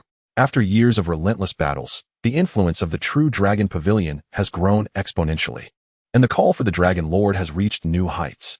If he can vanquish this final Black Sand Python King, the western half of the 9-City Alliance will undoubtedly revere him. The procession continued onward. Suddenly, the endless sandstorm vanished in an instant. They arrived at a land strewn with black gravel, the very epicenter of the storm. A massive python, hundreds of feet long, coiled there. As the Dragon Lord and his entourage entered, it opened its eyes. Attack! With a furious roar, the Dragon Lord surged forward, spears slicing through the air, aimed directly at the python's head, which was the size of a house. The giant python reared up, letting out a deafening roar as it lunged at the advancing Dragon Lord. However, the spear suddenly expanded, resembling a heavy hammer, and struck solidly at the center of the giant python's nostrils. Boom! The immense shockwave nearly dispersed the raging sandstorm in the distance. At that moment, others surged forward, each shouting loudly with great momentum. Some soared into the sky, some burrowed into the ground, some cast spells, while others hurled magical artifacts. Instantly, the colossal python was surrounded as if by a swarm of flies. Among them, the most formidable was the Dragon Lord, directly charging toward the beast. The Black Sand Python King, a peak 9th grade monster, possessed a body like steel and skin as tough as iron. Yet, the group from the true Dragon Pavilion was not to be trifled with. Each member exuded powerful auras and displayed unparalleled bravery. Soon, the Python King began to feel pain. It let out another long roar, and suddenly, a black light emanated from its mouth, releasing a wave of energy so immense it sent shivers down the spine, surging directly toward the Dragon Lord. However, the Dragon Lord in the sky showed no signs of fear, brandishing the spear horizontally, advancing instead of retreating. Boom! Another massive explosion occurred, sending the Dragon Lord flying from the force of the energy. Yet the Python King was also in distress, blood oozing darkly from the sides of its mouth, transforming into clouds of black sand in the air. The onlookers quickly evaded. This black sand was highly toxic, and contact would mean either death or severe injury. They dodged the black sand and continued their assault on the Python King. The king let out another roar, its massive body starting to writhe, its head aimed at the bothersome flies, preparing to retaliate. Yet, a white figure darted in once more, like a shooting star. With one thrust, it shattered half of the python's venomous fangs, piercing through its entire jaw, thick black blood spraying forth. The previous collision had shattered part of the Dragon Lord's helmet. With a resolute expression, his gaze was icy. Kill. As time passed, under the leadership of the Dragon Lord, the colossal ninth-grade beast, the Black Sand Python King, finally let out a long cry and collapsed to the ground. The boundless sandstorm ceased instantly. The Python King was finally slain. The greatest threat to the western cities had been eliminated. Sunlight bathed the Dragon Lord's bloodied shoulders. The crowd erupted into cheers. Dragon Lord! Dragon Lord!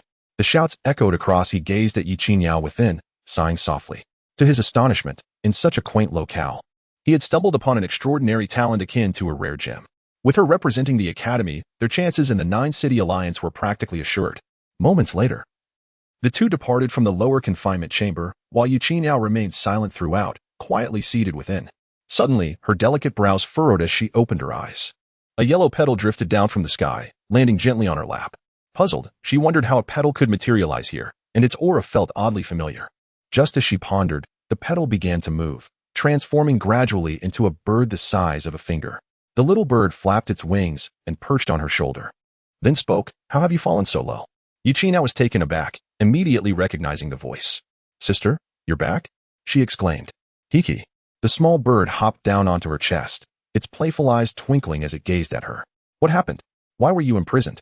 Ye Suifeng sighed softly. "It's a long story. I eliminated all the students from the Tiangu Academy's Heaven and Earth Institute." Ye Suifeng was speechless. She had learned about the Tiangu Academy and knew that the Heaven and Earth Institute was filled with the Academy's most promising prodigies. She hadn't expected Ye Suifeng to have vanquished them all. "So why didn't they retaliate and deal with you?" Ye Suifeng inquired. Ye Suifeng replied, "Firstly, they were incapable of doing so." She produced a mirror, its faint aura causing Ye Suifeng's heart to race. She recognized it as a gift from their uncle to Ye Suifeng. "Secondly, they wanted me to participate in a battle. This conflict seems to relate to the territorial claims of the Nine-City Alliance, with several superpowers involved." Ye Suifeng stored the mirror away and continued, "Isn't that absurd? When did it become the prerogative of irrelevant parties to have a say in the Nine-City Alliance? If our uncle were to know, he would surely take action against them." She was left speechless. Ye Huang and Ye Long had worked tirelessly to secure the 9 cities, and now others sought to claim it as their own. Simply outrageous. "Why didn't you return home to inform us?" "Oh, I forgot. You were imprisoned." "Ha ha ha. No offense intended." Ye Suifeng shook her head. "With the red dust mirror bestowed by our uncle, how could they possibly confine me? I remain here because I have discovered something quite peculiar. It seems to originate from a realm beyond our own and possesses terrifying power. If unleashed, it could corrupt the land and even alter certain rules within a defined area. I suspect the upcoming battle pertains to this entity." Ye Suifeng explained. Ye Suifeng was taken aback. "What is it? Where is it? Have you found it?" she queried in rapid succession. "Somewhere behind the Heaven and Earth Institute. I sensed it while activating the red dust canopy," Ye Suifeng replied. "I have sent a friend to investigate, and I believe we will have results soon. The so-called 6-layer confinement chamber cannot hold you, and you have your means of communicating with the outside world. Let us not complicate matters. Our uncle has returned, and he could resolve this with a mere snap of his fingers. Come back with me first, and we'll revisit together," Ye Suifeng proposed. Ye Suifeng considered for a moment and said, "You should inform our uncle, but I will remain here for now to avoid alarming them. Please take my friend with you. It's somewhat dangerous for her to stay." With that, Ye Suifeng transformed into the likeness of a woman, Yuan Shi. "All right then, I'm off, sister. By the way, after not seeing you for years, you've become increasingly charming." The little bird hopped a few times on Ye Suifeng's chest before fluttering its wings and vanishing into a myriad of glowing particles. Ye Suifeng gently shook her head and closed her eyes once more. At the back mountain of the Heaven and Earth Institute, A slender figure was stealthily wandering about. Suddenly, a hand reached out from beneath her, firmly grasping her ankle. The woman gasped in surprise. But before she could utter a sound, the pulling force from her foot ensnared her, and in an instant, she vanished from the mountain. Chapter 119. The Return of the Dragon and Phoenix at Mirror Lake. Under the enlightenment tree on the central island, Ye Suifeng sat by the water, leisurely enjoying some fruit. Beside him lay a fishing rod, its line cast into the tranquil waters. A group of colorful little carp swirled around the bait, some daring ones occasionally leaping to the surface, gazing at the unfamiliar man on the shore with wide eyes. Suddenly, Ye Suifeng felt a shift in his thoughts and looked up. In the distance, a violet figure approached slowly. It was the returning Ye Huang. She walked hesitantly, gazing at Ye Suifeng, taking deliberate steps towards him. Father. Observing this familiar face, Ye Huang spoke with a complex expression. After 6 years apart, they seemed somewhat estranged. Come here. Ye Suifeng beckoned. Upon hearing this, Ye Huang moved to his side. Father, what happened to you? Ye Suifeng frowned gently. His voice filled with concern as he reached out to caress her brow. As she drew near, he realized that his daughter had succumbed to demonic influence. The inner demons had nearly consumed her entirely, but fortunately, some whimsical character had intervened. Ye Suifeng gently extracted a wave of sinister black energy from Ye Huang's brow. The chilling essence made even the fish in the pond dive to the depths in fright. Hee. The dark mist emitted a terrifying laugh, baring its teeth at Ye Suifeng. How ridiculous! With a flick of his finger, Ye Suifeng struck the dark mist, scattering it into nothingness in the blink of an eye. Instantly, Ye Huang felt a clarity in her mind, releasing the pent-up anguish that had burdened her. Silly girl, why do you place such immense pressure on yourself? With me around, what do you have to worry about? Ye Suifeng said helplessly. Hearing this, Ye Huang's nose tinged with emotion, and she could no longer hold back, collapsing into her father's embrace. Father. Tears streamed down her cheeks uncontrollably. Ye Suifeng sighed, holding his grown daughter gently as he patted her back. What is troubling you? Tell me. Ye Huang wept. Father, I couldn't conquer all the cities in the east. What does that matter? Ye Suifeng chuckled. You have done remarkably well. I have heard many legendary tales of the palace masters on your journey home. Ye Huang tightened her embrace. I also killed many innocent people. Ye Suifeng stroked her silky hair, saying, on the path of conquest, there are always casualties. That is natural. If you feel your methods were too extreme, just be more cautious in the future. There are many paths to conquest. Ye Huang had chosen the path of slaughter. Ye Suifeng did not wish to pass judgment. He couldn't forcibly mold her to be like Ye Long. Moreover, some matters required a figure willing to tread the shadowy paths of violence.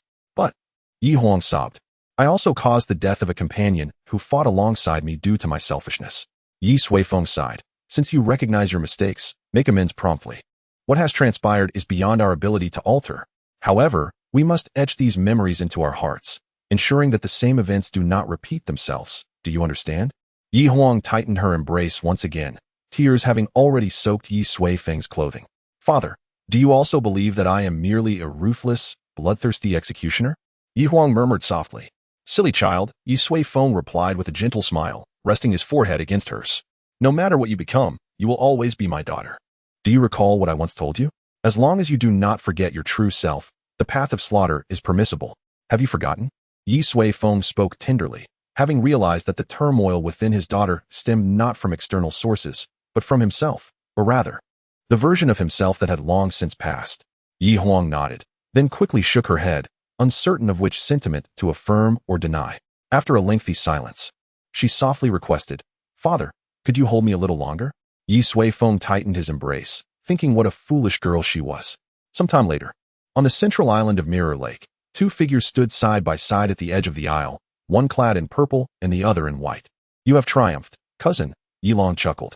I never anticipated you would conquer the entire eastern region. As for the west, I have merely just managed to subdue all the main cities. An hour prior, Ye Long had returned from the west. And after meeting with Ye Suifeng and his own parents, he had come back to Mirror Lake with Ye Huang. No, it is you who has won.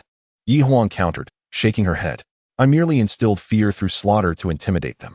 You, however, have truly garnered their support. You are the one more suited to rule.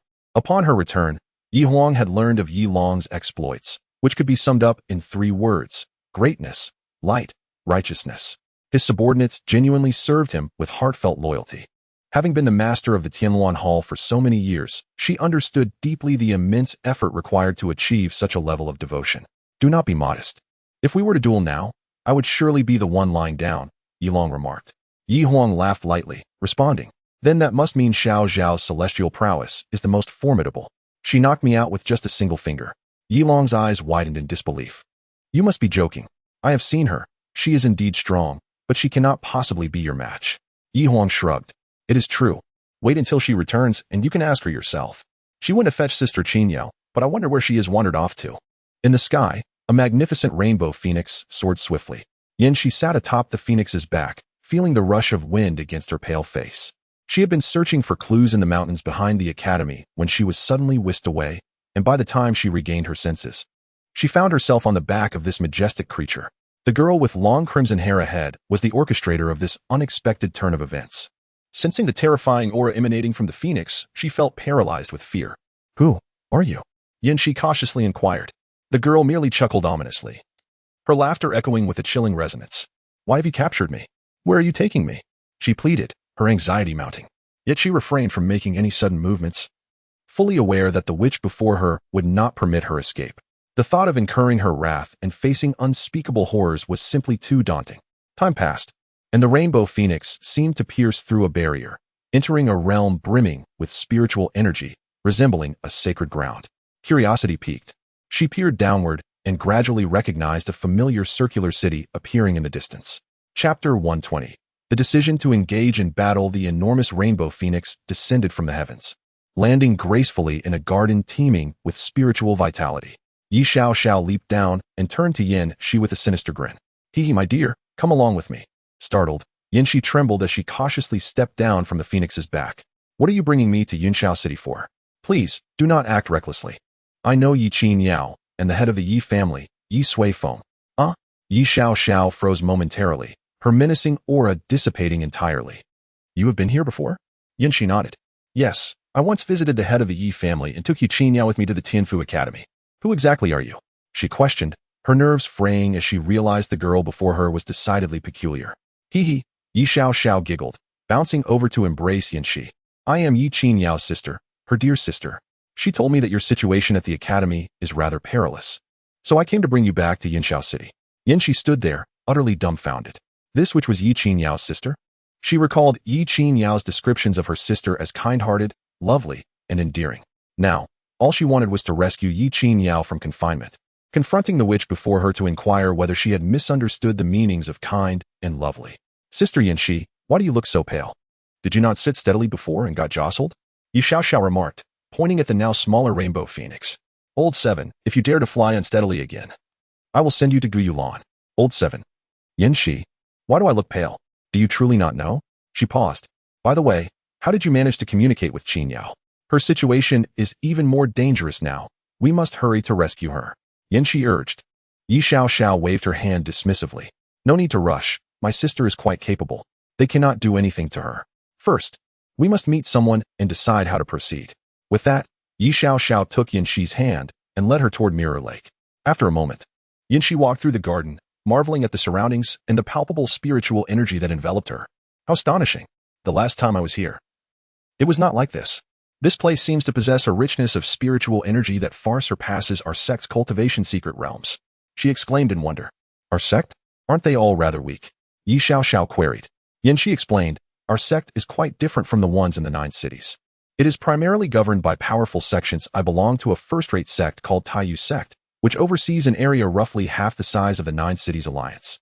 Our sect leader is a formidable practitioner in the Tribulation phase. Yi Xiao responded with an O. One of the bears in my family is also in the Tribulation phase. Shi felt a twitch at the corner of her eye, engaging in a rational conversation with this little, which seemed impossible. However, she could not deny that this garden appeared far superior to the cultivation secret realms of her sect. After all, those were exclusive to direct disciples, and she had only visited a handful of times, remaining on the outskirts. After walking for a while, the two arrived at the edge of Mirror Lake. You stay here and have some fun. I will be over there for a moment.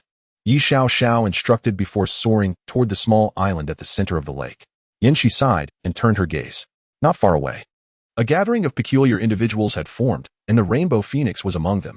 Furthermore, there was indeed a bear standing upright, single-handedly wielding a long spear, intently watching the water's surface. It certainly looks rather silly. That one, in the Tribulation phase? unless the carp in the lake are also undergoing tribulation. She shook her head and walked over. On the small island in the lake, beneath the enlightenment tree, there exists something that does not belong to this world, an essence so potent that it can permeate the earth and alter the fundamental laws. Listening to Ye Xiaoxiao's narration, Ye Suifeng raised an eyebrow. This description aligns perfectly with what the Elder of Heavenly Secrets spoke of, remnants of gods and demons. It seems that the Tianfu Academy is also one of the thieves pilfering the essence of the world. My sister mentioned this, but I am not quite sure what it entails, Ye Xiaoxiao remarked. By the way, they even forced my sister to participate in some nonsensical battle, claiming that victory would grant her dominion over the Nine-City Alliance. My sister would rather die than comply, a truly virtuous maiden. Ye Suifeng nodded, choosing to overlook her subsequent comments. With the realm of mortal affairs bestowed upon her, Ye Qiniao would never utter such words of defiance. The reason those within the academy covet the territory of the Nine-City Alliance must also relate to those remnants of gods and demons. The more land they taint, the more essence of the world they can absorb. Unexpectedly, before I could seek this out, Ye Qiniao encountered it first. Moreover, it appears that several factions are involved in this matter, all possessing remnants of gods and demons. Perhaps it is an opportune moment to investigate further. Thus, Ye Suifeng interrupted Ye Xiaoxiao's lengthy monologue, stating, "Return once more to inform Qiniao to accept that battle. We shall also proceed to ascertain who else desires the territory of the 9 cities. Let the great endeavor of planting trees commence from there." Ye Xiaoxiao immediately grinned. How delightful. I relish causing a stir. Ye Suifeng was left speechless. Then why are you not hastening to do so? I shall go. Ye Xiaoxiao turned to leave, but after taking a few steps, she spun back around. Approaching Ye Suifeng, she adopted a coy demeanor. "Uncle, could you procure a mirror or something for me? Something that looks impressive. Or perhaps a sword aura like Sister Yi Huang's. How magnificent that would be. Wow. That ring on your hand is so beautiful. Why not give it to me?" Ye Xiaoxiao pointed at the heavenly path ring, having witnessed its formidable power firsthand as it obliterated the great formation of the eternal winter imperial city. "Away with you." Ye Suifeng withdrew his hand. If he were to remove the heavenly path ring, well, there would be no need for planting trees, as the world would shatter in an instant, irretrievable. But they all possess treasures you have gifted them, while I do not. Ye Xiaoxiao lamented, resembling a frostbitten eggplant. "You desire one as well?" Ye Suifeng inquired. Ye Xiaoxiao eagerly nodded. "Very well then," Ye Suifeng replied. "First, notify your sister, and prepare a place for us to stay while we await your return. At that time, I shall present you with a gift." Ye Xiaoxiao's eyes sparkled. "It's a promise. You must not go back on your word." "I shall never waver," Ye Suifeng assured her. "You are truly kind, uncle." Ye Xiaoxiao embraced Ye Suifeng before deftly flipping backward, vanishing into the void. Ye Suifeng shook his head, gazing at her departing figure. "A gift? That is quite simple.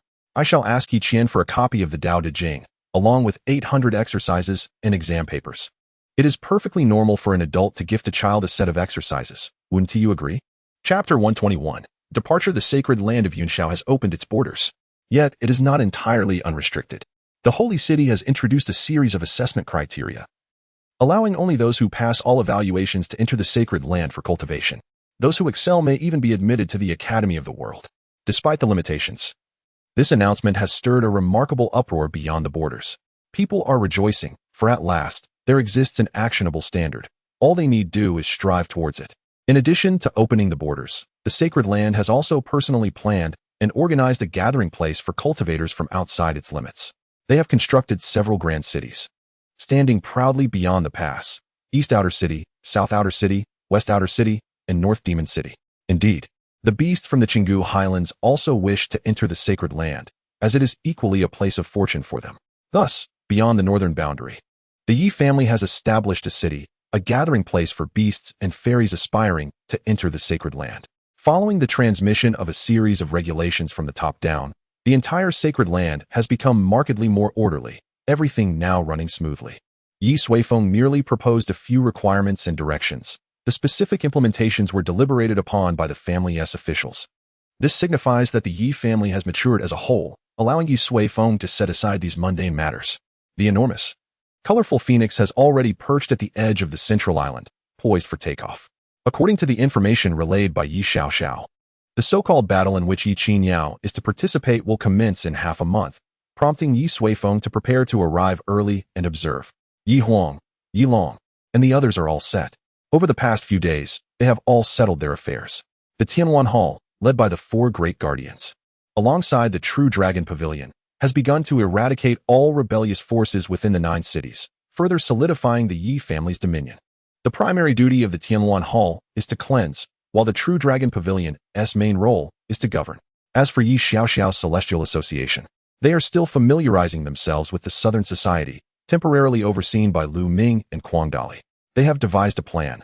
Once the situation in the 9 cities stabilizes, the Tianluan Hall, True Dragon Pavilion, Celestial Association, Academy of the World, and the Sacred Land representing the Holy City will each take independent action, selecting a direction to conquer the 9 cities and the entire world. For this expedition to the south, Ye Suifeng brought along only a few leaders, the Wolf Girl, Yu Hong and Fu Gui, who were all set to venture south. From Yi Huang's side, only Jiang Fei accompanies her. Yi Long brings 2 companions, a burly bald man named Xiao Mia, the lord of the western main city, who is at the integration stage, and a woman named Si Chenlan, who is veiled and dressed in mere strips of cloth, her sun-kissed skin glimmering. Together with Xiao Mia, she has been Yi Long's right-hand ally for years. This time, Ye Suifeng has also brought Yi Qian along, undoubtedly accompanied by Xiao Yi. Thus, along with Ye Suifeng, Gu Yulan, and the recently returned Yin Shi, there are 12 individuals in total, a bear and a bird. Moments later, the colorful phoenix spread its wings and soared swiftly southward. In the depths of the confinement chamber of Tianfu Academy, Yi Qiniao sat in silence, suddenly opening her eyes with a smile gracing her face. She then picked up a communication jade talisman beside her, infusing it with spiritual energy. Dean, I have come to a realization. I am willing to fight for the Tianfu Academy. After some time, a colossal ship emerged from the depths of Tianfu Academy, soaring towards the south. On the upper deck of the ship stood a figure, his long sleeves billowing in the cool breeze, Soul Void Master. 2 silhouettes approached him, one behind the other, Dean Zhenxian and Yi Qiniao, just released from confinement. My lord, she has arrived, Zhenxian said respectfully. Soul Void Master nodded, still gazing ahead, and spoke in a calm tone. Qiniao, I hope you understand that fighting for the Academy is both your blessing and your destiny. I trust you will not squander the fortune that is rightfully yours. Yi Qiniao smiled gently, standing shoulder to shoulder with him. Fortune or misfortune, who can truly discern? Silence. Zhen Xin bellowed. How dare you speak to my lord in such a manner? Do you know who he is? Soul Void Master raised a hand, interrupting Zhen Xian. He then turned to Yu Qiniao, the ethereal yet earthly woman, still capable of astonishing him even after all this time. Qiniao, do you know whom you have slain within the Heavenly Academy? Soul Void Master inquired.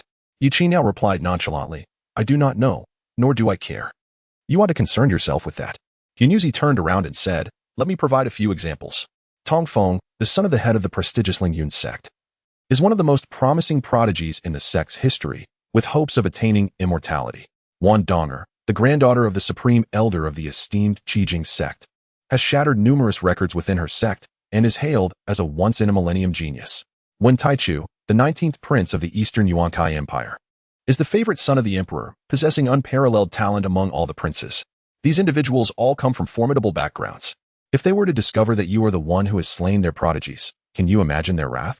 Hunyuzi mentioned several names, all of whom were distinguished figures at Tiandi Academy, and indeed, some of the most arrogant ones as well. Yi Qiniao slowly replied, I am aware of them, but all I remember is their appearance begging for mercy at my feet. Ah, such boldness. Hunyuzi laughed heartily, applauding her. What I admire most is the fiery spirit of the youth. But have you considered, even if you are unafraid of them, what about your friends and family? Can they withstand such overwhelming power? What if they seek you out? What then? Upon hearing this, Yi Qiniao nearly burst into laughter. What if they truly came seeking her?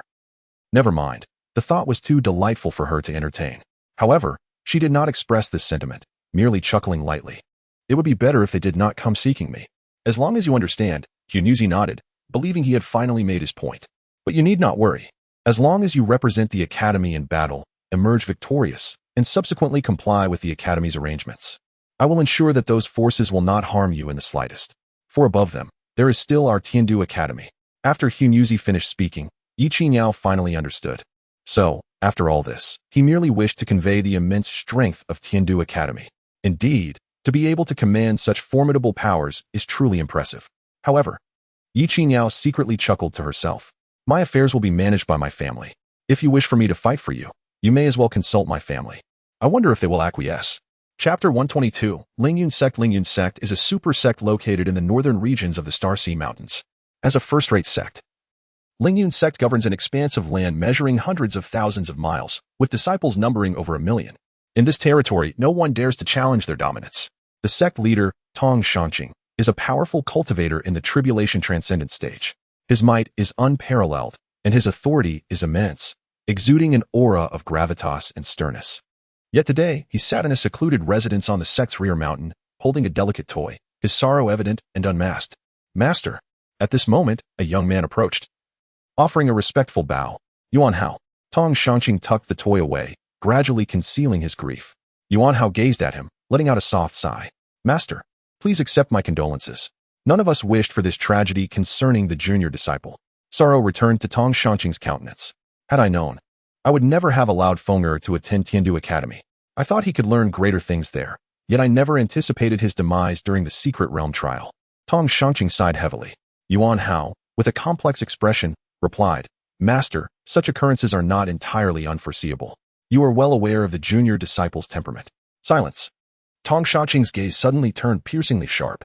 Having held a high position for many years, his imposing aura compelled Yuan Hao to kneel immediately. Please forgive me, Master. Yuan Hao stammered. The oppressive force lingered until Yuan Hao, drenched in sweat, could scarcely endure it, at which point the pressure abruptly dissipated. He is already dead.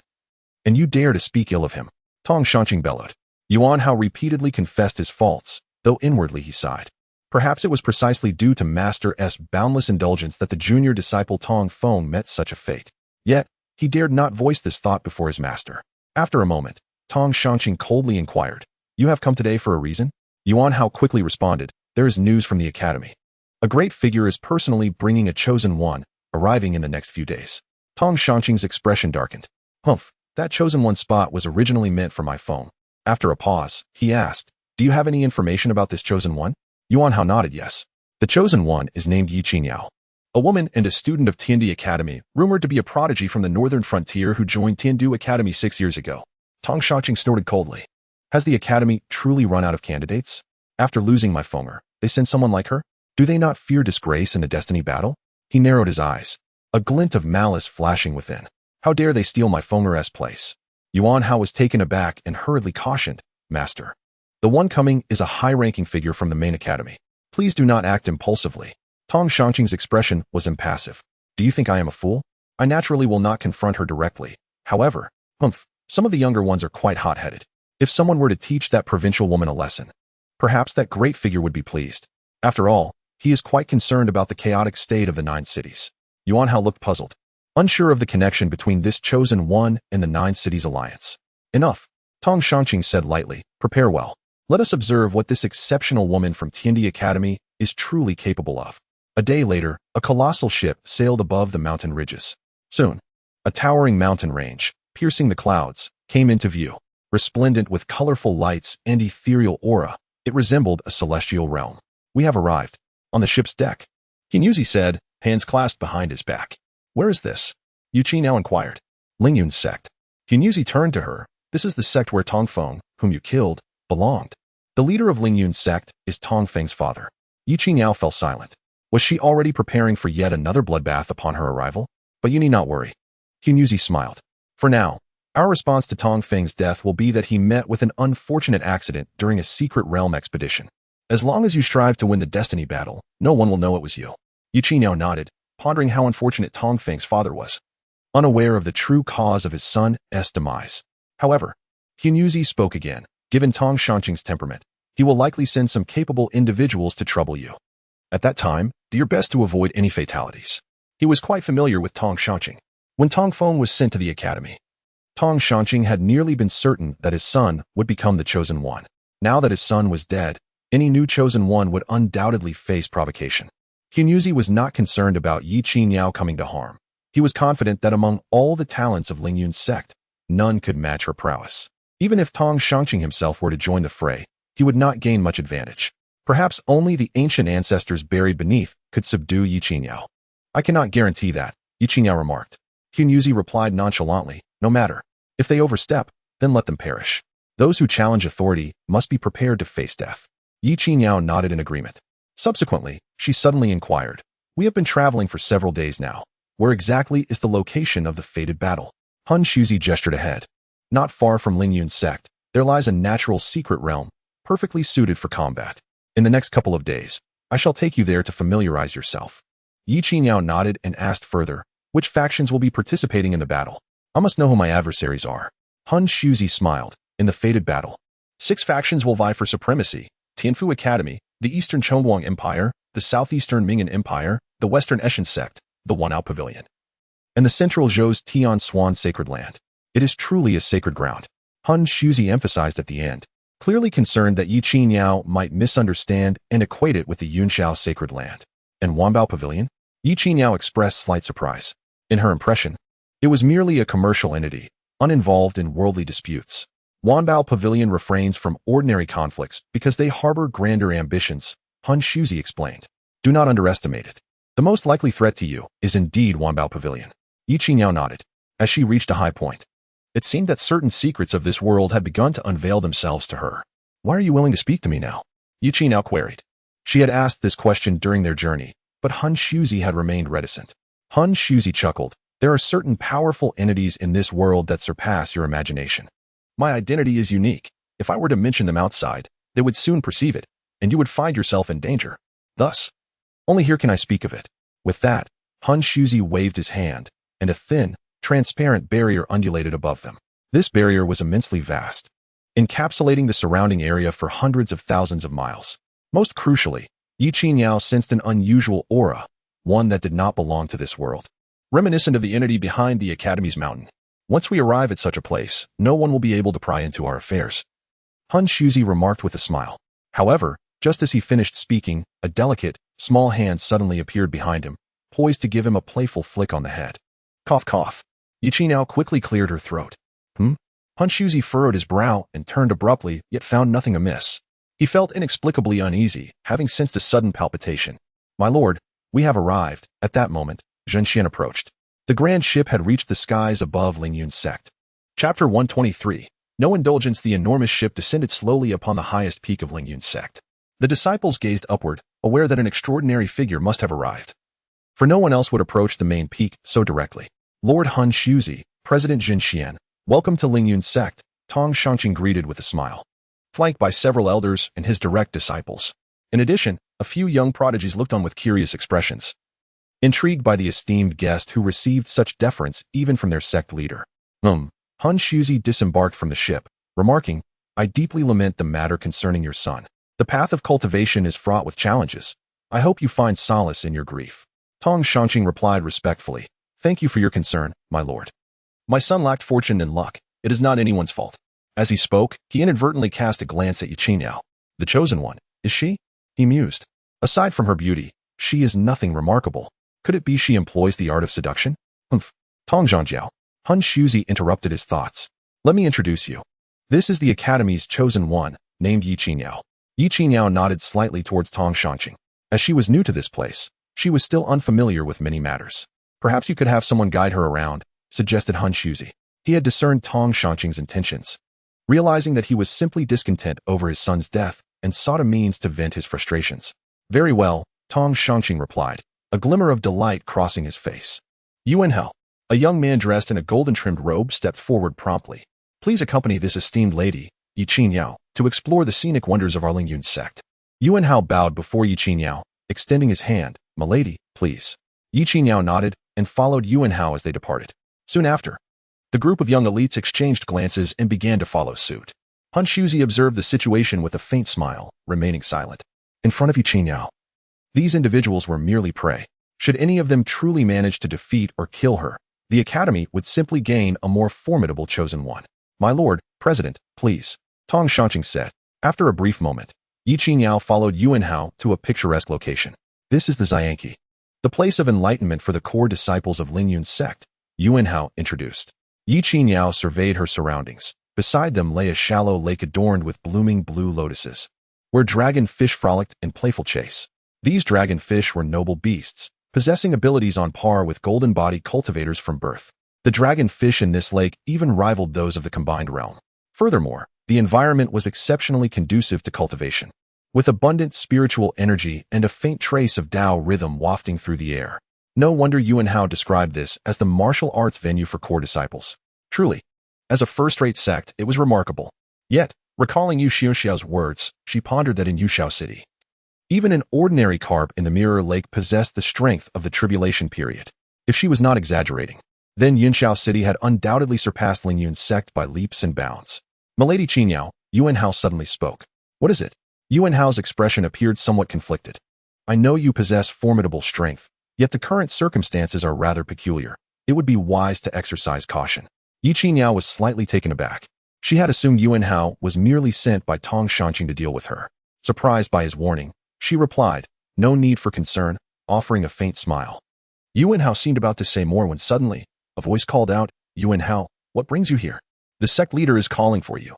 Hurry and come with me. A young boy dashed over, addressing Yuanhao. Yuanhao hesitated, but the boy's expression changed, and he whispered, Yuanhao, the sect leader is waiting for you. Yuanhao sighed lightly, casting a glance at Yi Qingyao before departing with the boy. Yi Qingyao watched them leave with indifference. Hey. No sooner had they departed than a voice emerged from behind her. Yi Qingyao turned to find a group of young men and women, led by a brooding young man who fixed his piercing gaze upon her.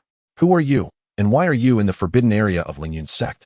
He bellowed, as his companions swiftly surrounded Yi Qingyao, exuding an air of menace. Yi Qingyao was speechless. They were merely seeking to pin a charge upon her. However, seeing that their highest cultivation level was only at the pinnacle of the transformation stage, she felt no interest in engaging. A fishing rod materialized in her hand. If you seek trouble, then come forth, she declared. With that, she settled by the lakeside, casting her line into the water, leisurely fishing.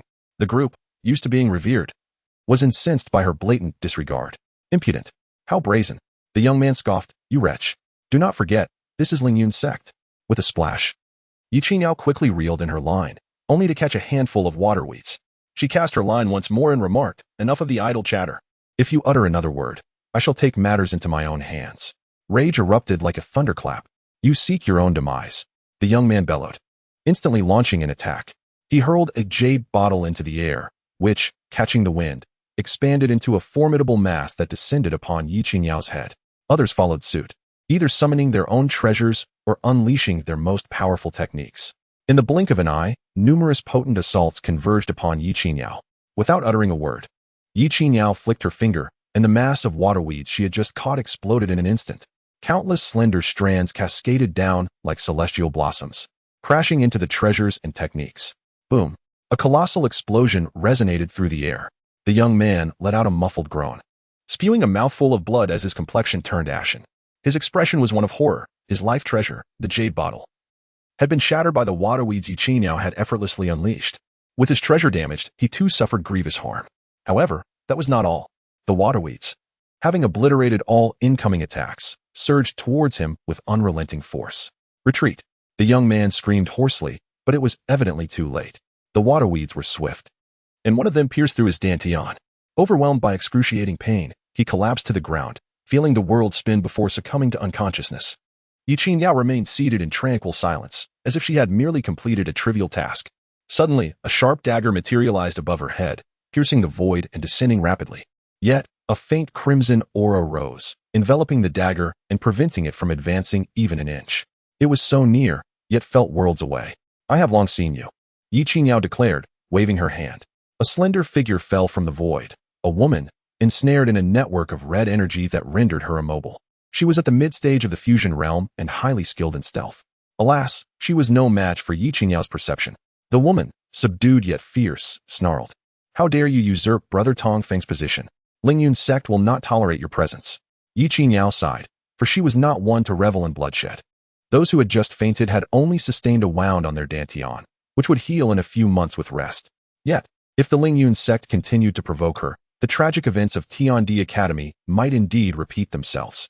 Do not think you are invincible, the woman continued coldly. There are many stronger than you in Lingyun's sect. Smack! A brick unexpectedly appeared, crashing down upon the back of the woman's head, rendering her unconscious. So much needless chatter. I can hardly wait, Yi Xiaoxiao remarked as she discarded the brick and dusted off her hands. Sister, hurry and reel in that dragonfish king. It looks utterly delectable. She crouched beside Yi Qingyao, eyeing the fish in the water, drooling with anticipation. Yi Qingyao was at a loss for words. Her sister had never been this gluttonous before. Who had she learned this from? Oh dear, another empty line, Yi Xiaoxiao exclaimed. It was then she realized that Yi Qingyao was merely fishing in the ordinary sense, without employing any of her powers. How could she possibly catch the dragon fish king like this? The fish lingered nearby, disdainfully blowing bubbles at them. Ye Suifeng's anger flared. Sister, I must tell you, this approach will not work. That fish king is merely toying with you. If it one bite, it will tease. Splash. With that, Ye Suifeng leapt into the water, delivering a punch to the dragon fish king's head, splashing water all over Ye Suifeng and revealing her form more distinctly. Ye Suifeng face-bombed. Oh dear, please hurry back. Chapter 124. Remnants of deities and demons. A large bird soared swiftly through the sky, its back carrying a dozen figures. Ye Suifeng sat at the forefront, gazing into the distance where a long mountain range lay, coiling like a dragon upon the earth. That is the Panlong mountain range. The Ye family resides beyond it. Qianfu Academy is situated there, Yanxi pointed out. Soon, the phoenix descended above a grand mountain gate. At that moment, Ye Suifeng focused his thoughts and snapped his fingers. A comically peculiar monkey fell from the void, startling Yanxi. Goo goo, chitter chitter, yahoo yahoo. The monkey leapt about, making a ruckus. Isn't that Xiao Xiao's monkey? Yi Huang recognized it. Indeed, Ye Suifeng confirmed. This is the message she left us. Why doesn't she communicate properly? Yi Huang inquired, puzzled. Is there some hidden meaning behind it? Do you expect her to articulate clearly? Ye Suifeng replied, somewhat irked. Qinyao and the others have already departed. The entity that appears to be a remnant of deities and demons still lingers here. We must investigate. With that, Ye Suifeng instructed Lao Qi to approach the academy. Above the mountain gate loomed a massive barrier, the formation pulsating with tremendous energy, hinting at a lethal intent, almost rivaling 1/10 of the Eternal Winter Emperor City's formation. Senior, this is the Hellish Killing formation. Once triggered, escape will be exceedingly difficult. We must tread carefully and seek a way to infiltrate, Yanxi advised cautiously. Ye Suifeng nodded. Agreed. Then, the heavenly Dao ring shimmered slightly, suddenly unleashing several gray tendrils of law that pierced the formation above. Boom. The Hellish Killing formation shattered instantly, transforming into a multitude of black patterns that scattered in all directions. Yanxi was taken aback. What was so good about that? Without hesitation, you destroyed the formation. This is truly Qinyao style. So impressive. Let us go. At Ye Suifeng's command, Lao Qi spread its wings and flew towards the back mountain of the academy, having sensed the presence of that entity. The sudden destruction of the protective formation left the academy's inhabitants bewildered. Soon, they beheld a colossal phoenix descending upon them. Enemy attack. A beast. Quickly summoned the vice president. Chaos ensued within the academy. Moments later, numerous powerful auras surged into the sky, soaring towards the colorful phoenix. These were the elite forces of the academy, the weakest among them being at the stage of transformation, led by an elderly man of the fusion stage, the academy's vice president. Upon spotting the massive phoenix, the vice president's gaze sharpened, and he bellowed, "You demon, cease your advance." Yet before he could finish, Lao Qi flapped its wings, unleashing terrifying power accompanied by the innate brilliance of primal laws, surging towards them. Over the years, it had successfully broken through alongside Ye Suifeng, becoming a peak 9th grade beast. Coupled with its innate laws, even ordinary tribulation stage cultivators would struggle against it. Feeling the overwhelming force approaching, the vice president's heart sank, and he quickly summoned his life treasure to shield everyone. Boom. A tremendous collision ensued. The academy's elite forces were sent plummeting from the sky, crashing into the ground and creating deep craters. The vice president spat blood, his expression one of horror. With the dean and master Han Shuzi absent, they were utterly incapable of fending off this beast. Fortunately, after repelling them, the phoenix did not pursue further, instead veering towards the back mountain, where it suddenly vanished from sight. After the calamity, the vice president, still shaken, shouted, "Quickly inform the dean." At the secluded waterside of the academy's back mountain, Ye Suifeng and his companions arrived. Lao Qi had transformed back into human form, standing obediently behind them. Yanxi felt her legs weaken, realizing that the phoenix, which had been subjected to Ye Suifeng's playful threats and treated as a mount, was so fearsome. With just one strike, it had repelled all of the academy's elite forces, causing even the vice president to spit blood. Thankfully, she had shown it nothing but respect in recent days. Ye Suifeng gazed intently at the water surface before him. He had already sensed that the entity lay beneath. Surrounding the tranquil pool, intricate formations were meticulously arranged, with the majority designed for concealment. Even an ordinary tribulation crossing cultivator would likely remain oblivious to the peculiarities of this place. Given its immense value, it was highly probable that these remnants were left by ancient deities or demons. Without hesitation, Ye Suifeng activated the heavenly Dao ring. which immediately dismantled the formations layer by layer. As the final formation crumbled, an unusual aura surged forth, enveloping them.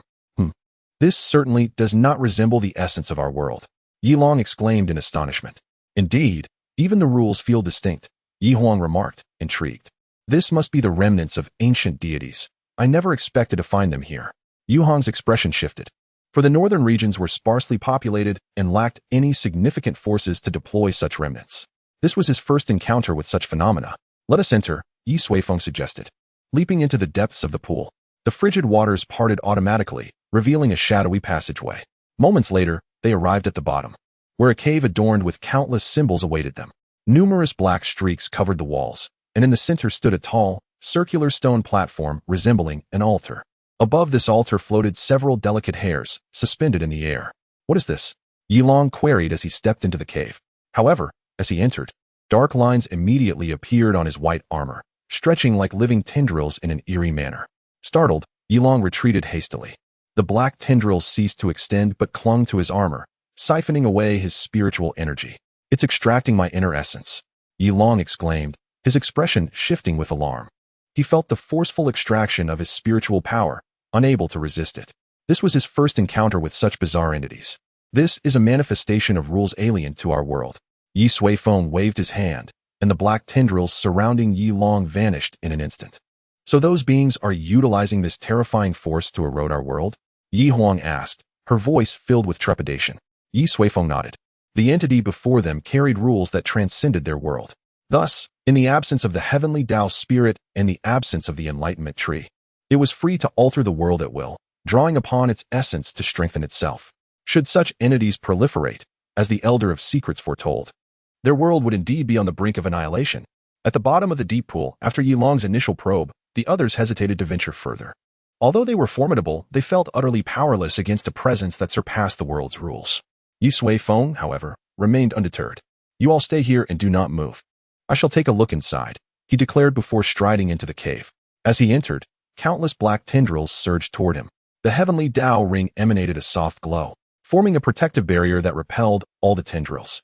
Frustrated, the black tendrils became frantic, attempting to breach the barrier with increased fervor. Yet, they were no match for the heavenly Dao ring, which unified all rules of the world. It was akin to another embodiment of the heavenly Dao itself. Ye Suifeng, in turn, was akin to the heavenly Dao spirit, infinitely stronger than the original. Thus, no matter how wildly the tendrils flailed, they could not approach him. Soon, he stood before the altar, where the black hairs intertwined like steel needles, floating anxiously in response to the external threat. Let's see what this is, Ye Suifeng mused, producing a mystical array disc gifted to him by the Elder of Secrets. The disc displayed a spectrum of colors, some vast, others minuscule, representing the proportion of the world's rules infected by the remnants of ancient deities. Ye Suifeng searched meticulously but did not find the wolf hair-like entity before him. A frown creased his brow. The array disc was a treasure crafted through generations by the Valley of Secrets, linked to the world's essence, capable of identifying anything foreign to it. Could it be just a fragment? Ye Suifeng continued his search until his gaze finally settled on a broken brush. The brush's tip was comprised of numerous wolf hair-like strands, and the area it represented was significant enough to rank among the top 20 of all remnants. Such a small fragment possesses such potent corruptive power, Ye Suifeng remarked in awe. He then reached out and grasped several strands. The black hairs became increasingly frantic, writhing in his palm, seeking to escape the confines of the heavenly Dao ring and attack him. Ye Suifeng chuckled softly. If you wish to meet me, then let it be so. With that, he opened a tiny gap without affecting the outer world. Upon sensing the opening, the strands surged forward, breaching the heavenly Dao's barrier and confronting Ye Suifeng directly. In an instant, the hairs trembled violently as they encountered an overwhelming pressure. In mere moments, they attempted to retreat, growing increasingly frantic. But it was too late, the gap was sealed. Ye Suifeng grasped one of the strands, and with a gentle swipe, it shattered into countless fine black lines, intertwining around his fingers. These lines were pure laws, foreign to this realm. As they made contact with his skin, Ye Suifeng deciphered their essence, understanding how they could corrupt the world and siphon its foundational power. It was akin to the suppression of a lower realm by a higher one. With this revelation, Ye Suifeng nodded in understanding. Next, he would observe how the enlightenment tree purified them. He then produced a sapling of the enlightenment tree from his spatial realm. The sapling, upon arriving in the main world, quickly harmonized with the laws of the realm, mirroring the one planted in the mirror lake. To prevent it from overwhelming the cave, Ye Suifeng constrained its size. Still, it replaced the strands, gently hovering above the altar. After integrating with the laws, a verdant mist began to emanate from the sapling. As the mist enveloped the surrounding black tendrils, it burst forth with radiant light. A torrent of light and mist surged forth, encircling the black tendrils. Ye Suifeng observed as the ensnared tendrils gradually contracted, ultimately consumed by the luminous fog, akin to digestion. Within a mere quarter of an hour, every black tendril in the cave was purified, leaving only the original strands in Ye Suifeng's grasp. Upon completion, the enlightenment tree swayed gently, seemingly elated. Ye Suifeng mused, acutely aware that after consuming the black tendrils, the sapling had entered a phase of growth. Moreover, fragments of the rules foreign to this world had been absorbed by the enlightenment tree, gradually integrating into the heavenly Dao's laws. Astonishingly, the laws of the heavenly Dao also began to flourish. Ye Suifeng was astounded. He had never anticipated that the enlightenment tree possessed such a capability. It could absorb external laws and transform them for its own use. The remnants of ancient deities were akin to fertilizer for it. If it could absorb sufficient foreign laws, the entire world would evolve alongside it. Truly, it was beyond comprehension. After some contemplation, Ye Suifeng crushed the body of the fine heir in his hand, releasing pure laws. Instantly, the enlightenment tree stirred once more. This time, it extended its roots, entwining all the black laws before gradually absorbing them, nourishing the heavenly Dao in return. Upon absorbing the last trace of law, the growth state of the enlightenment tree elevated once again. It reached out its branches and leaves, affectionately brushing against Ye Suifeng's hand, seemingly expressing its joy and gratitude. Intrigued, Ye Suifeng gently caressed the tender leaves of the enlightenment tree, causing it to shake its branches excitedly, as if a child in exuberant cheer. At that moment, as the cave had been purified, others gathered around, eyes wide with wonder at the lively enlightenment tree.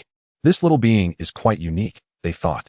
Yilong curiously extended his hand to touch its leaves, only to be met with the enlightenment tree swinging its branches to strike his hand, leaving a red mark.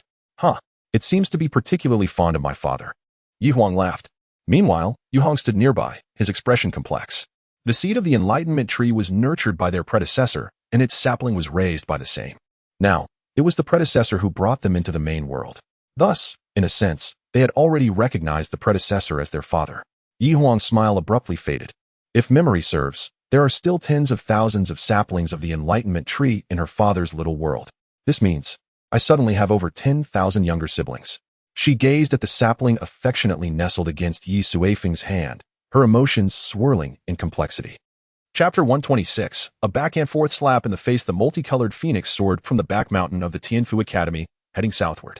Before departing, Ye Suifeng had left the enlightenment tree in that cave, along with 10 origin towers to provide nourishment.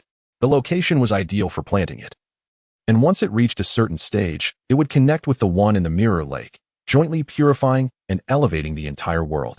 As for the arrays used for concealment, Ye Suifeng restored them and casually set up an illusory array. Should anyone come to investigate, they would find no anomalies. This was to avoid premature exposure. He was also curious about which forces, possessing remnants of gods and demons, would participate in this so-called battle of destiny. The vice president of the Tianfu Academy, upon witnessing the multicolored phoenix's departure, secretly wiped away a cold sweat. The ancestor has finally left. President, what was that terrifying beast doing here? A teacher inquired. The vice president shook his head. How would I know? Perhaps it just came for a drink of water. We cannot fathom the temperament of such a being. It was a stroke of luck that no casualties occurred while the president was absent when the 9th grade peak beast appeared. Have you notified the president? The vice president asked. Yes, I have informed him. What about the damage to the academy's array? Fortunately, it can be restored soon. It seems it merely passed through, breaking the array without damaging its foundation. The vice president sighed in relief. That's good. From the current situation, it appears that the multicolored phoenix simply stumbled upon us. Otherwise, why wouldn't it seize the academy's abundant cultivation resources? Those are coveted even by transcendent beings. At Lingyun's sect, in the garden pavilion at the back mountain, Han Shuzi and Tong Shanqing sat facing each other. Is everything ready in the Abyss Valley? Han Shuzi asked. All is prepared. Tong Shanqing replied. We have established a separate residence amidst the volcanic storm, should the master wish to arrive early. The Abyss Valley is the battleground for the decisive battle of destiny, plunging deep underground with violently raging magma. Even nascent soul cultivators would meet instant demise there. However, at the valley's deepest point lies a natural secret realm. The resources are scarce, the environment is exceptionally unique, making it ideal for the 5 factions to compete within. There's no rush, Han Shuzi said. Let Yi Qingyao familiarize herself with this environment first. After all, the Star Sea Mountains differ greatly from the barren regions of the 9 cities. Tong Shanqing nodded, then a smile spread across his face as he asked, Master, may I pose a question? Speak, Han Shuzi replied languidly. I find it puzzling why, amidst the Academy's plethora of geniuses and prodigies, one from a remote area was ultimately chosen. Yi Qingyao seems rather unremarkable to me. Han Shuzi's lips curled into a slight smile, having anticipated that Tong Shanqing would broach this topic. This individual, despite his indulgence towards his precious son, held a rather blind confidence. When Tong Feng was admitted to the Academy, it was precisely for the purpose of securing the title of Chosen One. For exceptional performance would lead to selection into the main academy, a true land of fortune. Thus, when Tong Feng met with an unfortunate demise, Tong Shanqing would undoubtedly direct his ire towards Yi Qingyao. If you believe she is unqualified, you could always allow Ling Yun's sex prodigies to take a shot at it. I would actually welcome a stronger candidate, Han Shuzi said with a smile. And I trust you have already done so. Having had his thoughts subtly unveiled, Tong Shanqing showed no sign of embarrassment, instead laughing heartily. Well, Master, I have great faith in my own boys. He remained skeptical that a girl from the borders could possess much capability. Master Tong, I must caution you, Han Shuzi advised. Do not underestimate Yi Qingyao. If you were to test her, send your strongest. Do not dispatch mere pawns. If Ling Yun's sect suffers significant losses, it would not bode well for you or the Academy. Han Shuzi did not state this explicitly but rather hinted at it, concerned that provoking Yi Qingyao could lead to a repeat of the tragic events at the Tianzi Academy, which might influence the forthcoming battle of destiny. Tong Shanqing chuckled. I didn't realize you held Yi Qingyao in such high regard. It seems the battle of destiny is well within our grasp. Han Shuzi sighed softly. Such matters are unpredictable. Yi Qingyao is strong, but one cannot be certain what kind of prodigy might emerge from a place like the Wanbao Pavilion. Remember, what they control is even more formidable than ours. As he spoke, Han Shuzi suddenly shifted his tone, smiling. However, regardless of whether Yi Qingyao wins or loses, we will not relinquish our claims over the 9 cities. Tong Shanqing paused, somewhat perplexed. Han Shuzi continued, do you think our academy, having rooted itself in the southern part of the 9 cities for over a century, wouldn't have left anything behind? We have already brought a portion of it here. If Yi Qingyao wins, we will awaken it. If she loses, we will still benefit. Understanding dawned on Tong Shanqing. Truly, the academy is remarkable. To have managed to bring it discreetly, that thing could alter the laws of heaven and earth and draw upon the essence. As long as it takes root successfully, no one will be able to contend with it. Ling Yun's sect, as a forward base, will also reap considerable benefits. The two exchanged knowing smiles, clinking their cups together. Suddenly, 2 figures hurriedly approached from behind them, Zhen Xian and Yuan Hao. Both appeared anxious as they reached Han Shuzi and Tong Shanqing, whispering simultaneously, Master, Teacher. May we have a word? The two were taken aback, but soon stepped aside. What is it? Han Shuzi inquired. Zhen Xian's expression darkened as he spoke. My lord, we have received news from the academy that a peak 9th-tier beast has forcefully intruded, ultimately heading towards the back mountain. At this, Han Shuzi's countenance shifted dramatically. The back mountain was where that crucial item was stored. There could be no room for error. What did it do? Han Shuzi's face grew somber. Zhen Xian replied. Nothing much. According to the vice president, the beast seemed to have merely passed through, causing no harm, nor did it seize any resources. It lingered for a while before departing. Han Shuzi fell into silence. This was indeed quite a coincidence.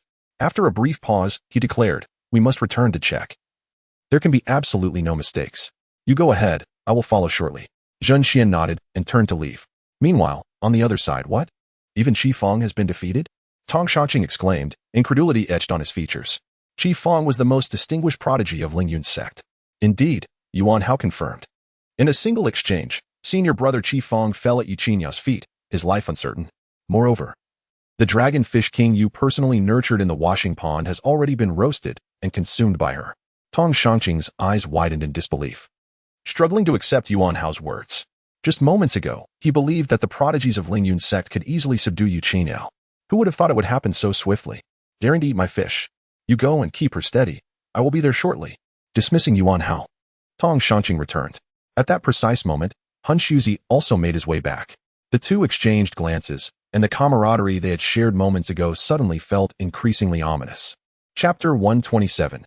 Truly digging up the ancestor at the washing pond of Lingyun's sect, a group of young individuals lay sprawled on the ground, their fates unknown. If any disciples of Lingyun's sect were present, they would tremble in fear, for those who had fallen were, without exception, the most illustrious prodigies of the sect. Among them were even a few who were direct disciples of the sect leader. Beside the washing pond, two figures sat by a fire. On the spit, half a dragon fish lay, its round eyes open, emanating an incredibly enticing aroma. "It's not delicious, really not delicious," Ye Suifeng remarked as she took a large bite of the dragon fish meat. "Then why are you eating so quickly?" Ye Qingyao queried, holding a piece of fish meat. To her, such exquisite ingredients required only simple cooking to become a heavenly delicacy. "I'm hungry, all right." Ye Suifeng tossed aside the fish bones and added, "If Gu Yulan were to cook this fish, it would surely leave you astounded." Ye Qingyao did not dispute this. She was already aware that the woman named Gu Yulan was someone her uncle had brought along to cook for him, implying her culinary skills were commendable. After a moment, Ye Suifeng stood up and stretched lazily. She looked around at the sprawled figures and laughed. "Why is no one coming? I haven't had enough fun yet." Earlier, while they were roasting fish, there were intermittent sneak attacks, most of which Ye Suifeng had effortlessly thwarted with a turn of her head. "Let's wait a bit longer," Ye Qingyao said indifferently. "If no one comes, I shall seek them out myself." "Do they truly think I am easy to bully?" "Wow." Upon hearing this, Ye Suifeng exclaimed in surprise. She then hugged Ye Qingyao from behind. "Sister, after years apart, not only have you become fierce, but also quite fearsome." She playfully pinched her sister's cheek. Ye Qingyao swatted her hand away and stood up, gazing into the distance. "They have arrived." A powerful aura was rapidly approaching the washing pond. "You go ahead and have fun. I will support you from the back," Ye Suifeng chuckled, retreating a step and vanishing. At that moment, a formidable figure descended from the sky. It was Tong Shanqing. Upon seeing the fallen prodigies of Lingyun's sect and the half-roasted dragon fish, his eyes nearly bulged with rage. That dragon fish was his beloved, nurtured with care.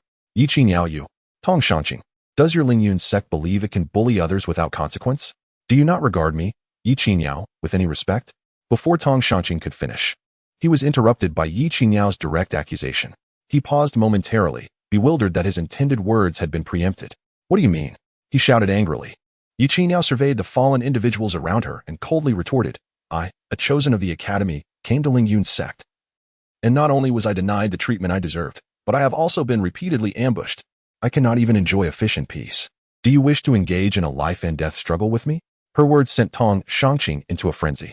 Wasn't he the one here to demand accountability? The roles had suddenly reversed, leaving him feeling disoriented. "Ye Qingyao, do not be so arrogant," Tong Shanqing bellowed.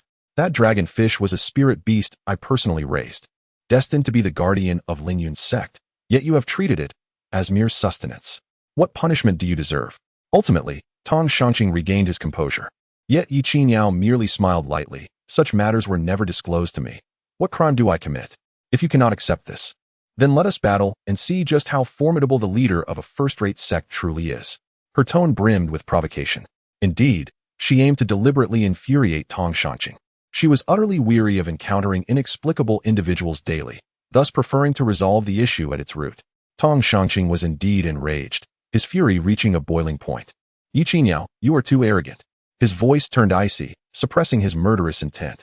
"I advise you to retract your words. Lord Hun Shuzi has just departed, and now, no one can protect you." Ye Qingyao's lips curled into a smirk. Is the master of a sect so verbose, perhaps fearful of combat? Tong Shanqing could no longer contain himself. "You seek death," he roared, his voice resonating like thunder, sending shockwaves throughout Lingyun's sect. The disciples and elders alike were taken aback, wondering what had provoked the sect leader. "Come at me," Tong Shanqing shouted again, fingers curling into claws as he reached for Ye Qingyao. The immense power of the Tribulation stage erupted with a thunderous roar, an overwhelming attraction descending upon Ye Qingyao. Yet, her expression remained unchanged. A dark red aura slowly surged forth, appearing fragile, yet steadfastly countering Tong Shanqing's might. "Is this all you've got?" Tong Shanqing was on the verge of exploding with fury. "You shall perish." He unleashed a punch, the terrifying power nearly tearing through the void, hurtling towards Ye Qingyao. Unfazed, she opened her palm, and a crimson ancient zither materialized before her. With delicate fingers, she plucked its strings. A transparent ripple instantly radiated from the zither, colliding with the chaotic energy in the air. Boom! The ground shook violently. The entire Lingyun sect felt as though it were experiencing an earthquake, accompanied by a deafening explosion.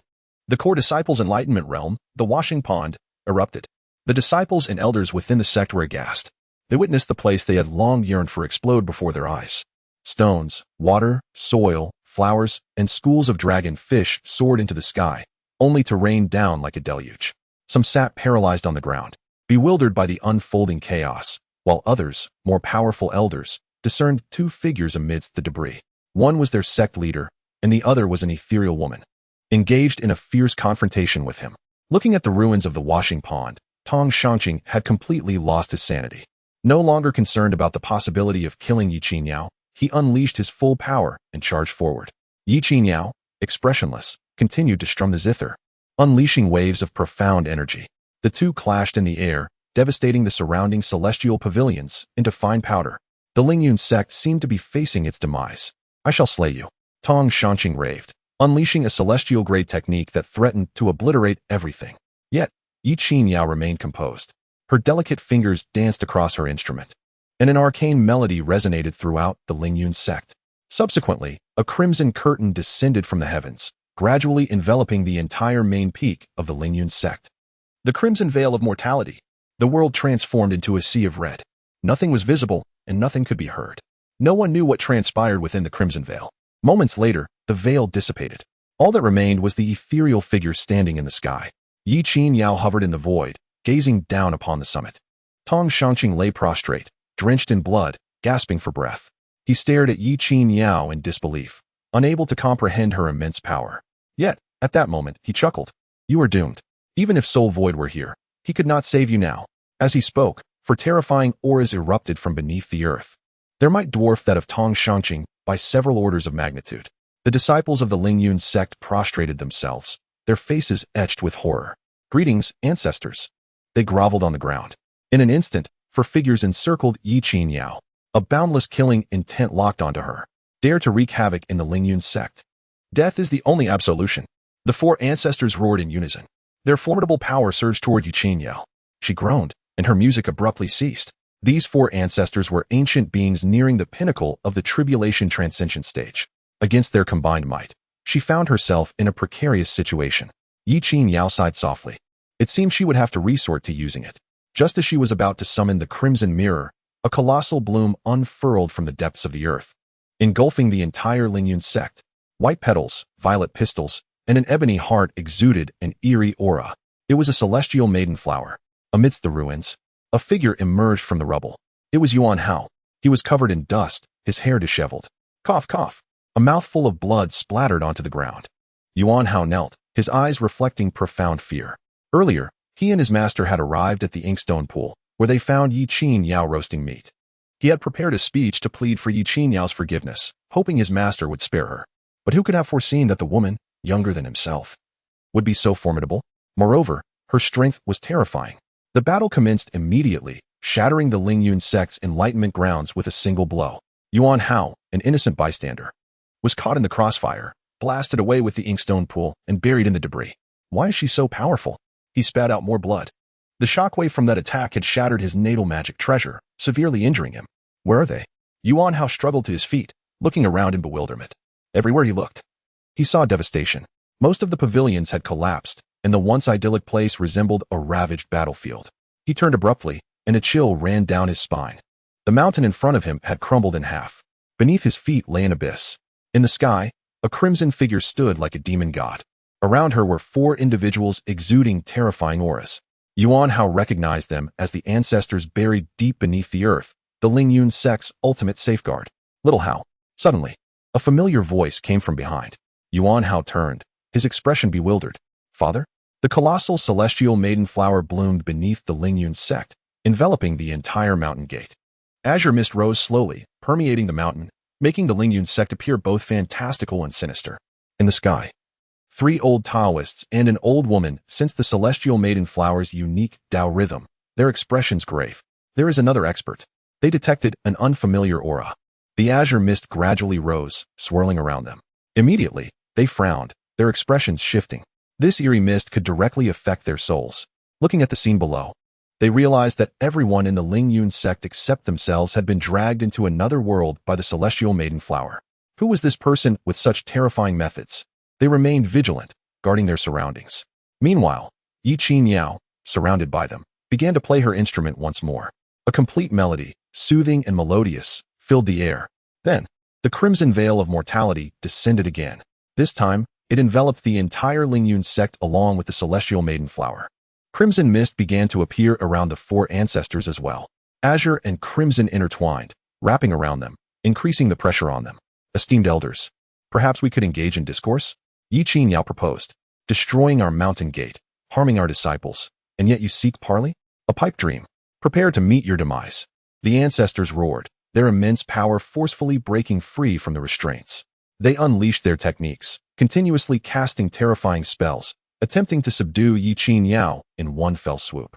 The power of those at the Tribulation Transcension pinnacle could not be underestimated. Even Ye Qingyao dared not confront it head-on. Just as their attacks were about to reach her, a small hand emerged from the void, grabbed Ye Qingyao by the scruff of her neck, and yanked her backward. Ye Qingyao was pulled into the void. A deafening explosion erupted as the attacks from the four Tribulation Transcension experts landed.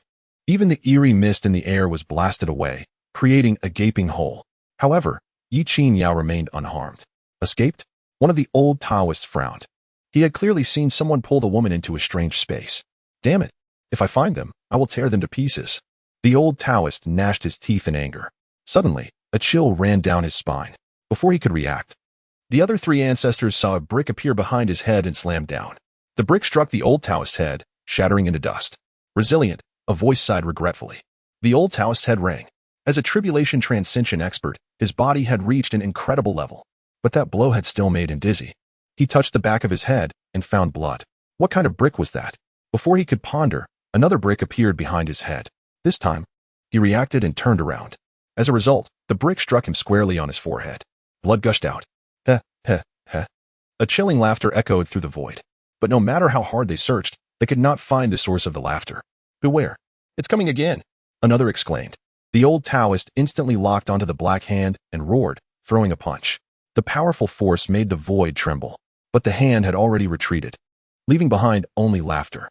At the same time, Ye Qingyao appeared behind a gaunt Taoist. The sound of her instrument created a ripple that struck him in the back. The Taoist groaned, his blood surging. That attack had reached the level of the Tribulation Transcension stage. But when he tried to lock onto Ye Qingyao, she vanished again. Damn it! Damn it! The ancestors fought in frustration. Although the opponents were weaker by a major realm, they could not defeat them with brute force. Instead, they used bizarre tactics, constantly appearing and disappearing, launching heavy attacks from time to time, and especially that abominable black hand. Bricks, dog-beating sticks, rice bowls, all sorts of things were used. Sometimes, they even threw out a pile of soft, unidentifiable objects that stuck to their faces. The harm is minimal. Yet the insult is profoundly intense. Coupled with that soul-piercing azure aura and the entangling dark red mist, the mental state of the group is on the brink of explosion. After being drenched once more in the inexplicable liquid, one elder could no longer contain his frustration and bellowed, "Who are you? Do not go too far. Our Lingyun sect is under the protection of the Tianfu Academy." He attempted to intimidate the adversary with the name of the academy. However, his words were met with a chilling laughter and an array of further attacks. As time progressed, the strength of the four elders began to wane. If this continued, defeat was inevitable. More alarmingly, the disciples of Lingyun's sect, under the combined influence of the red dust celestial veil and the celestial maiden, found themselves sinking deeper and deeper, unable to extricate themselves. Esteemed guests, one elder spoke again. Please cease your hostilities. Let us have a proper conversation. There are no grievances that cannot be resolved. He conceded. For no matter what, the Lingyun sect could not fall at his hands. The onslaught finally ceased. Moments later, Ye Qinyao's figure reappeared, her expression calm. Yet her tone bore a hint of mockery. Are you now willing to converse? Chapter 129. The direction of Qingyao at Tianfu Academy. Two figures descended rapidly from the sky, heading straight for the back mountain, Han Shuzi and Jin Xian. Han Shuzi's face was grave. If anything were to go awry with that object, the main academy would undoubtedly not spare him. Soon, they arrived at the back mountain's secluded pond, where the formation remained intact. Jin Xian gazed at the flawless pond and finally exhaled in relief. Let's descend and take a look. Han Shuzi produced a small jade talisman that emitted a hazy glow, merging into the layers of the formation. This was the key to enter the pond. Moments later, they reached the bottom, where a cave lay before them, its interior walls adorned with black stripes. At the center, several slender hairs floated above an altar. Fortunately, Han Shuzi sighed, his mind at ease. It appeared that the beast was not after it. Master, we were overly cautious. Though it was a creature close to being a sacred beast, it could not approach such a supreme entity. Zhen Xian remarked. When it comes to matters of destiny, caution is never excessive, Han Shuzi replied, having inspected the cave for any anomalies. Subsequently, he and Zhen Xian departed from the pond's depths. Meanwhile, beneath a certain defying formation, a verdant seedling unfurled its branches and leaves, seemingly bidding them farewell. After a while, Han Shuzi and Zhen Xian appeared in the Academy's council hall, where the vice president and several powerful instructors awaited. They had grasped the sequence of events, though some aspects remained puzzling. Ultimately, they concluded that this was indeed an accidental occurrence. Just our misfortune to encounter a top-tier beast devoid of intelligence, they mused. Han Shuzi and Zhen Xian then sped towards Lingyun's sect with utmost haste. Master, must we be in such a hurry? Zhen Xian, whose cultivation was inferior to Han Shuzi's, found it somewhat taxing to keep pace. Keep up, Han Shuzi replied solemnly. There is an issue with the divine artifact. I rushed back in my anxiety. I just remembered that Tong Shanqing seems to have personally gone to confront Yi Qingyao.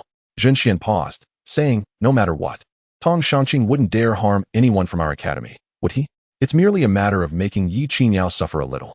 Han Shuzi shook his head. He is a madman. When he goes insane, he recognizes no one. I fear for Yi Qingyao's safety. The battle of destiny is of utmost importance to us. With that, he quickened his pace, hoping fervently that Yi Qingyao could withstand the pressure from Tong Shanqing. At the Lingyun sect's main hall, Tong Shanqing knelt on the ground, while Yi Qingyao sat imperiously at the top. The four elders flanked her sides, their expressions filled with displeasure, yet they felt utterly powerless. What could they do, after all? They were unable to best her, and through their discussions, it became clear that she was a significant figure from the academy. This conflict was instigated by Lingyun's sect itself. For both public and private reasons, they could not lay blame at her feet. Tong Shanqing, do you acknowledge your crime? One elder with the greatest authority thundered, his chest swelling with rage. Had it not been for Tong Shanqing's reckless provocation, Lingyun's sect would not have suffered such tremendous losses. Unable to defeat Yi Qingyao, they could only vent their ire upon him. Tong Shanqing knelt with his head bowed, a sense of despair washing over him. After living for centuries, he now found himself humbling himself before a mere youth of around 20, an endless humiliation. He could scarcely believe how powerful Yi Qingyao had become. Within that red dust celestial veil, he was rendered utterly powerless to resist. Despite the combined efforts of the four elders, they could not subdue her. Instead, she had nearly cost Lingyun's sect millions of lives. Such a prodigy was unheard of to him. The so-called geniuses of Lingyun's sect were but a joke in comparison. Tong Shanqing was left with nothing but humiliation and endless regret. Why had he sought to provoke her? Disciple, acknowledges my crimes. Tong Shanqing bowed deeply. The elder snorted coldly and then turned to Yi Qingyao, immediately donning a smile that crinkled the deep lines on his face. Fair maiden, might I suggest, enough? Yi Qingyao interjected calmly. Bullying the weak is your customary practice. I am aware that you would relish the chance to see me torn asunder. The elders exchanged awkward smiles, hastily denying her suggestion. Yi Qingyao continued, in truth, I harbor no malice against Lingyun's sect. I have never cared for it. Had you not provoked me, such an incident would not have transpired. Rising to her feet, she declared, I have but one request, before the battle of destiny concludes. I wish for no one to disturb me for unfathomable reasons. Should this continue, I can assure you that even Han Shuzi cannot protect you. Yi Qingyao's gaze swept across the formidable figures of Lingyun's sect, each of whom bowed their heads, unwilling to meet her eyes. This scene reminded her of a saying her uncle had once shared, I am a person who values reason above all. Yet, possessing strength is the prerequisite for others to sit down and engage in discourse. She wholeheartedly agreed with this sentiment. With that, Yi Qingyao stood and, disregarding the prostrate Tong Shanqing, strode out of the sect master's hall. In a serene garden at the back of Lingyun's sect, Yi Qingyao sat in a pavilion, gently playing the guqin. Not far away, beneath a pear tree, Yi Xiaoxiao swung leisurely on a swing. This was a place specially prepared for Yi Qingyao, ensuring she would not be disturbed again. Sister, I am not joking. You truly are fierce right now, Yi Xiaoxiao remarked. Yi Qingyao paused, adjusting a few discordant notes before resuming her playing. Such is life. If you are weak, you will be bullied. If you do not inflict pain upon them all at once, they will only seek revenge, turning minor grievances into major troubles. It is far too cumbersome, Yi Qingyao explained. Yi Xiaoxiao nodded in agreement. Indeed, I have come to realize this truth as well. However, I typically preemptively deal with those who would bully me, squashing trouble before it can bud. With that, she leaped off the swing and, in an instant, sat across from Yi Qingyao. Sister, I have always been curious about the direction you found during the trial 6 years ago, Yi Xiaoxiao inquired. At that time, Ye Suifeng had conducted trials for their group of 5, allowing each to voice a wish. Ye Qingyao's wish had been to find direction amidst confusion. The music once again came to a halt. Ye Qingyao let out a soft sigh. At that time, I actually deceived my uncle. Ah? Ye Xiaoxiao was taken aback. Ye Qingyao continued. I said that I had entered the second layer of the red dust mirror, where one day in reality equates to 10 years. But in truth, I had entered the third layer of the time realm, where I spent a full 1,000 years. Ye Xiaoxiao gaped, her eyes wide with disbelief. 1,000 years, she could hardly fathom what Ye Qingyao had endured. Dozens of centuries, countless different lives, they did not guide me to a direction. Yet they imparted a singular truth. Strength is the prerequisite for all paths. Ye Qingyao elaborated. Only individuals like my uncle can truly accomplish what they desire. Ye Xiaoxiao rested her chin on her hands, murmuring, no wonder I feel your approach to tasks is increasingly akin to his. Ye Qingyao nodded. If one must speak of finding direction, it can only be to become someone like my uncle. But I do not wish to be him. Ye Xiaoxiao paced with her arms crossed. Look at him. He spends his days reading, eating, sleeping, and now he is off to plant some inexplicable trees. It's dreadfully mundane. He could at least find a beautiful woman and have a few siblings for Yi Huang. Ye Qingyao chuckled. Everyone is unique. You, me, Yi Huang, Yi Long, Yi Qian. Our aspirations and goals differ. My uncle has always allowed us to grow independently. Otherwise, with your temperament, you would have long been reprimanded. Ye Xiaoxiao retorted. Sister, just because I'm small doesn't mean I haven't matured. After saying this, she lay down on the table, gazing at the sky, and sighed softly. Her long hair cascaded across the table like a rainbow. Imagine if we could remain forever young. How wonderful that would be. Chapter 130. Arrival at Yuan City. Amidst the mountains, there lay a vast valley. At its center was a colossal sinkhole, unfathomably deep, as if it plunged directly into the Earth's core. From within the sinkhole, thick plumes of crimson smoke occasionally erupted, saturating the air with a scorching sulfurous scent. Surrounding the sinkhole, numerous structures had formed a city-like expanse, all enshrouded by a protective formation. Suddenly, a gigantic, multicolored phoenix approached swiftly from the distance, landing before the formation. Behind the phoenix stood several figures. Is this the location of the destiny battle? Yi Huang inquired, standing at the forefront. Ye Suifeng nodded. According to the information left by Xiaoxiao, the site is in a secret realm at the bottom of the sinkhole. With a few days left until the destiny battle commences, let us first enter the city. Yi Long tilted his head and asked, should we dismantle the formation? I want to give it a try. It shouldn't be too formidable. His fighting spirit was palpable. Ye Suifeng shot him a glance. Why so violent? Setting up a protective formation is no easy feat. Let us maintain a low profile this time. Then, Ye Suifeng directed Lao Qi to fly in another direction. On the opposite side of the formation, a high platform had been constructed for receiving cultivators arriving on flying spiritual tools or beasts. At that moment, a majestic 7th-grade flying beast, the Xianqi tiger, landed with great force, eliciting gasps of awe from onlookers. Riding atop the Xianqi tiger was a group of elegantly dressed individuals. Led by a young girl adorned with tiny bells, her expression one of utter disdain. A bunch of country bumpkins. Though the girl appeared charming, her words dripped with arrogance. An elder approached with a smile. Little fairy Yintong, the cultivators here are mostly ordinary folk seeking fortune in Yuan City. However, the Lingyun sect, which oversees Yuan City, is a first-rate sect like our Taiyu sect. As the grand event approaches, many powerful factions will arrive to spectate. It would be wise for us to temper our demeanor. The elder spoke kindly, yet the girl scoffed dismissively. Why worry? I have brother Limpeng protecting me. Anyone who dares to bully me is courting death. Yintong's indifference was palpable. The elder sighed softly but felt powerless. After all, Yintong was connected to the esteemed Limpeng saint, a prodigy of the heavenly calculation sacred land. Although there were rumors of their relationship lacking depth, it was common knowledge that Limpeng would never allow anyone to insult his woman. Old Jiang, I heard that the Heavenly Mansion Academy will also send someone this time, right? Yintong suddenly inquired. Old Jiang's gaze sharpened before he smiled. Indeed. The Academy is among the participants. Haha. Yintong laughed heartily, her eyes flashing with malice. If she could come along, that would be splendid. I want her to know that in the end, it is I who will win brother Limping. Old Jiang remained silent. In truth, he had not wished to come to Yuan City. It was Yintong's tantrum that compelled him to accompany her to meet Limping. The Taiyu sect had reluctantly dispatched him to prevent any trouble caused by Yintong. Now it seemed that Yintong's motives extended beyond Limping. There was also the matter of the unfortunate girl who had been expelled years ago. He hoped fervently that the girl would not appear here. Yintong caressed the neck of the Xianqi tiger, coldly stating, let her see the treatment that should have rightfully belonged to her. now bestowed upon me, while she languishes in the academy for a lifetime. What a scene that would be to anticipate. Old Jian shook his head gently, lamenting the girl's heavy scheming. The events of the past had already driven that girl away. Did she still wish to look down upon her from above? He earnestly wished that the girl would not show up. Suddenly, a powerful and disquieting aura surged from the sky. Old Jiang looked up and saw a massive multicolored phoenix diving towards the high platform. His expression changed dramatically. That was a terrifying ninth-grade beast. Get back! Old Jiang bellowed, grabbing Yintong's clothing and retreating swiftly. With a thunderous roar, the phoenix landed upon the high platform, spreading its 100-meter wings and letting out a piercing cry. The overwhelming pressure made all the other beasts on the platform, including the previously imposing Xin Qi tiger, tremble in fear and lie still, paralyzed by dread. The aura of the ninth-grade pinnacle beast made the entire platform tremble. The guards quaked in terror. They had never faced such a fearsome creature. Enough. At that moment, a voice emanated from above the phoenix. Though soft, it exuded authority.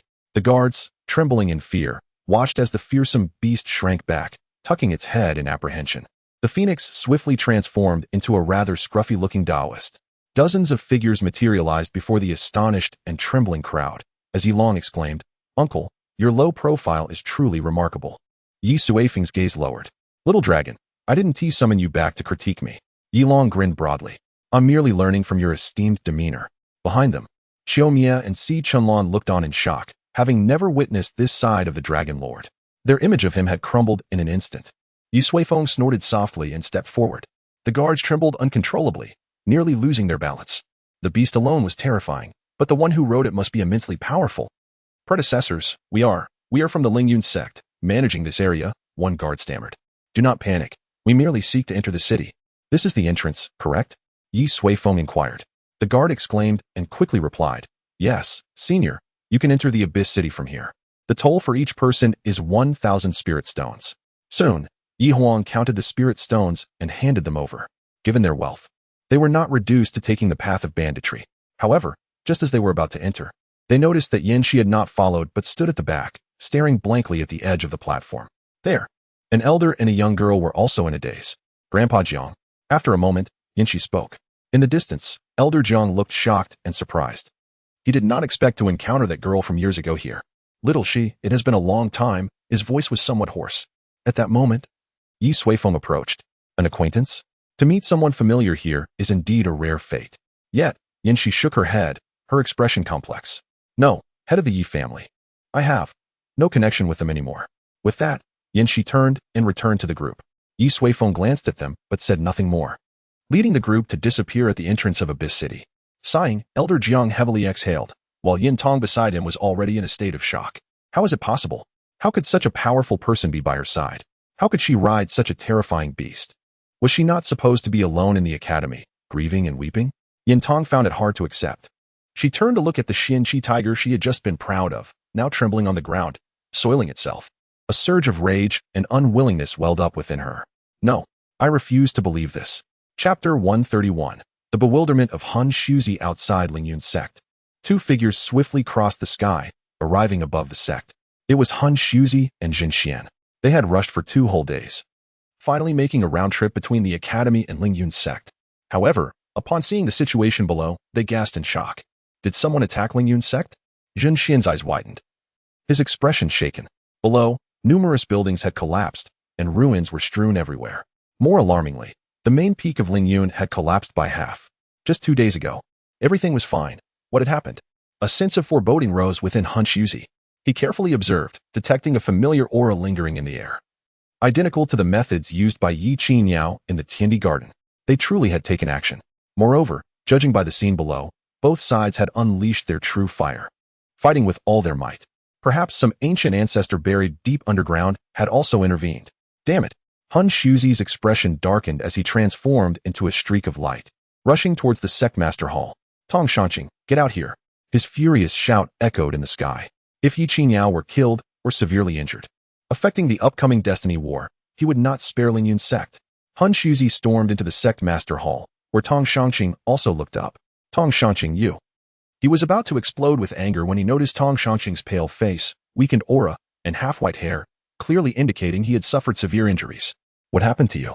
Han Shuzi's anger shifted to surprise. Tong Shanqing managed a weak smile. his face full of despair. It would be better for you to personally ask Yuqinao about this. Han Shuzi furrowed his brows. Where is she? She is resting in the back mountains fairy garden. Tong Shangqing replied slowly. The ancestors arranged for her to stay in a precious place within Lingyun's sect. Han Shuzi was astonished again. The ancestors? Tong Shangqing nodded. Indeed. The 4 ancestors saved our Lingyun sect, preventing us from facing annihilation. What? Han Shuzi was taken aback. He had thought that if the ancestors of Lingyun's sect were to emerge, Yuqinao would likely face dire consequences. Yet, reality seemed different from his expectations. What on earth did she do? Han Shuzi inquired. Tong Shangqing sighed deeply. Nothing much. She simply defeated all of us. Moments later, in the back mountains fairy garden, Yuqinao sat by a clear lake, tuning her strings. Suddenly, she sensed something and turned her head. Han Shuzi was rushing from a distance. Yuqinao. Han Shuzi frowned, looking at the girl who seemed out of this world, and said solemnly, How could you injure Sect Master Tong to such an extent? His life source has been severely damaged. Yuqinao turned her head, her expression calm. He tried to capture me. I couldn't just stand there and let myself be taken. Could I? Han Shuzi was momentarily speechless. But you cannot, in a fit of anger, destroy half of Lingyun's sect. He stepped closer. Lingyun's sect is an important piece in our academy's chessboard. If it is destroyed, the main academy will not spare us. No, they will not spare you. Yuqinao smiled. Han Shuzi, my lord, you should not forget that I am not a member of the main academy. I only participated in this destiny war out of necessity. Our relationship is not that close. Therefore, Yuqinao stood up. If you still wish for me to represent the Tianfu Academy in battle, it would be best not to always adopt a commanding tone. Otherwise, she paused, I cannot guarantee what will happen in the future. Upon hearing this, Han Shuzi was stunned. A threat. A blatant threat. How long had it been since someone had directly threatened him? This woman, barely in her 20s, how dare she? Han Shuzi's hand slowly reached for a jade talisman marked with black patterns. Yet, moments later, he released it. Yuqinao was right. The destiny war was too vital for the academy, and they still needed to rely on her. Moreover, she had managed to suppress the combined might of 4 peak tribulation beings. Such strength, not only against the opponents in the destiny war, but even he himself would likely struggle to overcome without using divine artifacts. The chances of victory were exceedingly high. Sighing heavily, Han Shuzi said, Young one, I advise you not to be too young. In this world, those who stand above us are numerous. If you shine too brightly, you will inevitably face calamity one day. Yuqinao nodded lightly. I have learned. Han Shuzi shook his head. In any case, if you can secure victory in the destiny war, we will wipe the slate clean regarding the past. If not, he paused, you should take care. With that, Han Shuzi floated away. Yuqinao watched his figure vanish. Sister, how dare he threaten you? We should find an opportunity to bury him.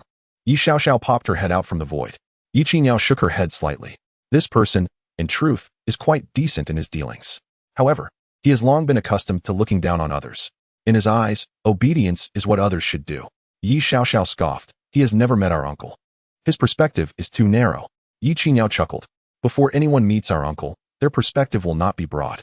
They do not realize how far removed those who stand above us truly are. By the way, uncle and the others should have arrived by now. Yi Xiaoxiao's eyes lit up. Oh, I should go find them first. I fear they may inadvertently provoke someone they shouldn't. Yuqinao shook her head. If you wish to go, then go. Stop making excuses. Hurry along. I have a piece to refine and need some peace. All right. You take care. Yi Xiaoxiao replied, eagerly rolling away and vanishing into the void. Abyss City. Here lies the renowned Wanbao Pavilion. Before the opulent loft, Yi Long stood agape. Over the years, he had traversed numerous locales, and no matter where he went, he encountered this organization dedicated to the trading of treasures. It was truly astonishing. Let us step inside. Ye Suifeng suggested. Father, you aren't planning to empty their entire inventory again, are you? Yi Huang chuckled. Why do you mock me? You make it sound as though I am a nouveau riche, Ye Suifeng retorted, rolling his eyes, before leading the group inside. Meanwhile, on the top floor of Wanbao Pavilion, several formidable presences were seated. One among them, should Gu Wanxin be present, would certainly recognize as Shen Tianming, the steward from the time of Su City. Ye Suifeng had been surprised to see him at the age of 27, with his cultivation at the transformation realm, wishing for the Yi family disciples to attain such heights. He was a true genius. At present, however, his expression was far from pleasant. Let me advise you once more. We should refrain from meddling in the affairs of the 9 Cities Alliance. Chapter 132, the long-awaited monetary ability in the city of Yuan at Wanbao Pavilion. Ye Suifeng and his entourage entered without garnering much attention, for the patrons here were an eclectic mix, even more peculiar than themselves. There were scholars, towering figures over 3 meters tall, and some darting about atop turtles.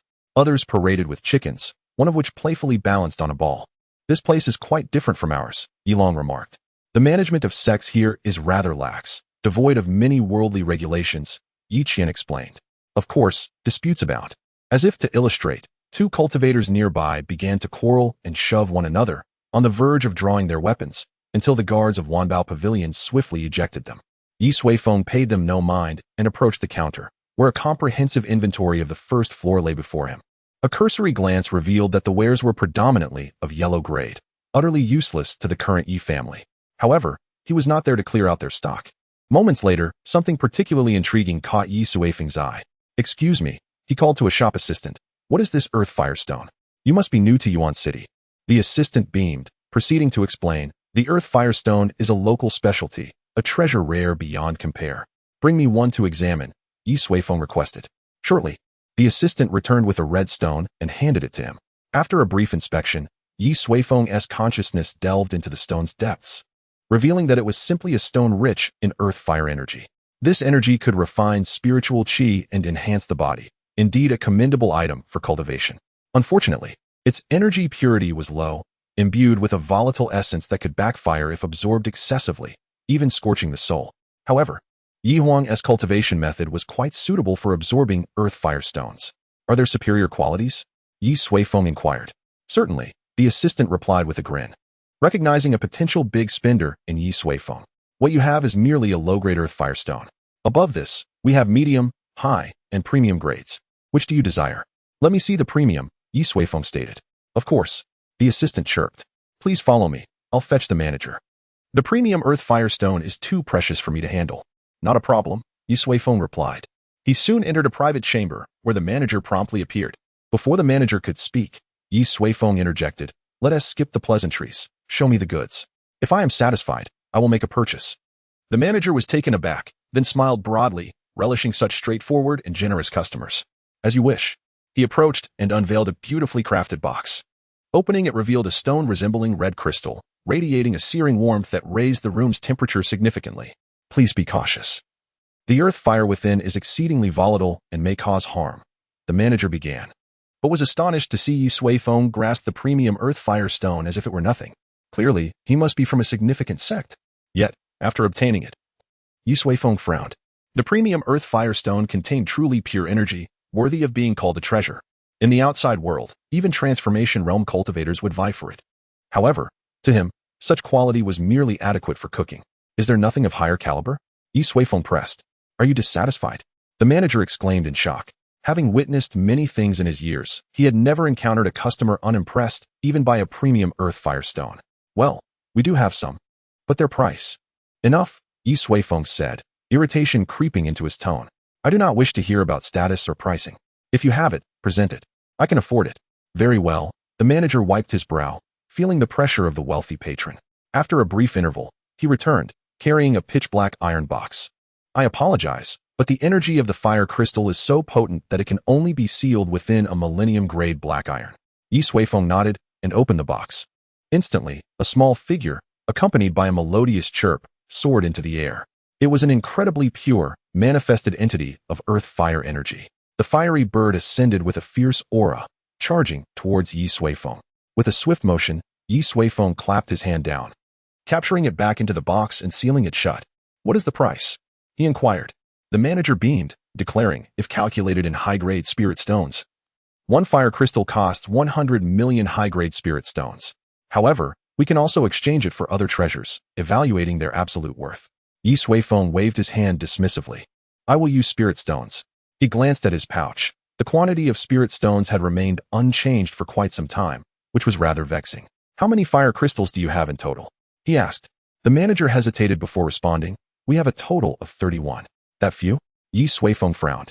31 would scarcely suffice for cultivation. The manager was taken aback, expecting Ye Suifeng to be astonished by the number, yet it was he who was shocked.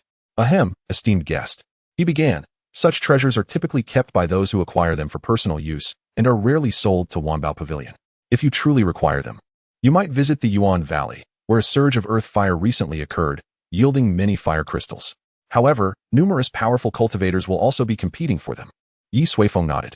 Very well, gather all the fire crystals you have. Also, bring forth all the premium earth fire stones. Those still hold some value. The manager was left speechless. After a moment, Ye Suifeng returned to the main hall, where Ye Huang and the others were exploring items of interest, all of them well off. Even Fu Gui had purchased several large honeycombs. Suddenly, delicate hands covered his eyes. Fu Gui flinched, dropping the honeycomb. Ah, brother Yu Hong, save me, I'm blinded. Flustered.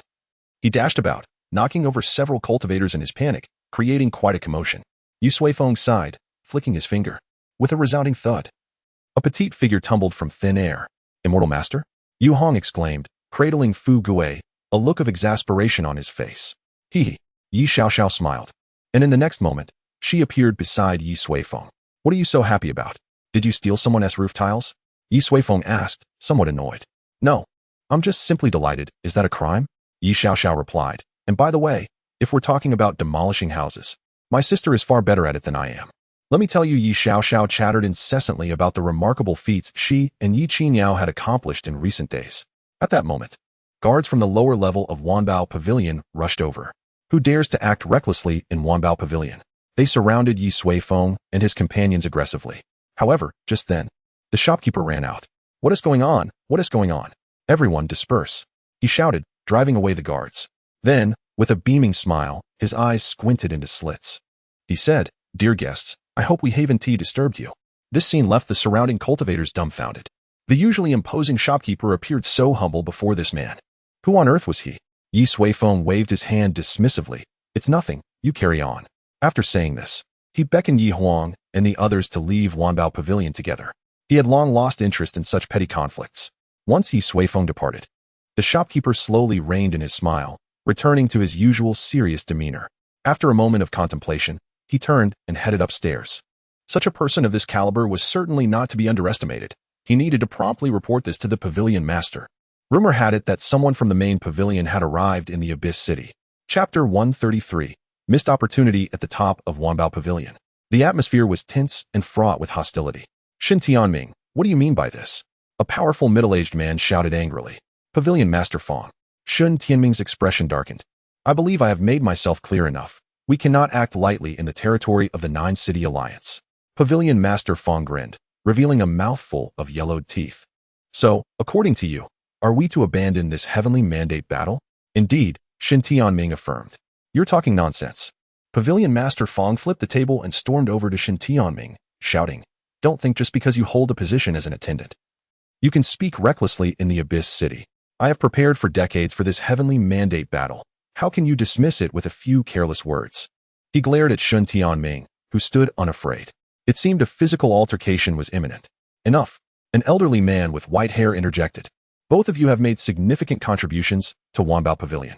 Let us not quarrel over trivial matters. The elder's words held weight. Pavilion Master Fong snorted and returned to his seat. It's not that I have a bad temper. It's just that this young man speaks too absurdly. Pavilion Master Fong continued. I was sent to the Abyss City precisely because of the heavenly mandate battle. After all these years, can he just declare it off? He has it easy, having constructed our pavilion's second 9-story origin tower, basking in glory. What about me? If this matter falls apart, the plans we laid in the 9 cities will crumble under my watch, and I will be the one punished. He was still fuming. However, Shin Tianming slowly replied. There are no plans left. I have sent the origin tower back to the main pavilion. This statement left both men stunned. The chief attendant frowned, asking, Are you serious?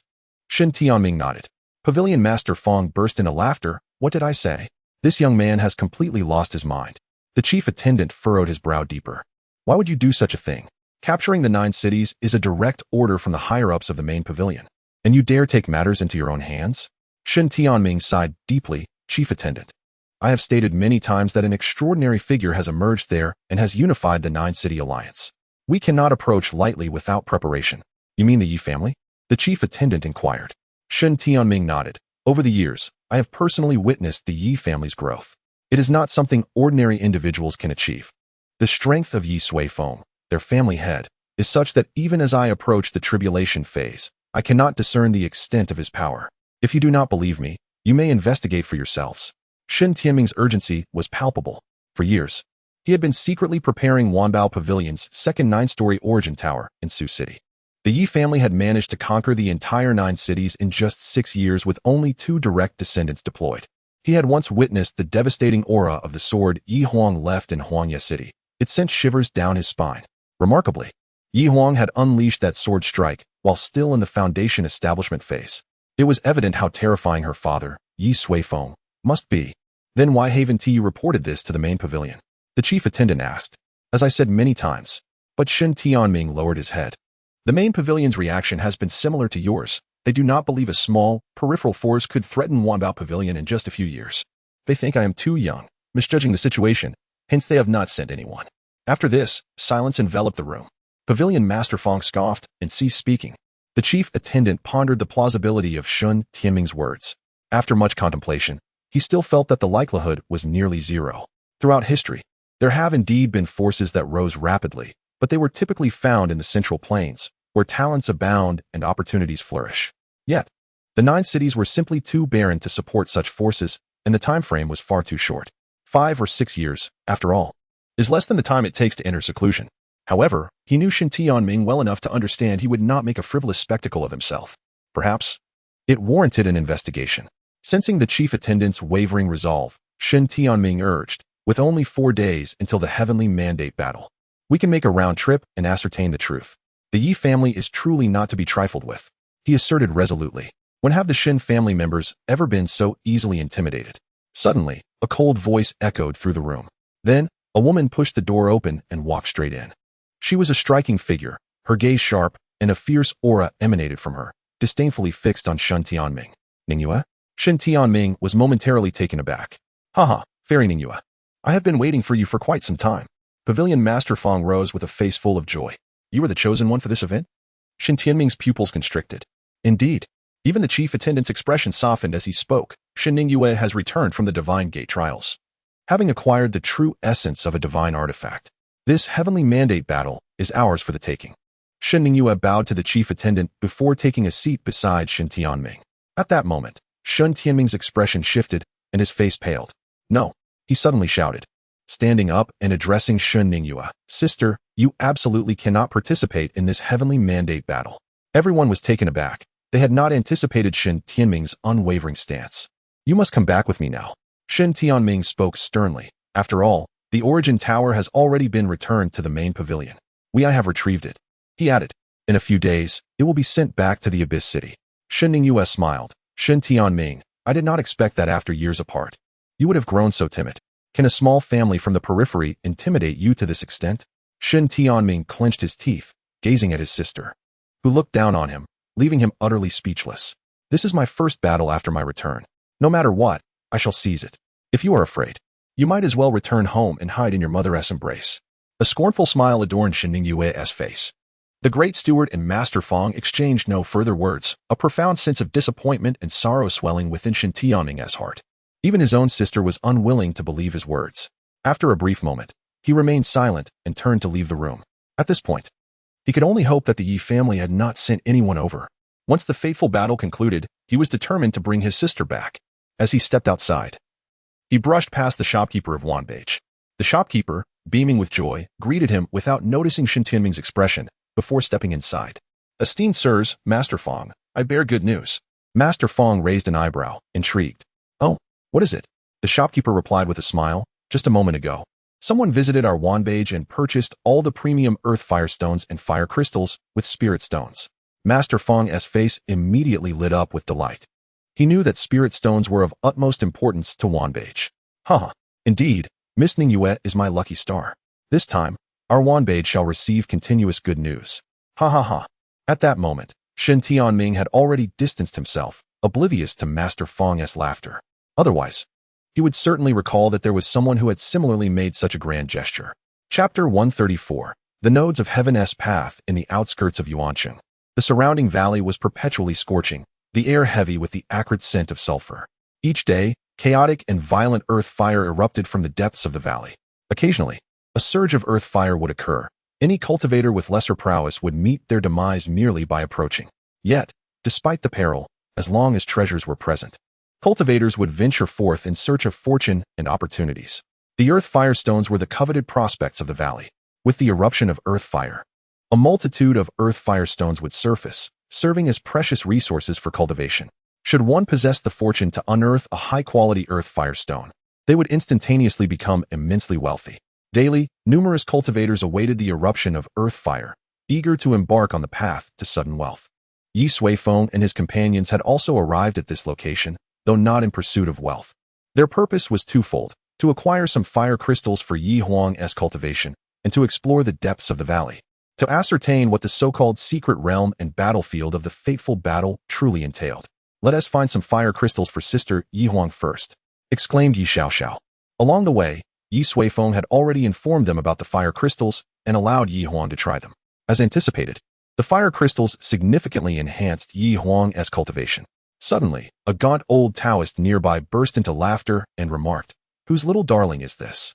Simply adorable. Do you think fire crystals are so easily found? Little one, even those in the tribulation stage yearn for such treasures." A chorus of laughter erupted from the group of cultivators around him, viewing Ye Xiaoxiao's words as a display of ignorance. Upon hearing the murmurs, Ye Suifeng turned his head. "This is my child. Do you have a problem with that?"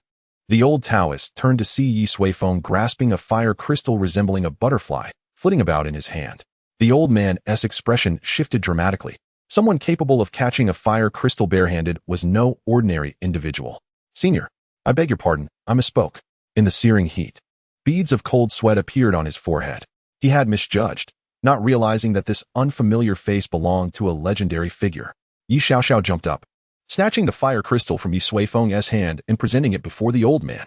"Hee, uncle, do you want it?" Feeling the terrifying aura of the fire crystal, the old Taoist's legs nearly buckled, and he quickly chuckled nervously. "Little fairy, you misunderstand. I meant no offense." The fire crystal was indeed extraordinarily precious, yet it was not something everyone could possess. If he were to hold it, he would likely be instantly incinerated to ashes. "All right, let him go," Ye Suifeng said. It was merely an offhand remark. There was no need for hostility. Before long, the area was left with only Ye Suifeng and his companions. All of them were at least in the transformation realm, rendering the rampant earth fire of the valley harmless to them. Ye Suifeng reached out, once more capturing a butterfly-like fire crystal that sprang forth from the depths of the flames. If any other cultivator in this area were to witness this, they would surely be left speechless. Others toiled and risked their lives for a chance to obtain a single high-quality earth fire stone, while he merely plucked fire crystals with ease. The disparity between individuals could truly be infuriating. However, Ye Suifeng frowned. He then gazed into the ancient depths. The number of fire crystals here was too scarce. He would delve deeper. "You all stay outside for now," he said, and with that, Ye Suifeng swiftly leaped into the valley. Exchanging glances, the others deliberated. "Then let us search for fire crystals outside. This place is quite interesting and offers a chance for training," Ye Long suggested. "All right, there's nothing else to do," Ye Xiaoxiao agreed. Subsequently, they joined in the pursuit of fire crystals while Ye Suifeng ventured deeper into the valley. As he descended, the earth fire grew increasingly violent, challenging even those in the nascent soul stage. After nearly descending 5,000 feet, Ye Suifeng suddenly noticed something peculiar about the environment. A sweep of his consciousness revealed a vast estate within his perception, accompanied by faint spatial fluctuations amidst the flames. So, the secret realm is here, Ye Suifeng realized. Understanding that this was indeed the location for the fateful battle, and the estate was prepared for the participating forces. It was quite well concealed. Ye Suifeng chuckled and extended his consciousness, revealing every detail of the secret realm. It was divided into 5 regions: gold, wood, water, fire, and earth. Remarkably, it was a rare 5-element secret realm. Each region possessed distinct heavenly rules, requiring cultivators from the primary world to adapt upon entry. Within the 5 elemental areas, numerous formidable transformed beings resided, with the strongest reaching the tribulation stage. How intriguing! Ye Suifeng stroked his chin, contemplating the high operational feasibility of using such a secret realm for combat. Upon his return, he could set up 100 or 80 for fun in Yunshao City. After observing for a while, Ye Suifeng continued his descent. There was no need for unnecessary actions. He wished to witness the true strength of other top-tier cultivators. As he ventured deeper into the valley, the earth fire intensified, soon reaching levels that even those in the tribulation stage would find challenging to withstand. In this place, the quantity of fire crystals visibly increased. With a swift motion, Ye Suifeng collected a dozen large fire crystals. His curiosity about what lay at the bottom grew ever stronger. After approximately a quarter of an hour, Ye Suifeng finally reached the very bottom of the valley. It was a landscape of blazing crimson, pervaded by an aura of destruction, comparable to the celestial radiance above. In the distance lay a wide river. However, it was not water that flowed through it, but rather molten rock, coursing like a river of lava. The lava erupted intermittently, surging upwards with fiery tempests. Upon cooling, it transformed into the earth firestones found in the outside world. Occasionally, something resembling a living creature would appear within the bubbles, which were indeed fire crystals. Ye Suifeng casually swept his hand, collecting them into his spatial pouch, then soared upwards, following the flow of the magma river. Soon, he arrived at the river's source, where a crimson lotus flower bloomed. Approaching, he discovered that the lotus was long deceased, now resembling a stone-like form, with much of its body having eroded away. The remnants of the lotus had dissolved into the surging lava, forming the deep subterranean river and subsequently leading to the creation of the valley above. What in the world was this? Ye Suifeng pondered for a moment, then seized the stem of the lotus flower.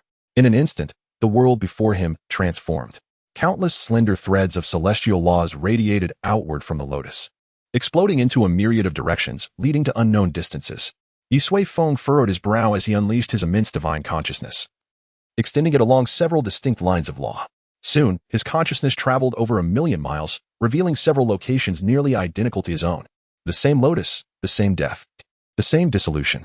The only difference lay in what emerged from that dissolution. Some transformed into rivers, some into spiritual energy, some into illusions, while others coalesced into a vast sea of karmic debt. What could it be? Ye Suifeng's gaze sharpened, his consciousness swelling once more as he sought out new origins. After a while, a peculiar map spanning countless miles materialized in his mind. It was a three-dimensional map of a round heaven and square earth. Countless lines of law traversed it, with a point resembling a lotus every 1,000,000 miles, gathering all the laws together. Thousands of points resembled thousands of magnets, while the celestial laws acted like magnetic field lines, binding all points into a cohesive whole. Ultimately, this formed a complete celestial path, certain nodes of the celestial laws. Based on his understanding, Ye Suifeng named them. Each node represented a fragment of the celestial path, once teeming with life, embodying the essence of the celestial law. Now, they lay lifeless. In Chapter 135, Son of the Qilin and the Phoenix, Ye Suifeng finally encountered the celestial law of this world, or rather, the manifestation of the celestial law after its demise. The true celestial law remains formless and abstract. The lotus before him was, in essence, a part of the celestial body, continuously dissolving while sustaining the perfect laws of this world. For generations, the heavenly mechanism Valley believed that the remnants of divine demons posed the greatest threat to this world, nurturing the enlightenment tree to save it. How naive! Should the lotus completely dissolve one day, no divine or demonic entity would be required. This world would disintegrate on its own. Of course, the remnants of divine demons are indeed a significant calamity. If left unchecked, their corruption would lead to destruction long before the lotus vanished. Alas, the world suffers greatly. Ye Suifeng could not help but lament. Regardless of the scenario, it seemed inevitable that destruction awaited. Unless a savior emerged, handsome beyond compare, graceful, infinitely powerful, and willing to intervene, there would be little hope for survival. Ye Suifeng now harbored serious doubts that his arrival in this realm was merely a coincidence.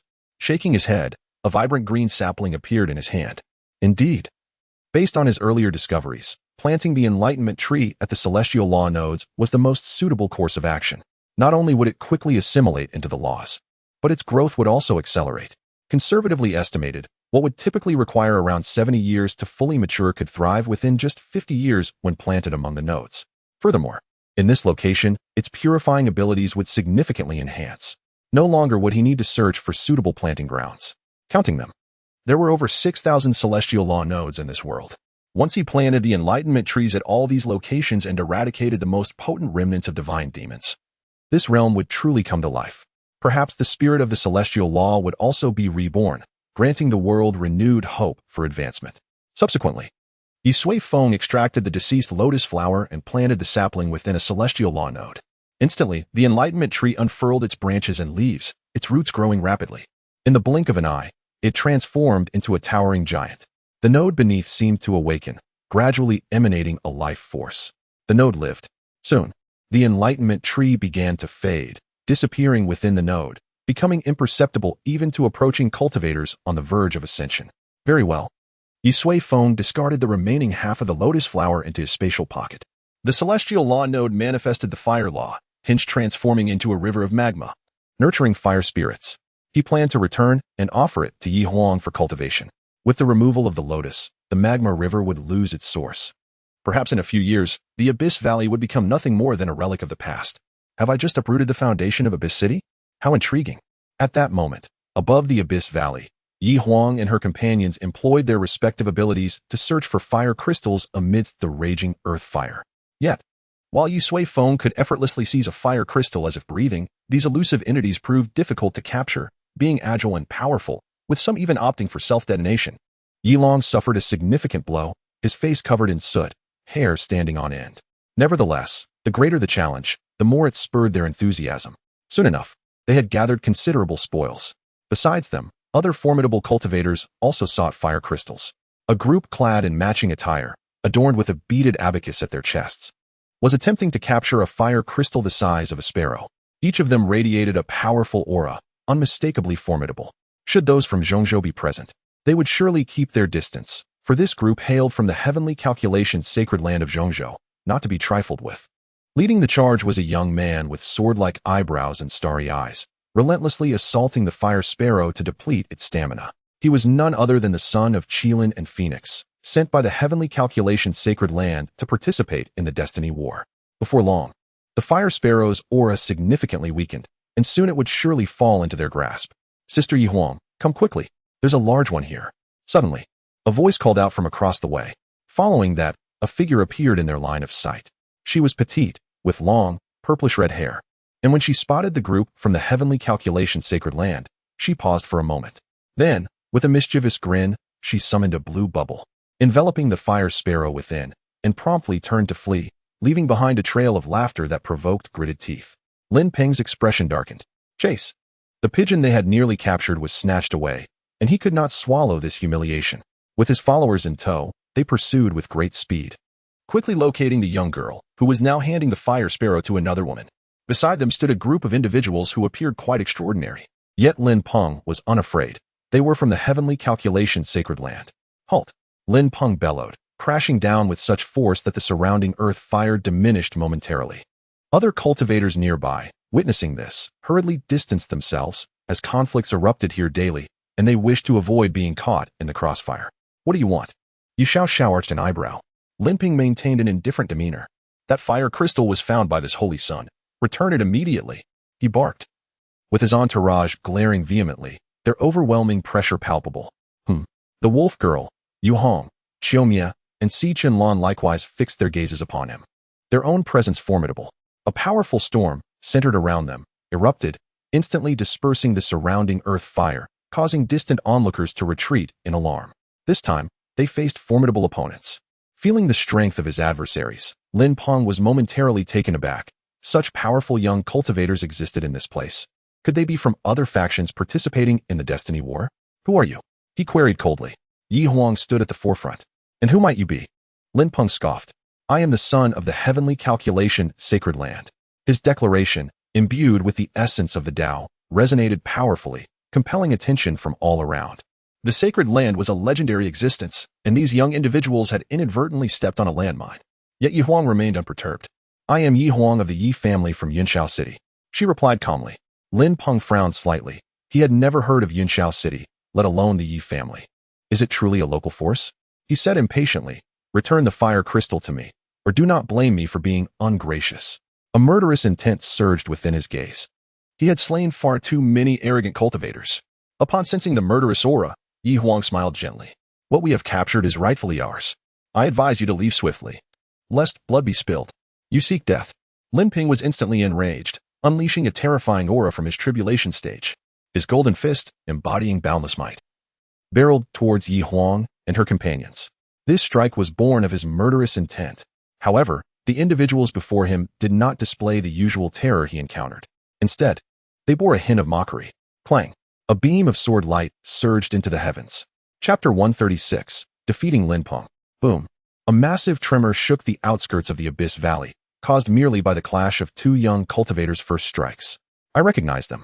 They are from the heavenly calculation Holy Land, who arrived in Abyss City just a few days ago. How terrifying. Who were those young people opposing them? The surrounding cultivators were all taken aback. Such a confrontation was truly overwhelming.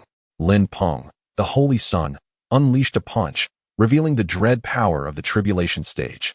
Yet, Ye Huang's sword was not easily dismissed. The aura of destruction obliterated the incoming attack and struck forth.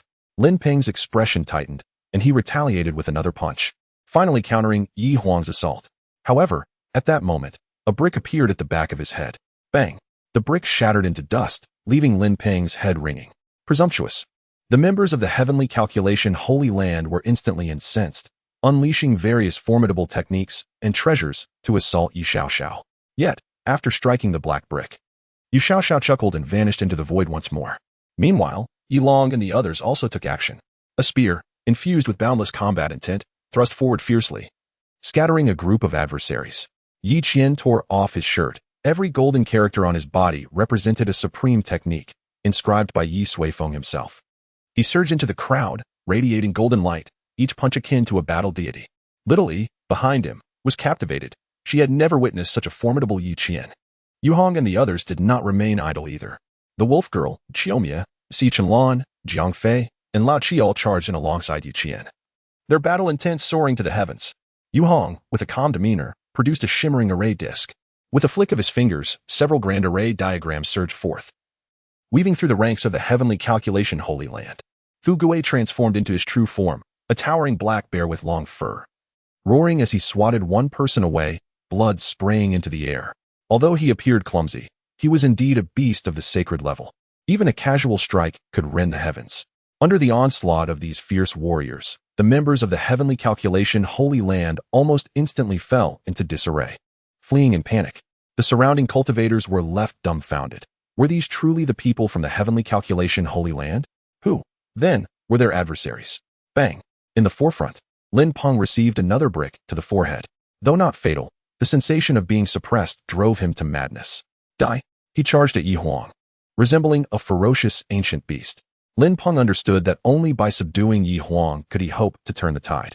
Thus, he summoned all his strength. Yet Ye Huang was no ordinary foe.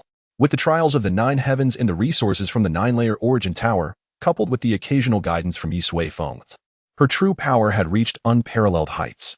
Unfazed by Lin Peng's reckless advance, she remained composed. The patterns between her brows shimmered as an immense aura of destruction erupted from her, accompanied by a bone-chilling murderous intent. Rather than retreating, Ye Huang pressed forward to meet Lin Peng, a swirling storm of 7-colored sword chi forming around her. Boom, boom. The two clashed in midair, the mere release of their auras purging the fiery essence above the abyss valley. The intensity of their battle was utterly fearsome, causing the surrounding cultivators to retreat dozens of paces, fearing they might inadvertently be caught in the fray. Lin Peng, the Holy Sun, was indeed formidable, exhibiting strength and methods befitting the pinnacle of the younger generation. However, as time wore on, he found himself steadily on the back foot, nearly overwhelmed by Ye Huang's relentless assault. Even the armor he wore began to crack under the onslaught of the destruction-infused sword chi storm. Lin Peng grew increasingly alarmed. How could such a powerful individual exist in this realm? Was it possible she truly hailed from one of those ancient forces?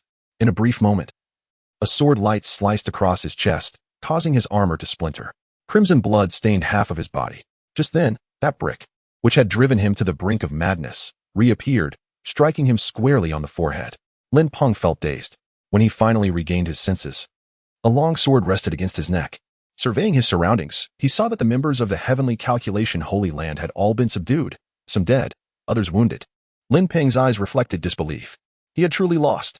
Even when besieged, he knew that had he faced Ye Huang alone, he would have undoubtedly been defeated. Ye Huang regarded him coldly, her gaze frigid. Is arrogance the nature of your kind? Had you chosen to speak civilly instead of attacking us, perhaps you would not be losing your life here. A faint murderous intent emanated from Ye Huang. Lin Peng's pupils constricted in that moment. He sensed the chill of death approaching. Suddenly, a hand grasped Ye Huang's arm. Cousin, let this go. There is no need to kill him. Ye Long stepped forward. Ye Huang lowered her gaze and replied, he did not consider our lives when he struck. Ye Long smiled, and now, his side has suffered heavy casualties, and his own life hangs by a thread. They have received their due punishment. Ye Huang's expression remained unchanged. Letting the tiger return to the mountain is irresponsible to oneself and one's kin. Ye Long smiled slightly. We need not fear a defeated foe, do we? Yi Huang fell silent, yet her murderous aura intensified rather than waned. Yi Long's grip did not falter, the sword intent and battle spirit rising between them. At that moment, Yi Qian and the others encircled them, their expressions grave as they observed the brewing conflict between the two. Even Yi Xiaoxiao rarely reigned in her usual playful demeanor. As the tension escalated, Yi Long suddenly released his hold, laughing heartily. "Cousin, you have grown so swiftly that I almost wish to challenge you. How about we return for now? Our uncle should be back soon." Upon hearing Yi Long mention their father, Yi Huang gradually subdued her murderous intent. "Very well. We will have other opportunities." The longsword withdrew from Lin Peng's neck and returned to its sheath. As the two took a step back, Yi Xiaoxiao and Yi Qian breathed a sigh of relief. Had they truly come to blows, it would not have been a matter to take lightly. Subsequently, the group ignored Lin Peng, leaving him behind as they vanished into the Abyss Valley, once again shrouded in fiery earth. After a long while, Lin Peng suddenly coughed up a mouthful of blood, nearly collapsing to the ground. Surviving the ordeal, he felt a cold sweat trickling down his back. "Holy Sun!" The remaining members of the Heavenly Calculation Holy Land gathered around. One of them, with a grimace, glared at the direction Yi Huang and her companions had departed. "Holy Sun, I will seek out Lord Qingsong. They will pay a blood price." Lin Peng slowly turned his head, his expression devoid of emotion. Slap. A resounding slap landed on the face of the speaker, knocking out a few teeth. "I have already learned a lesson in humility." He turned away. "No one is to mention this matter.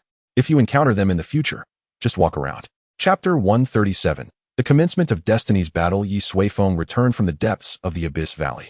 He found Yi Huang and others who were waiting for him, and together they left the outskirts of the valley, purchasing a grand estate within Abyss City, where they settled in. After a few days of anticipation, the formal commencement of Destiny's battle approached. Along the way, Yi Xiaoxiao quietly approached Ye Suifeng to recount the events that transpired at the outskirts of the valley.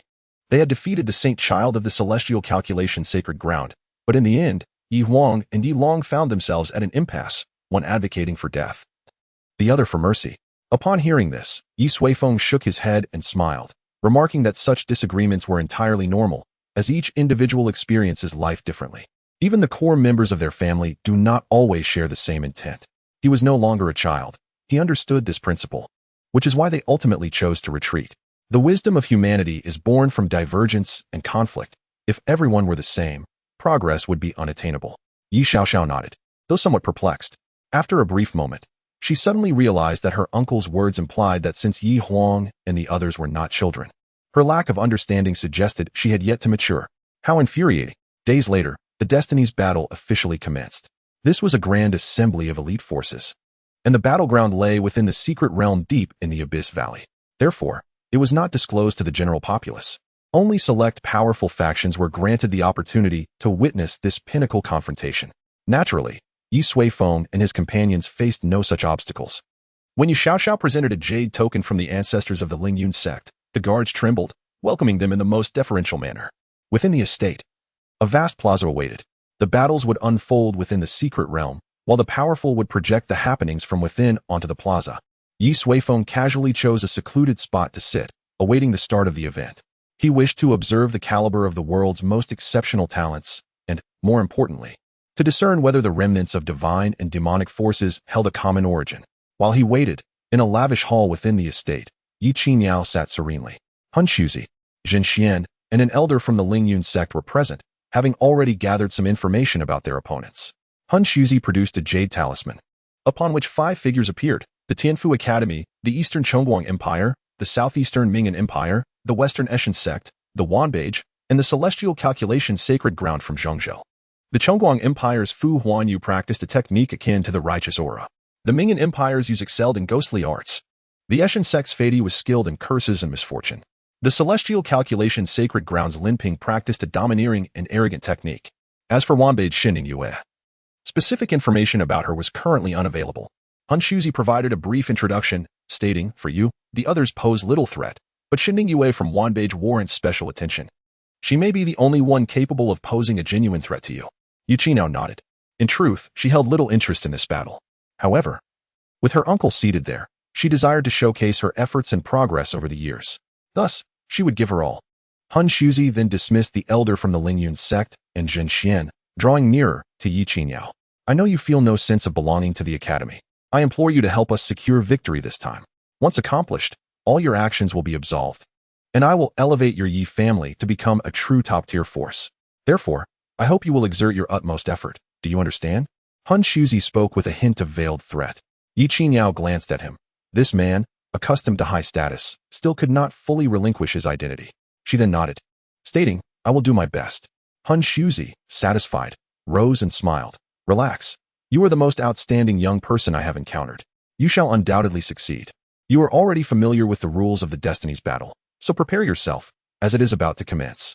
The rules of the battle are as follows. The 5-element secret realm is divided into 5 zones, each containing a fragment of a treasure hidden deep within the realm.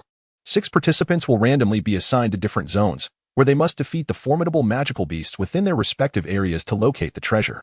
Subsequently, they will engage in cross-zone challenges to seize the tokens from other areas. Only those who successfully merge the treasures will be deemed victorious. The additional participant will serve as a free agent, randomly assigned to a zone, with the option to either cooperate or eliminate another participant. Each zone's rules differ significantly from the main world, presenting a considerable challenge to the participants' adaptability. Furthermore, the cross-zone challenges will test the initiative of those who choose to engage. This battle will be a comprehensive evaluation of strength, intelligence, and even luck. Presently, each participant awaited in their designated chambers. When the battle officially commenced, a void gate would materialize before them, leading them into their respective zones. In another chamber, Shen Yue, the Grand Steward, Fang Gez, and Shin Tianming were present. We have a fairly good understanding of the chosen ones from other factions, but the Tianfu Academy has maintained exceptional secrecy, revealing no information thus far, the Grand Steward remarked. Shen Yue's expression remained cold as the icy mist emanated from her long sword. Rest assured, whoever they are, they will perish beneath my blade. After all, I am a descendant of the Shin family. She cast a glance toward Shin Tianming, who sat silently, his expression grave. On the other side, come on, Lin Ping. You can do it, Yen Tong exclaimed, clinging to Lin Ping's arm, her demeanor sweet and charming. However, Lin Ping seemed oblivious to her presence. His fist clenched as he appeared lost in thought. The memory of Yi Huang's sword left an indelible mark upon his heart. Lin Peng gazed ahead, pondering whether he would encounter her today. In the plaza, numerous factions had already gathered. 3 resounding chimes heralded the imminent commencement of Destiny's battle. Why haven't they emerged yet? Come on, show yourselves, my darlings. Yi Xiaoxiao exclaimed. At this moment, a Taoist seated nearby chuckled, this delightful little fairy. This is not our usual competition. Beings of such caliber would not deign to reveal themselves before us. To behold the true prodigies of the heavens is indeed a privilege. The address of little fairy instantly brightened Yi Xiaoxiao's expression as she leaned in. Uncle, where do you hail from? Hee, I am an elder from the second-tier sect. The Zhanyuan sect, the 3rd largest sect under the Lingyun sect. Oh, quite impressive. So you. The two quickly engaged in lively conversation. Ye Suifeng shook his head, his gaze fixed ahead as he spotted Yi Qingyao's figure, along with the other 5 factions, each radiating an aura that did not belong to this world. Boom, boom. 9 resounding chimes echoed, and a grand scene unfolded in the center of the plaza.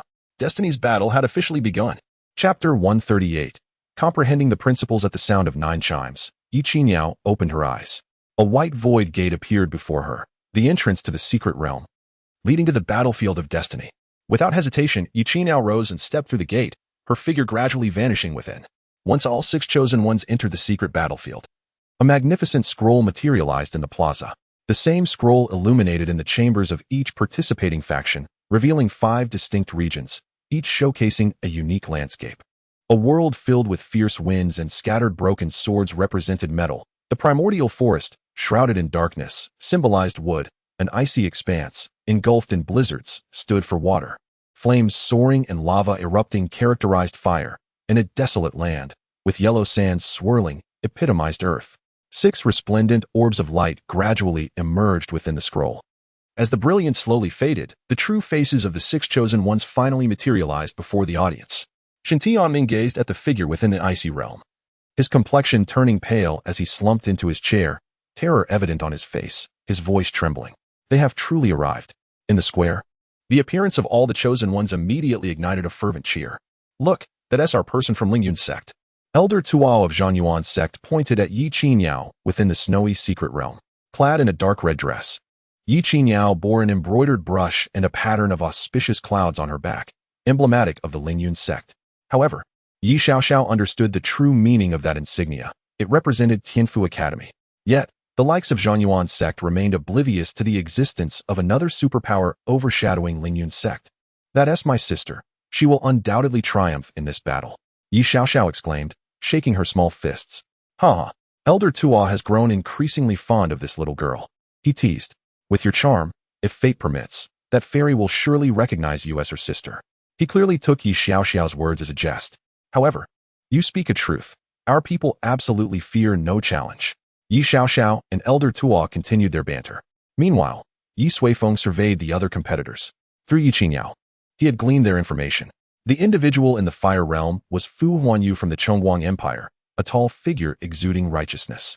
The one in the metal realm was Lin Peng, the holy son of the Tian Swan sacred land, though he appeared somewhat distracted, as if not entirely present.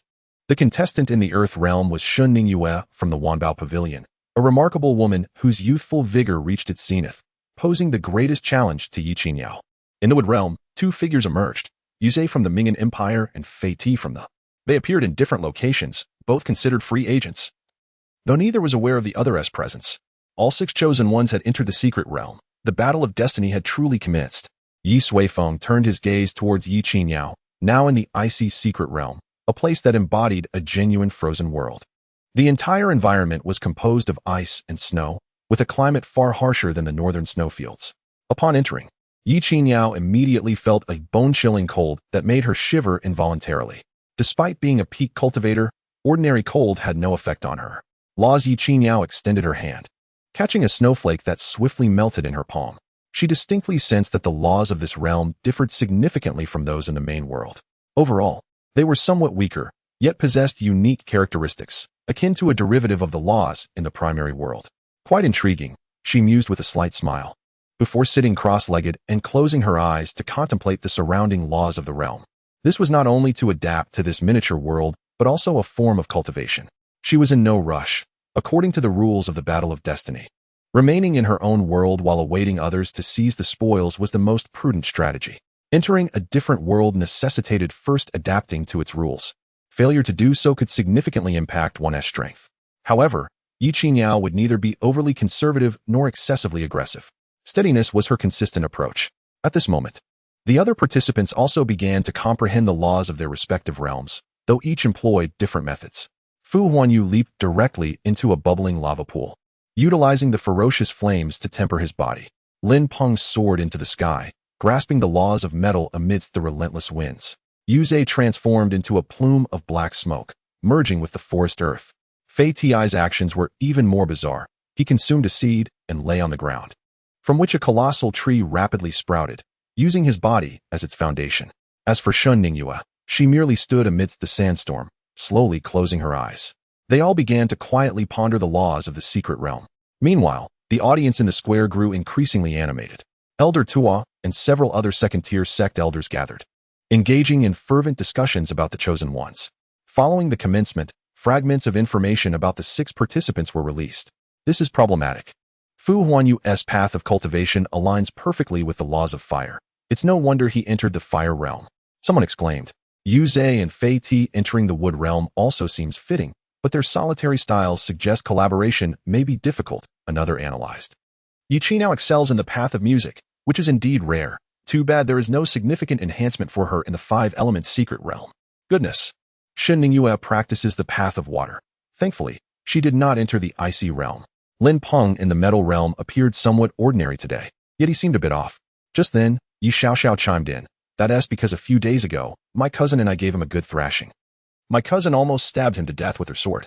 Upon hearing this, the previously engaged group fell silent, their authoritative gazes fixated on her. Whose child is this? Quickly go back. One must not speak carelessly in such a place.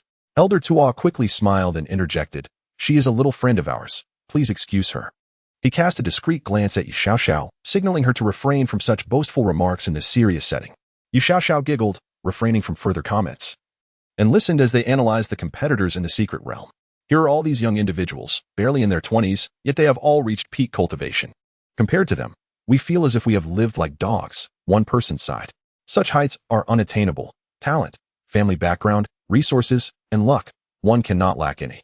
Another added, this secret realm doesn't intentionally evade luck. For instance, The compatibility of the secret realm with the chosen ones and the alliances or enmities among free agents all involve elements of fortune. Elder Tuan nodded. Unfortunately, the information is too scarce for us to analyze their strength accurately. Actually, the phase of adapting to the laws can reveal some clues. Those who adapt the quickest will undoubtedly excel, Elder Tuo remarked. No sooner had he spoken than a gasp echoed through the square. The group turned their attention to the scroll, where they beheld one of the 6 individuals had already completed their comprehension of the laws and was swiftly traversing the realm. It was Shen Ningyue. She completed it so rapidly. The crowd gasped in astonishment, observing the figure moving at breakneck speed. In barely a quarter of an hour, while the other chosen ones were just beginning to adapt to the laws, Shen Ningyue had already mastered this initial phase. In the midst of the swirling sands, she advanced swiftly, her body emanating a pale white aura that kept the debris at bay. Quick, look where she is headed. Elder Tuo and the others swiftly produced a jade talisman, activating it to reveal a map that materialized in the void. A white dot gradually moved across the map.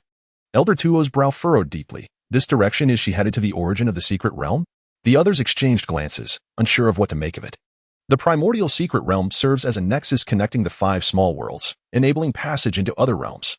Typically, it is logical for the chosen ones to contemplate venturing into other worlds only after acquiring treasures from their own. However, is Shen Ningyue intending to make an advance into another world prematurely? Such a decision is undeniably audacious.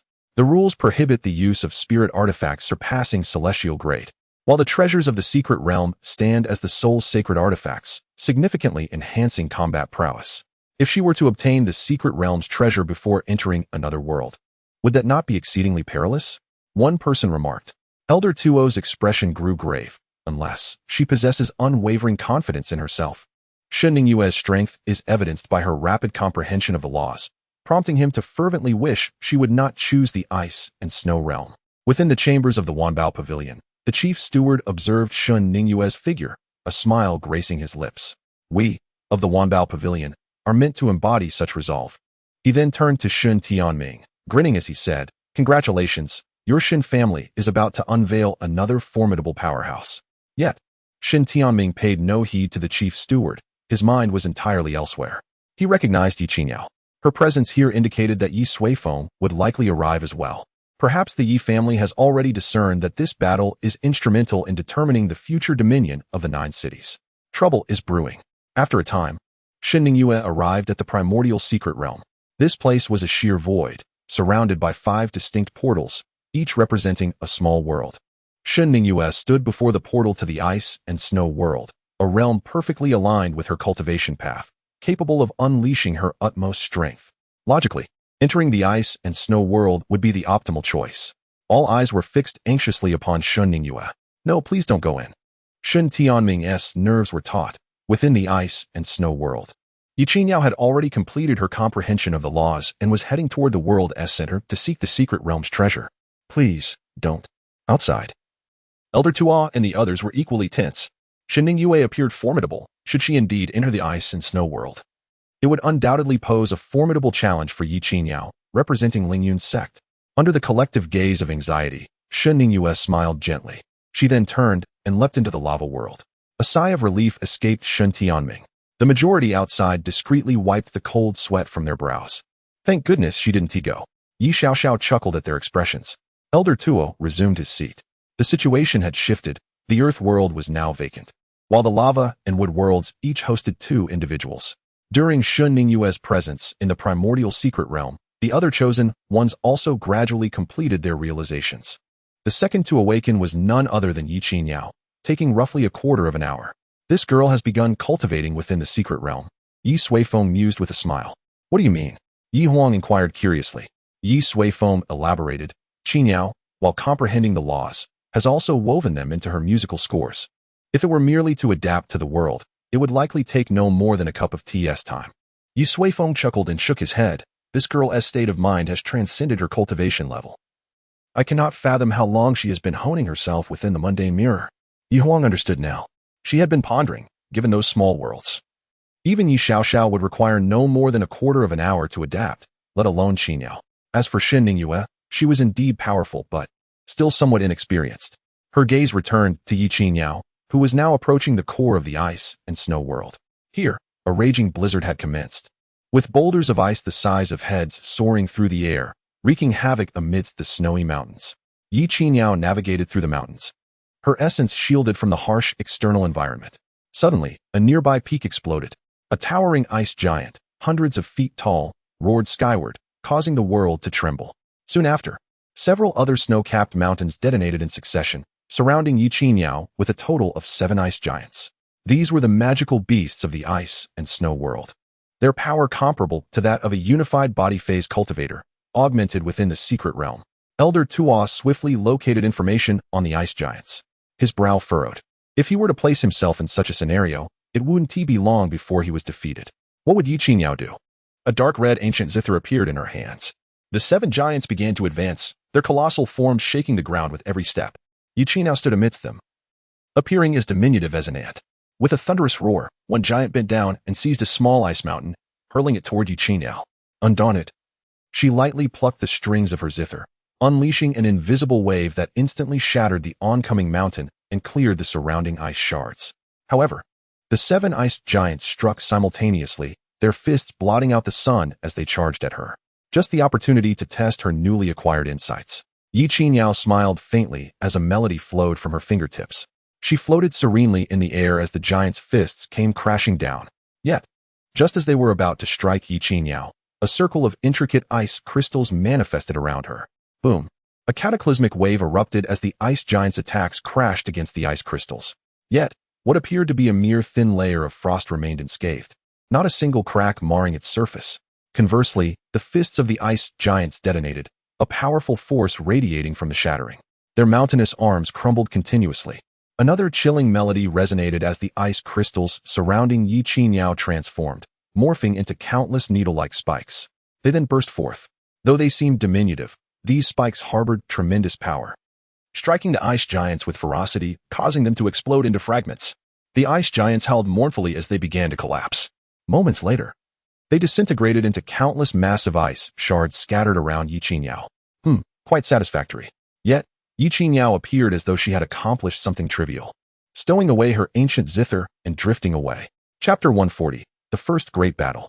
As Ye Qingyao vanquished the ice giants, the external plaza erupted in thunderous applause. Most present were supporters of the Lingyun sect. Elder Tuo stood in stunned silence. So powerful. He stared blankly at the crimson figure, marveling at the prowess of this top-tier talent among elite forces. The fearsome ice giants, if unleashed in the outside world, would pose a considerable threat to his sect. Yet Ye Qingyao, this young woman barely past 20, effortlessly obliterated them without even breaking a sweat. Truly, it was astonishing. Big uncle. That was merely childish play for my sister. Ye Xiaoxiao feigned innocence, patting Elder Tuo's shoulder. Elder Tuo, still dazed, nodded absent-mindedly. Indeed, she did not exert her full strength. Overwhelmed by astonishment, he neglected to address Ye Xiaoxiao as reference to Ye Qingyao. Following the defeat of the ice giants, Ye Qingyao continued her journey toward the heart of the secret realm. Along the way, powerful magical beasts fell one after another at her feet. Meanwhile, in the lava world, Fu Huanyu also pressed onward, traversing multiple rivers of molten lava and similarly dispatching numerous terrifying magical beasts, gradually closing in on the secret realm's core. His weapon was an enormous blacksmith's hammer, larger than a person. Under the hammer's relentless onslaught, common magical beasts posed no challenge to him whatsoever. Those who participated in the Battle of Destiny were undoubtedly the CR Mi de la army. As Fu Huanyu shattered a swarm of fire domain giant bats, a figure approached him. It was Shen Ningyue. Upon entering the world of lava, she had been comprehending the laws of this realm while seeking traces of the Chosen One. Eventually, she had tracked him down to this very spot. Fu Huanyu, tall and robust, donned a white robe, his resolute face chiseled like stone, with a faint dark stubble adorning his chin and upper lip. You appear to be from the Chongguang Empire? Shen Ningyue remarked coolly. I have seen you before. You are Shen Ningyue of the Wanbao Pavilion, Fu Huanyu replied, bracing himself with a massive iron hammer and leaping into the air, landing beside her. Their formidable auras were nearly equal, causing the onlookers to tense. Was the first battle among the Chosen Ones about to commence? As the atmosphere between them grew increasingly intense, Fu Huanyu suddenly burst into laughter. Ha! I knew my luck would be the best. You must be a free spirit, right? Or perhaps I am. Either way, this is fortuitous for us. His voice was hearty as he extended a hand towards Shen Ningyue. Come, sister, let us join forces, defeat the others. and then engage in a thrilling final showdown. His eyes sparkled with clarity. Fu Huanyu's unexpected exuberance left Shen Ningyue momentarily bewildered. What was happening? This was the cultivation realm. How could someone approach her so carelessly seeking collaboration? You misunderstand, she replied coldly. I am not a free spirit. I hail from another small world. Fu Huanyu's eyes widened in surprise. Really? Haha, you are quite clever to seek out a partner. Fortunately, you have chosen the right world. Let us unite, little sister. Our future is bright. His enthusiasm was overwhelming, leaving the observing cultivators astonished. Shen Ningyue found it difficult to withstand his fervor. As she saw Fu Huanyu's hand reaching out, she unsheathed her longsword, the cold killing intent causing the temperature of the surrounding lava world to drop sharply. You talk too much. Collaboration is the act of the weak. I have no need for it. I am here solely to slay you. With that, Shen Ningyue swung her sword towards Fu Huanyu's outstretched hand. Boom. A colossal hammer interposed itself between them, blocking Shen Ningyue's blade. The immense energy released caused the lava stones beneath their feet to crack instantaneously. Their strength was so formidable that even a casual strike resulted in such a terrifying spectacle. What a pity, Fu Huanyu murmured, gazing at Shen Ningyue. She remained silent, her gaze frigid. Clang. The battle erupted instantaneously. Fu Huanyu swung his heavy hammer, his powerful muscles straining against his attire. Where the hammer passed, everything was reduced to dust. Yet Shen Ningyue showed no fear as she engaged him in close combat, her ethereal movements and exquisite swordplay mesmerizing. Fu Huanyu's frenzied attacks shattered several massive mountains, sending waves of lava soaring hundreds of feet into the air, yet he could not truly touch Shen Ningyue. She either evaded or parried his strikes.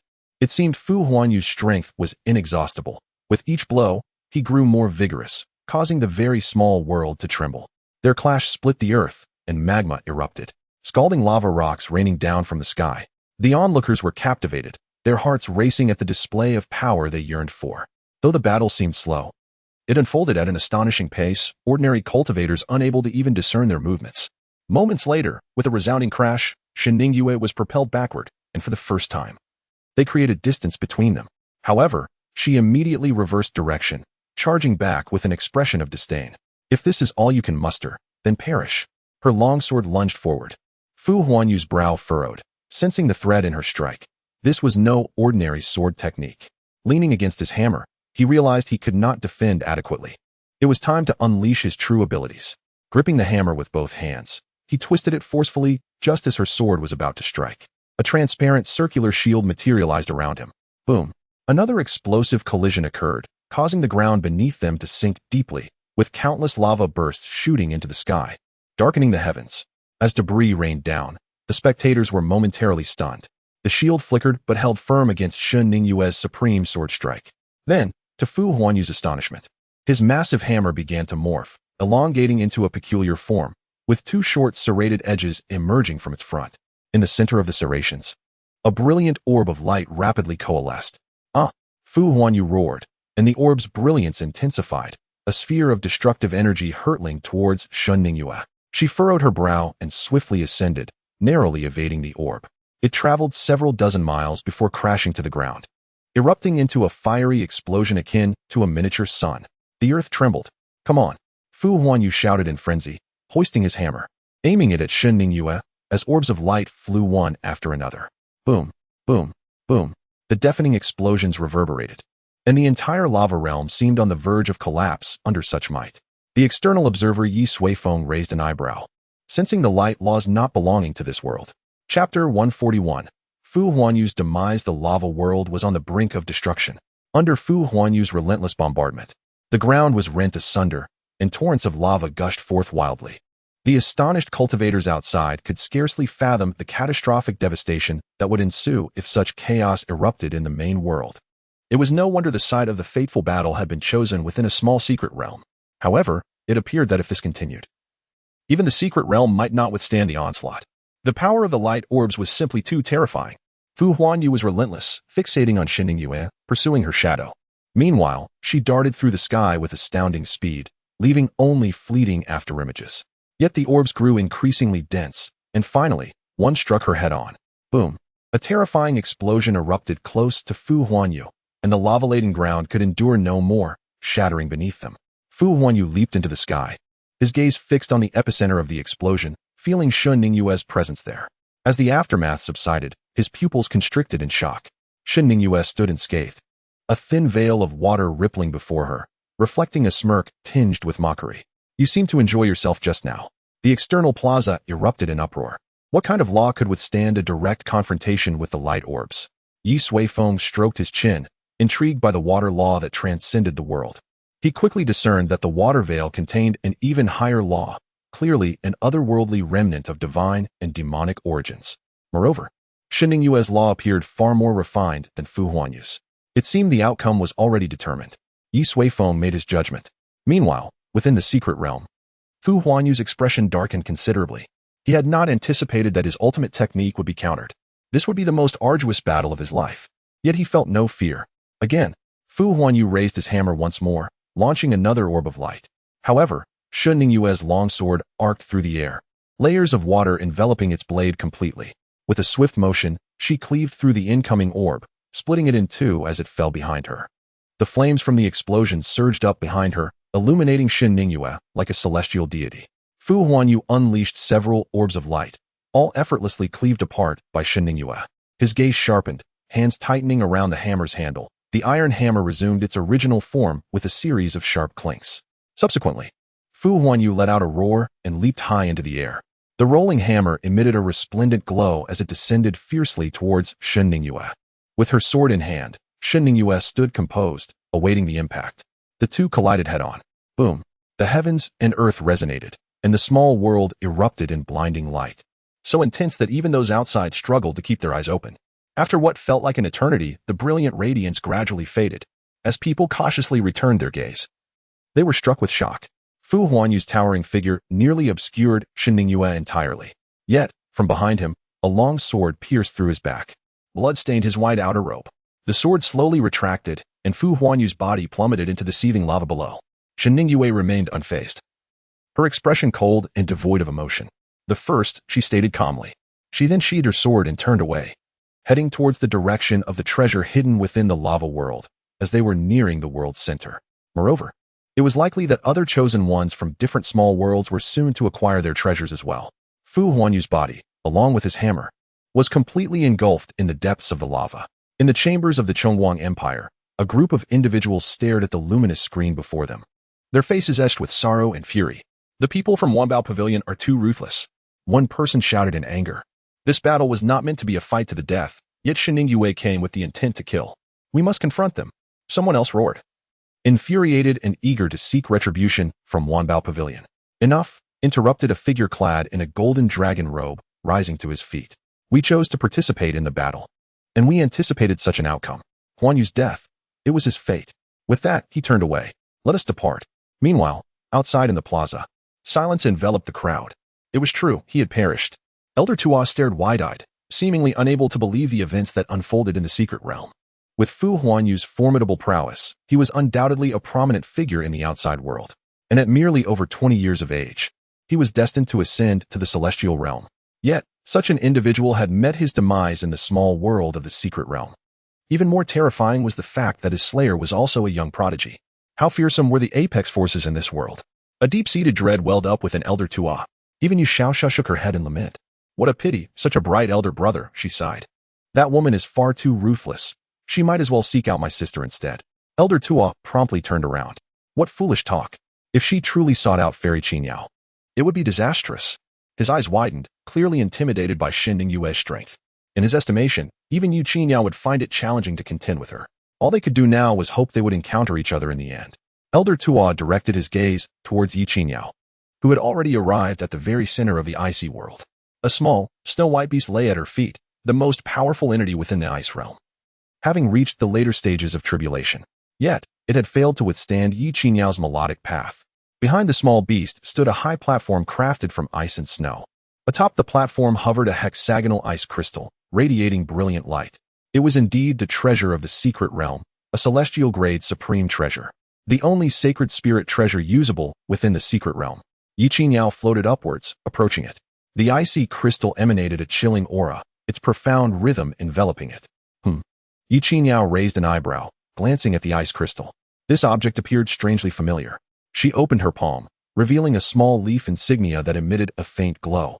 It was the palm space engraved by Ye Suifeng when they each embarked on their respective journeys.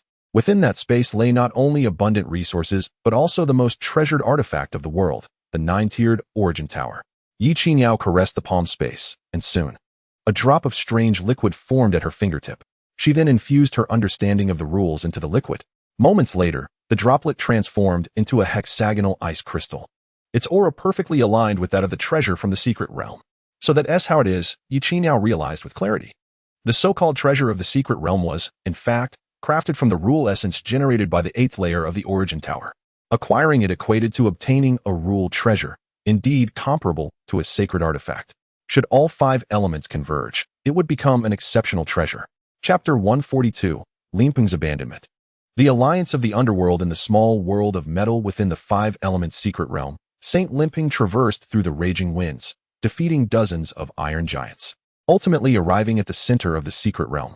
Before him, a petite sword embryo floated upon a high platform. That was the treasure of the metal world. Limping leaped forward. After a moment's contemplation, he cautiously extended his hand towards the sword embryo. Suddenly, a massive sword chi surged forth, carrying with it a force of annihilation. The sword embryo had developed sentience, and the treasure itself was the most powerful demonic entity within this secret realm. Limping dodged the sword chi, launching a punch. Yet the sword embryo was unyielding, directly lunging at him. It was a sacred-grade entity, and without any protection, Limping dared not take it head-on. He swiftly retreated. But the sword embryo relentlessly pursued, weaving around him perilously close each time.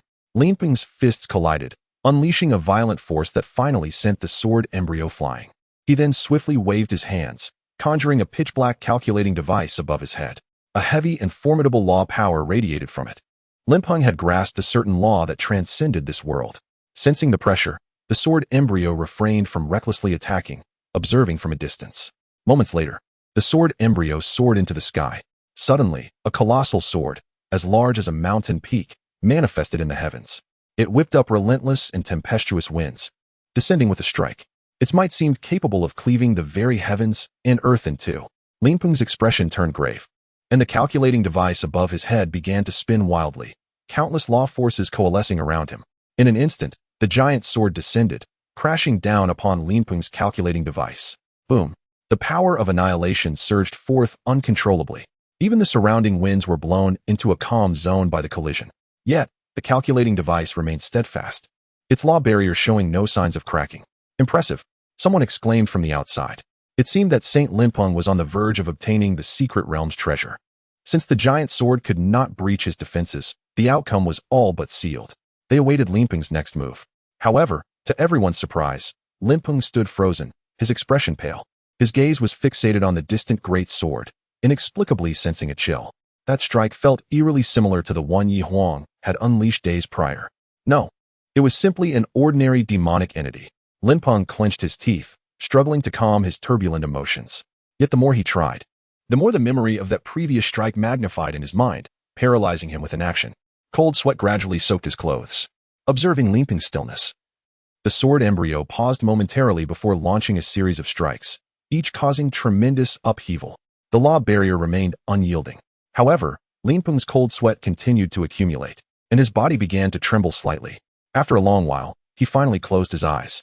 He understood one thing. Since that day, the path of arrogance he had been cultivating had crumbled, and even his heart of Dao had suffered damage. In this celestial battle, he held no hope of victory. Limping let out a deep sigh as he gazed at the colossal sword descending once more. With a swift movement, he retreated 100 feet, narrowly evading the onslaught. He then produced a jade talisman, an emblem of his decision to abandon the competition and exit the secret realm. After a moment of contemplation, Limping crushed the talisman in his hand. A luminous portal materialized before him, and he leaped through, vanishing from the small world. Onlookers exchanged bewildered glances. He had forfeited the contest? Why? He was capable of subduing that sword embryo. Their confusion was palpable. I knew it. He appeared to be in poor form today, Elder Tuo remarked, stroking his beard. With this, Ye Qingyao had one less rival. This is certainly advantageous, Ye Xiaoxiao chimed in, directing her gaze towards Ye Huang. Ye Huang shrugged helplessly, equally surprised that the sword had shattered Limping's resolve. In the chambers of the celestial calculation sanctuary, Limping emerged from the portal. What on earth is happening? An elder demanded angrily. Limping bowed his head, kneeling on one knee. I apologize for disappointing you. You. The elder's face flushed with indignation. To falter before battle is unthinkable for those of the Celestial Calculation Sanctuary. Upon my return, I shall have a serious discussion with the saint about your status as a holy son. With that, the elder departed, followed by the others of the sanctuary. Yin Tong's expression was complex. She had intended to greet Lin Peng, but halted upon hearing the elder's words. If Lin Peng was no longer the holy son, was he still the person she admired? Simultaneously, in the forest realm, Fetty of the Ebon God cult arrived at the center of the world. His form transformed into a towering tree, a distorted face sprouting from its trunk, resembling Fetty himself. The massive roots served as his limbs, swiftly carving through the earth, sending debris flying. Soon, he stood before a vast tree stump, upon which floated a verdant seed radiating potent life energy, the treasure of the secret realm. Fetty frowned, extending his branches as if they were hands, reaching for the seed. Suddenly, a dagger emerged from the shadows, severing the trunk and plunging into the face upon the tree. Dark green sap erupted forth, spilling everywhere. From the shadows, the figure of Ye from the Dark Empire materialized. The onlookers gasped. He had indeed laid a trap for Fetty. Ye had long noted Fetty's presence in the same world, yet had remained hidden, waiting for the opportune moment. At last, he struck true. However, there was no joy on Ye's face. He frowned as the colossal tree began to dissolve, transforming into a viscous dark green liquid that surged up the dagger. Ye instinctively released the dagger, vanishing from sight. When he reappeared, it was from another direction, observing the eerie liquid consume his weapon, gradually coalescing into a humanoid form. Fetty had been reborn. The two faced each other in silence. I told you they would inevitably clash, Elder Tuam mused, pleased with his astute observation. Let us collaborate. Ye suddenly proposed. Elder Tuam, taken aback, plucked a hair from his beard. Agreed. Fetty's voice, grating like nails on a chalkboard, joined in. The two nodded and simultaneously cast their spells towards the seed, enveloping it in dark and green energies. Chapter 143, Battle of Misfortune. The alliance between Ye and Fetty astonished all present. No one had anticipated that these typically solitary figures would unite with just 2 sentences. In stark contrast, Fu Huanyu's fate was dire. After much verbose persuasion, he had met a tragic end at Shen Ningyue's hands. In the secret realm, only 3 factions remained: Ye Qinyao, Shen Ningyue, and the newly allied Ye and Fetty. Having secured the treasure of the ice and snow secret realm, Ye Qinyao approached the origin point of the secret realm, poised to venture into other small worlds. The mood among the external cultivators turned tense. They hoped Ye Qinyao would choose the golden or earth secret realms, as both were unoccupied. With treasures still present, acquiring them would provide immense support. Elder Tuo felt anxious, wishing he could guide Ye Qinyao toward a clear path. Why be so troubled? They'll encounter each other eventually, Ye Xiaoxiao remarked nonchalantly. Elder Tuo sighed. While that may be true, should they meet first and engage in a fierce battle, their chances would diminish significantly. Shen Ningyue is clearly a formidable opponent. Ye Xiaoxiao shrugged, recognizing the truth in his words. Though these individuals were ignorant of the full story, they genuinely supported Ye Qinyao. At the origin of the secret realm, Ye Qinyao gazed at several portals representing different worlds. After a moment's deliberation, she stepped into the portal leading to the primal forest realm. The external crowd erupted in dismay, believing that the alliance between Ye and Fetty posed a greater threat than even Shen Ningyue. The winds of fortune had decidedly not favored them this time. Moments later, Ye Qinyao found herself amidst the ancient trees, their massive forms shrouding the sky, the air thick with vibrant life. After some thought, she set her course for the realm's center, reasoning that if any inhabitants remained, they would be there. She moved swiftly, effortlessly dispatching several formidable tree demons. Soon arriving at the colossal stump, the scene was chaotic, littered with shattered wood, decayed leaves, and a viscous, foul-smelling liquid. Upon the stump, the treasure of the secret realm had vanished. To the external cultivators, a sense of dread loomed. They had seen Ye Qinyao's image in the scenes featuring the other two. Ye lurked in the shadows, quietly observing her, while Fetty had completely merged with the green liquid, each droplet embodying his essence. After agreeing to collaborate, they had set this trap, waiting for others to enter. Ye Qinyao had unwittingly walked into their ambush, seemingly oblivious to the peril. She first examined the stump, then descended to inspect the strange, viscous liquid. After a moment, she shook her head, preparing to depart. At that instant, a gray dagger shot from behind her, silent and deadly, poised to pierce her back. Suddenly, a transparent hexagonal ice crystal appeared, intercepting the dagger. Clang! The dagger struck the crystal, unleashing an overwhelming force that sent a flurry of ice shards flying back. The icy barrage was terrifying, freezing everything in its path. Yu's dagger was also encased in ice, and had he not fled swiftly, he would have suffered the same fate. Ye Qingyao turned with a gentle smile. Your stealth tactics pale in comparison to my sister's. Having spent time with Ye Xiaoxiao, she had grown accustomed to such concealment. Moreover, upon her arrival, she had sensed the peculiar aura in the shadow realm. However, Yu's did not respond to Ye Qingyao's taunt. Instead, he emitted a chilling sound and melded back into the shadows. Then, a colossal shadow beast erupted from the void, hurling a punch at Ye Qingyao. Drawing her ancient cithar, she released an elegant melody, an intangible energy exploding forth and striking the shadow beast, causing it to rupture. However, the monstrous shadow quickly merged again, transforming into a creature covered in writhing tentacles, slithering towards Ye Qingyao. Begone! Ye Qingyao exclaimed coldly, her erupting in a resounding explosion of energy, obliterating all of its tentacles into oblivion. Even the broken branches and scattered leaves on the ground were swept away. Subsequently, a hexagonal ice crystal manifested before her, resonating violently with her music. A formidable force of law surged forth, sweeping through the surrounding void. With a thunderous crash, a figure was forced out from the shadows. Yu's brow furrowed, clearly taken aback by the terrifying prowess of this woman. She had seamlessly integrated the power of laws into her own techniques. The strings of her instrument trembled once more, and the hexagonal ice crystal radiated an overwhelming brilliance, with countless shards of ice appearing before Yu's in an instant. He vanished in the blink of an eye, only to be pursued once more. His expertise lay in stealth and assassination, leaving him at a distinct disadvantage in this direct confrontation. He was in a desperate predicament, yet he maintained his composure, continuously searching for an opportunity while evading her attacks. Finally, in a fleeting moment, he discerned a flaw in Ye Qingyao's defense. Entering the shadows, he simultaneously invoked the power of laws, causing the ice shards to lose their target momentarily. When he re-emerged, he was already in close proximity to Ye Qingyao, brandishing another dagger aimed at her. With a resounding impact, a circle of ice particles enveloped Ye Qingyao. Though the seemingly fragile ice appeared weak, it firmly restrained Yu's dagger, preventing it from penetrating further. Yet, Yu's remained unfazed. At the tip of his dagger, a droplet of dark green liquid glimmered with an eerie sheen. Ye Qingyao took notice, her delicate brows knitting together. Suddenly, the liquid erupted, transforming into countless minuscule particles that enveloped her entirely. Upon closer inspection, these nearly imperceptible particles were revealed to be a swarm of grotesque insects. They writhed frantically, surrounding Ye Qingyao in a suffocating embrace. The stench of curses thick enough to be palpable. It's over for you, Yu's remarked coolly, retreating into the distance. This is dire, Elder Tua exclaimed, striking his thigh in frustration. That powder was fetty. The alliance of the two chosen ones was overwhelmingly powerful. Ye Qingyao was in grave danger. Fear not, fear not. Ye Xiaoxiao maintained a relaxed demeanor, saying leisurely, the moment my sister entered this small world, the outcome of this battle was already sealed. Elder Tua furrowed his brow, turning to Ye Xiaoxiao, puzzled by her statement. How foolish. Ye Xiaoxiao approached Elder Tua, gesturing towards the small world displayed on the screen. Have you not noticed that the world of what is transformed? Elder Tua glanced over in confusion, and his pupils constricted. The once verdant small world was now shrouded in a thin layer of crimson mist, resembling a celestial canopy. The entire realm lay enveloped beneath this blood-red sky.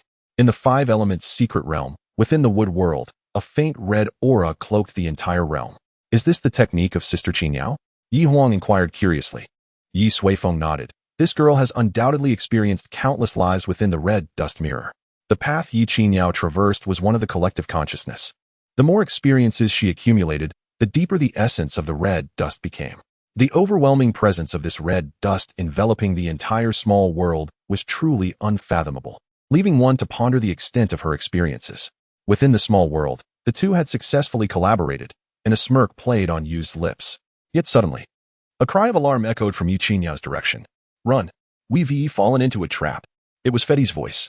Yu's froze, witnessing the green toxic insects surrounding Ye Qingyao swell rapidly. Then, with a thunderous explosion, they detonated. Yet, Ye Qingyao emerged unscathed. A perfect melody followed suit. Is that all you've got? Yu's expression shifted as he prepared to vanish into the shadows once again. However, an ominous crimson aura had already permeated the entire world unbeknownst to him. This aura sealed the void, blocking his favored means of escape. Yu was taken aback, turning to see Ye Qingyao's attack had arrived. With a resounding impact, blood splattered. Stripped of the shadow's protection, Yu was merely an ordinary prodigy, struck down in a single blow. Like a kite severed from its string, he plummeted into the distance. Meanwhile, the surrounding toxic insects and the viscous dark green liquid were also ensnared by the red dust aura, rendered utterly immobile. I concede, spare me. The voice of Fetty echoed from all the insects. There was no recourse. Their tactics had been brutally countered by Ye Suifeng. Once the red dust canopy was established, they had no means of resistance left. Ye Suifeng's expression remained impassive as a single note obliterated the majority of the toxic insects. Only then did she release the binding of the red dust. The insects swiftly coalesced, transforming into Fetty's form. His complexion was pale. The earlier confrontation had effectively shattered a significant portion of his being, leaving him severely weakened. Casting a glance, he noted Yuz was already half kneeling on the ground, gravely injured. They were both taken aback, unable to fathom the sheer terror of this woman.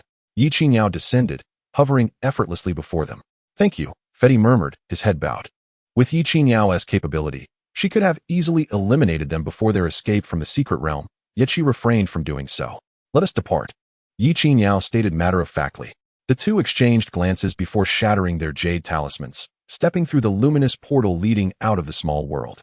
Thus, within the secret realm, only Ye Suifeng and Shinning Yue remained. Outside, the onlookers held their breath, uncertain of what would transpire when the two finally encountered one another. As Ye Suifeng claimed the treasures of the wood world, Shinning Yue ventured into the golden realm, retrieving the sword embryo that Lin Peng had failed to carry away. She felt a twinge of disappointment at not encountering any other chosen ones. Subsequently, she returned to the initial location of the secret realm. Coincidentally, Ye Suifeng emerged from the wood world just then. The speed of their meeting surpassed everyone's expectations. A fiery bird and a sword embryo materialized beside Shinning Yue, while Ye Suifeng summoned a hexagonal ice crystal and a green seed. Shinning Yue smiled gently. "It seems you've dealt with them all?" "Likewise," Ye Suifeng replied. Sensing the powerful aura emanating from Shinning Yue, Ye Suifeng silently acknowledged that the Soul Void Master had indeed spoken the truth. She was her most formidable opponent. Shinning Yue stood poised with her sword. "Ye Suifeng, are you prepared to embrace death?" Ye Suifeng responded with a faint smile. "That is precisely what I wish to ask you." A flicker of cold light flashed in Shinning Yue's eyes. Combat erupted instantaneously. The four treasures of the secret realm surged forth to engage one another. Boom! A tremendous explosion erupted at the secret realm's origin. The sheer force caused all five portals to tremble uncontrollably. Ye Suifeng stood, her reverberating, while Shinning Yue drew her sword, the two colliding once more in a direct confrontation. It was akin to the ultimate clash of powers at the pinnacle of the world. The portals of the small world shattered, unleashing the chaotic energies of the five elements. Intertwining in a frenzied rush. "Die!" Shinning Yue bellowed, her supreme swordsmanship imbued with the force of laws, hurtling towards Ye Suifeng. Ye Suifeng opted to momentarily evade the onslaught, darting into the wood world. Shinning Yue pursued relentlessly, intent on overcoming her adversary in the most formidable manner possible. Both wielded their utmost strength. Each collision resulted in horrific explosions, subjecting the small world to its most catastrophic wounds since its inception. In yet another clash, the laws of the wood world collapsed entirely. The barrier shattering. The two had breached the wood world, entering the realm of earth. The treasures of the earth world remained intact, and the myriad of monsters within surged forth, roaring mightily. Yet, merely the residual force of their battle obliterated them entirely. The onlookers outside held their breaths, some trembling uncontrollably. In battles of such magnitude, should they occur in the primary world, even the Lingyun sect would likely be obliterated. The sheer terror is unfathomable. "Father, Shinning Yue's prowess is quite remarkable," Ye Huang remarked.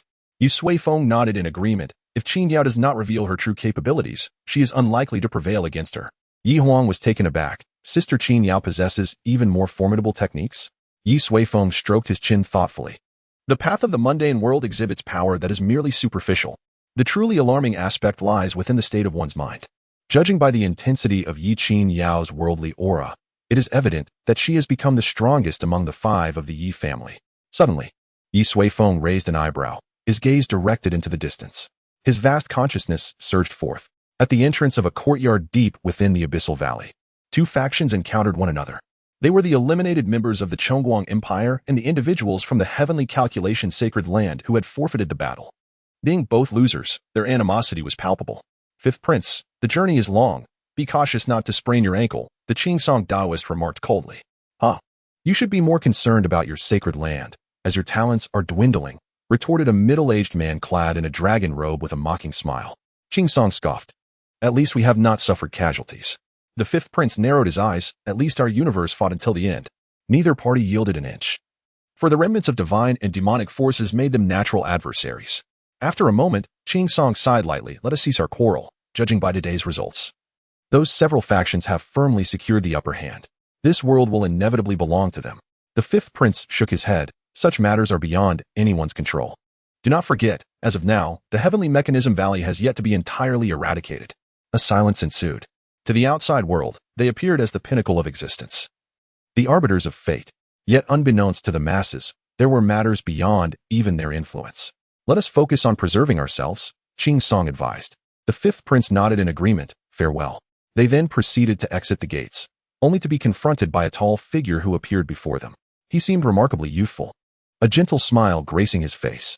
Fellow cultivator, please pause. Chapter 145. The death of Shen Ningyue. The five elements' secret realm lay in ruins. Under the relentless bombardment of Yi Qin Yao and Shen Ningyue, all the small worlds had interconnected. The forces of the five elements rampaged uncontrollably. This five elements' secret realm would henceforth be rendered unusable. Yet, the two combatants had yet to determine a victor. They unleashed their true flames. An unending barrage of techniques and secret arts. Shen Ningyue had lost her senses, employing powers that far exceeded those of this realm, relentlessly pressing forward with towering sword qi, striking towards Yi Qin Yao. The sound of strings resonated as Yi Qin Yao evaded the lethal edge of the sword qi. Die!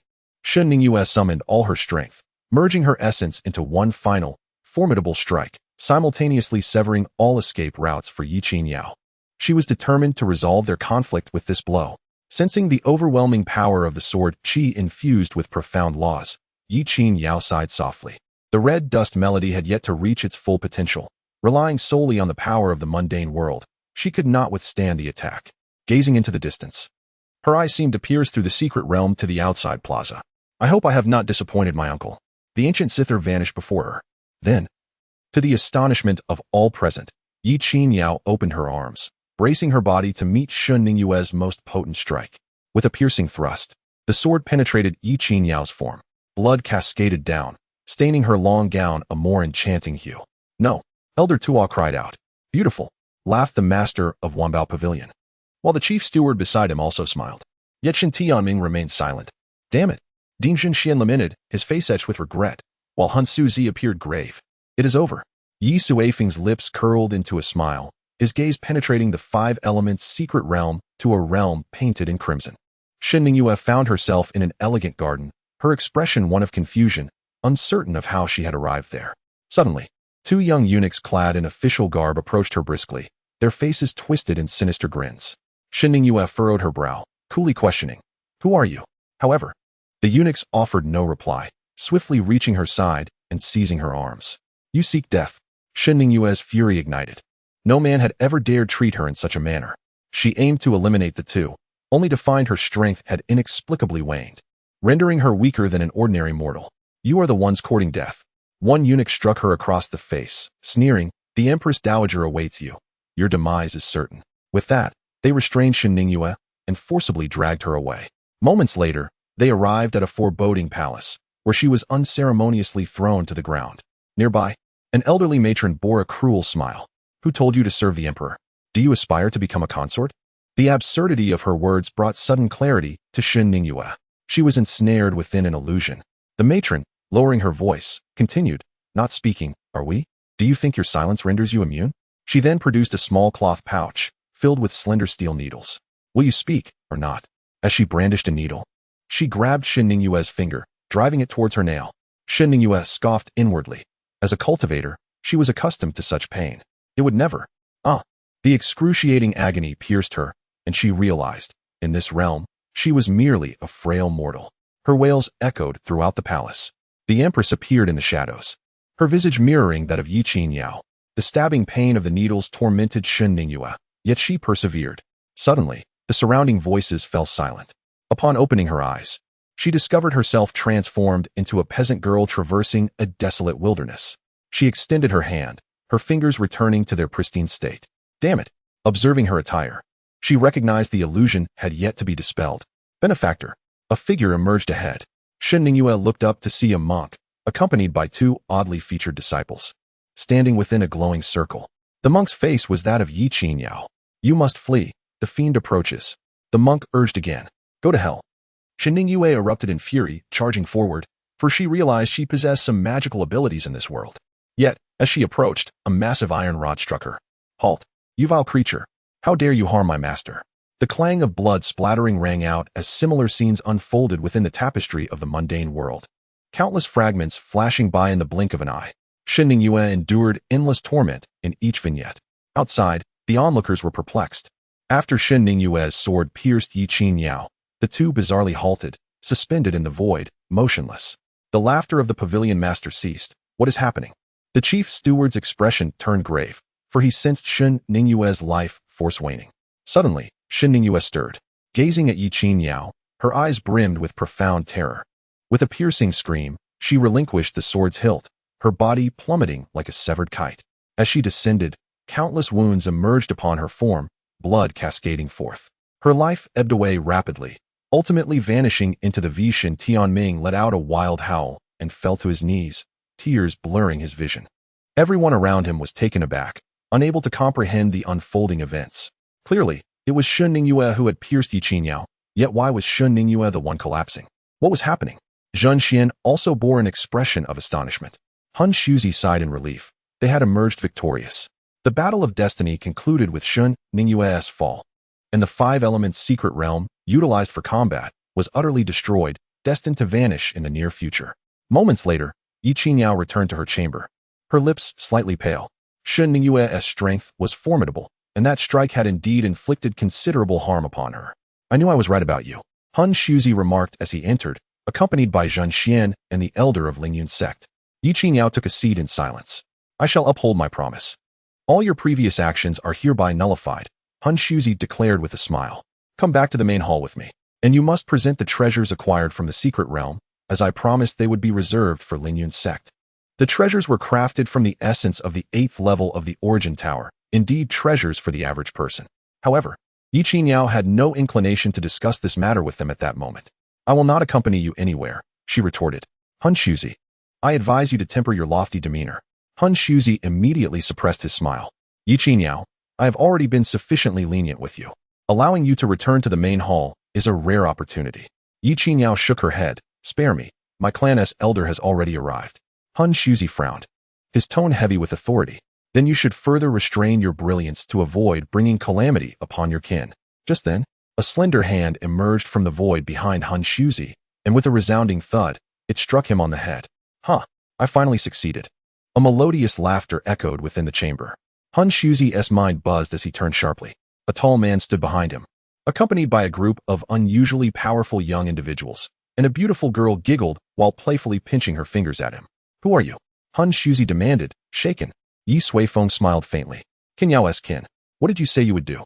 Han Shuzi was bewildered, realizing that a group of inexplicable individuals had appeared behind him without his knowledge. Even more alarming was that a mere child had struck him on the head. This was undoubtedly the greatest humiliation of his life. Who are you? He bellowed in fury. I told you, I am an elder of my clan.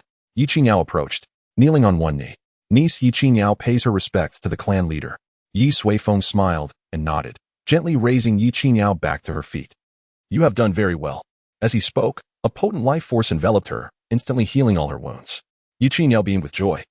Her uncle's words were the greatest affirmation of her efforts over the years. Witnessing this scene, Han Shuzi's pupils constricted.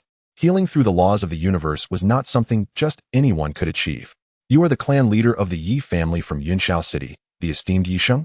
Zheng Xian exclaimed in recognition. He had planned to visit Yunshao City to capture this so-called Yisheng when Ye Qingyao had been uncooperative. Indeed, that is how everyone refers to me, Ye Suifeng replied cheerfully. Han Shuzi's eyelids drooped as he spoke in a grave tone. You intrude without notice.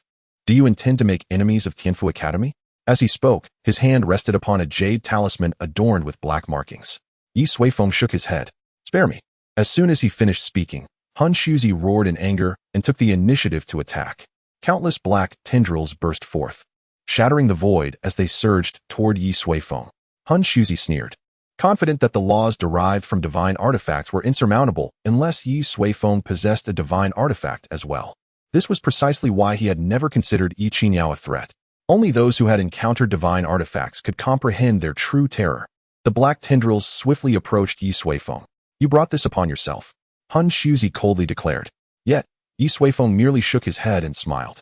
The Tiandao ring emitted a faint glow, enveloping Yi Qingyao and the others in a layer of gray ripples. When the black tendrils collided with the gray waves, they merely produced shallow ripples. Han Shuzi's eyes widened in disbelief. How is this possible? Yi Qingyao softly remarked. I have already told you. Do not remain so high and mighty. The times have changed. Ye Suifeng chuckled lightly. Indeed, it is time for a change. With that, he reached out. And countless black tendrils, along with the jade talisman in Han Shuzi's grasp, flew into his palm, curling up in a trembling ball. Han Shuzi was stunned. The very things he relied upon most, the divine artifact he revered, appeared to cower in fear before Ye Suifeng. His world was crumbling. No, this cannot be.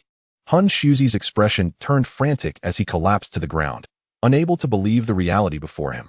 Ye Suifeng snapped his fingers, causing the black markings to shatter into powder. He opened a pocket dimension, casting the powder within. To the enlightenment tree, it was mere fertilizer. All right, I will leave this to you for now. I have business at the Wanbao Pavilion. With that, Ye Suifeng vanished from sight. In the Wanbao Pavilion, silence reigned. No one had anticipated that Shen Ningyue would fall to Yi Qingyao, even to the point of death. Was Tianfu Academy truly this formidable? The pavilion master wore an awkward expression. He had believed Shen Ningyue would undoubtedly triumph. Suddenly, Shun Tianming turned, his bloodshot eyes filled with fury akin to a wild beast. She is not from the academy. She is of the Yi family from Yuchao City.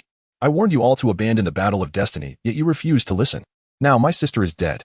Shun Tianming roared, ready to rush at the pavilion master in a fit of rage. A beam of light descended upon him, restraining his movements. Calm down, Shun Tianming. The senior steward intervened, his expression grim. None of us wished for Ningyue's demise. Shen Tianming unleashed a flurry of punches, but could not break free from the senior steward's binding. He howled in despair, dropping to his knees. After a moment, the senior steward quietly inquired, Did you say that Yi Qingyao is from Yuchao City? His expression shifted. It seemed they truly needed to venture northward. Not necessary, we have already arrived. Suddenly, a voice resonated. Accompanied by a myriad of laws, Ye Suifeng slowly materialized. Shun Tianming, the pavilion master, and the senior steward found themselves bound by the power of the laws, unable to move an inch.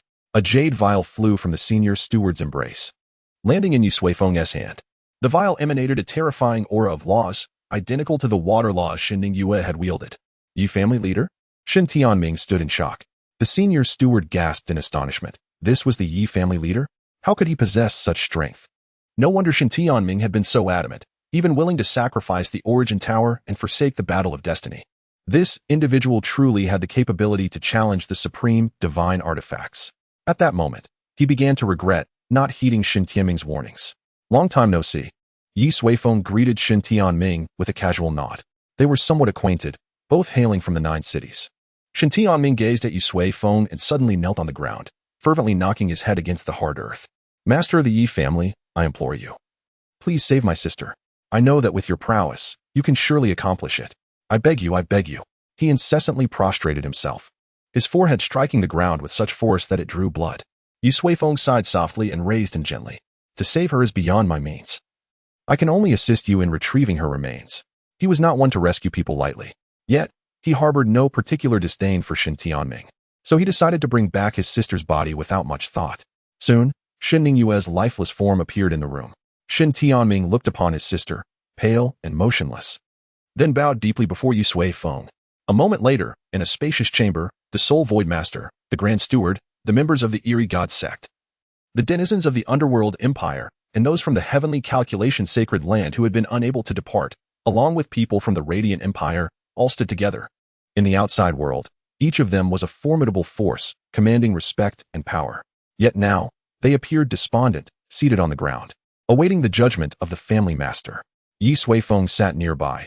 In front of him lay 5 distinct objects: a small porcelain vial belonging to the Wanbao Pavilion, a calculation talisman from the Heavenly Calculation Sacred Land, a luminous crystal sphere from the Radiant Empire, a shadowy worm from the Underworld Empire, and a decaying piece of flesh from the Eerie God sect.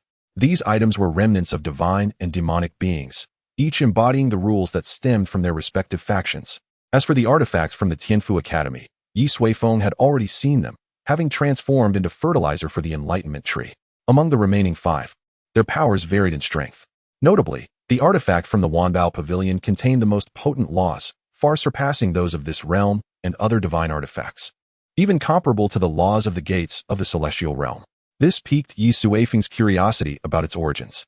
Subsequently, he discovered it on the celestial calculation disk. It was an ice crystal occupying nearly 1/5 of the space, ranking second.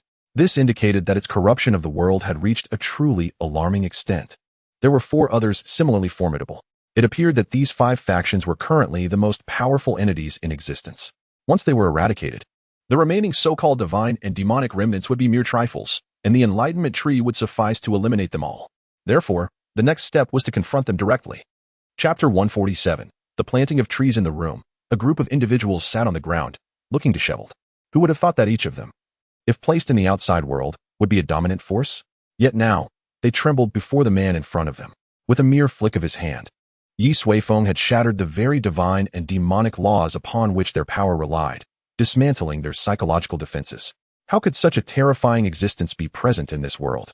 I offer you 2 choices, Ye Suifeng declared.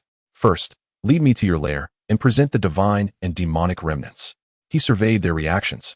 After a moment, the 5th prince from the Radiant Empire quietly inquired, and the second? The Qing-Song Taoist beside him promptly jabbed him in the ribs, whispering, "Are you foolish? The second is obviously death." Observing their exchange, Ye Suifeng felt a slight amusement. "Consider your options carefully," he remarked. The crowd exchanged glances before the Soul Void Master spoke up. "Esteemed Master Yi, are you certain about this course of action? I acknowledge your strength, but each of our factions may harbor powers beyond your imagination." Others fell silent. The Soul Void Master's words served as both a reminder and a warning. However, Ye Suifeng was unfazed. "You need only make a choice. The rest is inconsequential," he said, standing with his hands clasped behind his back. "I shall grant you but a moment's time. Do not test my patience." In truth, Ye Suifeng could have easily slain them and, through supreme means, directly invaded their stronghold. However, that would be overly cumbersome, as such factions were numerous. Moreover, he was currently disinclined to murder. A little cooperation would make things far more agreeable. As time passed, someone finally responded. The Grand Steward of the Wanbao Pavilion rose. "Since Master Yi insists, I shall comply. I am willing to guide you to the main pavilion." The first to step forward, others soon followed suit. When faced with a glimmer of hope for survival, who would willingly choose death? They still held some hope for their own powers, especially the Grand Steward and the Soul Void Master, whose artifacts were formidable enough to rival Ye Suifeng's capabilities. Once they had all made their choices, Ye Suifeng nodded. "Very well, wait here. Yi Huang, Yi Long, accompany me." Ye Suifeng then summoned Yi Huang and the others. After 6 years, the 5 descendants he had personally nurtured had truly matured, their strengths reaching the pinnacle of this world. Each possessed the ability to stand alone. "You have all done remarkably well these years," Ye Suifeng smiled. "And you, Xiao Xiao, you have excelled." At being praised, Ye Xiao Xiao beamed with joy. "Next, we are to undertake a noble endeavor," Ye Suifeng announced. I know, Ye Xiao Xiao replied eagerly. "Uncle, we are going to plant trees everywhere to save the world, right?" Ye Suifeng nodded in affirmation. "Indeed, this world is indeed in peril. I need you to plant the saplings of the enlightenment tree at every node of the heavenly Dao throughout the world." Upon speaking, he waved his hand, conjuring an image imbued with magnetic fields within their minds. The 5 of them comprehended the significance of the heavenly Dao nodes. "I will assign each of you 1,500 saplings. Choose a direction and plant them all. Additionally, eradicate all factions harboring divine and demonic remnants. They will serve as nourishment for the enlightenment tree," Ye Suifeng instructed. "Uncle, do I get to go this time?" Ye Xiao Xiao asked, her voice tinged with reluctance. She had grown accustomed to being by Ye Suifeng's side over the years. Ye Suifeng chuckled, ruffling her hair. "You have grown. It is time for you to forge your own path." Ye Xiao Xiao nodded. "All right, rest assured, I shall complete the task beautifully."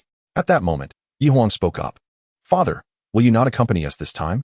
Ye Suifeng replied. "There are 5 powerful and mysterious factions. I must personally investigate them. Moreover, I have an unfulfilled promise." 6 years ago, upon leaving Yishao City, he had vowed to Yu Zhenzong to uncover the true culprit behind Yu Zhenguang's demise. Subsequently, he had been thwarted in the River of Time, likely by someone from the celestial realm. This matter had been set aside. However, upon reflection, the one orchestrating events in the River of Time may not have been the same as the one responsible for Yu Zhenguang's death. The reasoning was simple. The one capable of manipulating the river of time far surpassed the powers of this realm, just as Ye Suifeng did, making entry into this world exceedingly difficult. Hence, the murderer of Yi Jingguang was likely among those known as the Apex Forces. They, wielding formidable divine and demonic remnants, indeed possessed the ability to erase temporal imprints. The 5 most powerful factions were the prime suspects. Thus, he resolved to confront them personally and fulfill this promise. Choose your directions. You shall represent the Yi family and expand our dominion to every corner of the world, Ye Suifeng instructed. The group fell silent for a moment before Yi Long spoke first. I shall head west. I am more familiar with that area. Yi Huang chimed in. In that case, I will proceed east, just as I did 6 years ago. I'm heading south. I have no interest in the icy north. I've heard the south has a lot of delicious food, Yi Xiaoxiao exclaimed. Subsequently, Yi Qian shrugged. Then I have no choice but to head north. That's fine. I didn't wish to stray too far from Tiantian Academy. The 4 of them quickly settled on their directions, leaving only Yi Qianyao.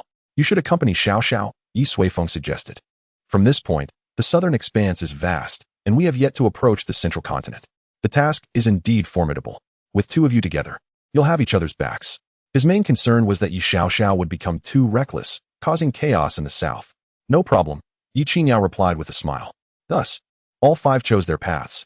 Ye Suifeng believed that the Yi family's name would soon resonate throughout the world. They then discussed the specific details. Yi Huang would journey with the 2 great empires, which fortuitously lay in the southeast, her primary destination. Yi Long would first head to the evil god sect. Yi Qianyao and Yi Xiaoxiao would take the people from the celestial calculation sacred land and travel southward. Yi Qian would initially return to Yunxiao City and, once prepared, would traverse the Qinggu Highlands towards the northern snowfields. As for the Tianfu Academy and the Wanbao Pavilion, their strongholds were in the central continent, not far away. Ye Suifeng decided not to waste any more time and would lead them directly there to witness the grandeur of the central continent. This task may last for decades. Ye Suifeng stated. Now, you all have your respective paths. I reiterate, no matter where you go, do not forget your roots. They lie in Yunxiao City. With the Yi family, the 5 knelt on one knee, their hearts pure and resolute. Ye Suifeng nodded, permitting them to rise. They extended their hands, mirroring the scene from 5 years prior, 5 hands resting before Ye Suifeng. The only difference was that they had all grown, except for Yi Xiaoxiao. The palms of the others glowed faintly with the character Yi, a gift from Ye Suifeng that bestowed upon them a world within their palms. The journey ahead was fraught with peril. Should they encounter insurmountable divine entities, they could utilize it. Having spoken, Ye Suifeng infused 5 threads of will into the character, which now possessed the power to transcend divine and demonic laws. Yi Xiaoxiao's face lit up with excitement. She too now possessed a world within her palm. Ye Suifeng then produced saplings of the enlightenment tree and a 10-fold origin tower, placing them all within their palm worlds. All right, let us commence the planting. Chapter 148, the Tianfu headquarters, Yuan City. The earth fire of the Abyss Valley remained ferocious. However, certain powerful entities had begun to notice that the energy of the earth fire was gradually waning, though the reason remained unclear. Outside Yuan City, a group of formidable individuals stood atop a high platform. Ye Suifeng and his companions, alongside the temporarily captured powers. Let us depart, Ye Suifeng instructed Yi Huang and the others. You shall not return to Yunxiao City until all the enlightenment trees are planted. They laughed, assuring him, do not worry, uncle, we will certainly accomplish our task. Ye Suifeng nodded, confident that they had all acquired the ability to stand on their own. He did not wish to linger, preparing to take Hunyuanzi and the Grand Steward of the Wanbao Pavilion straight to the central continent. Suddenly, a petite figure leapt before him. Yi Xiaoxiao extended a hand. Uncle, remember our agreement? If I handle this matter well, you promised me a gift. You haven't forgotten, have you? Ye Suifeng was momentarily taken aback but then smiled. Forget? Of course not. In truth, he had forgotten, but he had mentioned it to Yi Qian upon his arrival. Yi Qian would present the gift to Xiaoxiao. Well, I won't take up more of your time. Farewell. With a wave of his hand, Ye Suifeng and Hunyuanzi vanished from the high platform. The others were stunned. While Yi Qian's expression was a mixture of anxiety and dread, he glanced at the vast collection of scriptures and examination papers in his spatial pouch, feeling a sudden chill. Cousin Yi Qian, what are you doing? Yi Xiaoxiao approached him. Hurry and give it to me. You aren't thinking of keeping it all for yourself, are you? Yi Qian hastily replied. Haha, how could I? This is uncle's heartfelt gift. I wouldn't dare take it from you. After a moment, he added, truly. It's specially prepared for you by uncle, and I'm merely holding it for the time being. Yi Xiaoxiao looked puzzled. Sensing that Yi Qian was trying to distance himself from the situation, he then produced a storage ring and handed it to her. Well, I won't delay any longer. Until we meet again. With that, Yi Qian took little E and departed swiftly without looking back. Yi Xiaoxiao was left bewildered, shaking her head before eagerly opening the storage ring. Moments later, a voice of indignation echoed from the high platform. Yi Qian, just you wait. In the central continent, the fifth celestial domain, Tianfu City. The city was built against the mountains, sprawling extensively.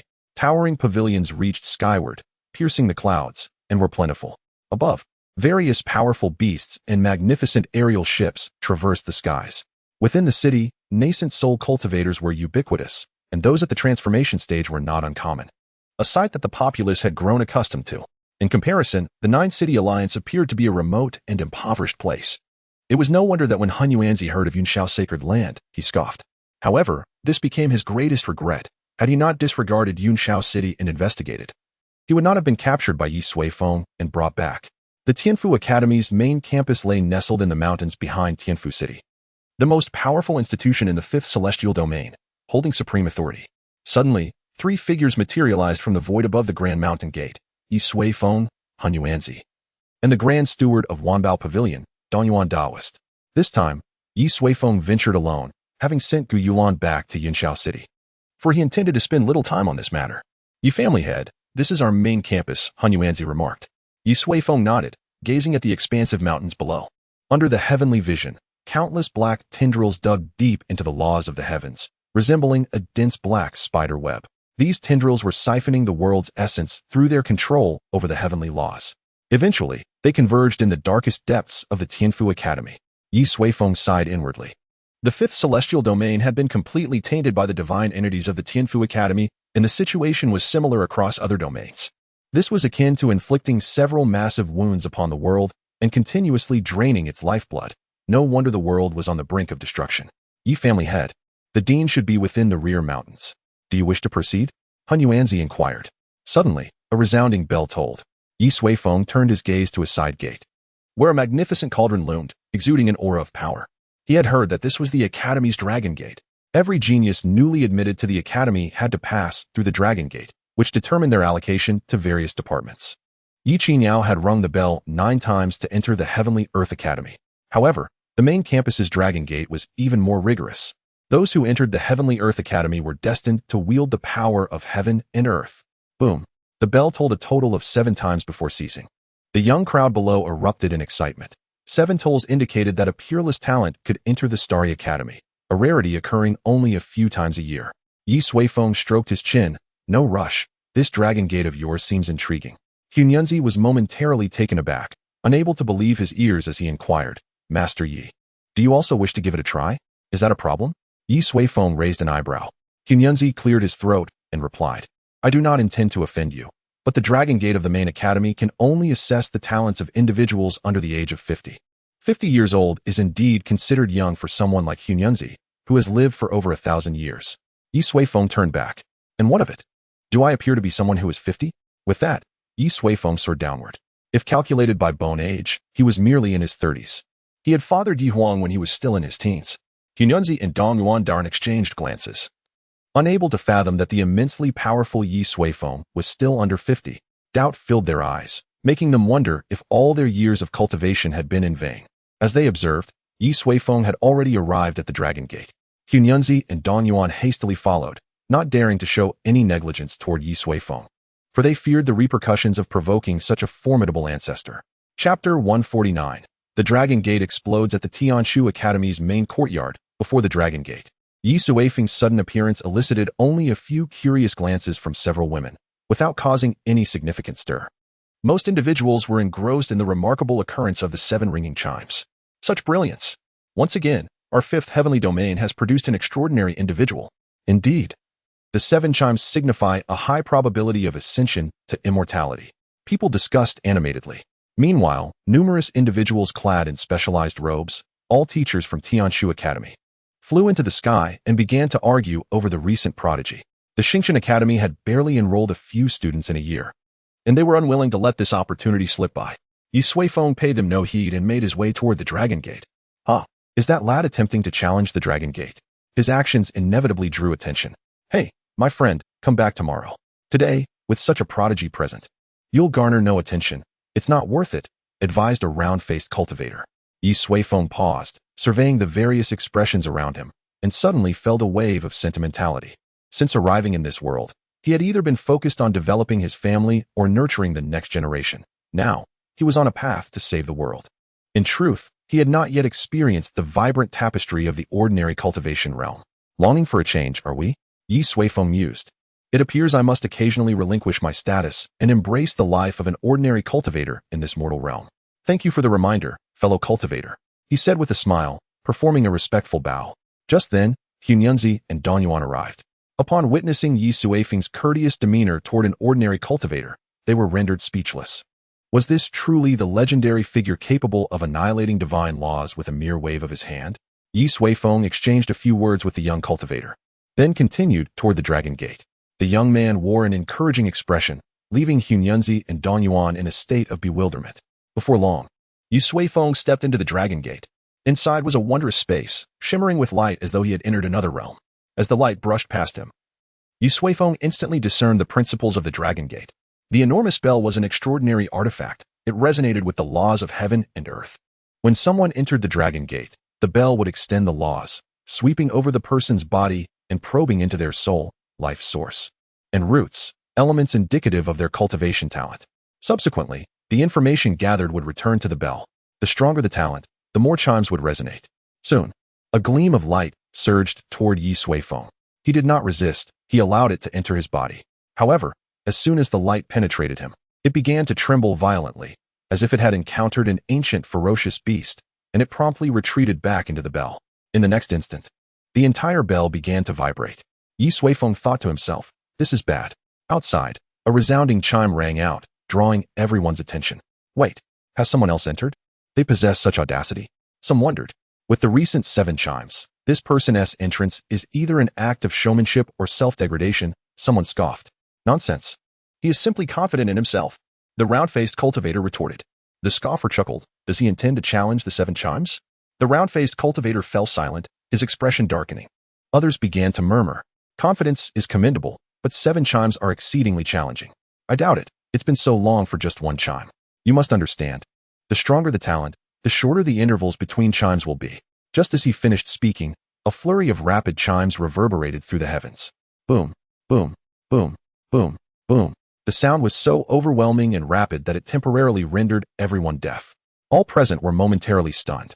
The bell seemed to be in a frenzy, ringing uncontrollably. 9 chimes. Within just a few breaths, it had likely reached 900. The entire Tianshu Academy, along with Tianshu City below, was shaken by the relentless tolling. What is happening? Can the Dragon Gate bell ring like this? Hunyunzi and Danyuan felt sweat bead on their foreheads. This ancestor truly knew how to make a spectacle. As the chimes grew increasingly rapid, no one could ascertain how many times it had rung. When it reached a certain limit, a thunderous explosion echoed. Accompanied by a surge of immense power, the Dragon Gate bell erupted, obliterating the Dragon Gate below and creating a massive chasm in the mountains beneath.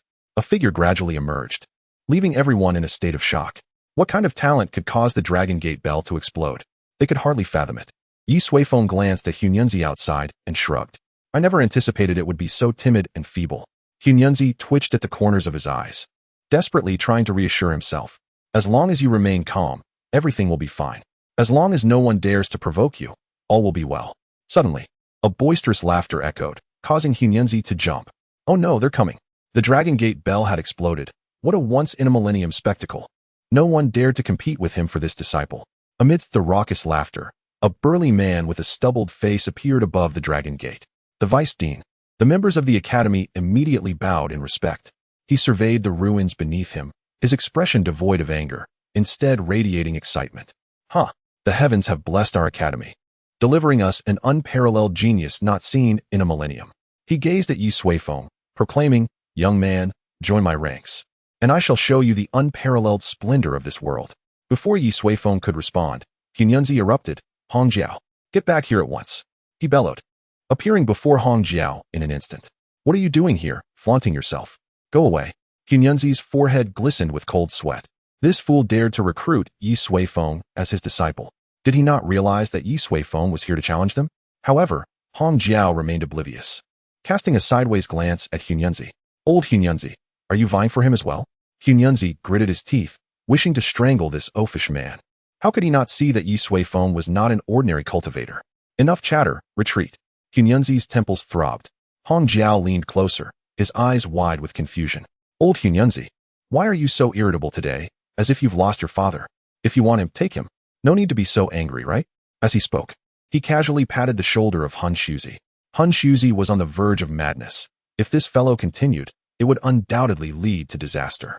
He swiftly stepped in front of Ye Suifeng and lowered his voice. Head of the Ye family, I just contacted the dean. He is in the back mountain.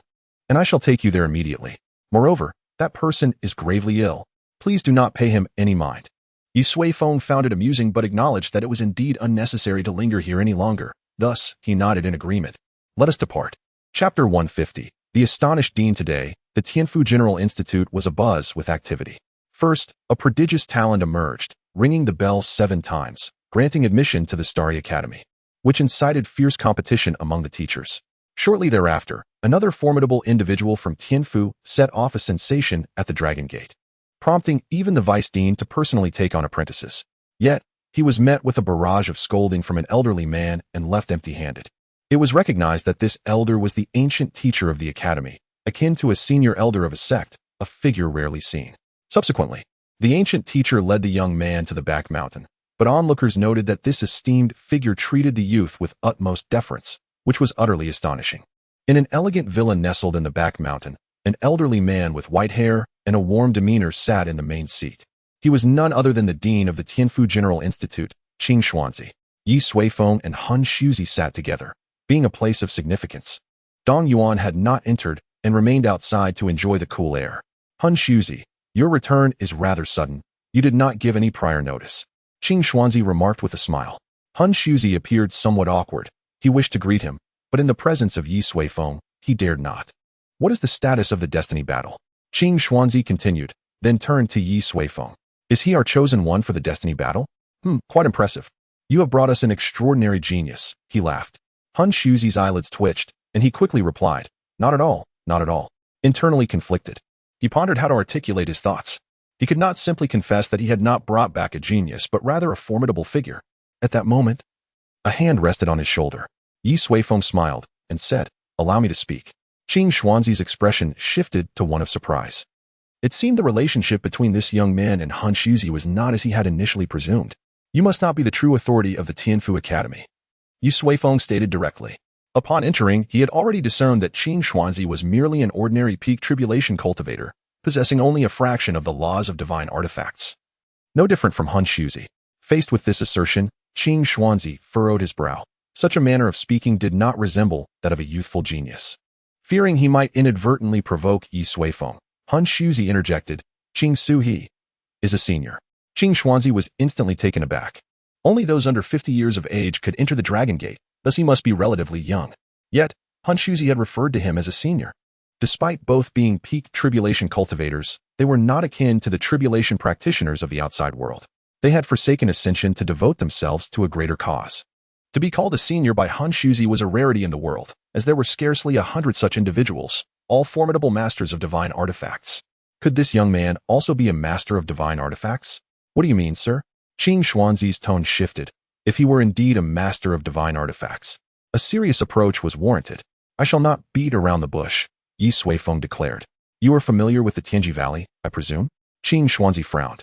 He certainly knew of the Tianji Valley, an organization dedicated to exterminating all divine artifacts in the world, but having been weak, it had been driven into hiding. Some even claimed that the Tianji Valley had perished. Years ago, I encountered them.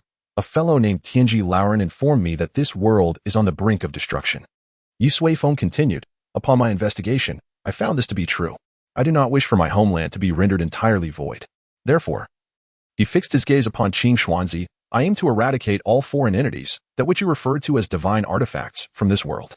Thus, I require an audience with the true ruler of the Tianfu Academy, the one who commands that foreign object. Having spoken, Ye Suifeng left Qing Xuanzi in a state of shock. He glanced at the silent Hun Shuzi, then back to Ye Suifeng, struggling to digest this information. What was happening? Initially believing he was merely a newly admitted genius, he was confronted instead with a request to seek out the very core of the academy, the highest authority, and more audaciously, to eliminate it. Such a matter, pivotal to the fate of the world, should not be approached so directly. Should it not be meticulously plotted over millennia? How could one simply charge in? Qing Xuanzi found himself momentarily disoriented. You are not jesting, are you? He still could not fathom the words that had come from Ye Suifeng. I am not. Ye Suifeng raised his hand, and the heavenly Dao ring immediately radiated light. Countless laws of the heavenly Dao erupted forth. Within the realm of these laws, Qing Xuanzi witnessed the divine artifact laws within the courtyard being instantly shattered. I am not particularly fond of slaughter, Ye Suifeng stated as he retracted the heavenly Dao ring. Therefore, do not attempt any schemes against me. Take me to your secret realm. If all goes well, perhaps no bloodshed will ensue. Qing Xuanzi's expression was one of bewilderment. Perhaps it was his first encounter with someone so straightforward. He was momentarily unaccustomed to it. Qing Su, sensing his turmoil, Han Shuzi interjected, "This matter is beyond our control. We must seek out the superior." After a moment of silence, Qing Xuanzi replied, "Very well. Since you insist, let us proceed together." With their consensus reached, moments later, they arrived deep within the back mountain, in a tranquil garden of peach and plum trees. The garden appeared unremarkable from the outside, and even upon entering, one might not discern anything unusual. However, upon Qing Xuanzi producing a token, subtle ripples of an array became apparent. They stepped inside, and a modest thatched cottage materialized before them. "What is the matter?" A commanding voice echoed through the garden. Qing Xuanzi bowed. "Sir, a senior has come to visit." The figure did not respond. Suddenly, a terrifying divine consciousness swept through, enveloping the three of them. Ye Suifeng raised an eyebrow. This divine consciousness was overwhelmingly potent, nearly a fraction of his own. It approached the level of the consciousness that had merged with the northern snow plains. It transcended the limits of the world, embodying the so-called apex. Ye Suifeng slightly lifted the heavenly Dao ring. The essence of the laws surged forth as a reply. "You are welcome." The figure's divine consciousness receded. Ye Suifeng nodded and stepped into the thatched cottage. Chapter 151. Bai Ling, Su Mu. Inside the thatched cottage, a youth clad in white sat cross-legged beside an inkstone table, his long hair cascading down. Upon the table lay ancient writing instruments alongside a painting. The artwork depicted peach and plum blossoms, each vying for beauty while maintaining their own elegance.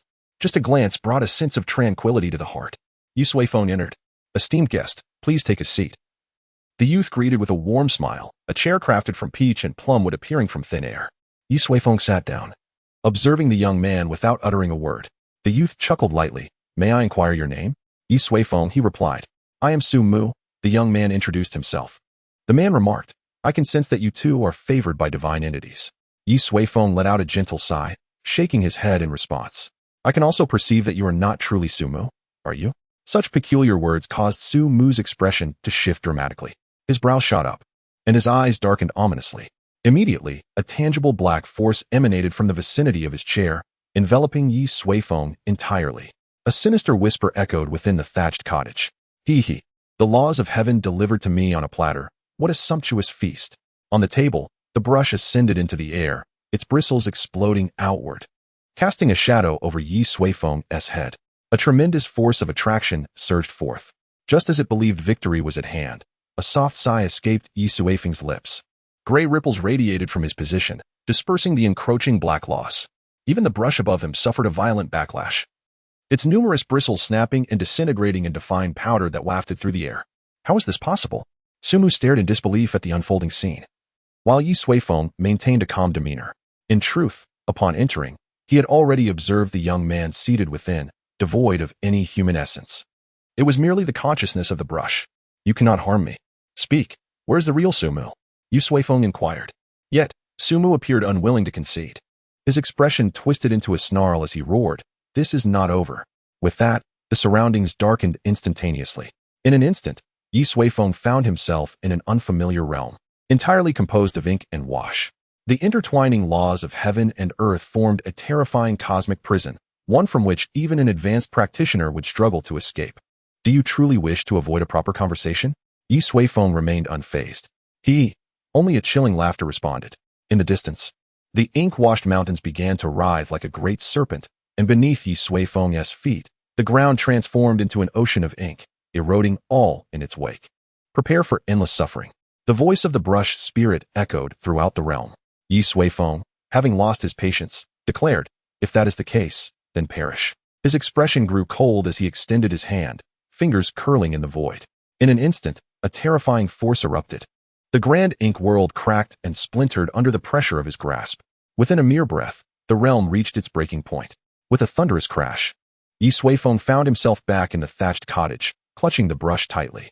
Sumu's face was a mask of panic, his eyes wide with disbelief. Senior, let us speak civilly. Ye Suifeng smiled, exerting a gentle pressure with his palm. Crack! The brush shattered instantly. A torrent of dark laws surged forth, threatening to ascend into the sky. However, the heavenly Dao ring flickered, and gray ripples ensnared all the black laws like a fishing net, rapidly compressing them. No, the brush spirit wailed in agony, but Ye Suifeng offered no further chances. The otherworldly brush began to dissolve under the compression of the heavenly Dao ring, gradually transforming into a black stone that settled in Ye Suifeng's palm. Before him, Sumu began to visibly age at an alarming rate. His once fair fingers withered. Wrinkles overtook his face, and his long hair turned completely white. After a long moment, he slowly raised his head, his visage now one of utter decrepitude, akin to a dying ember. His gaze fell, devoid of vitality. Yet, Ye Suifeng could sense that the true Sumu had returned. Thank you, Senior. Sumu rasped weakly. Ye Suifeng resumed his seat, casting the stone of laws into his small world, and said, Now, enlighten me about what transpired. With deliberate care, Sumu began his tale. To understand everything, we must trace back for 1,000 years. At that time, I was merely a menial disciple of an obscure sect, cursed with poor cultivation talent, condemned to a life of repetitive and tedious chores. One fateful day, I attracted the ire of an inner disciple, and in his pursuit, I fell from a cliff. Yet, as fate would have it, I landed in a cave, where spiritual fruits healed my wounds and bestowed upon me a treasure, the pen of all beings. That is how it proclaimed itself. With the aid of the pen of all beings, I returned to the sect and soared in the path of cultivation. Eventually, I slayed the inner disciple who had tormented me. From that moment on, my life was akin to a cheat code, ascending rapidly. I crushed all opposition and stood on the brink of ascension, ready to transcend into the celestial realm. Yet, the pen of all beings intervened, warning me of the vastness of the celestial realm, teeming with prodigies beyond my measure. Instead, it suggested that I could acquire a unique essence here, enhancing my foundational cultivation. Thus, even after ascending, I could still dominate the world. Having experienced derision due to my poor talent and then reverence at my peak, I was unwilling to revert to my former self. Hence, I heeded the counsel of the pen of all beings. I forcibly suppressed my cultivation, refrained from undergoing tribulation, and established the Tianfu Academy, gathering the gifted and expanding my domain. When our numbers reached a certain scale, I began to extend the laws from the pen of all beings to every corner of our territory, drawing upon the world's essence for my cultivation. This process persisted for 2 millennia. The essence was indeed remarkable, an incredibly pure source of power. Under its nourishment, I felt my talent and physique evolving continually, even breaking through the world's limits without undergoing tribulation. I became addicted, vowing to perfect my abilities before considering ascension. However, after over 2,000 years, I gradually realized that matters were not as simple as I had envisioned. Why do I always feel just one step short? Sumu inquired of the pen of all beings after yet another attempt at refining the essence. For over 2,000 years, I had felt my talent and physique progressing wildly at first, but as time passed, the advancement slowed dramatically, especially in recent centuries, where I sensed no change at all. I believe my method was flawed. Without accumulating small steps, one cannot reach great distances. The voice of the pen of all beings resonated in his mind. You have traveled 99 steps. Persevere a little longer, and you shall attain completion. Sumu offered no reply, instead gazing skyward. After a long while, he sighed softly. Senior, let us ascend to the celestial realm. I believe my accumulation is now sufficient. After 2 millennia, I fear that even if I achieve perfection, I may have lost the will to compete. What use is perfection then? Sumu desired to depart. The pen of all beings remained silent for a long time before finally speaking. Very well, merge your spirit with the pen, and we shall attempt one final time. If it fails, then we shall venture to the celestial realm. The cultivation world is fraught with peril, and human hearts are unpredictable. Yet, the pen of all beings had accompanied Sumu through his life, marking the beginning of his ascent to greatness. Thus, he had no doubts about its words. He released his entire spirit into the ink world of the pen of all beings. Upon entering, he discerned the true essence of the so-called foundation. It was the source power of this realm. This formidable power possesses an extraordinary ability to shape one's destiny, fundamentally enhancing an individual's cultivation aptitude. Moreover, he discovered that throughout the span of over 2 millennia, only 1% of the world's essence obtained through the Zhangxing pen was utilized for his own benefit, while the vast majority was siphoned off by the pen itself. From the very beginning, everything had been an intricate conspiracy. The Zhangxing pen merely sought to leverage him, embedding itself within the world to drain its vitality. Sumu discerned the reality, but it was too late. Now, the power of the Zhangxing pen surpassed his own. The most critical aspect was that he had entered the ink space, completely under the dominion of the Zhangxing pen. Regret was futile. If one did not wish to remain in this world, then let them linger in the realm of ink. The Zhangxing pen spoke with an icy demeanor. In light of our millennia-long friendship, I shall spare your life. Once I attain true creation, you shall witness what true strength entails. Consequently, Sumu's spirit was ensnared within the ink world, deprived of the sight of heaven and earth for eternity. A millennium passed until the arrival of Ye Suifeng, which led to the destruction of the Zhangxing pen and Sumu's eventual liberation. However, he emerged as a mere shadow of his former self, utterly depleted. After listening to Sumu's tale, Ye Suifeng felt a pang of sympathy. This man's earlier life was indeed a quintessential hero's journey. With poor talent, he was humiliated by disciples of the sect, only to eventually gain a fortuitous opportunity, soaring to prominence. The rhythm was all too familiar. Regrettably, Sumu's boon was not as straightforward as those in novels. It was a powerful entity with its own agenda. Thus, when he aspired to ascend to the immortal realm, his fate was sealed. Elder, are you another master of divine artifacts? Sumu weakly inquired. Ye Suifeng did not respond directly, but instead produced a verdant sapling. The enlightenment tree swayed gently, its green aura instantly refreshing Sumu. So you are from Tianji Valley. Sumu recognized him. As a former master of divine artifacts, he possessed profound knowledge of Tianji Valley and the enlightenment tree. At that time, the Zhangxing pen had warned him that Tianji Valley sought to annihilate the world, and he must do everything in his power to eradicate them. In hindsight, how ironic it was. I merely agreed to cleanse the world, Ye Suifeng remarked. Your story is captivating, but to be candid, I am not particularly interested. At present, I am preparing to plant the enlightenment tree in every corner of the world. Therefore, Ye Suifeng regarded him. You can either assist me in this endeavor, or find someone else to collaborate with me. Those are your only two choices. I shall grant you time to ponder. After speaking, Ye Suifeng remained silent, awaiting his response. Sumu lowered his head, remaining silent for a considerable time. Eventually, he smiled. Though I am on the verge of demise, I still possess considerable influence in the fifth celestial domain. Speak, and I shall endeavor to fulfill your wishes as a form of atonement for my past transgressions. Ye Suifeng nodded. This outcome was somewhat unexpected, as he had not anticipated that the one controlling Tianfu Academy would be a divine artifact itself. How many others are there like you? Ye Suifeng inquired. After some thought, he concluded that if these divine artifacts possessed consciousness, many might share similar circumstances to Sumu. However, Sumu shook his head. Very few, he replied. Before I was imprisoned by the Zhangxing pen, I encountered a number of other masters of divine artifacts.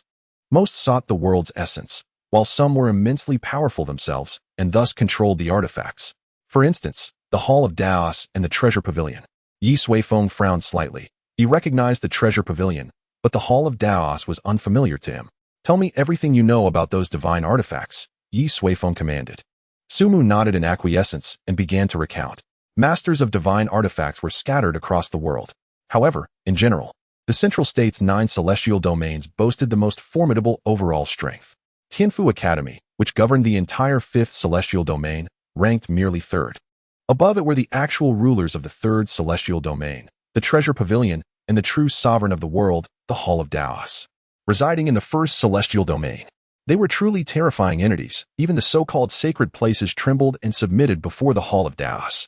Elder, if you genuinely intend to cleanse the world, meticulous preparations must be made against powers like the Hall of Daos and the Treasure Pavilion, Sumu stated gravely.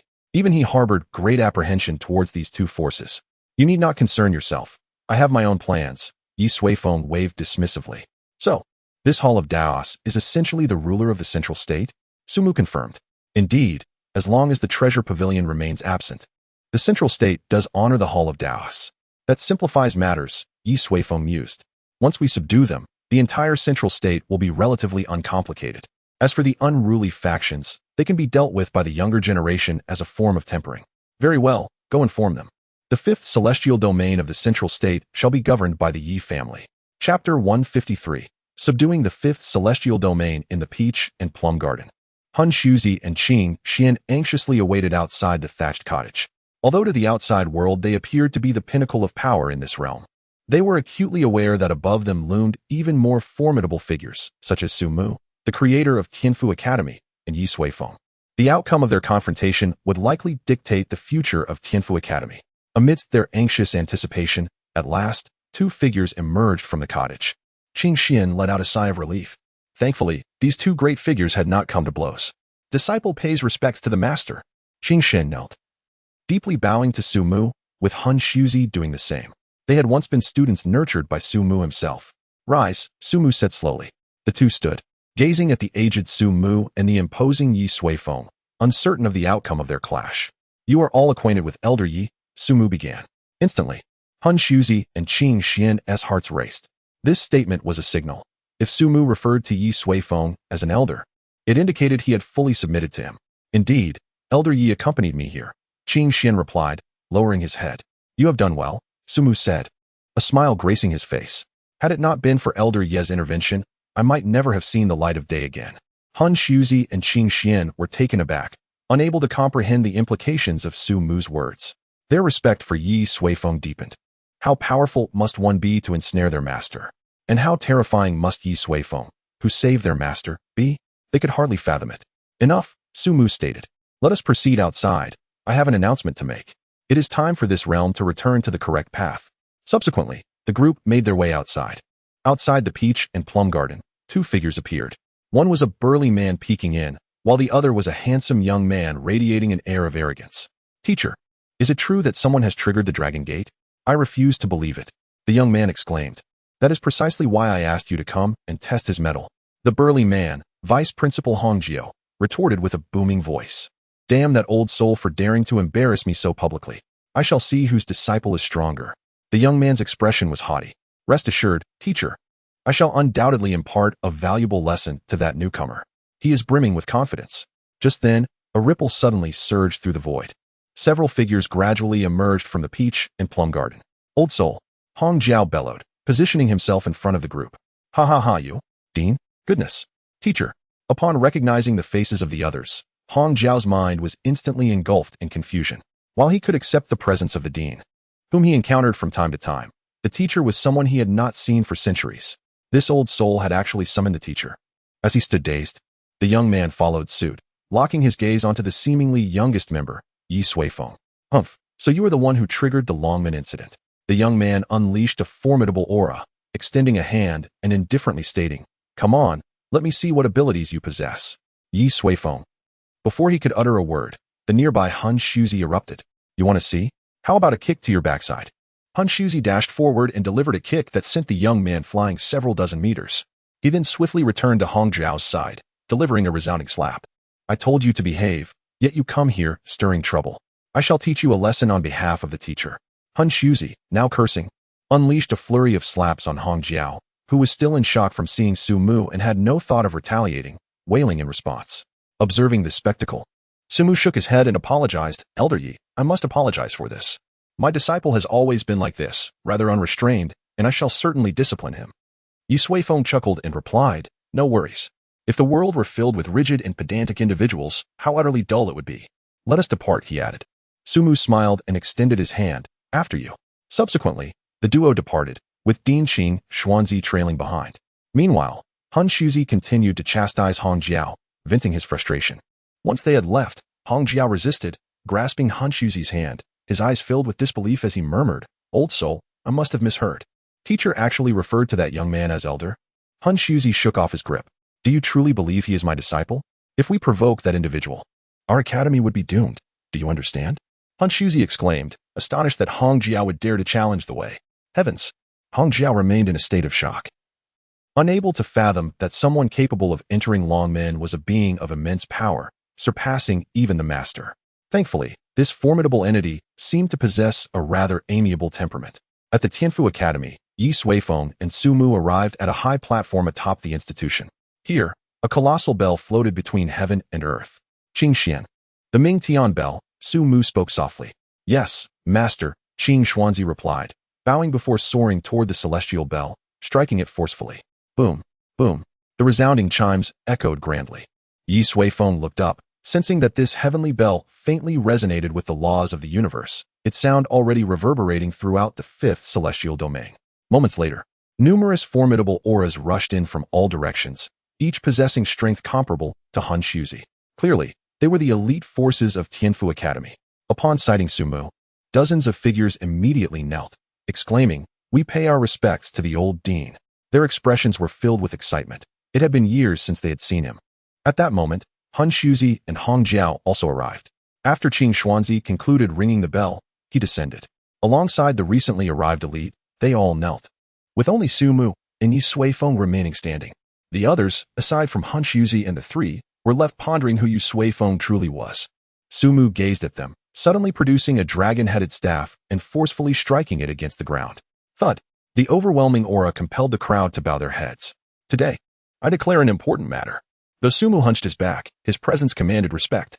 Tianfu Academy has now severed ties with the control of divine artifacts. From this day forth, we shall be guided by the master of the way of heaven, leading us towards a brighter future. He turned to face Ye Suifeng, gradually bowing. He is the head of the Yi family from the cloudy sky sacred land, Ye Suifeng. Chapter 154. Arrival at the main pavilion. A towering giant tree ascended from the back mountain of Tianfu Academy, casting a shadow over the land. Before leaving the thatched cottage, Ye Suifeng had planted an enlightenment tree in the peach and plum forest, subsequently infusing it with the remnants of the living pen as nourishment. At present, the enlightenment tree had absorbed all nutrients, its verdant leaves gently swaying, gradually transforming the land and returning it to its essence. Matters at Tianfu Academy progressed smoothly. Ye Suifeng had no intention of lingering, preparing to take Dong Yuan to the Wanbao Pavilion, one of the top 5 powers in this realm. "Elder Yi, do you truly not intend to make any preparations?" Sumu reminded him once more as they parted ways. "No need." Ye Suifeng waved his hand. "I do not wish to prolong this matter any further." Sumu bowed. "Then I wish you all the best. Should you require any assistance, do not hesitate to ask. If you vanquish the evil, you shall be the greatest presence in our world." Ye Suifeng remained silent, indifferent to notions of greatness. His actions were solely motivated by a desire to protect his homeland from destruction. Soon after, they bid farewell. Ye Suifeng summoned the now-cooled Dong Yuan Daoist, and together they journeyed towards the third celestial domain. The third celestial domain of Zhongzhou, renowned as the most prosperous region in the world. Here, commerce flourished immensely, daily generating boundless wealth. The primary reason for this prosperity was the Wanbao Pavilion, a premier force that conducted trade across the globe. Crystal City served as the location of the main pavilion of Wanbao. Head of the Yi family, Dong Yuan Daoist spoke up during their journey. "If you seek the divine artifacts, I suggest we head straight to Xiandao Mountain. That is where the upper echelons of Wanbao Pavilion reside, and the divine artifacts are hidden within the mysteries of Xiandao Mountain." Perhaps due to the peaceful resolution of the divine artifact situation between Ye Suifeng and Tianfu Academy, Dong Yuan openly disclosed the location of the divine artifacts. Very well, Ye Suifeng nodded, eager to complete this task swiftly. Thus, they charted their course and, after some time, arrived above a range of gentle mountains. The spiritual energy here was exceptionally abundant, with clouds formed from spiritual liquid. Pavilions and towers nestled amidst the fragrance of flowers and birdsong, resembling an ethereal paradise, rivaling the current cloudy sky city. Head of the Yi family. The divine artifacts of Wanbao Pavilion are within our great treasure master. He has always remained in the secret realm. However, to enter the secret realm, we must first obtain the consent of the upper echelons of the Merchant Association. Shall we descend? I can convene a high-level meeting, Dong Yuan suggested. Yet, Ye Suifeng did not respond. He furrowed his brow, gazing down at Xiandao Mountain, sensing an unusual aura. It surpassed that of this realm, yet differed fundamentally from the remnants of other divine beings. After careful discernment, Ye Suifeng confirmed that this was an aura emanating from the celestial realm. Could it be that the divine artifacts of Wanbao Pavilion were connected to the celestial realm? It is possible, but you would do well to persuade your upper echelons in advance. Otherwise, I cannot guarantee that Xiandao Mountain will continue to exist after today. Ye Suifeng warned. Dong Yuan appeared somewhat awkward.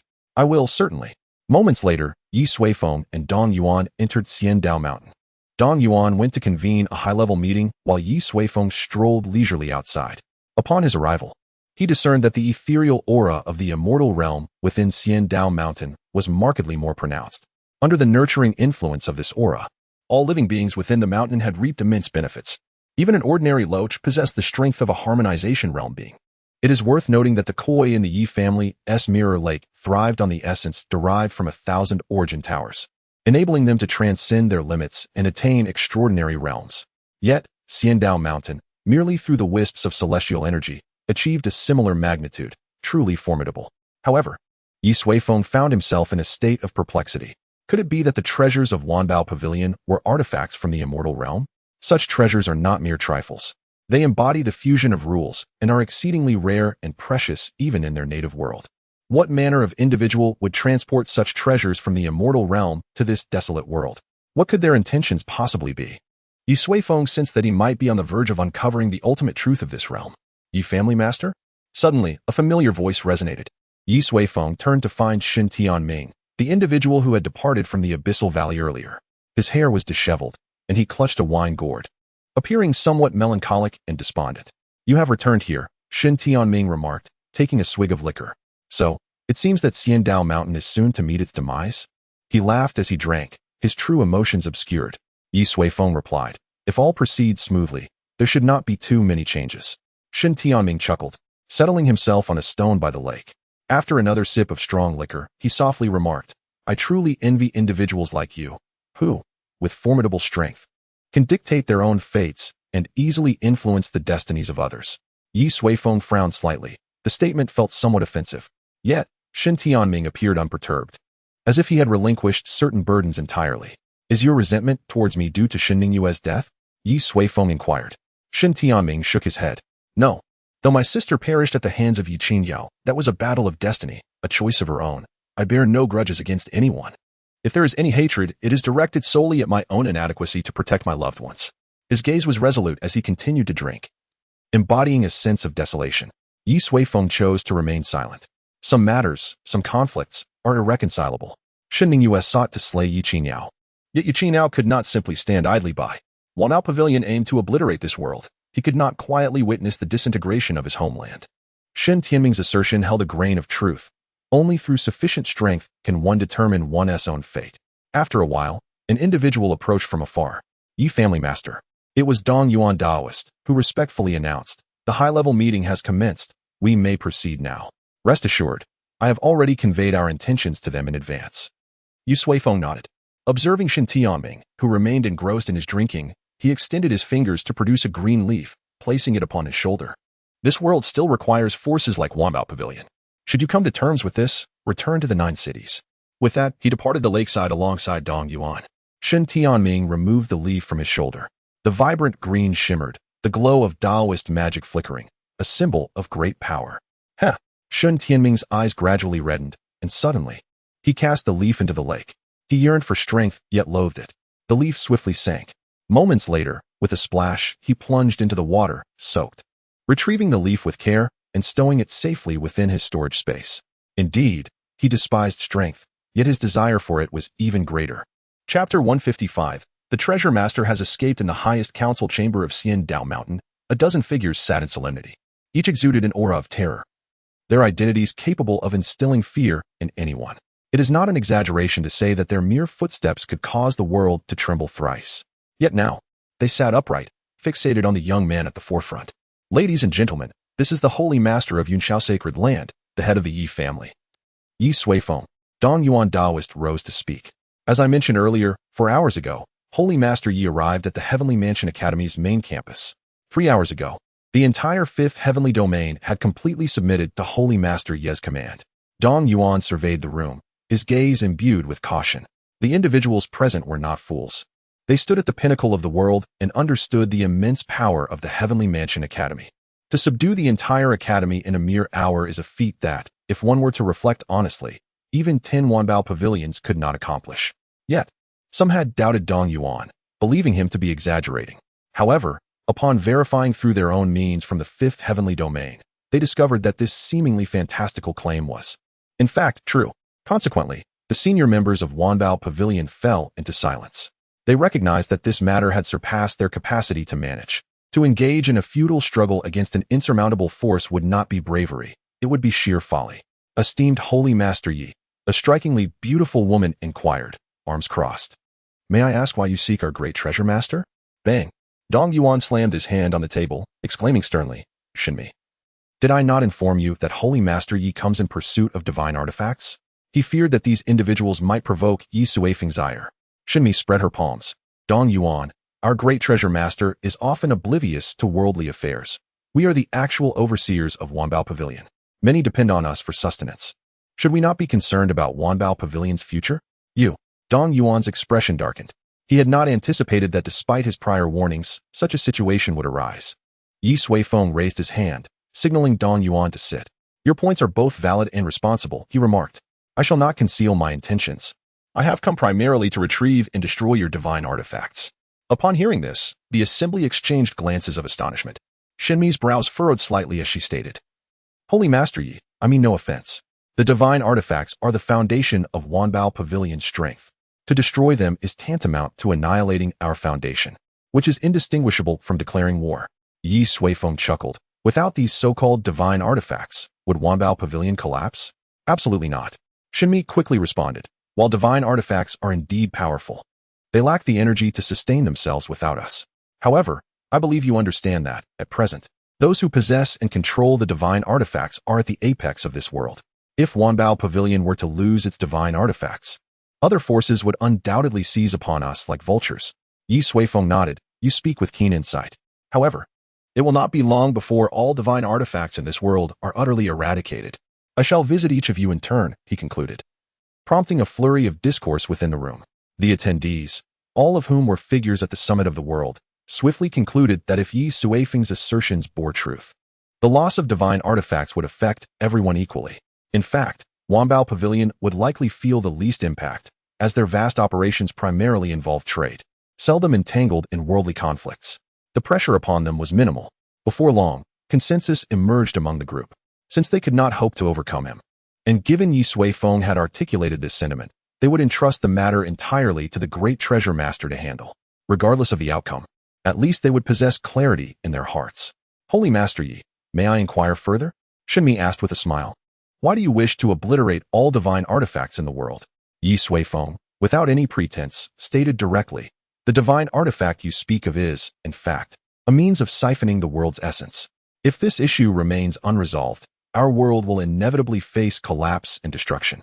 Shinmi was taken aback and awkwardly chuckled, replying, That sounds like a plot written by a 3-year-old. Ye Suifeng laughed in agreement. Indeed, but the truth remains unchanged. Shinmi also chuckled, then stood up and proclaimed, If that is the case, I support the opening of the secret realm for Yi Sheng to confront the great treasure master. What about you all? She was the first to raise her hand, followed by Taoist Dong Yuan, and soon after, the other key figures also lifted their hands in unison. They were no longer children, having outgrown the age of petty rivalries. Knowing that certain matters were beyond their control, there was no need to force a confrontation. Each person had numerous dependents to consider. Ensuring one's own survival amidst change was of utmost importance. Once the unanimous decision was reached, Shinmi lowered her hand. Then, let us open the secret realm. A moment later, the group found themselves in a tranquil forest. The landscape was picturesque, imbued with an ethereal atmosphere that made one feel as if they had truly entered the realm of immortals. The 8 main officials of the Wanbao Pavilion each produced a white jade tablet inscribed with flowing runes of the Dao. They positioned themselves to form an 8 trigrams formation, simultaneously channeling their spiritual energy into the tablets. Intense waves of energy emanated before them. Ye Suifeng observed as the space around them gradually began to shift. While it appeared they remained in place, they were, in truth, drifting away from the primary world. After about the time it takes to brew a cup of tea, the 8 officials came to a halt. At this point, they had arrived in a man-made primary world. Yi Sheng, the secret realm is now open, and the great treasure master is inside, Shinmi announced. She stepped forward and suggested, Why don't you accompany me? I can act as a bridge for communication between you. After all, none of us wish to see the millennia-old foundation of the Wanbao Pavilion come to ruin. Ye Suifeng nodded in agreement. Then let us proceed. Together, Ye Suifeng, Shinmi, and Taoist Dong Yuan ventured deeper into the woods. In this small world, Ye Suifeng gained clearer insight. The entire realm was constructed upon the principles of the immortal realm, and if he was not mistaken, it was indeed governed by the laws of water, perfectly aligned with the principles utilized by Shin Ningyue. The trio hastened their steps until they arrived before a magnificent waterfall. The waterfall cascaded from a height of 1,000 feet, creating a cloud of white mist. The great treasure master resided within the cave behind the waterfall, Shinmi remarked. There is a powerful formation outside the waterfall. To avoid conflict, I will first communicate with the great treasure master. However, this time, Ye Suifeng declined her offer. There is no need.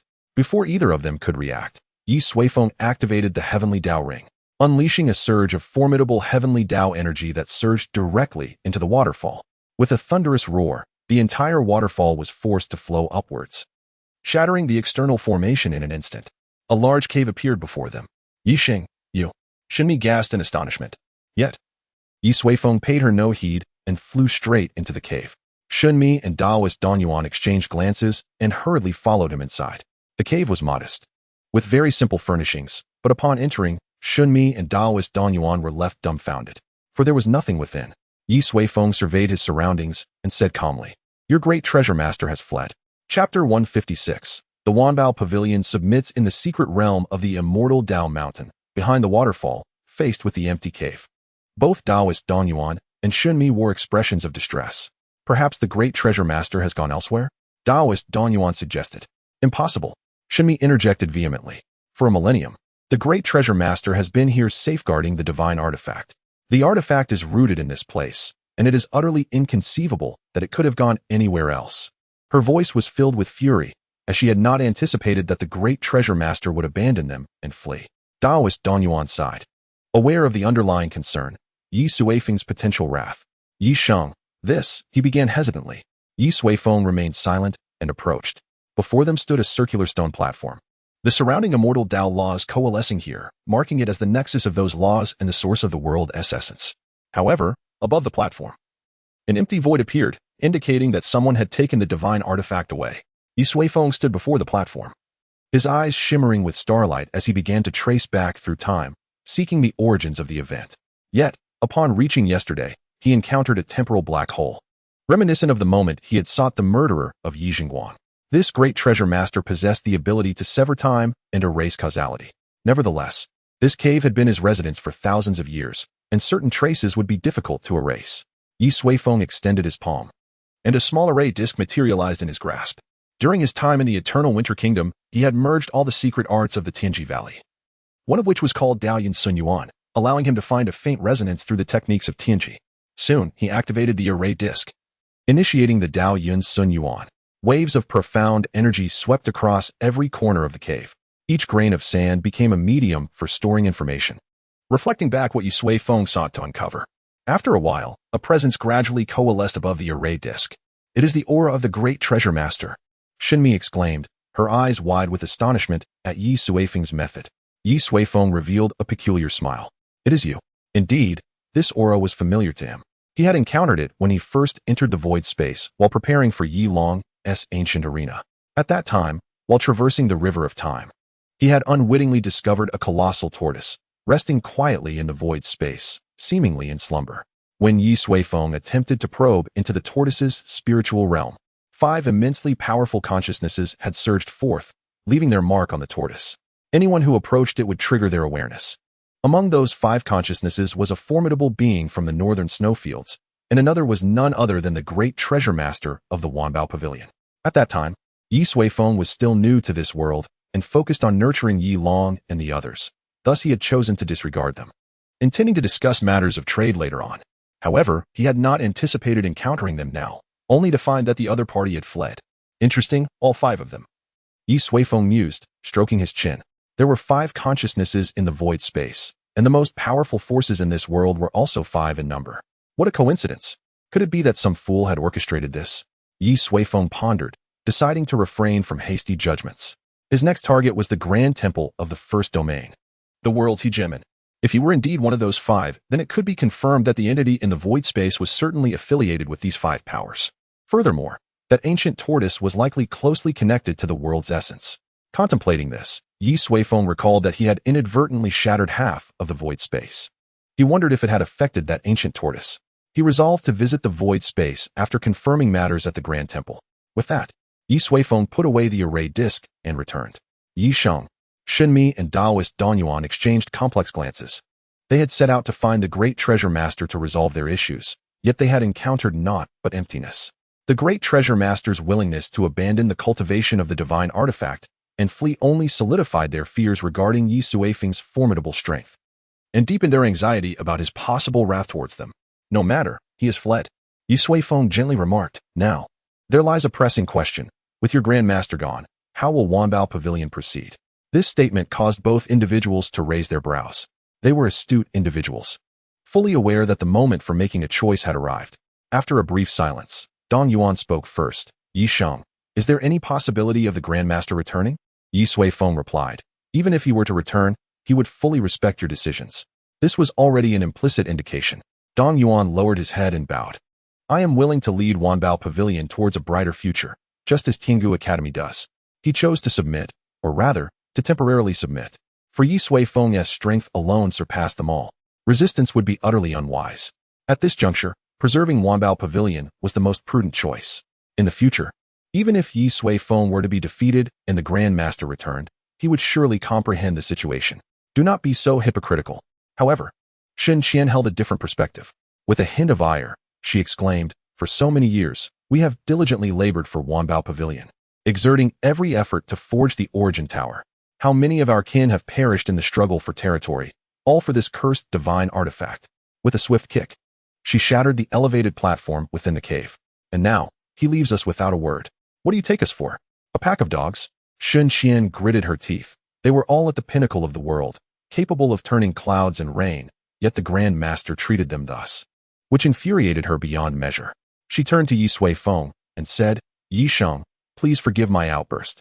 From this day forth, my Shen family shall completely sever ties with Wanbao Pavilion. If it pleases you, I am willing to lend my full support to cleanse the world of all divine artifacts. Shen Qian raised her head. I only ask that after you slay the Grand Master, you allow me to gaze upon his corpse.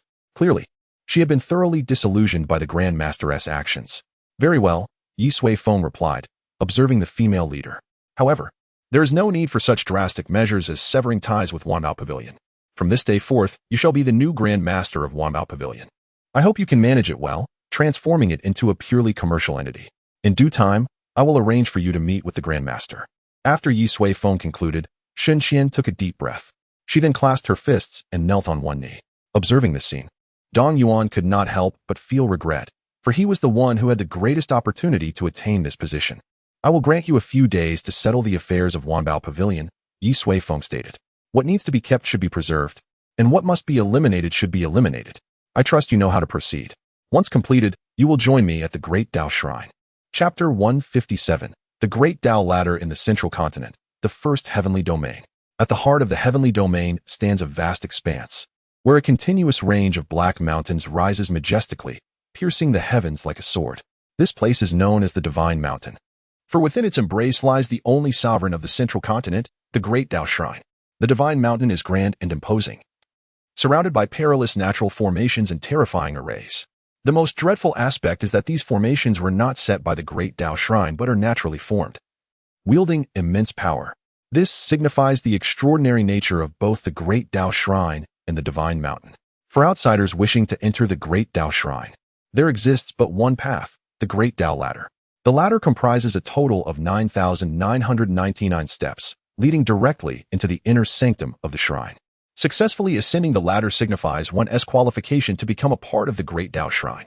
This is also the means by which the shrine selects its disciples. Those who can ascend the ladder are invariably unparalleled prodigies or formidable beings well-versed in the laws of heaven and earth. Thus, the population of the Great Dao Shrine is not large, yet it firmly holds the foremost position in the Central Continent, commanding authority wherever it extends its reach. At this moment, two figures arrived at the summit of the Divine Mountain. The towering black peaks beneath them exuded an overwhelming aura. Master Yi, we have arrived, Shen Qian announced. The two were none other than Ye Suifeng and Shen Qian, who had just hurried from the Immortal Path Mountain. Upon confirming that the Grand Master had fled, Shen Qian was infuriated and immediately pledged her loyalty to Ye Suifeng. Subsequently, they exited the secret realm, where Shen Qian relayed the events to the senior members of Wanbao Pavilion. As anticipated, the other high-ranking officials were equally incensed.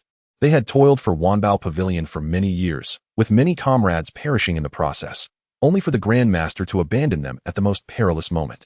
The senior officials erupted in outrage, and seizing the opportunity, Shen Qian raised the banner, declaring her intent to switch allegiance to the Yi family. This was not only to secure the future of Wanbao Pavilion from imminent collapse, but also to seek retribution against the Grand Master. As prominent figures, they were treated like mere dogs, naturally harboring deep resentment. In that instant, over half of the decision-makers expressed their willingness to follow Xinqian, thus changing their allegiance. Others, disheartened, relinquished their positions and departed, severing all ties with Wanbao Pavilion. A colossal entity underwent a dramatic transformation. After addressing some of the unstable elements, Ye Suifeng prepared to depart with Xinqian. Before leaving, he left behind an enlightenment tree to purify the corrupted laws and land. The enlightenment tree overshadowed the surroundings, becoming the most prominent symbol of Immortal Path Mountain. Half an hour later, the two found themselves hovering above the Divine Mountain. This deep part of the Divine Mountain is the stronghold of the Great Dao Shrine, Xinqian remarked. Ye Suifeng nodded in acknowledgement. Throughout their journey, Xinqian had regaled him with the legendary tales of the Great Dao Shrine, speaking of its dominance in the central continent, the convergence of mighty beings, and the exclusivity that only peerless prodigies could enter. Most frequently mentioned was the formidable natural array surrounding the Divine Mountain, regarded as the finest defensive barrier in the world. Ye Suifeng looked down and scoffed at the notion of it being a natural formation. He discerned that those arrays were merely derived from divine artifacts. If he was not mistaken, the attributes of the divine artifacts within the Great Dao Shrine were metallic in nature. Moreover, coincidentally, they bore a striking resemblance to the heavy celestial aura of the artifacts from Wanbao Pavilion. How intriguing! Ye Suifeng gazed deeper into the Divine Mountain, where a grand bronze hall stood in a self-created microcosm. This hall served as the convergence point for all laws, and there appeared a significant void within it. Master Yi, I have an old acquaintance among the elders of the shrine, Xinqian stated. Shall I reach out to him to ascertain the hidden location of the shrine's master? Ye Suifeng shook his head. No need. He has fled just like your grandmaster. Individuals of their caliber should possess the ability to discern certain fates. Xinqian was immediately taken aback. She could hardly believe that even the master of the shrine had escaped. The two mightiest forces in the world, transcending all other cultivators, had evaded Ye Suifeng as if they were mere frightened dogs. How immensely powerful is Ye Suifeng? Then what shall we do now? Xinqian inquired. Ye Suifeng smiled. Let us plant some trees. Once the trees are planted and I confirm something, then we can have a heart-to-heart with them one by one. He still needed to ascertain whether the master of the Great Dao Shrine was one of the 5 consciousnesses he encountered in the void. If so, it would be exceedingly convenient to capture them all at once. Xinqian nodded and suggested, then let us enter through the Great Dao Ladder. The arrays outside the Divine Mountain are indeed quite formidable. Ye Suifeng rubbed his nose. Very well. He was equally curious to discover what this so-called heavenly ladder truly entailed. Thus, the two of them flew towards the entrance of the Divine Mountain. At the entrance of the heavenly ladder, a throng of individuals eagerly awaited their turn. This was no mere coincidence. It was a common occurrence at the Divine Mountain. These people had journeyed from distant lands, drawn by the allure of the heavenly ladder. For the heavenly ladder served not only as a passage for the divine temple to select disciples, but also as an exceptional training ground. The ladder consisted of 10,000 steps minus 1. Each ascent brought with it distinct challenges. Naturally, the pressure one faced would escalate dramatically. The higher the steps climbed, the more potent the individual's innate talent was deemed to be. Thus, even if one could not reach the summit, many proud and self-assured cultivators sought to test their mettle. In fact, certain prestigious sects often station personnel here year-round, hoping to one day recruit a prodigious talent. Were it not for the Divine Temple's prohibition against erecting cities at the mountain's base, this place might have long since burgeoned into a grand metropolis, surpassing even Crystal City. Bang! A young man tumbled down the heavenly ladder in a disheveled state. He was covered in dirt, his hair in disarray, and his nose askew. Yet, his face radiated with joy. The surrounding individuals rushed forward to offer their congratulations. Congratulations! You have ascended to the 500th step. Haha. This already meets the entry standards of a first-rate sect. The young man beamed with delight, hailing from a notably weak family. Securing a place in a first-rate sect would represent a monumental leap for his lineage. At that moment, a group of individuals clad in azure robes descended from the sky. Central Continent seems rather unimpressive, remarked the leader of the group, a young cultivator, with evident disdain. Chapter 158, A Rift at the Entrance of the Divine Mountain. A group of seemingly affluent individuals descended from above. They regarded the nearby cultivators with unabashed scorn. 500 steps, and they are so proud of it. Huh. Central Continent truly disappoints me, the leader of the blue-clad men sneered.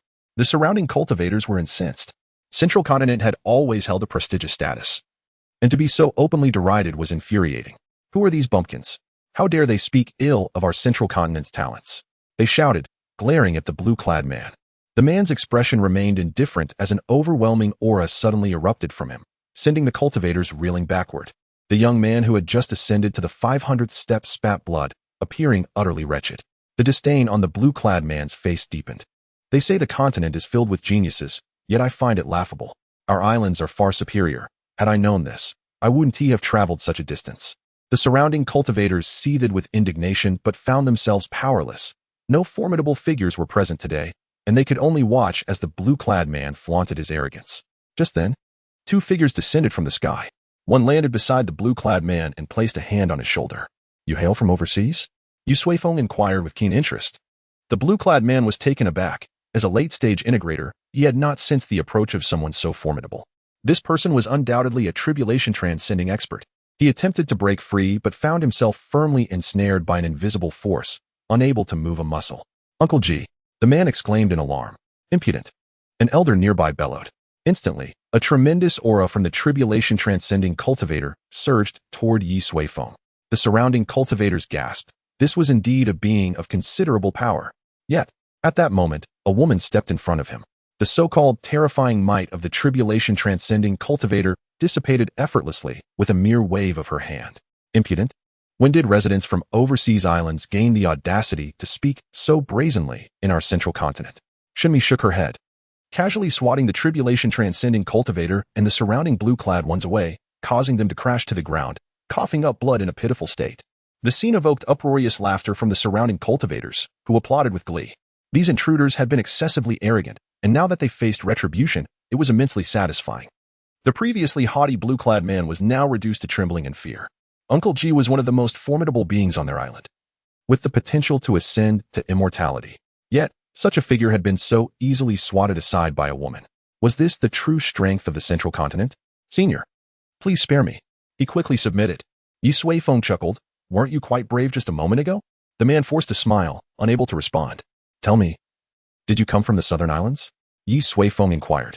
The man nodded obediently. Yes, senior. The world was vast, with the southernmost region being an expansive ocean dotted with a few islands, but the inhabitants were scarce and relatively weak, thus often overlooked. However, the nodes of heavenly pathways were not constrained by geography, and numerous nodes existed in the southern seas. Are there any divine artifacts in your region? Ye Suifeng asked again. The man hesitated before answering. Which type of divine artifact do you refer to, senior?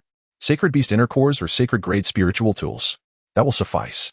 Ye Suifeng released his grip. This response had already clarified everything. The islands were indeed too remote. Even if divine artifacts had once existed there, they would have long been brought to the mainland. Let us depart. Ye Suifeng waved his hand. When you return, it would be wise to behave yourself.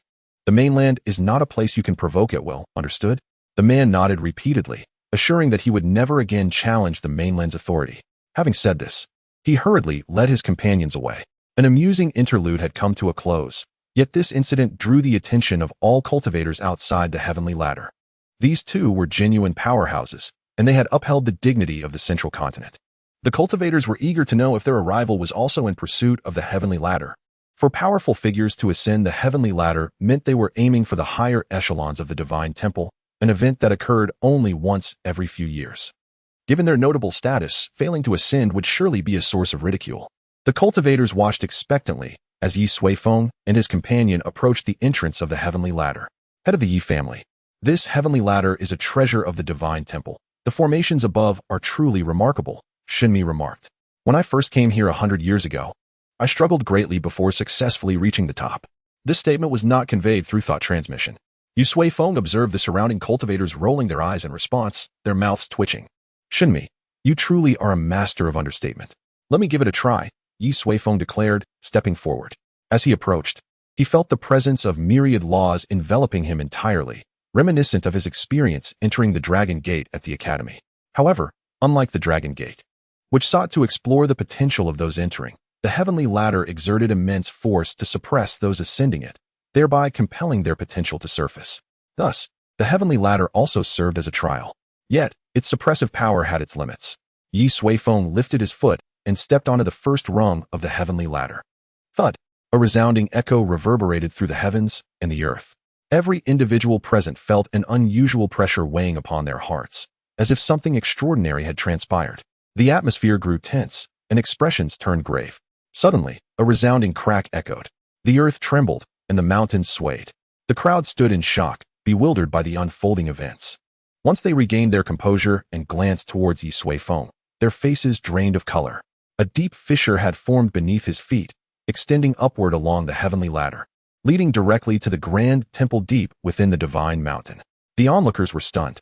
The heavenly ladder had fractured under the immense power of this man. Chapter 159. The Change of the Divine Temple. Crack. The ancient heavenly ladder, standing for millennia, had split open in front of all eyes. Everyone gaped in disbelief, gazing at the man responsible. What tremendous force could render the ladder unable to bear such weight? At that moment, a singular question arose in their minds. Who is he? Yisheng, you are truly astonishing, exclaimed Xinmia, deliberately raising her voice. Thus, the name Yisheng firmly rooted itself in the hearts of the cultivators of Zhongzhou. Ye Suifeng understood her intention and chuckled lightly.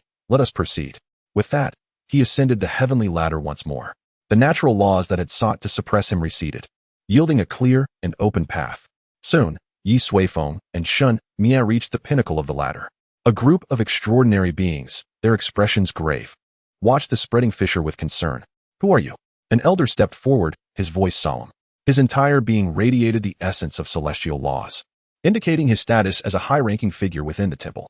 This is Lord Yisheng, the master of the Yutian sacred land, Xinmia introduced. The elder furrowed his brow. The head of the Xin family from the Wanbao Pavilion? When did you betray your great treasure master and switch allegiances? Xinmia smiled gently. No? It is the great treasure master who has betrayed Wanbao Pavilion. The current Wanbao Pavilion now falls under Lord Yisheng's command. The members of the Grand Temple were left speechless. The news was too sudden and explosive. They did not doubt its veracity, for such words came from Xinmia, one of the highest-ranking officials of Wanbao Pavilion. Head of the Xin family, you best not jest about such matters, the elder warned, his brow knitted in disbelief. I do not make idle jokes, Xinmia replied. The great treasure master has betrayed Wanbao Pavilion and those who devoted their lives to it. Furthermore, if I am not mistaken, your temple master has also betrayed you and fled. That statement struck the members of the Grand Temple with even greater shock. Blasphemy. The elder erupted in fury. The temple master was their very faith. Xinmia, I advise you and your Yisheng to leave the Grand Temple at once. As for the heavenly ladder, it has always been open to all, and I shall not pursue its rupture. But if you dare to speak such nonsense again, do not blame me for being impolite. As he finished, several formidable presences emerged from the temple, emanating the aura of Zhongzhou's dominators. Xinmia wished to speak again, but Ye Suifeng halted her. The temple master has indeed departed. If you do not believe me, we can go see for ourselves, Ye Suifeng stated. Do not compel me to take action. The divine mountain still holds value. I do not wish to see it destroyed. The elder narrowed his eyes, scrutinizing Ye Suifeng. The aura surrounding this Yisheng was exceedingly enigmatic. His true strength was inscrutable. Yet, who in the Grand Temple was to be feared? Since you insist, he declared. A powerful essence of law began to emanate from him, merging with the Grand Temple behind him, steadfast as a mountain. Then I must request you to leave. With a wave of his hand, an overwhelming force of law erupted from the Grand Hall, crashing toward Ye Suifeng like a mountain descending upon him. However, Ye Suifeng remained unperturbed. He raised a hand, flicking his fingers lightly. The heavenly Dao ring spun into action. The gray essence of the heavenly Dao surged upward. Boom! A violent earthquake erupted deep within the divine mountain. The cultivators outside were struck with shock. Had Yisheng engaged the Grand Temple? Faces turned pale. They had never witnessed anyone daring to confront the Grand Temple. This world was about to undergo a transformation. Retreat. Some astute individuals sensed the winds of change and hurriedly led their sect members away from the foot of the divine mountain. Others, more powerful, gazed seriously at the Grand Temple's location. Who would emerge victorious from this clash? They strained their eyes to penetrate the array surrounding the divine mountain, seeking the truth within. But inside, chaos reigned. Thick clouds of dust billowed into the sky. Deep chasms marred the landscape, and the once mighty Grand Temple had collapsed significantly. Ye Suifeng and Xinmia stood amidst the plaza. The elder and the others from the temple lay defeated on the ground. The elder coughed blood, his expression one of utter shock. He had not anticipated that he, who had long stood at the pinnacle of the world, could not withstand even a casual strike from this man. The collision had obliterated the divine laws as if they were mere reeds. Such a being should not exist in this realm. Let us go. Ye Suifeng remained calm, as if performing a trivial task, and proceeded toward the depths of the temple. Shunmia sighed softly upon seeing the gravely wounded elder and followed Ye Suifeng, departing the Grand Plaza. The recent confrontation had effectively annihilated the divine laws of the temple, thereby dismantling its foundation. They encountered no significant obstacles as they advanced. Soon, they arrived before a massive stone tablet. Ye Suifeng snapped his fingers, and a powerful surge of array fluctuations erupted. Moments later, an ancient bronze hall appeared before them. Is this where the temple master resides? Shunmia marveled, aware that both the great treasure master and the temple master typically inhabited their own small worlds. This was to better utilize the divine artifacts and to prevent potential backlash from their immense power in the main world. Indeed, Ye Suifeng nodded, just as he had perceived. The temple master had fled. He employed the art of divination to gather the temple master's essence, then smiled. How intriguing. It turns out that the temple master is one of the 5 consciousnesses I encountered in the void space. These 5 represent the most powerful factions in this realm and possess the most severe afflictions of divine artifacts. Ye Sheng, what shall we do next? Shunmia inquired. With the great treasure master and temple master having fled, their absence posed a lingering threat. Ye Suifeng pondered for a moment before replying. You remain here to manage the affairs of the Grand Temple moving forward. It would be best to preserve this organization, akin to Wanbao Pavilion. I wish to avoid causing unnecessary chaos in the secular world. For a domineering force like the Grand Temple, the ramifications of its sudden disappearance would be terrifying, plunging countless individuals into panic and chaos. Ye Suifeng sought to avert senseless bloodshed. Understood, Shunmia responded, capable of handling such matters due to her high rank within a top-tier power. Ye Suifeng nodded. Now, he is determined that the 5 most powerful divine artifacts belong to those 5 individuals. Therefore, it is unnecessary to personally visit the remaining factions, as it is likely to result in futility. The next step is to locate them and engage in a meaningful conversation. His mission will be deemed accomplished. The ancient turtle in the void will serve as an excellent clue, and he can also investigate what exactly this old turtle is. Chapter 160. The truth behind Yu Jingguang's death. A tree of enlightenment rises majestically atop the highest peak of the great Dao Temple, piercing the heavens and obscuring the sun. The growth of the enlightenment tree signifies a pivotal shift. As of today, the great Dao Temple has changed hands. Shen Xian summoned several high-ranking officials from the Wanbao Pavilion and, through a series of means, enticement, intimidation, and others, swiftly took control of the entire great Dao Temple. The temple and the sacred mountain remain, yet for ordinary cultivators, the change bears little consequence. However, the glaring fissure on the celestial ladder constantly reminds everyone that the great Dao Temple has undergone a monumental transformation. In the northern snowfields, white reigns as the perennial hue. The further north one travels, the more desolate the icy expanse becomes, devoid of any life capable of survival. Yet, in the farthest reaches at the world's edge, there exists an oasis, untouched by the biting cold. At the center of this oasis stands a towering giant tree, like a pillar supporting the heavens and the earth. At its pinnacle, a verdant palace rises, resembling a celestial abode. Within this ethereal palace, 5 figures exude an enigmatic aura, sitting cross-legged in meditation. If Ye Suifeng were present, he would recognize these 5 as those he encountered in the void. The great Dao Temple has vanished. A figure clad in black armor suddenly spoke. He is the temple's master. Alas, in just 2 days, seizing Tianfu Academy, Wanbao Pavilion, and the great Dao Temple has been accomplished with remarkable speed. Lamented an elderly man with flowing white hair, the Grand Master of Wanbao Pavilion. Damn it, will he next turn his sights toward my empire? A man in a crimson dragon robe exclaimed, his temper flaring. Not necessarily. He may also target my divine court, replied another, a gaunt figure wrapped in tattered cloth. Subsequently, the 5 fell into silence once more.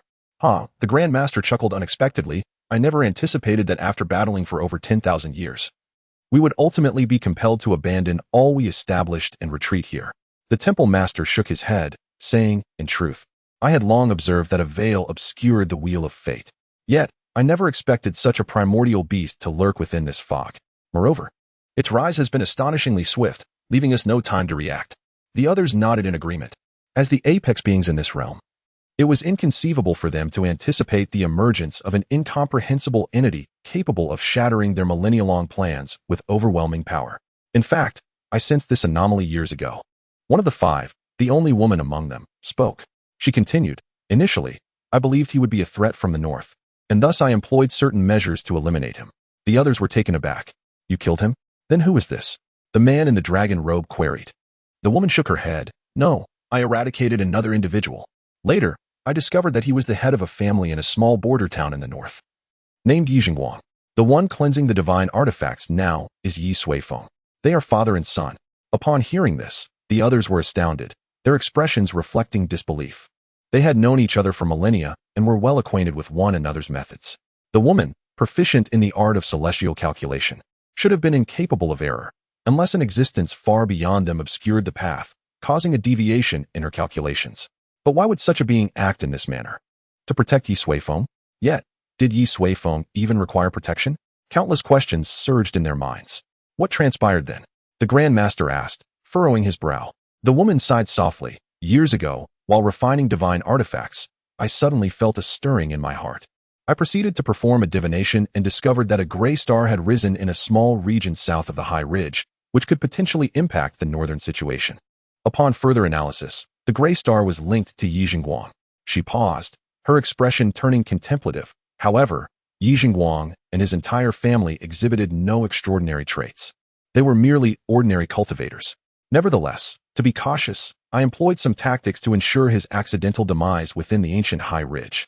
The others furrowed their brows. Such actions were routine for them, as all had executed similar measures to eliminate threats in their infancy. At that time, Ye Suifeng was also quite ordinary? The Grand Master inquired. Extremely ordinary, the woman affirmed. His cultivation talent was abysmal. At 30 years old, he was still in the qi refining stage. Not much different from an ordinary mortal. Hence, after eliminating Ye Suifeng, I ceased to monitor him. The Grand Master nodded. This was a common procedure. With countless beings in the world, it was naturally impossible to pay attention to a 30-year-old still in the qi refining stage. However, 6 months after Ye Suifeng's death, circumstances began to shift once more. The woman continued. One day, a completely unfamiliar and profoundly powerful consciousness swept across the northern snowfields. Upon sensing it, I rushed over. Yet the presence withdrew its consciousness. Gazing at the horizon, I discerned a thread of fate concealed within the depths of the fog. A few months later, an incident occurred in the void, and when we arrived, we found nothing amiss. We could only conclude it was an accident. From that day forth, I realized this matter seemed to have surpassed our control. The woman stated, thus, for safety's sake, I severed all temporal threads related to Ye Suifeng's death and erased all causality linking back to me. The Grand Master furrowed his brow and asked, so, at that moment, you sensed something was amiss? Indeed, the woman nodded. Now it appears that we have fallen into a far more sinister scheme. Damn. The man in the dragon robe glared at her, exclaiming, why didn't you say this sooner? The woman cast him a dispassionate glance, replying, do not forget. At that time, we were in a competitive and adversarial relationship, and I was at a disadvantage. Moreover, I only speculated about a larger game at play after the recent events unfolded. Following her words, the group fell into a profound silence. As the most powerful beings in the world, they had viewed the cosmos as their chessboard and all beings as mere pawns. They believed themselves to be at the pinnacle, orchestrating the destinies of all living things. Yet now, they realized they were but pawns manipulated by unseen hands, and soon, they would likely be swept off the board entirely. Chapter 161.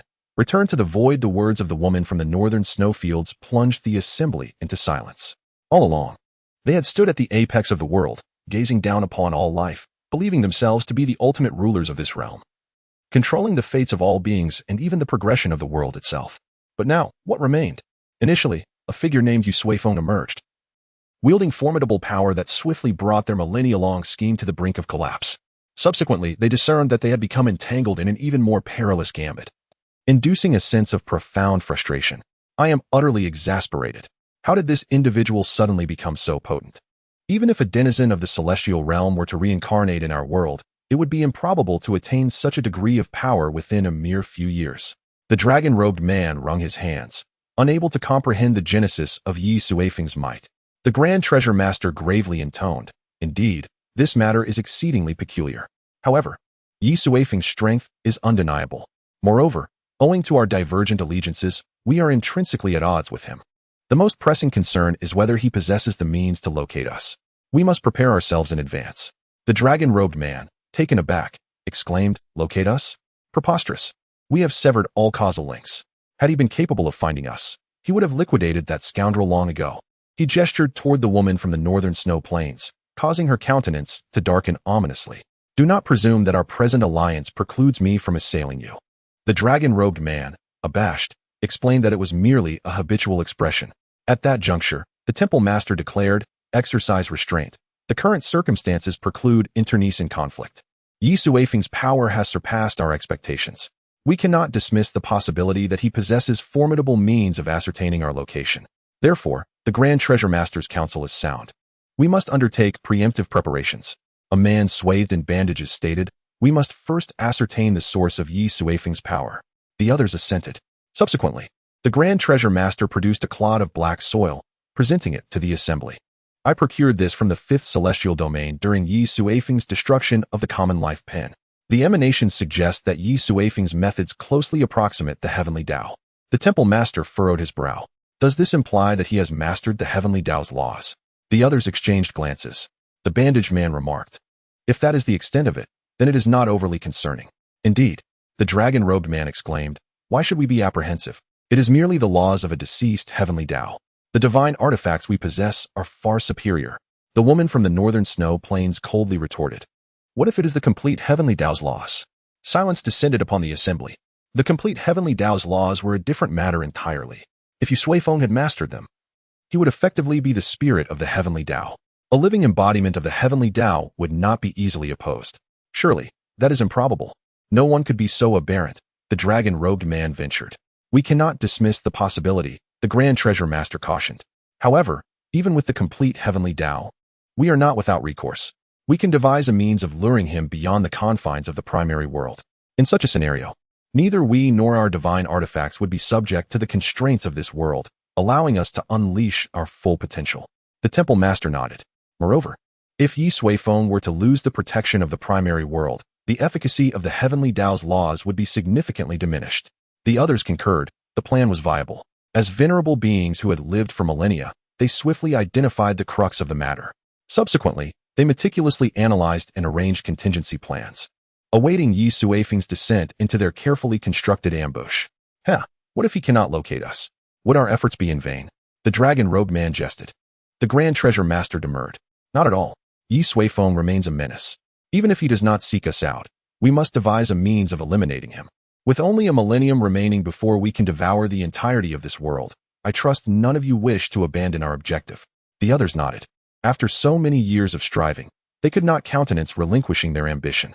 Eliminating Ye Suifeng would be the optimal outcome. As for those suspected of orchestrating a grander scheme, they could address them after they had consumed the world. Having agreed upon their preparations, the assembly finally relaxed. Pray tell, from what quarter is he most likely to discover our location? After all, we have severed our causal links, the dragon-robed man inquired. The Grand Treasure Master pondered. That is uncertain. However, there is one location for which we cannot sever our causal links. Where? The dragon-robed man asked, puzzled. The woman from the northern snow plains coldly interjected, fool, it is the ancient tortoise in the void space. We have deployed so many measures there for its sake. We cannot simply sever those links. The temple master chuckled. That is the void space, the dark side of the world. It is impossible to completely erase causal links there. However, it is impossible to venture there in person. Therefore, at most, Ye Suifeng can only discover our machinations there. The others nodded. The void space was an exceedingly peculiar realm. With the exception of entities that coexisted with the world, other beings were generally incapable of manifesting in the void space in their true forms. Unless, of course, their cultivation or divine sense far surpassed the world's capacity by 1,000-fold. But that was an impossibility. The assembly dismissed such a fantastical notion as a jest. However, even as they deliberated on how to confront Ye Suifeng, a figure pierced the world's barrier, arriving in the void space, the dark side of the world. It was none other than Ye Suifeng. Old friend, I have returned, Ye Suifeng announced with a smile. This was his third visit to this place. The first time, he had brought Yi Long to fish in the river of time, constructing the primordial arena.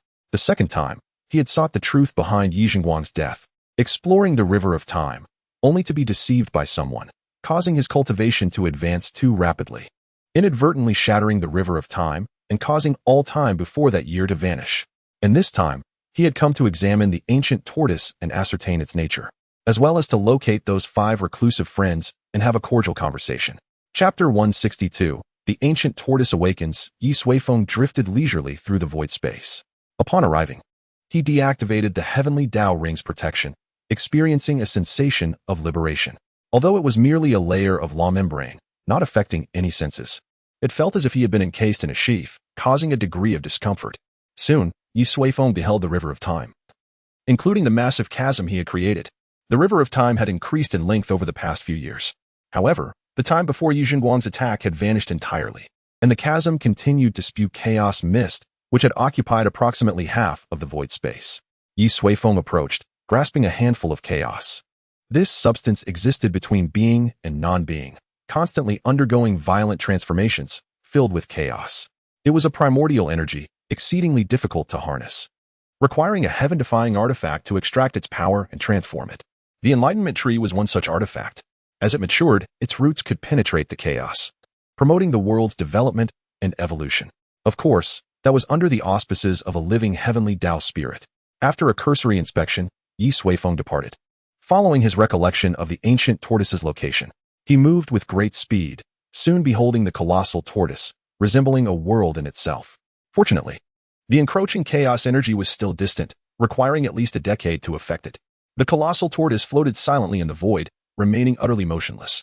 Ye Suifeng effortlessly approached its massive head, where the enormous nostrils resembled two terrifying celestial caverns, intermittently releasing violent gusts of wind.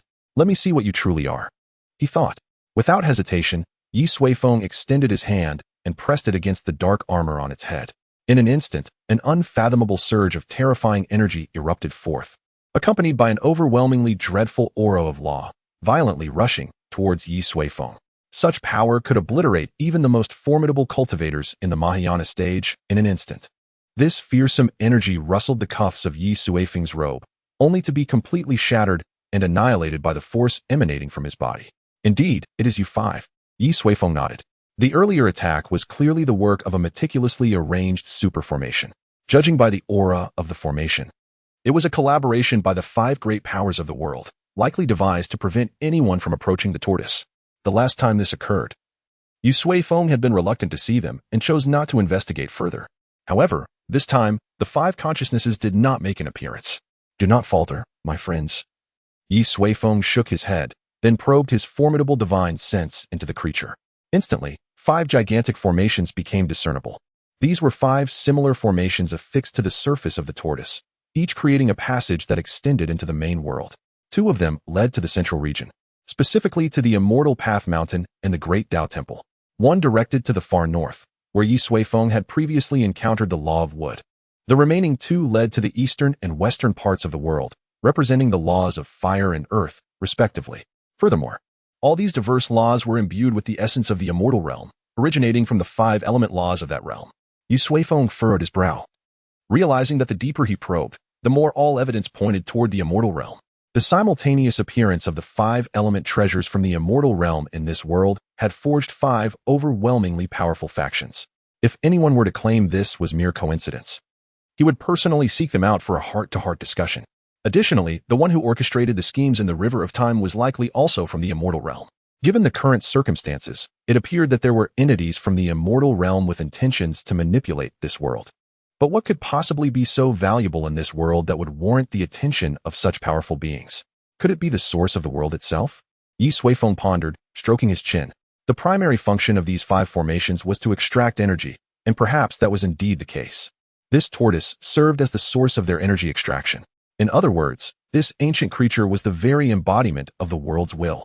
Or rather, it was a fusion of the deceased primordial enlightenment tree, the departed spirit of the heavenly Dao, and the forcibly awakened world will, culminating in a mutated world will. It was, in essence, the world itself. The manifestation of its true form was the very place where the source of the world resided.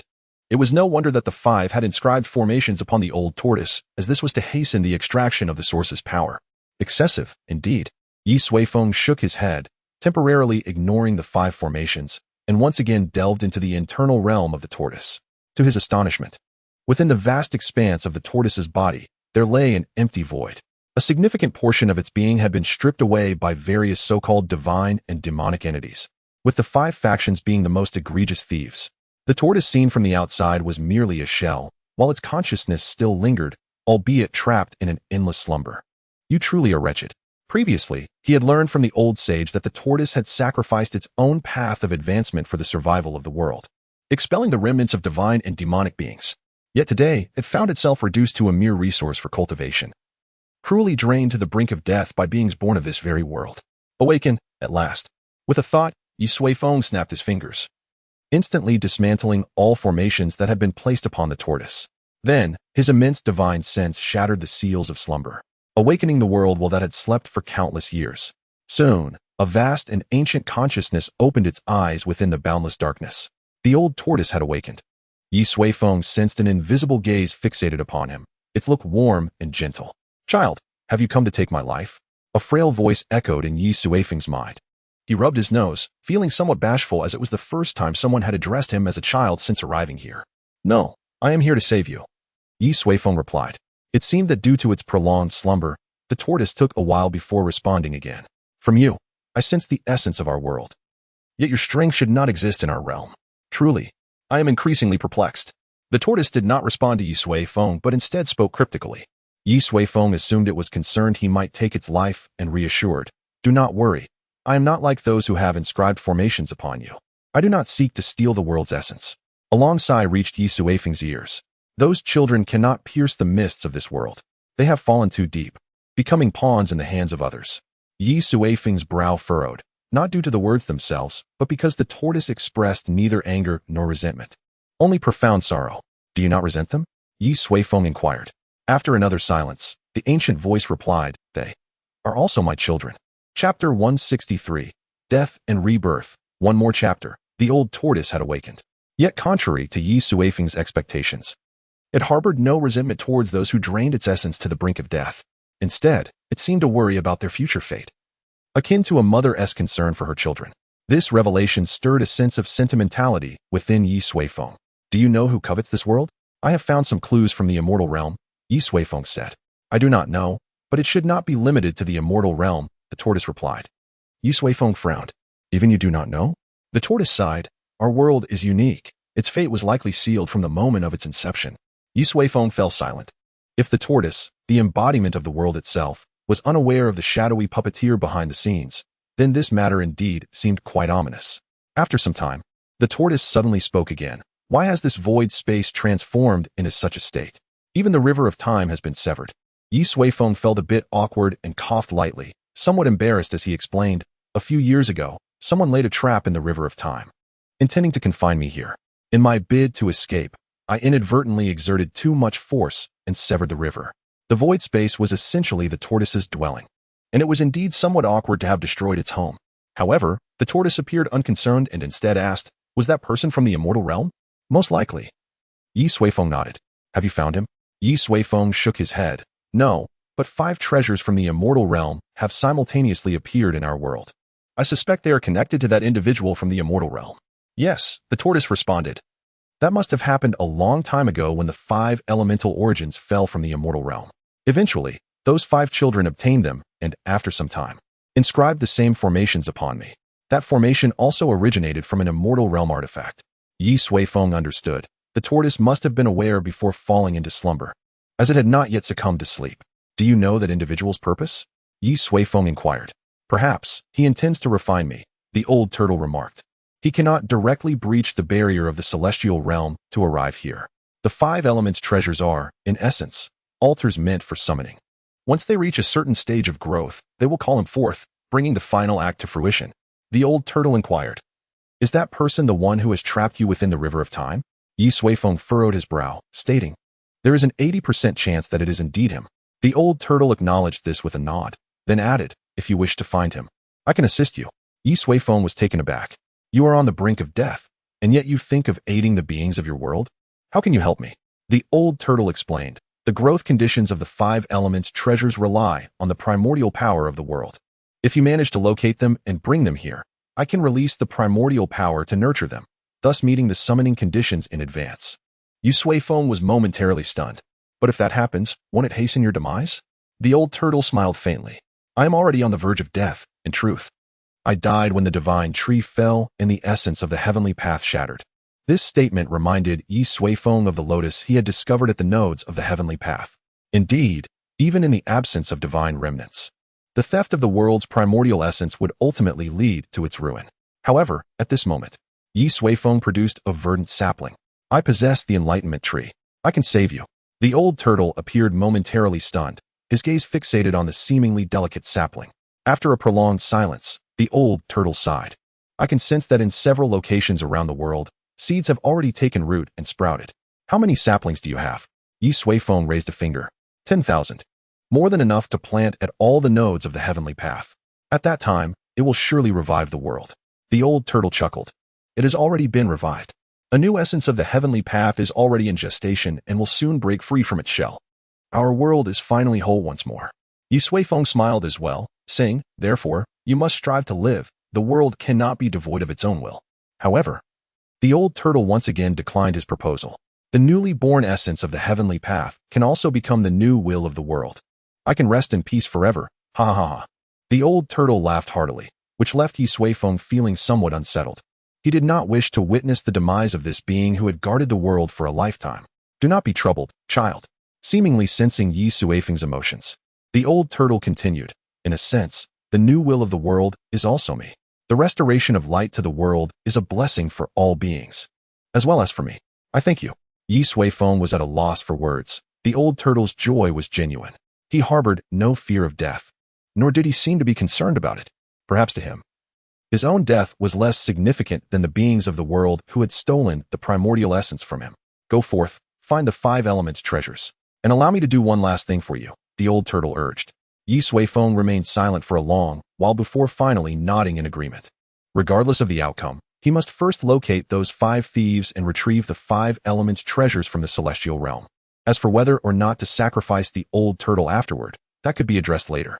Ye Suifeng opened his palm, and with a flick of his fingers, numerous auras surged forth from all directions, coalescing in his hand. These were the presences of the 5 individuals associated with the formation he had just destroyed. They spun rapidly before gradually separating into 5 distinct forms. Then, Ye Suifeng unleashed his heavenly techniques, tracing back to their origins through these 5 auras. They swiftly pierced through the world's barrier, heading northward. Moments later, the 5 auras converged in the same location, the farthest northern reaches of the snowy plains. They were, at this moment, together. Ye Suifeng looked at the old turtle and said, think carefully. Is there no other way? I shall return shortly. With that, he turned and departed. The heavenly path ring radiated a hazy glow, enveloping Ye Suifeng within, before breaching the world's barrier. Ye Suifeng pinpointed his direction and vanished in an instant. At this moment, a heavy weight settled in his heart, and his mood soured. Chapter 164, A Meeting of Blows. Chicken soup is served. In the extreme north of the world, within an oasis, a man clad in a dragon robe approached the other 4 with a steaming pot of chicken soup. This was no ordinary chicken, but a spiritual creature nurtured on the fruits of heaven and earth. A mere sip would cleanse the essence and marrow, paving the way for a smooth cultivation journey. As the aroma of the chicken soup wafted through the air, the great treasure master remarked, in times like this, you still have the mind to indulge in this. Haha, I do not understand those intricate formations. With nothing else to do, I thought I might as well brew some chicken soup, the man in the dragon robe replied. The woman from the northern snowy plains wore a frigid expression, for it was the celestial chicken she had raised for over 100 years. By the way, how is your preparation coming along? I sense someone has disturbed the old turtle. I wonder if it was Ye Suifeng. The man in the dragon robe, while serving soup to the others, inquired. It matters not. We are already prepared, the great treasure master stated.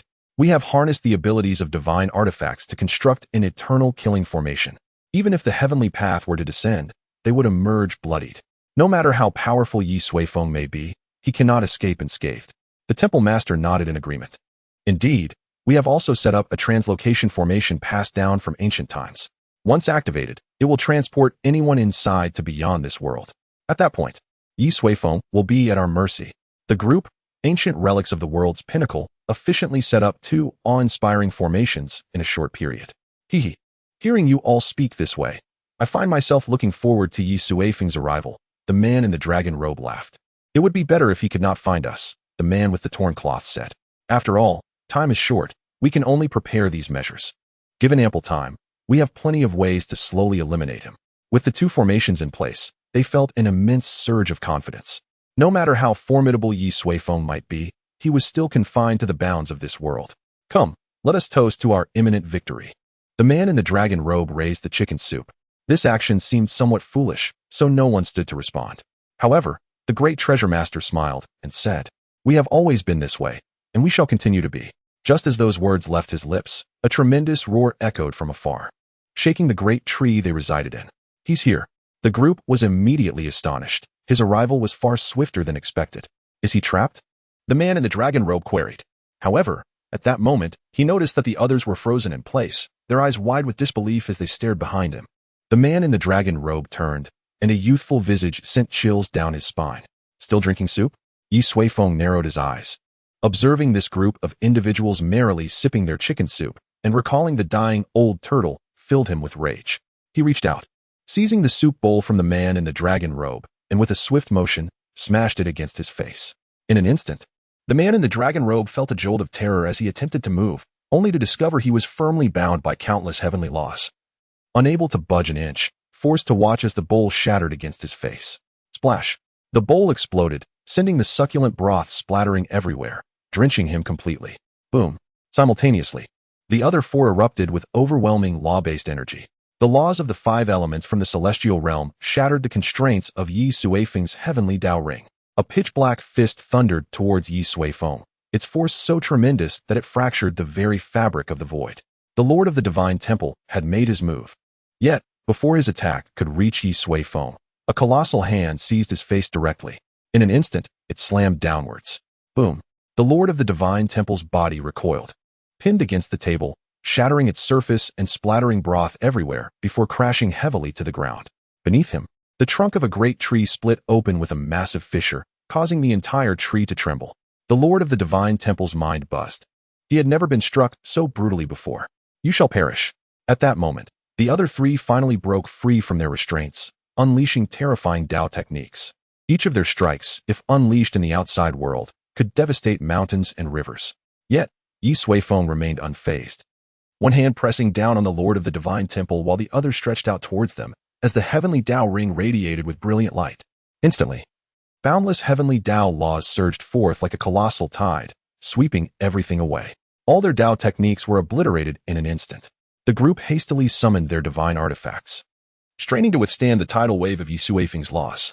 However, this was akin to confronting a complete heavenly Dao. They braced themselves, but their bodies involuntarily sank down, crashing heavily to the ground. Unable to move, they could only grit their teeth and resist the overwhelming pressure. "Activate the killing formation. Didn't you say you could trap him?" shouted the man in the dragon robe, who had just been struck by a bowl of broth. The others looked grim, unwilling to respond to him. How could they not see? Their once confident and proud killing formation had been utterly destroyed in an instant by Ye Suifeng. Still, were they to rely on the killing formation? Ye Suifeng sent the Lord of the Divine Temple flying with a punch, then approached the man in the dragon robe and kicked him. Upon arriving, he had indeed sensed a formation. However, filled with rage, he destroyed it without a second thought using the heavenly Dao ring. He had not anticipated that it was a killing formation set up by these individuals. Still drinking broth? Ye Suifeng glanced at the shattered bowl, his anger reigniting. He kicked the man in the dragon robe, sending him crashing into a massive tree, which splintered upon impact. Is the broth so delightful? He unleashed a punch, striking the man in the dragon robe squarely in the mouth, sending several teeth flying and blood spraying. Enjoying it, are we? Ye Suifeng seized the man in the dragon robe, raining punches upon his face. "I'll make you regret drinking broth." In mere moments, the man's stubbled face swelled grotesquely. He was left wondering why Ye Suifeng relentlessly targeted him, especially since he had yet to even enjoy the broth before it was thrown in his face. The sudden ferocity of the battle obliterated all structures atop the massive tree in an instant.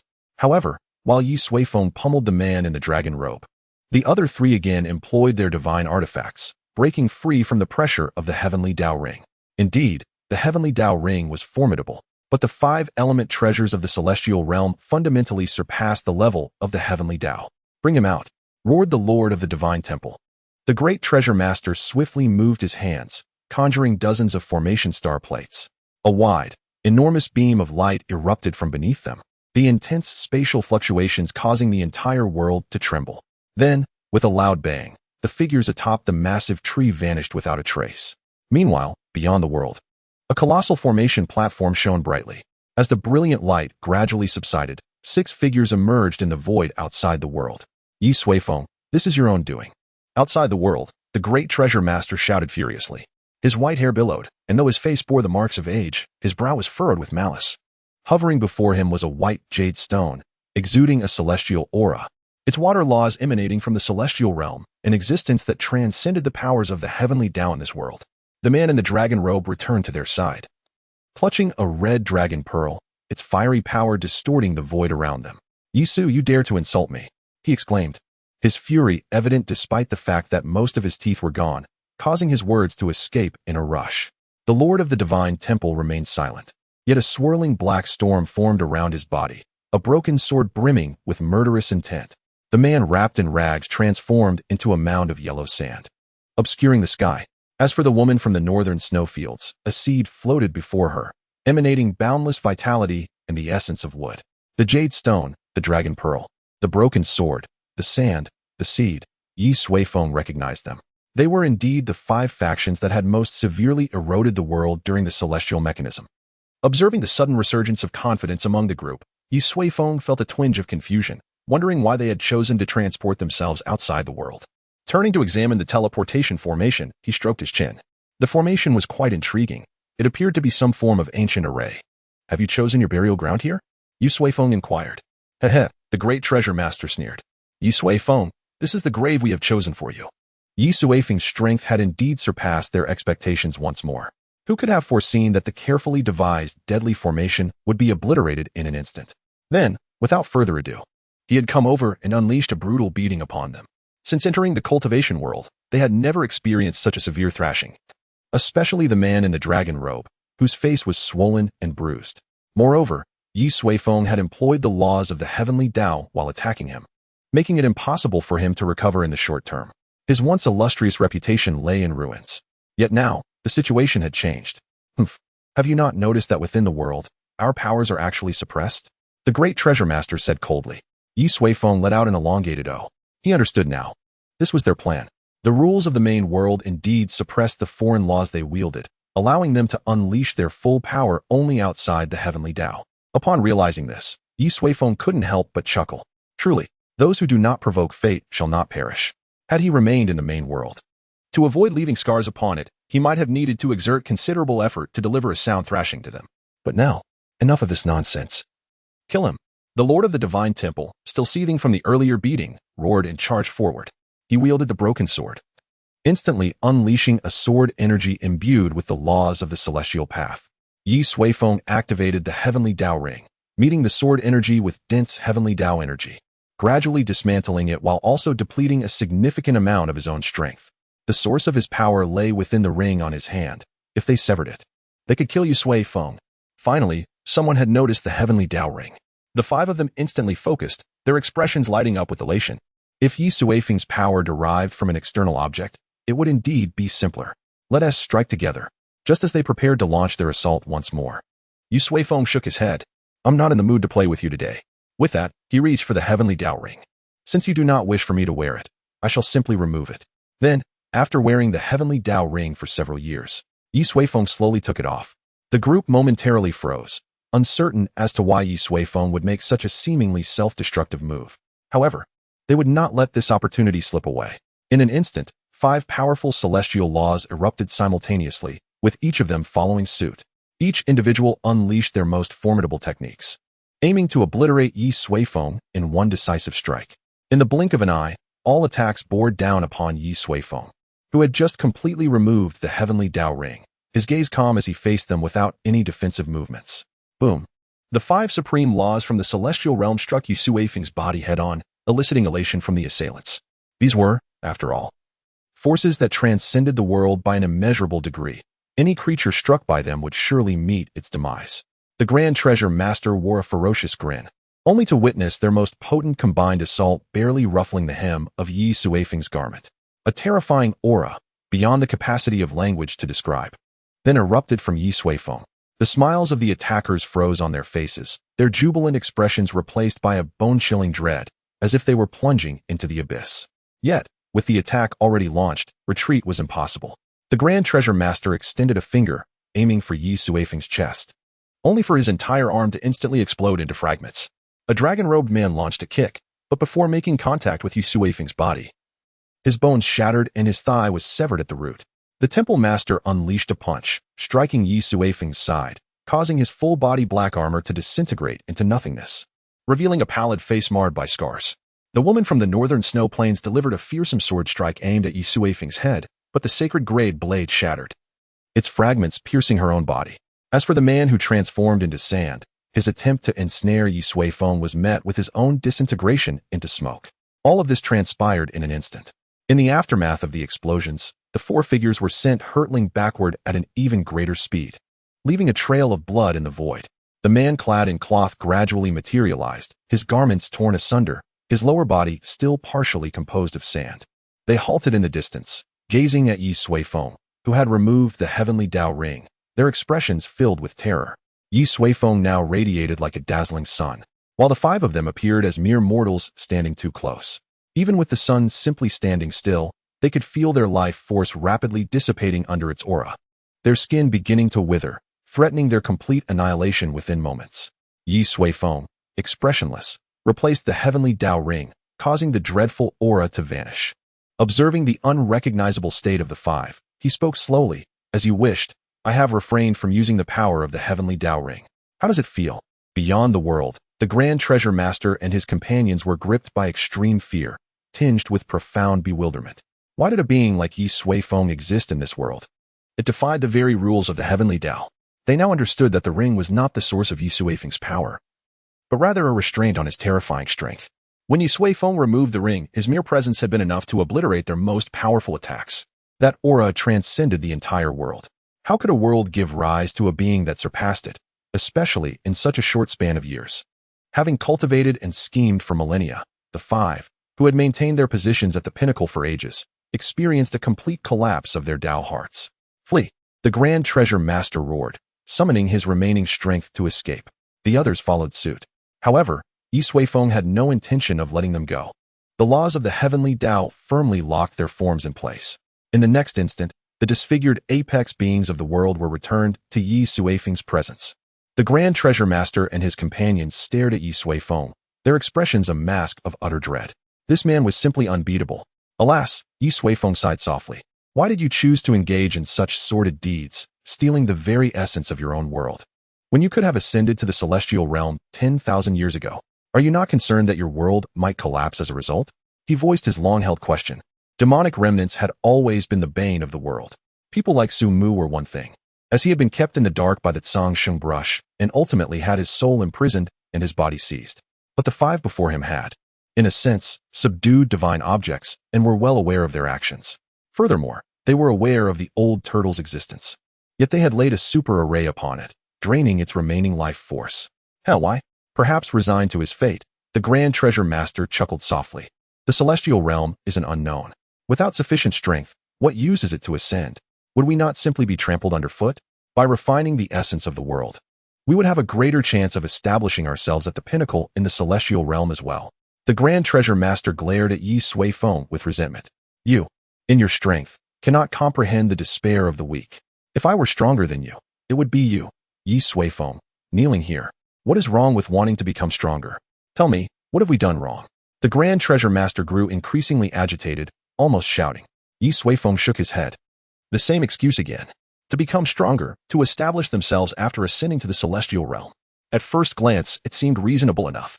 However, the desire for power did not justify unscrupulous methods.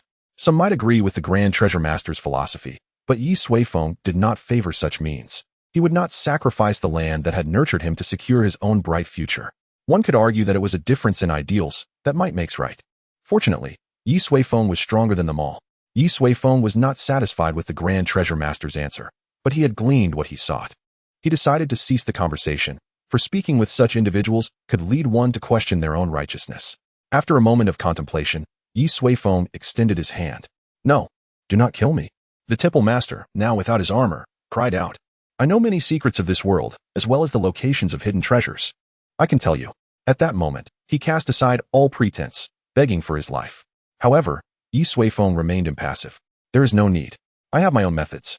With that, a terrifying divine sense poured into the five from above, directly assaulting their minds. He did not intend to kill them, but rather to perform a soul search. A cruel method of extracting information at the cost of damaging the target's soul. Ye Suifeng rarely resorted to such measures. But he felt no pity for the five before him. He employed the most rudimentary of soul-searching techniques. one that required the caster's spiritual power to far surpass that of the target in order to succeed and would inflict pain far more intense than 1,000 cuts. Ye Suifeng was capable of more advanced techniques, but he did this deliberately. The moment the soul's search began, the five emitted agonizing screams. In a short span of time, everything they had ever done, from birth onward, became known to Ye Suifeng, including how they had ascended to the pinnacle and acquired celestial treasures, as well as the locations of secret places and hidden treasures within the world. Soon, the soul's search was complete. In that brief period, the five were drenched in cold sweat, their life force further diminished, and their souls suffered irreparable damage. After reviewing their lives, Ye Suifeng turned his gaze to the only woman among them. So, it was you who killed Ye Jingguang. From her memories, Ye Suifeng had learned everything. The woman's divination skills were remarkable, and she had indeed foreseen certain possible future events. If she had not slain Ye Jingguang, perhaps she would have arrived in this world under a different guise, or perhaps in an entirely different realm. Indeed, the woman spoke. I only lament that I did not eradicate the entire Ye family at that time. Ye Suifeng shook his head. The death of Ye Jingguang was merely a fortuitous event. This coincidence was exploited by someone from the celestial realm, leading Ye Suifeng to the river of time, where a trap was laid at that specific moment. In a sense, both Ye Jingguang and this woman were victims. Nevertheless, it remains true that she was the one who killed Ye Jingguang, a life for a life. Yet, before that, Ye Suifeng intended to take them to another place. Come, let us witness the consequences of your actions. Chapter 167. The old tortoise's demise in the void, before the crumbling chasm. A massive old tortoise gazed indifferently at the swirling chaos that slowly consumed the void. Suddenly, several figures appeared beside it. What are you doing here? Ye Suifeng approached the old tortoise. Now, it had detached from its immense shell, shrinking down to an unrecognizably smaller size. However, to the ordinary eye, it still appeared as an awe-inspiring creature. Ye Suifeng glanced at the fisher, feeling a twinge of trepidation before the master of space. Do not worry. The old tortoise seemed to sense Ye Suifeng's thoughts and reassured him. As the world awakens anew, the fisher will gradually mend. Ye Suifeng nodded. In that case, he need not fear. By the way, I have brought them, he said, waving his hand. The five leaders of the Dao sect were immediately drawn to him, kneeling heavily in the void. They are the culprits that brought you to the brink of death. How do you wish to deal with them? Ye Suifeng inquired. The old tortoise lowered its gaze upon them.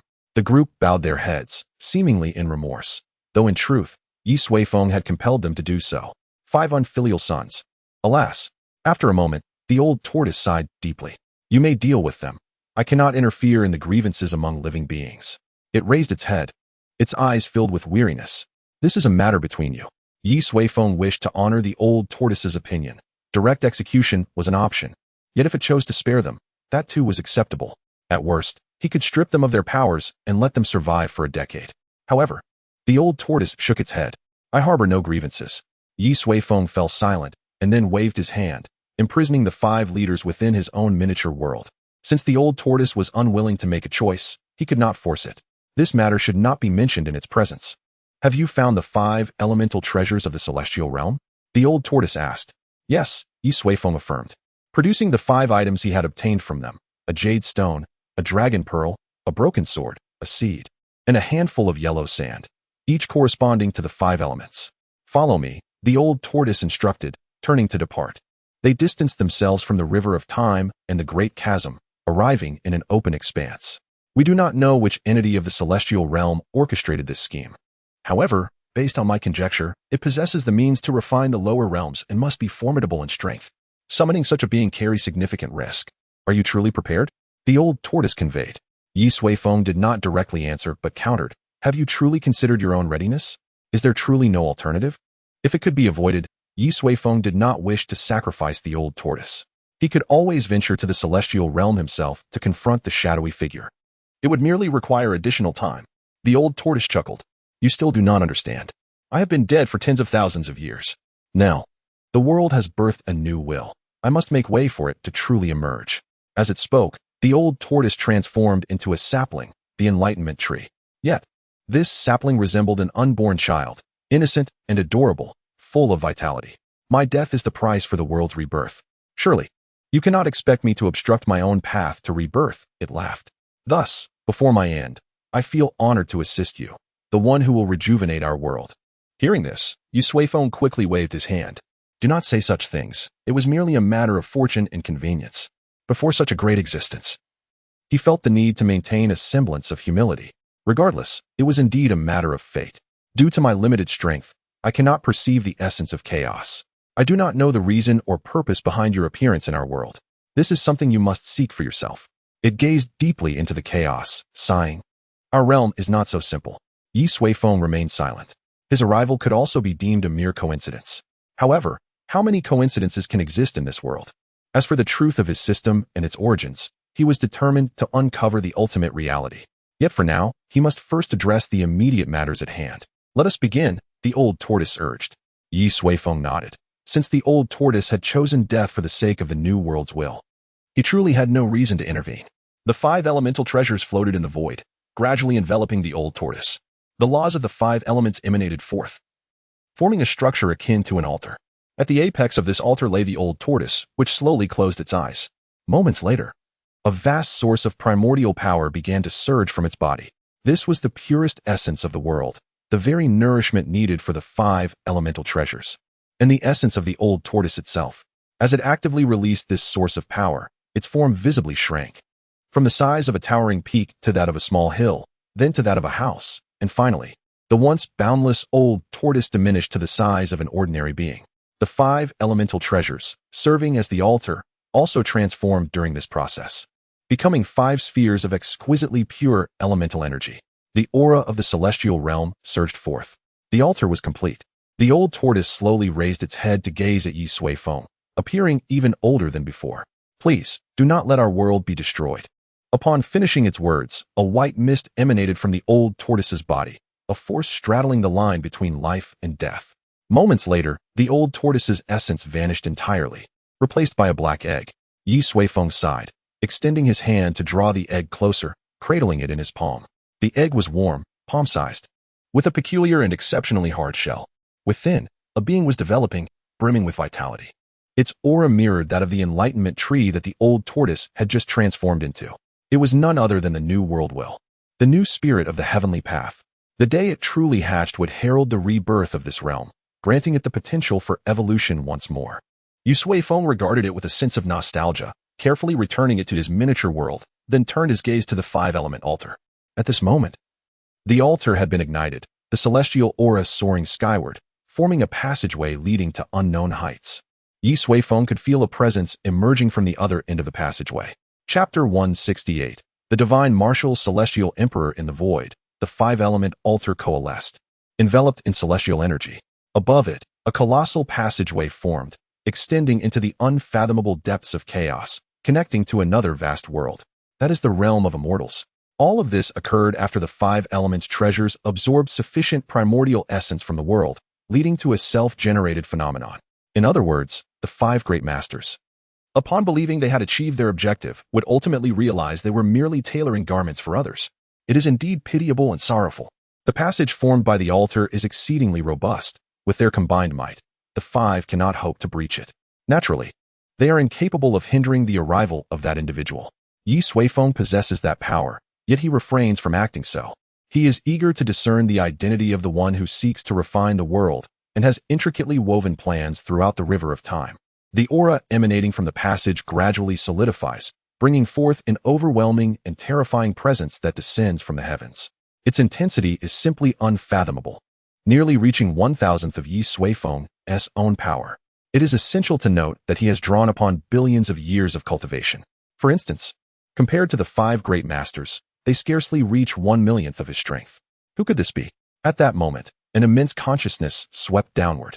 Ye Suifeng raised his hand, concealing himself temporarily, fearing that should the individual discover his presence, they might not descend.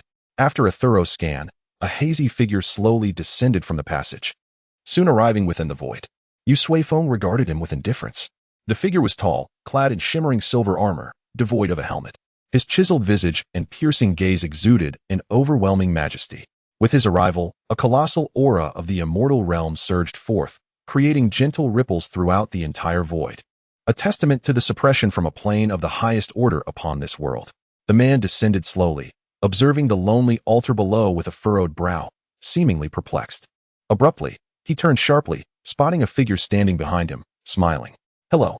Ye Suifeng waved. The man, taken aback, had not detected any living presence during his earlier scan. Who are you? He bellowed, his voice echoing with a terrifying force, more violent than a tempest from the heavens. Yet, Ye Suifeng remained unperturbed, a cold smile gracing his lips. Shouldn't that question be posed to me? He replied coolly. The man fell silent, furrowing his brow. Suddenly, he surged upward, darting through the passage at an astonishing speed. Ye Suifeng extended his palm. Bang! The man collided with an invisible barrier, producing a thunderous sound before rebounding back, crashing heavily onto the altar of the 5 elements. To come and go as you please is rather impolite. Now, tell me, who are you? Ye Suifeng's gaze was icy. The man's expression darkened, yet he remained silent, staring at Ye Suifeng intently. Then, with a sudden roar, he charged forth from the passage, delivering a powerful punch. The blow, infused with celestial energy and profound techniques, was so fierce that it created fissures in the void, chaos swirling around. Ye Suifeng frowned slightly. This individual's strength was indeed formidable. Engaging in battle here would likely exacerbate the already ravaged void.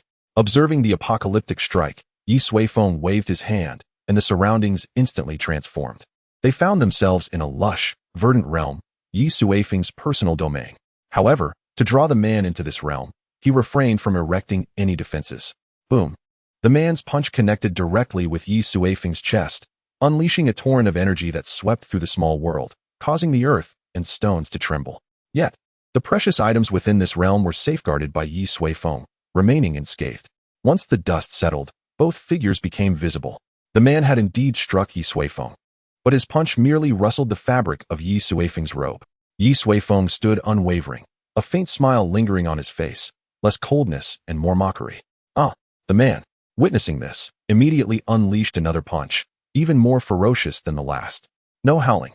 Ye Suifeng swiftly slapped, landing a strike on the man's head. The man's chiseled visage rippled, his features contorting from the impact, and he staggered, crashing heavily to the ground. Bang! However, this time, Ye Suifeng had protected the earth, preventing any disturbances. The man lay on the ground, a large handprint rapidly appearing on his face, his head ringing, his vision filled with bright stars. He roared, pounding the ground in an attempt to rise and retaliate. Yet, mid-air, another slap landed on the same spot on his face. The man fell again. I told you to stop howling. Ye Suifeng's voice was cold. Bang. The same scene unfolded once more. The man, seemingly defiant, repeatedly attempted to rise and resist Ye Suifeng's oppression. Ye Suifeng remained silent. Each time the man dared to stand, a swift slap would greet him until his once chiseled face resembled that of a swollen, bloodied visage, with his eyes nearly obscured. Finally, he ceased struggling, lying on the ground in an odd position, too terrified to move. Ye Suifeng clapped his hands, having encountered such a resilient opponent for the first time since entering this world. Though he had not exerted his full strength, the experience was undeniably satisfying. Observing the subdued man, Ye Suifeng approached and conjured a chair to sit upon. Now, raise your head. Speak, who are you? Ye Suifeng inquired nonchalantly. The man, cradling his head with both hands, cautiously lifted it. He was genuinely dazed by the man before him. I am the divine martial immortal emperor of the Taikuan Great Domain. Ye Suifeng was momentarily taken aback. An immortal emperor? Just this? Observing the man resembling a pig's head, Ye Suifeng narrowed his eyes, inwardly mocking. An immortal emperor looks like you? The divine martial immortal emperor felt a deep sense of anguish. What he had presumed would be a straightforward endeavor had turned into this. Who was this man before him, and what had led to such an abnormality? He could not comprehend. So, you are the divine martial immortal emperor, is that so? Ye Suifeng remarked casually. Now, tell me, why do you wish to refine my world? Be detailed, for I possess little patience. As he spoke, Ye Suifeng rubbed his hands together, relishing the sensation of having just exerted force. The divine martial immortal emperor's eyes twitched, and he hastily replied, the matter is as follows. Moreover, this world is not small. The divine martial immortal emperor immediately took notice of it. For beings of their caliber, a deceased world often signifies a wealth of resources and riches. Thus, he was tempted. Utilizing the information he had gathered, he clandestinely set up an introduction among the 5 supreme treasures and subsequently cast them into this realm. These treasures, which the great treasure master and his companions acquired, possessed the ability to swiftly absorb the primal essence of the world, hastening its demise. When the harvested essence reaches a certain threshold, it can form a passageway, allowing his true self to descend and finalize the endeavor. Numerous worlds across the myriad realms have succumbed to death for various reasons, and many immortal emperors engage in such pursuits. Therefore, the divine martial immortal emperor believed there would be no unexpected complications. Who could have anticipated that he would encounter such an extraordinary existence? Who lured him down with the 5 elements altar and then ensnared him in combat? The terrifying might left him with no room for retaliation. Initially, my calculations indicated that it would require several millennia to construct the passage. I was puzzled as to why it was expedited. It turns out, you hasten the process. The divine martial immortal emperor cast a glance at Ye Suifeng before quickly lowering his head. At this moment, the swelling on his face had subsided somewhat. After hearing his account, Ye Suifeng finally comprehended the underlying reasons. It was, after all, a matter of interest. This world held value for the divine martial immortal emperor, prompting his decision to refine it. As for the beings that inhabit this world, they are merely inconsequential to such beings. Would one concern themselves with the ant nest beneath a millennium-old ginseng when it is uprooted? Ye Suifeng was not inclined to judge right or wrong. However, there was still one question he needed to clarify. It was also you who plotted against me along the river of time, wasn't he it? Ye Suifeng inquired. The divine martial immortal emperor remained silent for a moment before finally nodding. Indeed, he replied, approximately 6 or 7 years ago. A ripple suddenly emerged from the mirror of fate, awakening me. Through celestial calculations, I glimpsed a gray star within this world. This star was shrouded in chaos, obscuring my vision, yet I sensed it could potentially impact my forthcoming plans. Therefore, I utilized the path of causality to observe that the star would traverse to a certain juncture along the river of time, and thus, I established the heavenly gate formation there. Ye Suifeng furrowed his brow. Merely because you could not discern it, you sought to eliminate me? The divine martial immortal emperor hastily shook his head. I did not intend to kill you. It was merely a confinement formation. I was genuinely curious about the nature of a being that even I could not perceive, hence the decision to restrain you until my true self arrived for further investigation. Moreover, I meticulously calculated that formation. Should you break free from it, your power would undoubtedly surpass the limits of this world, rendering your return impossible, thereby preventing any interference with my plans. The divine martial immortal emperor appeared despondent. I truly did not anticipate that you would shatter the formation and even disrupt the river of time, yet still find a way back to the world. Upon hearing him, Ye Suifeng finally realized. From the beginning, the divine martial immortal emperor had been worried about how he might influence his plans, and indeed, he had considered it thoroughly. Had it not been for the vast reserves of spirit crystals I possessed and the creation of the heavenly Dao ring, returning to the main world would have been impossible. It was astonishing to discover that, concerning Yi Jingguang, 3 factions had simultaneously intervened: the Valley of Heavenly Secrets, the woman from the northern snowfield, and the divine martial immortal emperor. Nevertheless, regardless of the circumstances, the divine martial immortal emperor was undeniably the principal puppeteer. Ye Suifeng would not let him escape easily. In this world, debts must be repaid. Enough. Ye Suifeng rose, since you wish to refine my world and annihilate all its living beings, and have acknowledged your machinations along the river of time to ensnare me, I shall act in representation of the will of this world, both deceased and yet to be born, to mete out punishment upon you. This realm is not one that you denizens of the immortal realm can govern at will. With that, a faint aura of murderous intent slowly emanated from Ye Suifeng. No. I am an immortal emperor. I can compensate you with the finest resources of the immortal realm. Sensing the chilling intent, the divine martial immortal emperor panicked, urgently exclaiming. However, Ye Suifeng's demeanor remained indifferent. I am not interested. He extended his hand. The divine martial immortal emperor grew increasingly anxious, shouting, I am merely an avatar. Killing me will be of no consequence. Ye Suifeng did not respond, his fingers poised like a blade, descending. Avatar or not, I shall slay you first, and later seek out your true self in the immortal realm to settle accounts. Feeling the power in Ye Suifeng's hand, the divine martial immortal emperor fell into despair. I have learned certain secrets. This world is not as simple as you imagine. He made a final struggle. A chilling aura of death settled upon the neck of the divine martial immortal emperor. Blood began to flow slowly. The divine martial immortal emperor opened his eyes, gasping for breath. Ye Suifeng's hand stopped just inches from his neck before retracting. Speak. Ye Suifeng frowned. Just moments prior, the old turtle had uttered similar words. Chapter 170. Next stop, the immortal realm. The divine martial immortal emperor was drenched in cold sweat. At that moment, he genuinely felt the terror of death. Ye Suifeng's strike aimed not merely at his neck. Had it struck true, his soul and life essence would have been utterly obliterated, vanishing into nothingness. It was utterly horrifying. Speak, what is so different about this world? Ye Suifeng inquired, yet the murderous intent did not wane. It is thus. The divine martial immortal emperor swallowed hard and replied, Actually, it was several years ago when I was observing the mirror of fate and chanced upon the gray star. Surrounding this world, I also saw an exceedingly dim aura of blackness. Initially, I did not pay much heed, as every world presents unique circumstances. However, during a conversation with an acquaintance, an old immortal emperor, I mentioned this matter, and he informed me that it was no ordinary occurrence. Yet, he too was unaware of the specifics, only advising me that many deeply rooted and formidable forces were monitoring worlds of this nature. As he spoke, the divine martial immortal emperor scrutinized Ye Suifeng's expression. Ye Suifeng furrowed his brow. You still have not clarified what is unusual about this world. This. He merely heard that it seems related to the ascension of the world. The divine martial immortal emperor hastily added, however, any existence that draws the attention of such forces undoubtedly harbors profound secrets. I can assist you in investigating this matter within the immortal realm.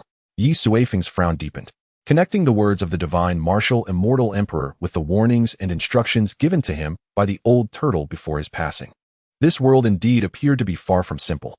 Moreover, within the myriad realms, there were many worlds akin to it. This warranted considerable contemplation. You mentioned earlier that it is related to the ascension of the world? After a brief silence, Ye Suifeng inquired again. Yes. Sensing Ye Suifeng's tone soften, the divine martial immortal emperor relaxed somewhat, saying, he informed me that those ancient forces seem to be promoting the ascension of such worlds, and some have even elevated entire worlds into the immortal realm. As for the reasons behind this, further investigation is required. The divine martial immortal emperor concluded. Ye Suifeng nodded thoughtfully, then inquired, how did they facilitate the world's ascension? The divine martial immortal emperor shook his head, stating, the specifics elude me. However, the conditions for a world to ascend are fundamentally tied to the continuous refinement of its heavenly laws. When it matures to a certain extent, it will break through barriers akin to the ascension of cultivators, directly entering the celestial realm. Ye Suifeng acknowledged this, recognizing that it aligned with the information he had previously acquired. Yet, suddenly, the divine martial immortal emperor shifted his tone, his expression turning somewhat awkward as he remarked, in your world, the spirit of the heavenly laws has perished. The path to ascension has been severed. This is precisely why I still desire to refine it. His tone was hesitant. If the world could not ascend, then his extensive discourse would be rendered meaningless. Nevertheless, Ye Suifeng's expression remained unchanged. The world had been reborn, and the spirit of the heavenly laws was in gestation. Once it hatched, ascension would be possible once more. He asserted. The divine martial immortal emperor was momentarily stunned. He had never heard of a deceased spirit of the heavenly laws having the potential for revival. How was such a feat accomplished? Ye Suifeng did not address his confusion. The information provided by the divine martial immortal emperor was indeed valuable, unexpectedly intertwined with the world's ascension. His consciousness swept over the dormant black egg resting within the small world. The inner shell housed the spirit of the heavenly laws. Did this little being conceal some kind of secret? How could the world's ascension be facilitated? Ye Suifeng inquired again. Generally, the means involve the spirit of the heavenly laws devouring the laws of higher realms, the divine martial immortal emperor explained. Ideally, this should occur in the celestial realm. For instance, the 5 celestial treasures I discovered could serve as nourishment for the world's ascension. There are also various other methods I can seek in the celestial realm. Ye Suifeng nodded. You aren't lying to me, are you? The divine martial immortal emperor hastily waved his hands. Every word is the truth. I can swear on my Dao heart. If I utter a single falsehood, my path shall be severed. Furthermore, I can relinquish my divine soul for you to inspect personally. His urgency was palpable, revealing his genuine desire to survive. Ye Suifeng chuckled. That's enough, no need for that. However, I must pose another question. You mentioned that you were merely an avatar. Why do you care so much, even going so far as to swear on your Dao heart? In his understanding, avatars were not limited in number. To be candid, this avatar took me nearly 10,000 years to forge. It possesses 1/4 of my original strength and is intimately connected to my soul. If it suffers, I suffer as well. I would never abandon it unless absolutely necessary. The divine martial immortal emperor's expression turned bitter. In fact, this was the first time he had sent an avatar to undertake a task. He never anticipated encountering such a formidable being, leaving him with no room for resistance. Very well, Ye Suifeng said. I can allow you to return to the celestial realm to investigate the truth about this world and discover methods to promote its ascension. The divine martial immortal emperor was instantly elated. However, before he could speak, Ye Suifeng continued. Yet, you covet my world, disregarding the lives of countless beings, and have deceived me through the river of time. It would be unreasonable to leave without offering something in return, wouldn't it? The divine martial immortal emperor paused, then realized this was a demand for compensation. He quickly replied, naturally, it is only right. After rummaging for a moment, he produced a treasure box and presented it. Inside, there are millions of celestial stones, which will surely be useful to you upon entering the celestial realm. Ye Suifeng accepted the box and opened a small crevice, revealing a vast space filled with dazzling stones, exuding celestial energy. Celestial stones indeed. He glanced at his own wallet. 65 trillion celestial stones. Are you jesting? Ye Suifeng tilted his head at him. The divine martial immortal emperor's eyes widened, and he hurriedly explained, you misunderstand. These are not spirit stones, but celestial stones. The most precious resource in the celestial realm. No amount of spirit stones could exchange for even a single celestial stone. You must be aware of spirit crystals. One celestial stone can be exchanged for 100,000 spirit crystals. Ye Suifeng stroked his chin.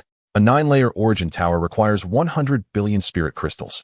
When converted to celestial stones, that amounts to merely 100,000 celestial stones.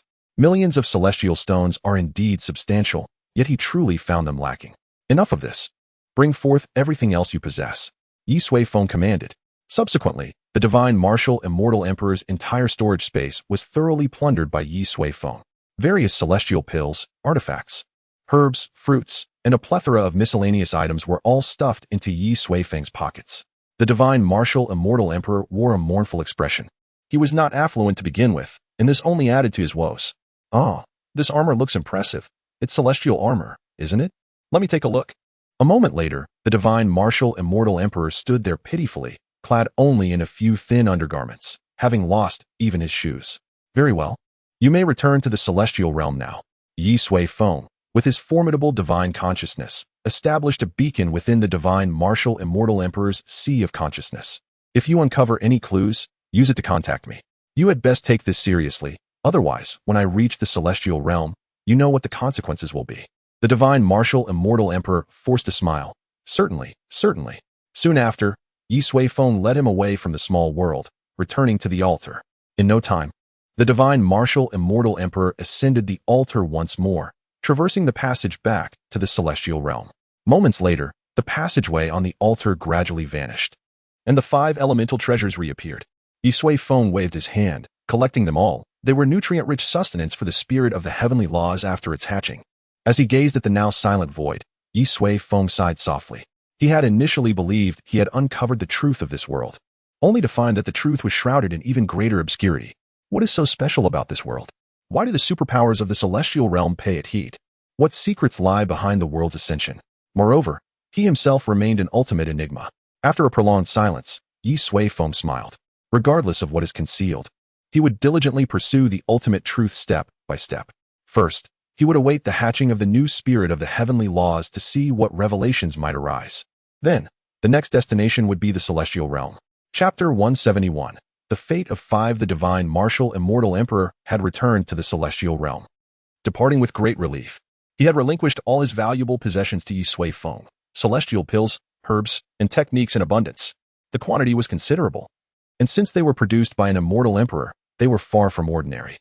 Ye Suifeng planned to cultivate the celestial herbs and fruits in the Mirror Lake Garden upon his return, with several divine medicines planted on the small island in the center of the lake. Such rare treasures would benefit not only Yunshao City, but the entire world immensely. They inherently possessed laws, perfectly suited for nurturing the soon-to-be-born spirit of the heavenly laws. As for the celestial pills, a portion would be allocated to the high-ranking members of his family for cultivating core disciples and those who had made significant contributions. The remainder would be kept for himself, perhaps to feed the little fish in the lake. Regarding the celestial techniques, including top-tier alchemy, artifact crafting, and formation arts, Ye Suifeng intended to study them thoroughly upon his return. These were advanced goods from the celestial realm, and he would undoubtedly gain valuable insights, compensating for his relative shortcomings in Dao techniques. Moreover, he could further refine the primordial skill to surpass the 9 tribulations, evolving his cultivation methods beyond mere tribulation. After all, as the world continued to ascend, its limits would rise correspondingly. The techniques must also advance in tandem. either through deepening the existing knowledge or forging an entirely new path in cultivation. Ye Suifeng had just laid the foundation for a second path. After pondering for a moment, he flickered and arrived in his personal realm. The earlier clash with the divine martial immortal emperor had left his small world in disarray. However, the area where the enlightenment tree saplings were planted and the confinement of the 5 members of the great treasure master remained intact. Ye Suifeng approached them, causing immediate tension among the group, as they now understood the vast chasm separating them from him. Predecessor Ye, the great treasure master managed to utter with difficulty. Before he could continue, Ye Suifeng flicked his finger, and a surge of formidable energy swept past the great treasure master's neck, striking a woman behind him from the northern snowfields. Her eyes widened in shock, pupils dilating as she collapsed to the ground. Having killed Yu Guang, Ye Suifeng would not let her escape retribution, nor would he grant her the chance to speak. "What were you about to say?" Ye Suifeng inquired, fixing his gaze upon the great treasure master. The group was drenched in cold sweat, the woman's sudden demise instilling a bone-chilling fear within them. "Pardon, please spare my life," the great treasure master pleaded, prostrating himself. Ye Suifeng remained expressionless, responding, "Your life will be determined by Shun Mi and the others. I hope you have treated them well." He then turned his attention to the others. "As for you, Predecessor Yi, I command a vast empire to the east, overseeing billions of people. I can bring them all to submit to you," exclaimed the man in the dragon robe, the first to plead for mercy outside the world. His desperation for survival was palpable. "Very well," Ye Suifeng nodded, casting a spell that penetrated the man's soul. From this day forth, every action he took would be visible to Ye Suifeng. Any hint of defiance would result in immediate consequences. The man stood dazed, seemingly unable to believe that Ye Suifeng had truly acquiesced. He quickly bowed his head, exclaiming gratitude for the predecessor's mercy. Witnessing this, the man wrapped in cloth quickly interjected, "I can do the same, Predecessor Yi. The majority of the divine kingdom in the west is under my management. I am willing to bring everyone to submit to you." He too knelt before Ye Suifeng. Ye Suifeng nodded once more, casting the same spell into the man's soul. Keeping these two alive was indeed preferable to their demise, as they controlled vast territories and populations. Forcibly annihilating them would only lead to chaos and unnecessary loss of life. Ye Suifeng favored resolving issues through peaceful means. With 4 individuals dealt with, only the temple master remained. His black armor lay shattered, revealing a frail man with pallid skin, now devoid of color. He understood that the temple had fallen into Ye Suifeng's hands, leaving him without any leverage.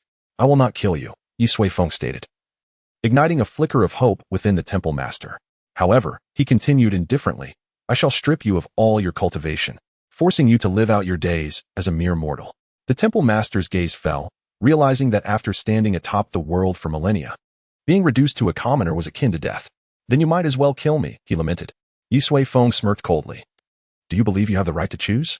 I will return you to the great divine temple. I do not kill you merely to allow you to experience the feeling of betrayal from those you once trusted as a dying elder." The death of Old Turtle still weighed heavily on Ye Suifeng's heart.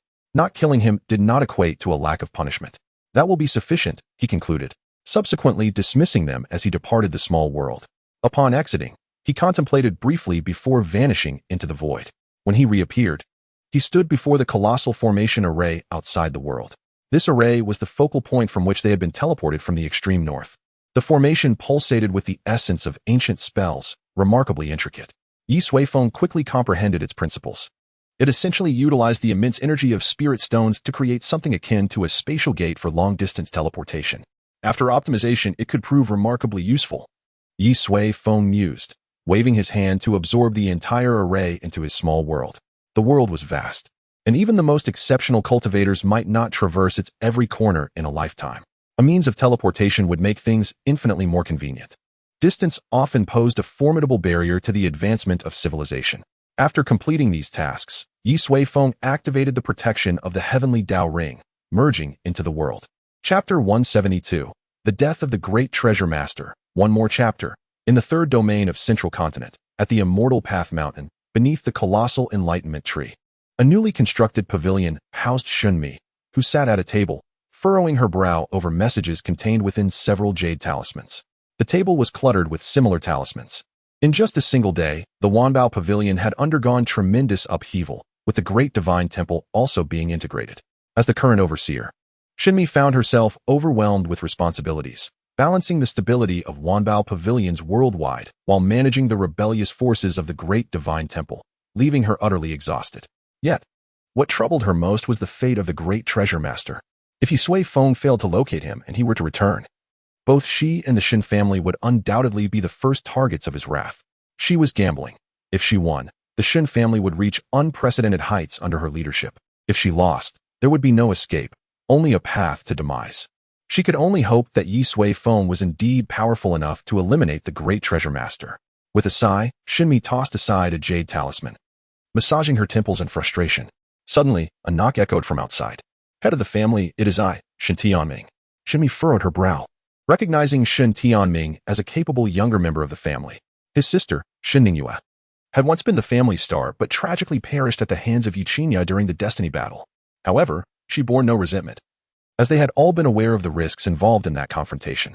For a superfamily, the death of a single member should not ignite a firestorm that embroils the entire clan in conflict. It would be profoundly unjust for the rest. What is it? Shinmi asked, holding a fair impression of Shin Tianming. Though his strength was average, he was exceptional in his capabilities. The Great Treasure Master has returned, Shin Tianming announced from outside. Instantly, Shinmi's body trembled, and she shot up from her chair, scattering jade talismans across the floor with a clattering sound. Her complexion paled. Had he returned so soon? Did it mean Ye Suifeng had dealt with him?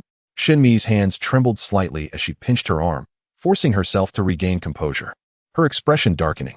The Great Treasure Master's strength was already formidable, and with that terrifying divine artifact, she feared that her entire clan could not rival him even with their full might.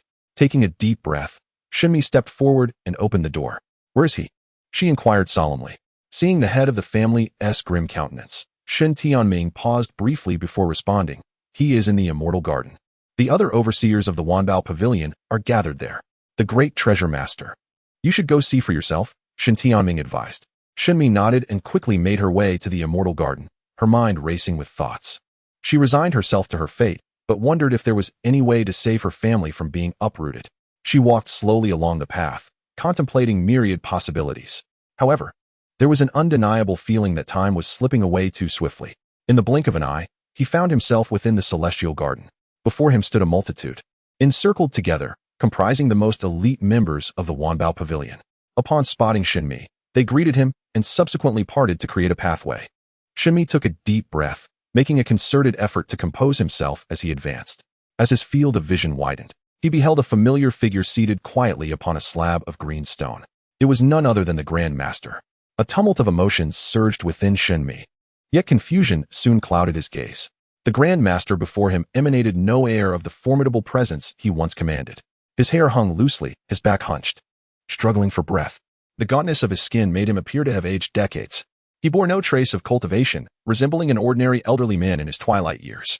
Congratulations, the Grand Master rasped weakly, his voice barely rising above a whisper, upon noticing Shinmi's arrival. Shinmi remained silent, his expression a mixture of disbelief and uncertainty, seemingly unable to accept that this was indeed the illustrious Grand Master of yore. Indeed, it is I, the Grand Master replied, as if sensing Shinmi's bewilderment. Your new master, Ye Suifeng, has rendered me devoid of all my powers. I am now but a mere mortal, at the mercy of fate. He coughed violently, taking a considerable time to regain his composure. In that moment, Shinmi's understanding of the situation crystallized. In such a short span, Ye Suifeng had indeed tracked him down and stripped him of all his abilities. Moreover, he had fulfilled his promise, bringing the Grand Master before Shinmi. Such strength to achieve this was beyond Shinmi's imagination. Yet, the burden upon his heart finally eased. He no longer had to fear the annihilation of his family. Why did you abandon us and flee alone? Shinmi inquired somberly.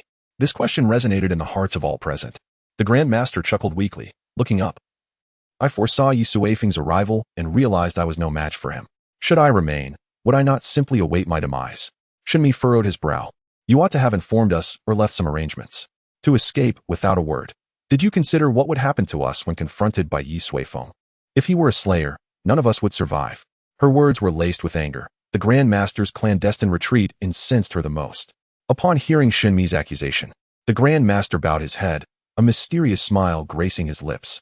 I believed you could buy some time. Shinmi's expression darkened, her voice rising in fury. By time? With what? Our lives? The Grand Master remained silent, acquiescing to the grim reality. It seemed he had relinquished all concerns, indifferent to the thoughts of those around him. The atmosphere among the other leaders turned charged with indignation. Regardless of their esteemed status, even the most ordinary individual resented being treated as mere pawns. How laughable. Is this the person we have remained loyal to? Someone exclaimed bitterly. Let us kill him. Another voice seethed with rage. Master Shun, what do you propose we do? The gaze of the assembly fixated on Shunmi. She was now the appointed representative of Ye Suifeng, and with the Grand Master stripped of his power and trust, she would assume command of the Wanbao Pavilion. Shunmi scrutinized the Grand Master, feeling the palpable fury radiating from those around her. Clang! A flash of sword light sliced through the air. The once mighty Grand Master, who had once stood at the pinnacle of the world, had his head severed, rolling into the nearby mire. Henceforth, the Wanbao Pavilion would wholly bear the name Yi. Chapter 173. The world in unity in the foremost domain of Zhongzhou. At the Hall of the Great Path, a diminutive figure, pallid and frail, suddenly materialized in the center of the plaza. He surveyed his surroundings, confusion etched upon his face. Soon, his presence drew attention. Who are you? A moment later, within the deliberation chamber of the Hall of the Great Path, most of the senior officials were present, including representatives from the Wanbao Pavilion, who were there to assume control of the hall. Hall Master, an elderly voice trembled, belonging to the elder who had previously obstructed Ye Suifeng and Shunmi upon their ascent of the heavenly ladder. Although he had sustained injuries from Ye Suifeng's blow, he had evaded the subsequent purge from Shunmi. Why did you betray us? A somewhat younger man stood abruptly, his voice booming as he slammed his hand upon the table. Others remained silent, his outbursts seeming oddly theatrical, as if to impress the representatives from the Wanbao Pavilion.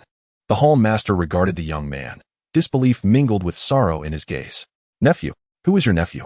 The young man interrupted vehemently. From the moment you betrayed us and fled alone, our ties were severed. And I am not alone in this sentiment. He bellowed, casting a glance around the room. The other elders' gazes turned coldly indifferent towards the Hall Master. The wounded elder sighed inwardly. The Hall Master's frail appearance had sealed his fate. Those gathered were either seething with anger or harboring resentment, all unwilling to face death. Seeing his once respected nephew now adorned with scorn, the Hall Master could only manage a pitiful smile. So this was Ye Suifeng's punishment. It was a stark reminder of how swiftly hearts could turn. Lord Pang, I suggest we execute this traitor publicly to serve as a warning, the young man declared, directing his words to the Wanbao Pavilion's representatives. Lord Pang regarded him with a faint smile. And what do you all think? He turned to the assembled elders, all of whom displayed expressions of apathy. The life or death of a mortal meant little to them. After a brief silence, Lord Pang nodded. Very well, take him away. In short order, the Hall Master was brought forth to the plaza, escorted by the very nephew he had once cherished. The young man even adorned him with identification tags, as though fearing others might not recognize him. Subsequently, the Hall Master was bound and secured to a decaying wooden stake. That old fool should have died long ago, the young man declared as he returned, self-satisfied, to Lord Pang's side. Very well, you may carry out the execution, Lord Pang replied with a smile. The young man momentarily hesitated, a flicker of struggle crossing his face. After all, this was a venerable elder who once guided him. Yet, that moment of hesitation was swiftly eclipsed by ruthless resolve. He strode forward, fixing his gaze upon the frail Hall Master, unsheathing his sword with determination. At that moment, the Hall Master smiled. Go on, child, I bear you no malice. Upon uttering those words, he suddenly became still. Long ago, someone had spoken similarly to him. It was a millennium past when he and 5 others first inscribed a formation upon the ancient turtle. The turtle's consciousness had been aware of its impending fate and had uttered the same phrase. Children, I do not blame you. Now, those words escaped his own lips. The Hall Master had an epiphany. The ancient turtle's gaze had mirrored that of a mentor observing his beloved prot-gs. Tears, muddied with sorrow, began to cascade down his cheeks. This sight momentarily halted the young man, who too felt the weight of emotion. Struggling once more, he ultimately gritted his teeth, whispering, I only wish to survive, to rise to greater heights. I have done no wrong. He directed his words at the Hall Master. Yet it felt more like a desperate plea to himself. The Hall Master lowered his head, slowly closing his eyes. Indeed, when he confronted the old turtle, he harbored similar thoughts. What reason was there to blame his nephew? With a fierce determination, he swung his sword down heavily. The pale head, accompanied by a fragment of decayed wood, rolled onto the plaza. The expressions of those gathered in the temple varied. Some were filled with resentment, others with joy. Some were lost in confusion, and yet others were enveloped in sorrow. Yet, they all comprehended that the great Dao temple had, from this day forth, irrevocably become a relic of history. After the young man severed the head of the temple's master, he turned back to the imposing figure of Lord Pang, his demeanor solemn. "Well done," Lord Pang acknowledged with a nod. "Now, you shall govern the temple on my behalf, striving to eradicate all rebellious forces in the swiftest manner possible." The young man, overwhelmed with joy, knelt on one knee and declared loudly, "Yes." Thus, the temple's chapter came to a close. A moment later, another overseer from the 10,000 treasures pavilion approached Lord Pang. This individual was unscrupulous and malicious, not to be trusted easily. He spoke in a nonchalant tone. Lord Pang smiled lightly. Who would believe him? He shook his head. However, this cunning fellow may still serve a purpose in the time to come. Once the temple settles down, the outcome remained unspoken, yet Lord Pang's icy gaze conveyed everything. No one would trust a person who would slay their own master for the sake of ambition. In the Eastern world, the Dao Empire stood as the sole hegemon of this vast land, enduring for millennia without a challenger to its supremacy. The storm brewing in the north had yet to arrive, and the inhabitants continued to live their unchanged lives, even unaware of what Cloud City was. Suddenly, a colossal golden sacred edict hovered in the sky. It was the Empire's highest decree, infused with the laws of heaven, visible to all within its borders. A grand voice resounded forth, the sacred command of the ancestor. From this moment forth, the Dao Empire and all its vassals shall collectively revere Cloud's sacred land. Ye Suifeng. In the Western world, amidst swirling yellow sands, numerous beings resisted the harsh environment to survive. The primary reason for their endurance lay in the protection of the divine realm.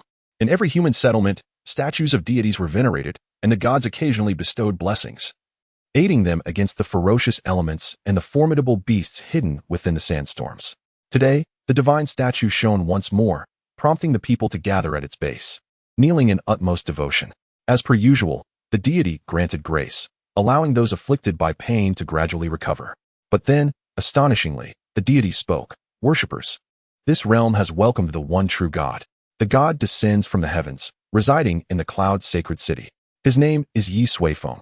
Chapter 174. The final preparations in Cloud City, on the island of Mirror Lake, beneath the towering enlightenment tree. A simple stone table and benches were set beside a pool of water. A delicate young woman sat at the table, diligently writing something. Upon closer inspection, it was comprised of methods for food preparation and various flavor combinations. Beside her sat an enormous carp, its tail crossed as if lounging, engrossed in a book. Suddenly, a tall figure appeared before them. It was the returning Ye Suifeng.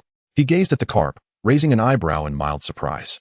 The carp sensed his presence, looked over in alarm, discarded the book, and with a splash, dove into the depths of the pond. "Master, you have returned," Gu Yulan rose. After departing from the Abyss Valley, she had accompanied Yi Qian back to Cloud City. "What was up with that fish?" Ye Suifeng inquired, nodding as he took a seat. Gu Yulan produced her tea set and poured him a cup of hot tea, smiling as she explained, "That is the king of the Mirror Lake fish.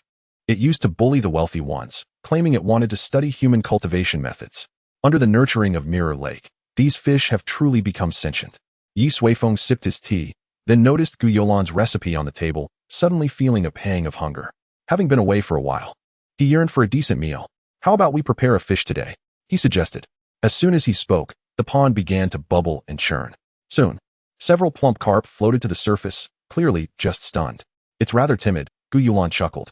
Ye Suifeng couldn't help but smile. A fish daring to sit with a master chef, yet still timid? He made no demands, allowing Gu Yulan to take the fish to prepare a delicious meal. After a quiet moment, he retrieved a black egg from his small world, within which a nascent creature was developing. Suddenly, the towering enlightenment tree swayed gently, its green leaves rustling. Ye Suifeng looked up, sensing that the tree was undergoing some profound transformation. In simple terms, it had truly come to life, possessing a spirit that harmonized perfectly with the essence of this realm, continuously refining the heavenly laws of the world. The ground beneath him also revitalized, granting the beings born within this realm greater potential in the future. "Hurry and grow up," Ye Suifeng mused. Then took out the 5 elemental treasures from the celestial realm he had previously obtained. With a flick of his hand, the 5 treasures disintegrated into powder, which he scattered at the base of the enlightenment tree. For the tree, this was incredibly fertile nourishment. Soon, the enlightenment tree swayed once more, its leaves rustling even more vigorously, and Ye Suifeng felt a surge of joy emanating from it. A moment later, a delicate green leaf floated down from the sky, landing before him. The leaf contained an incredibly pure essence of law, akin to a divine medicine. Clearly, This was its way of expressing gratitude. Ye Suifeng smiled as he collected the leaf, then retrieved a number of items from his small world, divine herbs gifted to him by the divine martial immortal emperor. Such herbs were rare treasures in the celestial realm. A mere bite could elevate a mortal to immortality. With a wave of his hand, the divine herbs floated gently to the ground, taking root around the pond. The rich celestial energy gradually spread, enveloping the entire island in its embrace. After completing these tasks, Ye Suifeng also pulled out a handful of seemingly lower-grade elixirs, leisurely feeding the fish. Shortly after, Gu Yulan approached with the prepared fish, the enticing aroma instantly igniting Ye Suifeng's appetite. "Your culinary skills have improved," he remarked after tasting a bite, nodding in approval. "Thank you for the compliment, master." Gu Yulan replied with a sweet smile, her cheeks adorned with charming dimples. As she surveyed the surroundings, her eyes widened in astonishment. Now a formidable cultivator in the integration stage, she could easily discern the vast changes in the environment. The energies present were significantly superior to mere spiritual energy. Residing here would likely allow one to reach a high level without excessive cultivation. Gu Yulan marveled at the extraordinary capabilities of her master. "Yi Qian should have headed north by now," Ye Suifeng inquired. "Yes," Gu Yulan confirmed, after he returned. He wasted no time and brought Xiao Yi and the others into the Qinggu jailing. She then produced a jade talisman, saying, "I've recorded the recent events of our family and the progress of Yi Huang and Yi Long within. Master, you can take a look." Ye Suifeng accepted the jade talisman. The information contained herein is limited, as not much time has passed since leaving the Abyssal Valley. Yi Huang and the members of Tianluan Palace have just arrived in the Chongguang Empire, and Yi Long is nearly there as well. Yi Qian and his companions have recently entered the Qinggu jailing and are engaged daily with the beasts of the wild. As for Yi Xiaoxiao and Yi Qingyao, their progress has been swift, and they are soon to advance into the central state. Meanwhile, there have been no significant changes in Yunxiao City. The 4 outer cities have been completed, and throngs of cultivators arrive from all directions daily. The once remote northern border is becoming increasingly lively. Since Yi Qian has departed, who is managing the academy now? Ye Suifeng inquired after swiftly reviewing the information. It is the child of the 4th Master S family, Yi Haoran, who has been serving as the vice president of the academy, Gu Yulan replied. Ye Suifeng nodded. The younger generation of his family has matured, and under the nurturing of abundant resources, each possesses considerable strength. When one departs, another is ready to take their place. This is the foundation of prosperity. Well, as long as everything is functioning normally. Having finished his meal, Ye Suifeng wiped his mouth. "I will be entering seclusion for a period. Unless there is something of utmost importance, do not disturb me." From the divine martial immortal emperor, he has acquired numerous celestial techniques. While awaiting the hatching of the heavenly Dao spirit, he intends to thoroughly study these teachings. This will not only enhance his own methods, but also further refine the primordial art. The coming days will witness rapid evolution in this realm, and the thresholds for invoking celestial gates will consequently rise. Thus, it is imperative to possess a more advanced cultivation technique. Only after perfecting this method and ensuring the successful hatching of the heavenly Dao spirit will Ye Suifeng feel truly at ease to venture into the immortal realm. Chapter 175. The mandate of heavenly Dao in the blink of an eye. Several months have passed. Certain individuals have noticed a sudden transformation in this world. The upheaval in the central state has caught the vast majority off guard. The superpower, Wanbao Pavilion, which spans the entire world, has unexpectedly changed hands. When this news first broke, no one believed it, dismissing it as mere rumor. However, they soon learned that this announcement came directly from the highest echelons of Wanbao Pavilion. A grand notice now hung in the sky above the 3rd domain, visible to all. At this moment, Wanbao Pavilion has fallen under the auspices of the Yunxiao sacred land. The Yi family. Panic ensued among the populace, believing a cataclysm was imminent. Yet, they soon realized that aside from the change in leadership, Wanbao Pavilion continued to operate normally, showing little sign of alteration. However, before the people could find solace, a formidable power declared that the dominant force in the 1st domain, the Divine Path Hall, would merge with Wanbao Pavilion, both now under the Yunxiao sacred land.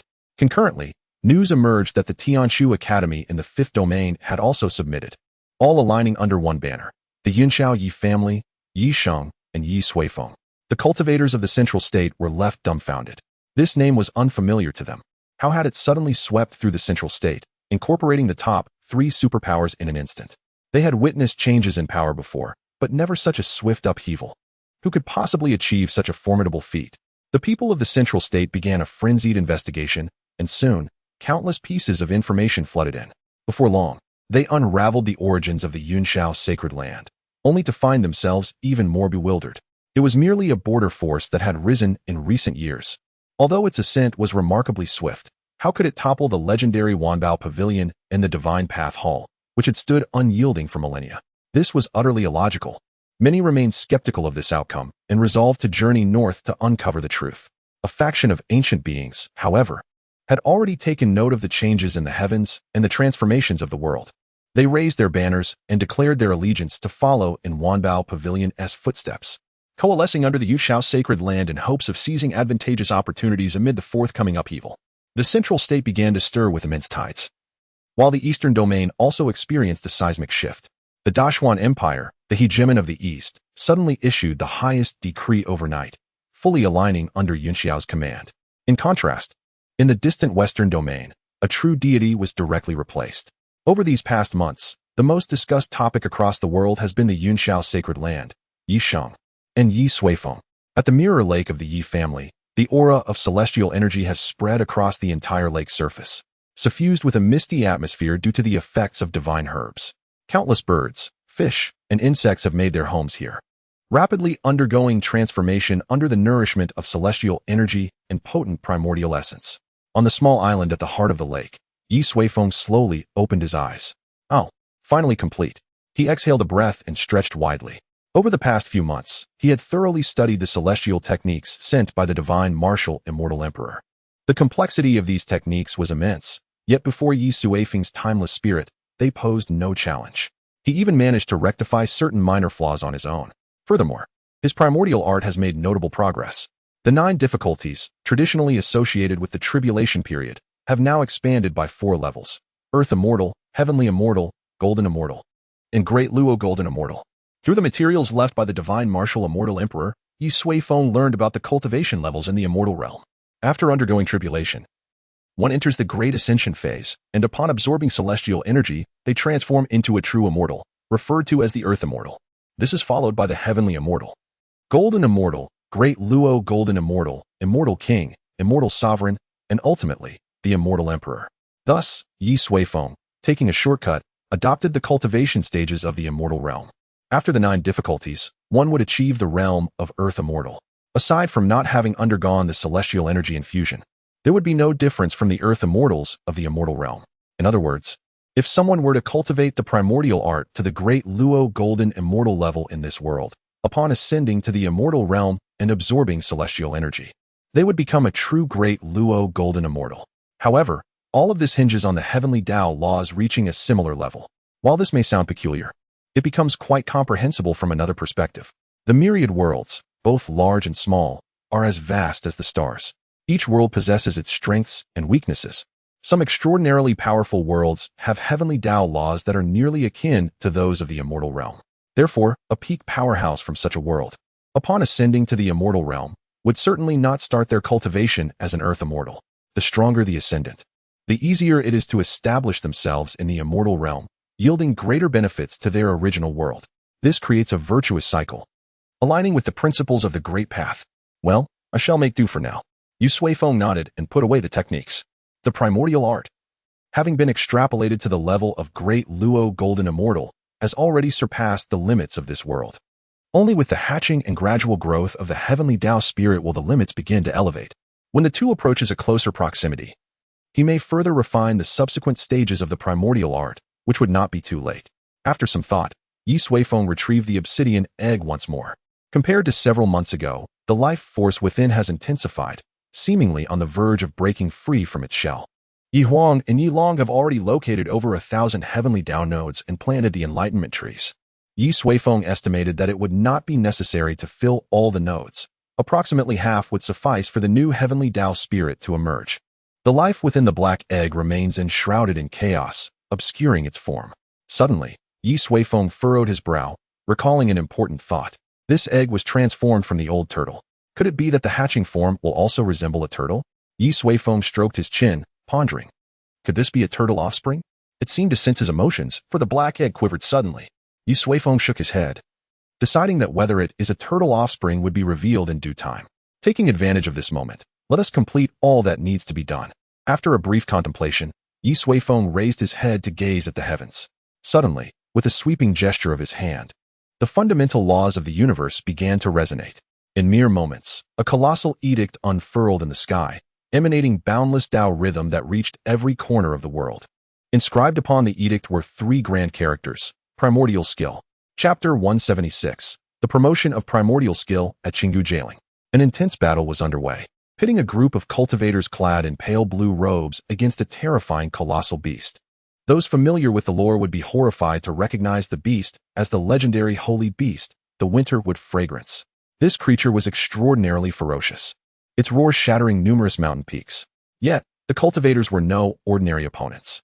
The leader, bare-chested and radiating golden light, bore dozens of characters, each exuding a profound Dao rhythm. He stood resolutely against the winterwood fragrance, showing no signs of retreat. As time passed, the winterwood fragrance could not withstand the assault, and with a single punch, its horn was shattered, revealing a core the size of a longan, which he grasped triumphantly. The dean is magnificent. The others erupted into cheers, revealing themselves to be an astonishingly young group of formidable cultivators. The bare-chested brute turned, revealing a surprisingly gentle face. It was Yi Qian. With a subtle smile, he secured the core. At that moment, Xiao Yi approached from behind, draping a blue robe over him. Since leading the Academy's members into Qinggu Jailing months prior, battles of varying scales had scarcely ceased. Fortunately, this group consisted of the Academy's recent super geniuses, whether bearers of innate stones or divine stones, each possessing formidable strength. Otherwise, accomplishing the task of planting trees would have proven exceedingly challenging. By now, he had located over 100 Dao nodes within Qinggu Jailing. Calculating the distance, he should soon reach the northern snowfields. He pondered how his uncle and the others had traversed Qinggu Jailing, as they seemed to only take half a month on their return. Dressed appropriately, Yi Qian remarked on the challenges he had faced lately. With the strength of the family head, the demonic beasts posed little threat. Xiao Yi chuckled lightly, carefully adjusting Yi Qian's collar. He mused that what was perilous for them in Qinggu Jailing might be akin to a backyard for his uncle. At that moment, a surge of Dao rhythm swept past at an astonishing speed, causing Yi Qian to frown slightly. "Look, what is that?" someone exclaimed. Yi Qian looked up towards the sky and beheld a massive edict spanning the horizon, radiating fearsome Dao laws. Primordial skill? Yi Qian raised an eyebrow. The instant he uttered the name, an exceptionally profound martial art appeared in his mind. Moments later, someone regained their composure. This skill, his expression turned grave. The primordial skill far exceeded his comprehension. Even a cursory glance revealed it to be an unparalleled supreme technique. "This must be my uncle's handiwork," Yi Qian murmured, sensing Ye Suifeng's aura emanating from the scroll. Such a technique, and the family head publicly announced it to the world. Xiao Yi's face reflected disbelief. In the cultivation realm, who would not covet a supreme technique? Rarely would anyone directly invoke the laws of heaven to announce it to the world. "This is indeed my uncle's vision." Yi Qian continued to gaze at the heavenly edict, his eyes shimmering with profound longing. He then chuckled, saying, "In comparison, our Tianxiao Academy resembles mere childish play." "Dean, does this include methods for transitioning our cultivation? Should we practice?" someone asked. Yi Qian turned his warm gaze towards them. "Are you foolish? A dragon's flesh lies before you, yet you wish to consume mere gruel? Relay this to all within Tianxia Academy. Immediately transition to primordial skill." In the ninth heaven domain of Zhongzhou, the Tai Holy Land stood as one of the two superpowers. A massive rainbow-hued phoenix soared swiftly through the sky, approaching the Tai Holy Land. "Beast!" Instantly, numerous powerful auras surged, surrounding the phoenix. Only then did they notice several formidable figures standing atop the phoenix's back.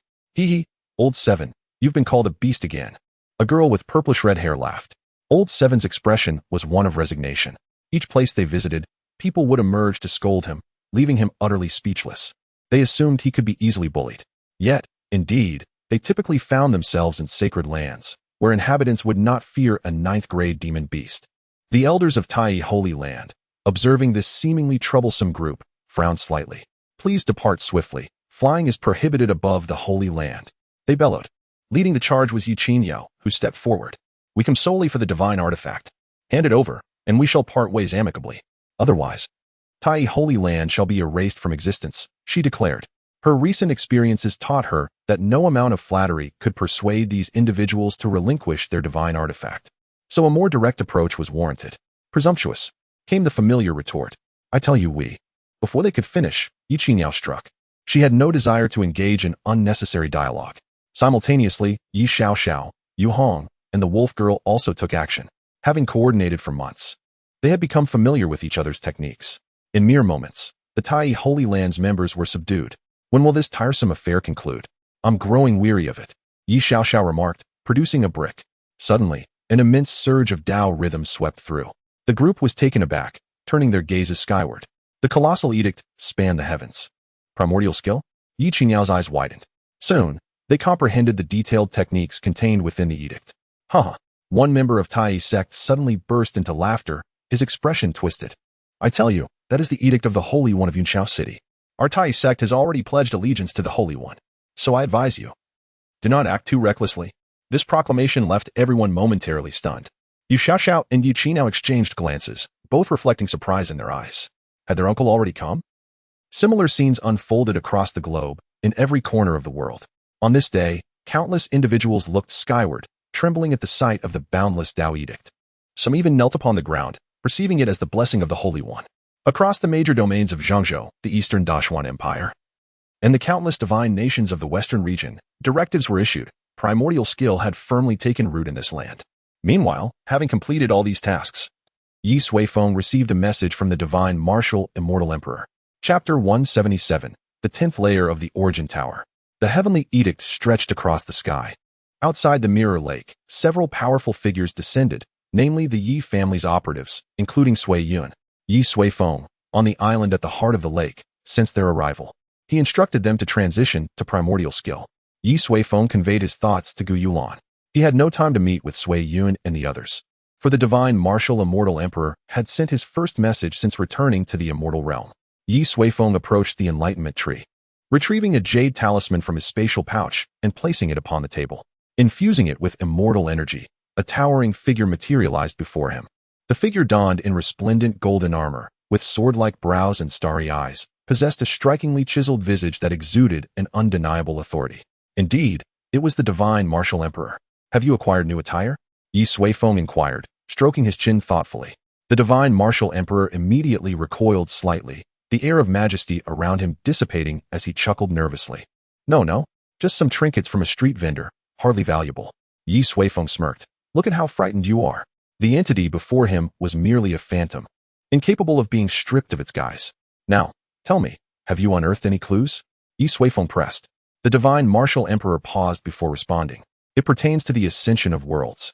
Upon returning to the celestial realm, I promptly commenced my investigations. Subsequently, I learned from a friend that there exists an ancient imperial power aiding a certain world in its ascension.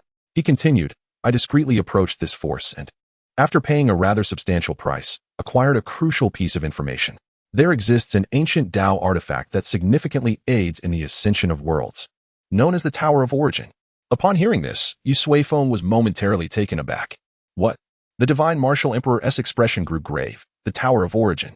You may be unaware, but it is an ancient Dao artifact, and those of its caliber are exceedingly rare in the entire celestial realm, perhaps no more than a dozen. This tower can produce the most fundamental and potent essence of creation in the universe, a remarkable boon for all living beings and worlds alike. Furthermore, it is the only ancient Dao artifact capable of being entirely replicated. As the divine martial emperor was about to elaborate further, Ye Suifeng swiftly interrupted him, retrieving a Tower of Origin from his spatial realm and placing it upon the table. Is this what you're referring to? The divine martial emperor gazed at the small tower, which had toppled over awkwardly, rolling slightly away. His eyes nearly bulged from their sockets. By the heavens, how could you possibly possess this? He instantly recognized it as the ancient Dao artifact he had mentioned. These are found all over the world. Ye Suifeng casually picked up another, stating, it indeed possesses the ability to foster world growth, but it cannot be as exaggerated as you claim. The divine martial emperor swallowed hard, struggling to divert his gaze from the Tower of Origin. That's because you possess a 9-tier tower. According to the information I've gathered, only from the 10th tier onward does it truly exert a significant effect on world ascension. Ye Suifeng frowned slightly. The Tower of Origin was not a closely guarded secret in this world. Most factions possessing divine artifacts had a few, albeit with varying tiers. Yet, it was peculiar for an emperor to regard it with such gravity, especially since it seemed the 9 tiers were not the limit. This was something he had never encountered before. May I inquire how these Towers of Origin are obtained? The divine martial emperor asked, now appearing even more perplexed. Oh, I forged them myself, Ye Suifeng replied. suddenly recalling that the late elder Tianshu had once mentioned that the Towers of Origin were developed by the ancestors of Tianshu Valley from an ancient artifact, an item that had survived since the primordial battles of gods and demons at the dawn of creation.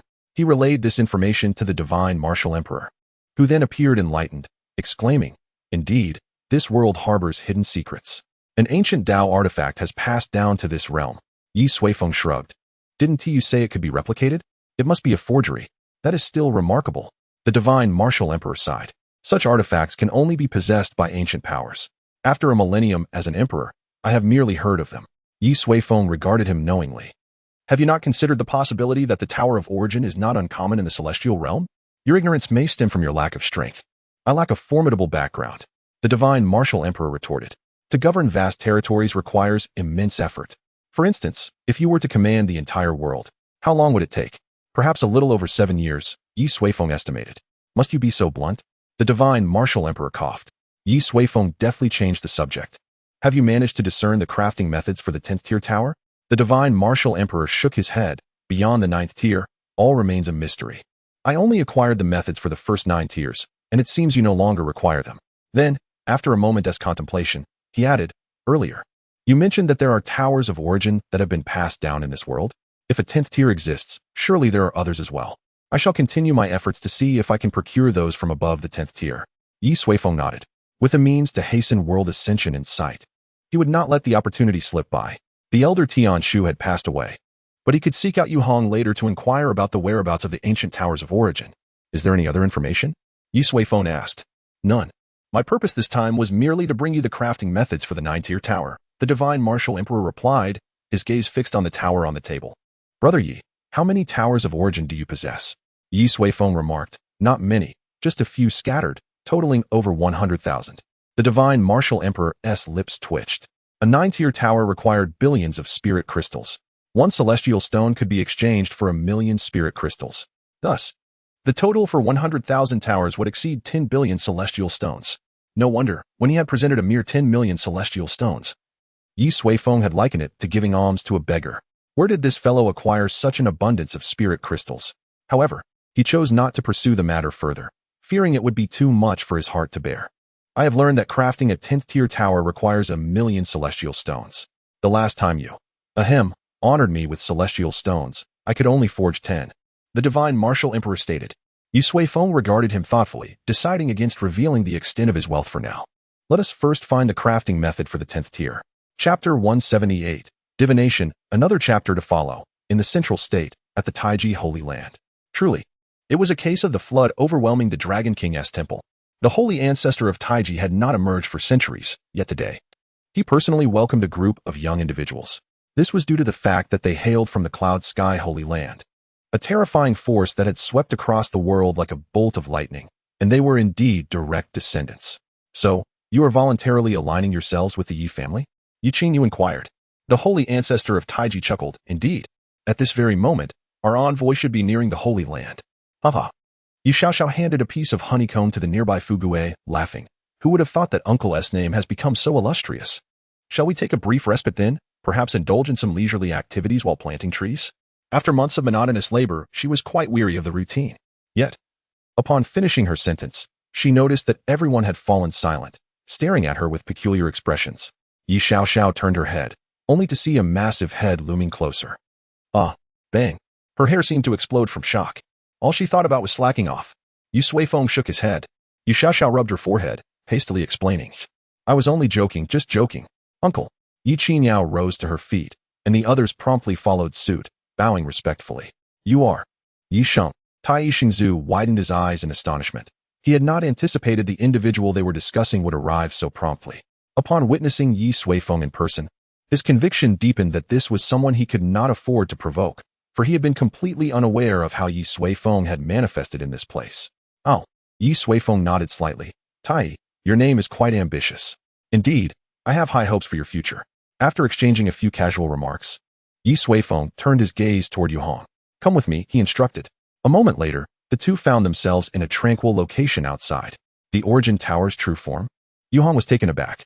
On the way here, Ye Suifeng had already inquired about it. "Yes, I want to see what it truly is." "Where is it now?" Ye Suifeng asked.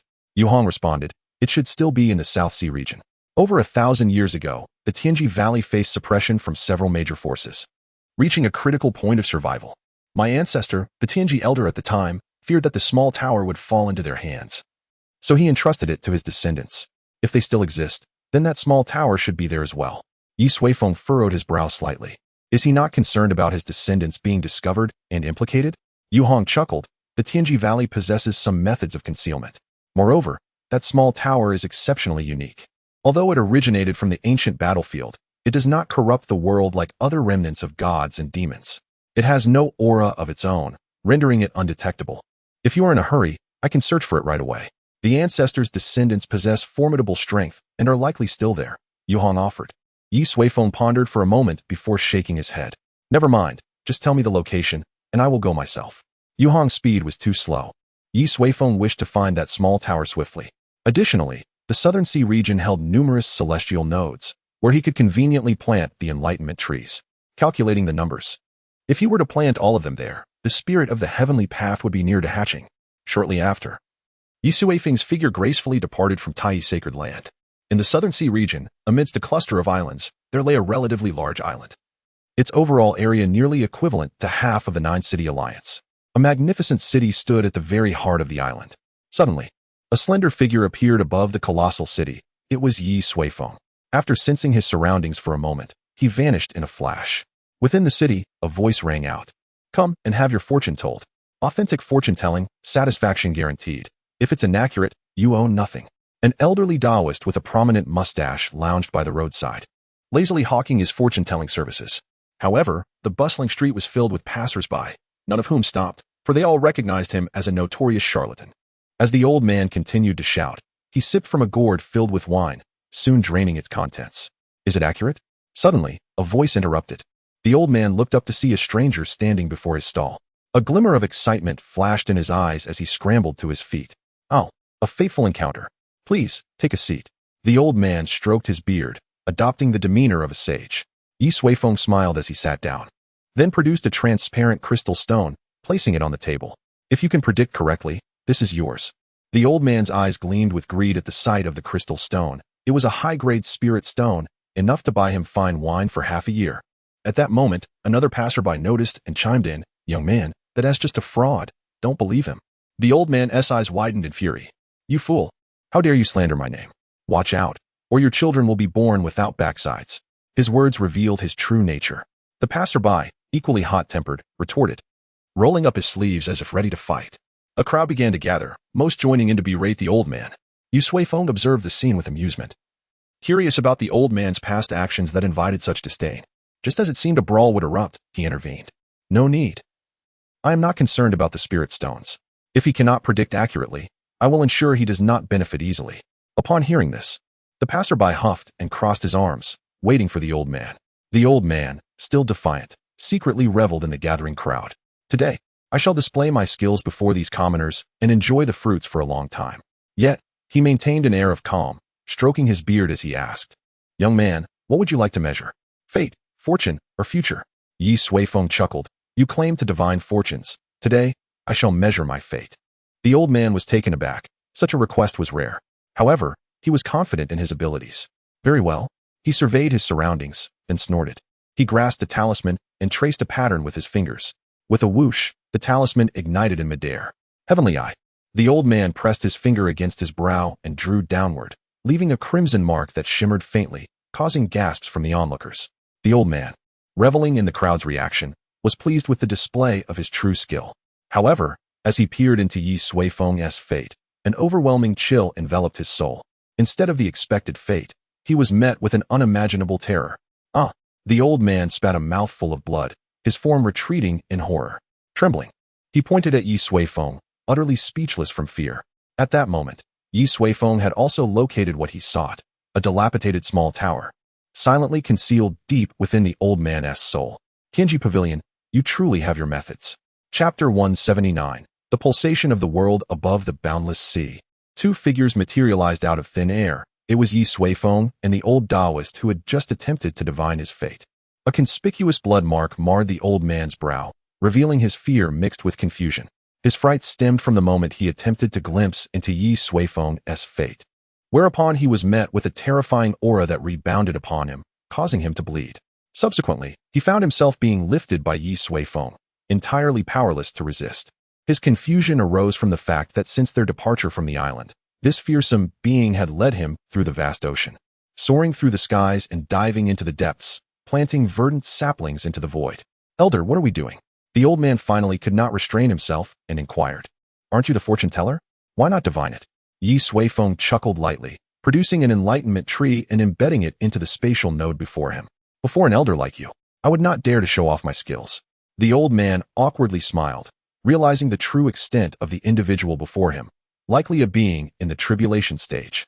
Ye Suifeng remained silent, completing the arrangement of the heavenly nodes before turning to the old man. "Do you know who your ancestor is?" he suddenly asked. The old man was momentarily stunned. "My ancestors have lived on Yellow Sparrow Island for generations.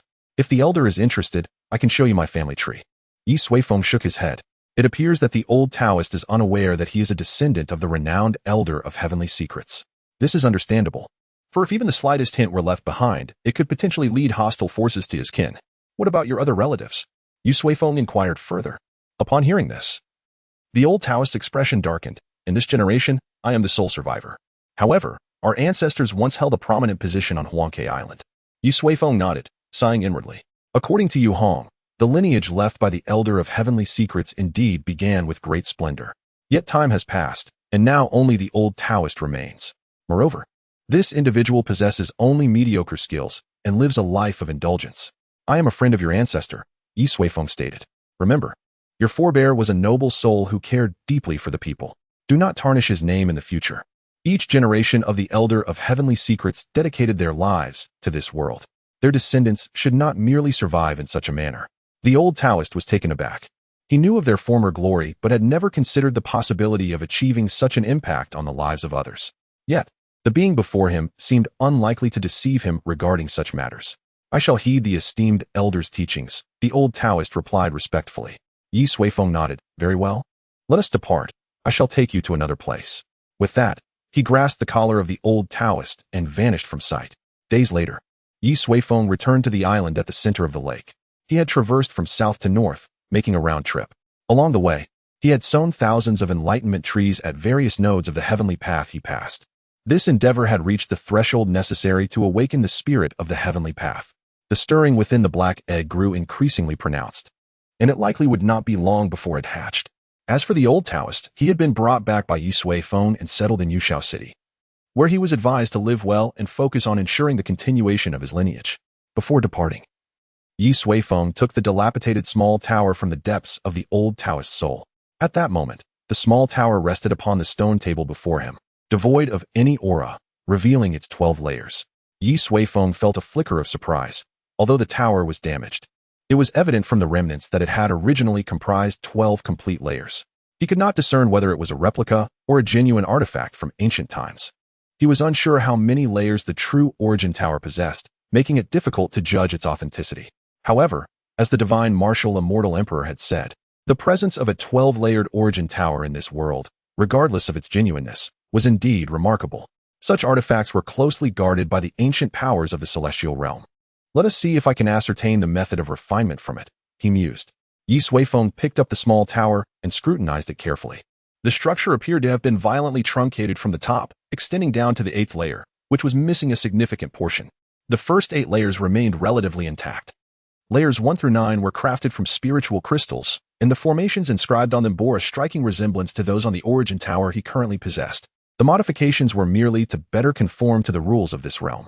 Starting from the 10th layer upwards, celestial stones were employed as materials. The tower's shape diminished as it rose, yet intriguingly, the quantity of materials used increased. If the 10th layer required 1,000,000 celestial stones, the 11th would likely demand 100 million, while the topmost layer would necessitate a staggering 10 billion celestial stones.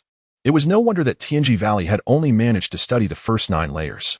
Ye Suifeng smirked. Even if he perfected the formation for the 10th layer, it would be of little use, as celestial stones did not exist in this realm. Fortunately, he had a small amount of celestial stones at his disposal. Now, he merely needed to complete the remaining formations. "It seems I must enter seclusion once again," he sighed, realizing that during his 7 years in this world, he had spent a significant portion in meditation. Whether it was refining his skills or nurturing saplings, he had been laboring tirelessly. Once he finished his tasks here and ventured into the celestial realm, he intended to indulge in some leisure time. With that thought, he waved his hand to set up formations beneath the enlightenment trees and began to immerse himself in his research. Suddenly, the black egg on the stone table trembled, rolling over to Ye Suifeng's side and coming to rest against him, seemingly enjoying his aura. Concurrently, the towering enlightenment tree began to sway gently, with faint specks of light descending from the sky to settle upon Ye Suifeng's shoulders. Even the surrounding flora and fauna inclined slightly towards him, as if the entire world sought to convey goodwill and a hint of affection and dependence towards Ye Suifeng. Several months swiftly passed. Nestled among the continuous mountain ranges was a sizable sect, well organized and orderly within its confines. The decree of the heavenly path still lingered in the sky, yet the people had grown accustomed to it. I would never waste my time on the origin technique. A youth clad in luxurious garments, exuding arrogance, stood surrounded by several young leaders, clearly a figure of prominence within the sect. We are a second-grade sect. The techniques we practice are far superior to any mundane form. There is no need to squander time on an unknown technique, the youth disdainfully declared. Besides, who would easily reveal supreme techniques to the world? It must be a conspiracy. Only foolish individuals would fall for it. Just wait and see. They will certainly meet a dire fate. As he spoke, he caressed the exquisite beauty nestled in his arms. Brother Kai is right. A mysterious technique can incite fierce battles among countless cultivators. Supreme techniques? We won't be fooled. The surrounding youths flattered him, further inflating his ego. Those who practice the origin technique are nothing but fools. Only we possess true wisdom. Kai Ming. Suddenly, a loud voice interrupted. Everyone turned to see another youth glaring at Kai Ming and his entourage, filled with righteous indignation. Oh, isn't that Shirtian? The pitiful waste has come seeking humiliation again. It's only natural that his childhood sweetheart would follow Brother Kai. They chuckled, knowing well the tale. I heard he switched to the origin technique. Has he made any progress in these months? They laughed. Everyone recognized this youth. 2 years prior, Shirtian and his childhood sweetheart had joined the sect. Unfortunately, he was deemed a waste, having remained at the 5th level of chi refinement after 2 years, while his sweetheart had advanced to the 8th level and eventually chose Brother Kai, who had reached the 10th level. Naturally, they found this to be quite normal, while Shirtian was left feeling wronged. Time and again, he sought trouble with Kai Ming, only to be soundly defeated each time. And now, here he was again. Look, here comes someone who has switched to a supreme technique. Kai Ming mocked, squeezing the beauty in his embrace, who blushed shyly. This young lady was none other than Shirtian's childhood sweetheart. Witnessing this scene, Shirtian's expression darkened. You wretched woman. If it weren't for me providing all my resources for your cultivation, how could you have progressed so swiftly? He roared. Yet the girl merely scoffed dismissively. That was your folly. Following Brother Kai is the only way I can have a brighter future. Kai Ming's smile faded, and he warned, mind your words, Shirtian. She is now my woman. If you dare to speak disrespectfully again, I shall break your leg today. Shirtian turned to face Kai Ming, his voice icy. I am here to challenge you. I intend to defeat you publicly before everyone, proving who the real fool is. We shall meet on the arena. With that, Shirtian turned and departed. Kai Ming gazed at the retreating figure, his brow slightly furrowed. Could it be that he had truly succeeded in mastering the primordial technique? Nevertheless, Kai Ming was not one to be easily intimidated. Moments later, the two appeared on the sect's arena. As the disciples learned that Shirtian had switched to training the primordial technique, they flocked to witness the event. Many still harbored doubts about the technique, even though it had been personally imparted by a sage. The very act of publicizing it instilled a certain unease, as no one had ever done such a thing before. Thus, they were eager to ascertain the true nature of the primordial technique. Kai Ming, today I shall completely vindicate the shame I have endured over these past years. Shirtian declared coldly. Spare me the chatter. Come and meet your demise. Kai Ming retorted disdainfully. The battle commenced in an instant. With a sudden burst of power, Shirtian surged forward with a resounding crash. Kai Ming was momentarily taken aback, for Shirtian's speed had increased several-fold compared to a few months prior. Could it be that this fellow had specifically trained his body? In the blink of an eye, Shirtian was upon Kai Ming, delivering a fierce punch that unleashed a powerful gust of wind. Kai Ming quickly dodged, astonished within. This punch bore the strength of someone at the 9th level of chi refinement, nearly matching his own. After missing with his first punch, Shirtian followed up with another, relentlessly attacking. Kai Ming found himself evading continuously, having lost the initiative due to his earlier arrogance, now left to defend passively. Their figures danced across the arena, intertwining in a fierce clash. Evenly matched? One onlooker gasped. No, Shirtian is pressuring Kaimeng. Another remarked, eyes wide with astonishment at Shirtian's remarkable progress. After a brief exchange, Kaimeng could no longer contain himself and engaged Shirtian directly. The two quickly separated, and Kaimeng's right hand trembled slightly, for he had realized that Shirtian's strength had surpassed his own. Yet, Kaimeng remained unperturbed. Strength was never his forte. I concede, you have exceeded my expectations, Kaimeng admitted, his countenance darkening. The earlier exchange had left him in a state of disgrace. But this ends now, he shouted. Forming hand seals as a powerful aura erupted from him, the essence of the 10th level of Qi refinement. A ferocious tiger materialized, charged with a wild momentum, racing toward Shirtian. This is it. In a spell contest, Shirtian is surely no match. Someone shook their head. Indeed, he has evidently focused on body training recently. How could he possibly compare to Kaimeng? The crowd's skepticism regarding Shirtian's chances of victory was palpable. However, Shirtian remained remarkably composed. He stood firm, also beginning to form hand seals, his method identical to that of Kaimeng moments before. A moment later, another fierce tiger roared forth, colliding with Kaimeng's beast in an explosive clash. The deafening roar reverberated through the arena, leaving the disciples stunned. Shirtian had evidently not neglected his magical training while focusing on body refinement. Powerful energy waves surged through the arena. It wasn't long before Kaimeng's tiger was obliterated. His face paled, disbelief etched in his eyes.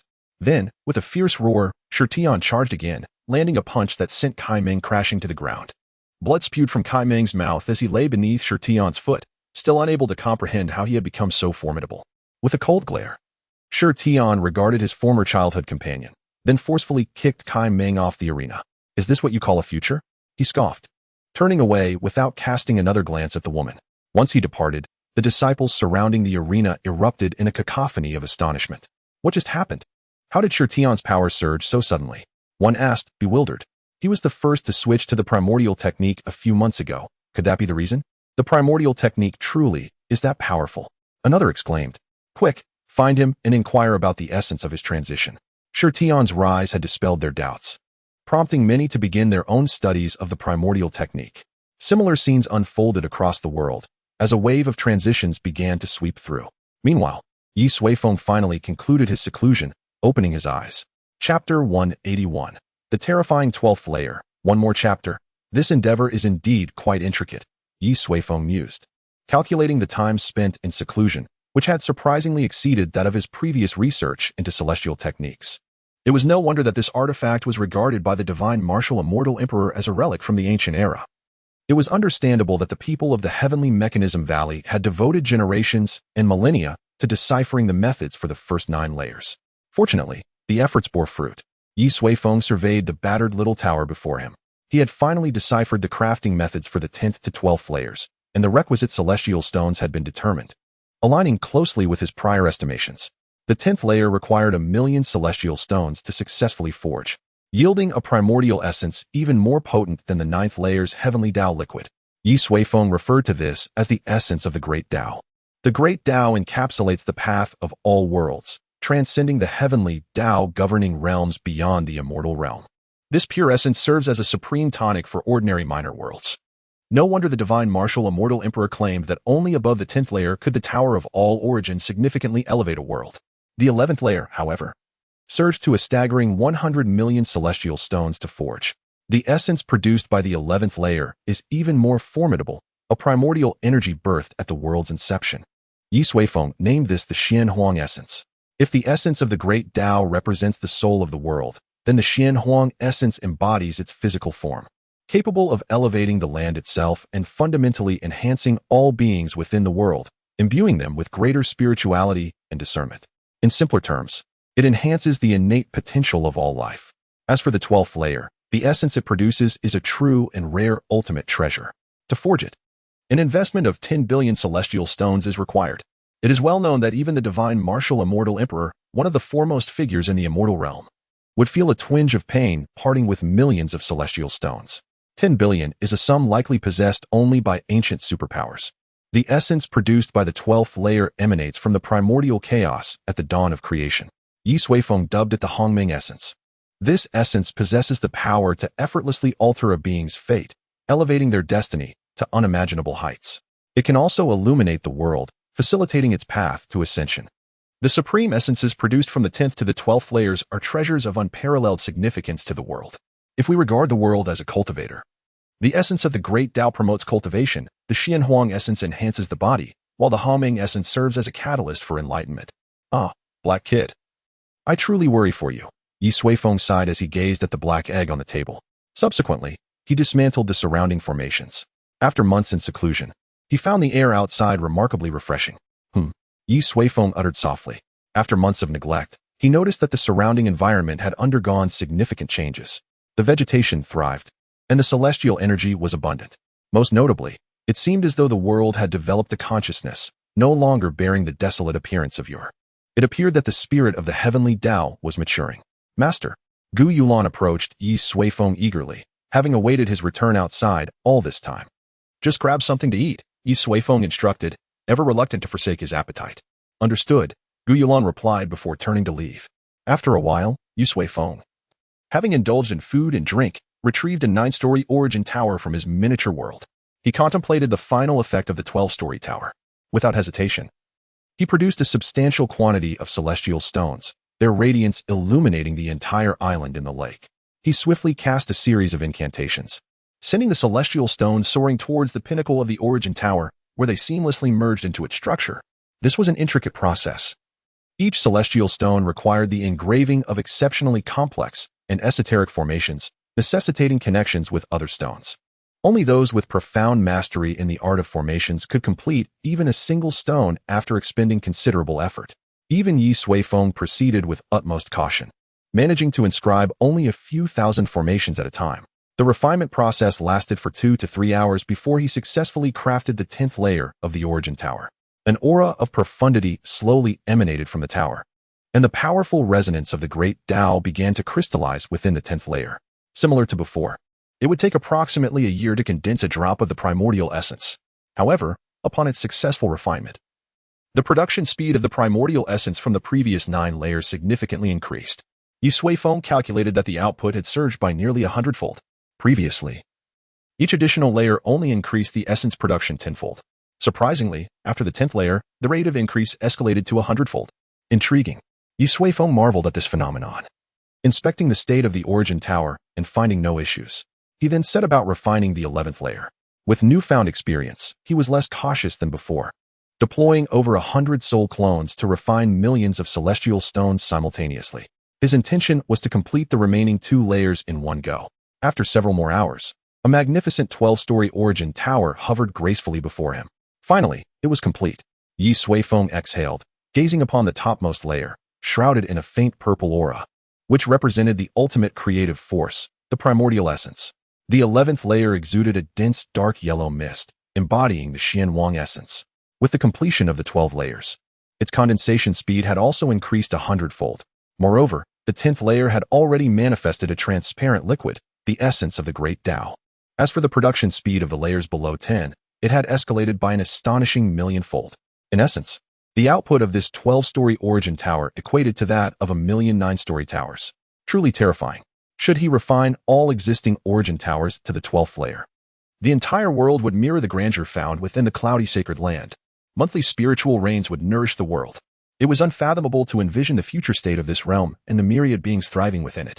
As Ye Suifeng regarded the origin tower, he extended his hand to draw forth the condensed essence of the great Tao.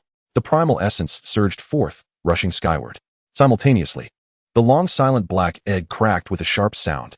The aura of the great Tao swept across the island like a tempest. Yet this energy was not menacing. Rather, it bore a tranquil essence that nurtured the world. As the aura spread, the spirit of the heavenly Tao finally stirred. With the appearance of the first crack, dozens more fissures appeared across the eggshell, pulsating with vibrant life energy. Ye Suifeng raised an eyebrow. Was it finally time for hatching? He glanced at the essence of the great Tao in his hand, pondering, could it be that this little creature sensed the essence and intended to break free? Contemplating further, Ye Suifeng cautiously brought the essence closer to the black egg. Indeed, the rate of cracking accelerated. A glutton, Ye Suifeng chuckled wryly, then poured the entirety of the essence over the eggshell. Instantly, the egg radiated a brilliant light, absorbing all the essence. The life force within surged with increasing intensity. Through the luminescence, Ye Suifeng discerned a nascent life essence rapidly taking shape. It seemed to resemble a turtle. He stroked his chin, speculating on its form. This egg was left behind after the death of an ancient turtle. Logically, it should still embody a turtle's shape. After absorbing the essence of the great Dao, the creature's formation accelerated dramatically. Suddenly, with a resounding crack, the eggshell shattered completely. A plump, white creature tumbled out through the opening, its body covered in soft fur, glistening with a viscous, transparent liquid. It possessed a large, round head, seemingly struggling to rise due to its weight. Observing the adorable, yet nameless white beast, Ye Suifeng scratched his nose, questioning how such a creature could hatch. Was it appropriate to still call it a little black thing? As it struggled to get up, Ye Suifeng extended his hand to assist, stabilizing the little creature. It finally stood firm, perching on the stone table, its fluffy face nuzzling against Ye Suifeng's palm. At that moment, Ye Suifeng noticed 2 emerald green leaves sprouting from the crown of its round head, swaying gently with its movements. Moments later, the little beast opened its eyes, its dark pupils sparkling as they fixated on Ye Suifeng, exuding an irresistible cuteness. Suddenly, as if catching a whiff of something delightful, it leaned closer to Ye Suifeng's hand. With a delicate flick of its pink tongue, it licked a spot where a trace of the great Dao essence lingered. Indeed, a glutton, Ye Suifeng chuckled, for the area it licked still bore a hint of the essence. The little creature, having tasted it, suddenly bit down on Ye Suifeng's finger. The protective barrier of the heavenly Dao was unexpectedly breached by its bite. Ye Suifeng hurriedly restored the barrier, lest the little one's teeth shatter upon contact. Get off! Get off! Ye Suifeng exclaimed, shaking his finger and tossing the little creature onto the table, where it rolled several times. However, it quickly got back up, trembling as it scampered back to Ye Suifeng's side, nuzzling against his hand once more. Then, it looked up at him, its mouth opening and closing slightly as it uttered a rather unrefined word. Dad. The soft voice startled Ye Suifeng. Little black thing. You dare to call me that? He swiftly pushed the little creature away again. It was one thing to inexplicably have multiple daughters, at least they were human. But this little creature dared to call him dad too. The little beast was once again pushed away, yet it showed no signs of anger, bouncing back towards him. This time, it scurried up his arm and perched on his shoulder, its fluffy head rubbing against his cheek. Dad, dad, the little creature chirped joyfully. Ye Suifeng, exasperated, prepared to throw it down once more. Suddenly, he sensed a familiar aura emanating from the little beast. It was the essence of the enlightenment tree. Moreover, it was connected to all the enlightenment trees in the world. In essence, the spiritual consciousness of all those trees converged here.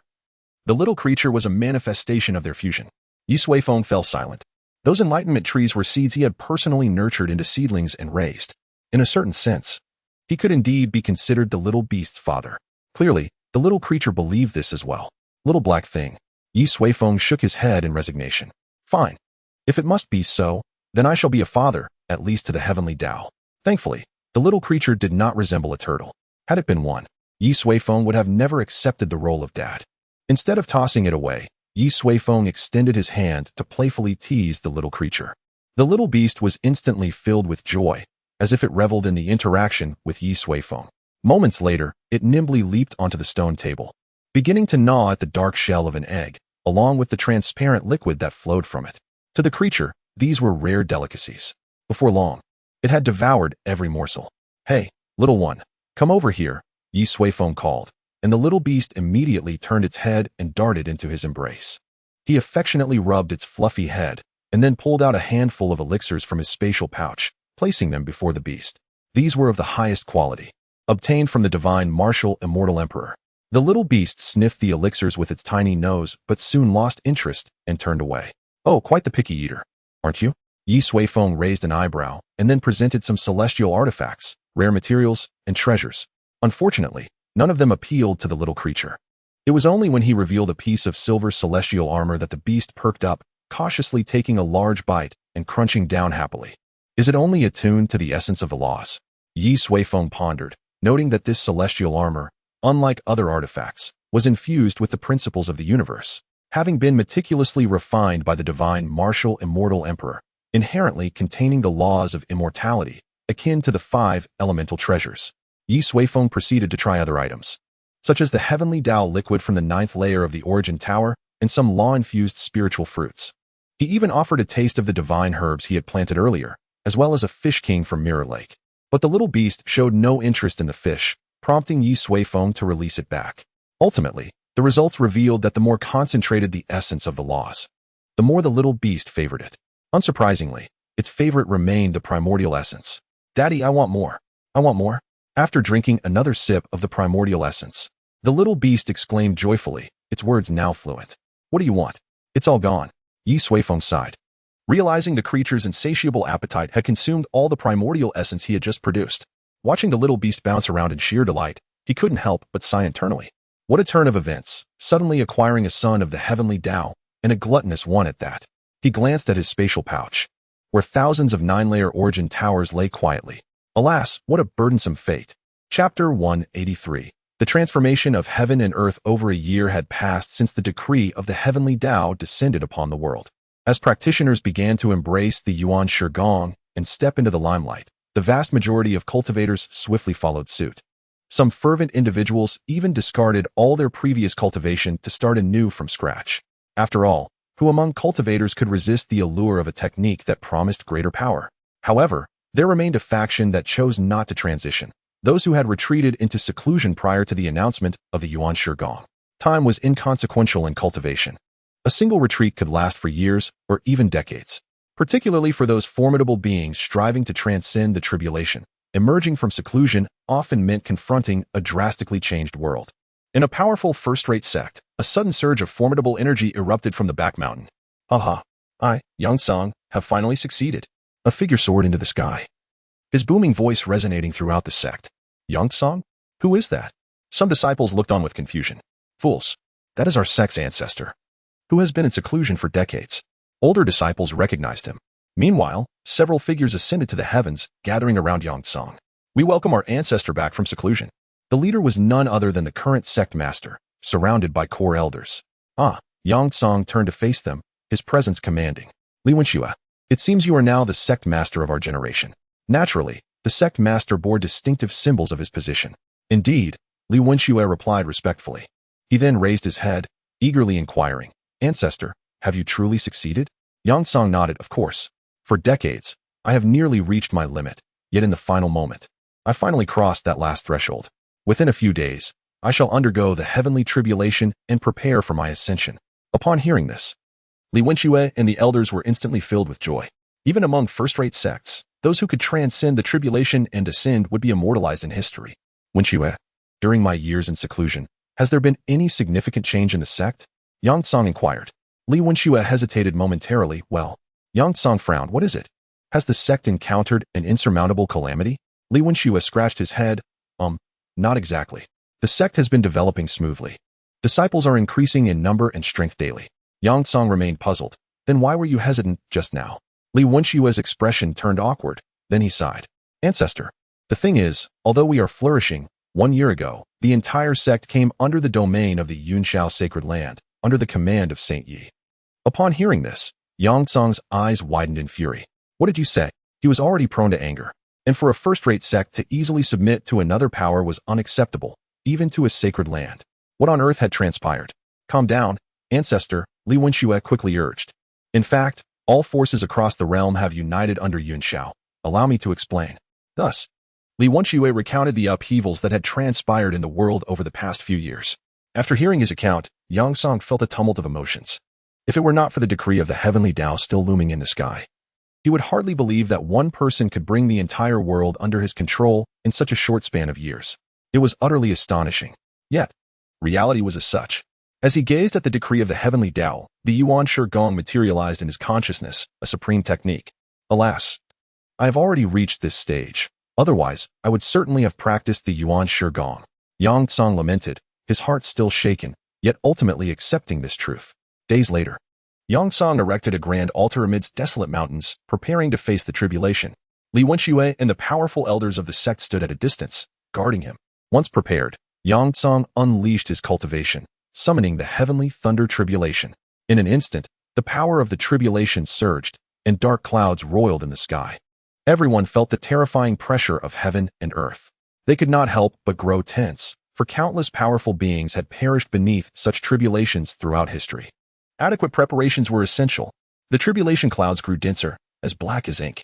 Yet, standing beneath them, Yangsang furrowed his brow tightly. Something felt amiss. According to the experiences of predecessors, The tribulation should have already descended at this juncture. However, the storm above him continued to brew, as if it still lacked that final spark to manifest a true thunder tribulation. Yang Tsang's aura had reached its peak, yet the tribulation remained absent. Eventually, the storm clouds began to dissipate, slowly vanishing from sight as if mocking him. Yang Tsang was utterly dumbfounded. What was happening? Was his strength insufficient to summon the tribulation? Yet he had truly cultivated to the limit of the tribulation stage. According to the teachings of predecessors, the limit of the tribulation stage was the utmost threshold permitted by heaven and earth. When one sought to break through, the tribulation would inevitably arise. Could it be that the world's limits had been raised? At this moment, Li Wenxue and the others, stationed outside to protect him, gathered closer. In the mirror lake, on a small island at its center, a graceful figure busily attended to a wooden table. With a deft hand, she skillfully wielded a knife, swiftly preparing the ingredients before her. This was Gu Yulan. Beside her lay a wine jar, containing an exquisite brew crafted from celestial fruits and divine herbs. Suddenly, the lid of the jar stirred slightly, revealing a small opening through which the ethereal liquor transformed into a delicate thread, drifting into the void. Do not forget. My lord forbids you from drinking, Gu Yulan remarked softly, without even glancing at it. The celestial brew hovered momentarily in the air before returning entirely to the jar. Shortly thereafter, a small, snow-white creature appeared atop the table, its large eyes gazing at Gu Yulan with a pitiful expression. You see, I am of no use. The creature lamented. Gu Yulan smiled gently. My lord merely wishes the best for you. You are yet to reach your first year. How can you possibly drink? The small beast lowered its gaze. But I am not human. I am the Dao of Heaven. Its voice was crisp and clear. Gu Yulan shook her head. Never having imagined that the Dao of Heaven would take such a form, she never expected that she had once held it in her arms and prepared food for it. It felt utterly surreal. Alas, let it be. If my father were to find out, I would be in trouble. The little beast slumped on the table, exuding a sense of melancholy. Gu Yulan couldn't help but chuckle, slicing a fragrant spiritual fruit for it. Meanwhile, beneath the enlightenment tree, Ye Suifeng had completed the crafting of a 12-tiered origin tower, placing it on the table. Leaning back in his chair, he exhaled a long sigh. At last, I have finished all of Little Black's bottles. Chapter 184. Choosing a candidate under the enlightenment tree, Ye Suifeng reclined beside a stone table. After spending over half a year, he had successfully refined the 9-tiered origin towers into 12 tiers. Previously, he had distributed a total of 7,500 enlightenment trees among Yi Huang and the others, while he himself had planted about 1,000. Now, there were still over 2,000 remaining. Each enlightenment tree was equipped with 10 origin towers, resulting in over 20,000 in his small world. Coupled with the original 10,000 from the Yi family, that amounted to 30,000. Refining them all to 12 tiers was no small feat, but now it was finally accomplished. At the very least, Little Black's provisions were sufficient. As for the other 9-tiered origin towers, contemplating this, Ye Suifeng summoned Little Black. What is it, father? The small, snow-white beast appeared before him. Compared to 6 months ago, its size had not changed much, yet its intelligence now resembled that of a teenager. Looking at it, Ye Suifeng said, I have a task for you. I will give you some celestial stones. I want you to visit every location where enlightenment trees have been planted and teach them how to refine the 9-tiered origin towers into 12 tiers. Little Black was momentarily taken aback. Me? Who else? Ye Suifeng replied sternly. You have grown, and it is time for you to learn to fend for yourself. Little Black responded with an "oh," its eyes darting mischievously. Since I have grown, does that mean I can drink now? Ye Suifeng paused for a moment before earnestly informing Little Black. Not yet. You may drink only when you ascend to the celestial realm, understood? During this time, Ye Suifeng had conversed several times with the divine martial immortal emperor and learned about the celestial realm's classification of worlds. They categorized realms based on the strength of the cultivators who ascend from them. Newly reached realms were termed initial realms, while the remaining classifications included Earth Immortal, Celestial Immortal, Golden Immortal, Great Luo Golden Immortal, Immortal King, and Immortal Sovereign. The current realm's classification was Earth Immortal. To ascend to the celestial realm, one must surpass the Immortal Sovereign level, a lengthy process that requires ample fortune. Ye Suifeng was uncertain whether Little Black would successfully ascend in the end. When will I be able to ascend? Little Black inquired. Ye Suifeng smiled kindly. With your cleverness, you shall ascend swiftly. He then handed it a spatial treasure filled to the brim with celestial stones. Now, go and fulfill the task I entrusted to you. Ye Suifeng ruffled its little head, and Little Black, filled with joy, nodded enthusiastically before vanishing into the void. Watching it depart, Ye Suifeng wore a broad smile. He was adept at teasing his son without any psychological burden. The desire for alcohol? Not a chance. Shortly after, Gu Yulan arrived with the prepared dishes, their aroma wafting through the air. "My lord, the meal is ready," she announced. Ye Suifeng nodded and glanced at her. Over the years, Gu Yulan had remained by his side. Although she had not engaged in deliberate cultivation, her prowess had reached the pinnacle of the 9 tribulations, a level once equivalent to that of the Tribulation crossing peak. After all, she lived daily on the island, consuming only sacred medicines and celestial fruits. It would have been strange if she had not attained such a level. Beyond the 9 tribulations lay the earth immortal realm. The Dao of heaven in this world had matured somewhat. However, the earth immortal realm of the primordial art would still surpass its current limits. In other words, once the primordial art was cultivated to the earth immortal realm, it would attract the thunder tribulation and enable ascension to the celestial realm. "It is time for me to depart," Ye Suifeng mused as he savored his meal. Without a celestial sect to rely upon, he would have to find alternative means to enter the celestial realm. The divine martial immortal emperor had established a beacon that allowed for long-distance spatial transmission, akin to the last time he descended into this realm. However, Ye Suifeng did not wish to use that method. He desired to witness the experiences of cultivators ascending through the standard celestial gates. Gazing at Gu Yulan, he contemplated, perhaps, he could borrow her celestial gate for their ascension together. "Yulan," he began, "I wish to inquire about something." "Please, my lord," Gu Yulan replied, sitting quietly. After a moment's thought, Ye Suifeng continued, "I may soon journey to the celestial realm. Would you be willing to accompany me?" Gu Yulan's face instantly brightened with a smile. "My lord, what a thing to say. Ever since that day 8 years ago when I climbed onto your donkey cart, I have become yours. Wherever you go, I shall follow, unless you do not wish for me to be by your side." Ye Suifeng chuckled. "That will not be the case. Over the years, I have grown accustomed to your culinary delights." After a pause, he added, "Then, let us do this. Take the next few days to bid farewell to your family. When the time is right, we shall ascend to the celestial realm together." Gu Yulan nodded in agreement. Suddenly, a playful smile graced her lips as she asked, "My lord, will you bring little black along?" Ye Suifeng furrowed his brow, pondering for a moment. Taking the Dao of heaven along to slip through the celestial gate was not particularly difficult.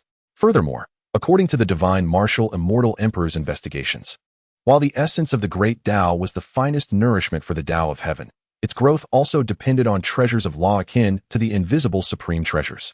Such items could only be found in the celestial realm.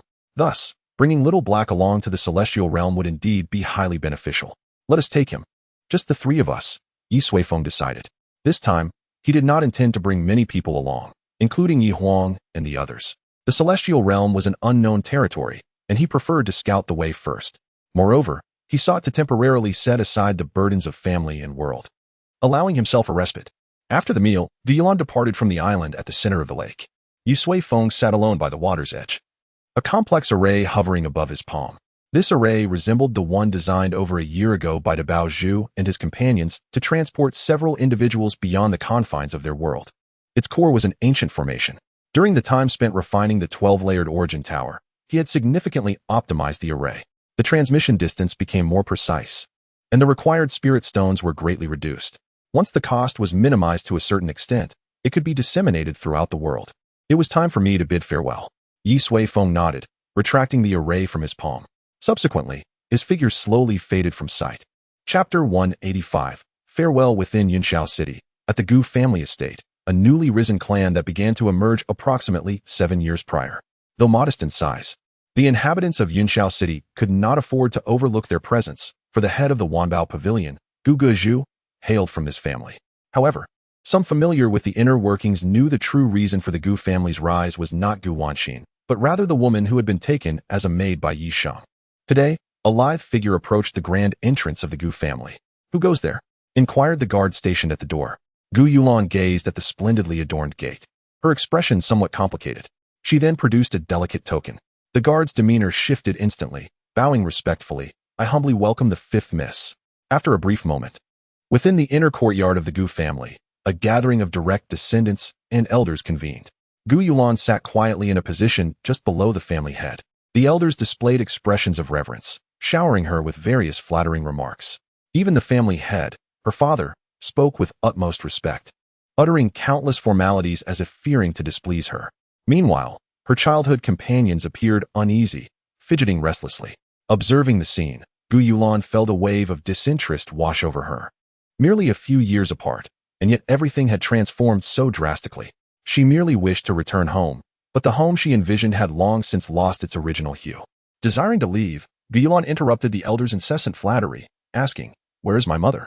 The family head momentarily paused, then replied with a beaming smile. "She is resting in the back room. I have already informed her. She will come shortly." Gu Yulan furrowed her brow. "No need. I will find her." With that, she disregarded everyone in the room and turned to depart. In no time, Gu Yulan arrived at a serene courtyard. Beneath a pavilion in a flower garden, several familiar figures sat. They were none other than her mother and her aunt, Gu Wanxin. "See, I told you Xiao Lan would definitely come," Gu Wanxin remarked with a smile upon seeing her.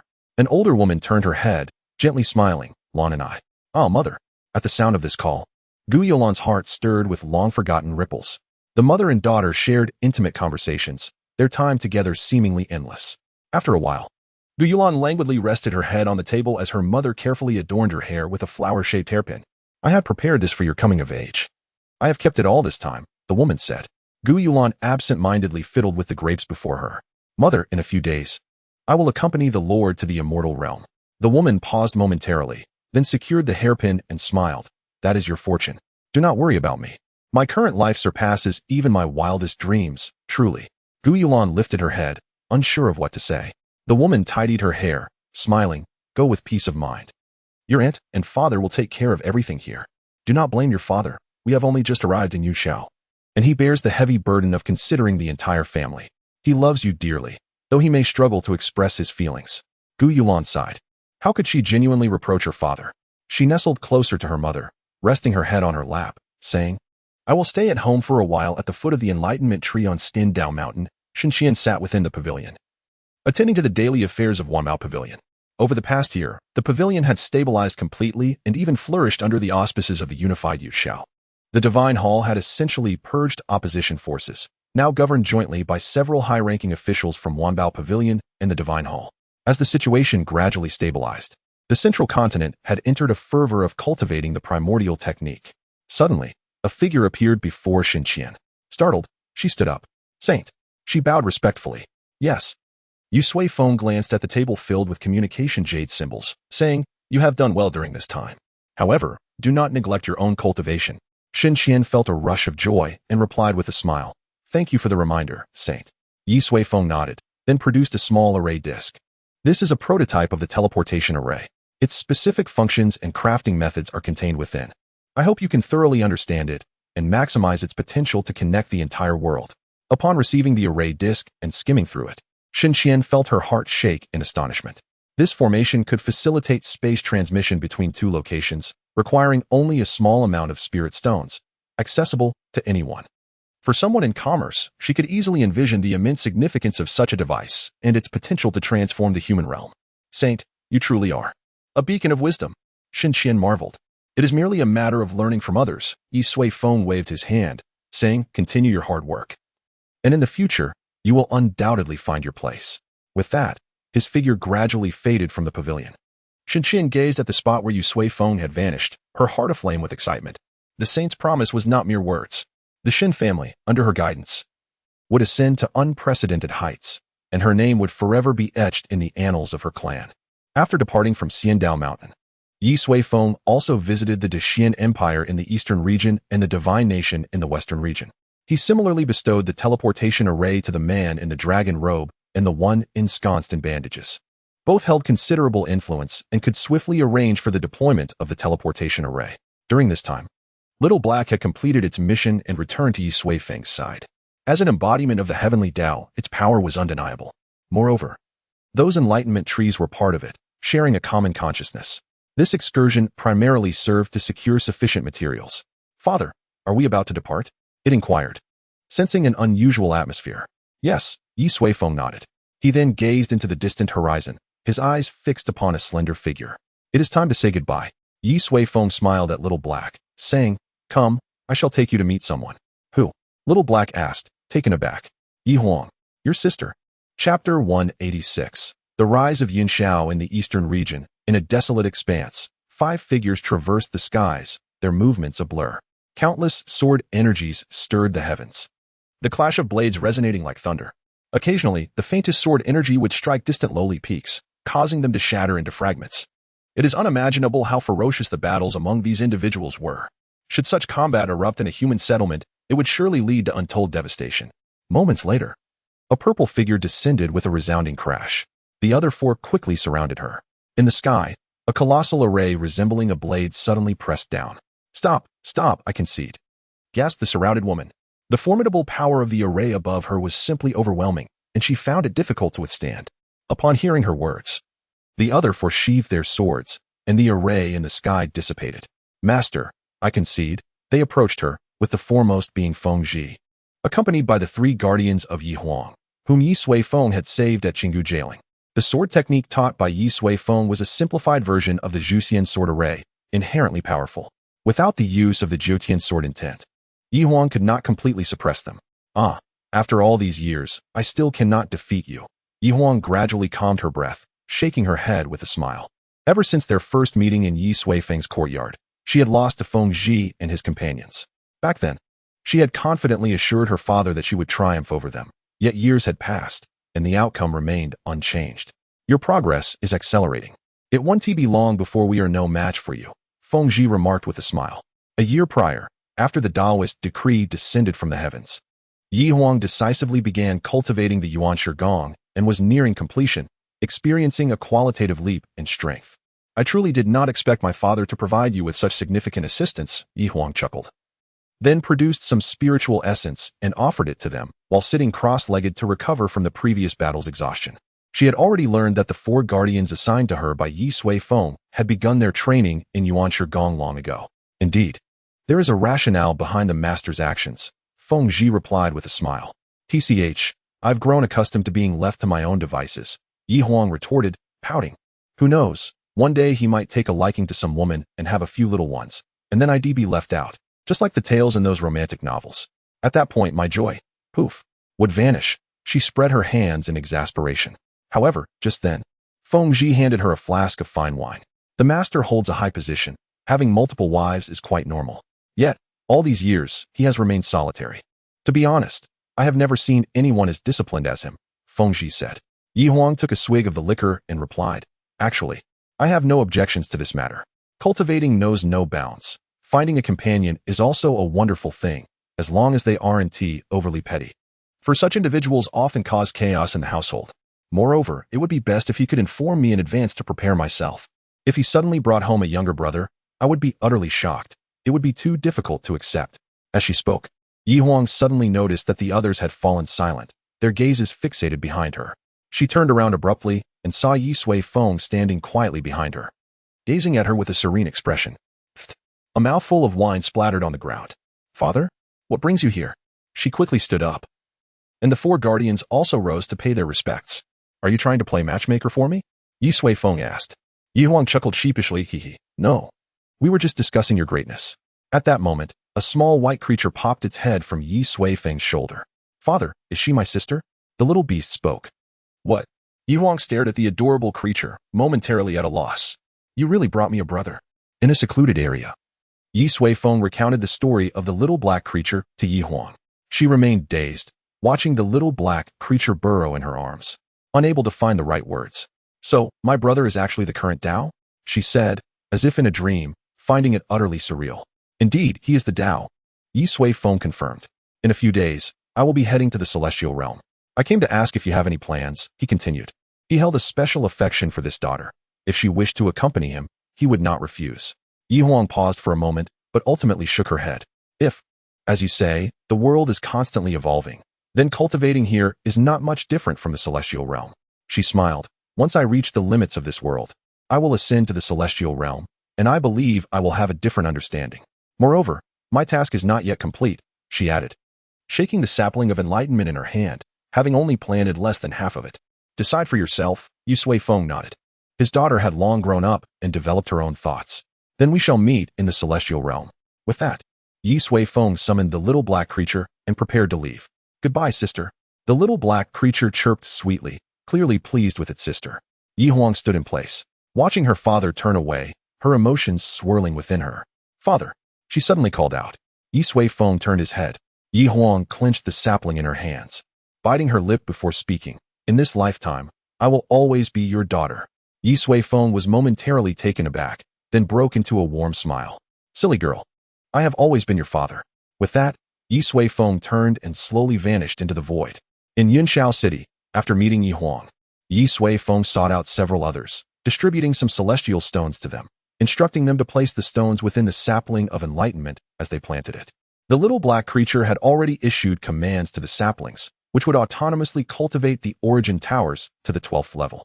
Upon returning to the Yi family, Ye Suifeng summoned Sui Yun and the others, informing them of the significant changes that would soon unfold in the world so they could prepare in advance. A few days later, Ye Suifeng soared into the sky above Yunshao City, standing before the character Yi he had inscribed. 1,012-story origin towers were continuously producing the fundamental essence of heaven and earth within. Compared to before, the production speed of the origin towers had increased a staggering millionfold. The mirror lake could no longer contain it. Let the entire world become a sacred land, Ye Suifeng declared, his gaze tranquil as he raised his hand gently. Instantly, the earth trembled, to the astonishment of all. Yunshao City and the surrounding core area rose from the ground, soaring into the sky. It ascended to a height of about 1,000 feet before gradually coming to a halt. At that moment, it truly transformed into the magnificent city of clouds. A grand circle of radiant, multicolored light emanated from the top of Yunshao City, enveloping the world in a harmonious resonance. A gentle spiritual rain fell gracefully from the heavens. Chapter 187. The Peculiar Heavenly Tribulation. One more chapter. The spiritual rain that swept across the world lasted for a full 3 days. Life surged back, and an ethereal aura enveloped the land. Anyone who looked up could see the massive floating city in the sky, glowing with brilliant colors from the Yi character above. They understood that this was the sacred city of clouds. After the rain, the skies cleared. On an island at the center of the mirror lake, 2 figures stood on a clear patch of land, Ye Suifeng and Gu Yulan. Are you ready? Ye Suifeng inquired. Gu Yulan nodded. Then let us begin. With her eyes closed, Gu Yulan unleashed a powerful aura that surged into the sky. The laws of the surrounding world trembled under her immense power, for her strength had transcended the limits of this realm. Soon, a pitch-black storm cloud appeared out of nowhere, gathering directly above Gu Yulan's head. Thunder rumbled ominously. A formidable pressure of heaven and earth descended with a thunderous roar from the horizon, far beyond Mirror Lake. The higher-ups of the Yi family gathered to observe this unprecedented tribulation. This marked the first time someone within their clan faced such a trial, and they were eager to witness the nature of the tribulation thunder. The overwhelming force was palpable, even from their vantage point, instilling a sense of dread. Sui Yun's expression turned grave. We must observe closely. This is an extraordinary opportunity. The others beside him wore serious expressions as well. Their cultivation levels were now considerable, and one day, they too would undoubtedly face their own tribulation. As time passed slowly, the rumbling of thunder grew increasingly louder, and the dark clouds above thickened, resembling a pool of ink that seemed capable of consuming souls. However, despite the booming thunder, no sign of the tribulation lightning appeared. Gu Yulan turned to Ye Suifeng, her brow furrowed in confusion. Ye Suifeng mirrored her concern. Logically, the tribulation lightning should have descended by now. What was happening? Suddenly, he recalled something and took Xiaohe from his shoulder. Was it you who caused this? He inquired. Xiaohe blinked, then replied, Oh, there was lightning wanting to strike Sister Gu, so I prevented it from coming down. Ye Suifeng was momentarily speechless. Indeed, the tribulation is merely an embodiment of the heavenly Dao's will. If the Dao itself was present and chose not to allow the tribulation to descend, then it would not come. Stop this nonsense. If you prevent Xiao Lan from facing her tribulation, how can she summon the celestial gate? Ye Suifeng urged. All right. Fine. Xiaohe relented, waving a tiny paw. At once, a bolt of white lightning finally descended from the heavens. Here it comes. Sui Yun and the others quickly focused their minds, keenly observing the lightning that had been brewing for so long. Its power was sure to be immense. Boom. The lightning struck down, and Gu Yulan, undaunted, soared upwards to meet it head-on, colliding directly with the tribulation lightning. With a soft pop, the white lightning dissipated into formless energy upon contact, merely stirring a few strands of Gu Yulan's hair.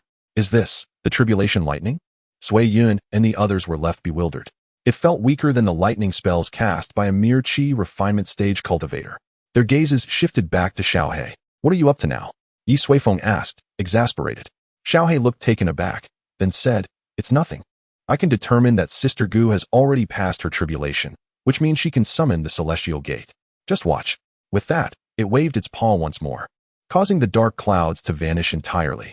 In the distant sky, a massive portal gradually emerged, accompanied by ethereal sounds. Outside Mirror Lake, Suiyun and the others were left dumbfounded. Was the tribulation truly this simple? Ye Suifeng's face darkened. Tribulation is a form of cultivation that purifies the body and soul of the practitioner, shedding the essence of mortality. Do you intend for Xiaolan to stagnate in her cultivation? He admonished. Quickly, bring back the tribulation clouds, and let her undergo the trial properly. Oh, okay. Don't get so worked up, Xiao He responded hastily, then waved its paw again, reconstituting the ominous clouds. The celestial gate, which had not yet fully manifested, faded away. The onlookers outside Mirror Lake were utterly bewildered. They had never seen, nor even heard of, such an unconventional method of undergoing tribulation. Father, which tribulation lightning should I use? Xiao He inquired, looking up. Ye Suifeng pondered briefly before replying. Let us go straight for the 9-9 heavenly tribulation. That one is quite potent. Oh, Xiao He responded. And instantly, a bolt of purple lightning surged down from the heavens, imbued with an overwhelming aura of destruction. Gu Yolan's expression tightened. This time, she truly felt the immense pressure. A dagger appeared in her hand, one personally forged by Ye Suifeng for mundane tasks. Boom. Gu Yolan swung the dagger, colliding with the purple tribulation lightning. The impact sent tremors through the heavens and earth. Countless purple arcs of electricity erupted in the sky, engulfing the entire realm, causing even the fish in Mirror Lake to leap in panic. This display of power starkly contrasted with the previous one. As the brilliance dimmed, Gu Yolan's figure became visible in the air, her body enveloped in purple currents, an indication of the transformative power of the 9-9 heavenly tribulation, refining her body and soul. How was that? Xiao He asked. Ye Suifeng stroked his chin thoughtfully. Let us have a few more. Thus commenced a thunderous spectacle in the sky. Purple lightning struck one after another, occasionally in pairs or threes, targeting the figure above. The entire realm flickered with violet light. This process continued for about a quarter of an hour before gradually subsiding. Ye Suifeng nodded slightly. Gu Yulan had made significant strides, yet her lack of meticulous training had left many shortcomings. This round of 9-9 heavenly tribulation had effectively addressed her cultivation deficiencies, allowing her to undergo a complete transformation. Excellent, Ye Suifeng remarked, stroking his chin. Xiao He, make arrangements. In the future, when the Yi family bloodline undergoes tribulation, let them face 81 rounds of the 9-9 heavenly tribulation. That way, when they ascend to the celestial realm, they will have a solid foundation. Xiao He blinked. What if they get struck dead? Ye Suifeng waved his hand dismissively. No worries. I will leave behind some life-saving items, so even if a few perish, they can be revived. They will surely learn their lesson. Xiao He nodded in agreement. All right then. Meanwhile, outside Mirror Lake, Suiyun and the others were in a state of shock, having witnessed this momentous tribulation process that would surely be recorded in history. This is utterly bizarre, Suiyun stated gravely. He gazed at the now clear sky, silently praying that when his own tribulation arrived, it would not be so outrageous. At that moment, the celestial gate reappeared in the sky, its magnificent portal slowly opening. Ye Suifeng took a deep breath and concealed himself and Xiao He. Then, along with Gu Yulan, they surged toward the celestial gate. Chapter 188. Flying Immortal Island in the Celestial Realm, within the Taikuan domain, lies the divine martial empire at the extreme south. Here, there exists a place known as Flying Immortal Island. This island serves as a reception point for lower realm cultivators who ascend to the celestial realm. It has been established by an existence at the level of the celestial emperor, employing supreme Taoist techniques to create this venue with the aim of incorporating all ascended cultivators into their own faction. Without such a location, there is a risk that a cultivator might appear in some obscure corner of the celestial realm upon ascending. A misstep could lead them into terrifying forbidden zones, resulting in their demise before they could achieve their goals. In the divine martial empire, there are 5 flying immortal islands, each overseeing thousands of realms, both large and small. This southern island is no exception. However, among the thousands of realms, the vast majority are merely newly ascended worlds, referred to as initial realms. Only a few dozen have reached the standards of the Earth Immortal Realm, and the Heavenly Immortal Realm contains only a handful. As for the formidable Golden Immortal Realm, there exists but one on the southern Flying Immortal Island. On Flying Immortal Island, a vast celestial platform awaits. Upon ascending, lower realm cultivators first materialize upon this platform. Surrounding the platform are over 100 powerful cultivators, all emanating auras that are predominantly at the level of immortals. In the distance, several simple pavilions have been erected, exuding even more potent energy. Those residing within these pavilions are, at the very least, Earth Immortals. Regardless of their strength, they share a common title, the Receivers. As the name suggests, they are tasked with welcoming and guiding the ascended cultivators from their respective worlds back into their own factions. Those who can ascend are considered immensely powerful and proud beings in their original worlds. However, this is the realm of the Immortals. If one does not band together for warmth, it will not be long before they are battered and bruised by the harsh realities of life. This place is the pinnacle of the myriad realms, where the powerful abound in overwhelming numbers. Suddenly, the celestial platform shimmered with light, capturing the attention of all present. For such a phenomenon signified that someone was about to ascend. Moments later, a towering elder appeared upon the platform, his long hair billowing, exuding an aura of majesty as he surveyed his surroundings. Yet the guides shook their heads and dispersed, for this elder was not from their world. Merely a fledgling ascender from the lower realm, unworthy of further attention. However, one individual approached him, engaging in conversation, as they hailed from the same world. Alas, he is not from my White Wind realm. On the periphery of the crowd, two youthful figures stood together, surrounded by a significant expanse of empty space. As no one dared to intrude, this was due to the fact that both were guides from the Earth Immortal realm. Their power and the might of their backing being formidable. Jiang Nian, is it true that no one has ascended from your returning spirit realm for several years? Inquired a young man with green hair. Indeed, replied the one referred to as Jiang Nian, nodding. He was clad in a pale blue robe. The words returning spirit embroidered prominently on its back. The last individual they guided to ascend was 5 years ago, and he was a sect elder who had been in seclusion for a century. Gu Lufeng, I have mentioned our world is in trouble. It may become increasingly rare for us to see ascenders, Jiang Nian sighed softly. His world was in a precarious state, a dangerous situation indeed. With so many powerful beings in the realm of immortals, a lack of fresh blood would render the strength of those ascending from the same world increasingly feeble, potentially leading to a disintegration of their unity. Jiang Nian, do you not fear that discussing this may create rifts within the alliance between our realms? Gu Lufeng raised an eyebrow. This is hardly a secret. Many within Faxian City are aware of it. Besides, we are friends, Jiang Nian replied with a smile. Dismissing the concern, the dynamics between their respective powers were beyond their control. Their only recourse was to strive to elevate themselves, seeking a secure foothold amidst the vastness of the immortal realm. I am the elder of Snake Mountain. How dare you demand 100,000 spirit crystals from me? Come and face your demise. Suddenly, an enraged voice pierced the air.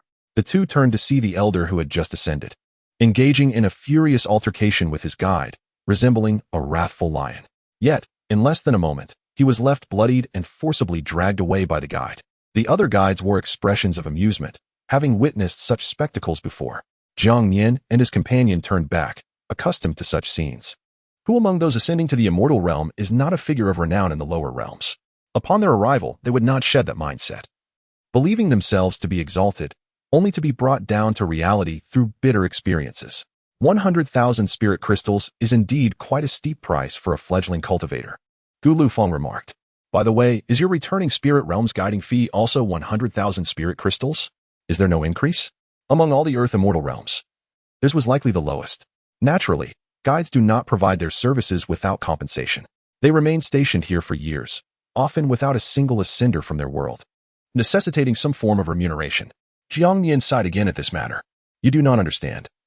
The majority of spirit crystals in our world have been hoarded by a few so-called superpowers, and no one knows what they are doing with them.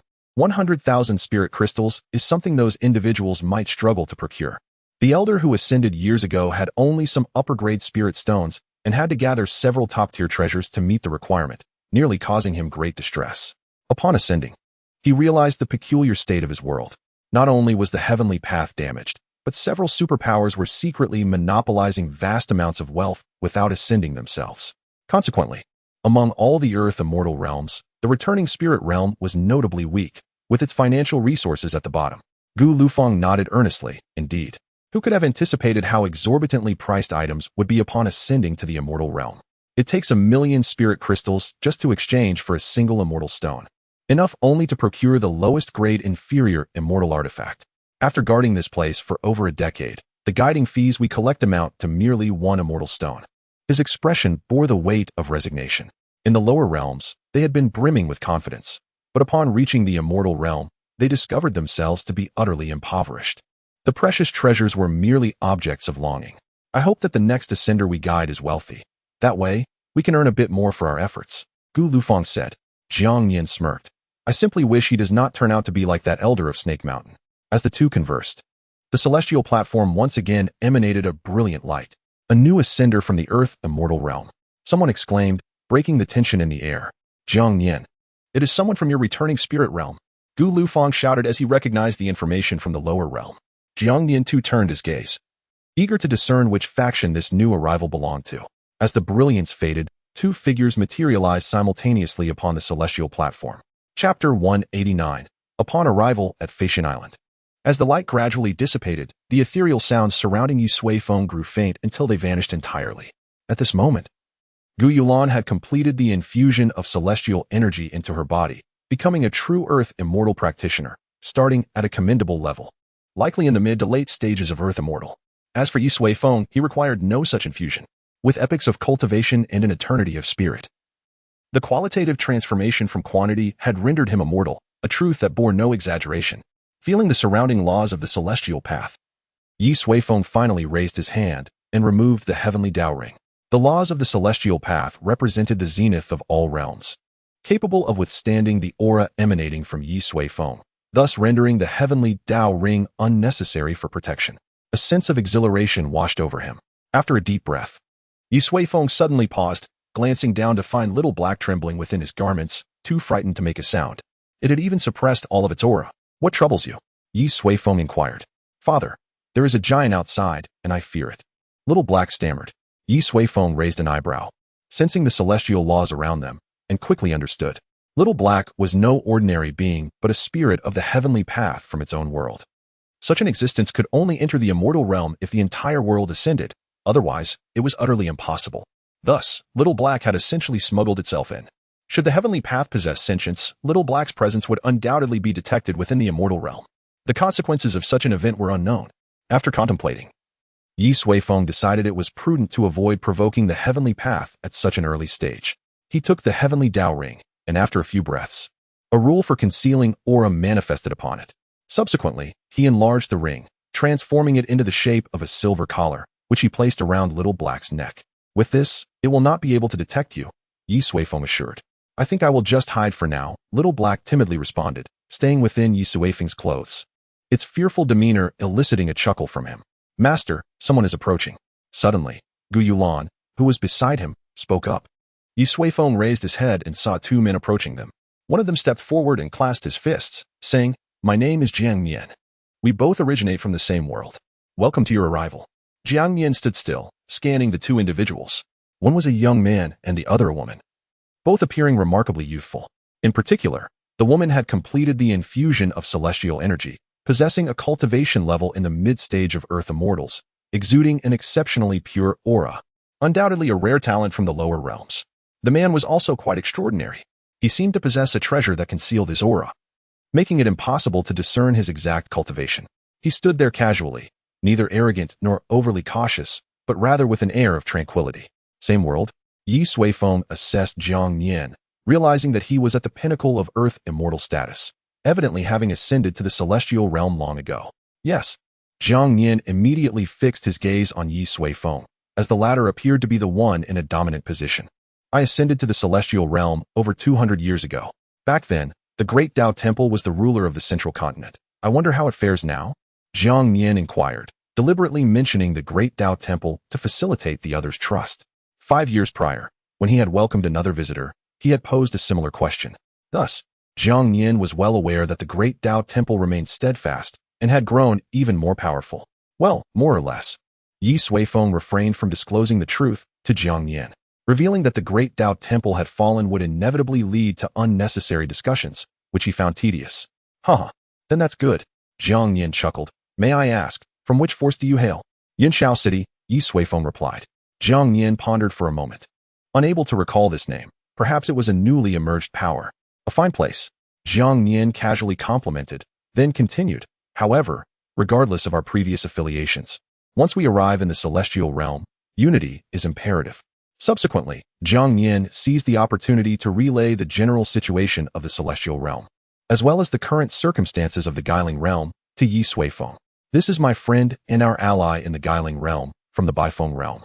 Jiang Nian introduced Gu Lufang. Ye Suifeng nodded in greeting, then shook his head, saying, Guiling realm, who bestowed such an unappealing name upon us? Jiang Nian's expression momentarily froze. Then he smiled wryly. That would be the administrators of Pavilion Island. Guiling realm sounds quite similar to returning to the west. In truth, they do not favor it. Ye Suifeng remarked, looking at him. If we wish to change the name, can we approach them? Jiang Nian's expression turned helpless, shaking his head.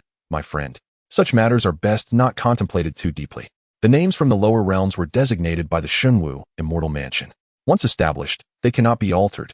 He chuckled. It's merely a name, it signifies nothing. The crux of the matter is our ability to thrive in the celestial realm. Ye Suifeng stroked his chin, remaining silent. He had the authority to change that name. Not even the celestial emperor could stop him. So where do we go now? Ye Suifeng inquired. Jiang Yin glanced at Gu Yulan behind him and asked, Is this a mortal accompanying you? Ye Suifeng nodded. Good, then let us proceed to Pavilion City. The cultivators from our world are gathered there. Jiang Yin stated, then chuckled. However, before we go, I must request a fee from you. Of course, if you prefer not to pay, you may leave freely. I will not hinder you. This matter was entirely consensual, and he would not engage in coercion. It was common for some to remain aloof, disdainful of camaraderie, and choose to venture alone. Ye Suifeng pondered for a moment.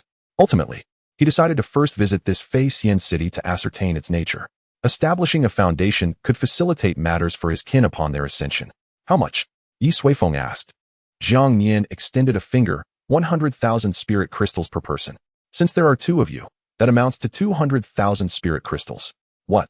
Ye Suifeng was taken aback. Previously, he learned from the Shunwu immortal emperor that 1 immortal stone could be exchanged for 1,000,000 spirit crystals.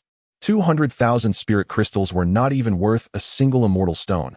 What could that accomplish? It's the market rate, my friend. Jiang Nian's expression turned helpless. His greatest concern had materialized. He had presumed Ye Suifeng was akin to that old ancestor from the Snake Mountain, finding the price exorbitant. Once you grasp the prices in the celestial realm, you will realize I am not extorting you, Jiang Nian asserted. Ye Suifeng stroked his chin, contemplating. The people in the celestial realm seemed to be more impoverished than he had imagined. Chapter 190. Hiring for 10 years on the celestial platform of Pavilion Island. Jiang Nian's demeanor appeared somewhat tense.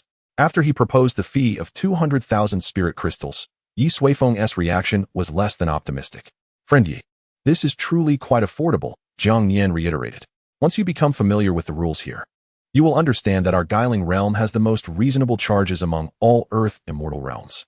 Beside him, Gu Lufang nodded vigorously. Indeed, just earlier, a cultivator who ascended from the initial realm was charged 10,000 spirit crystals. Ye Suifeng observed their reactions and suddenly conceived an idea. Jiang, you seem quite knowledgeable about the celestial realm, he inquired. Jiang Yin was momentarily taken aback, unsure why the question arose. Indeed, having been here for over 200 years, I cannot guarantee knowledge of other places, but I am well versed in Pavilion Island and Pavilion City. Ye Suifeng nodded, then smiled. If I wish to quickly gather information about the celestial realm from you, how much would it cost? Every place has individuals who specialize in selling information. Even if Jiang Yin was not one of them, he would likely engage in similar activities. Upon hearing this, Jiang Yin raised an eyebrow, then smiled knowingly. Friend Ye, it seems you are quite confident in your finances. He extended a finger for 1 immortal stone, equivalent to 1,000,000 spirit crystals. I can provide you with an understanding of the basic rules of the celestial realm, along with some general knowledge to prevent you from inadvertently taking detours. Ye Suifeng frowned slightly. He sought more than just the basics. Thus, he said, I need to know more detailed information, such as the specific powers and operational methods of Pavilion City. The more detailed, the better. Jiang Yin's expression turned astonished. Friend Ye, such information is not inexpensive. Even if I were to quote a price. Wait. Ye Suifeng fixed his gaze on Jiang Yin, stating, let us do this. You need not act as a guide here any longer. I will hire you for 10 years. Set your own salary. Upon uttering this, both Jiang Yin and Gu Lufang were momentarily stunned. Throughout their years of service as guides, they had encountered ascenders who were increasingly impoverished. Even securing a fee of 10,000 spirit crystals was only achieved by a small fraction. Individuals of substantial means were exceedingly rare, and someone like Ye Suifeng, who sought to hire a guide for 10 years upon arrival, was utterly unprecedented. My friend, this is no jest. Jiang Yin's expression became peculiar. He wondered if this person was deliberately seeking trouble. I do not jest, Ye Suifeng replied calmly. As a newcomer to the celestial realm, I indeed require a guide. Should you be willing, set your own price. If not, I shall seek another. He continued, I will pay the guiding fee up front. With that, Ye Suifeng produced 200,000 spirit crystals and handed them to Jiang Nian. Jiang Nian accepted the spirit crystals, feeling somewhat at a loss. Friend Ye, hiring is a rather complicated matter, he responded. If it is merely as a guide, for 10 years, in addition to my hard-earned position as a guide, I would require at least 200 immortal stones, 200 million spirit crystals. He observed Ye Suifeng's expression in the realm of returning spirits. Such an amount was not easily procured. Nearly all spirit crystals or spirit stones had been absorbed by those superpowers. Thus, it was widely acknowledged that cultivators in the realm of returning spirits were the most impoverished. Ye Suifeng simply uttered an "oh," then retrieved a storage bag, quickly filling it to the brim before handing it to Jiang Nian. Here are 1 billion spirit crystals. In the future, you may assist with tasks beyond guiding, such as procuring certain supplies. Essentially, you will serve as a steward, Ye Suifeng remarked. Jiang Nian accepted the storage bag, momentarily bewildered. Upon opening it, he beheld a dazzling array of 1 billion spirit crystals within. He blinked in disbelief, struggling to comprehend how this newly ascended cultivator could possess such a formidable fortune. Could it be that Yunshao City was also a hidden superpower? If this is insufficient, I can add more, Ye Suifeng continued, noticing Jiang Nian's silence. No, this is definitely enough, Jiang Nian replied. A decade of stewardship was merely a fleeting moment in the immortal realm. 10 years would pass in the blink of an eye. After serving as a guide for several decades, he had only amassed a mere handful of immortal stones. 1 billion spirit crystals equated to 1,000 immortal stones. Even Gu Lufeng, beside them, cast envious glances. This was truly a remarkable guide. He had elevated himself from his previous station. Then it is settled, Ye Suifeng declared. A moment later, several figures soared through the sky, unmistakably Ye Suifeng and his companions. Ultimately, Jiang Nian succumbed to the allure of wealth, resolutely committing himself to Ye Suifeng for a decade. Now, he served as their guide. Their speed was not particularly swift, for the laws of the immortal realm were formidable. Flight was not as effortless as in the lower realms. Only those who had truly attained immortality possessed the ability to soar through the air. It was only upon reaching the Earth Immortal stage that one could travel long distances in the skies. Jiang Nian flew at the forefront, deliberately slowing his pace, wary that Ye Suifeng and Gu Yulan might struggle to keep up. However, he was astonished to find that, regardless of his speed, the other two maintained an air of calmness, as though he were the only one who had recently ascended. After flying for a while, an immensely grand city appeared in the distance.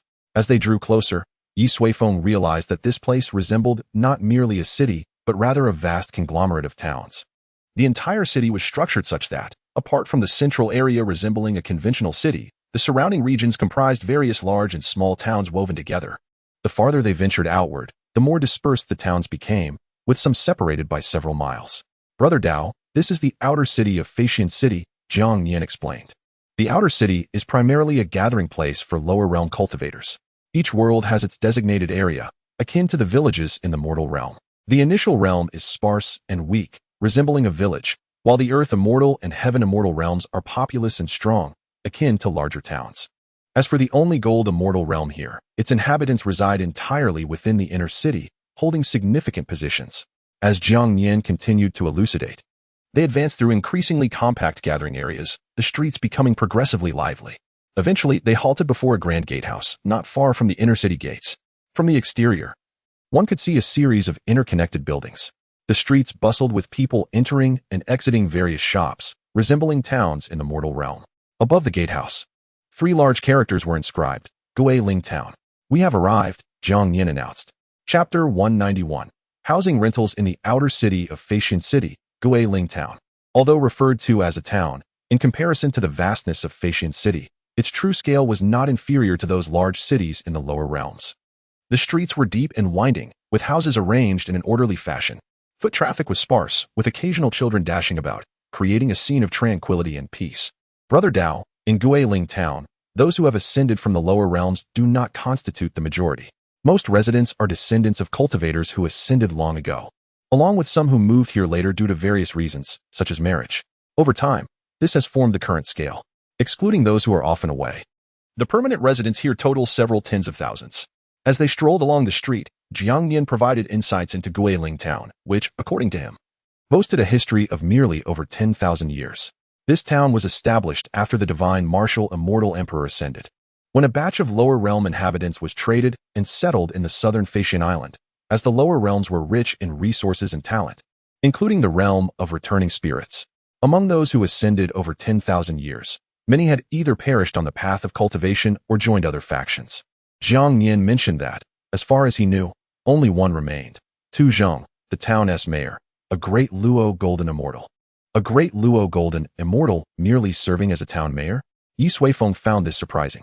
In the immortal realm, there were indeed ordinary individuals, with the vast majority residing below the immortal level.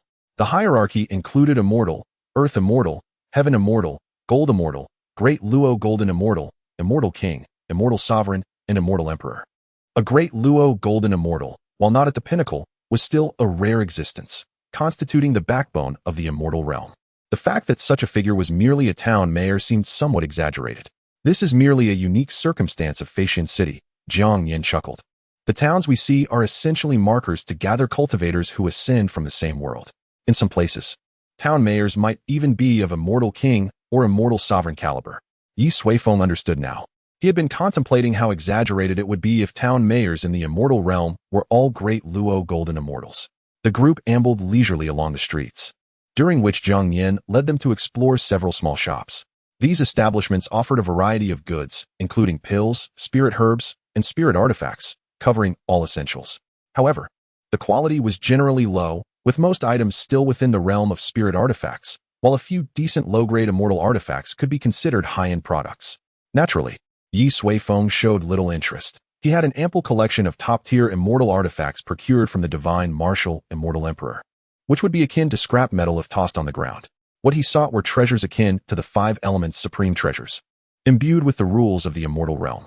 Such items could accelerate the growth of Little Black, but it was evident that such treasures were unlikely to be found within this small town. Zhang Yin, however, used his recently acquired wealth to purchase a mid-grade auxiliary immortal artifact, a spirit ring, costing him 55 immortal stones. This extravagant expenditure drew the shopkeeper's attention, who even considered introducing his unmarried daughter to Zhang Yin. I wish to procure some high-grade cultivation resources. Where might I find them? Ye Suifeng inquired. Zhang Yin, still basking in the joy of his recent purchase, replied with a smile, you will need to head to the inner city for that. There lies the divine martial immortal mansion and shops established by those formidable factions, where high-grade resources are available. However, the prices will undoubtedly be exorbitant. Zhang Yin grimaced. For him, it seemed that only upon breaking through to the heaven immortal realm could he hope to visit such establishments. Ye Suifeng nodded, realizing they must visit the inner city soon to swiftly address Little Black's dietary needs. Relying solely on the great Dao essence was not sustainable. Occasional variety was necessary for balanced nutrition.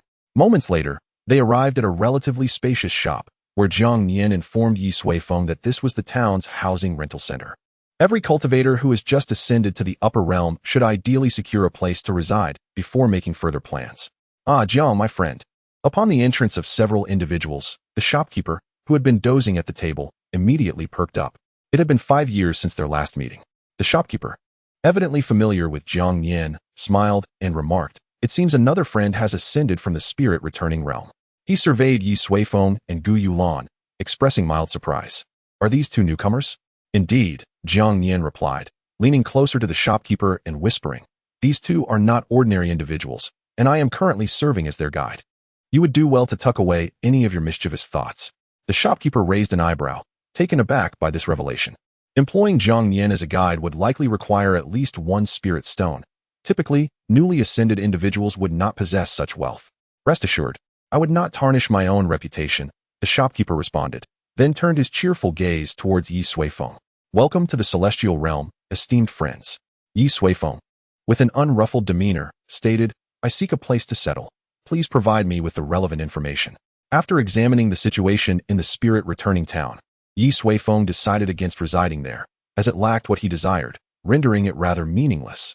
However, he intended to purchase a residence to prevent future members of the Ye family from facing embarrassment due to insufficient funds upon their ascension to the celestial realm. How forthright of you. The shopkeeper replied with a warm smile, promptly presenting all available housing information. Ye Suifeng skimmed through the options. Renting was indeed quite affordable. The most basic room cost merely 50,000 spirit crystals annually. Over 20 years, that amounted to a single spirit stone. However, purchasing property was considerably more expensive. The simplest houses required around 30 to 40 spirit stones, while those with gardens and elegant surroundings, conducive to cultivation, ranged from dozens to hundreds of spirit stones. The 1,000 spirit stones Ye Suifeng paid Jiang Nian could secure a splendid villa, which explained his excitement. After reviewing the details, Ye Suifeng felt he had a grasp of the situation and concluded that there was no need for excessive preparation. Acquiring 300 to 500 houses would suffice. If 300 to 500 members of the Ye family could not establish themselves here, he would certainly send them back to the lower realm for reformation. Just as he was preparing to discuss the purchase, a commotion erupted outside the shop. Peering out, he observed a group of individuals in diverse attire embroiled in a heated argument with the townsfolk of spirit returning. They are from the Taiha realm, Jiang Nian remarked, frowning. Taiha is another celestial realm, but our relationship has never been amicable. In the bustling streets of spirit returning town, two factions confronted each other, engaged in fervent debate. Ye Suifeng gathered that the Taiha individuals sought to collaborate on some matter, but the locals were unwilling. It appeared to be a commonplace dispute. Yet the Taiha group displayed an unmistakable disdain, as if their partnership would bestow great honor upon the spirit returning realm. Such arrogance naturally incited dissatisfaction among the onlookers. After observing for a while, Ye Suifeng turned away. There was no need to involve himself in matters of which he was unaware.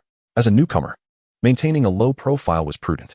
He returned the housing information to the shopkeeper.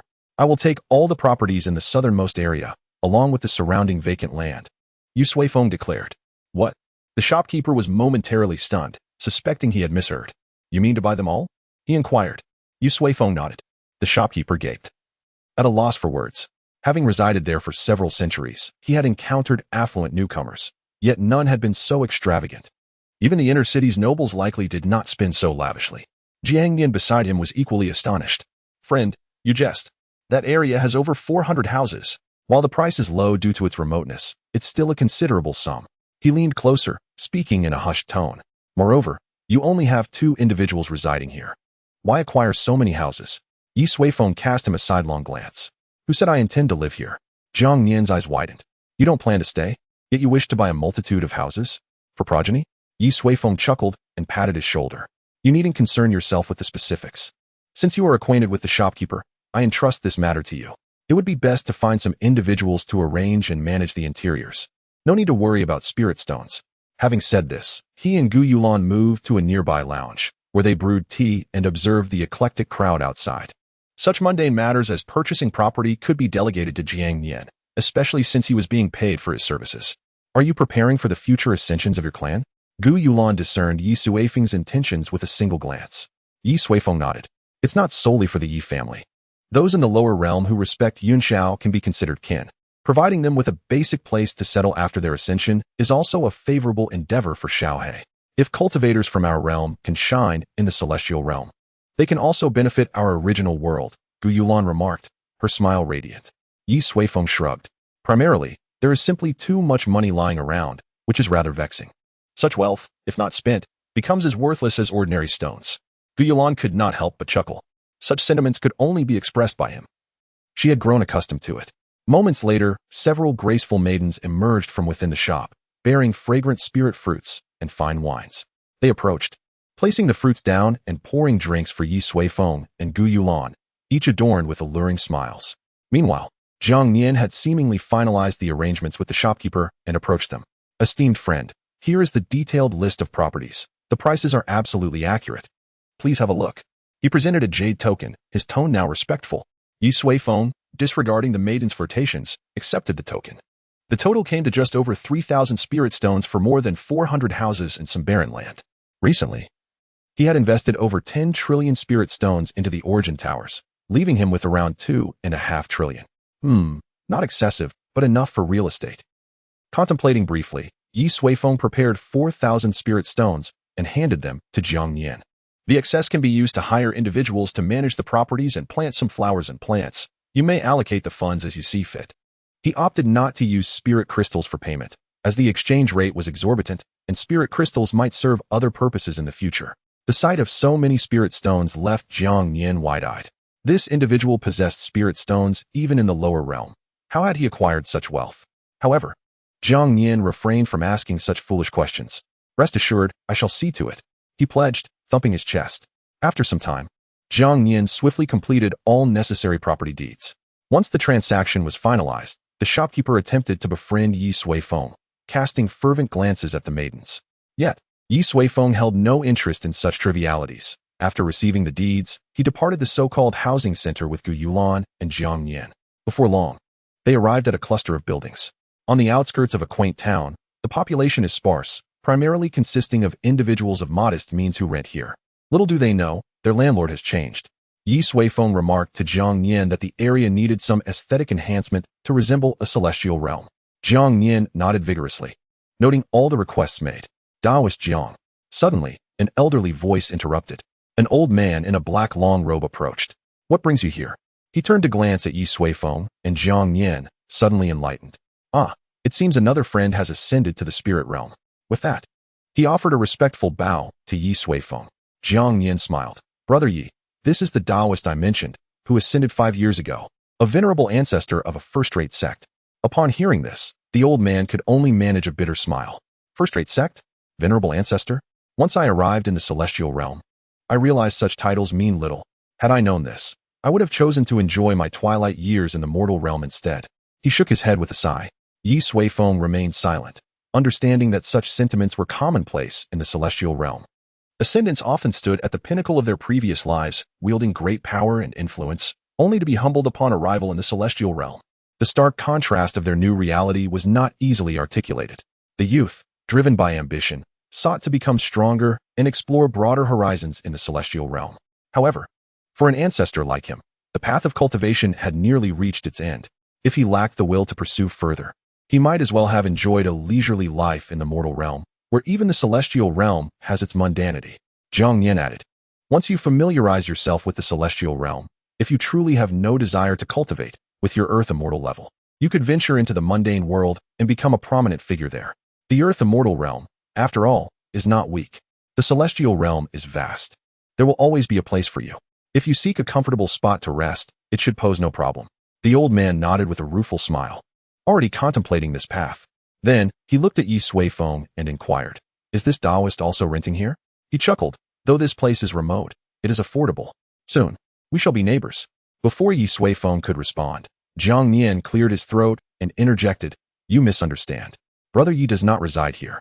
He merely came to inspect his property. By the way, all the rooms in this area now belong to Brother Ye. You are all his tenants.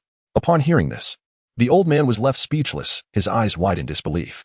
Even after they departed, he remained in a state of shock. After a long moment, he could only let out a deep sigh. We are all ascendants. Why is the disparity so vast? Chapter 193. The online trading platform in the highest loft of the Guiling town. A tall, resolute man sat within, the town's mayor. A great Luo golden immortal named Tu Zheng. At that moment, a guard stood below, reporting something. Sir, the people from the Taiha realm are causing a stir again. They claim to seek business cooperation to grow stronger together. Tu Zheng snorted coldly at this. Ignore them. These individuals have always been probing into our secrets, and there are undoubtedly forces behind them. His expression darkened. Every realm has its means of survival. Guiling realm specializes in spirit plants, and the quality and quantity of their produce far surpasses that of other realms. Thus, many are intensely curious about the secrets behind this success. After years of living here, Tu Zheng was acutely aware of these dynamics. As you command, the guard replied respectfully, accustomed to handling such matters. Shortly after the guard left, another visitor sought an audience, the manager of property rentals. Tu Zheng was slightly taken aback. Such a visit was rare. Could there be an issue with the properties? He thought. Greetings, Sir Tu. The manager entered and bowed respectfully. What brings you here? Tu Zheng inquired. The manager raised his head and said, Sir, just half a day ago, Jiang Yin, who is in charge of receiving ascendants, brought 2 newcomers. Initially, I thought they were here to rent. But the newly ascended individual directly purchased over 400 vacant houses in the southern part of the town, paying with immortal stones. Such a development was unprecedented, and the manager felt there might be more to the story, prompting his visit. Upon hearing this, Tu Zheng furrowed his brow. He was familiar with Jiang Yin, who had recently resigned from his position as a guide. What seemed like a routine resignation now appeared rather unusual. A freshly ascended individual possessing such formidable financial resources. Was he perhaps a high-ranking figure from one of those factions? Tu Zheng's expression turned grave. If that were the case, This person would certainly know about the secret treasure, the very foundation of Guiling Realm's existence. Where is this individual now? Tu Jing asked. The manager replied. He has already left Guiling Town, heading in the direction of the inner city of Feishan City. Tu Jing's brow tightened. The secret treasure was of paramount importance. If its existence were to leak, the consequences would be dire. It seemed he must personally meet this newcomer. In the inner city of Feishan City, Ye Suifeng and his companions strolled through the bustling streets. This place was far more vibrant than Guiling Town. After a casual exploration, Ye Suifeng arrived at a well-decorated treasure pavilion, bustling with elegantly dressed patrons. Brother Yi, this is a store under the banner of Shenwu Immortal Mansion. Likely one of the most upscale venues in Feishan City, Jiang Yin whispered, his voice trembling slightly. Such a place was unfamiliar to him. Even the most basic immortal elixir on the shelves was beyond what he could afford. In contrast, Ye Suifeng seemed entirely at ease, as if he frequented such establishments regularly. Feel free, I shall browse first, he remarked before wandering around. Indeed, the items within the store were significantly more precious than those in Guiling Town, most being of artifact-grade quality or higher, with extraordinary craftsmanship. Some top-tier immortal artifacts were prominently displayed, clearly the store's prized possessions. With a minimum price tag of 5,000 immortal stones, Ye Suifeng shook his head slightly. These items still fell short of his aspirations. After a moment's contemplation, he sought out the shopkeeper to express his intent. Do you have anything above the premium immortal artifact grade, or perhaps rare natural treasures? Ye Suifeng inquired. What do you mean? The shopkeeper was momentarily taken aback. Ye Suifeng then revealed several tens of thousands of immortal stones, showcasing his financial capability. This would help avoid unnecessary misunderstandings. He had no desire to be ridiculed before demonstrating his worth. The shopkeeper blinked in disbelief before responding with an unusual expression. If it is convenient for you, let us discuss this in the inner hall. Ye Suifeng nodded in agreement. Shortly after, the two entered a quiet and elegant room, where fragrant hot tea was served. With so many people outside, please do not hold it against me, the shopkeeper said courteously, taking a seat. I hope I may be so bold as to inquire. Are you new to the celestial realm? Ye Suifeng raised an eyebrow. How did you know? He found it curious. Had his earlier demeanor revealed something amiss? No wonder. The proprietor chuckled heartily, remarking. One who has long resided in the celestial realm would never inquire about the existence of supreme-grade immortal artifacts. Ye Suifeng furrowed his brow, perplexed. The proprietor swiftly elaborated. Esteemed cultivator, as a newcomer, you may be unaware. Although immortal artifacts are categorized into low, medium, high, and supreme grades, the disparity within each grade is substantial. The most inferior high-grade immortal artifact can be acquired for a mere 1,000 or 2,000 immortal stones. However, the most exquisite high-grade immortal artifact may elude even 100,000 immortal stones. As for supreme-grade immortal artifacts, the proprietor chuckled again.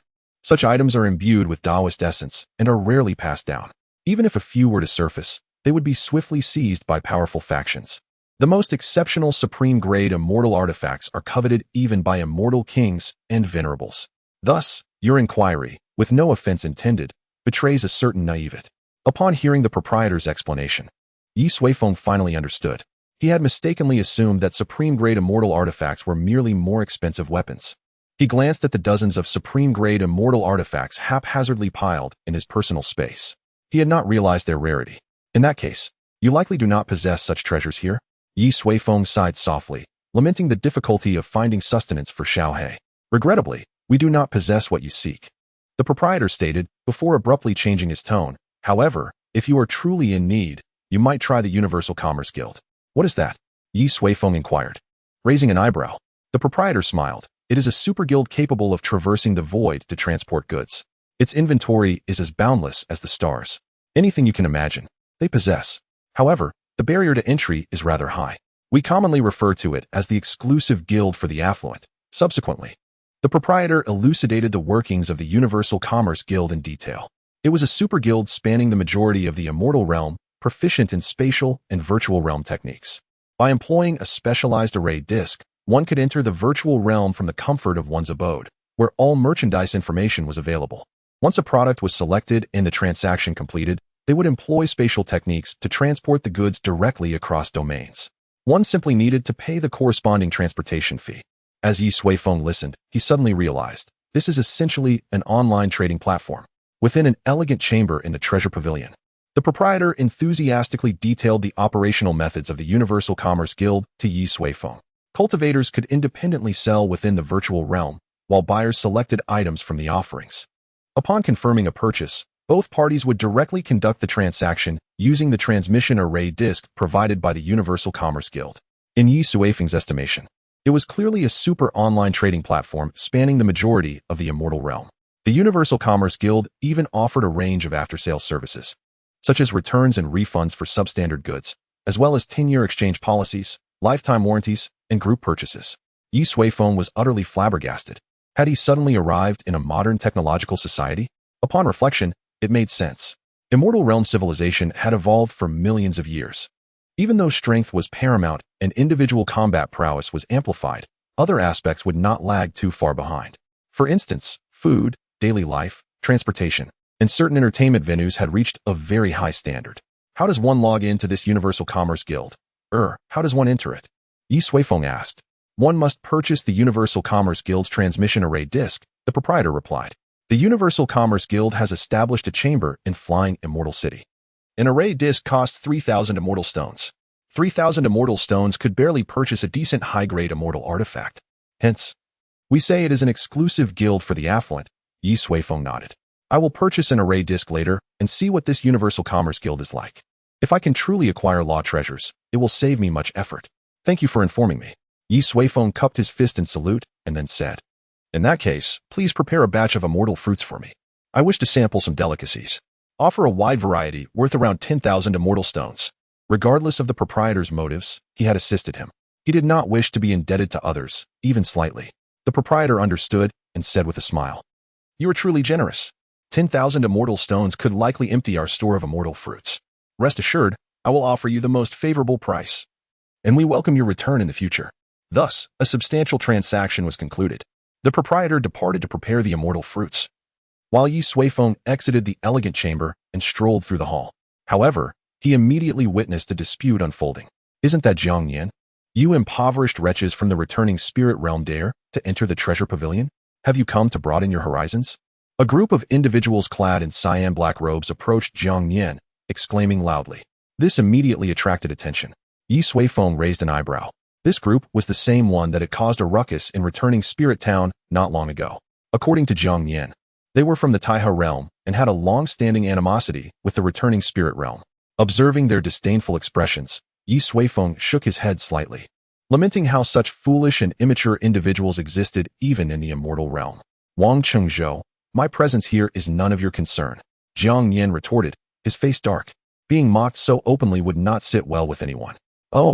Getting agitated, are we? Wang Chengzhou, the leader, said with a sneering smile, Actually, I can understand your feelings. After all, if you can't afford pork, watching pigs run is the next best thing. Ha. The group erupted in laughter, their mockery unreserved. Jiang Yan's expression was furious, and the conflict seemed poised to escalate. Jiang Yan, Ye Suifeng called out, beckoning him over. There is no need to compete for superiority. When you argue with an idiot, others often cannot distinguish who is the idiot. Moreover, such individuals often drag you down to their level and then defeat you with their vast experience. In short, it is beneath your dignity. Have they always been like this? Ye Suifeng inquired. Jiang Yan's expression remained resentful as he nodded. Yes, these damned fellows have been creating obstacles for us everywhere simply because we refuse to cooperate with them. Ye Suifeng nodded. He had committed the name Taiha realm to memory. What is the returning spirit realm's business? Ye Suifeng asked. We primarily sell spiritual herbs. There is a large medicinal garden to the north of returning Spirit Town, which is our main source of income. Moreover, we have our own unique cultivation methods, and the quality of our spiritual herbs is excellent. These fellows are actually coveting our secrets, Jiang Yan replied. What methods? Ye Suifeng asked with slight interest. Jiang Yan shook his head. That is only known to the higher-ups. It is the foundation of our livelihood and is strictly controlled. Ye Suifeng said, If I have time in the future, I can inquire about it. If I can contribute in some way, I will not be stingy. After all, we are all cultivators from the same world. After some time, the proprietor had prepared the immortal fruits and approached. Esteemed cultivator, here are the items you requested, along with a detailed list. Please review them. The proprietor was all smiles and exceedingly polite. Ye Suifeng glanced over them. The majority were immortal fruits of various grades, piled up like a small mountain. If I ever raise any kittens or puppies, I can use them as fodder. In addition, there are several fundamental texts on the celestial realm and an introduction to the forces of Pavilion City. These are complementary items. The total cost amounts to over 8,500 celestial stones. It seems the shopkeeper was indeed correct. I have thoroughly depleted their inventory. With a sense of purpose, Ye Suifeng accepted the items, carefully packaged the celestial stones, and handed them over. The shopkeeper beamed with delight and remarked, "From now on, you shall be our esteemed guest at the treasure pavilion. Should you require anything in the future, I shall endeavor to procure additional celestial fruits for you." Very well. Ye Suifeng nodded, considering it a cordial arrangement. After completing the transaction, he did not linger but departed the treasure pavilion with Gu Yulan. Once they left, a store attendant approached the shopkeeper and whispered a few words. The shopkeeper furrowed his brow slightly, subsequently fixing his gaze on a group from the Taihe realm. Wang Qingzhou and his companions, having jested about Jiang Yin, felt quite pleased. They soon selected their desired items and approached the counter. These were mere trinkets, costing just over 20 celestial stones in total.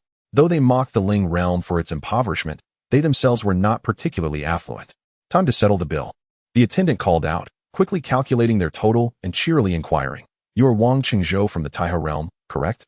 Wang Qingzhou raised an eyebrow in surprise. "Oh, you know me?"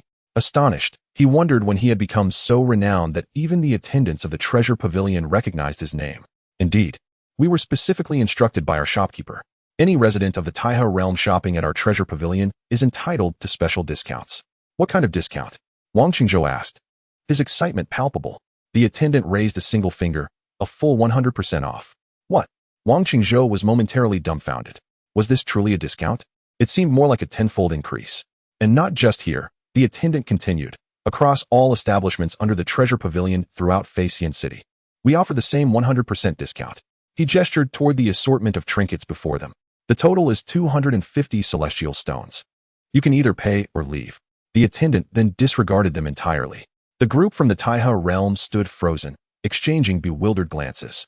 Clearly, the treasure pavilion was deliberately targeting them. But what offense had they committed? Chapter 195, A Few Celestial Stones After Leaving the Treasure Pavilion. Ye Suifeng proceeded directly to the Universal Commerce Association. Among the complimentary items provided by the shopkeeper was a detailed map of Pavilion City.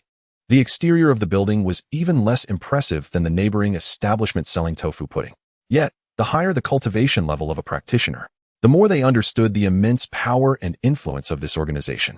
Their commercial reach spanned much of the celestial realm, a feat not easily accomplished by ordinary individuals. Ye Suifeng and Gu Yulan entered. "Greetings." The attendant before them was an exceptionally attractive woman, her cultivation level indicating she was a formidable earth immortal. Deeper within the room, several even more powerful individuals remained concealed. "How may I assist you today?" the woman asked, her smile perfectly poised. "I wish to acquire one of your array plates." Ye Suifeng replied. "Certainly, please hold on a moment." The woman moved swiftly, retrieving an ancient array plate from the inner chamber and presenting it without hesitation, seemingly unconcerned about Ye Suifeng absconding with it. Ye Suifeng accepted the array plate and examined it closely. It was roughly the size of a plate and crafted from a rare array material. Intricate Dao patterns adorned its surface, and upon a cursory glance, he identified over 100 different formations: void teleportation, soul imprinting, entry to the void realm, aura capture, and many others. This array plate was, in itself, a remarkable treasure, and 3,000 celestial stones was a modest price. "How does one utilize this?" Ye Suifeng inquired.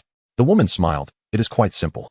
You need only expel a trace of your soul's power to fuse with the array plate, and it will then correspond to your identity. You will be able to enter the void realm and select your desired commodities. Detailed instructions will be provided upon completion of the transaction. Should any issues arise with the array plate, we offer free repairs, and in the event of loss, we will compensate you threefold." Upon hearing this, Ye Suifeng grasped the concept. The array plate essentially served as an identity-binding device and login portal, akin to the internet in the technological realm. "Very well. I will take two," Ye Suifeng decided, intending to procure one for Gu Yulan as well, knowing the Universal Commerce Association would offer a plethora of fine ingredients. "Please wait a moment," the woman replied, her smile broadening. Customers often purchased array plates, but few were as charming and straightforward as him. The efficiency of the Universal Commerce Association was remarkable. In no time, the woman returned with 2 exquisite boxes. "Inside the array plate, you will find our contact insignia. Should any issues arise, feel free to reach out to us," she informed him. Ye Suifeng nodded, recognizing it as a customer service feature.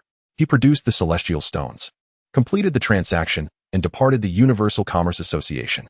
With this item in hand, Ye Suifeng lost interest in exploring other areas of Pavilion City. After a moment of contemplation, he turned to Jiang Yin and said, "You may return now.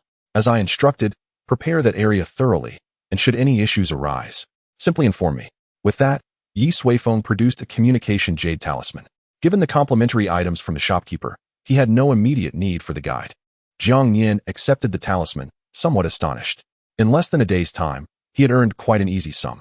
However, he refrained from voicing his thoughts, securing the talisman respectfully before departing. "Master, where shall we go next?"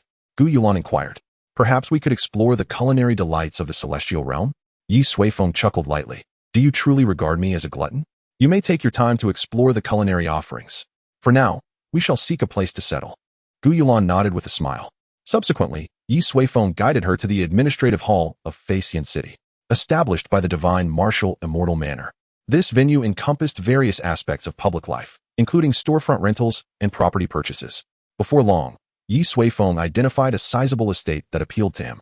It was an expansive residence, boasting beautiful scenery and a tranquil environment, situated slightly on the outskirts of Pavilion City.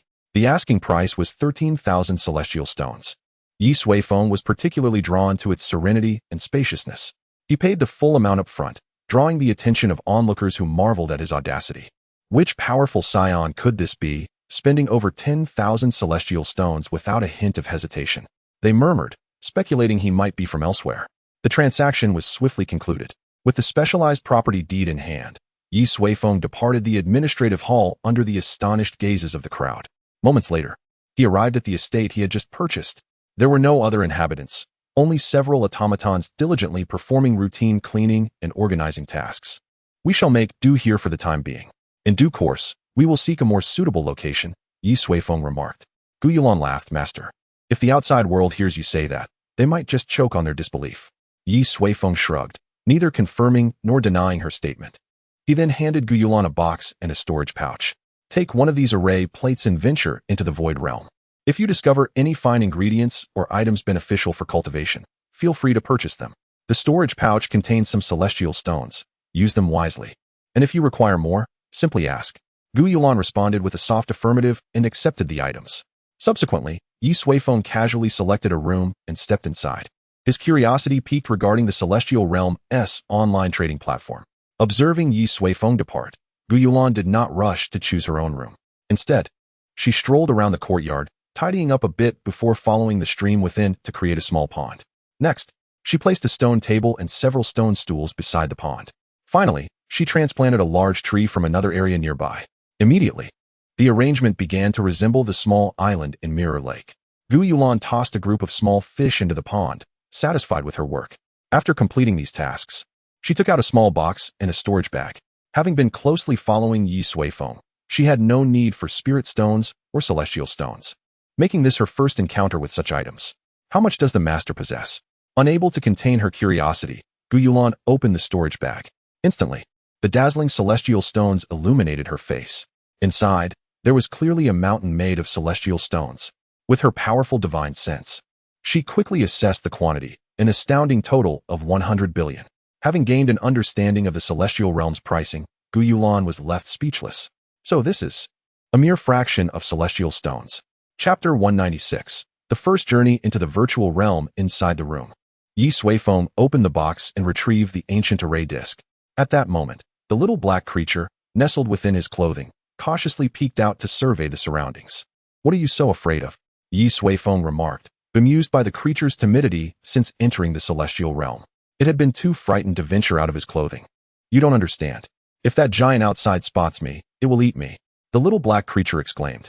Ye Suifeng sighed, then reached out to grab it by the neck and tossed it onto the table. The little creature immediately squealed in fright. "Why are you yelling? Come and see. Has the giant you fear appeared?" Ye Suifeng said sternly, giving the creature a light slap on the back of its head. Observing the still cautious little black, he shook his head, thinking it the most cowardly celestial being he had ever encountered. Even with its stealth abilities, it remained so frightened. Contemplating whether to have a chat with that giant, he ultimately dismissed the idea. The celestial realm's laws might not be amicable, and should a conflict arise, the repercussions could be disastrous. Besides, having a giant to keep the little black in check could be beneficial. "Stay here. I'll fetch you something delicious," Ye Suifeng assured. Hearing about food, The little black sphere gradually dissipated.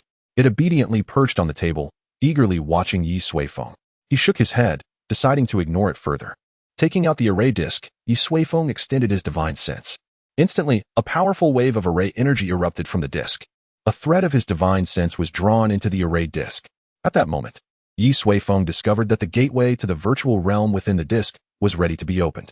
Without hesitation, he pushed the door open with his spiritual power and stepped through. Suddenly, the world shifted and the surroundings transformed. He found himself in a serene bamboo grove, where a simple stone table stood at its center, adorned with 2 sheets of pristine rice paper. As Ye Suifeng approached, a voice resonated in his ear. "Welcome to the virtual realm constructed by the Global Trading Association. We hope this journey proves satisfactory. You may set your identity within the virtual realm by inscribing your name and likeness on the rice paper. Alternatively, if you wish to embark on this journey with your true appearance and identity, you may directly enter the virtual realm." Listening to this voice, Ye Suifeng couldn't help but stroke his chin, feeling as though he was about to engage in a virtual game. Moreover, there was a face customization feature. How intriguing. Ye Suifeng chuckled, but he had no intention of concealing anything. He chose to enter the virtual realm using his true identity. The scenery shifted once more, and soon he stood before an expansive light screen. The atmosphere buzzed with conversation as numerous cultivators gathered, engaged in discussion. At every moment, people emerged from or vanished into the light screen. This was the virtual realm's marketplace. After purchasing the array disk, Ye Suifeng received detailed instructions on its usage. This location served as the virtual realm's central hub for transactions. The light screen displayed information on all available goods, allowing customers to search for key details according to their needs, thus facilitating selection. Upon choosing a product, one could negotiate or trade directly. Alternatively, one could enter the vendor's store in the virtual realm for a closer look and face-to-face transactions. Simply step into the light screen. Besides the trading square, the Global Trading Association had established various other venues within the virtual realm, such as tea gatherings, philosophical debates, entertainment spots, combat arenas, and even platforms resembling message-in-a-bottle friendships. However, all these venues were not tangible. They were constructed by supreme beings utilizing their immense powers within the virtual realm. Quite remarkable. Perhaps I should create something similar for the Guiling realm, Ye Suifeng mused to himself. This method of building a virtual realm for long-distance communication could indeed resolve numerous issues, especially as it effortlessly connected individuals separated by vast distances. After a brief observation, Ye Suifeng extended his divine sense into the light screen, revealing an extensive list before him. Categories such as pills, techniques, spiritual artifacts, celestial artifacts, secrets, and celestial herbs covered dozens of overarching classifications, encompassing nearly every aspect of the world. Beneath each major category, there were further detailed divisions based on grade, attributes, prices, and more. Ye Suifeng couldn't help but marvel at the ingenuity of the individual who created this virtual realm. Could they possibly have originated from a technological world? With countless realms in existence, it was indeed a possibility. At the top of the list was a name followed by a long string of numbers. Divine Martial Celestial Mansion, Ye Suifeng. Identification number, 7,462, 4,333, 8,943, 6,369, 6,246, 4636. The name was straightforward, representing a regional prefix.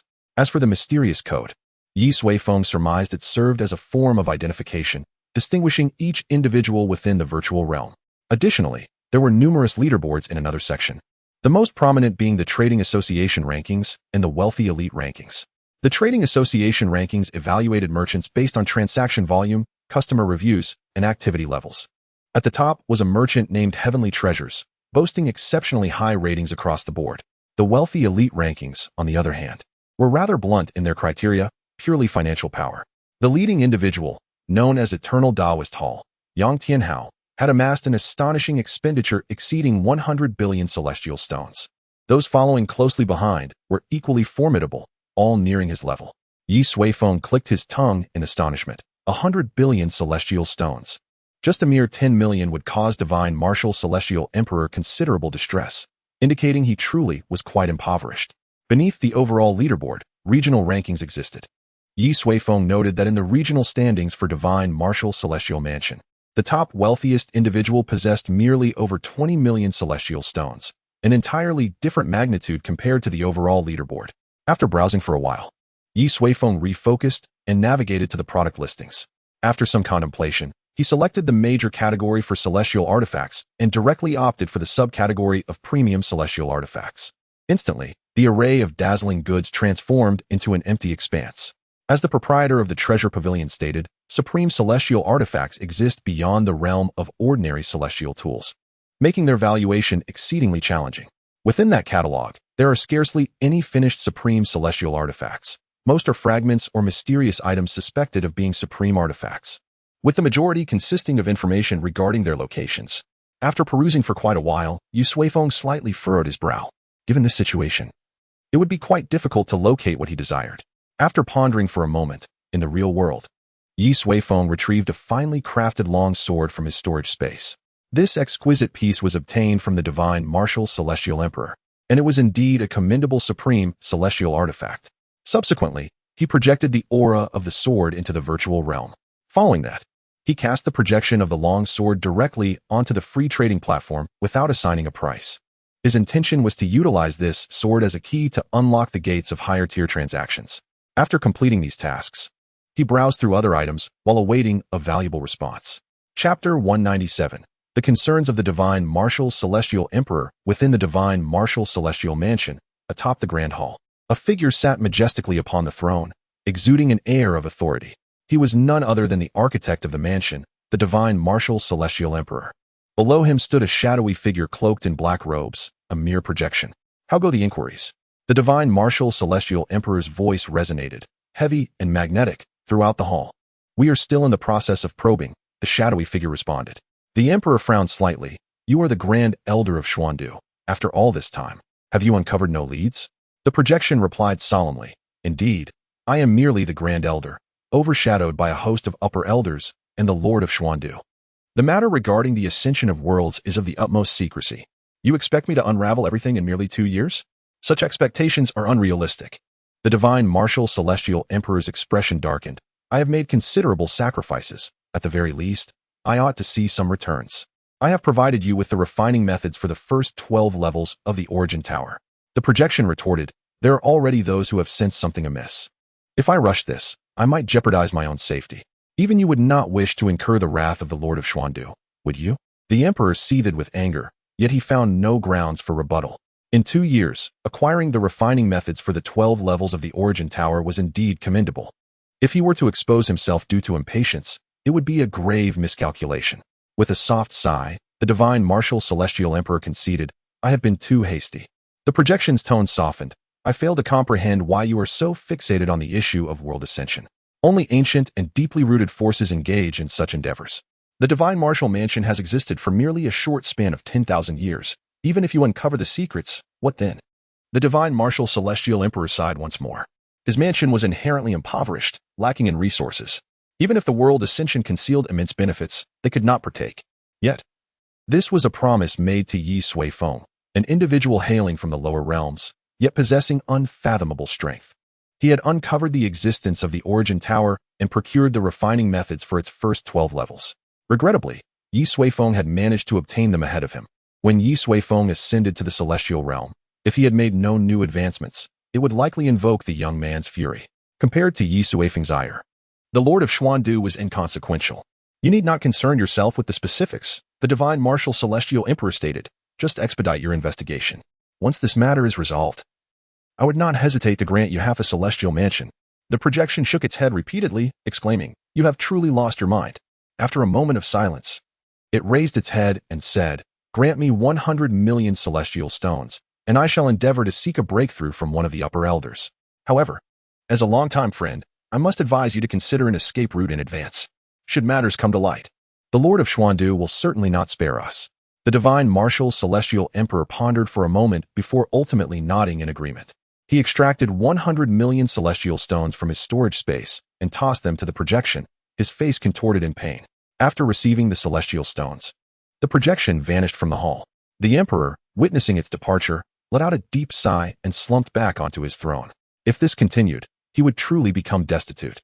Alas, he had unwittingly entangled himself with a formidable entity. No matter how powerful the Lord of Xuandu might be, he was merely a celestial emperor with formidable means. Although he could not contend with him, he held confidence in his ability to escape. Yet, before that man, He felt like a frail child devoid of any capacity for resistance. He could only hope that Ye Suifeng would linger in the lower realms for several more hundred years. At that moment, the communication jade talisman of the divine martial celestial emperor stirred with activity. Upon inspection, it was a message from another friend, the celestial emperor of illumination. It was from him that the emperor first learned of the secrets surrounding world ascension. "Old brother, is there something you require?" The divine martial celestial emperor inquired. "Oh, divine martial," an elderly voice emanated from the jade talisman. "Have you recently found yourself in dire need of celestial stones?" The divine martial celestial emperor was taken aback. His financial struggles had become common knowledge? Could it be? "Old brother, have you struck it rich and possess an excess of celestial stones that you wish to share with me?" After a prolonged silence from the other end, the celestial emperor of illumination replied, "What are you thinking?" The divine martial celestial emperor felt rather despondent at this point. He had little interest in any conversation that did not involve monetary assistance. "Divine martial, I am aware of your perpetual financial constraints," the celestial emperor of illumination continued. "But surely it is not to the extent of selling your Xinshin sword to the public. Moreover, it was placed within the lower echelons of the virtual realm. Have you been drinking excessively?" The divine martial celestial emperor was taken aback.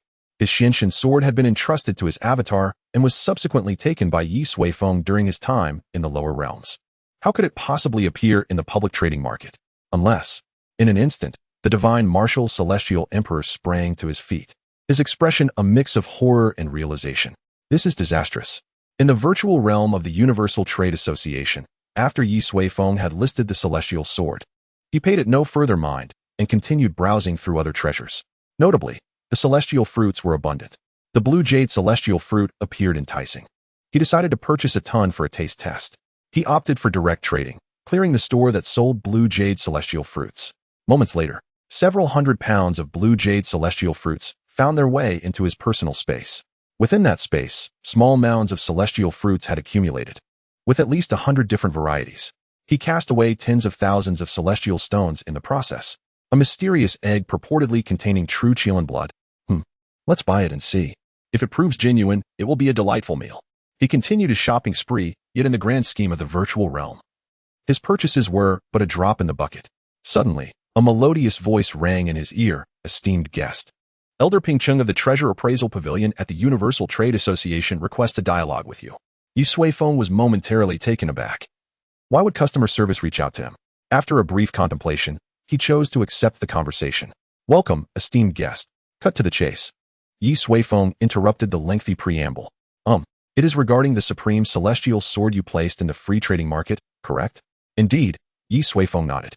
Elder Pengcheng smiled and continued, "After our appraisal, we can confirm that the sword indeed qualifies as a supreme celestial artifact and is considered to be of above-average quality within that category. Its value is exceedingly high, and placing it within the lower levels of the virtual realm may incite some chaos. Therefore, we have temporarily concealed it for you." Ye Suifeng raised an eyebrow, and upon closer inspection, he found that the immortal sword had indeed vanished from the free trade house. He wondered why no one had contacted him during this time. "Is it forbidden to sell exquisite immortal artifacts in the virtual realm?" he inquired.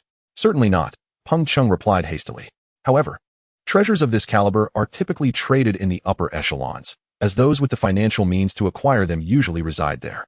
Ye Suifeng nodded, realizing that the key had indeed served its purpose, successfully unlocking the gateway to the higher-level trading area.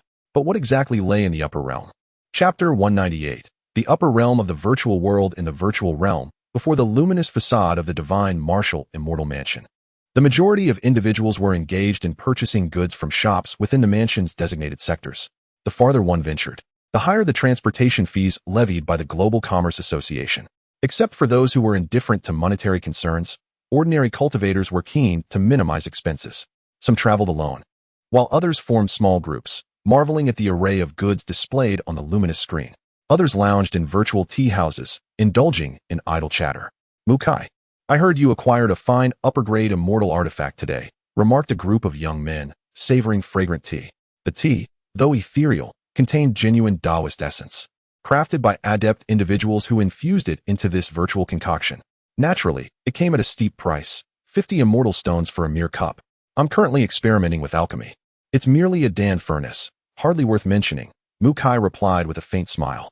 Despite his modest words, a glimmer of pride lingered in his eyes. "Oh," Mu Brothers' generosity is commendable. A upper-grade immortal artifact Dan Furnace is among the priciest of its kind, surely worth at least 50,000 immortal stones, another chimed in. Mu Kai chuckled, only 80,000. A chorus of gasps erupted among the youths. 80,000 immortal stones for a mere auxiliary Dan Furnace. And given that the Mu family wasn't renowned for alchemy, it would serve merely as a luxury. After today, Mu Brothers' ranking on the wealthy list will surely advance once more, someone exclaimed. Let me see, another said, opening the Divine Martial Immortal Mansion's wealthy list, exclaiming. Mu Brother is formidable. 6,290,000, already within the top 500. The group gasped in awe. With over 100 million individuals able to access the Divine Martial Immortal Mansion, Mu Kai's ascent to the top 500 was indeed remarkable. What was more astonishing was that he had achieved this in just a few decades. In a few hundred years, the mansion's top rank might very well change hands. Compliments flowed like water. Mu Qian maintained a calm smile, seemingly indifferent to the hollow accolades. Among the crowd, however, a slender young man hung his head, oblivious to the surrounding spectacle. Xiaoqi, what are you looking at? Someone noticed him. Xiaoqi lifted his head. Oh, I'm also checking the wealthy list. There's someone quite peculiar, he said, magnifying the list, revealing a name to all. Ye Suifeng, 1,220,000 immortal stones. Ranked 143,960. What's so strange about that? Just someone outside the 40,000 mark, the crowd shrugged. No. Xiaoqi, visibly shaken, insisted, when I first noticed him, he had only 30,000. Yet after just one cup of tea, he surpassed 100,000. And he keeps rising. As Xiaoqi spoke, the group fell silent, even Mu Kai showing signs of astonishment. While many in the Divine Martial Immortal Mansion spent millions, to consume over 1 million within the time it took to drink a cup of tea was indeed extraordinary. Are you mistaken? Someone questioned. Doubtful that such a person existed in the mansion. However, just as he spoke, Ye Suifeng's expenditure surged by another 100,000. All eyes widened in disbelief. Welcome back to our 9 realms immortal materials, a sweet-faced woman greeted Ye Suifeng with a beaming smile. Moments ago, he had cleared their inventory of immortal fruits, spirit plants, elixirs, and other rare treasures, spending over 1 million immortal stones. Given the considerable distance and the transport fees alone exceeding 10,000. Such a spendthrift was a rare find indeed. Once you restock, we shall see, Ye Suifeng said, dismissively flicking the woman's ethereal image to the corner. So, all treasures above upper-grade immortal artifacts are concentrated in the upper realm? He mused, selecting a shop while conversing with Peng Cheng, whose virtual image appeared as a simple, honest-looking middle-aged man, though whether this was his true visage remained uncertain. One could say that, Peng Cheng explained. Occasionally, a few exceptional immortal artifacts may appear in the lower levels, but they are generally of inferior quality, accessible to average cultivators. This also serves to stimulate consumer desire. Ye Suifeng merely acknowledged with a sound. He held little interest in the intricacies of commerce, merely seeking to know where he could procure the items he desired. He soon discovered a commendable shop and entered. The establishment offered a diverse array of goods, albeit somewhat disorganized, leading him to clear half of its inventory. What must one do to enter the upper realm? Ye Suifeng inquired. Once your financial capacity meets the standard, an invitation will suffice, Peng Cheng replied with a smile. With the exquisite immortal sword you possess, you have already demonstrated your financial prowess. The Global Commerce Association has prepared a special artifact for you, which will grant you direct access to the upper realm. I will accompany you, ready to answer any inquiries. There's no need for anyone else. You will do just fine, Ye Suifeng stated nonchalantly. I have one more question. Do any artifacts infused with laws exist in the upper realm? Any law will do. At this, Peng Cheng was taken aback. Such treasures are often beyond the realm of exceptional immortal artifacts. Ye Suifeng shot him a glance. Just tell me, is there or isn't there? Peng Cheng, astonished by the wealth of this newcomer to the virtual realm, responded, there are some, but few are freely available for sale. Artifacts infused with laws are difficult to price. To someone who can utilize them, they are invaluable, yet worthless to those who cannot.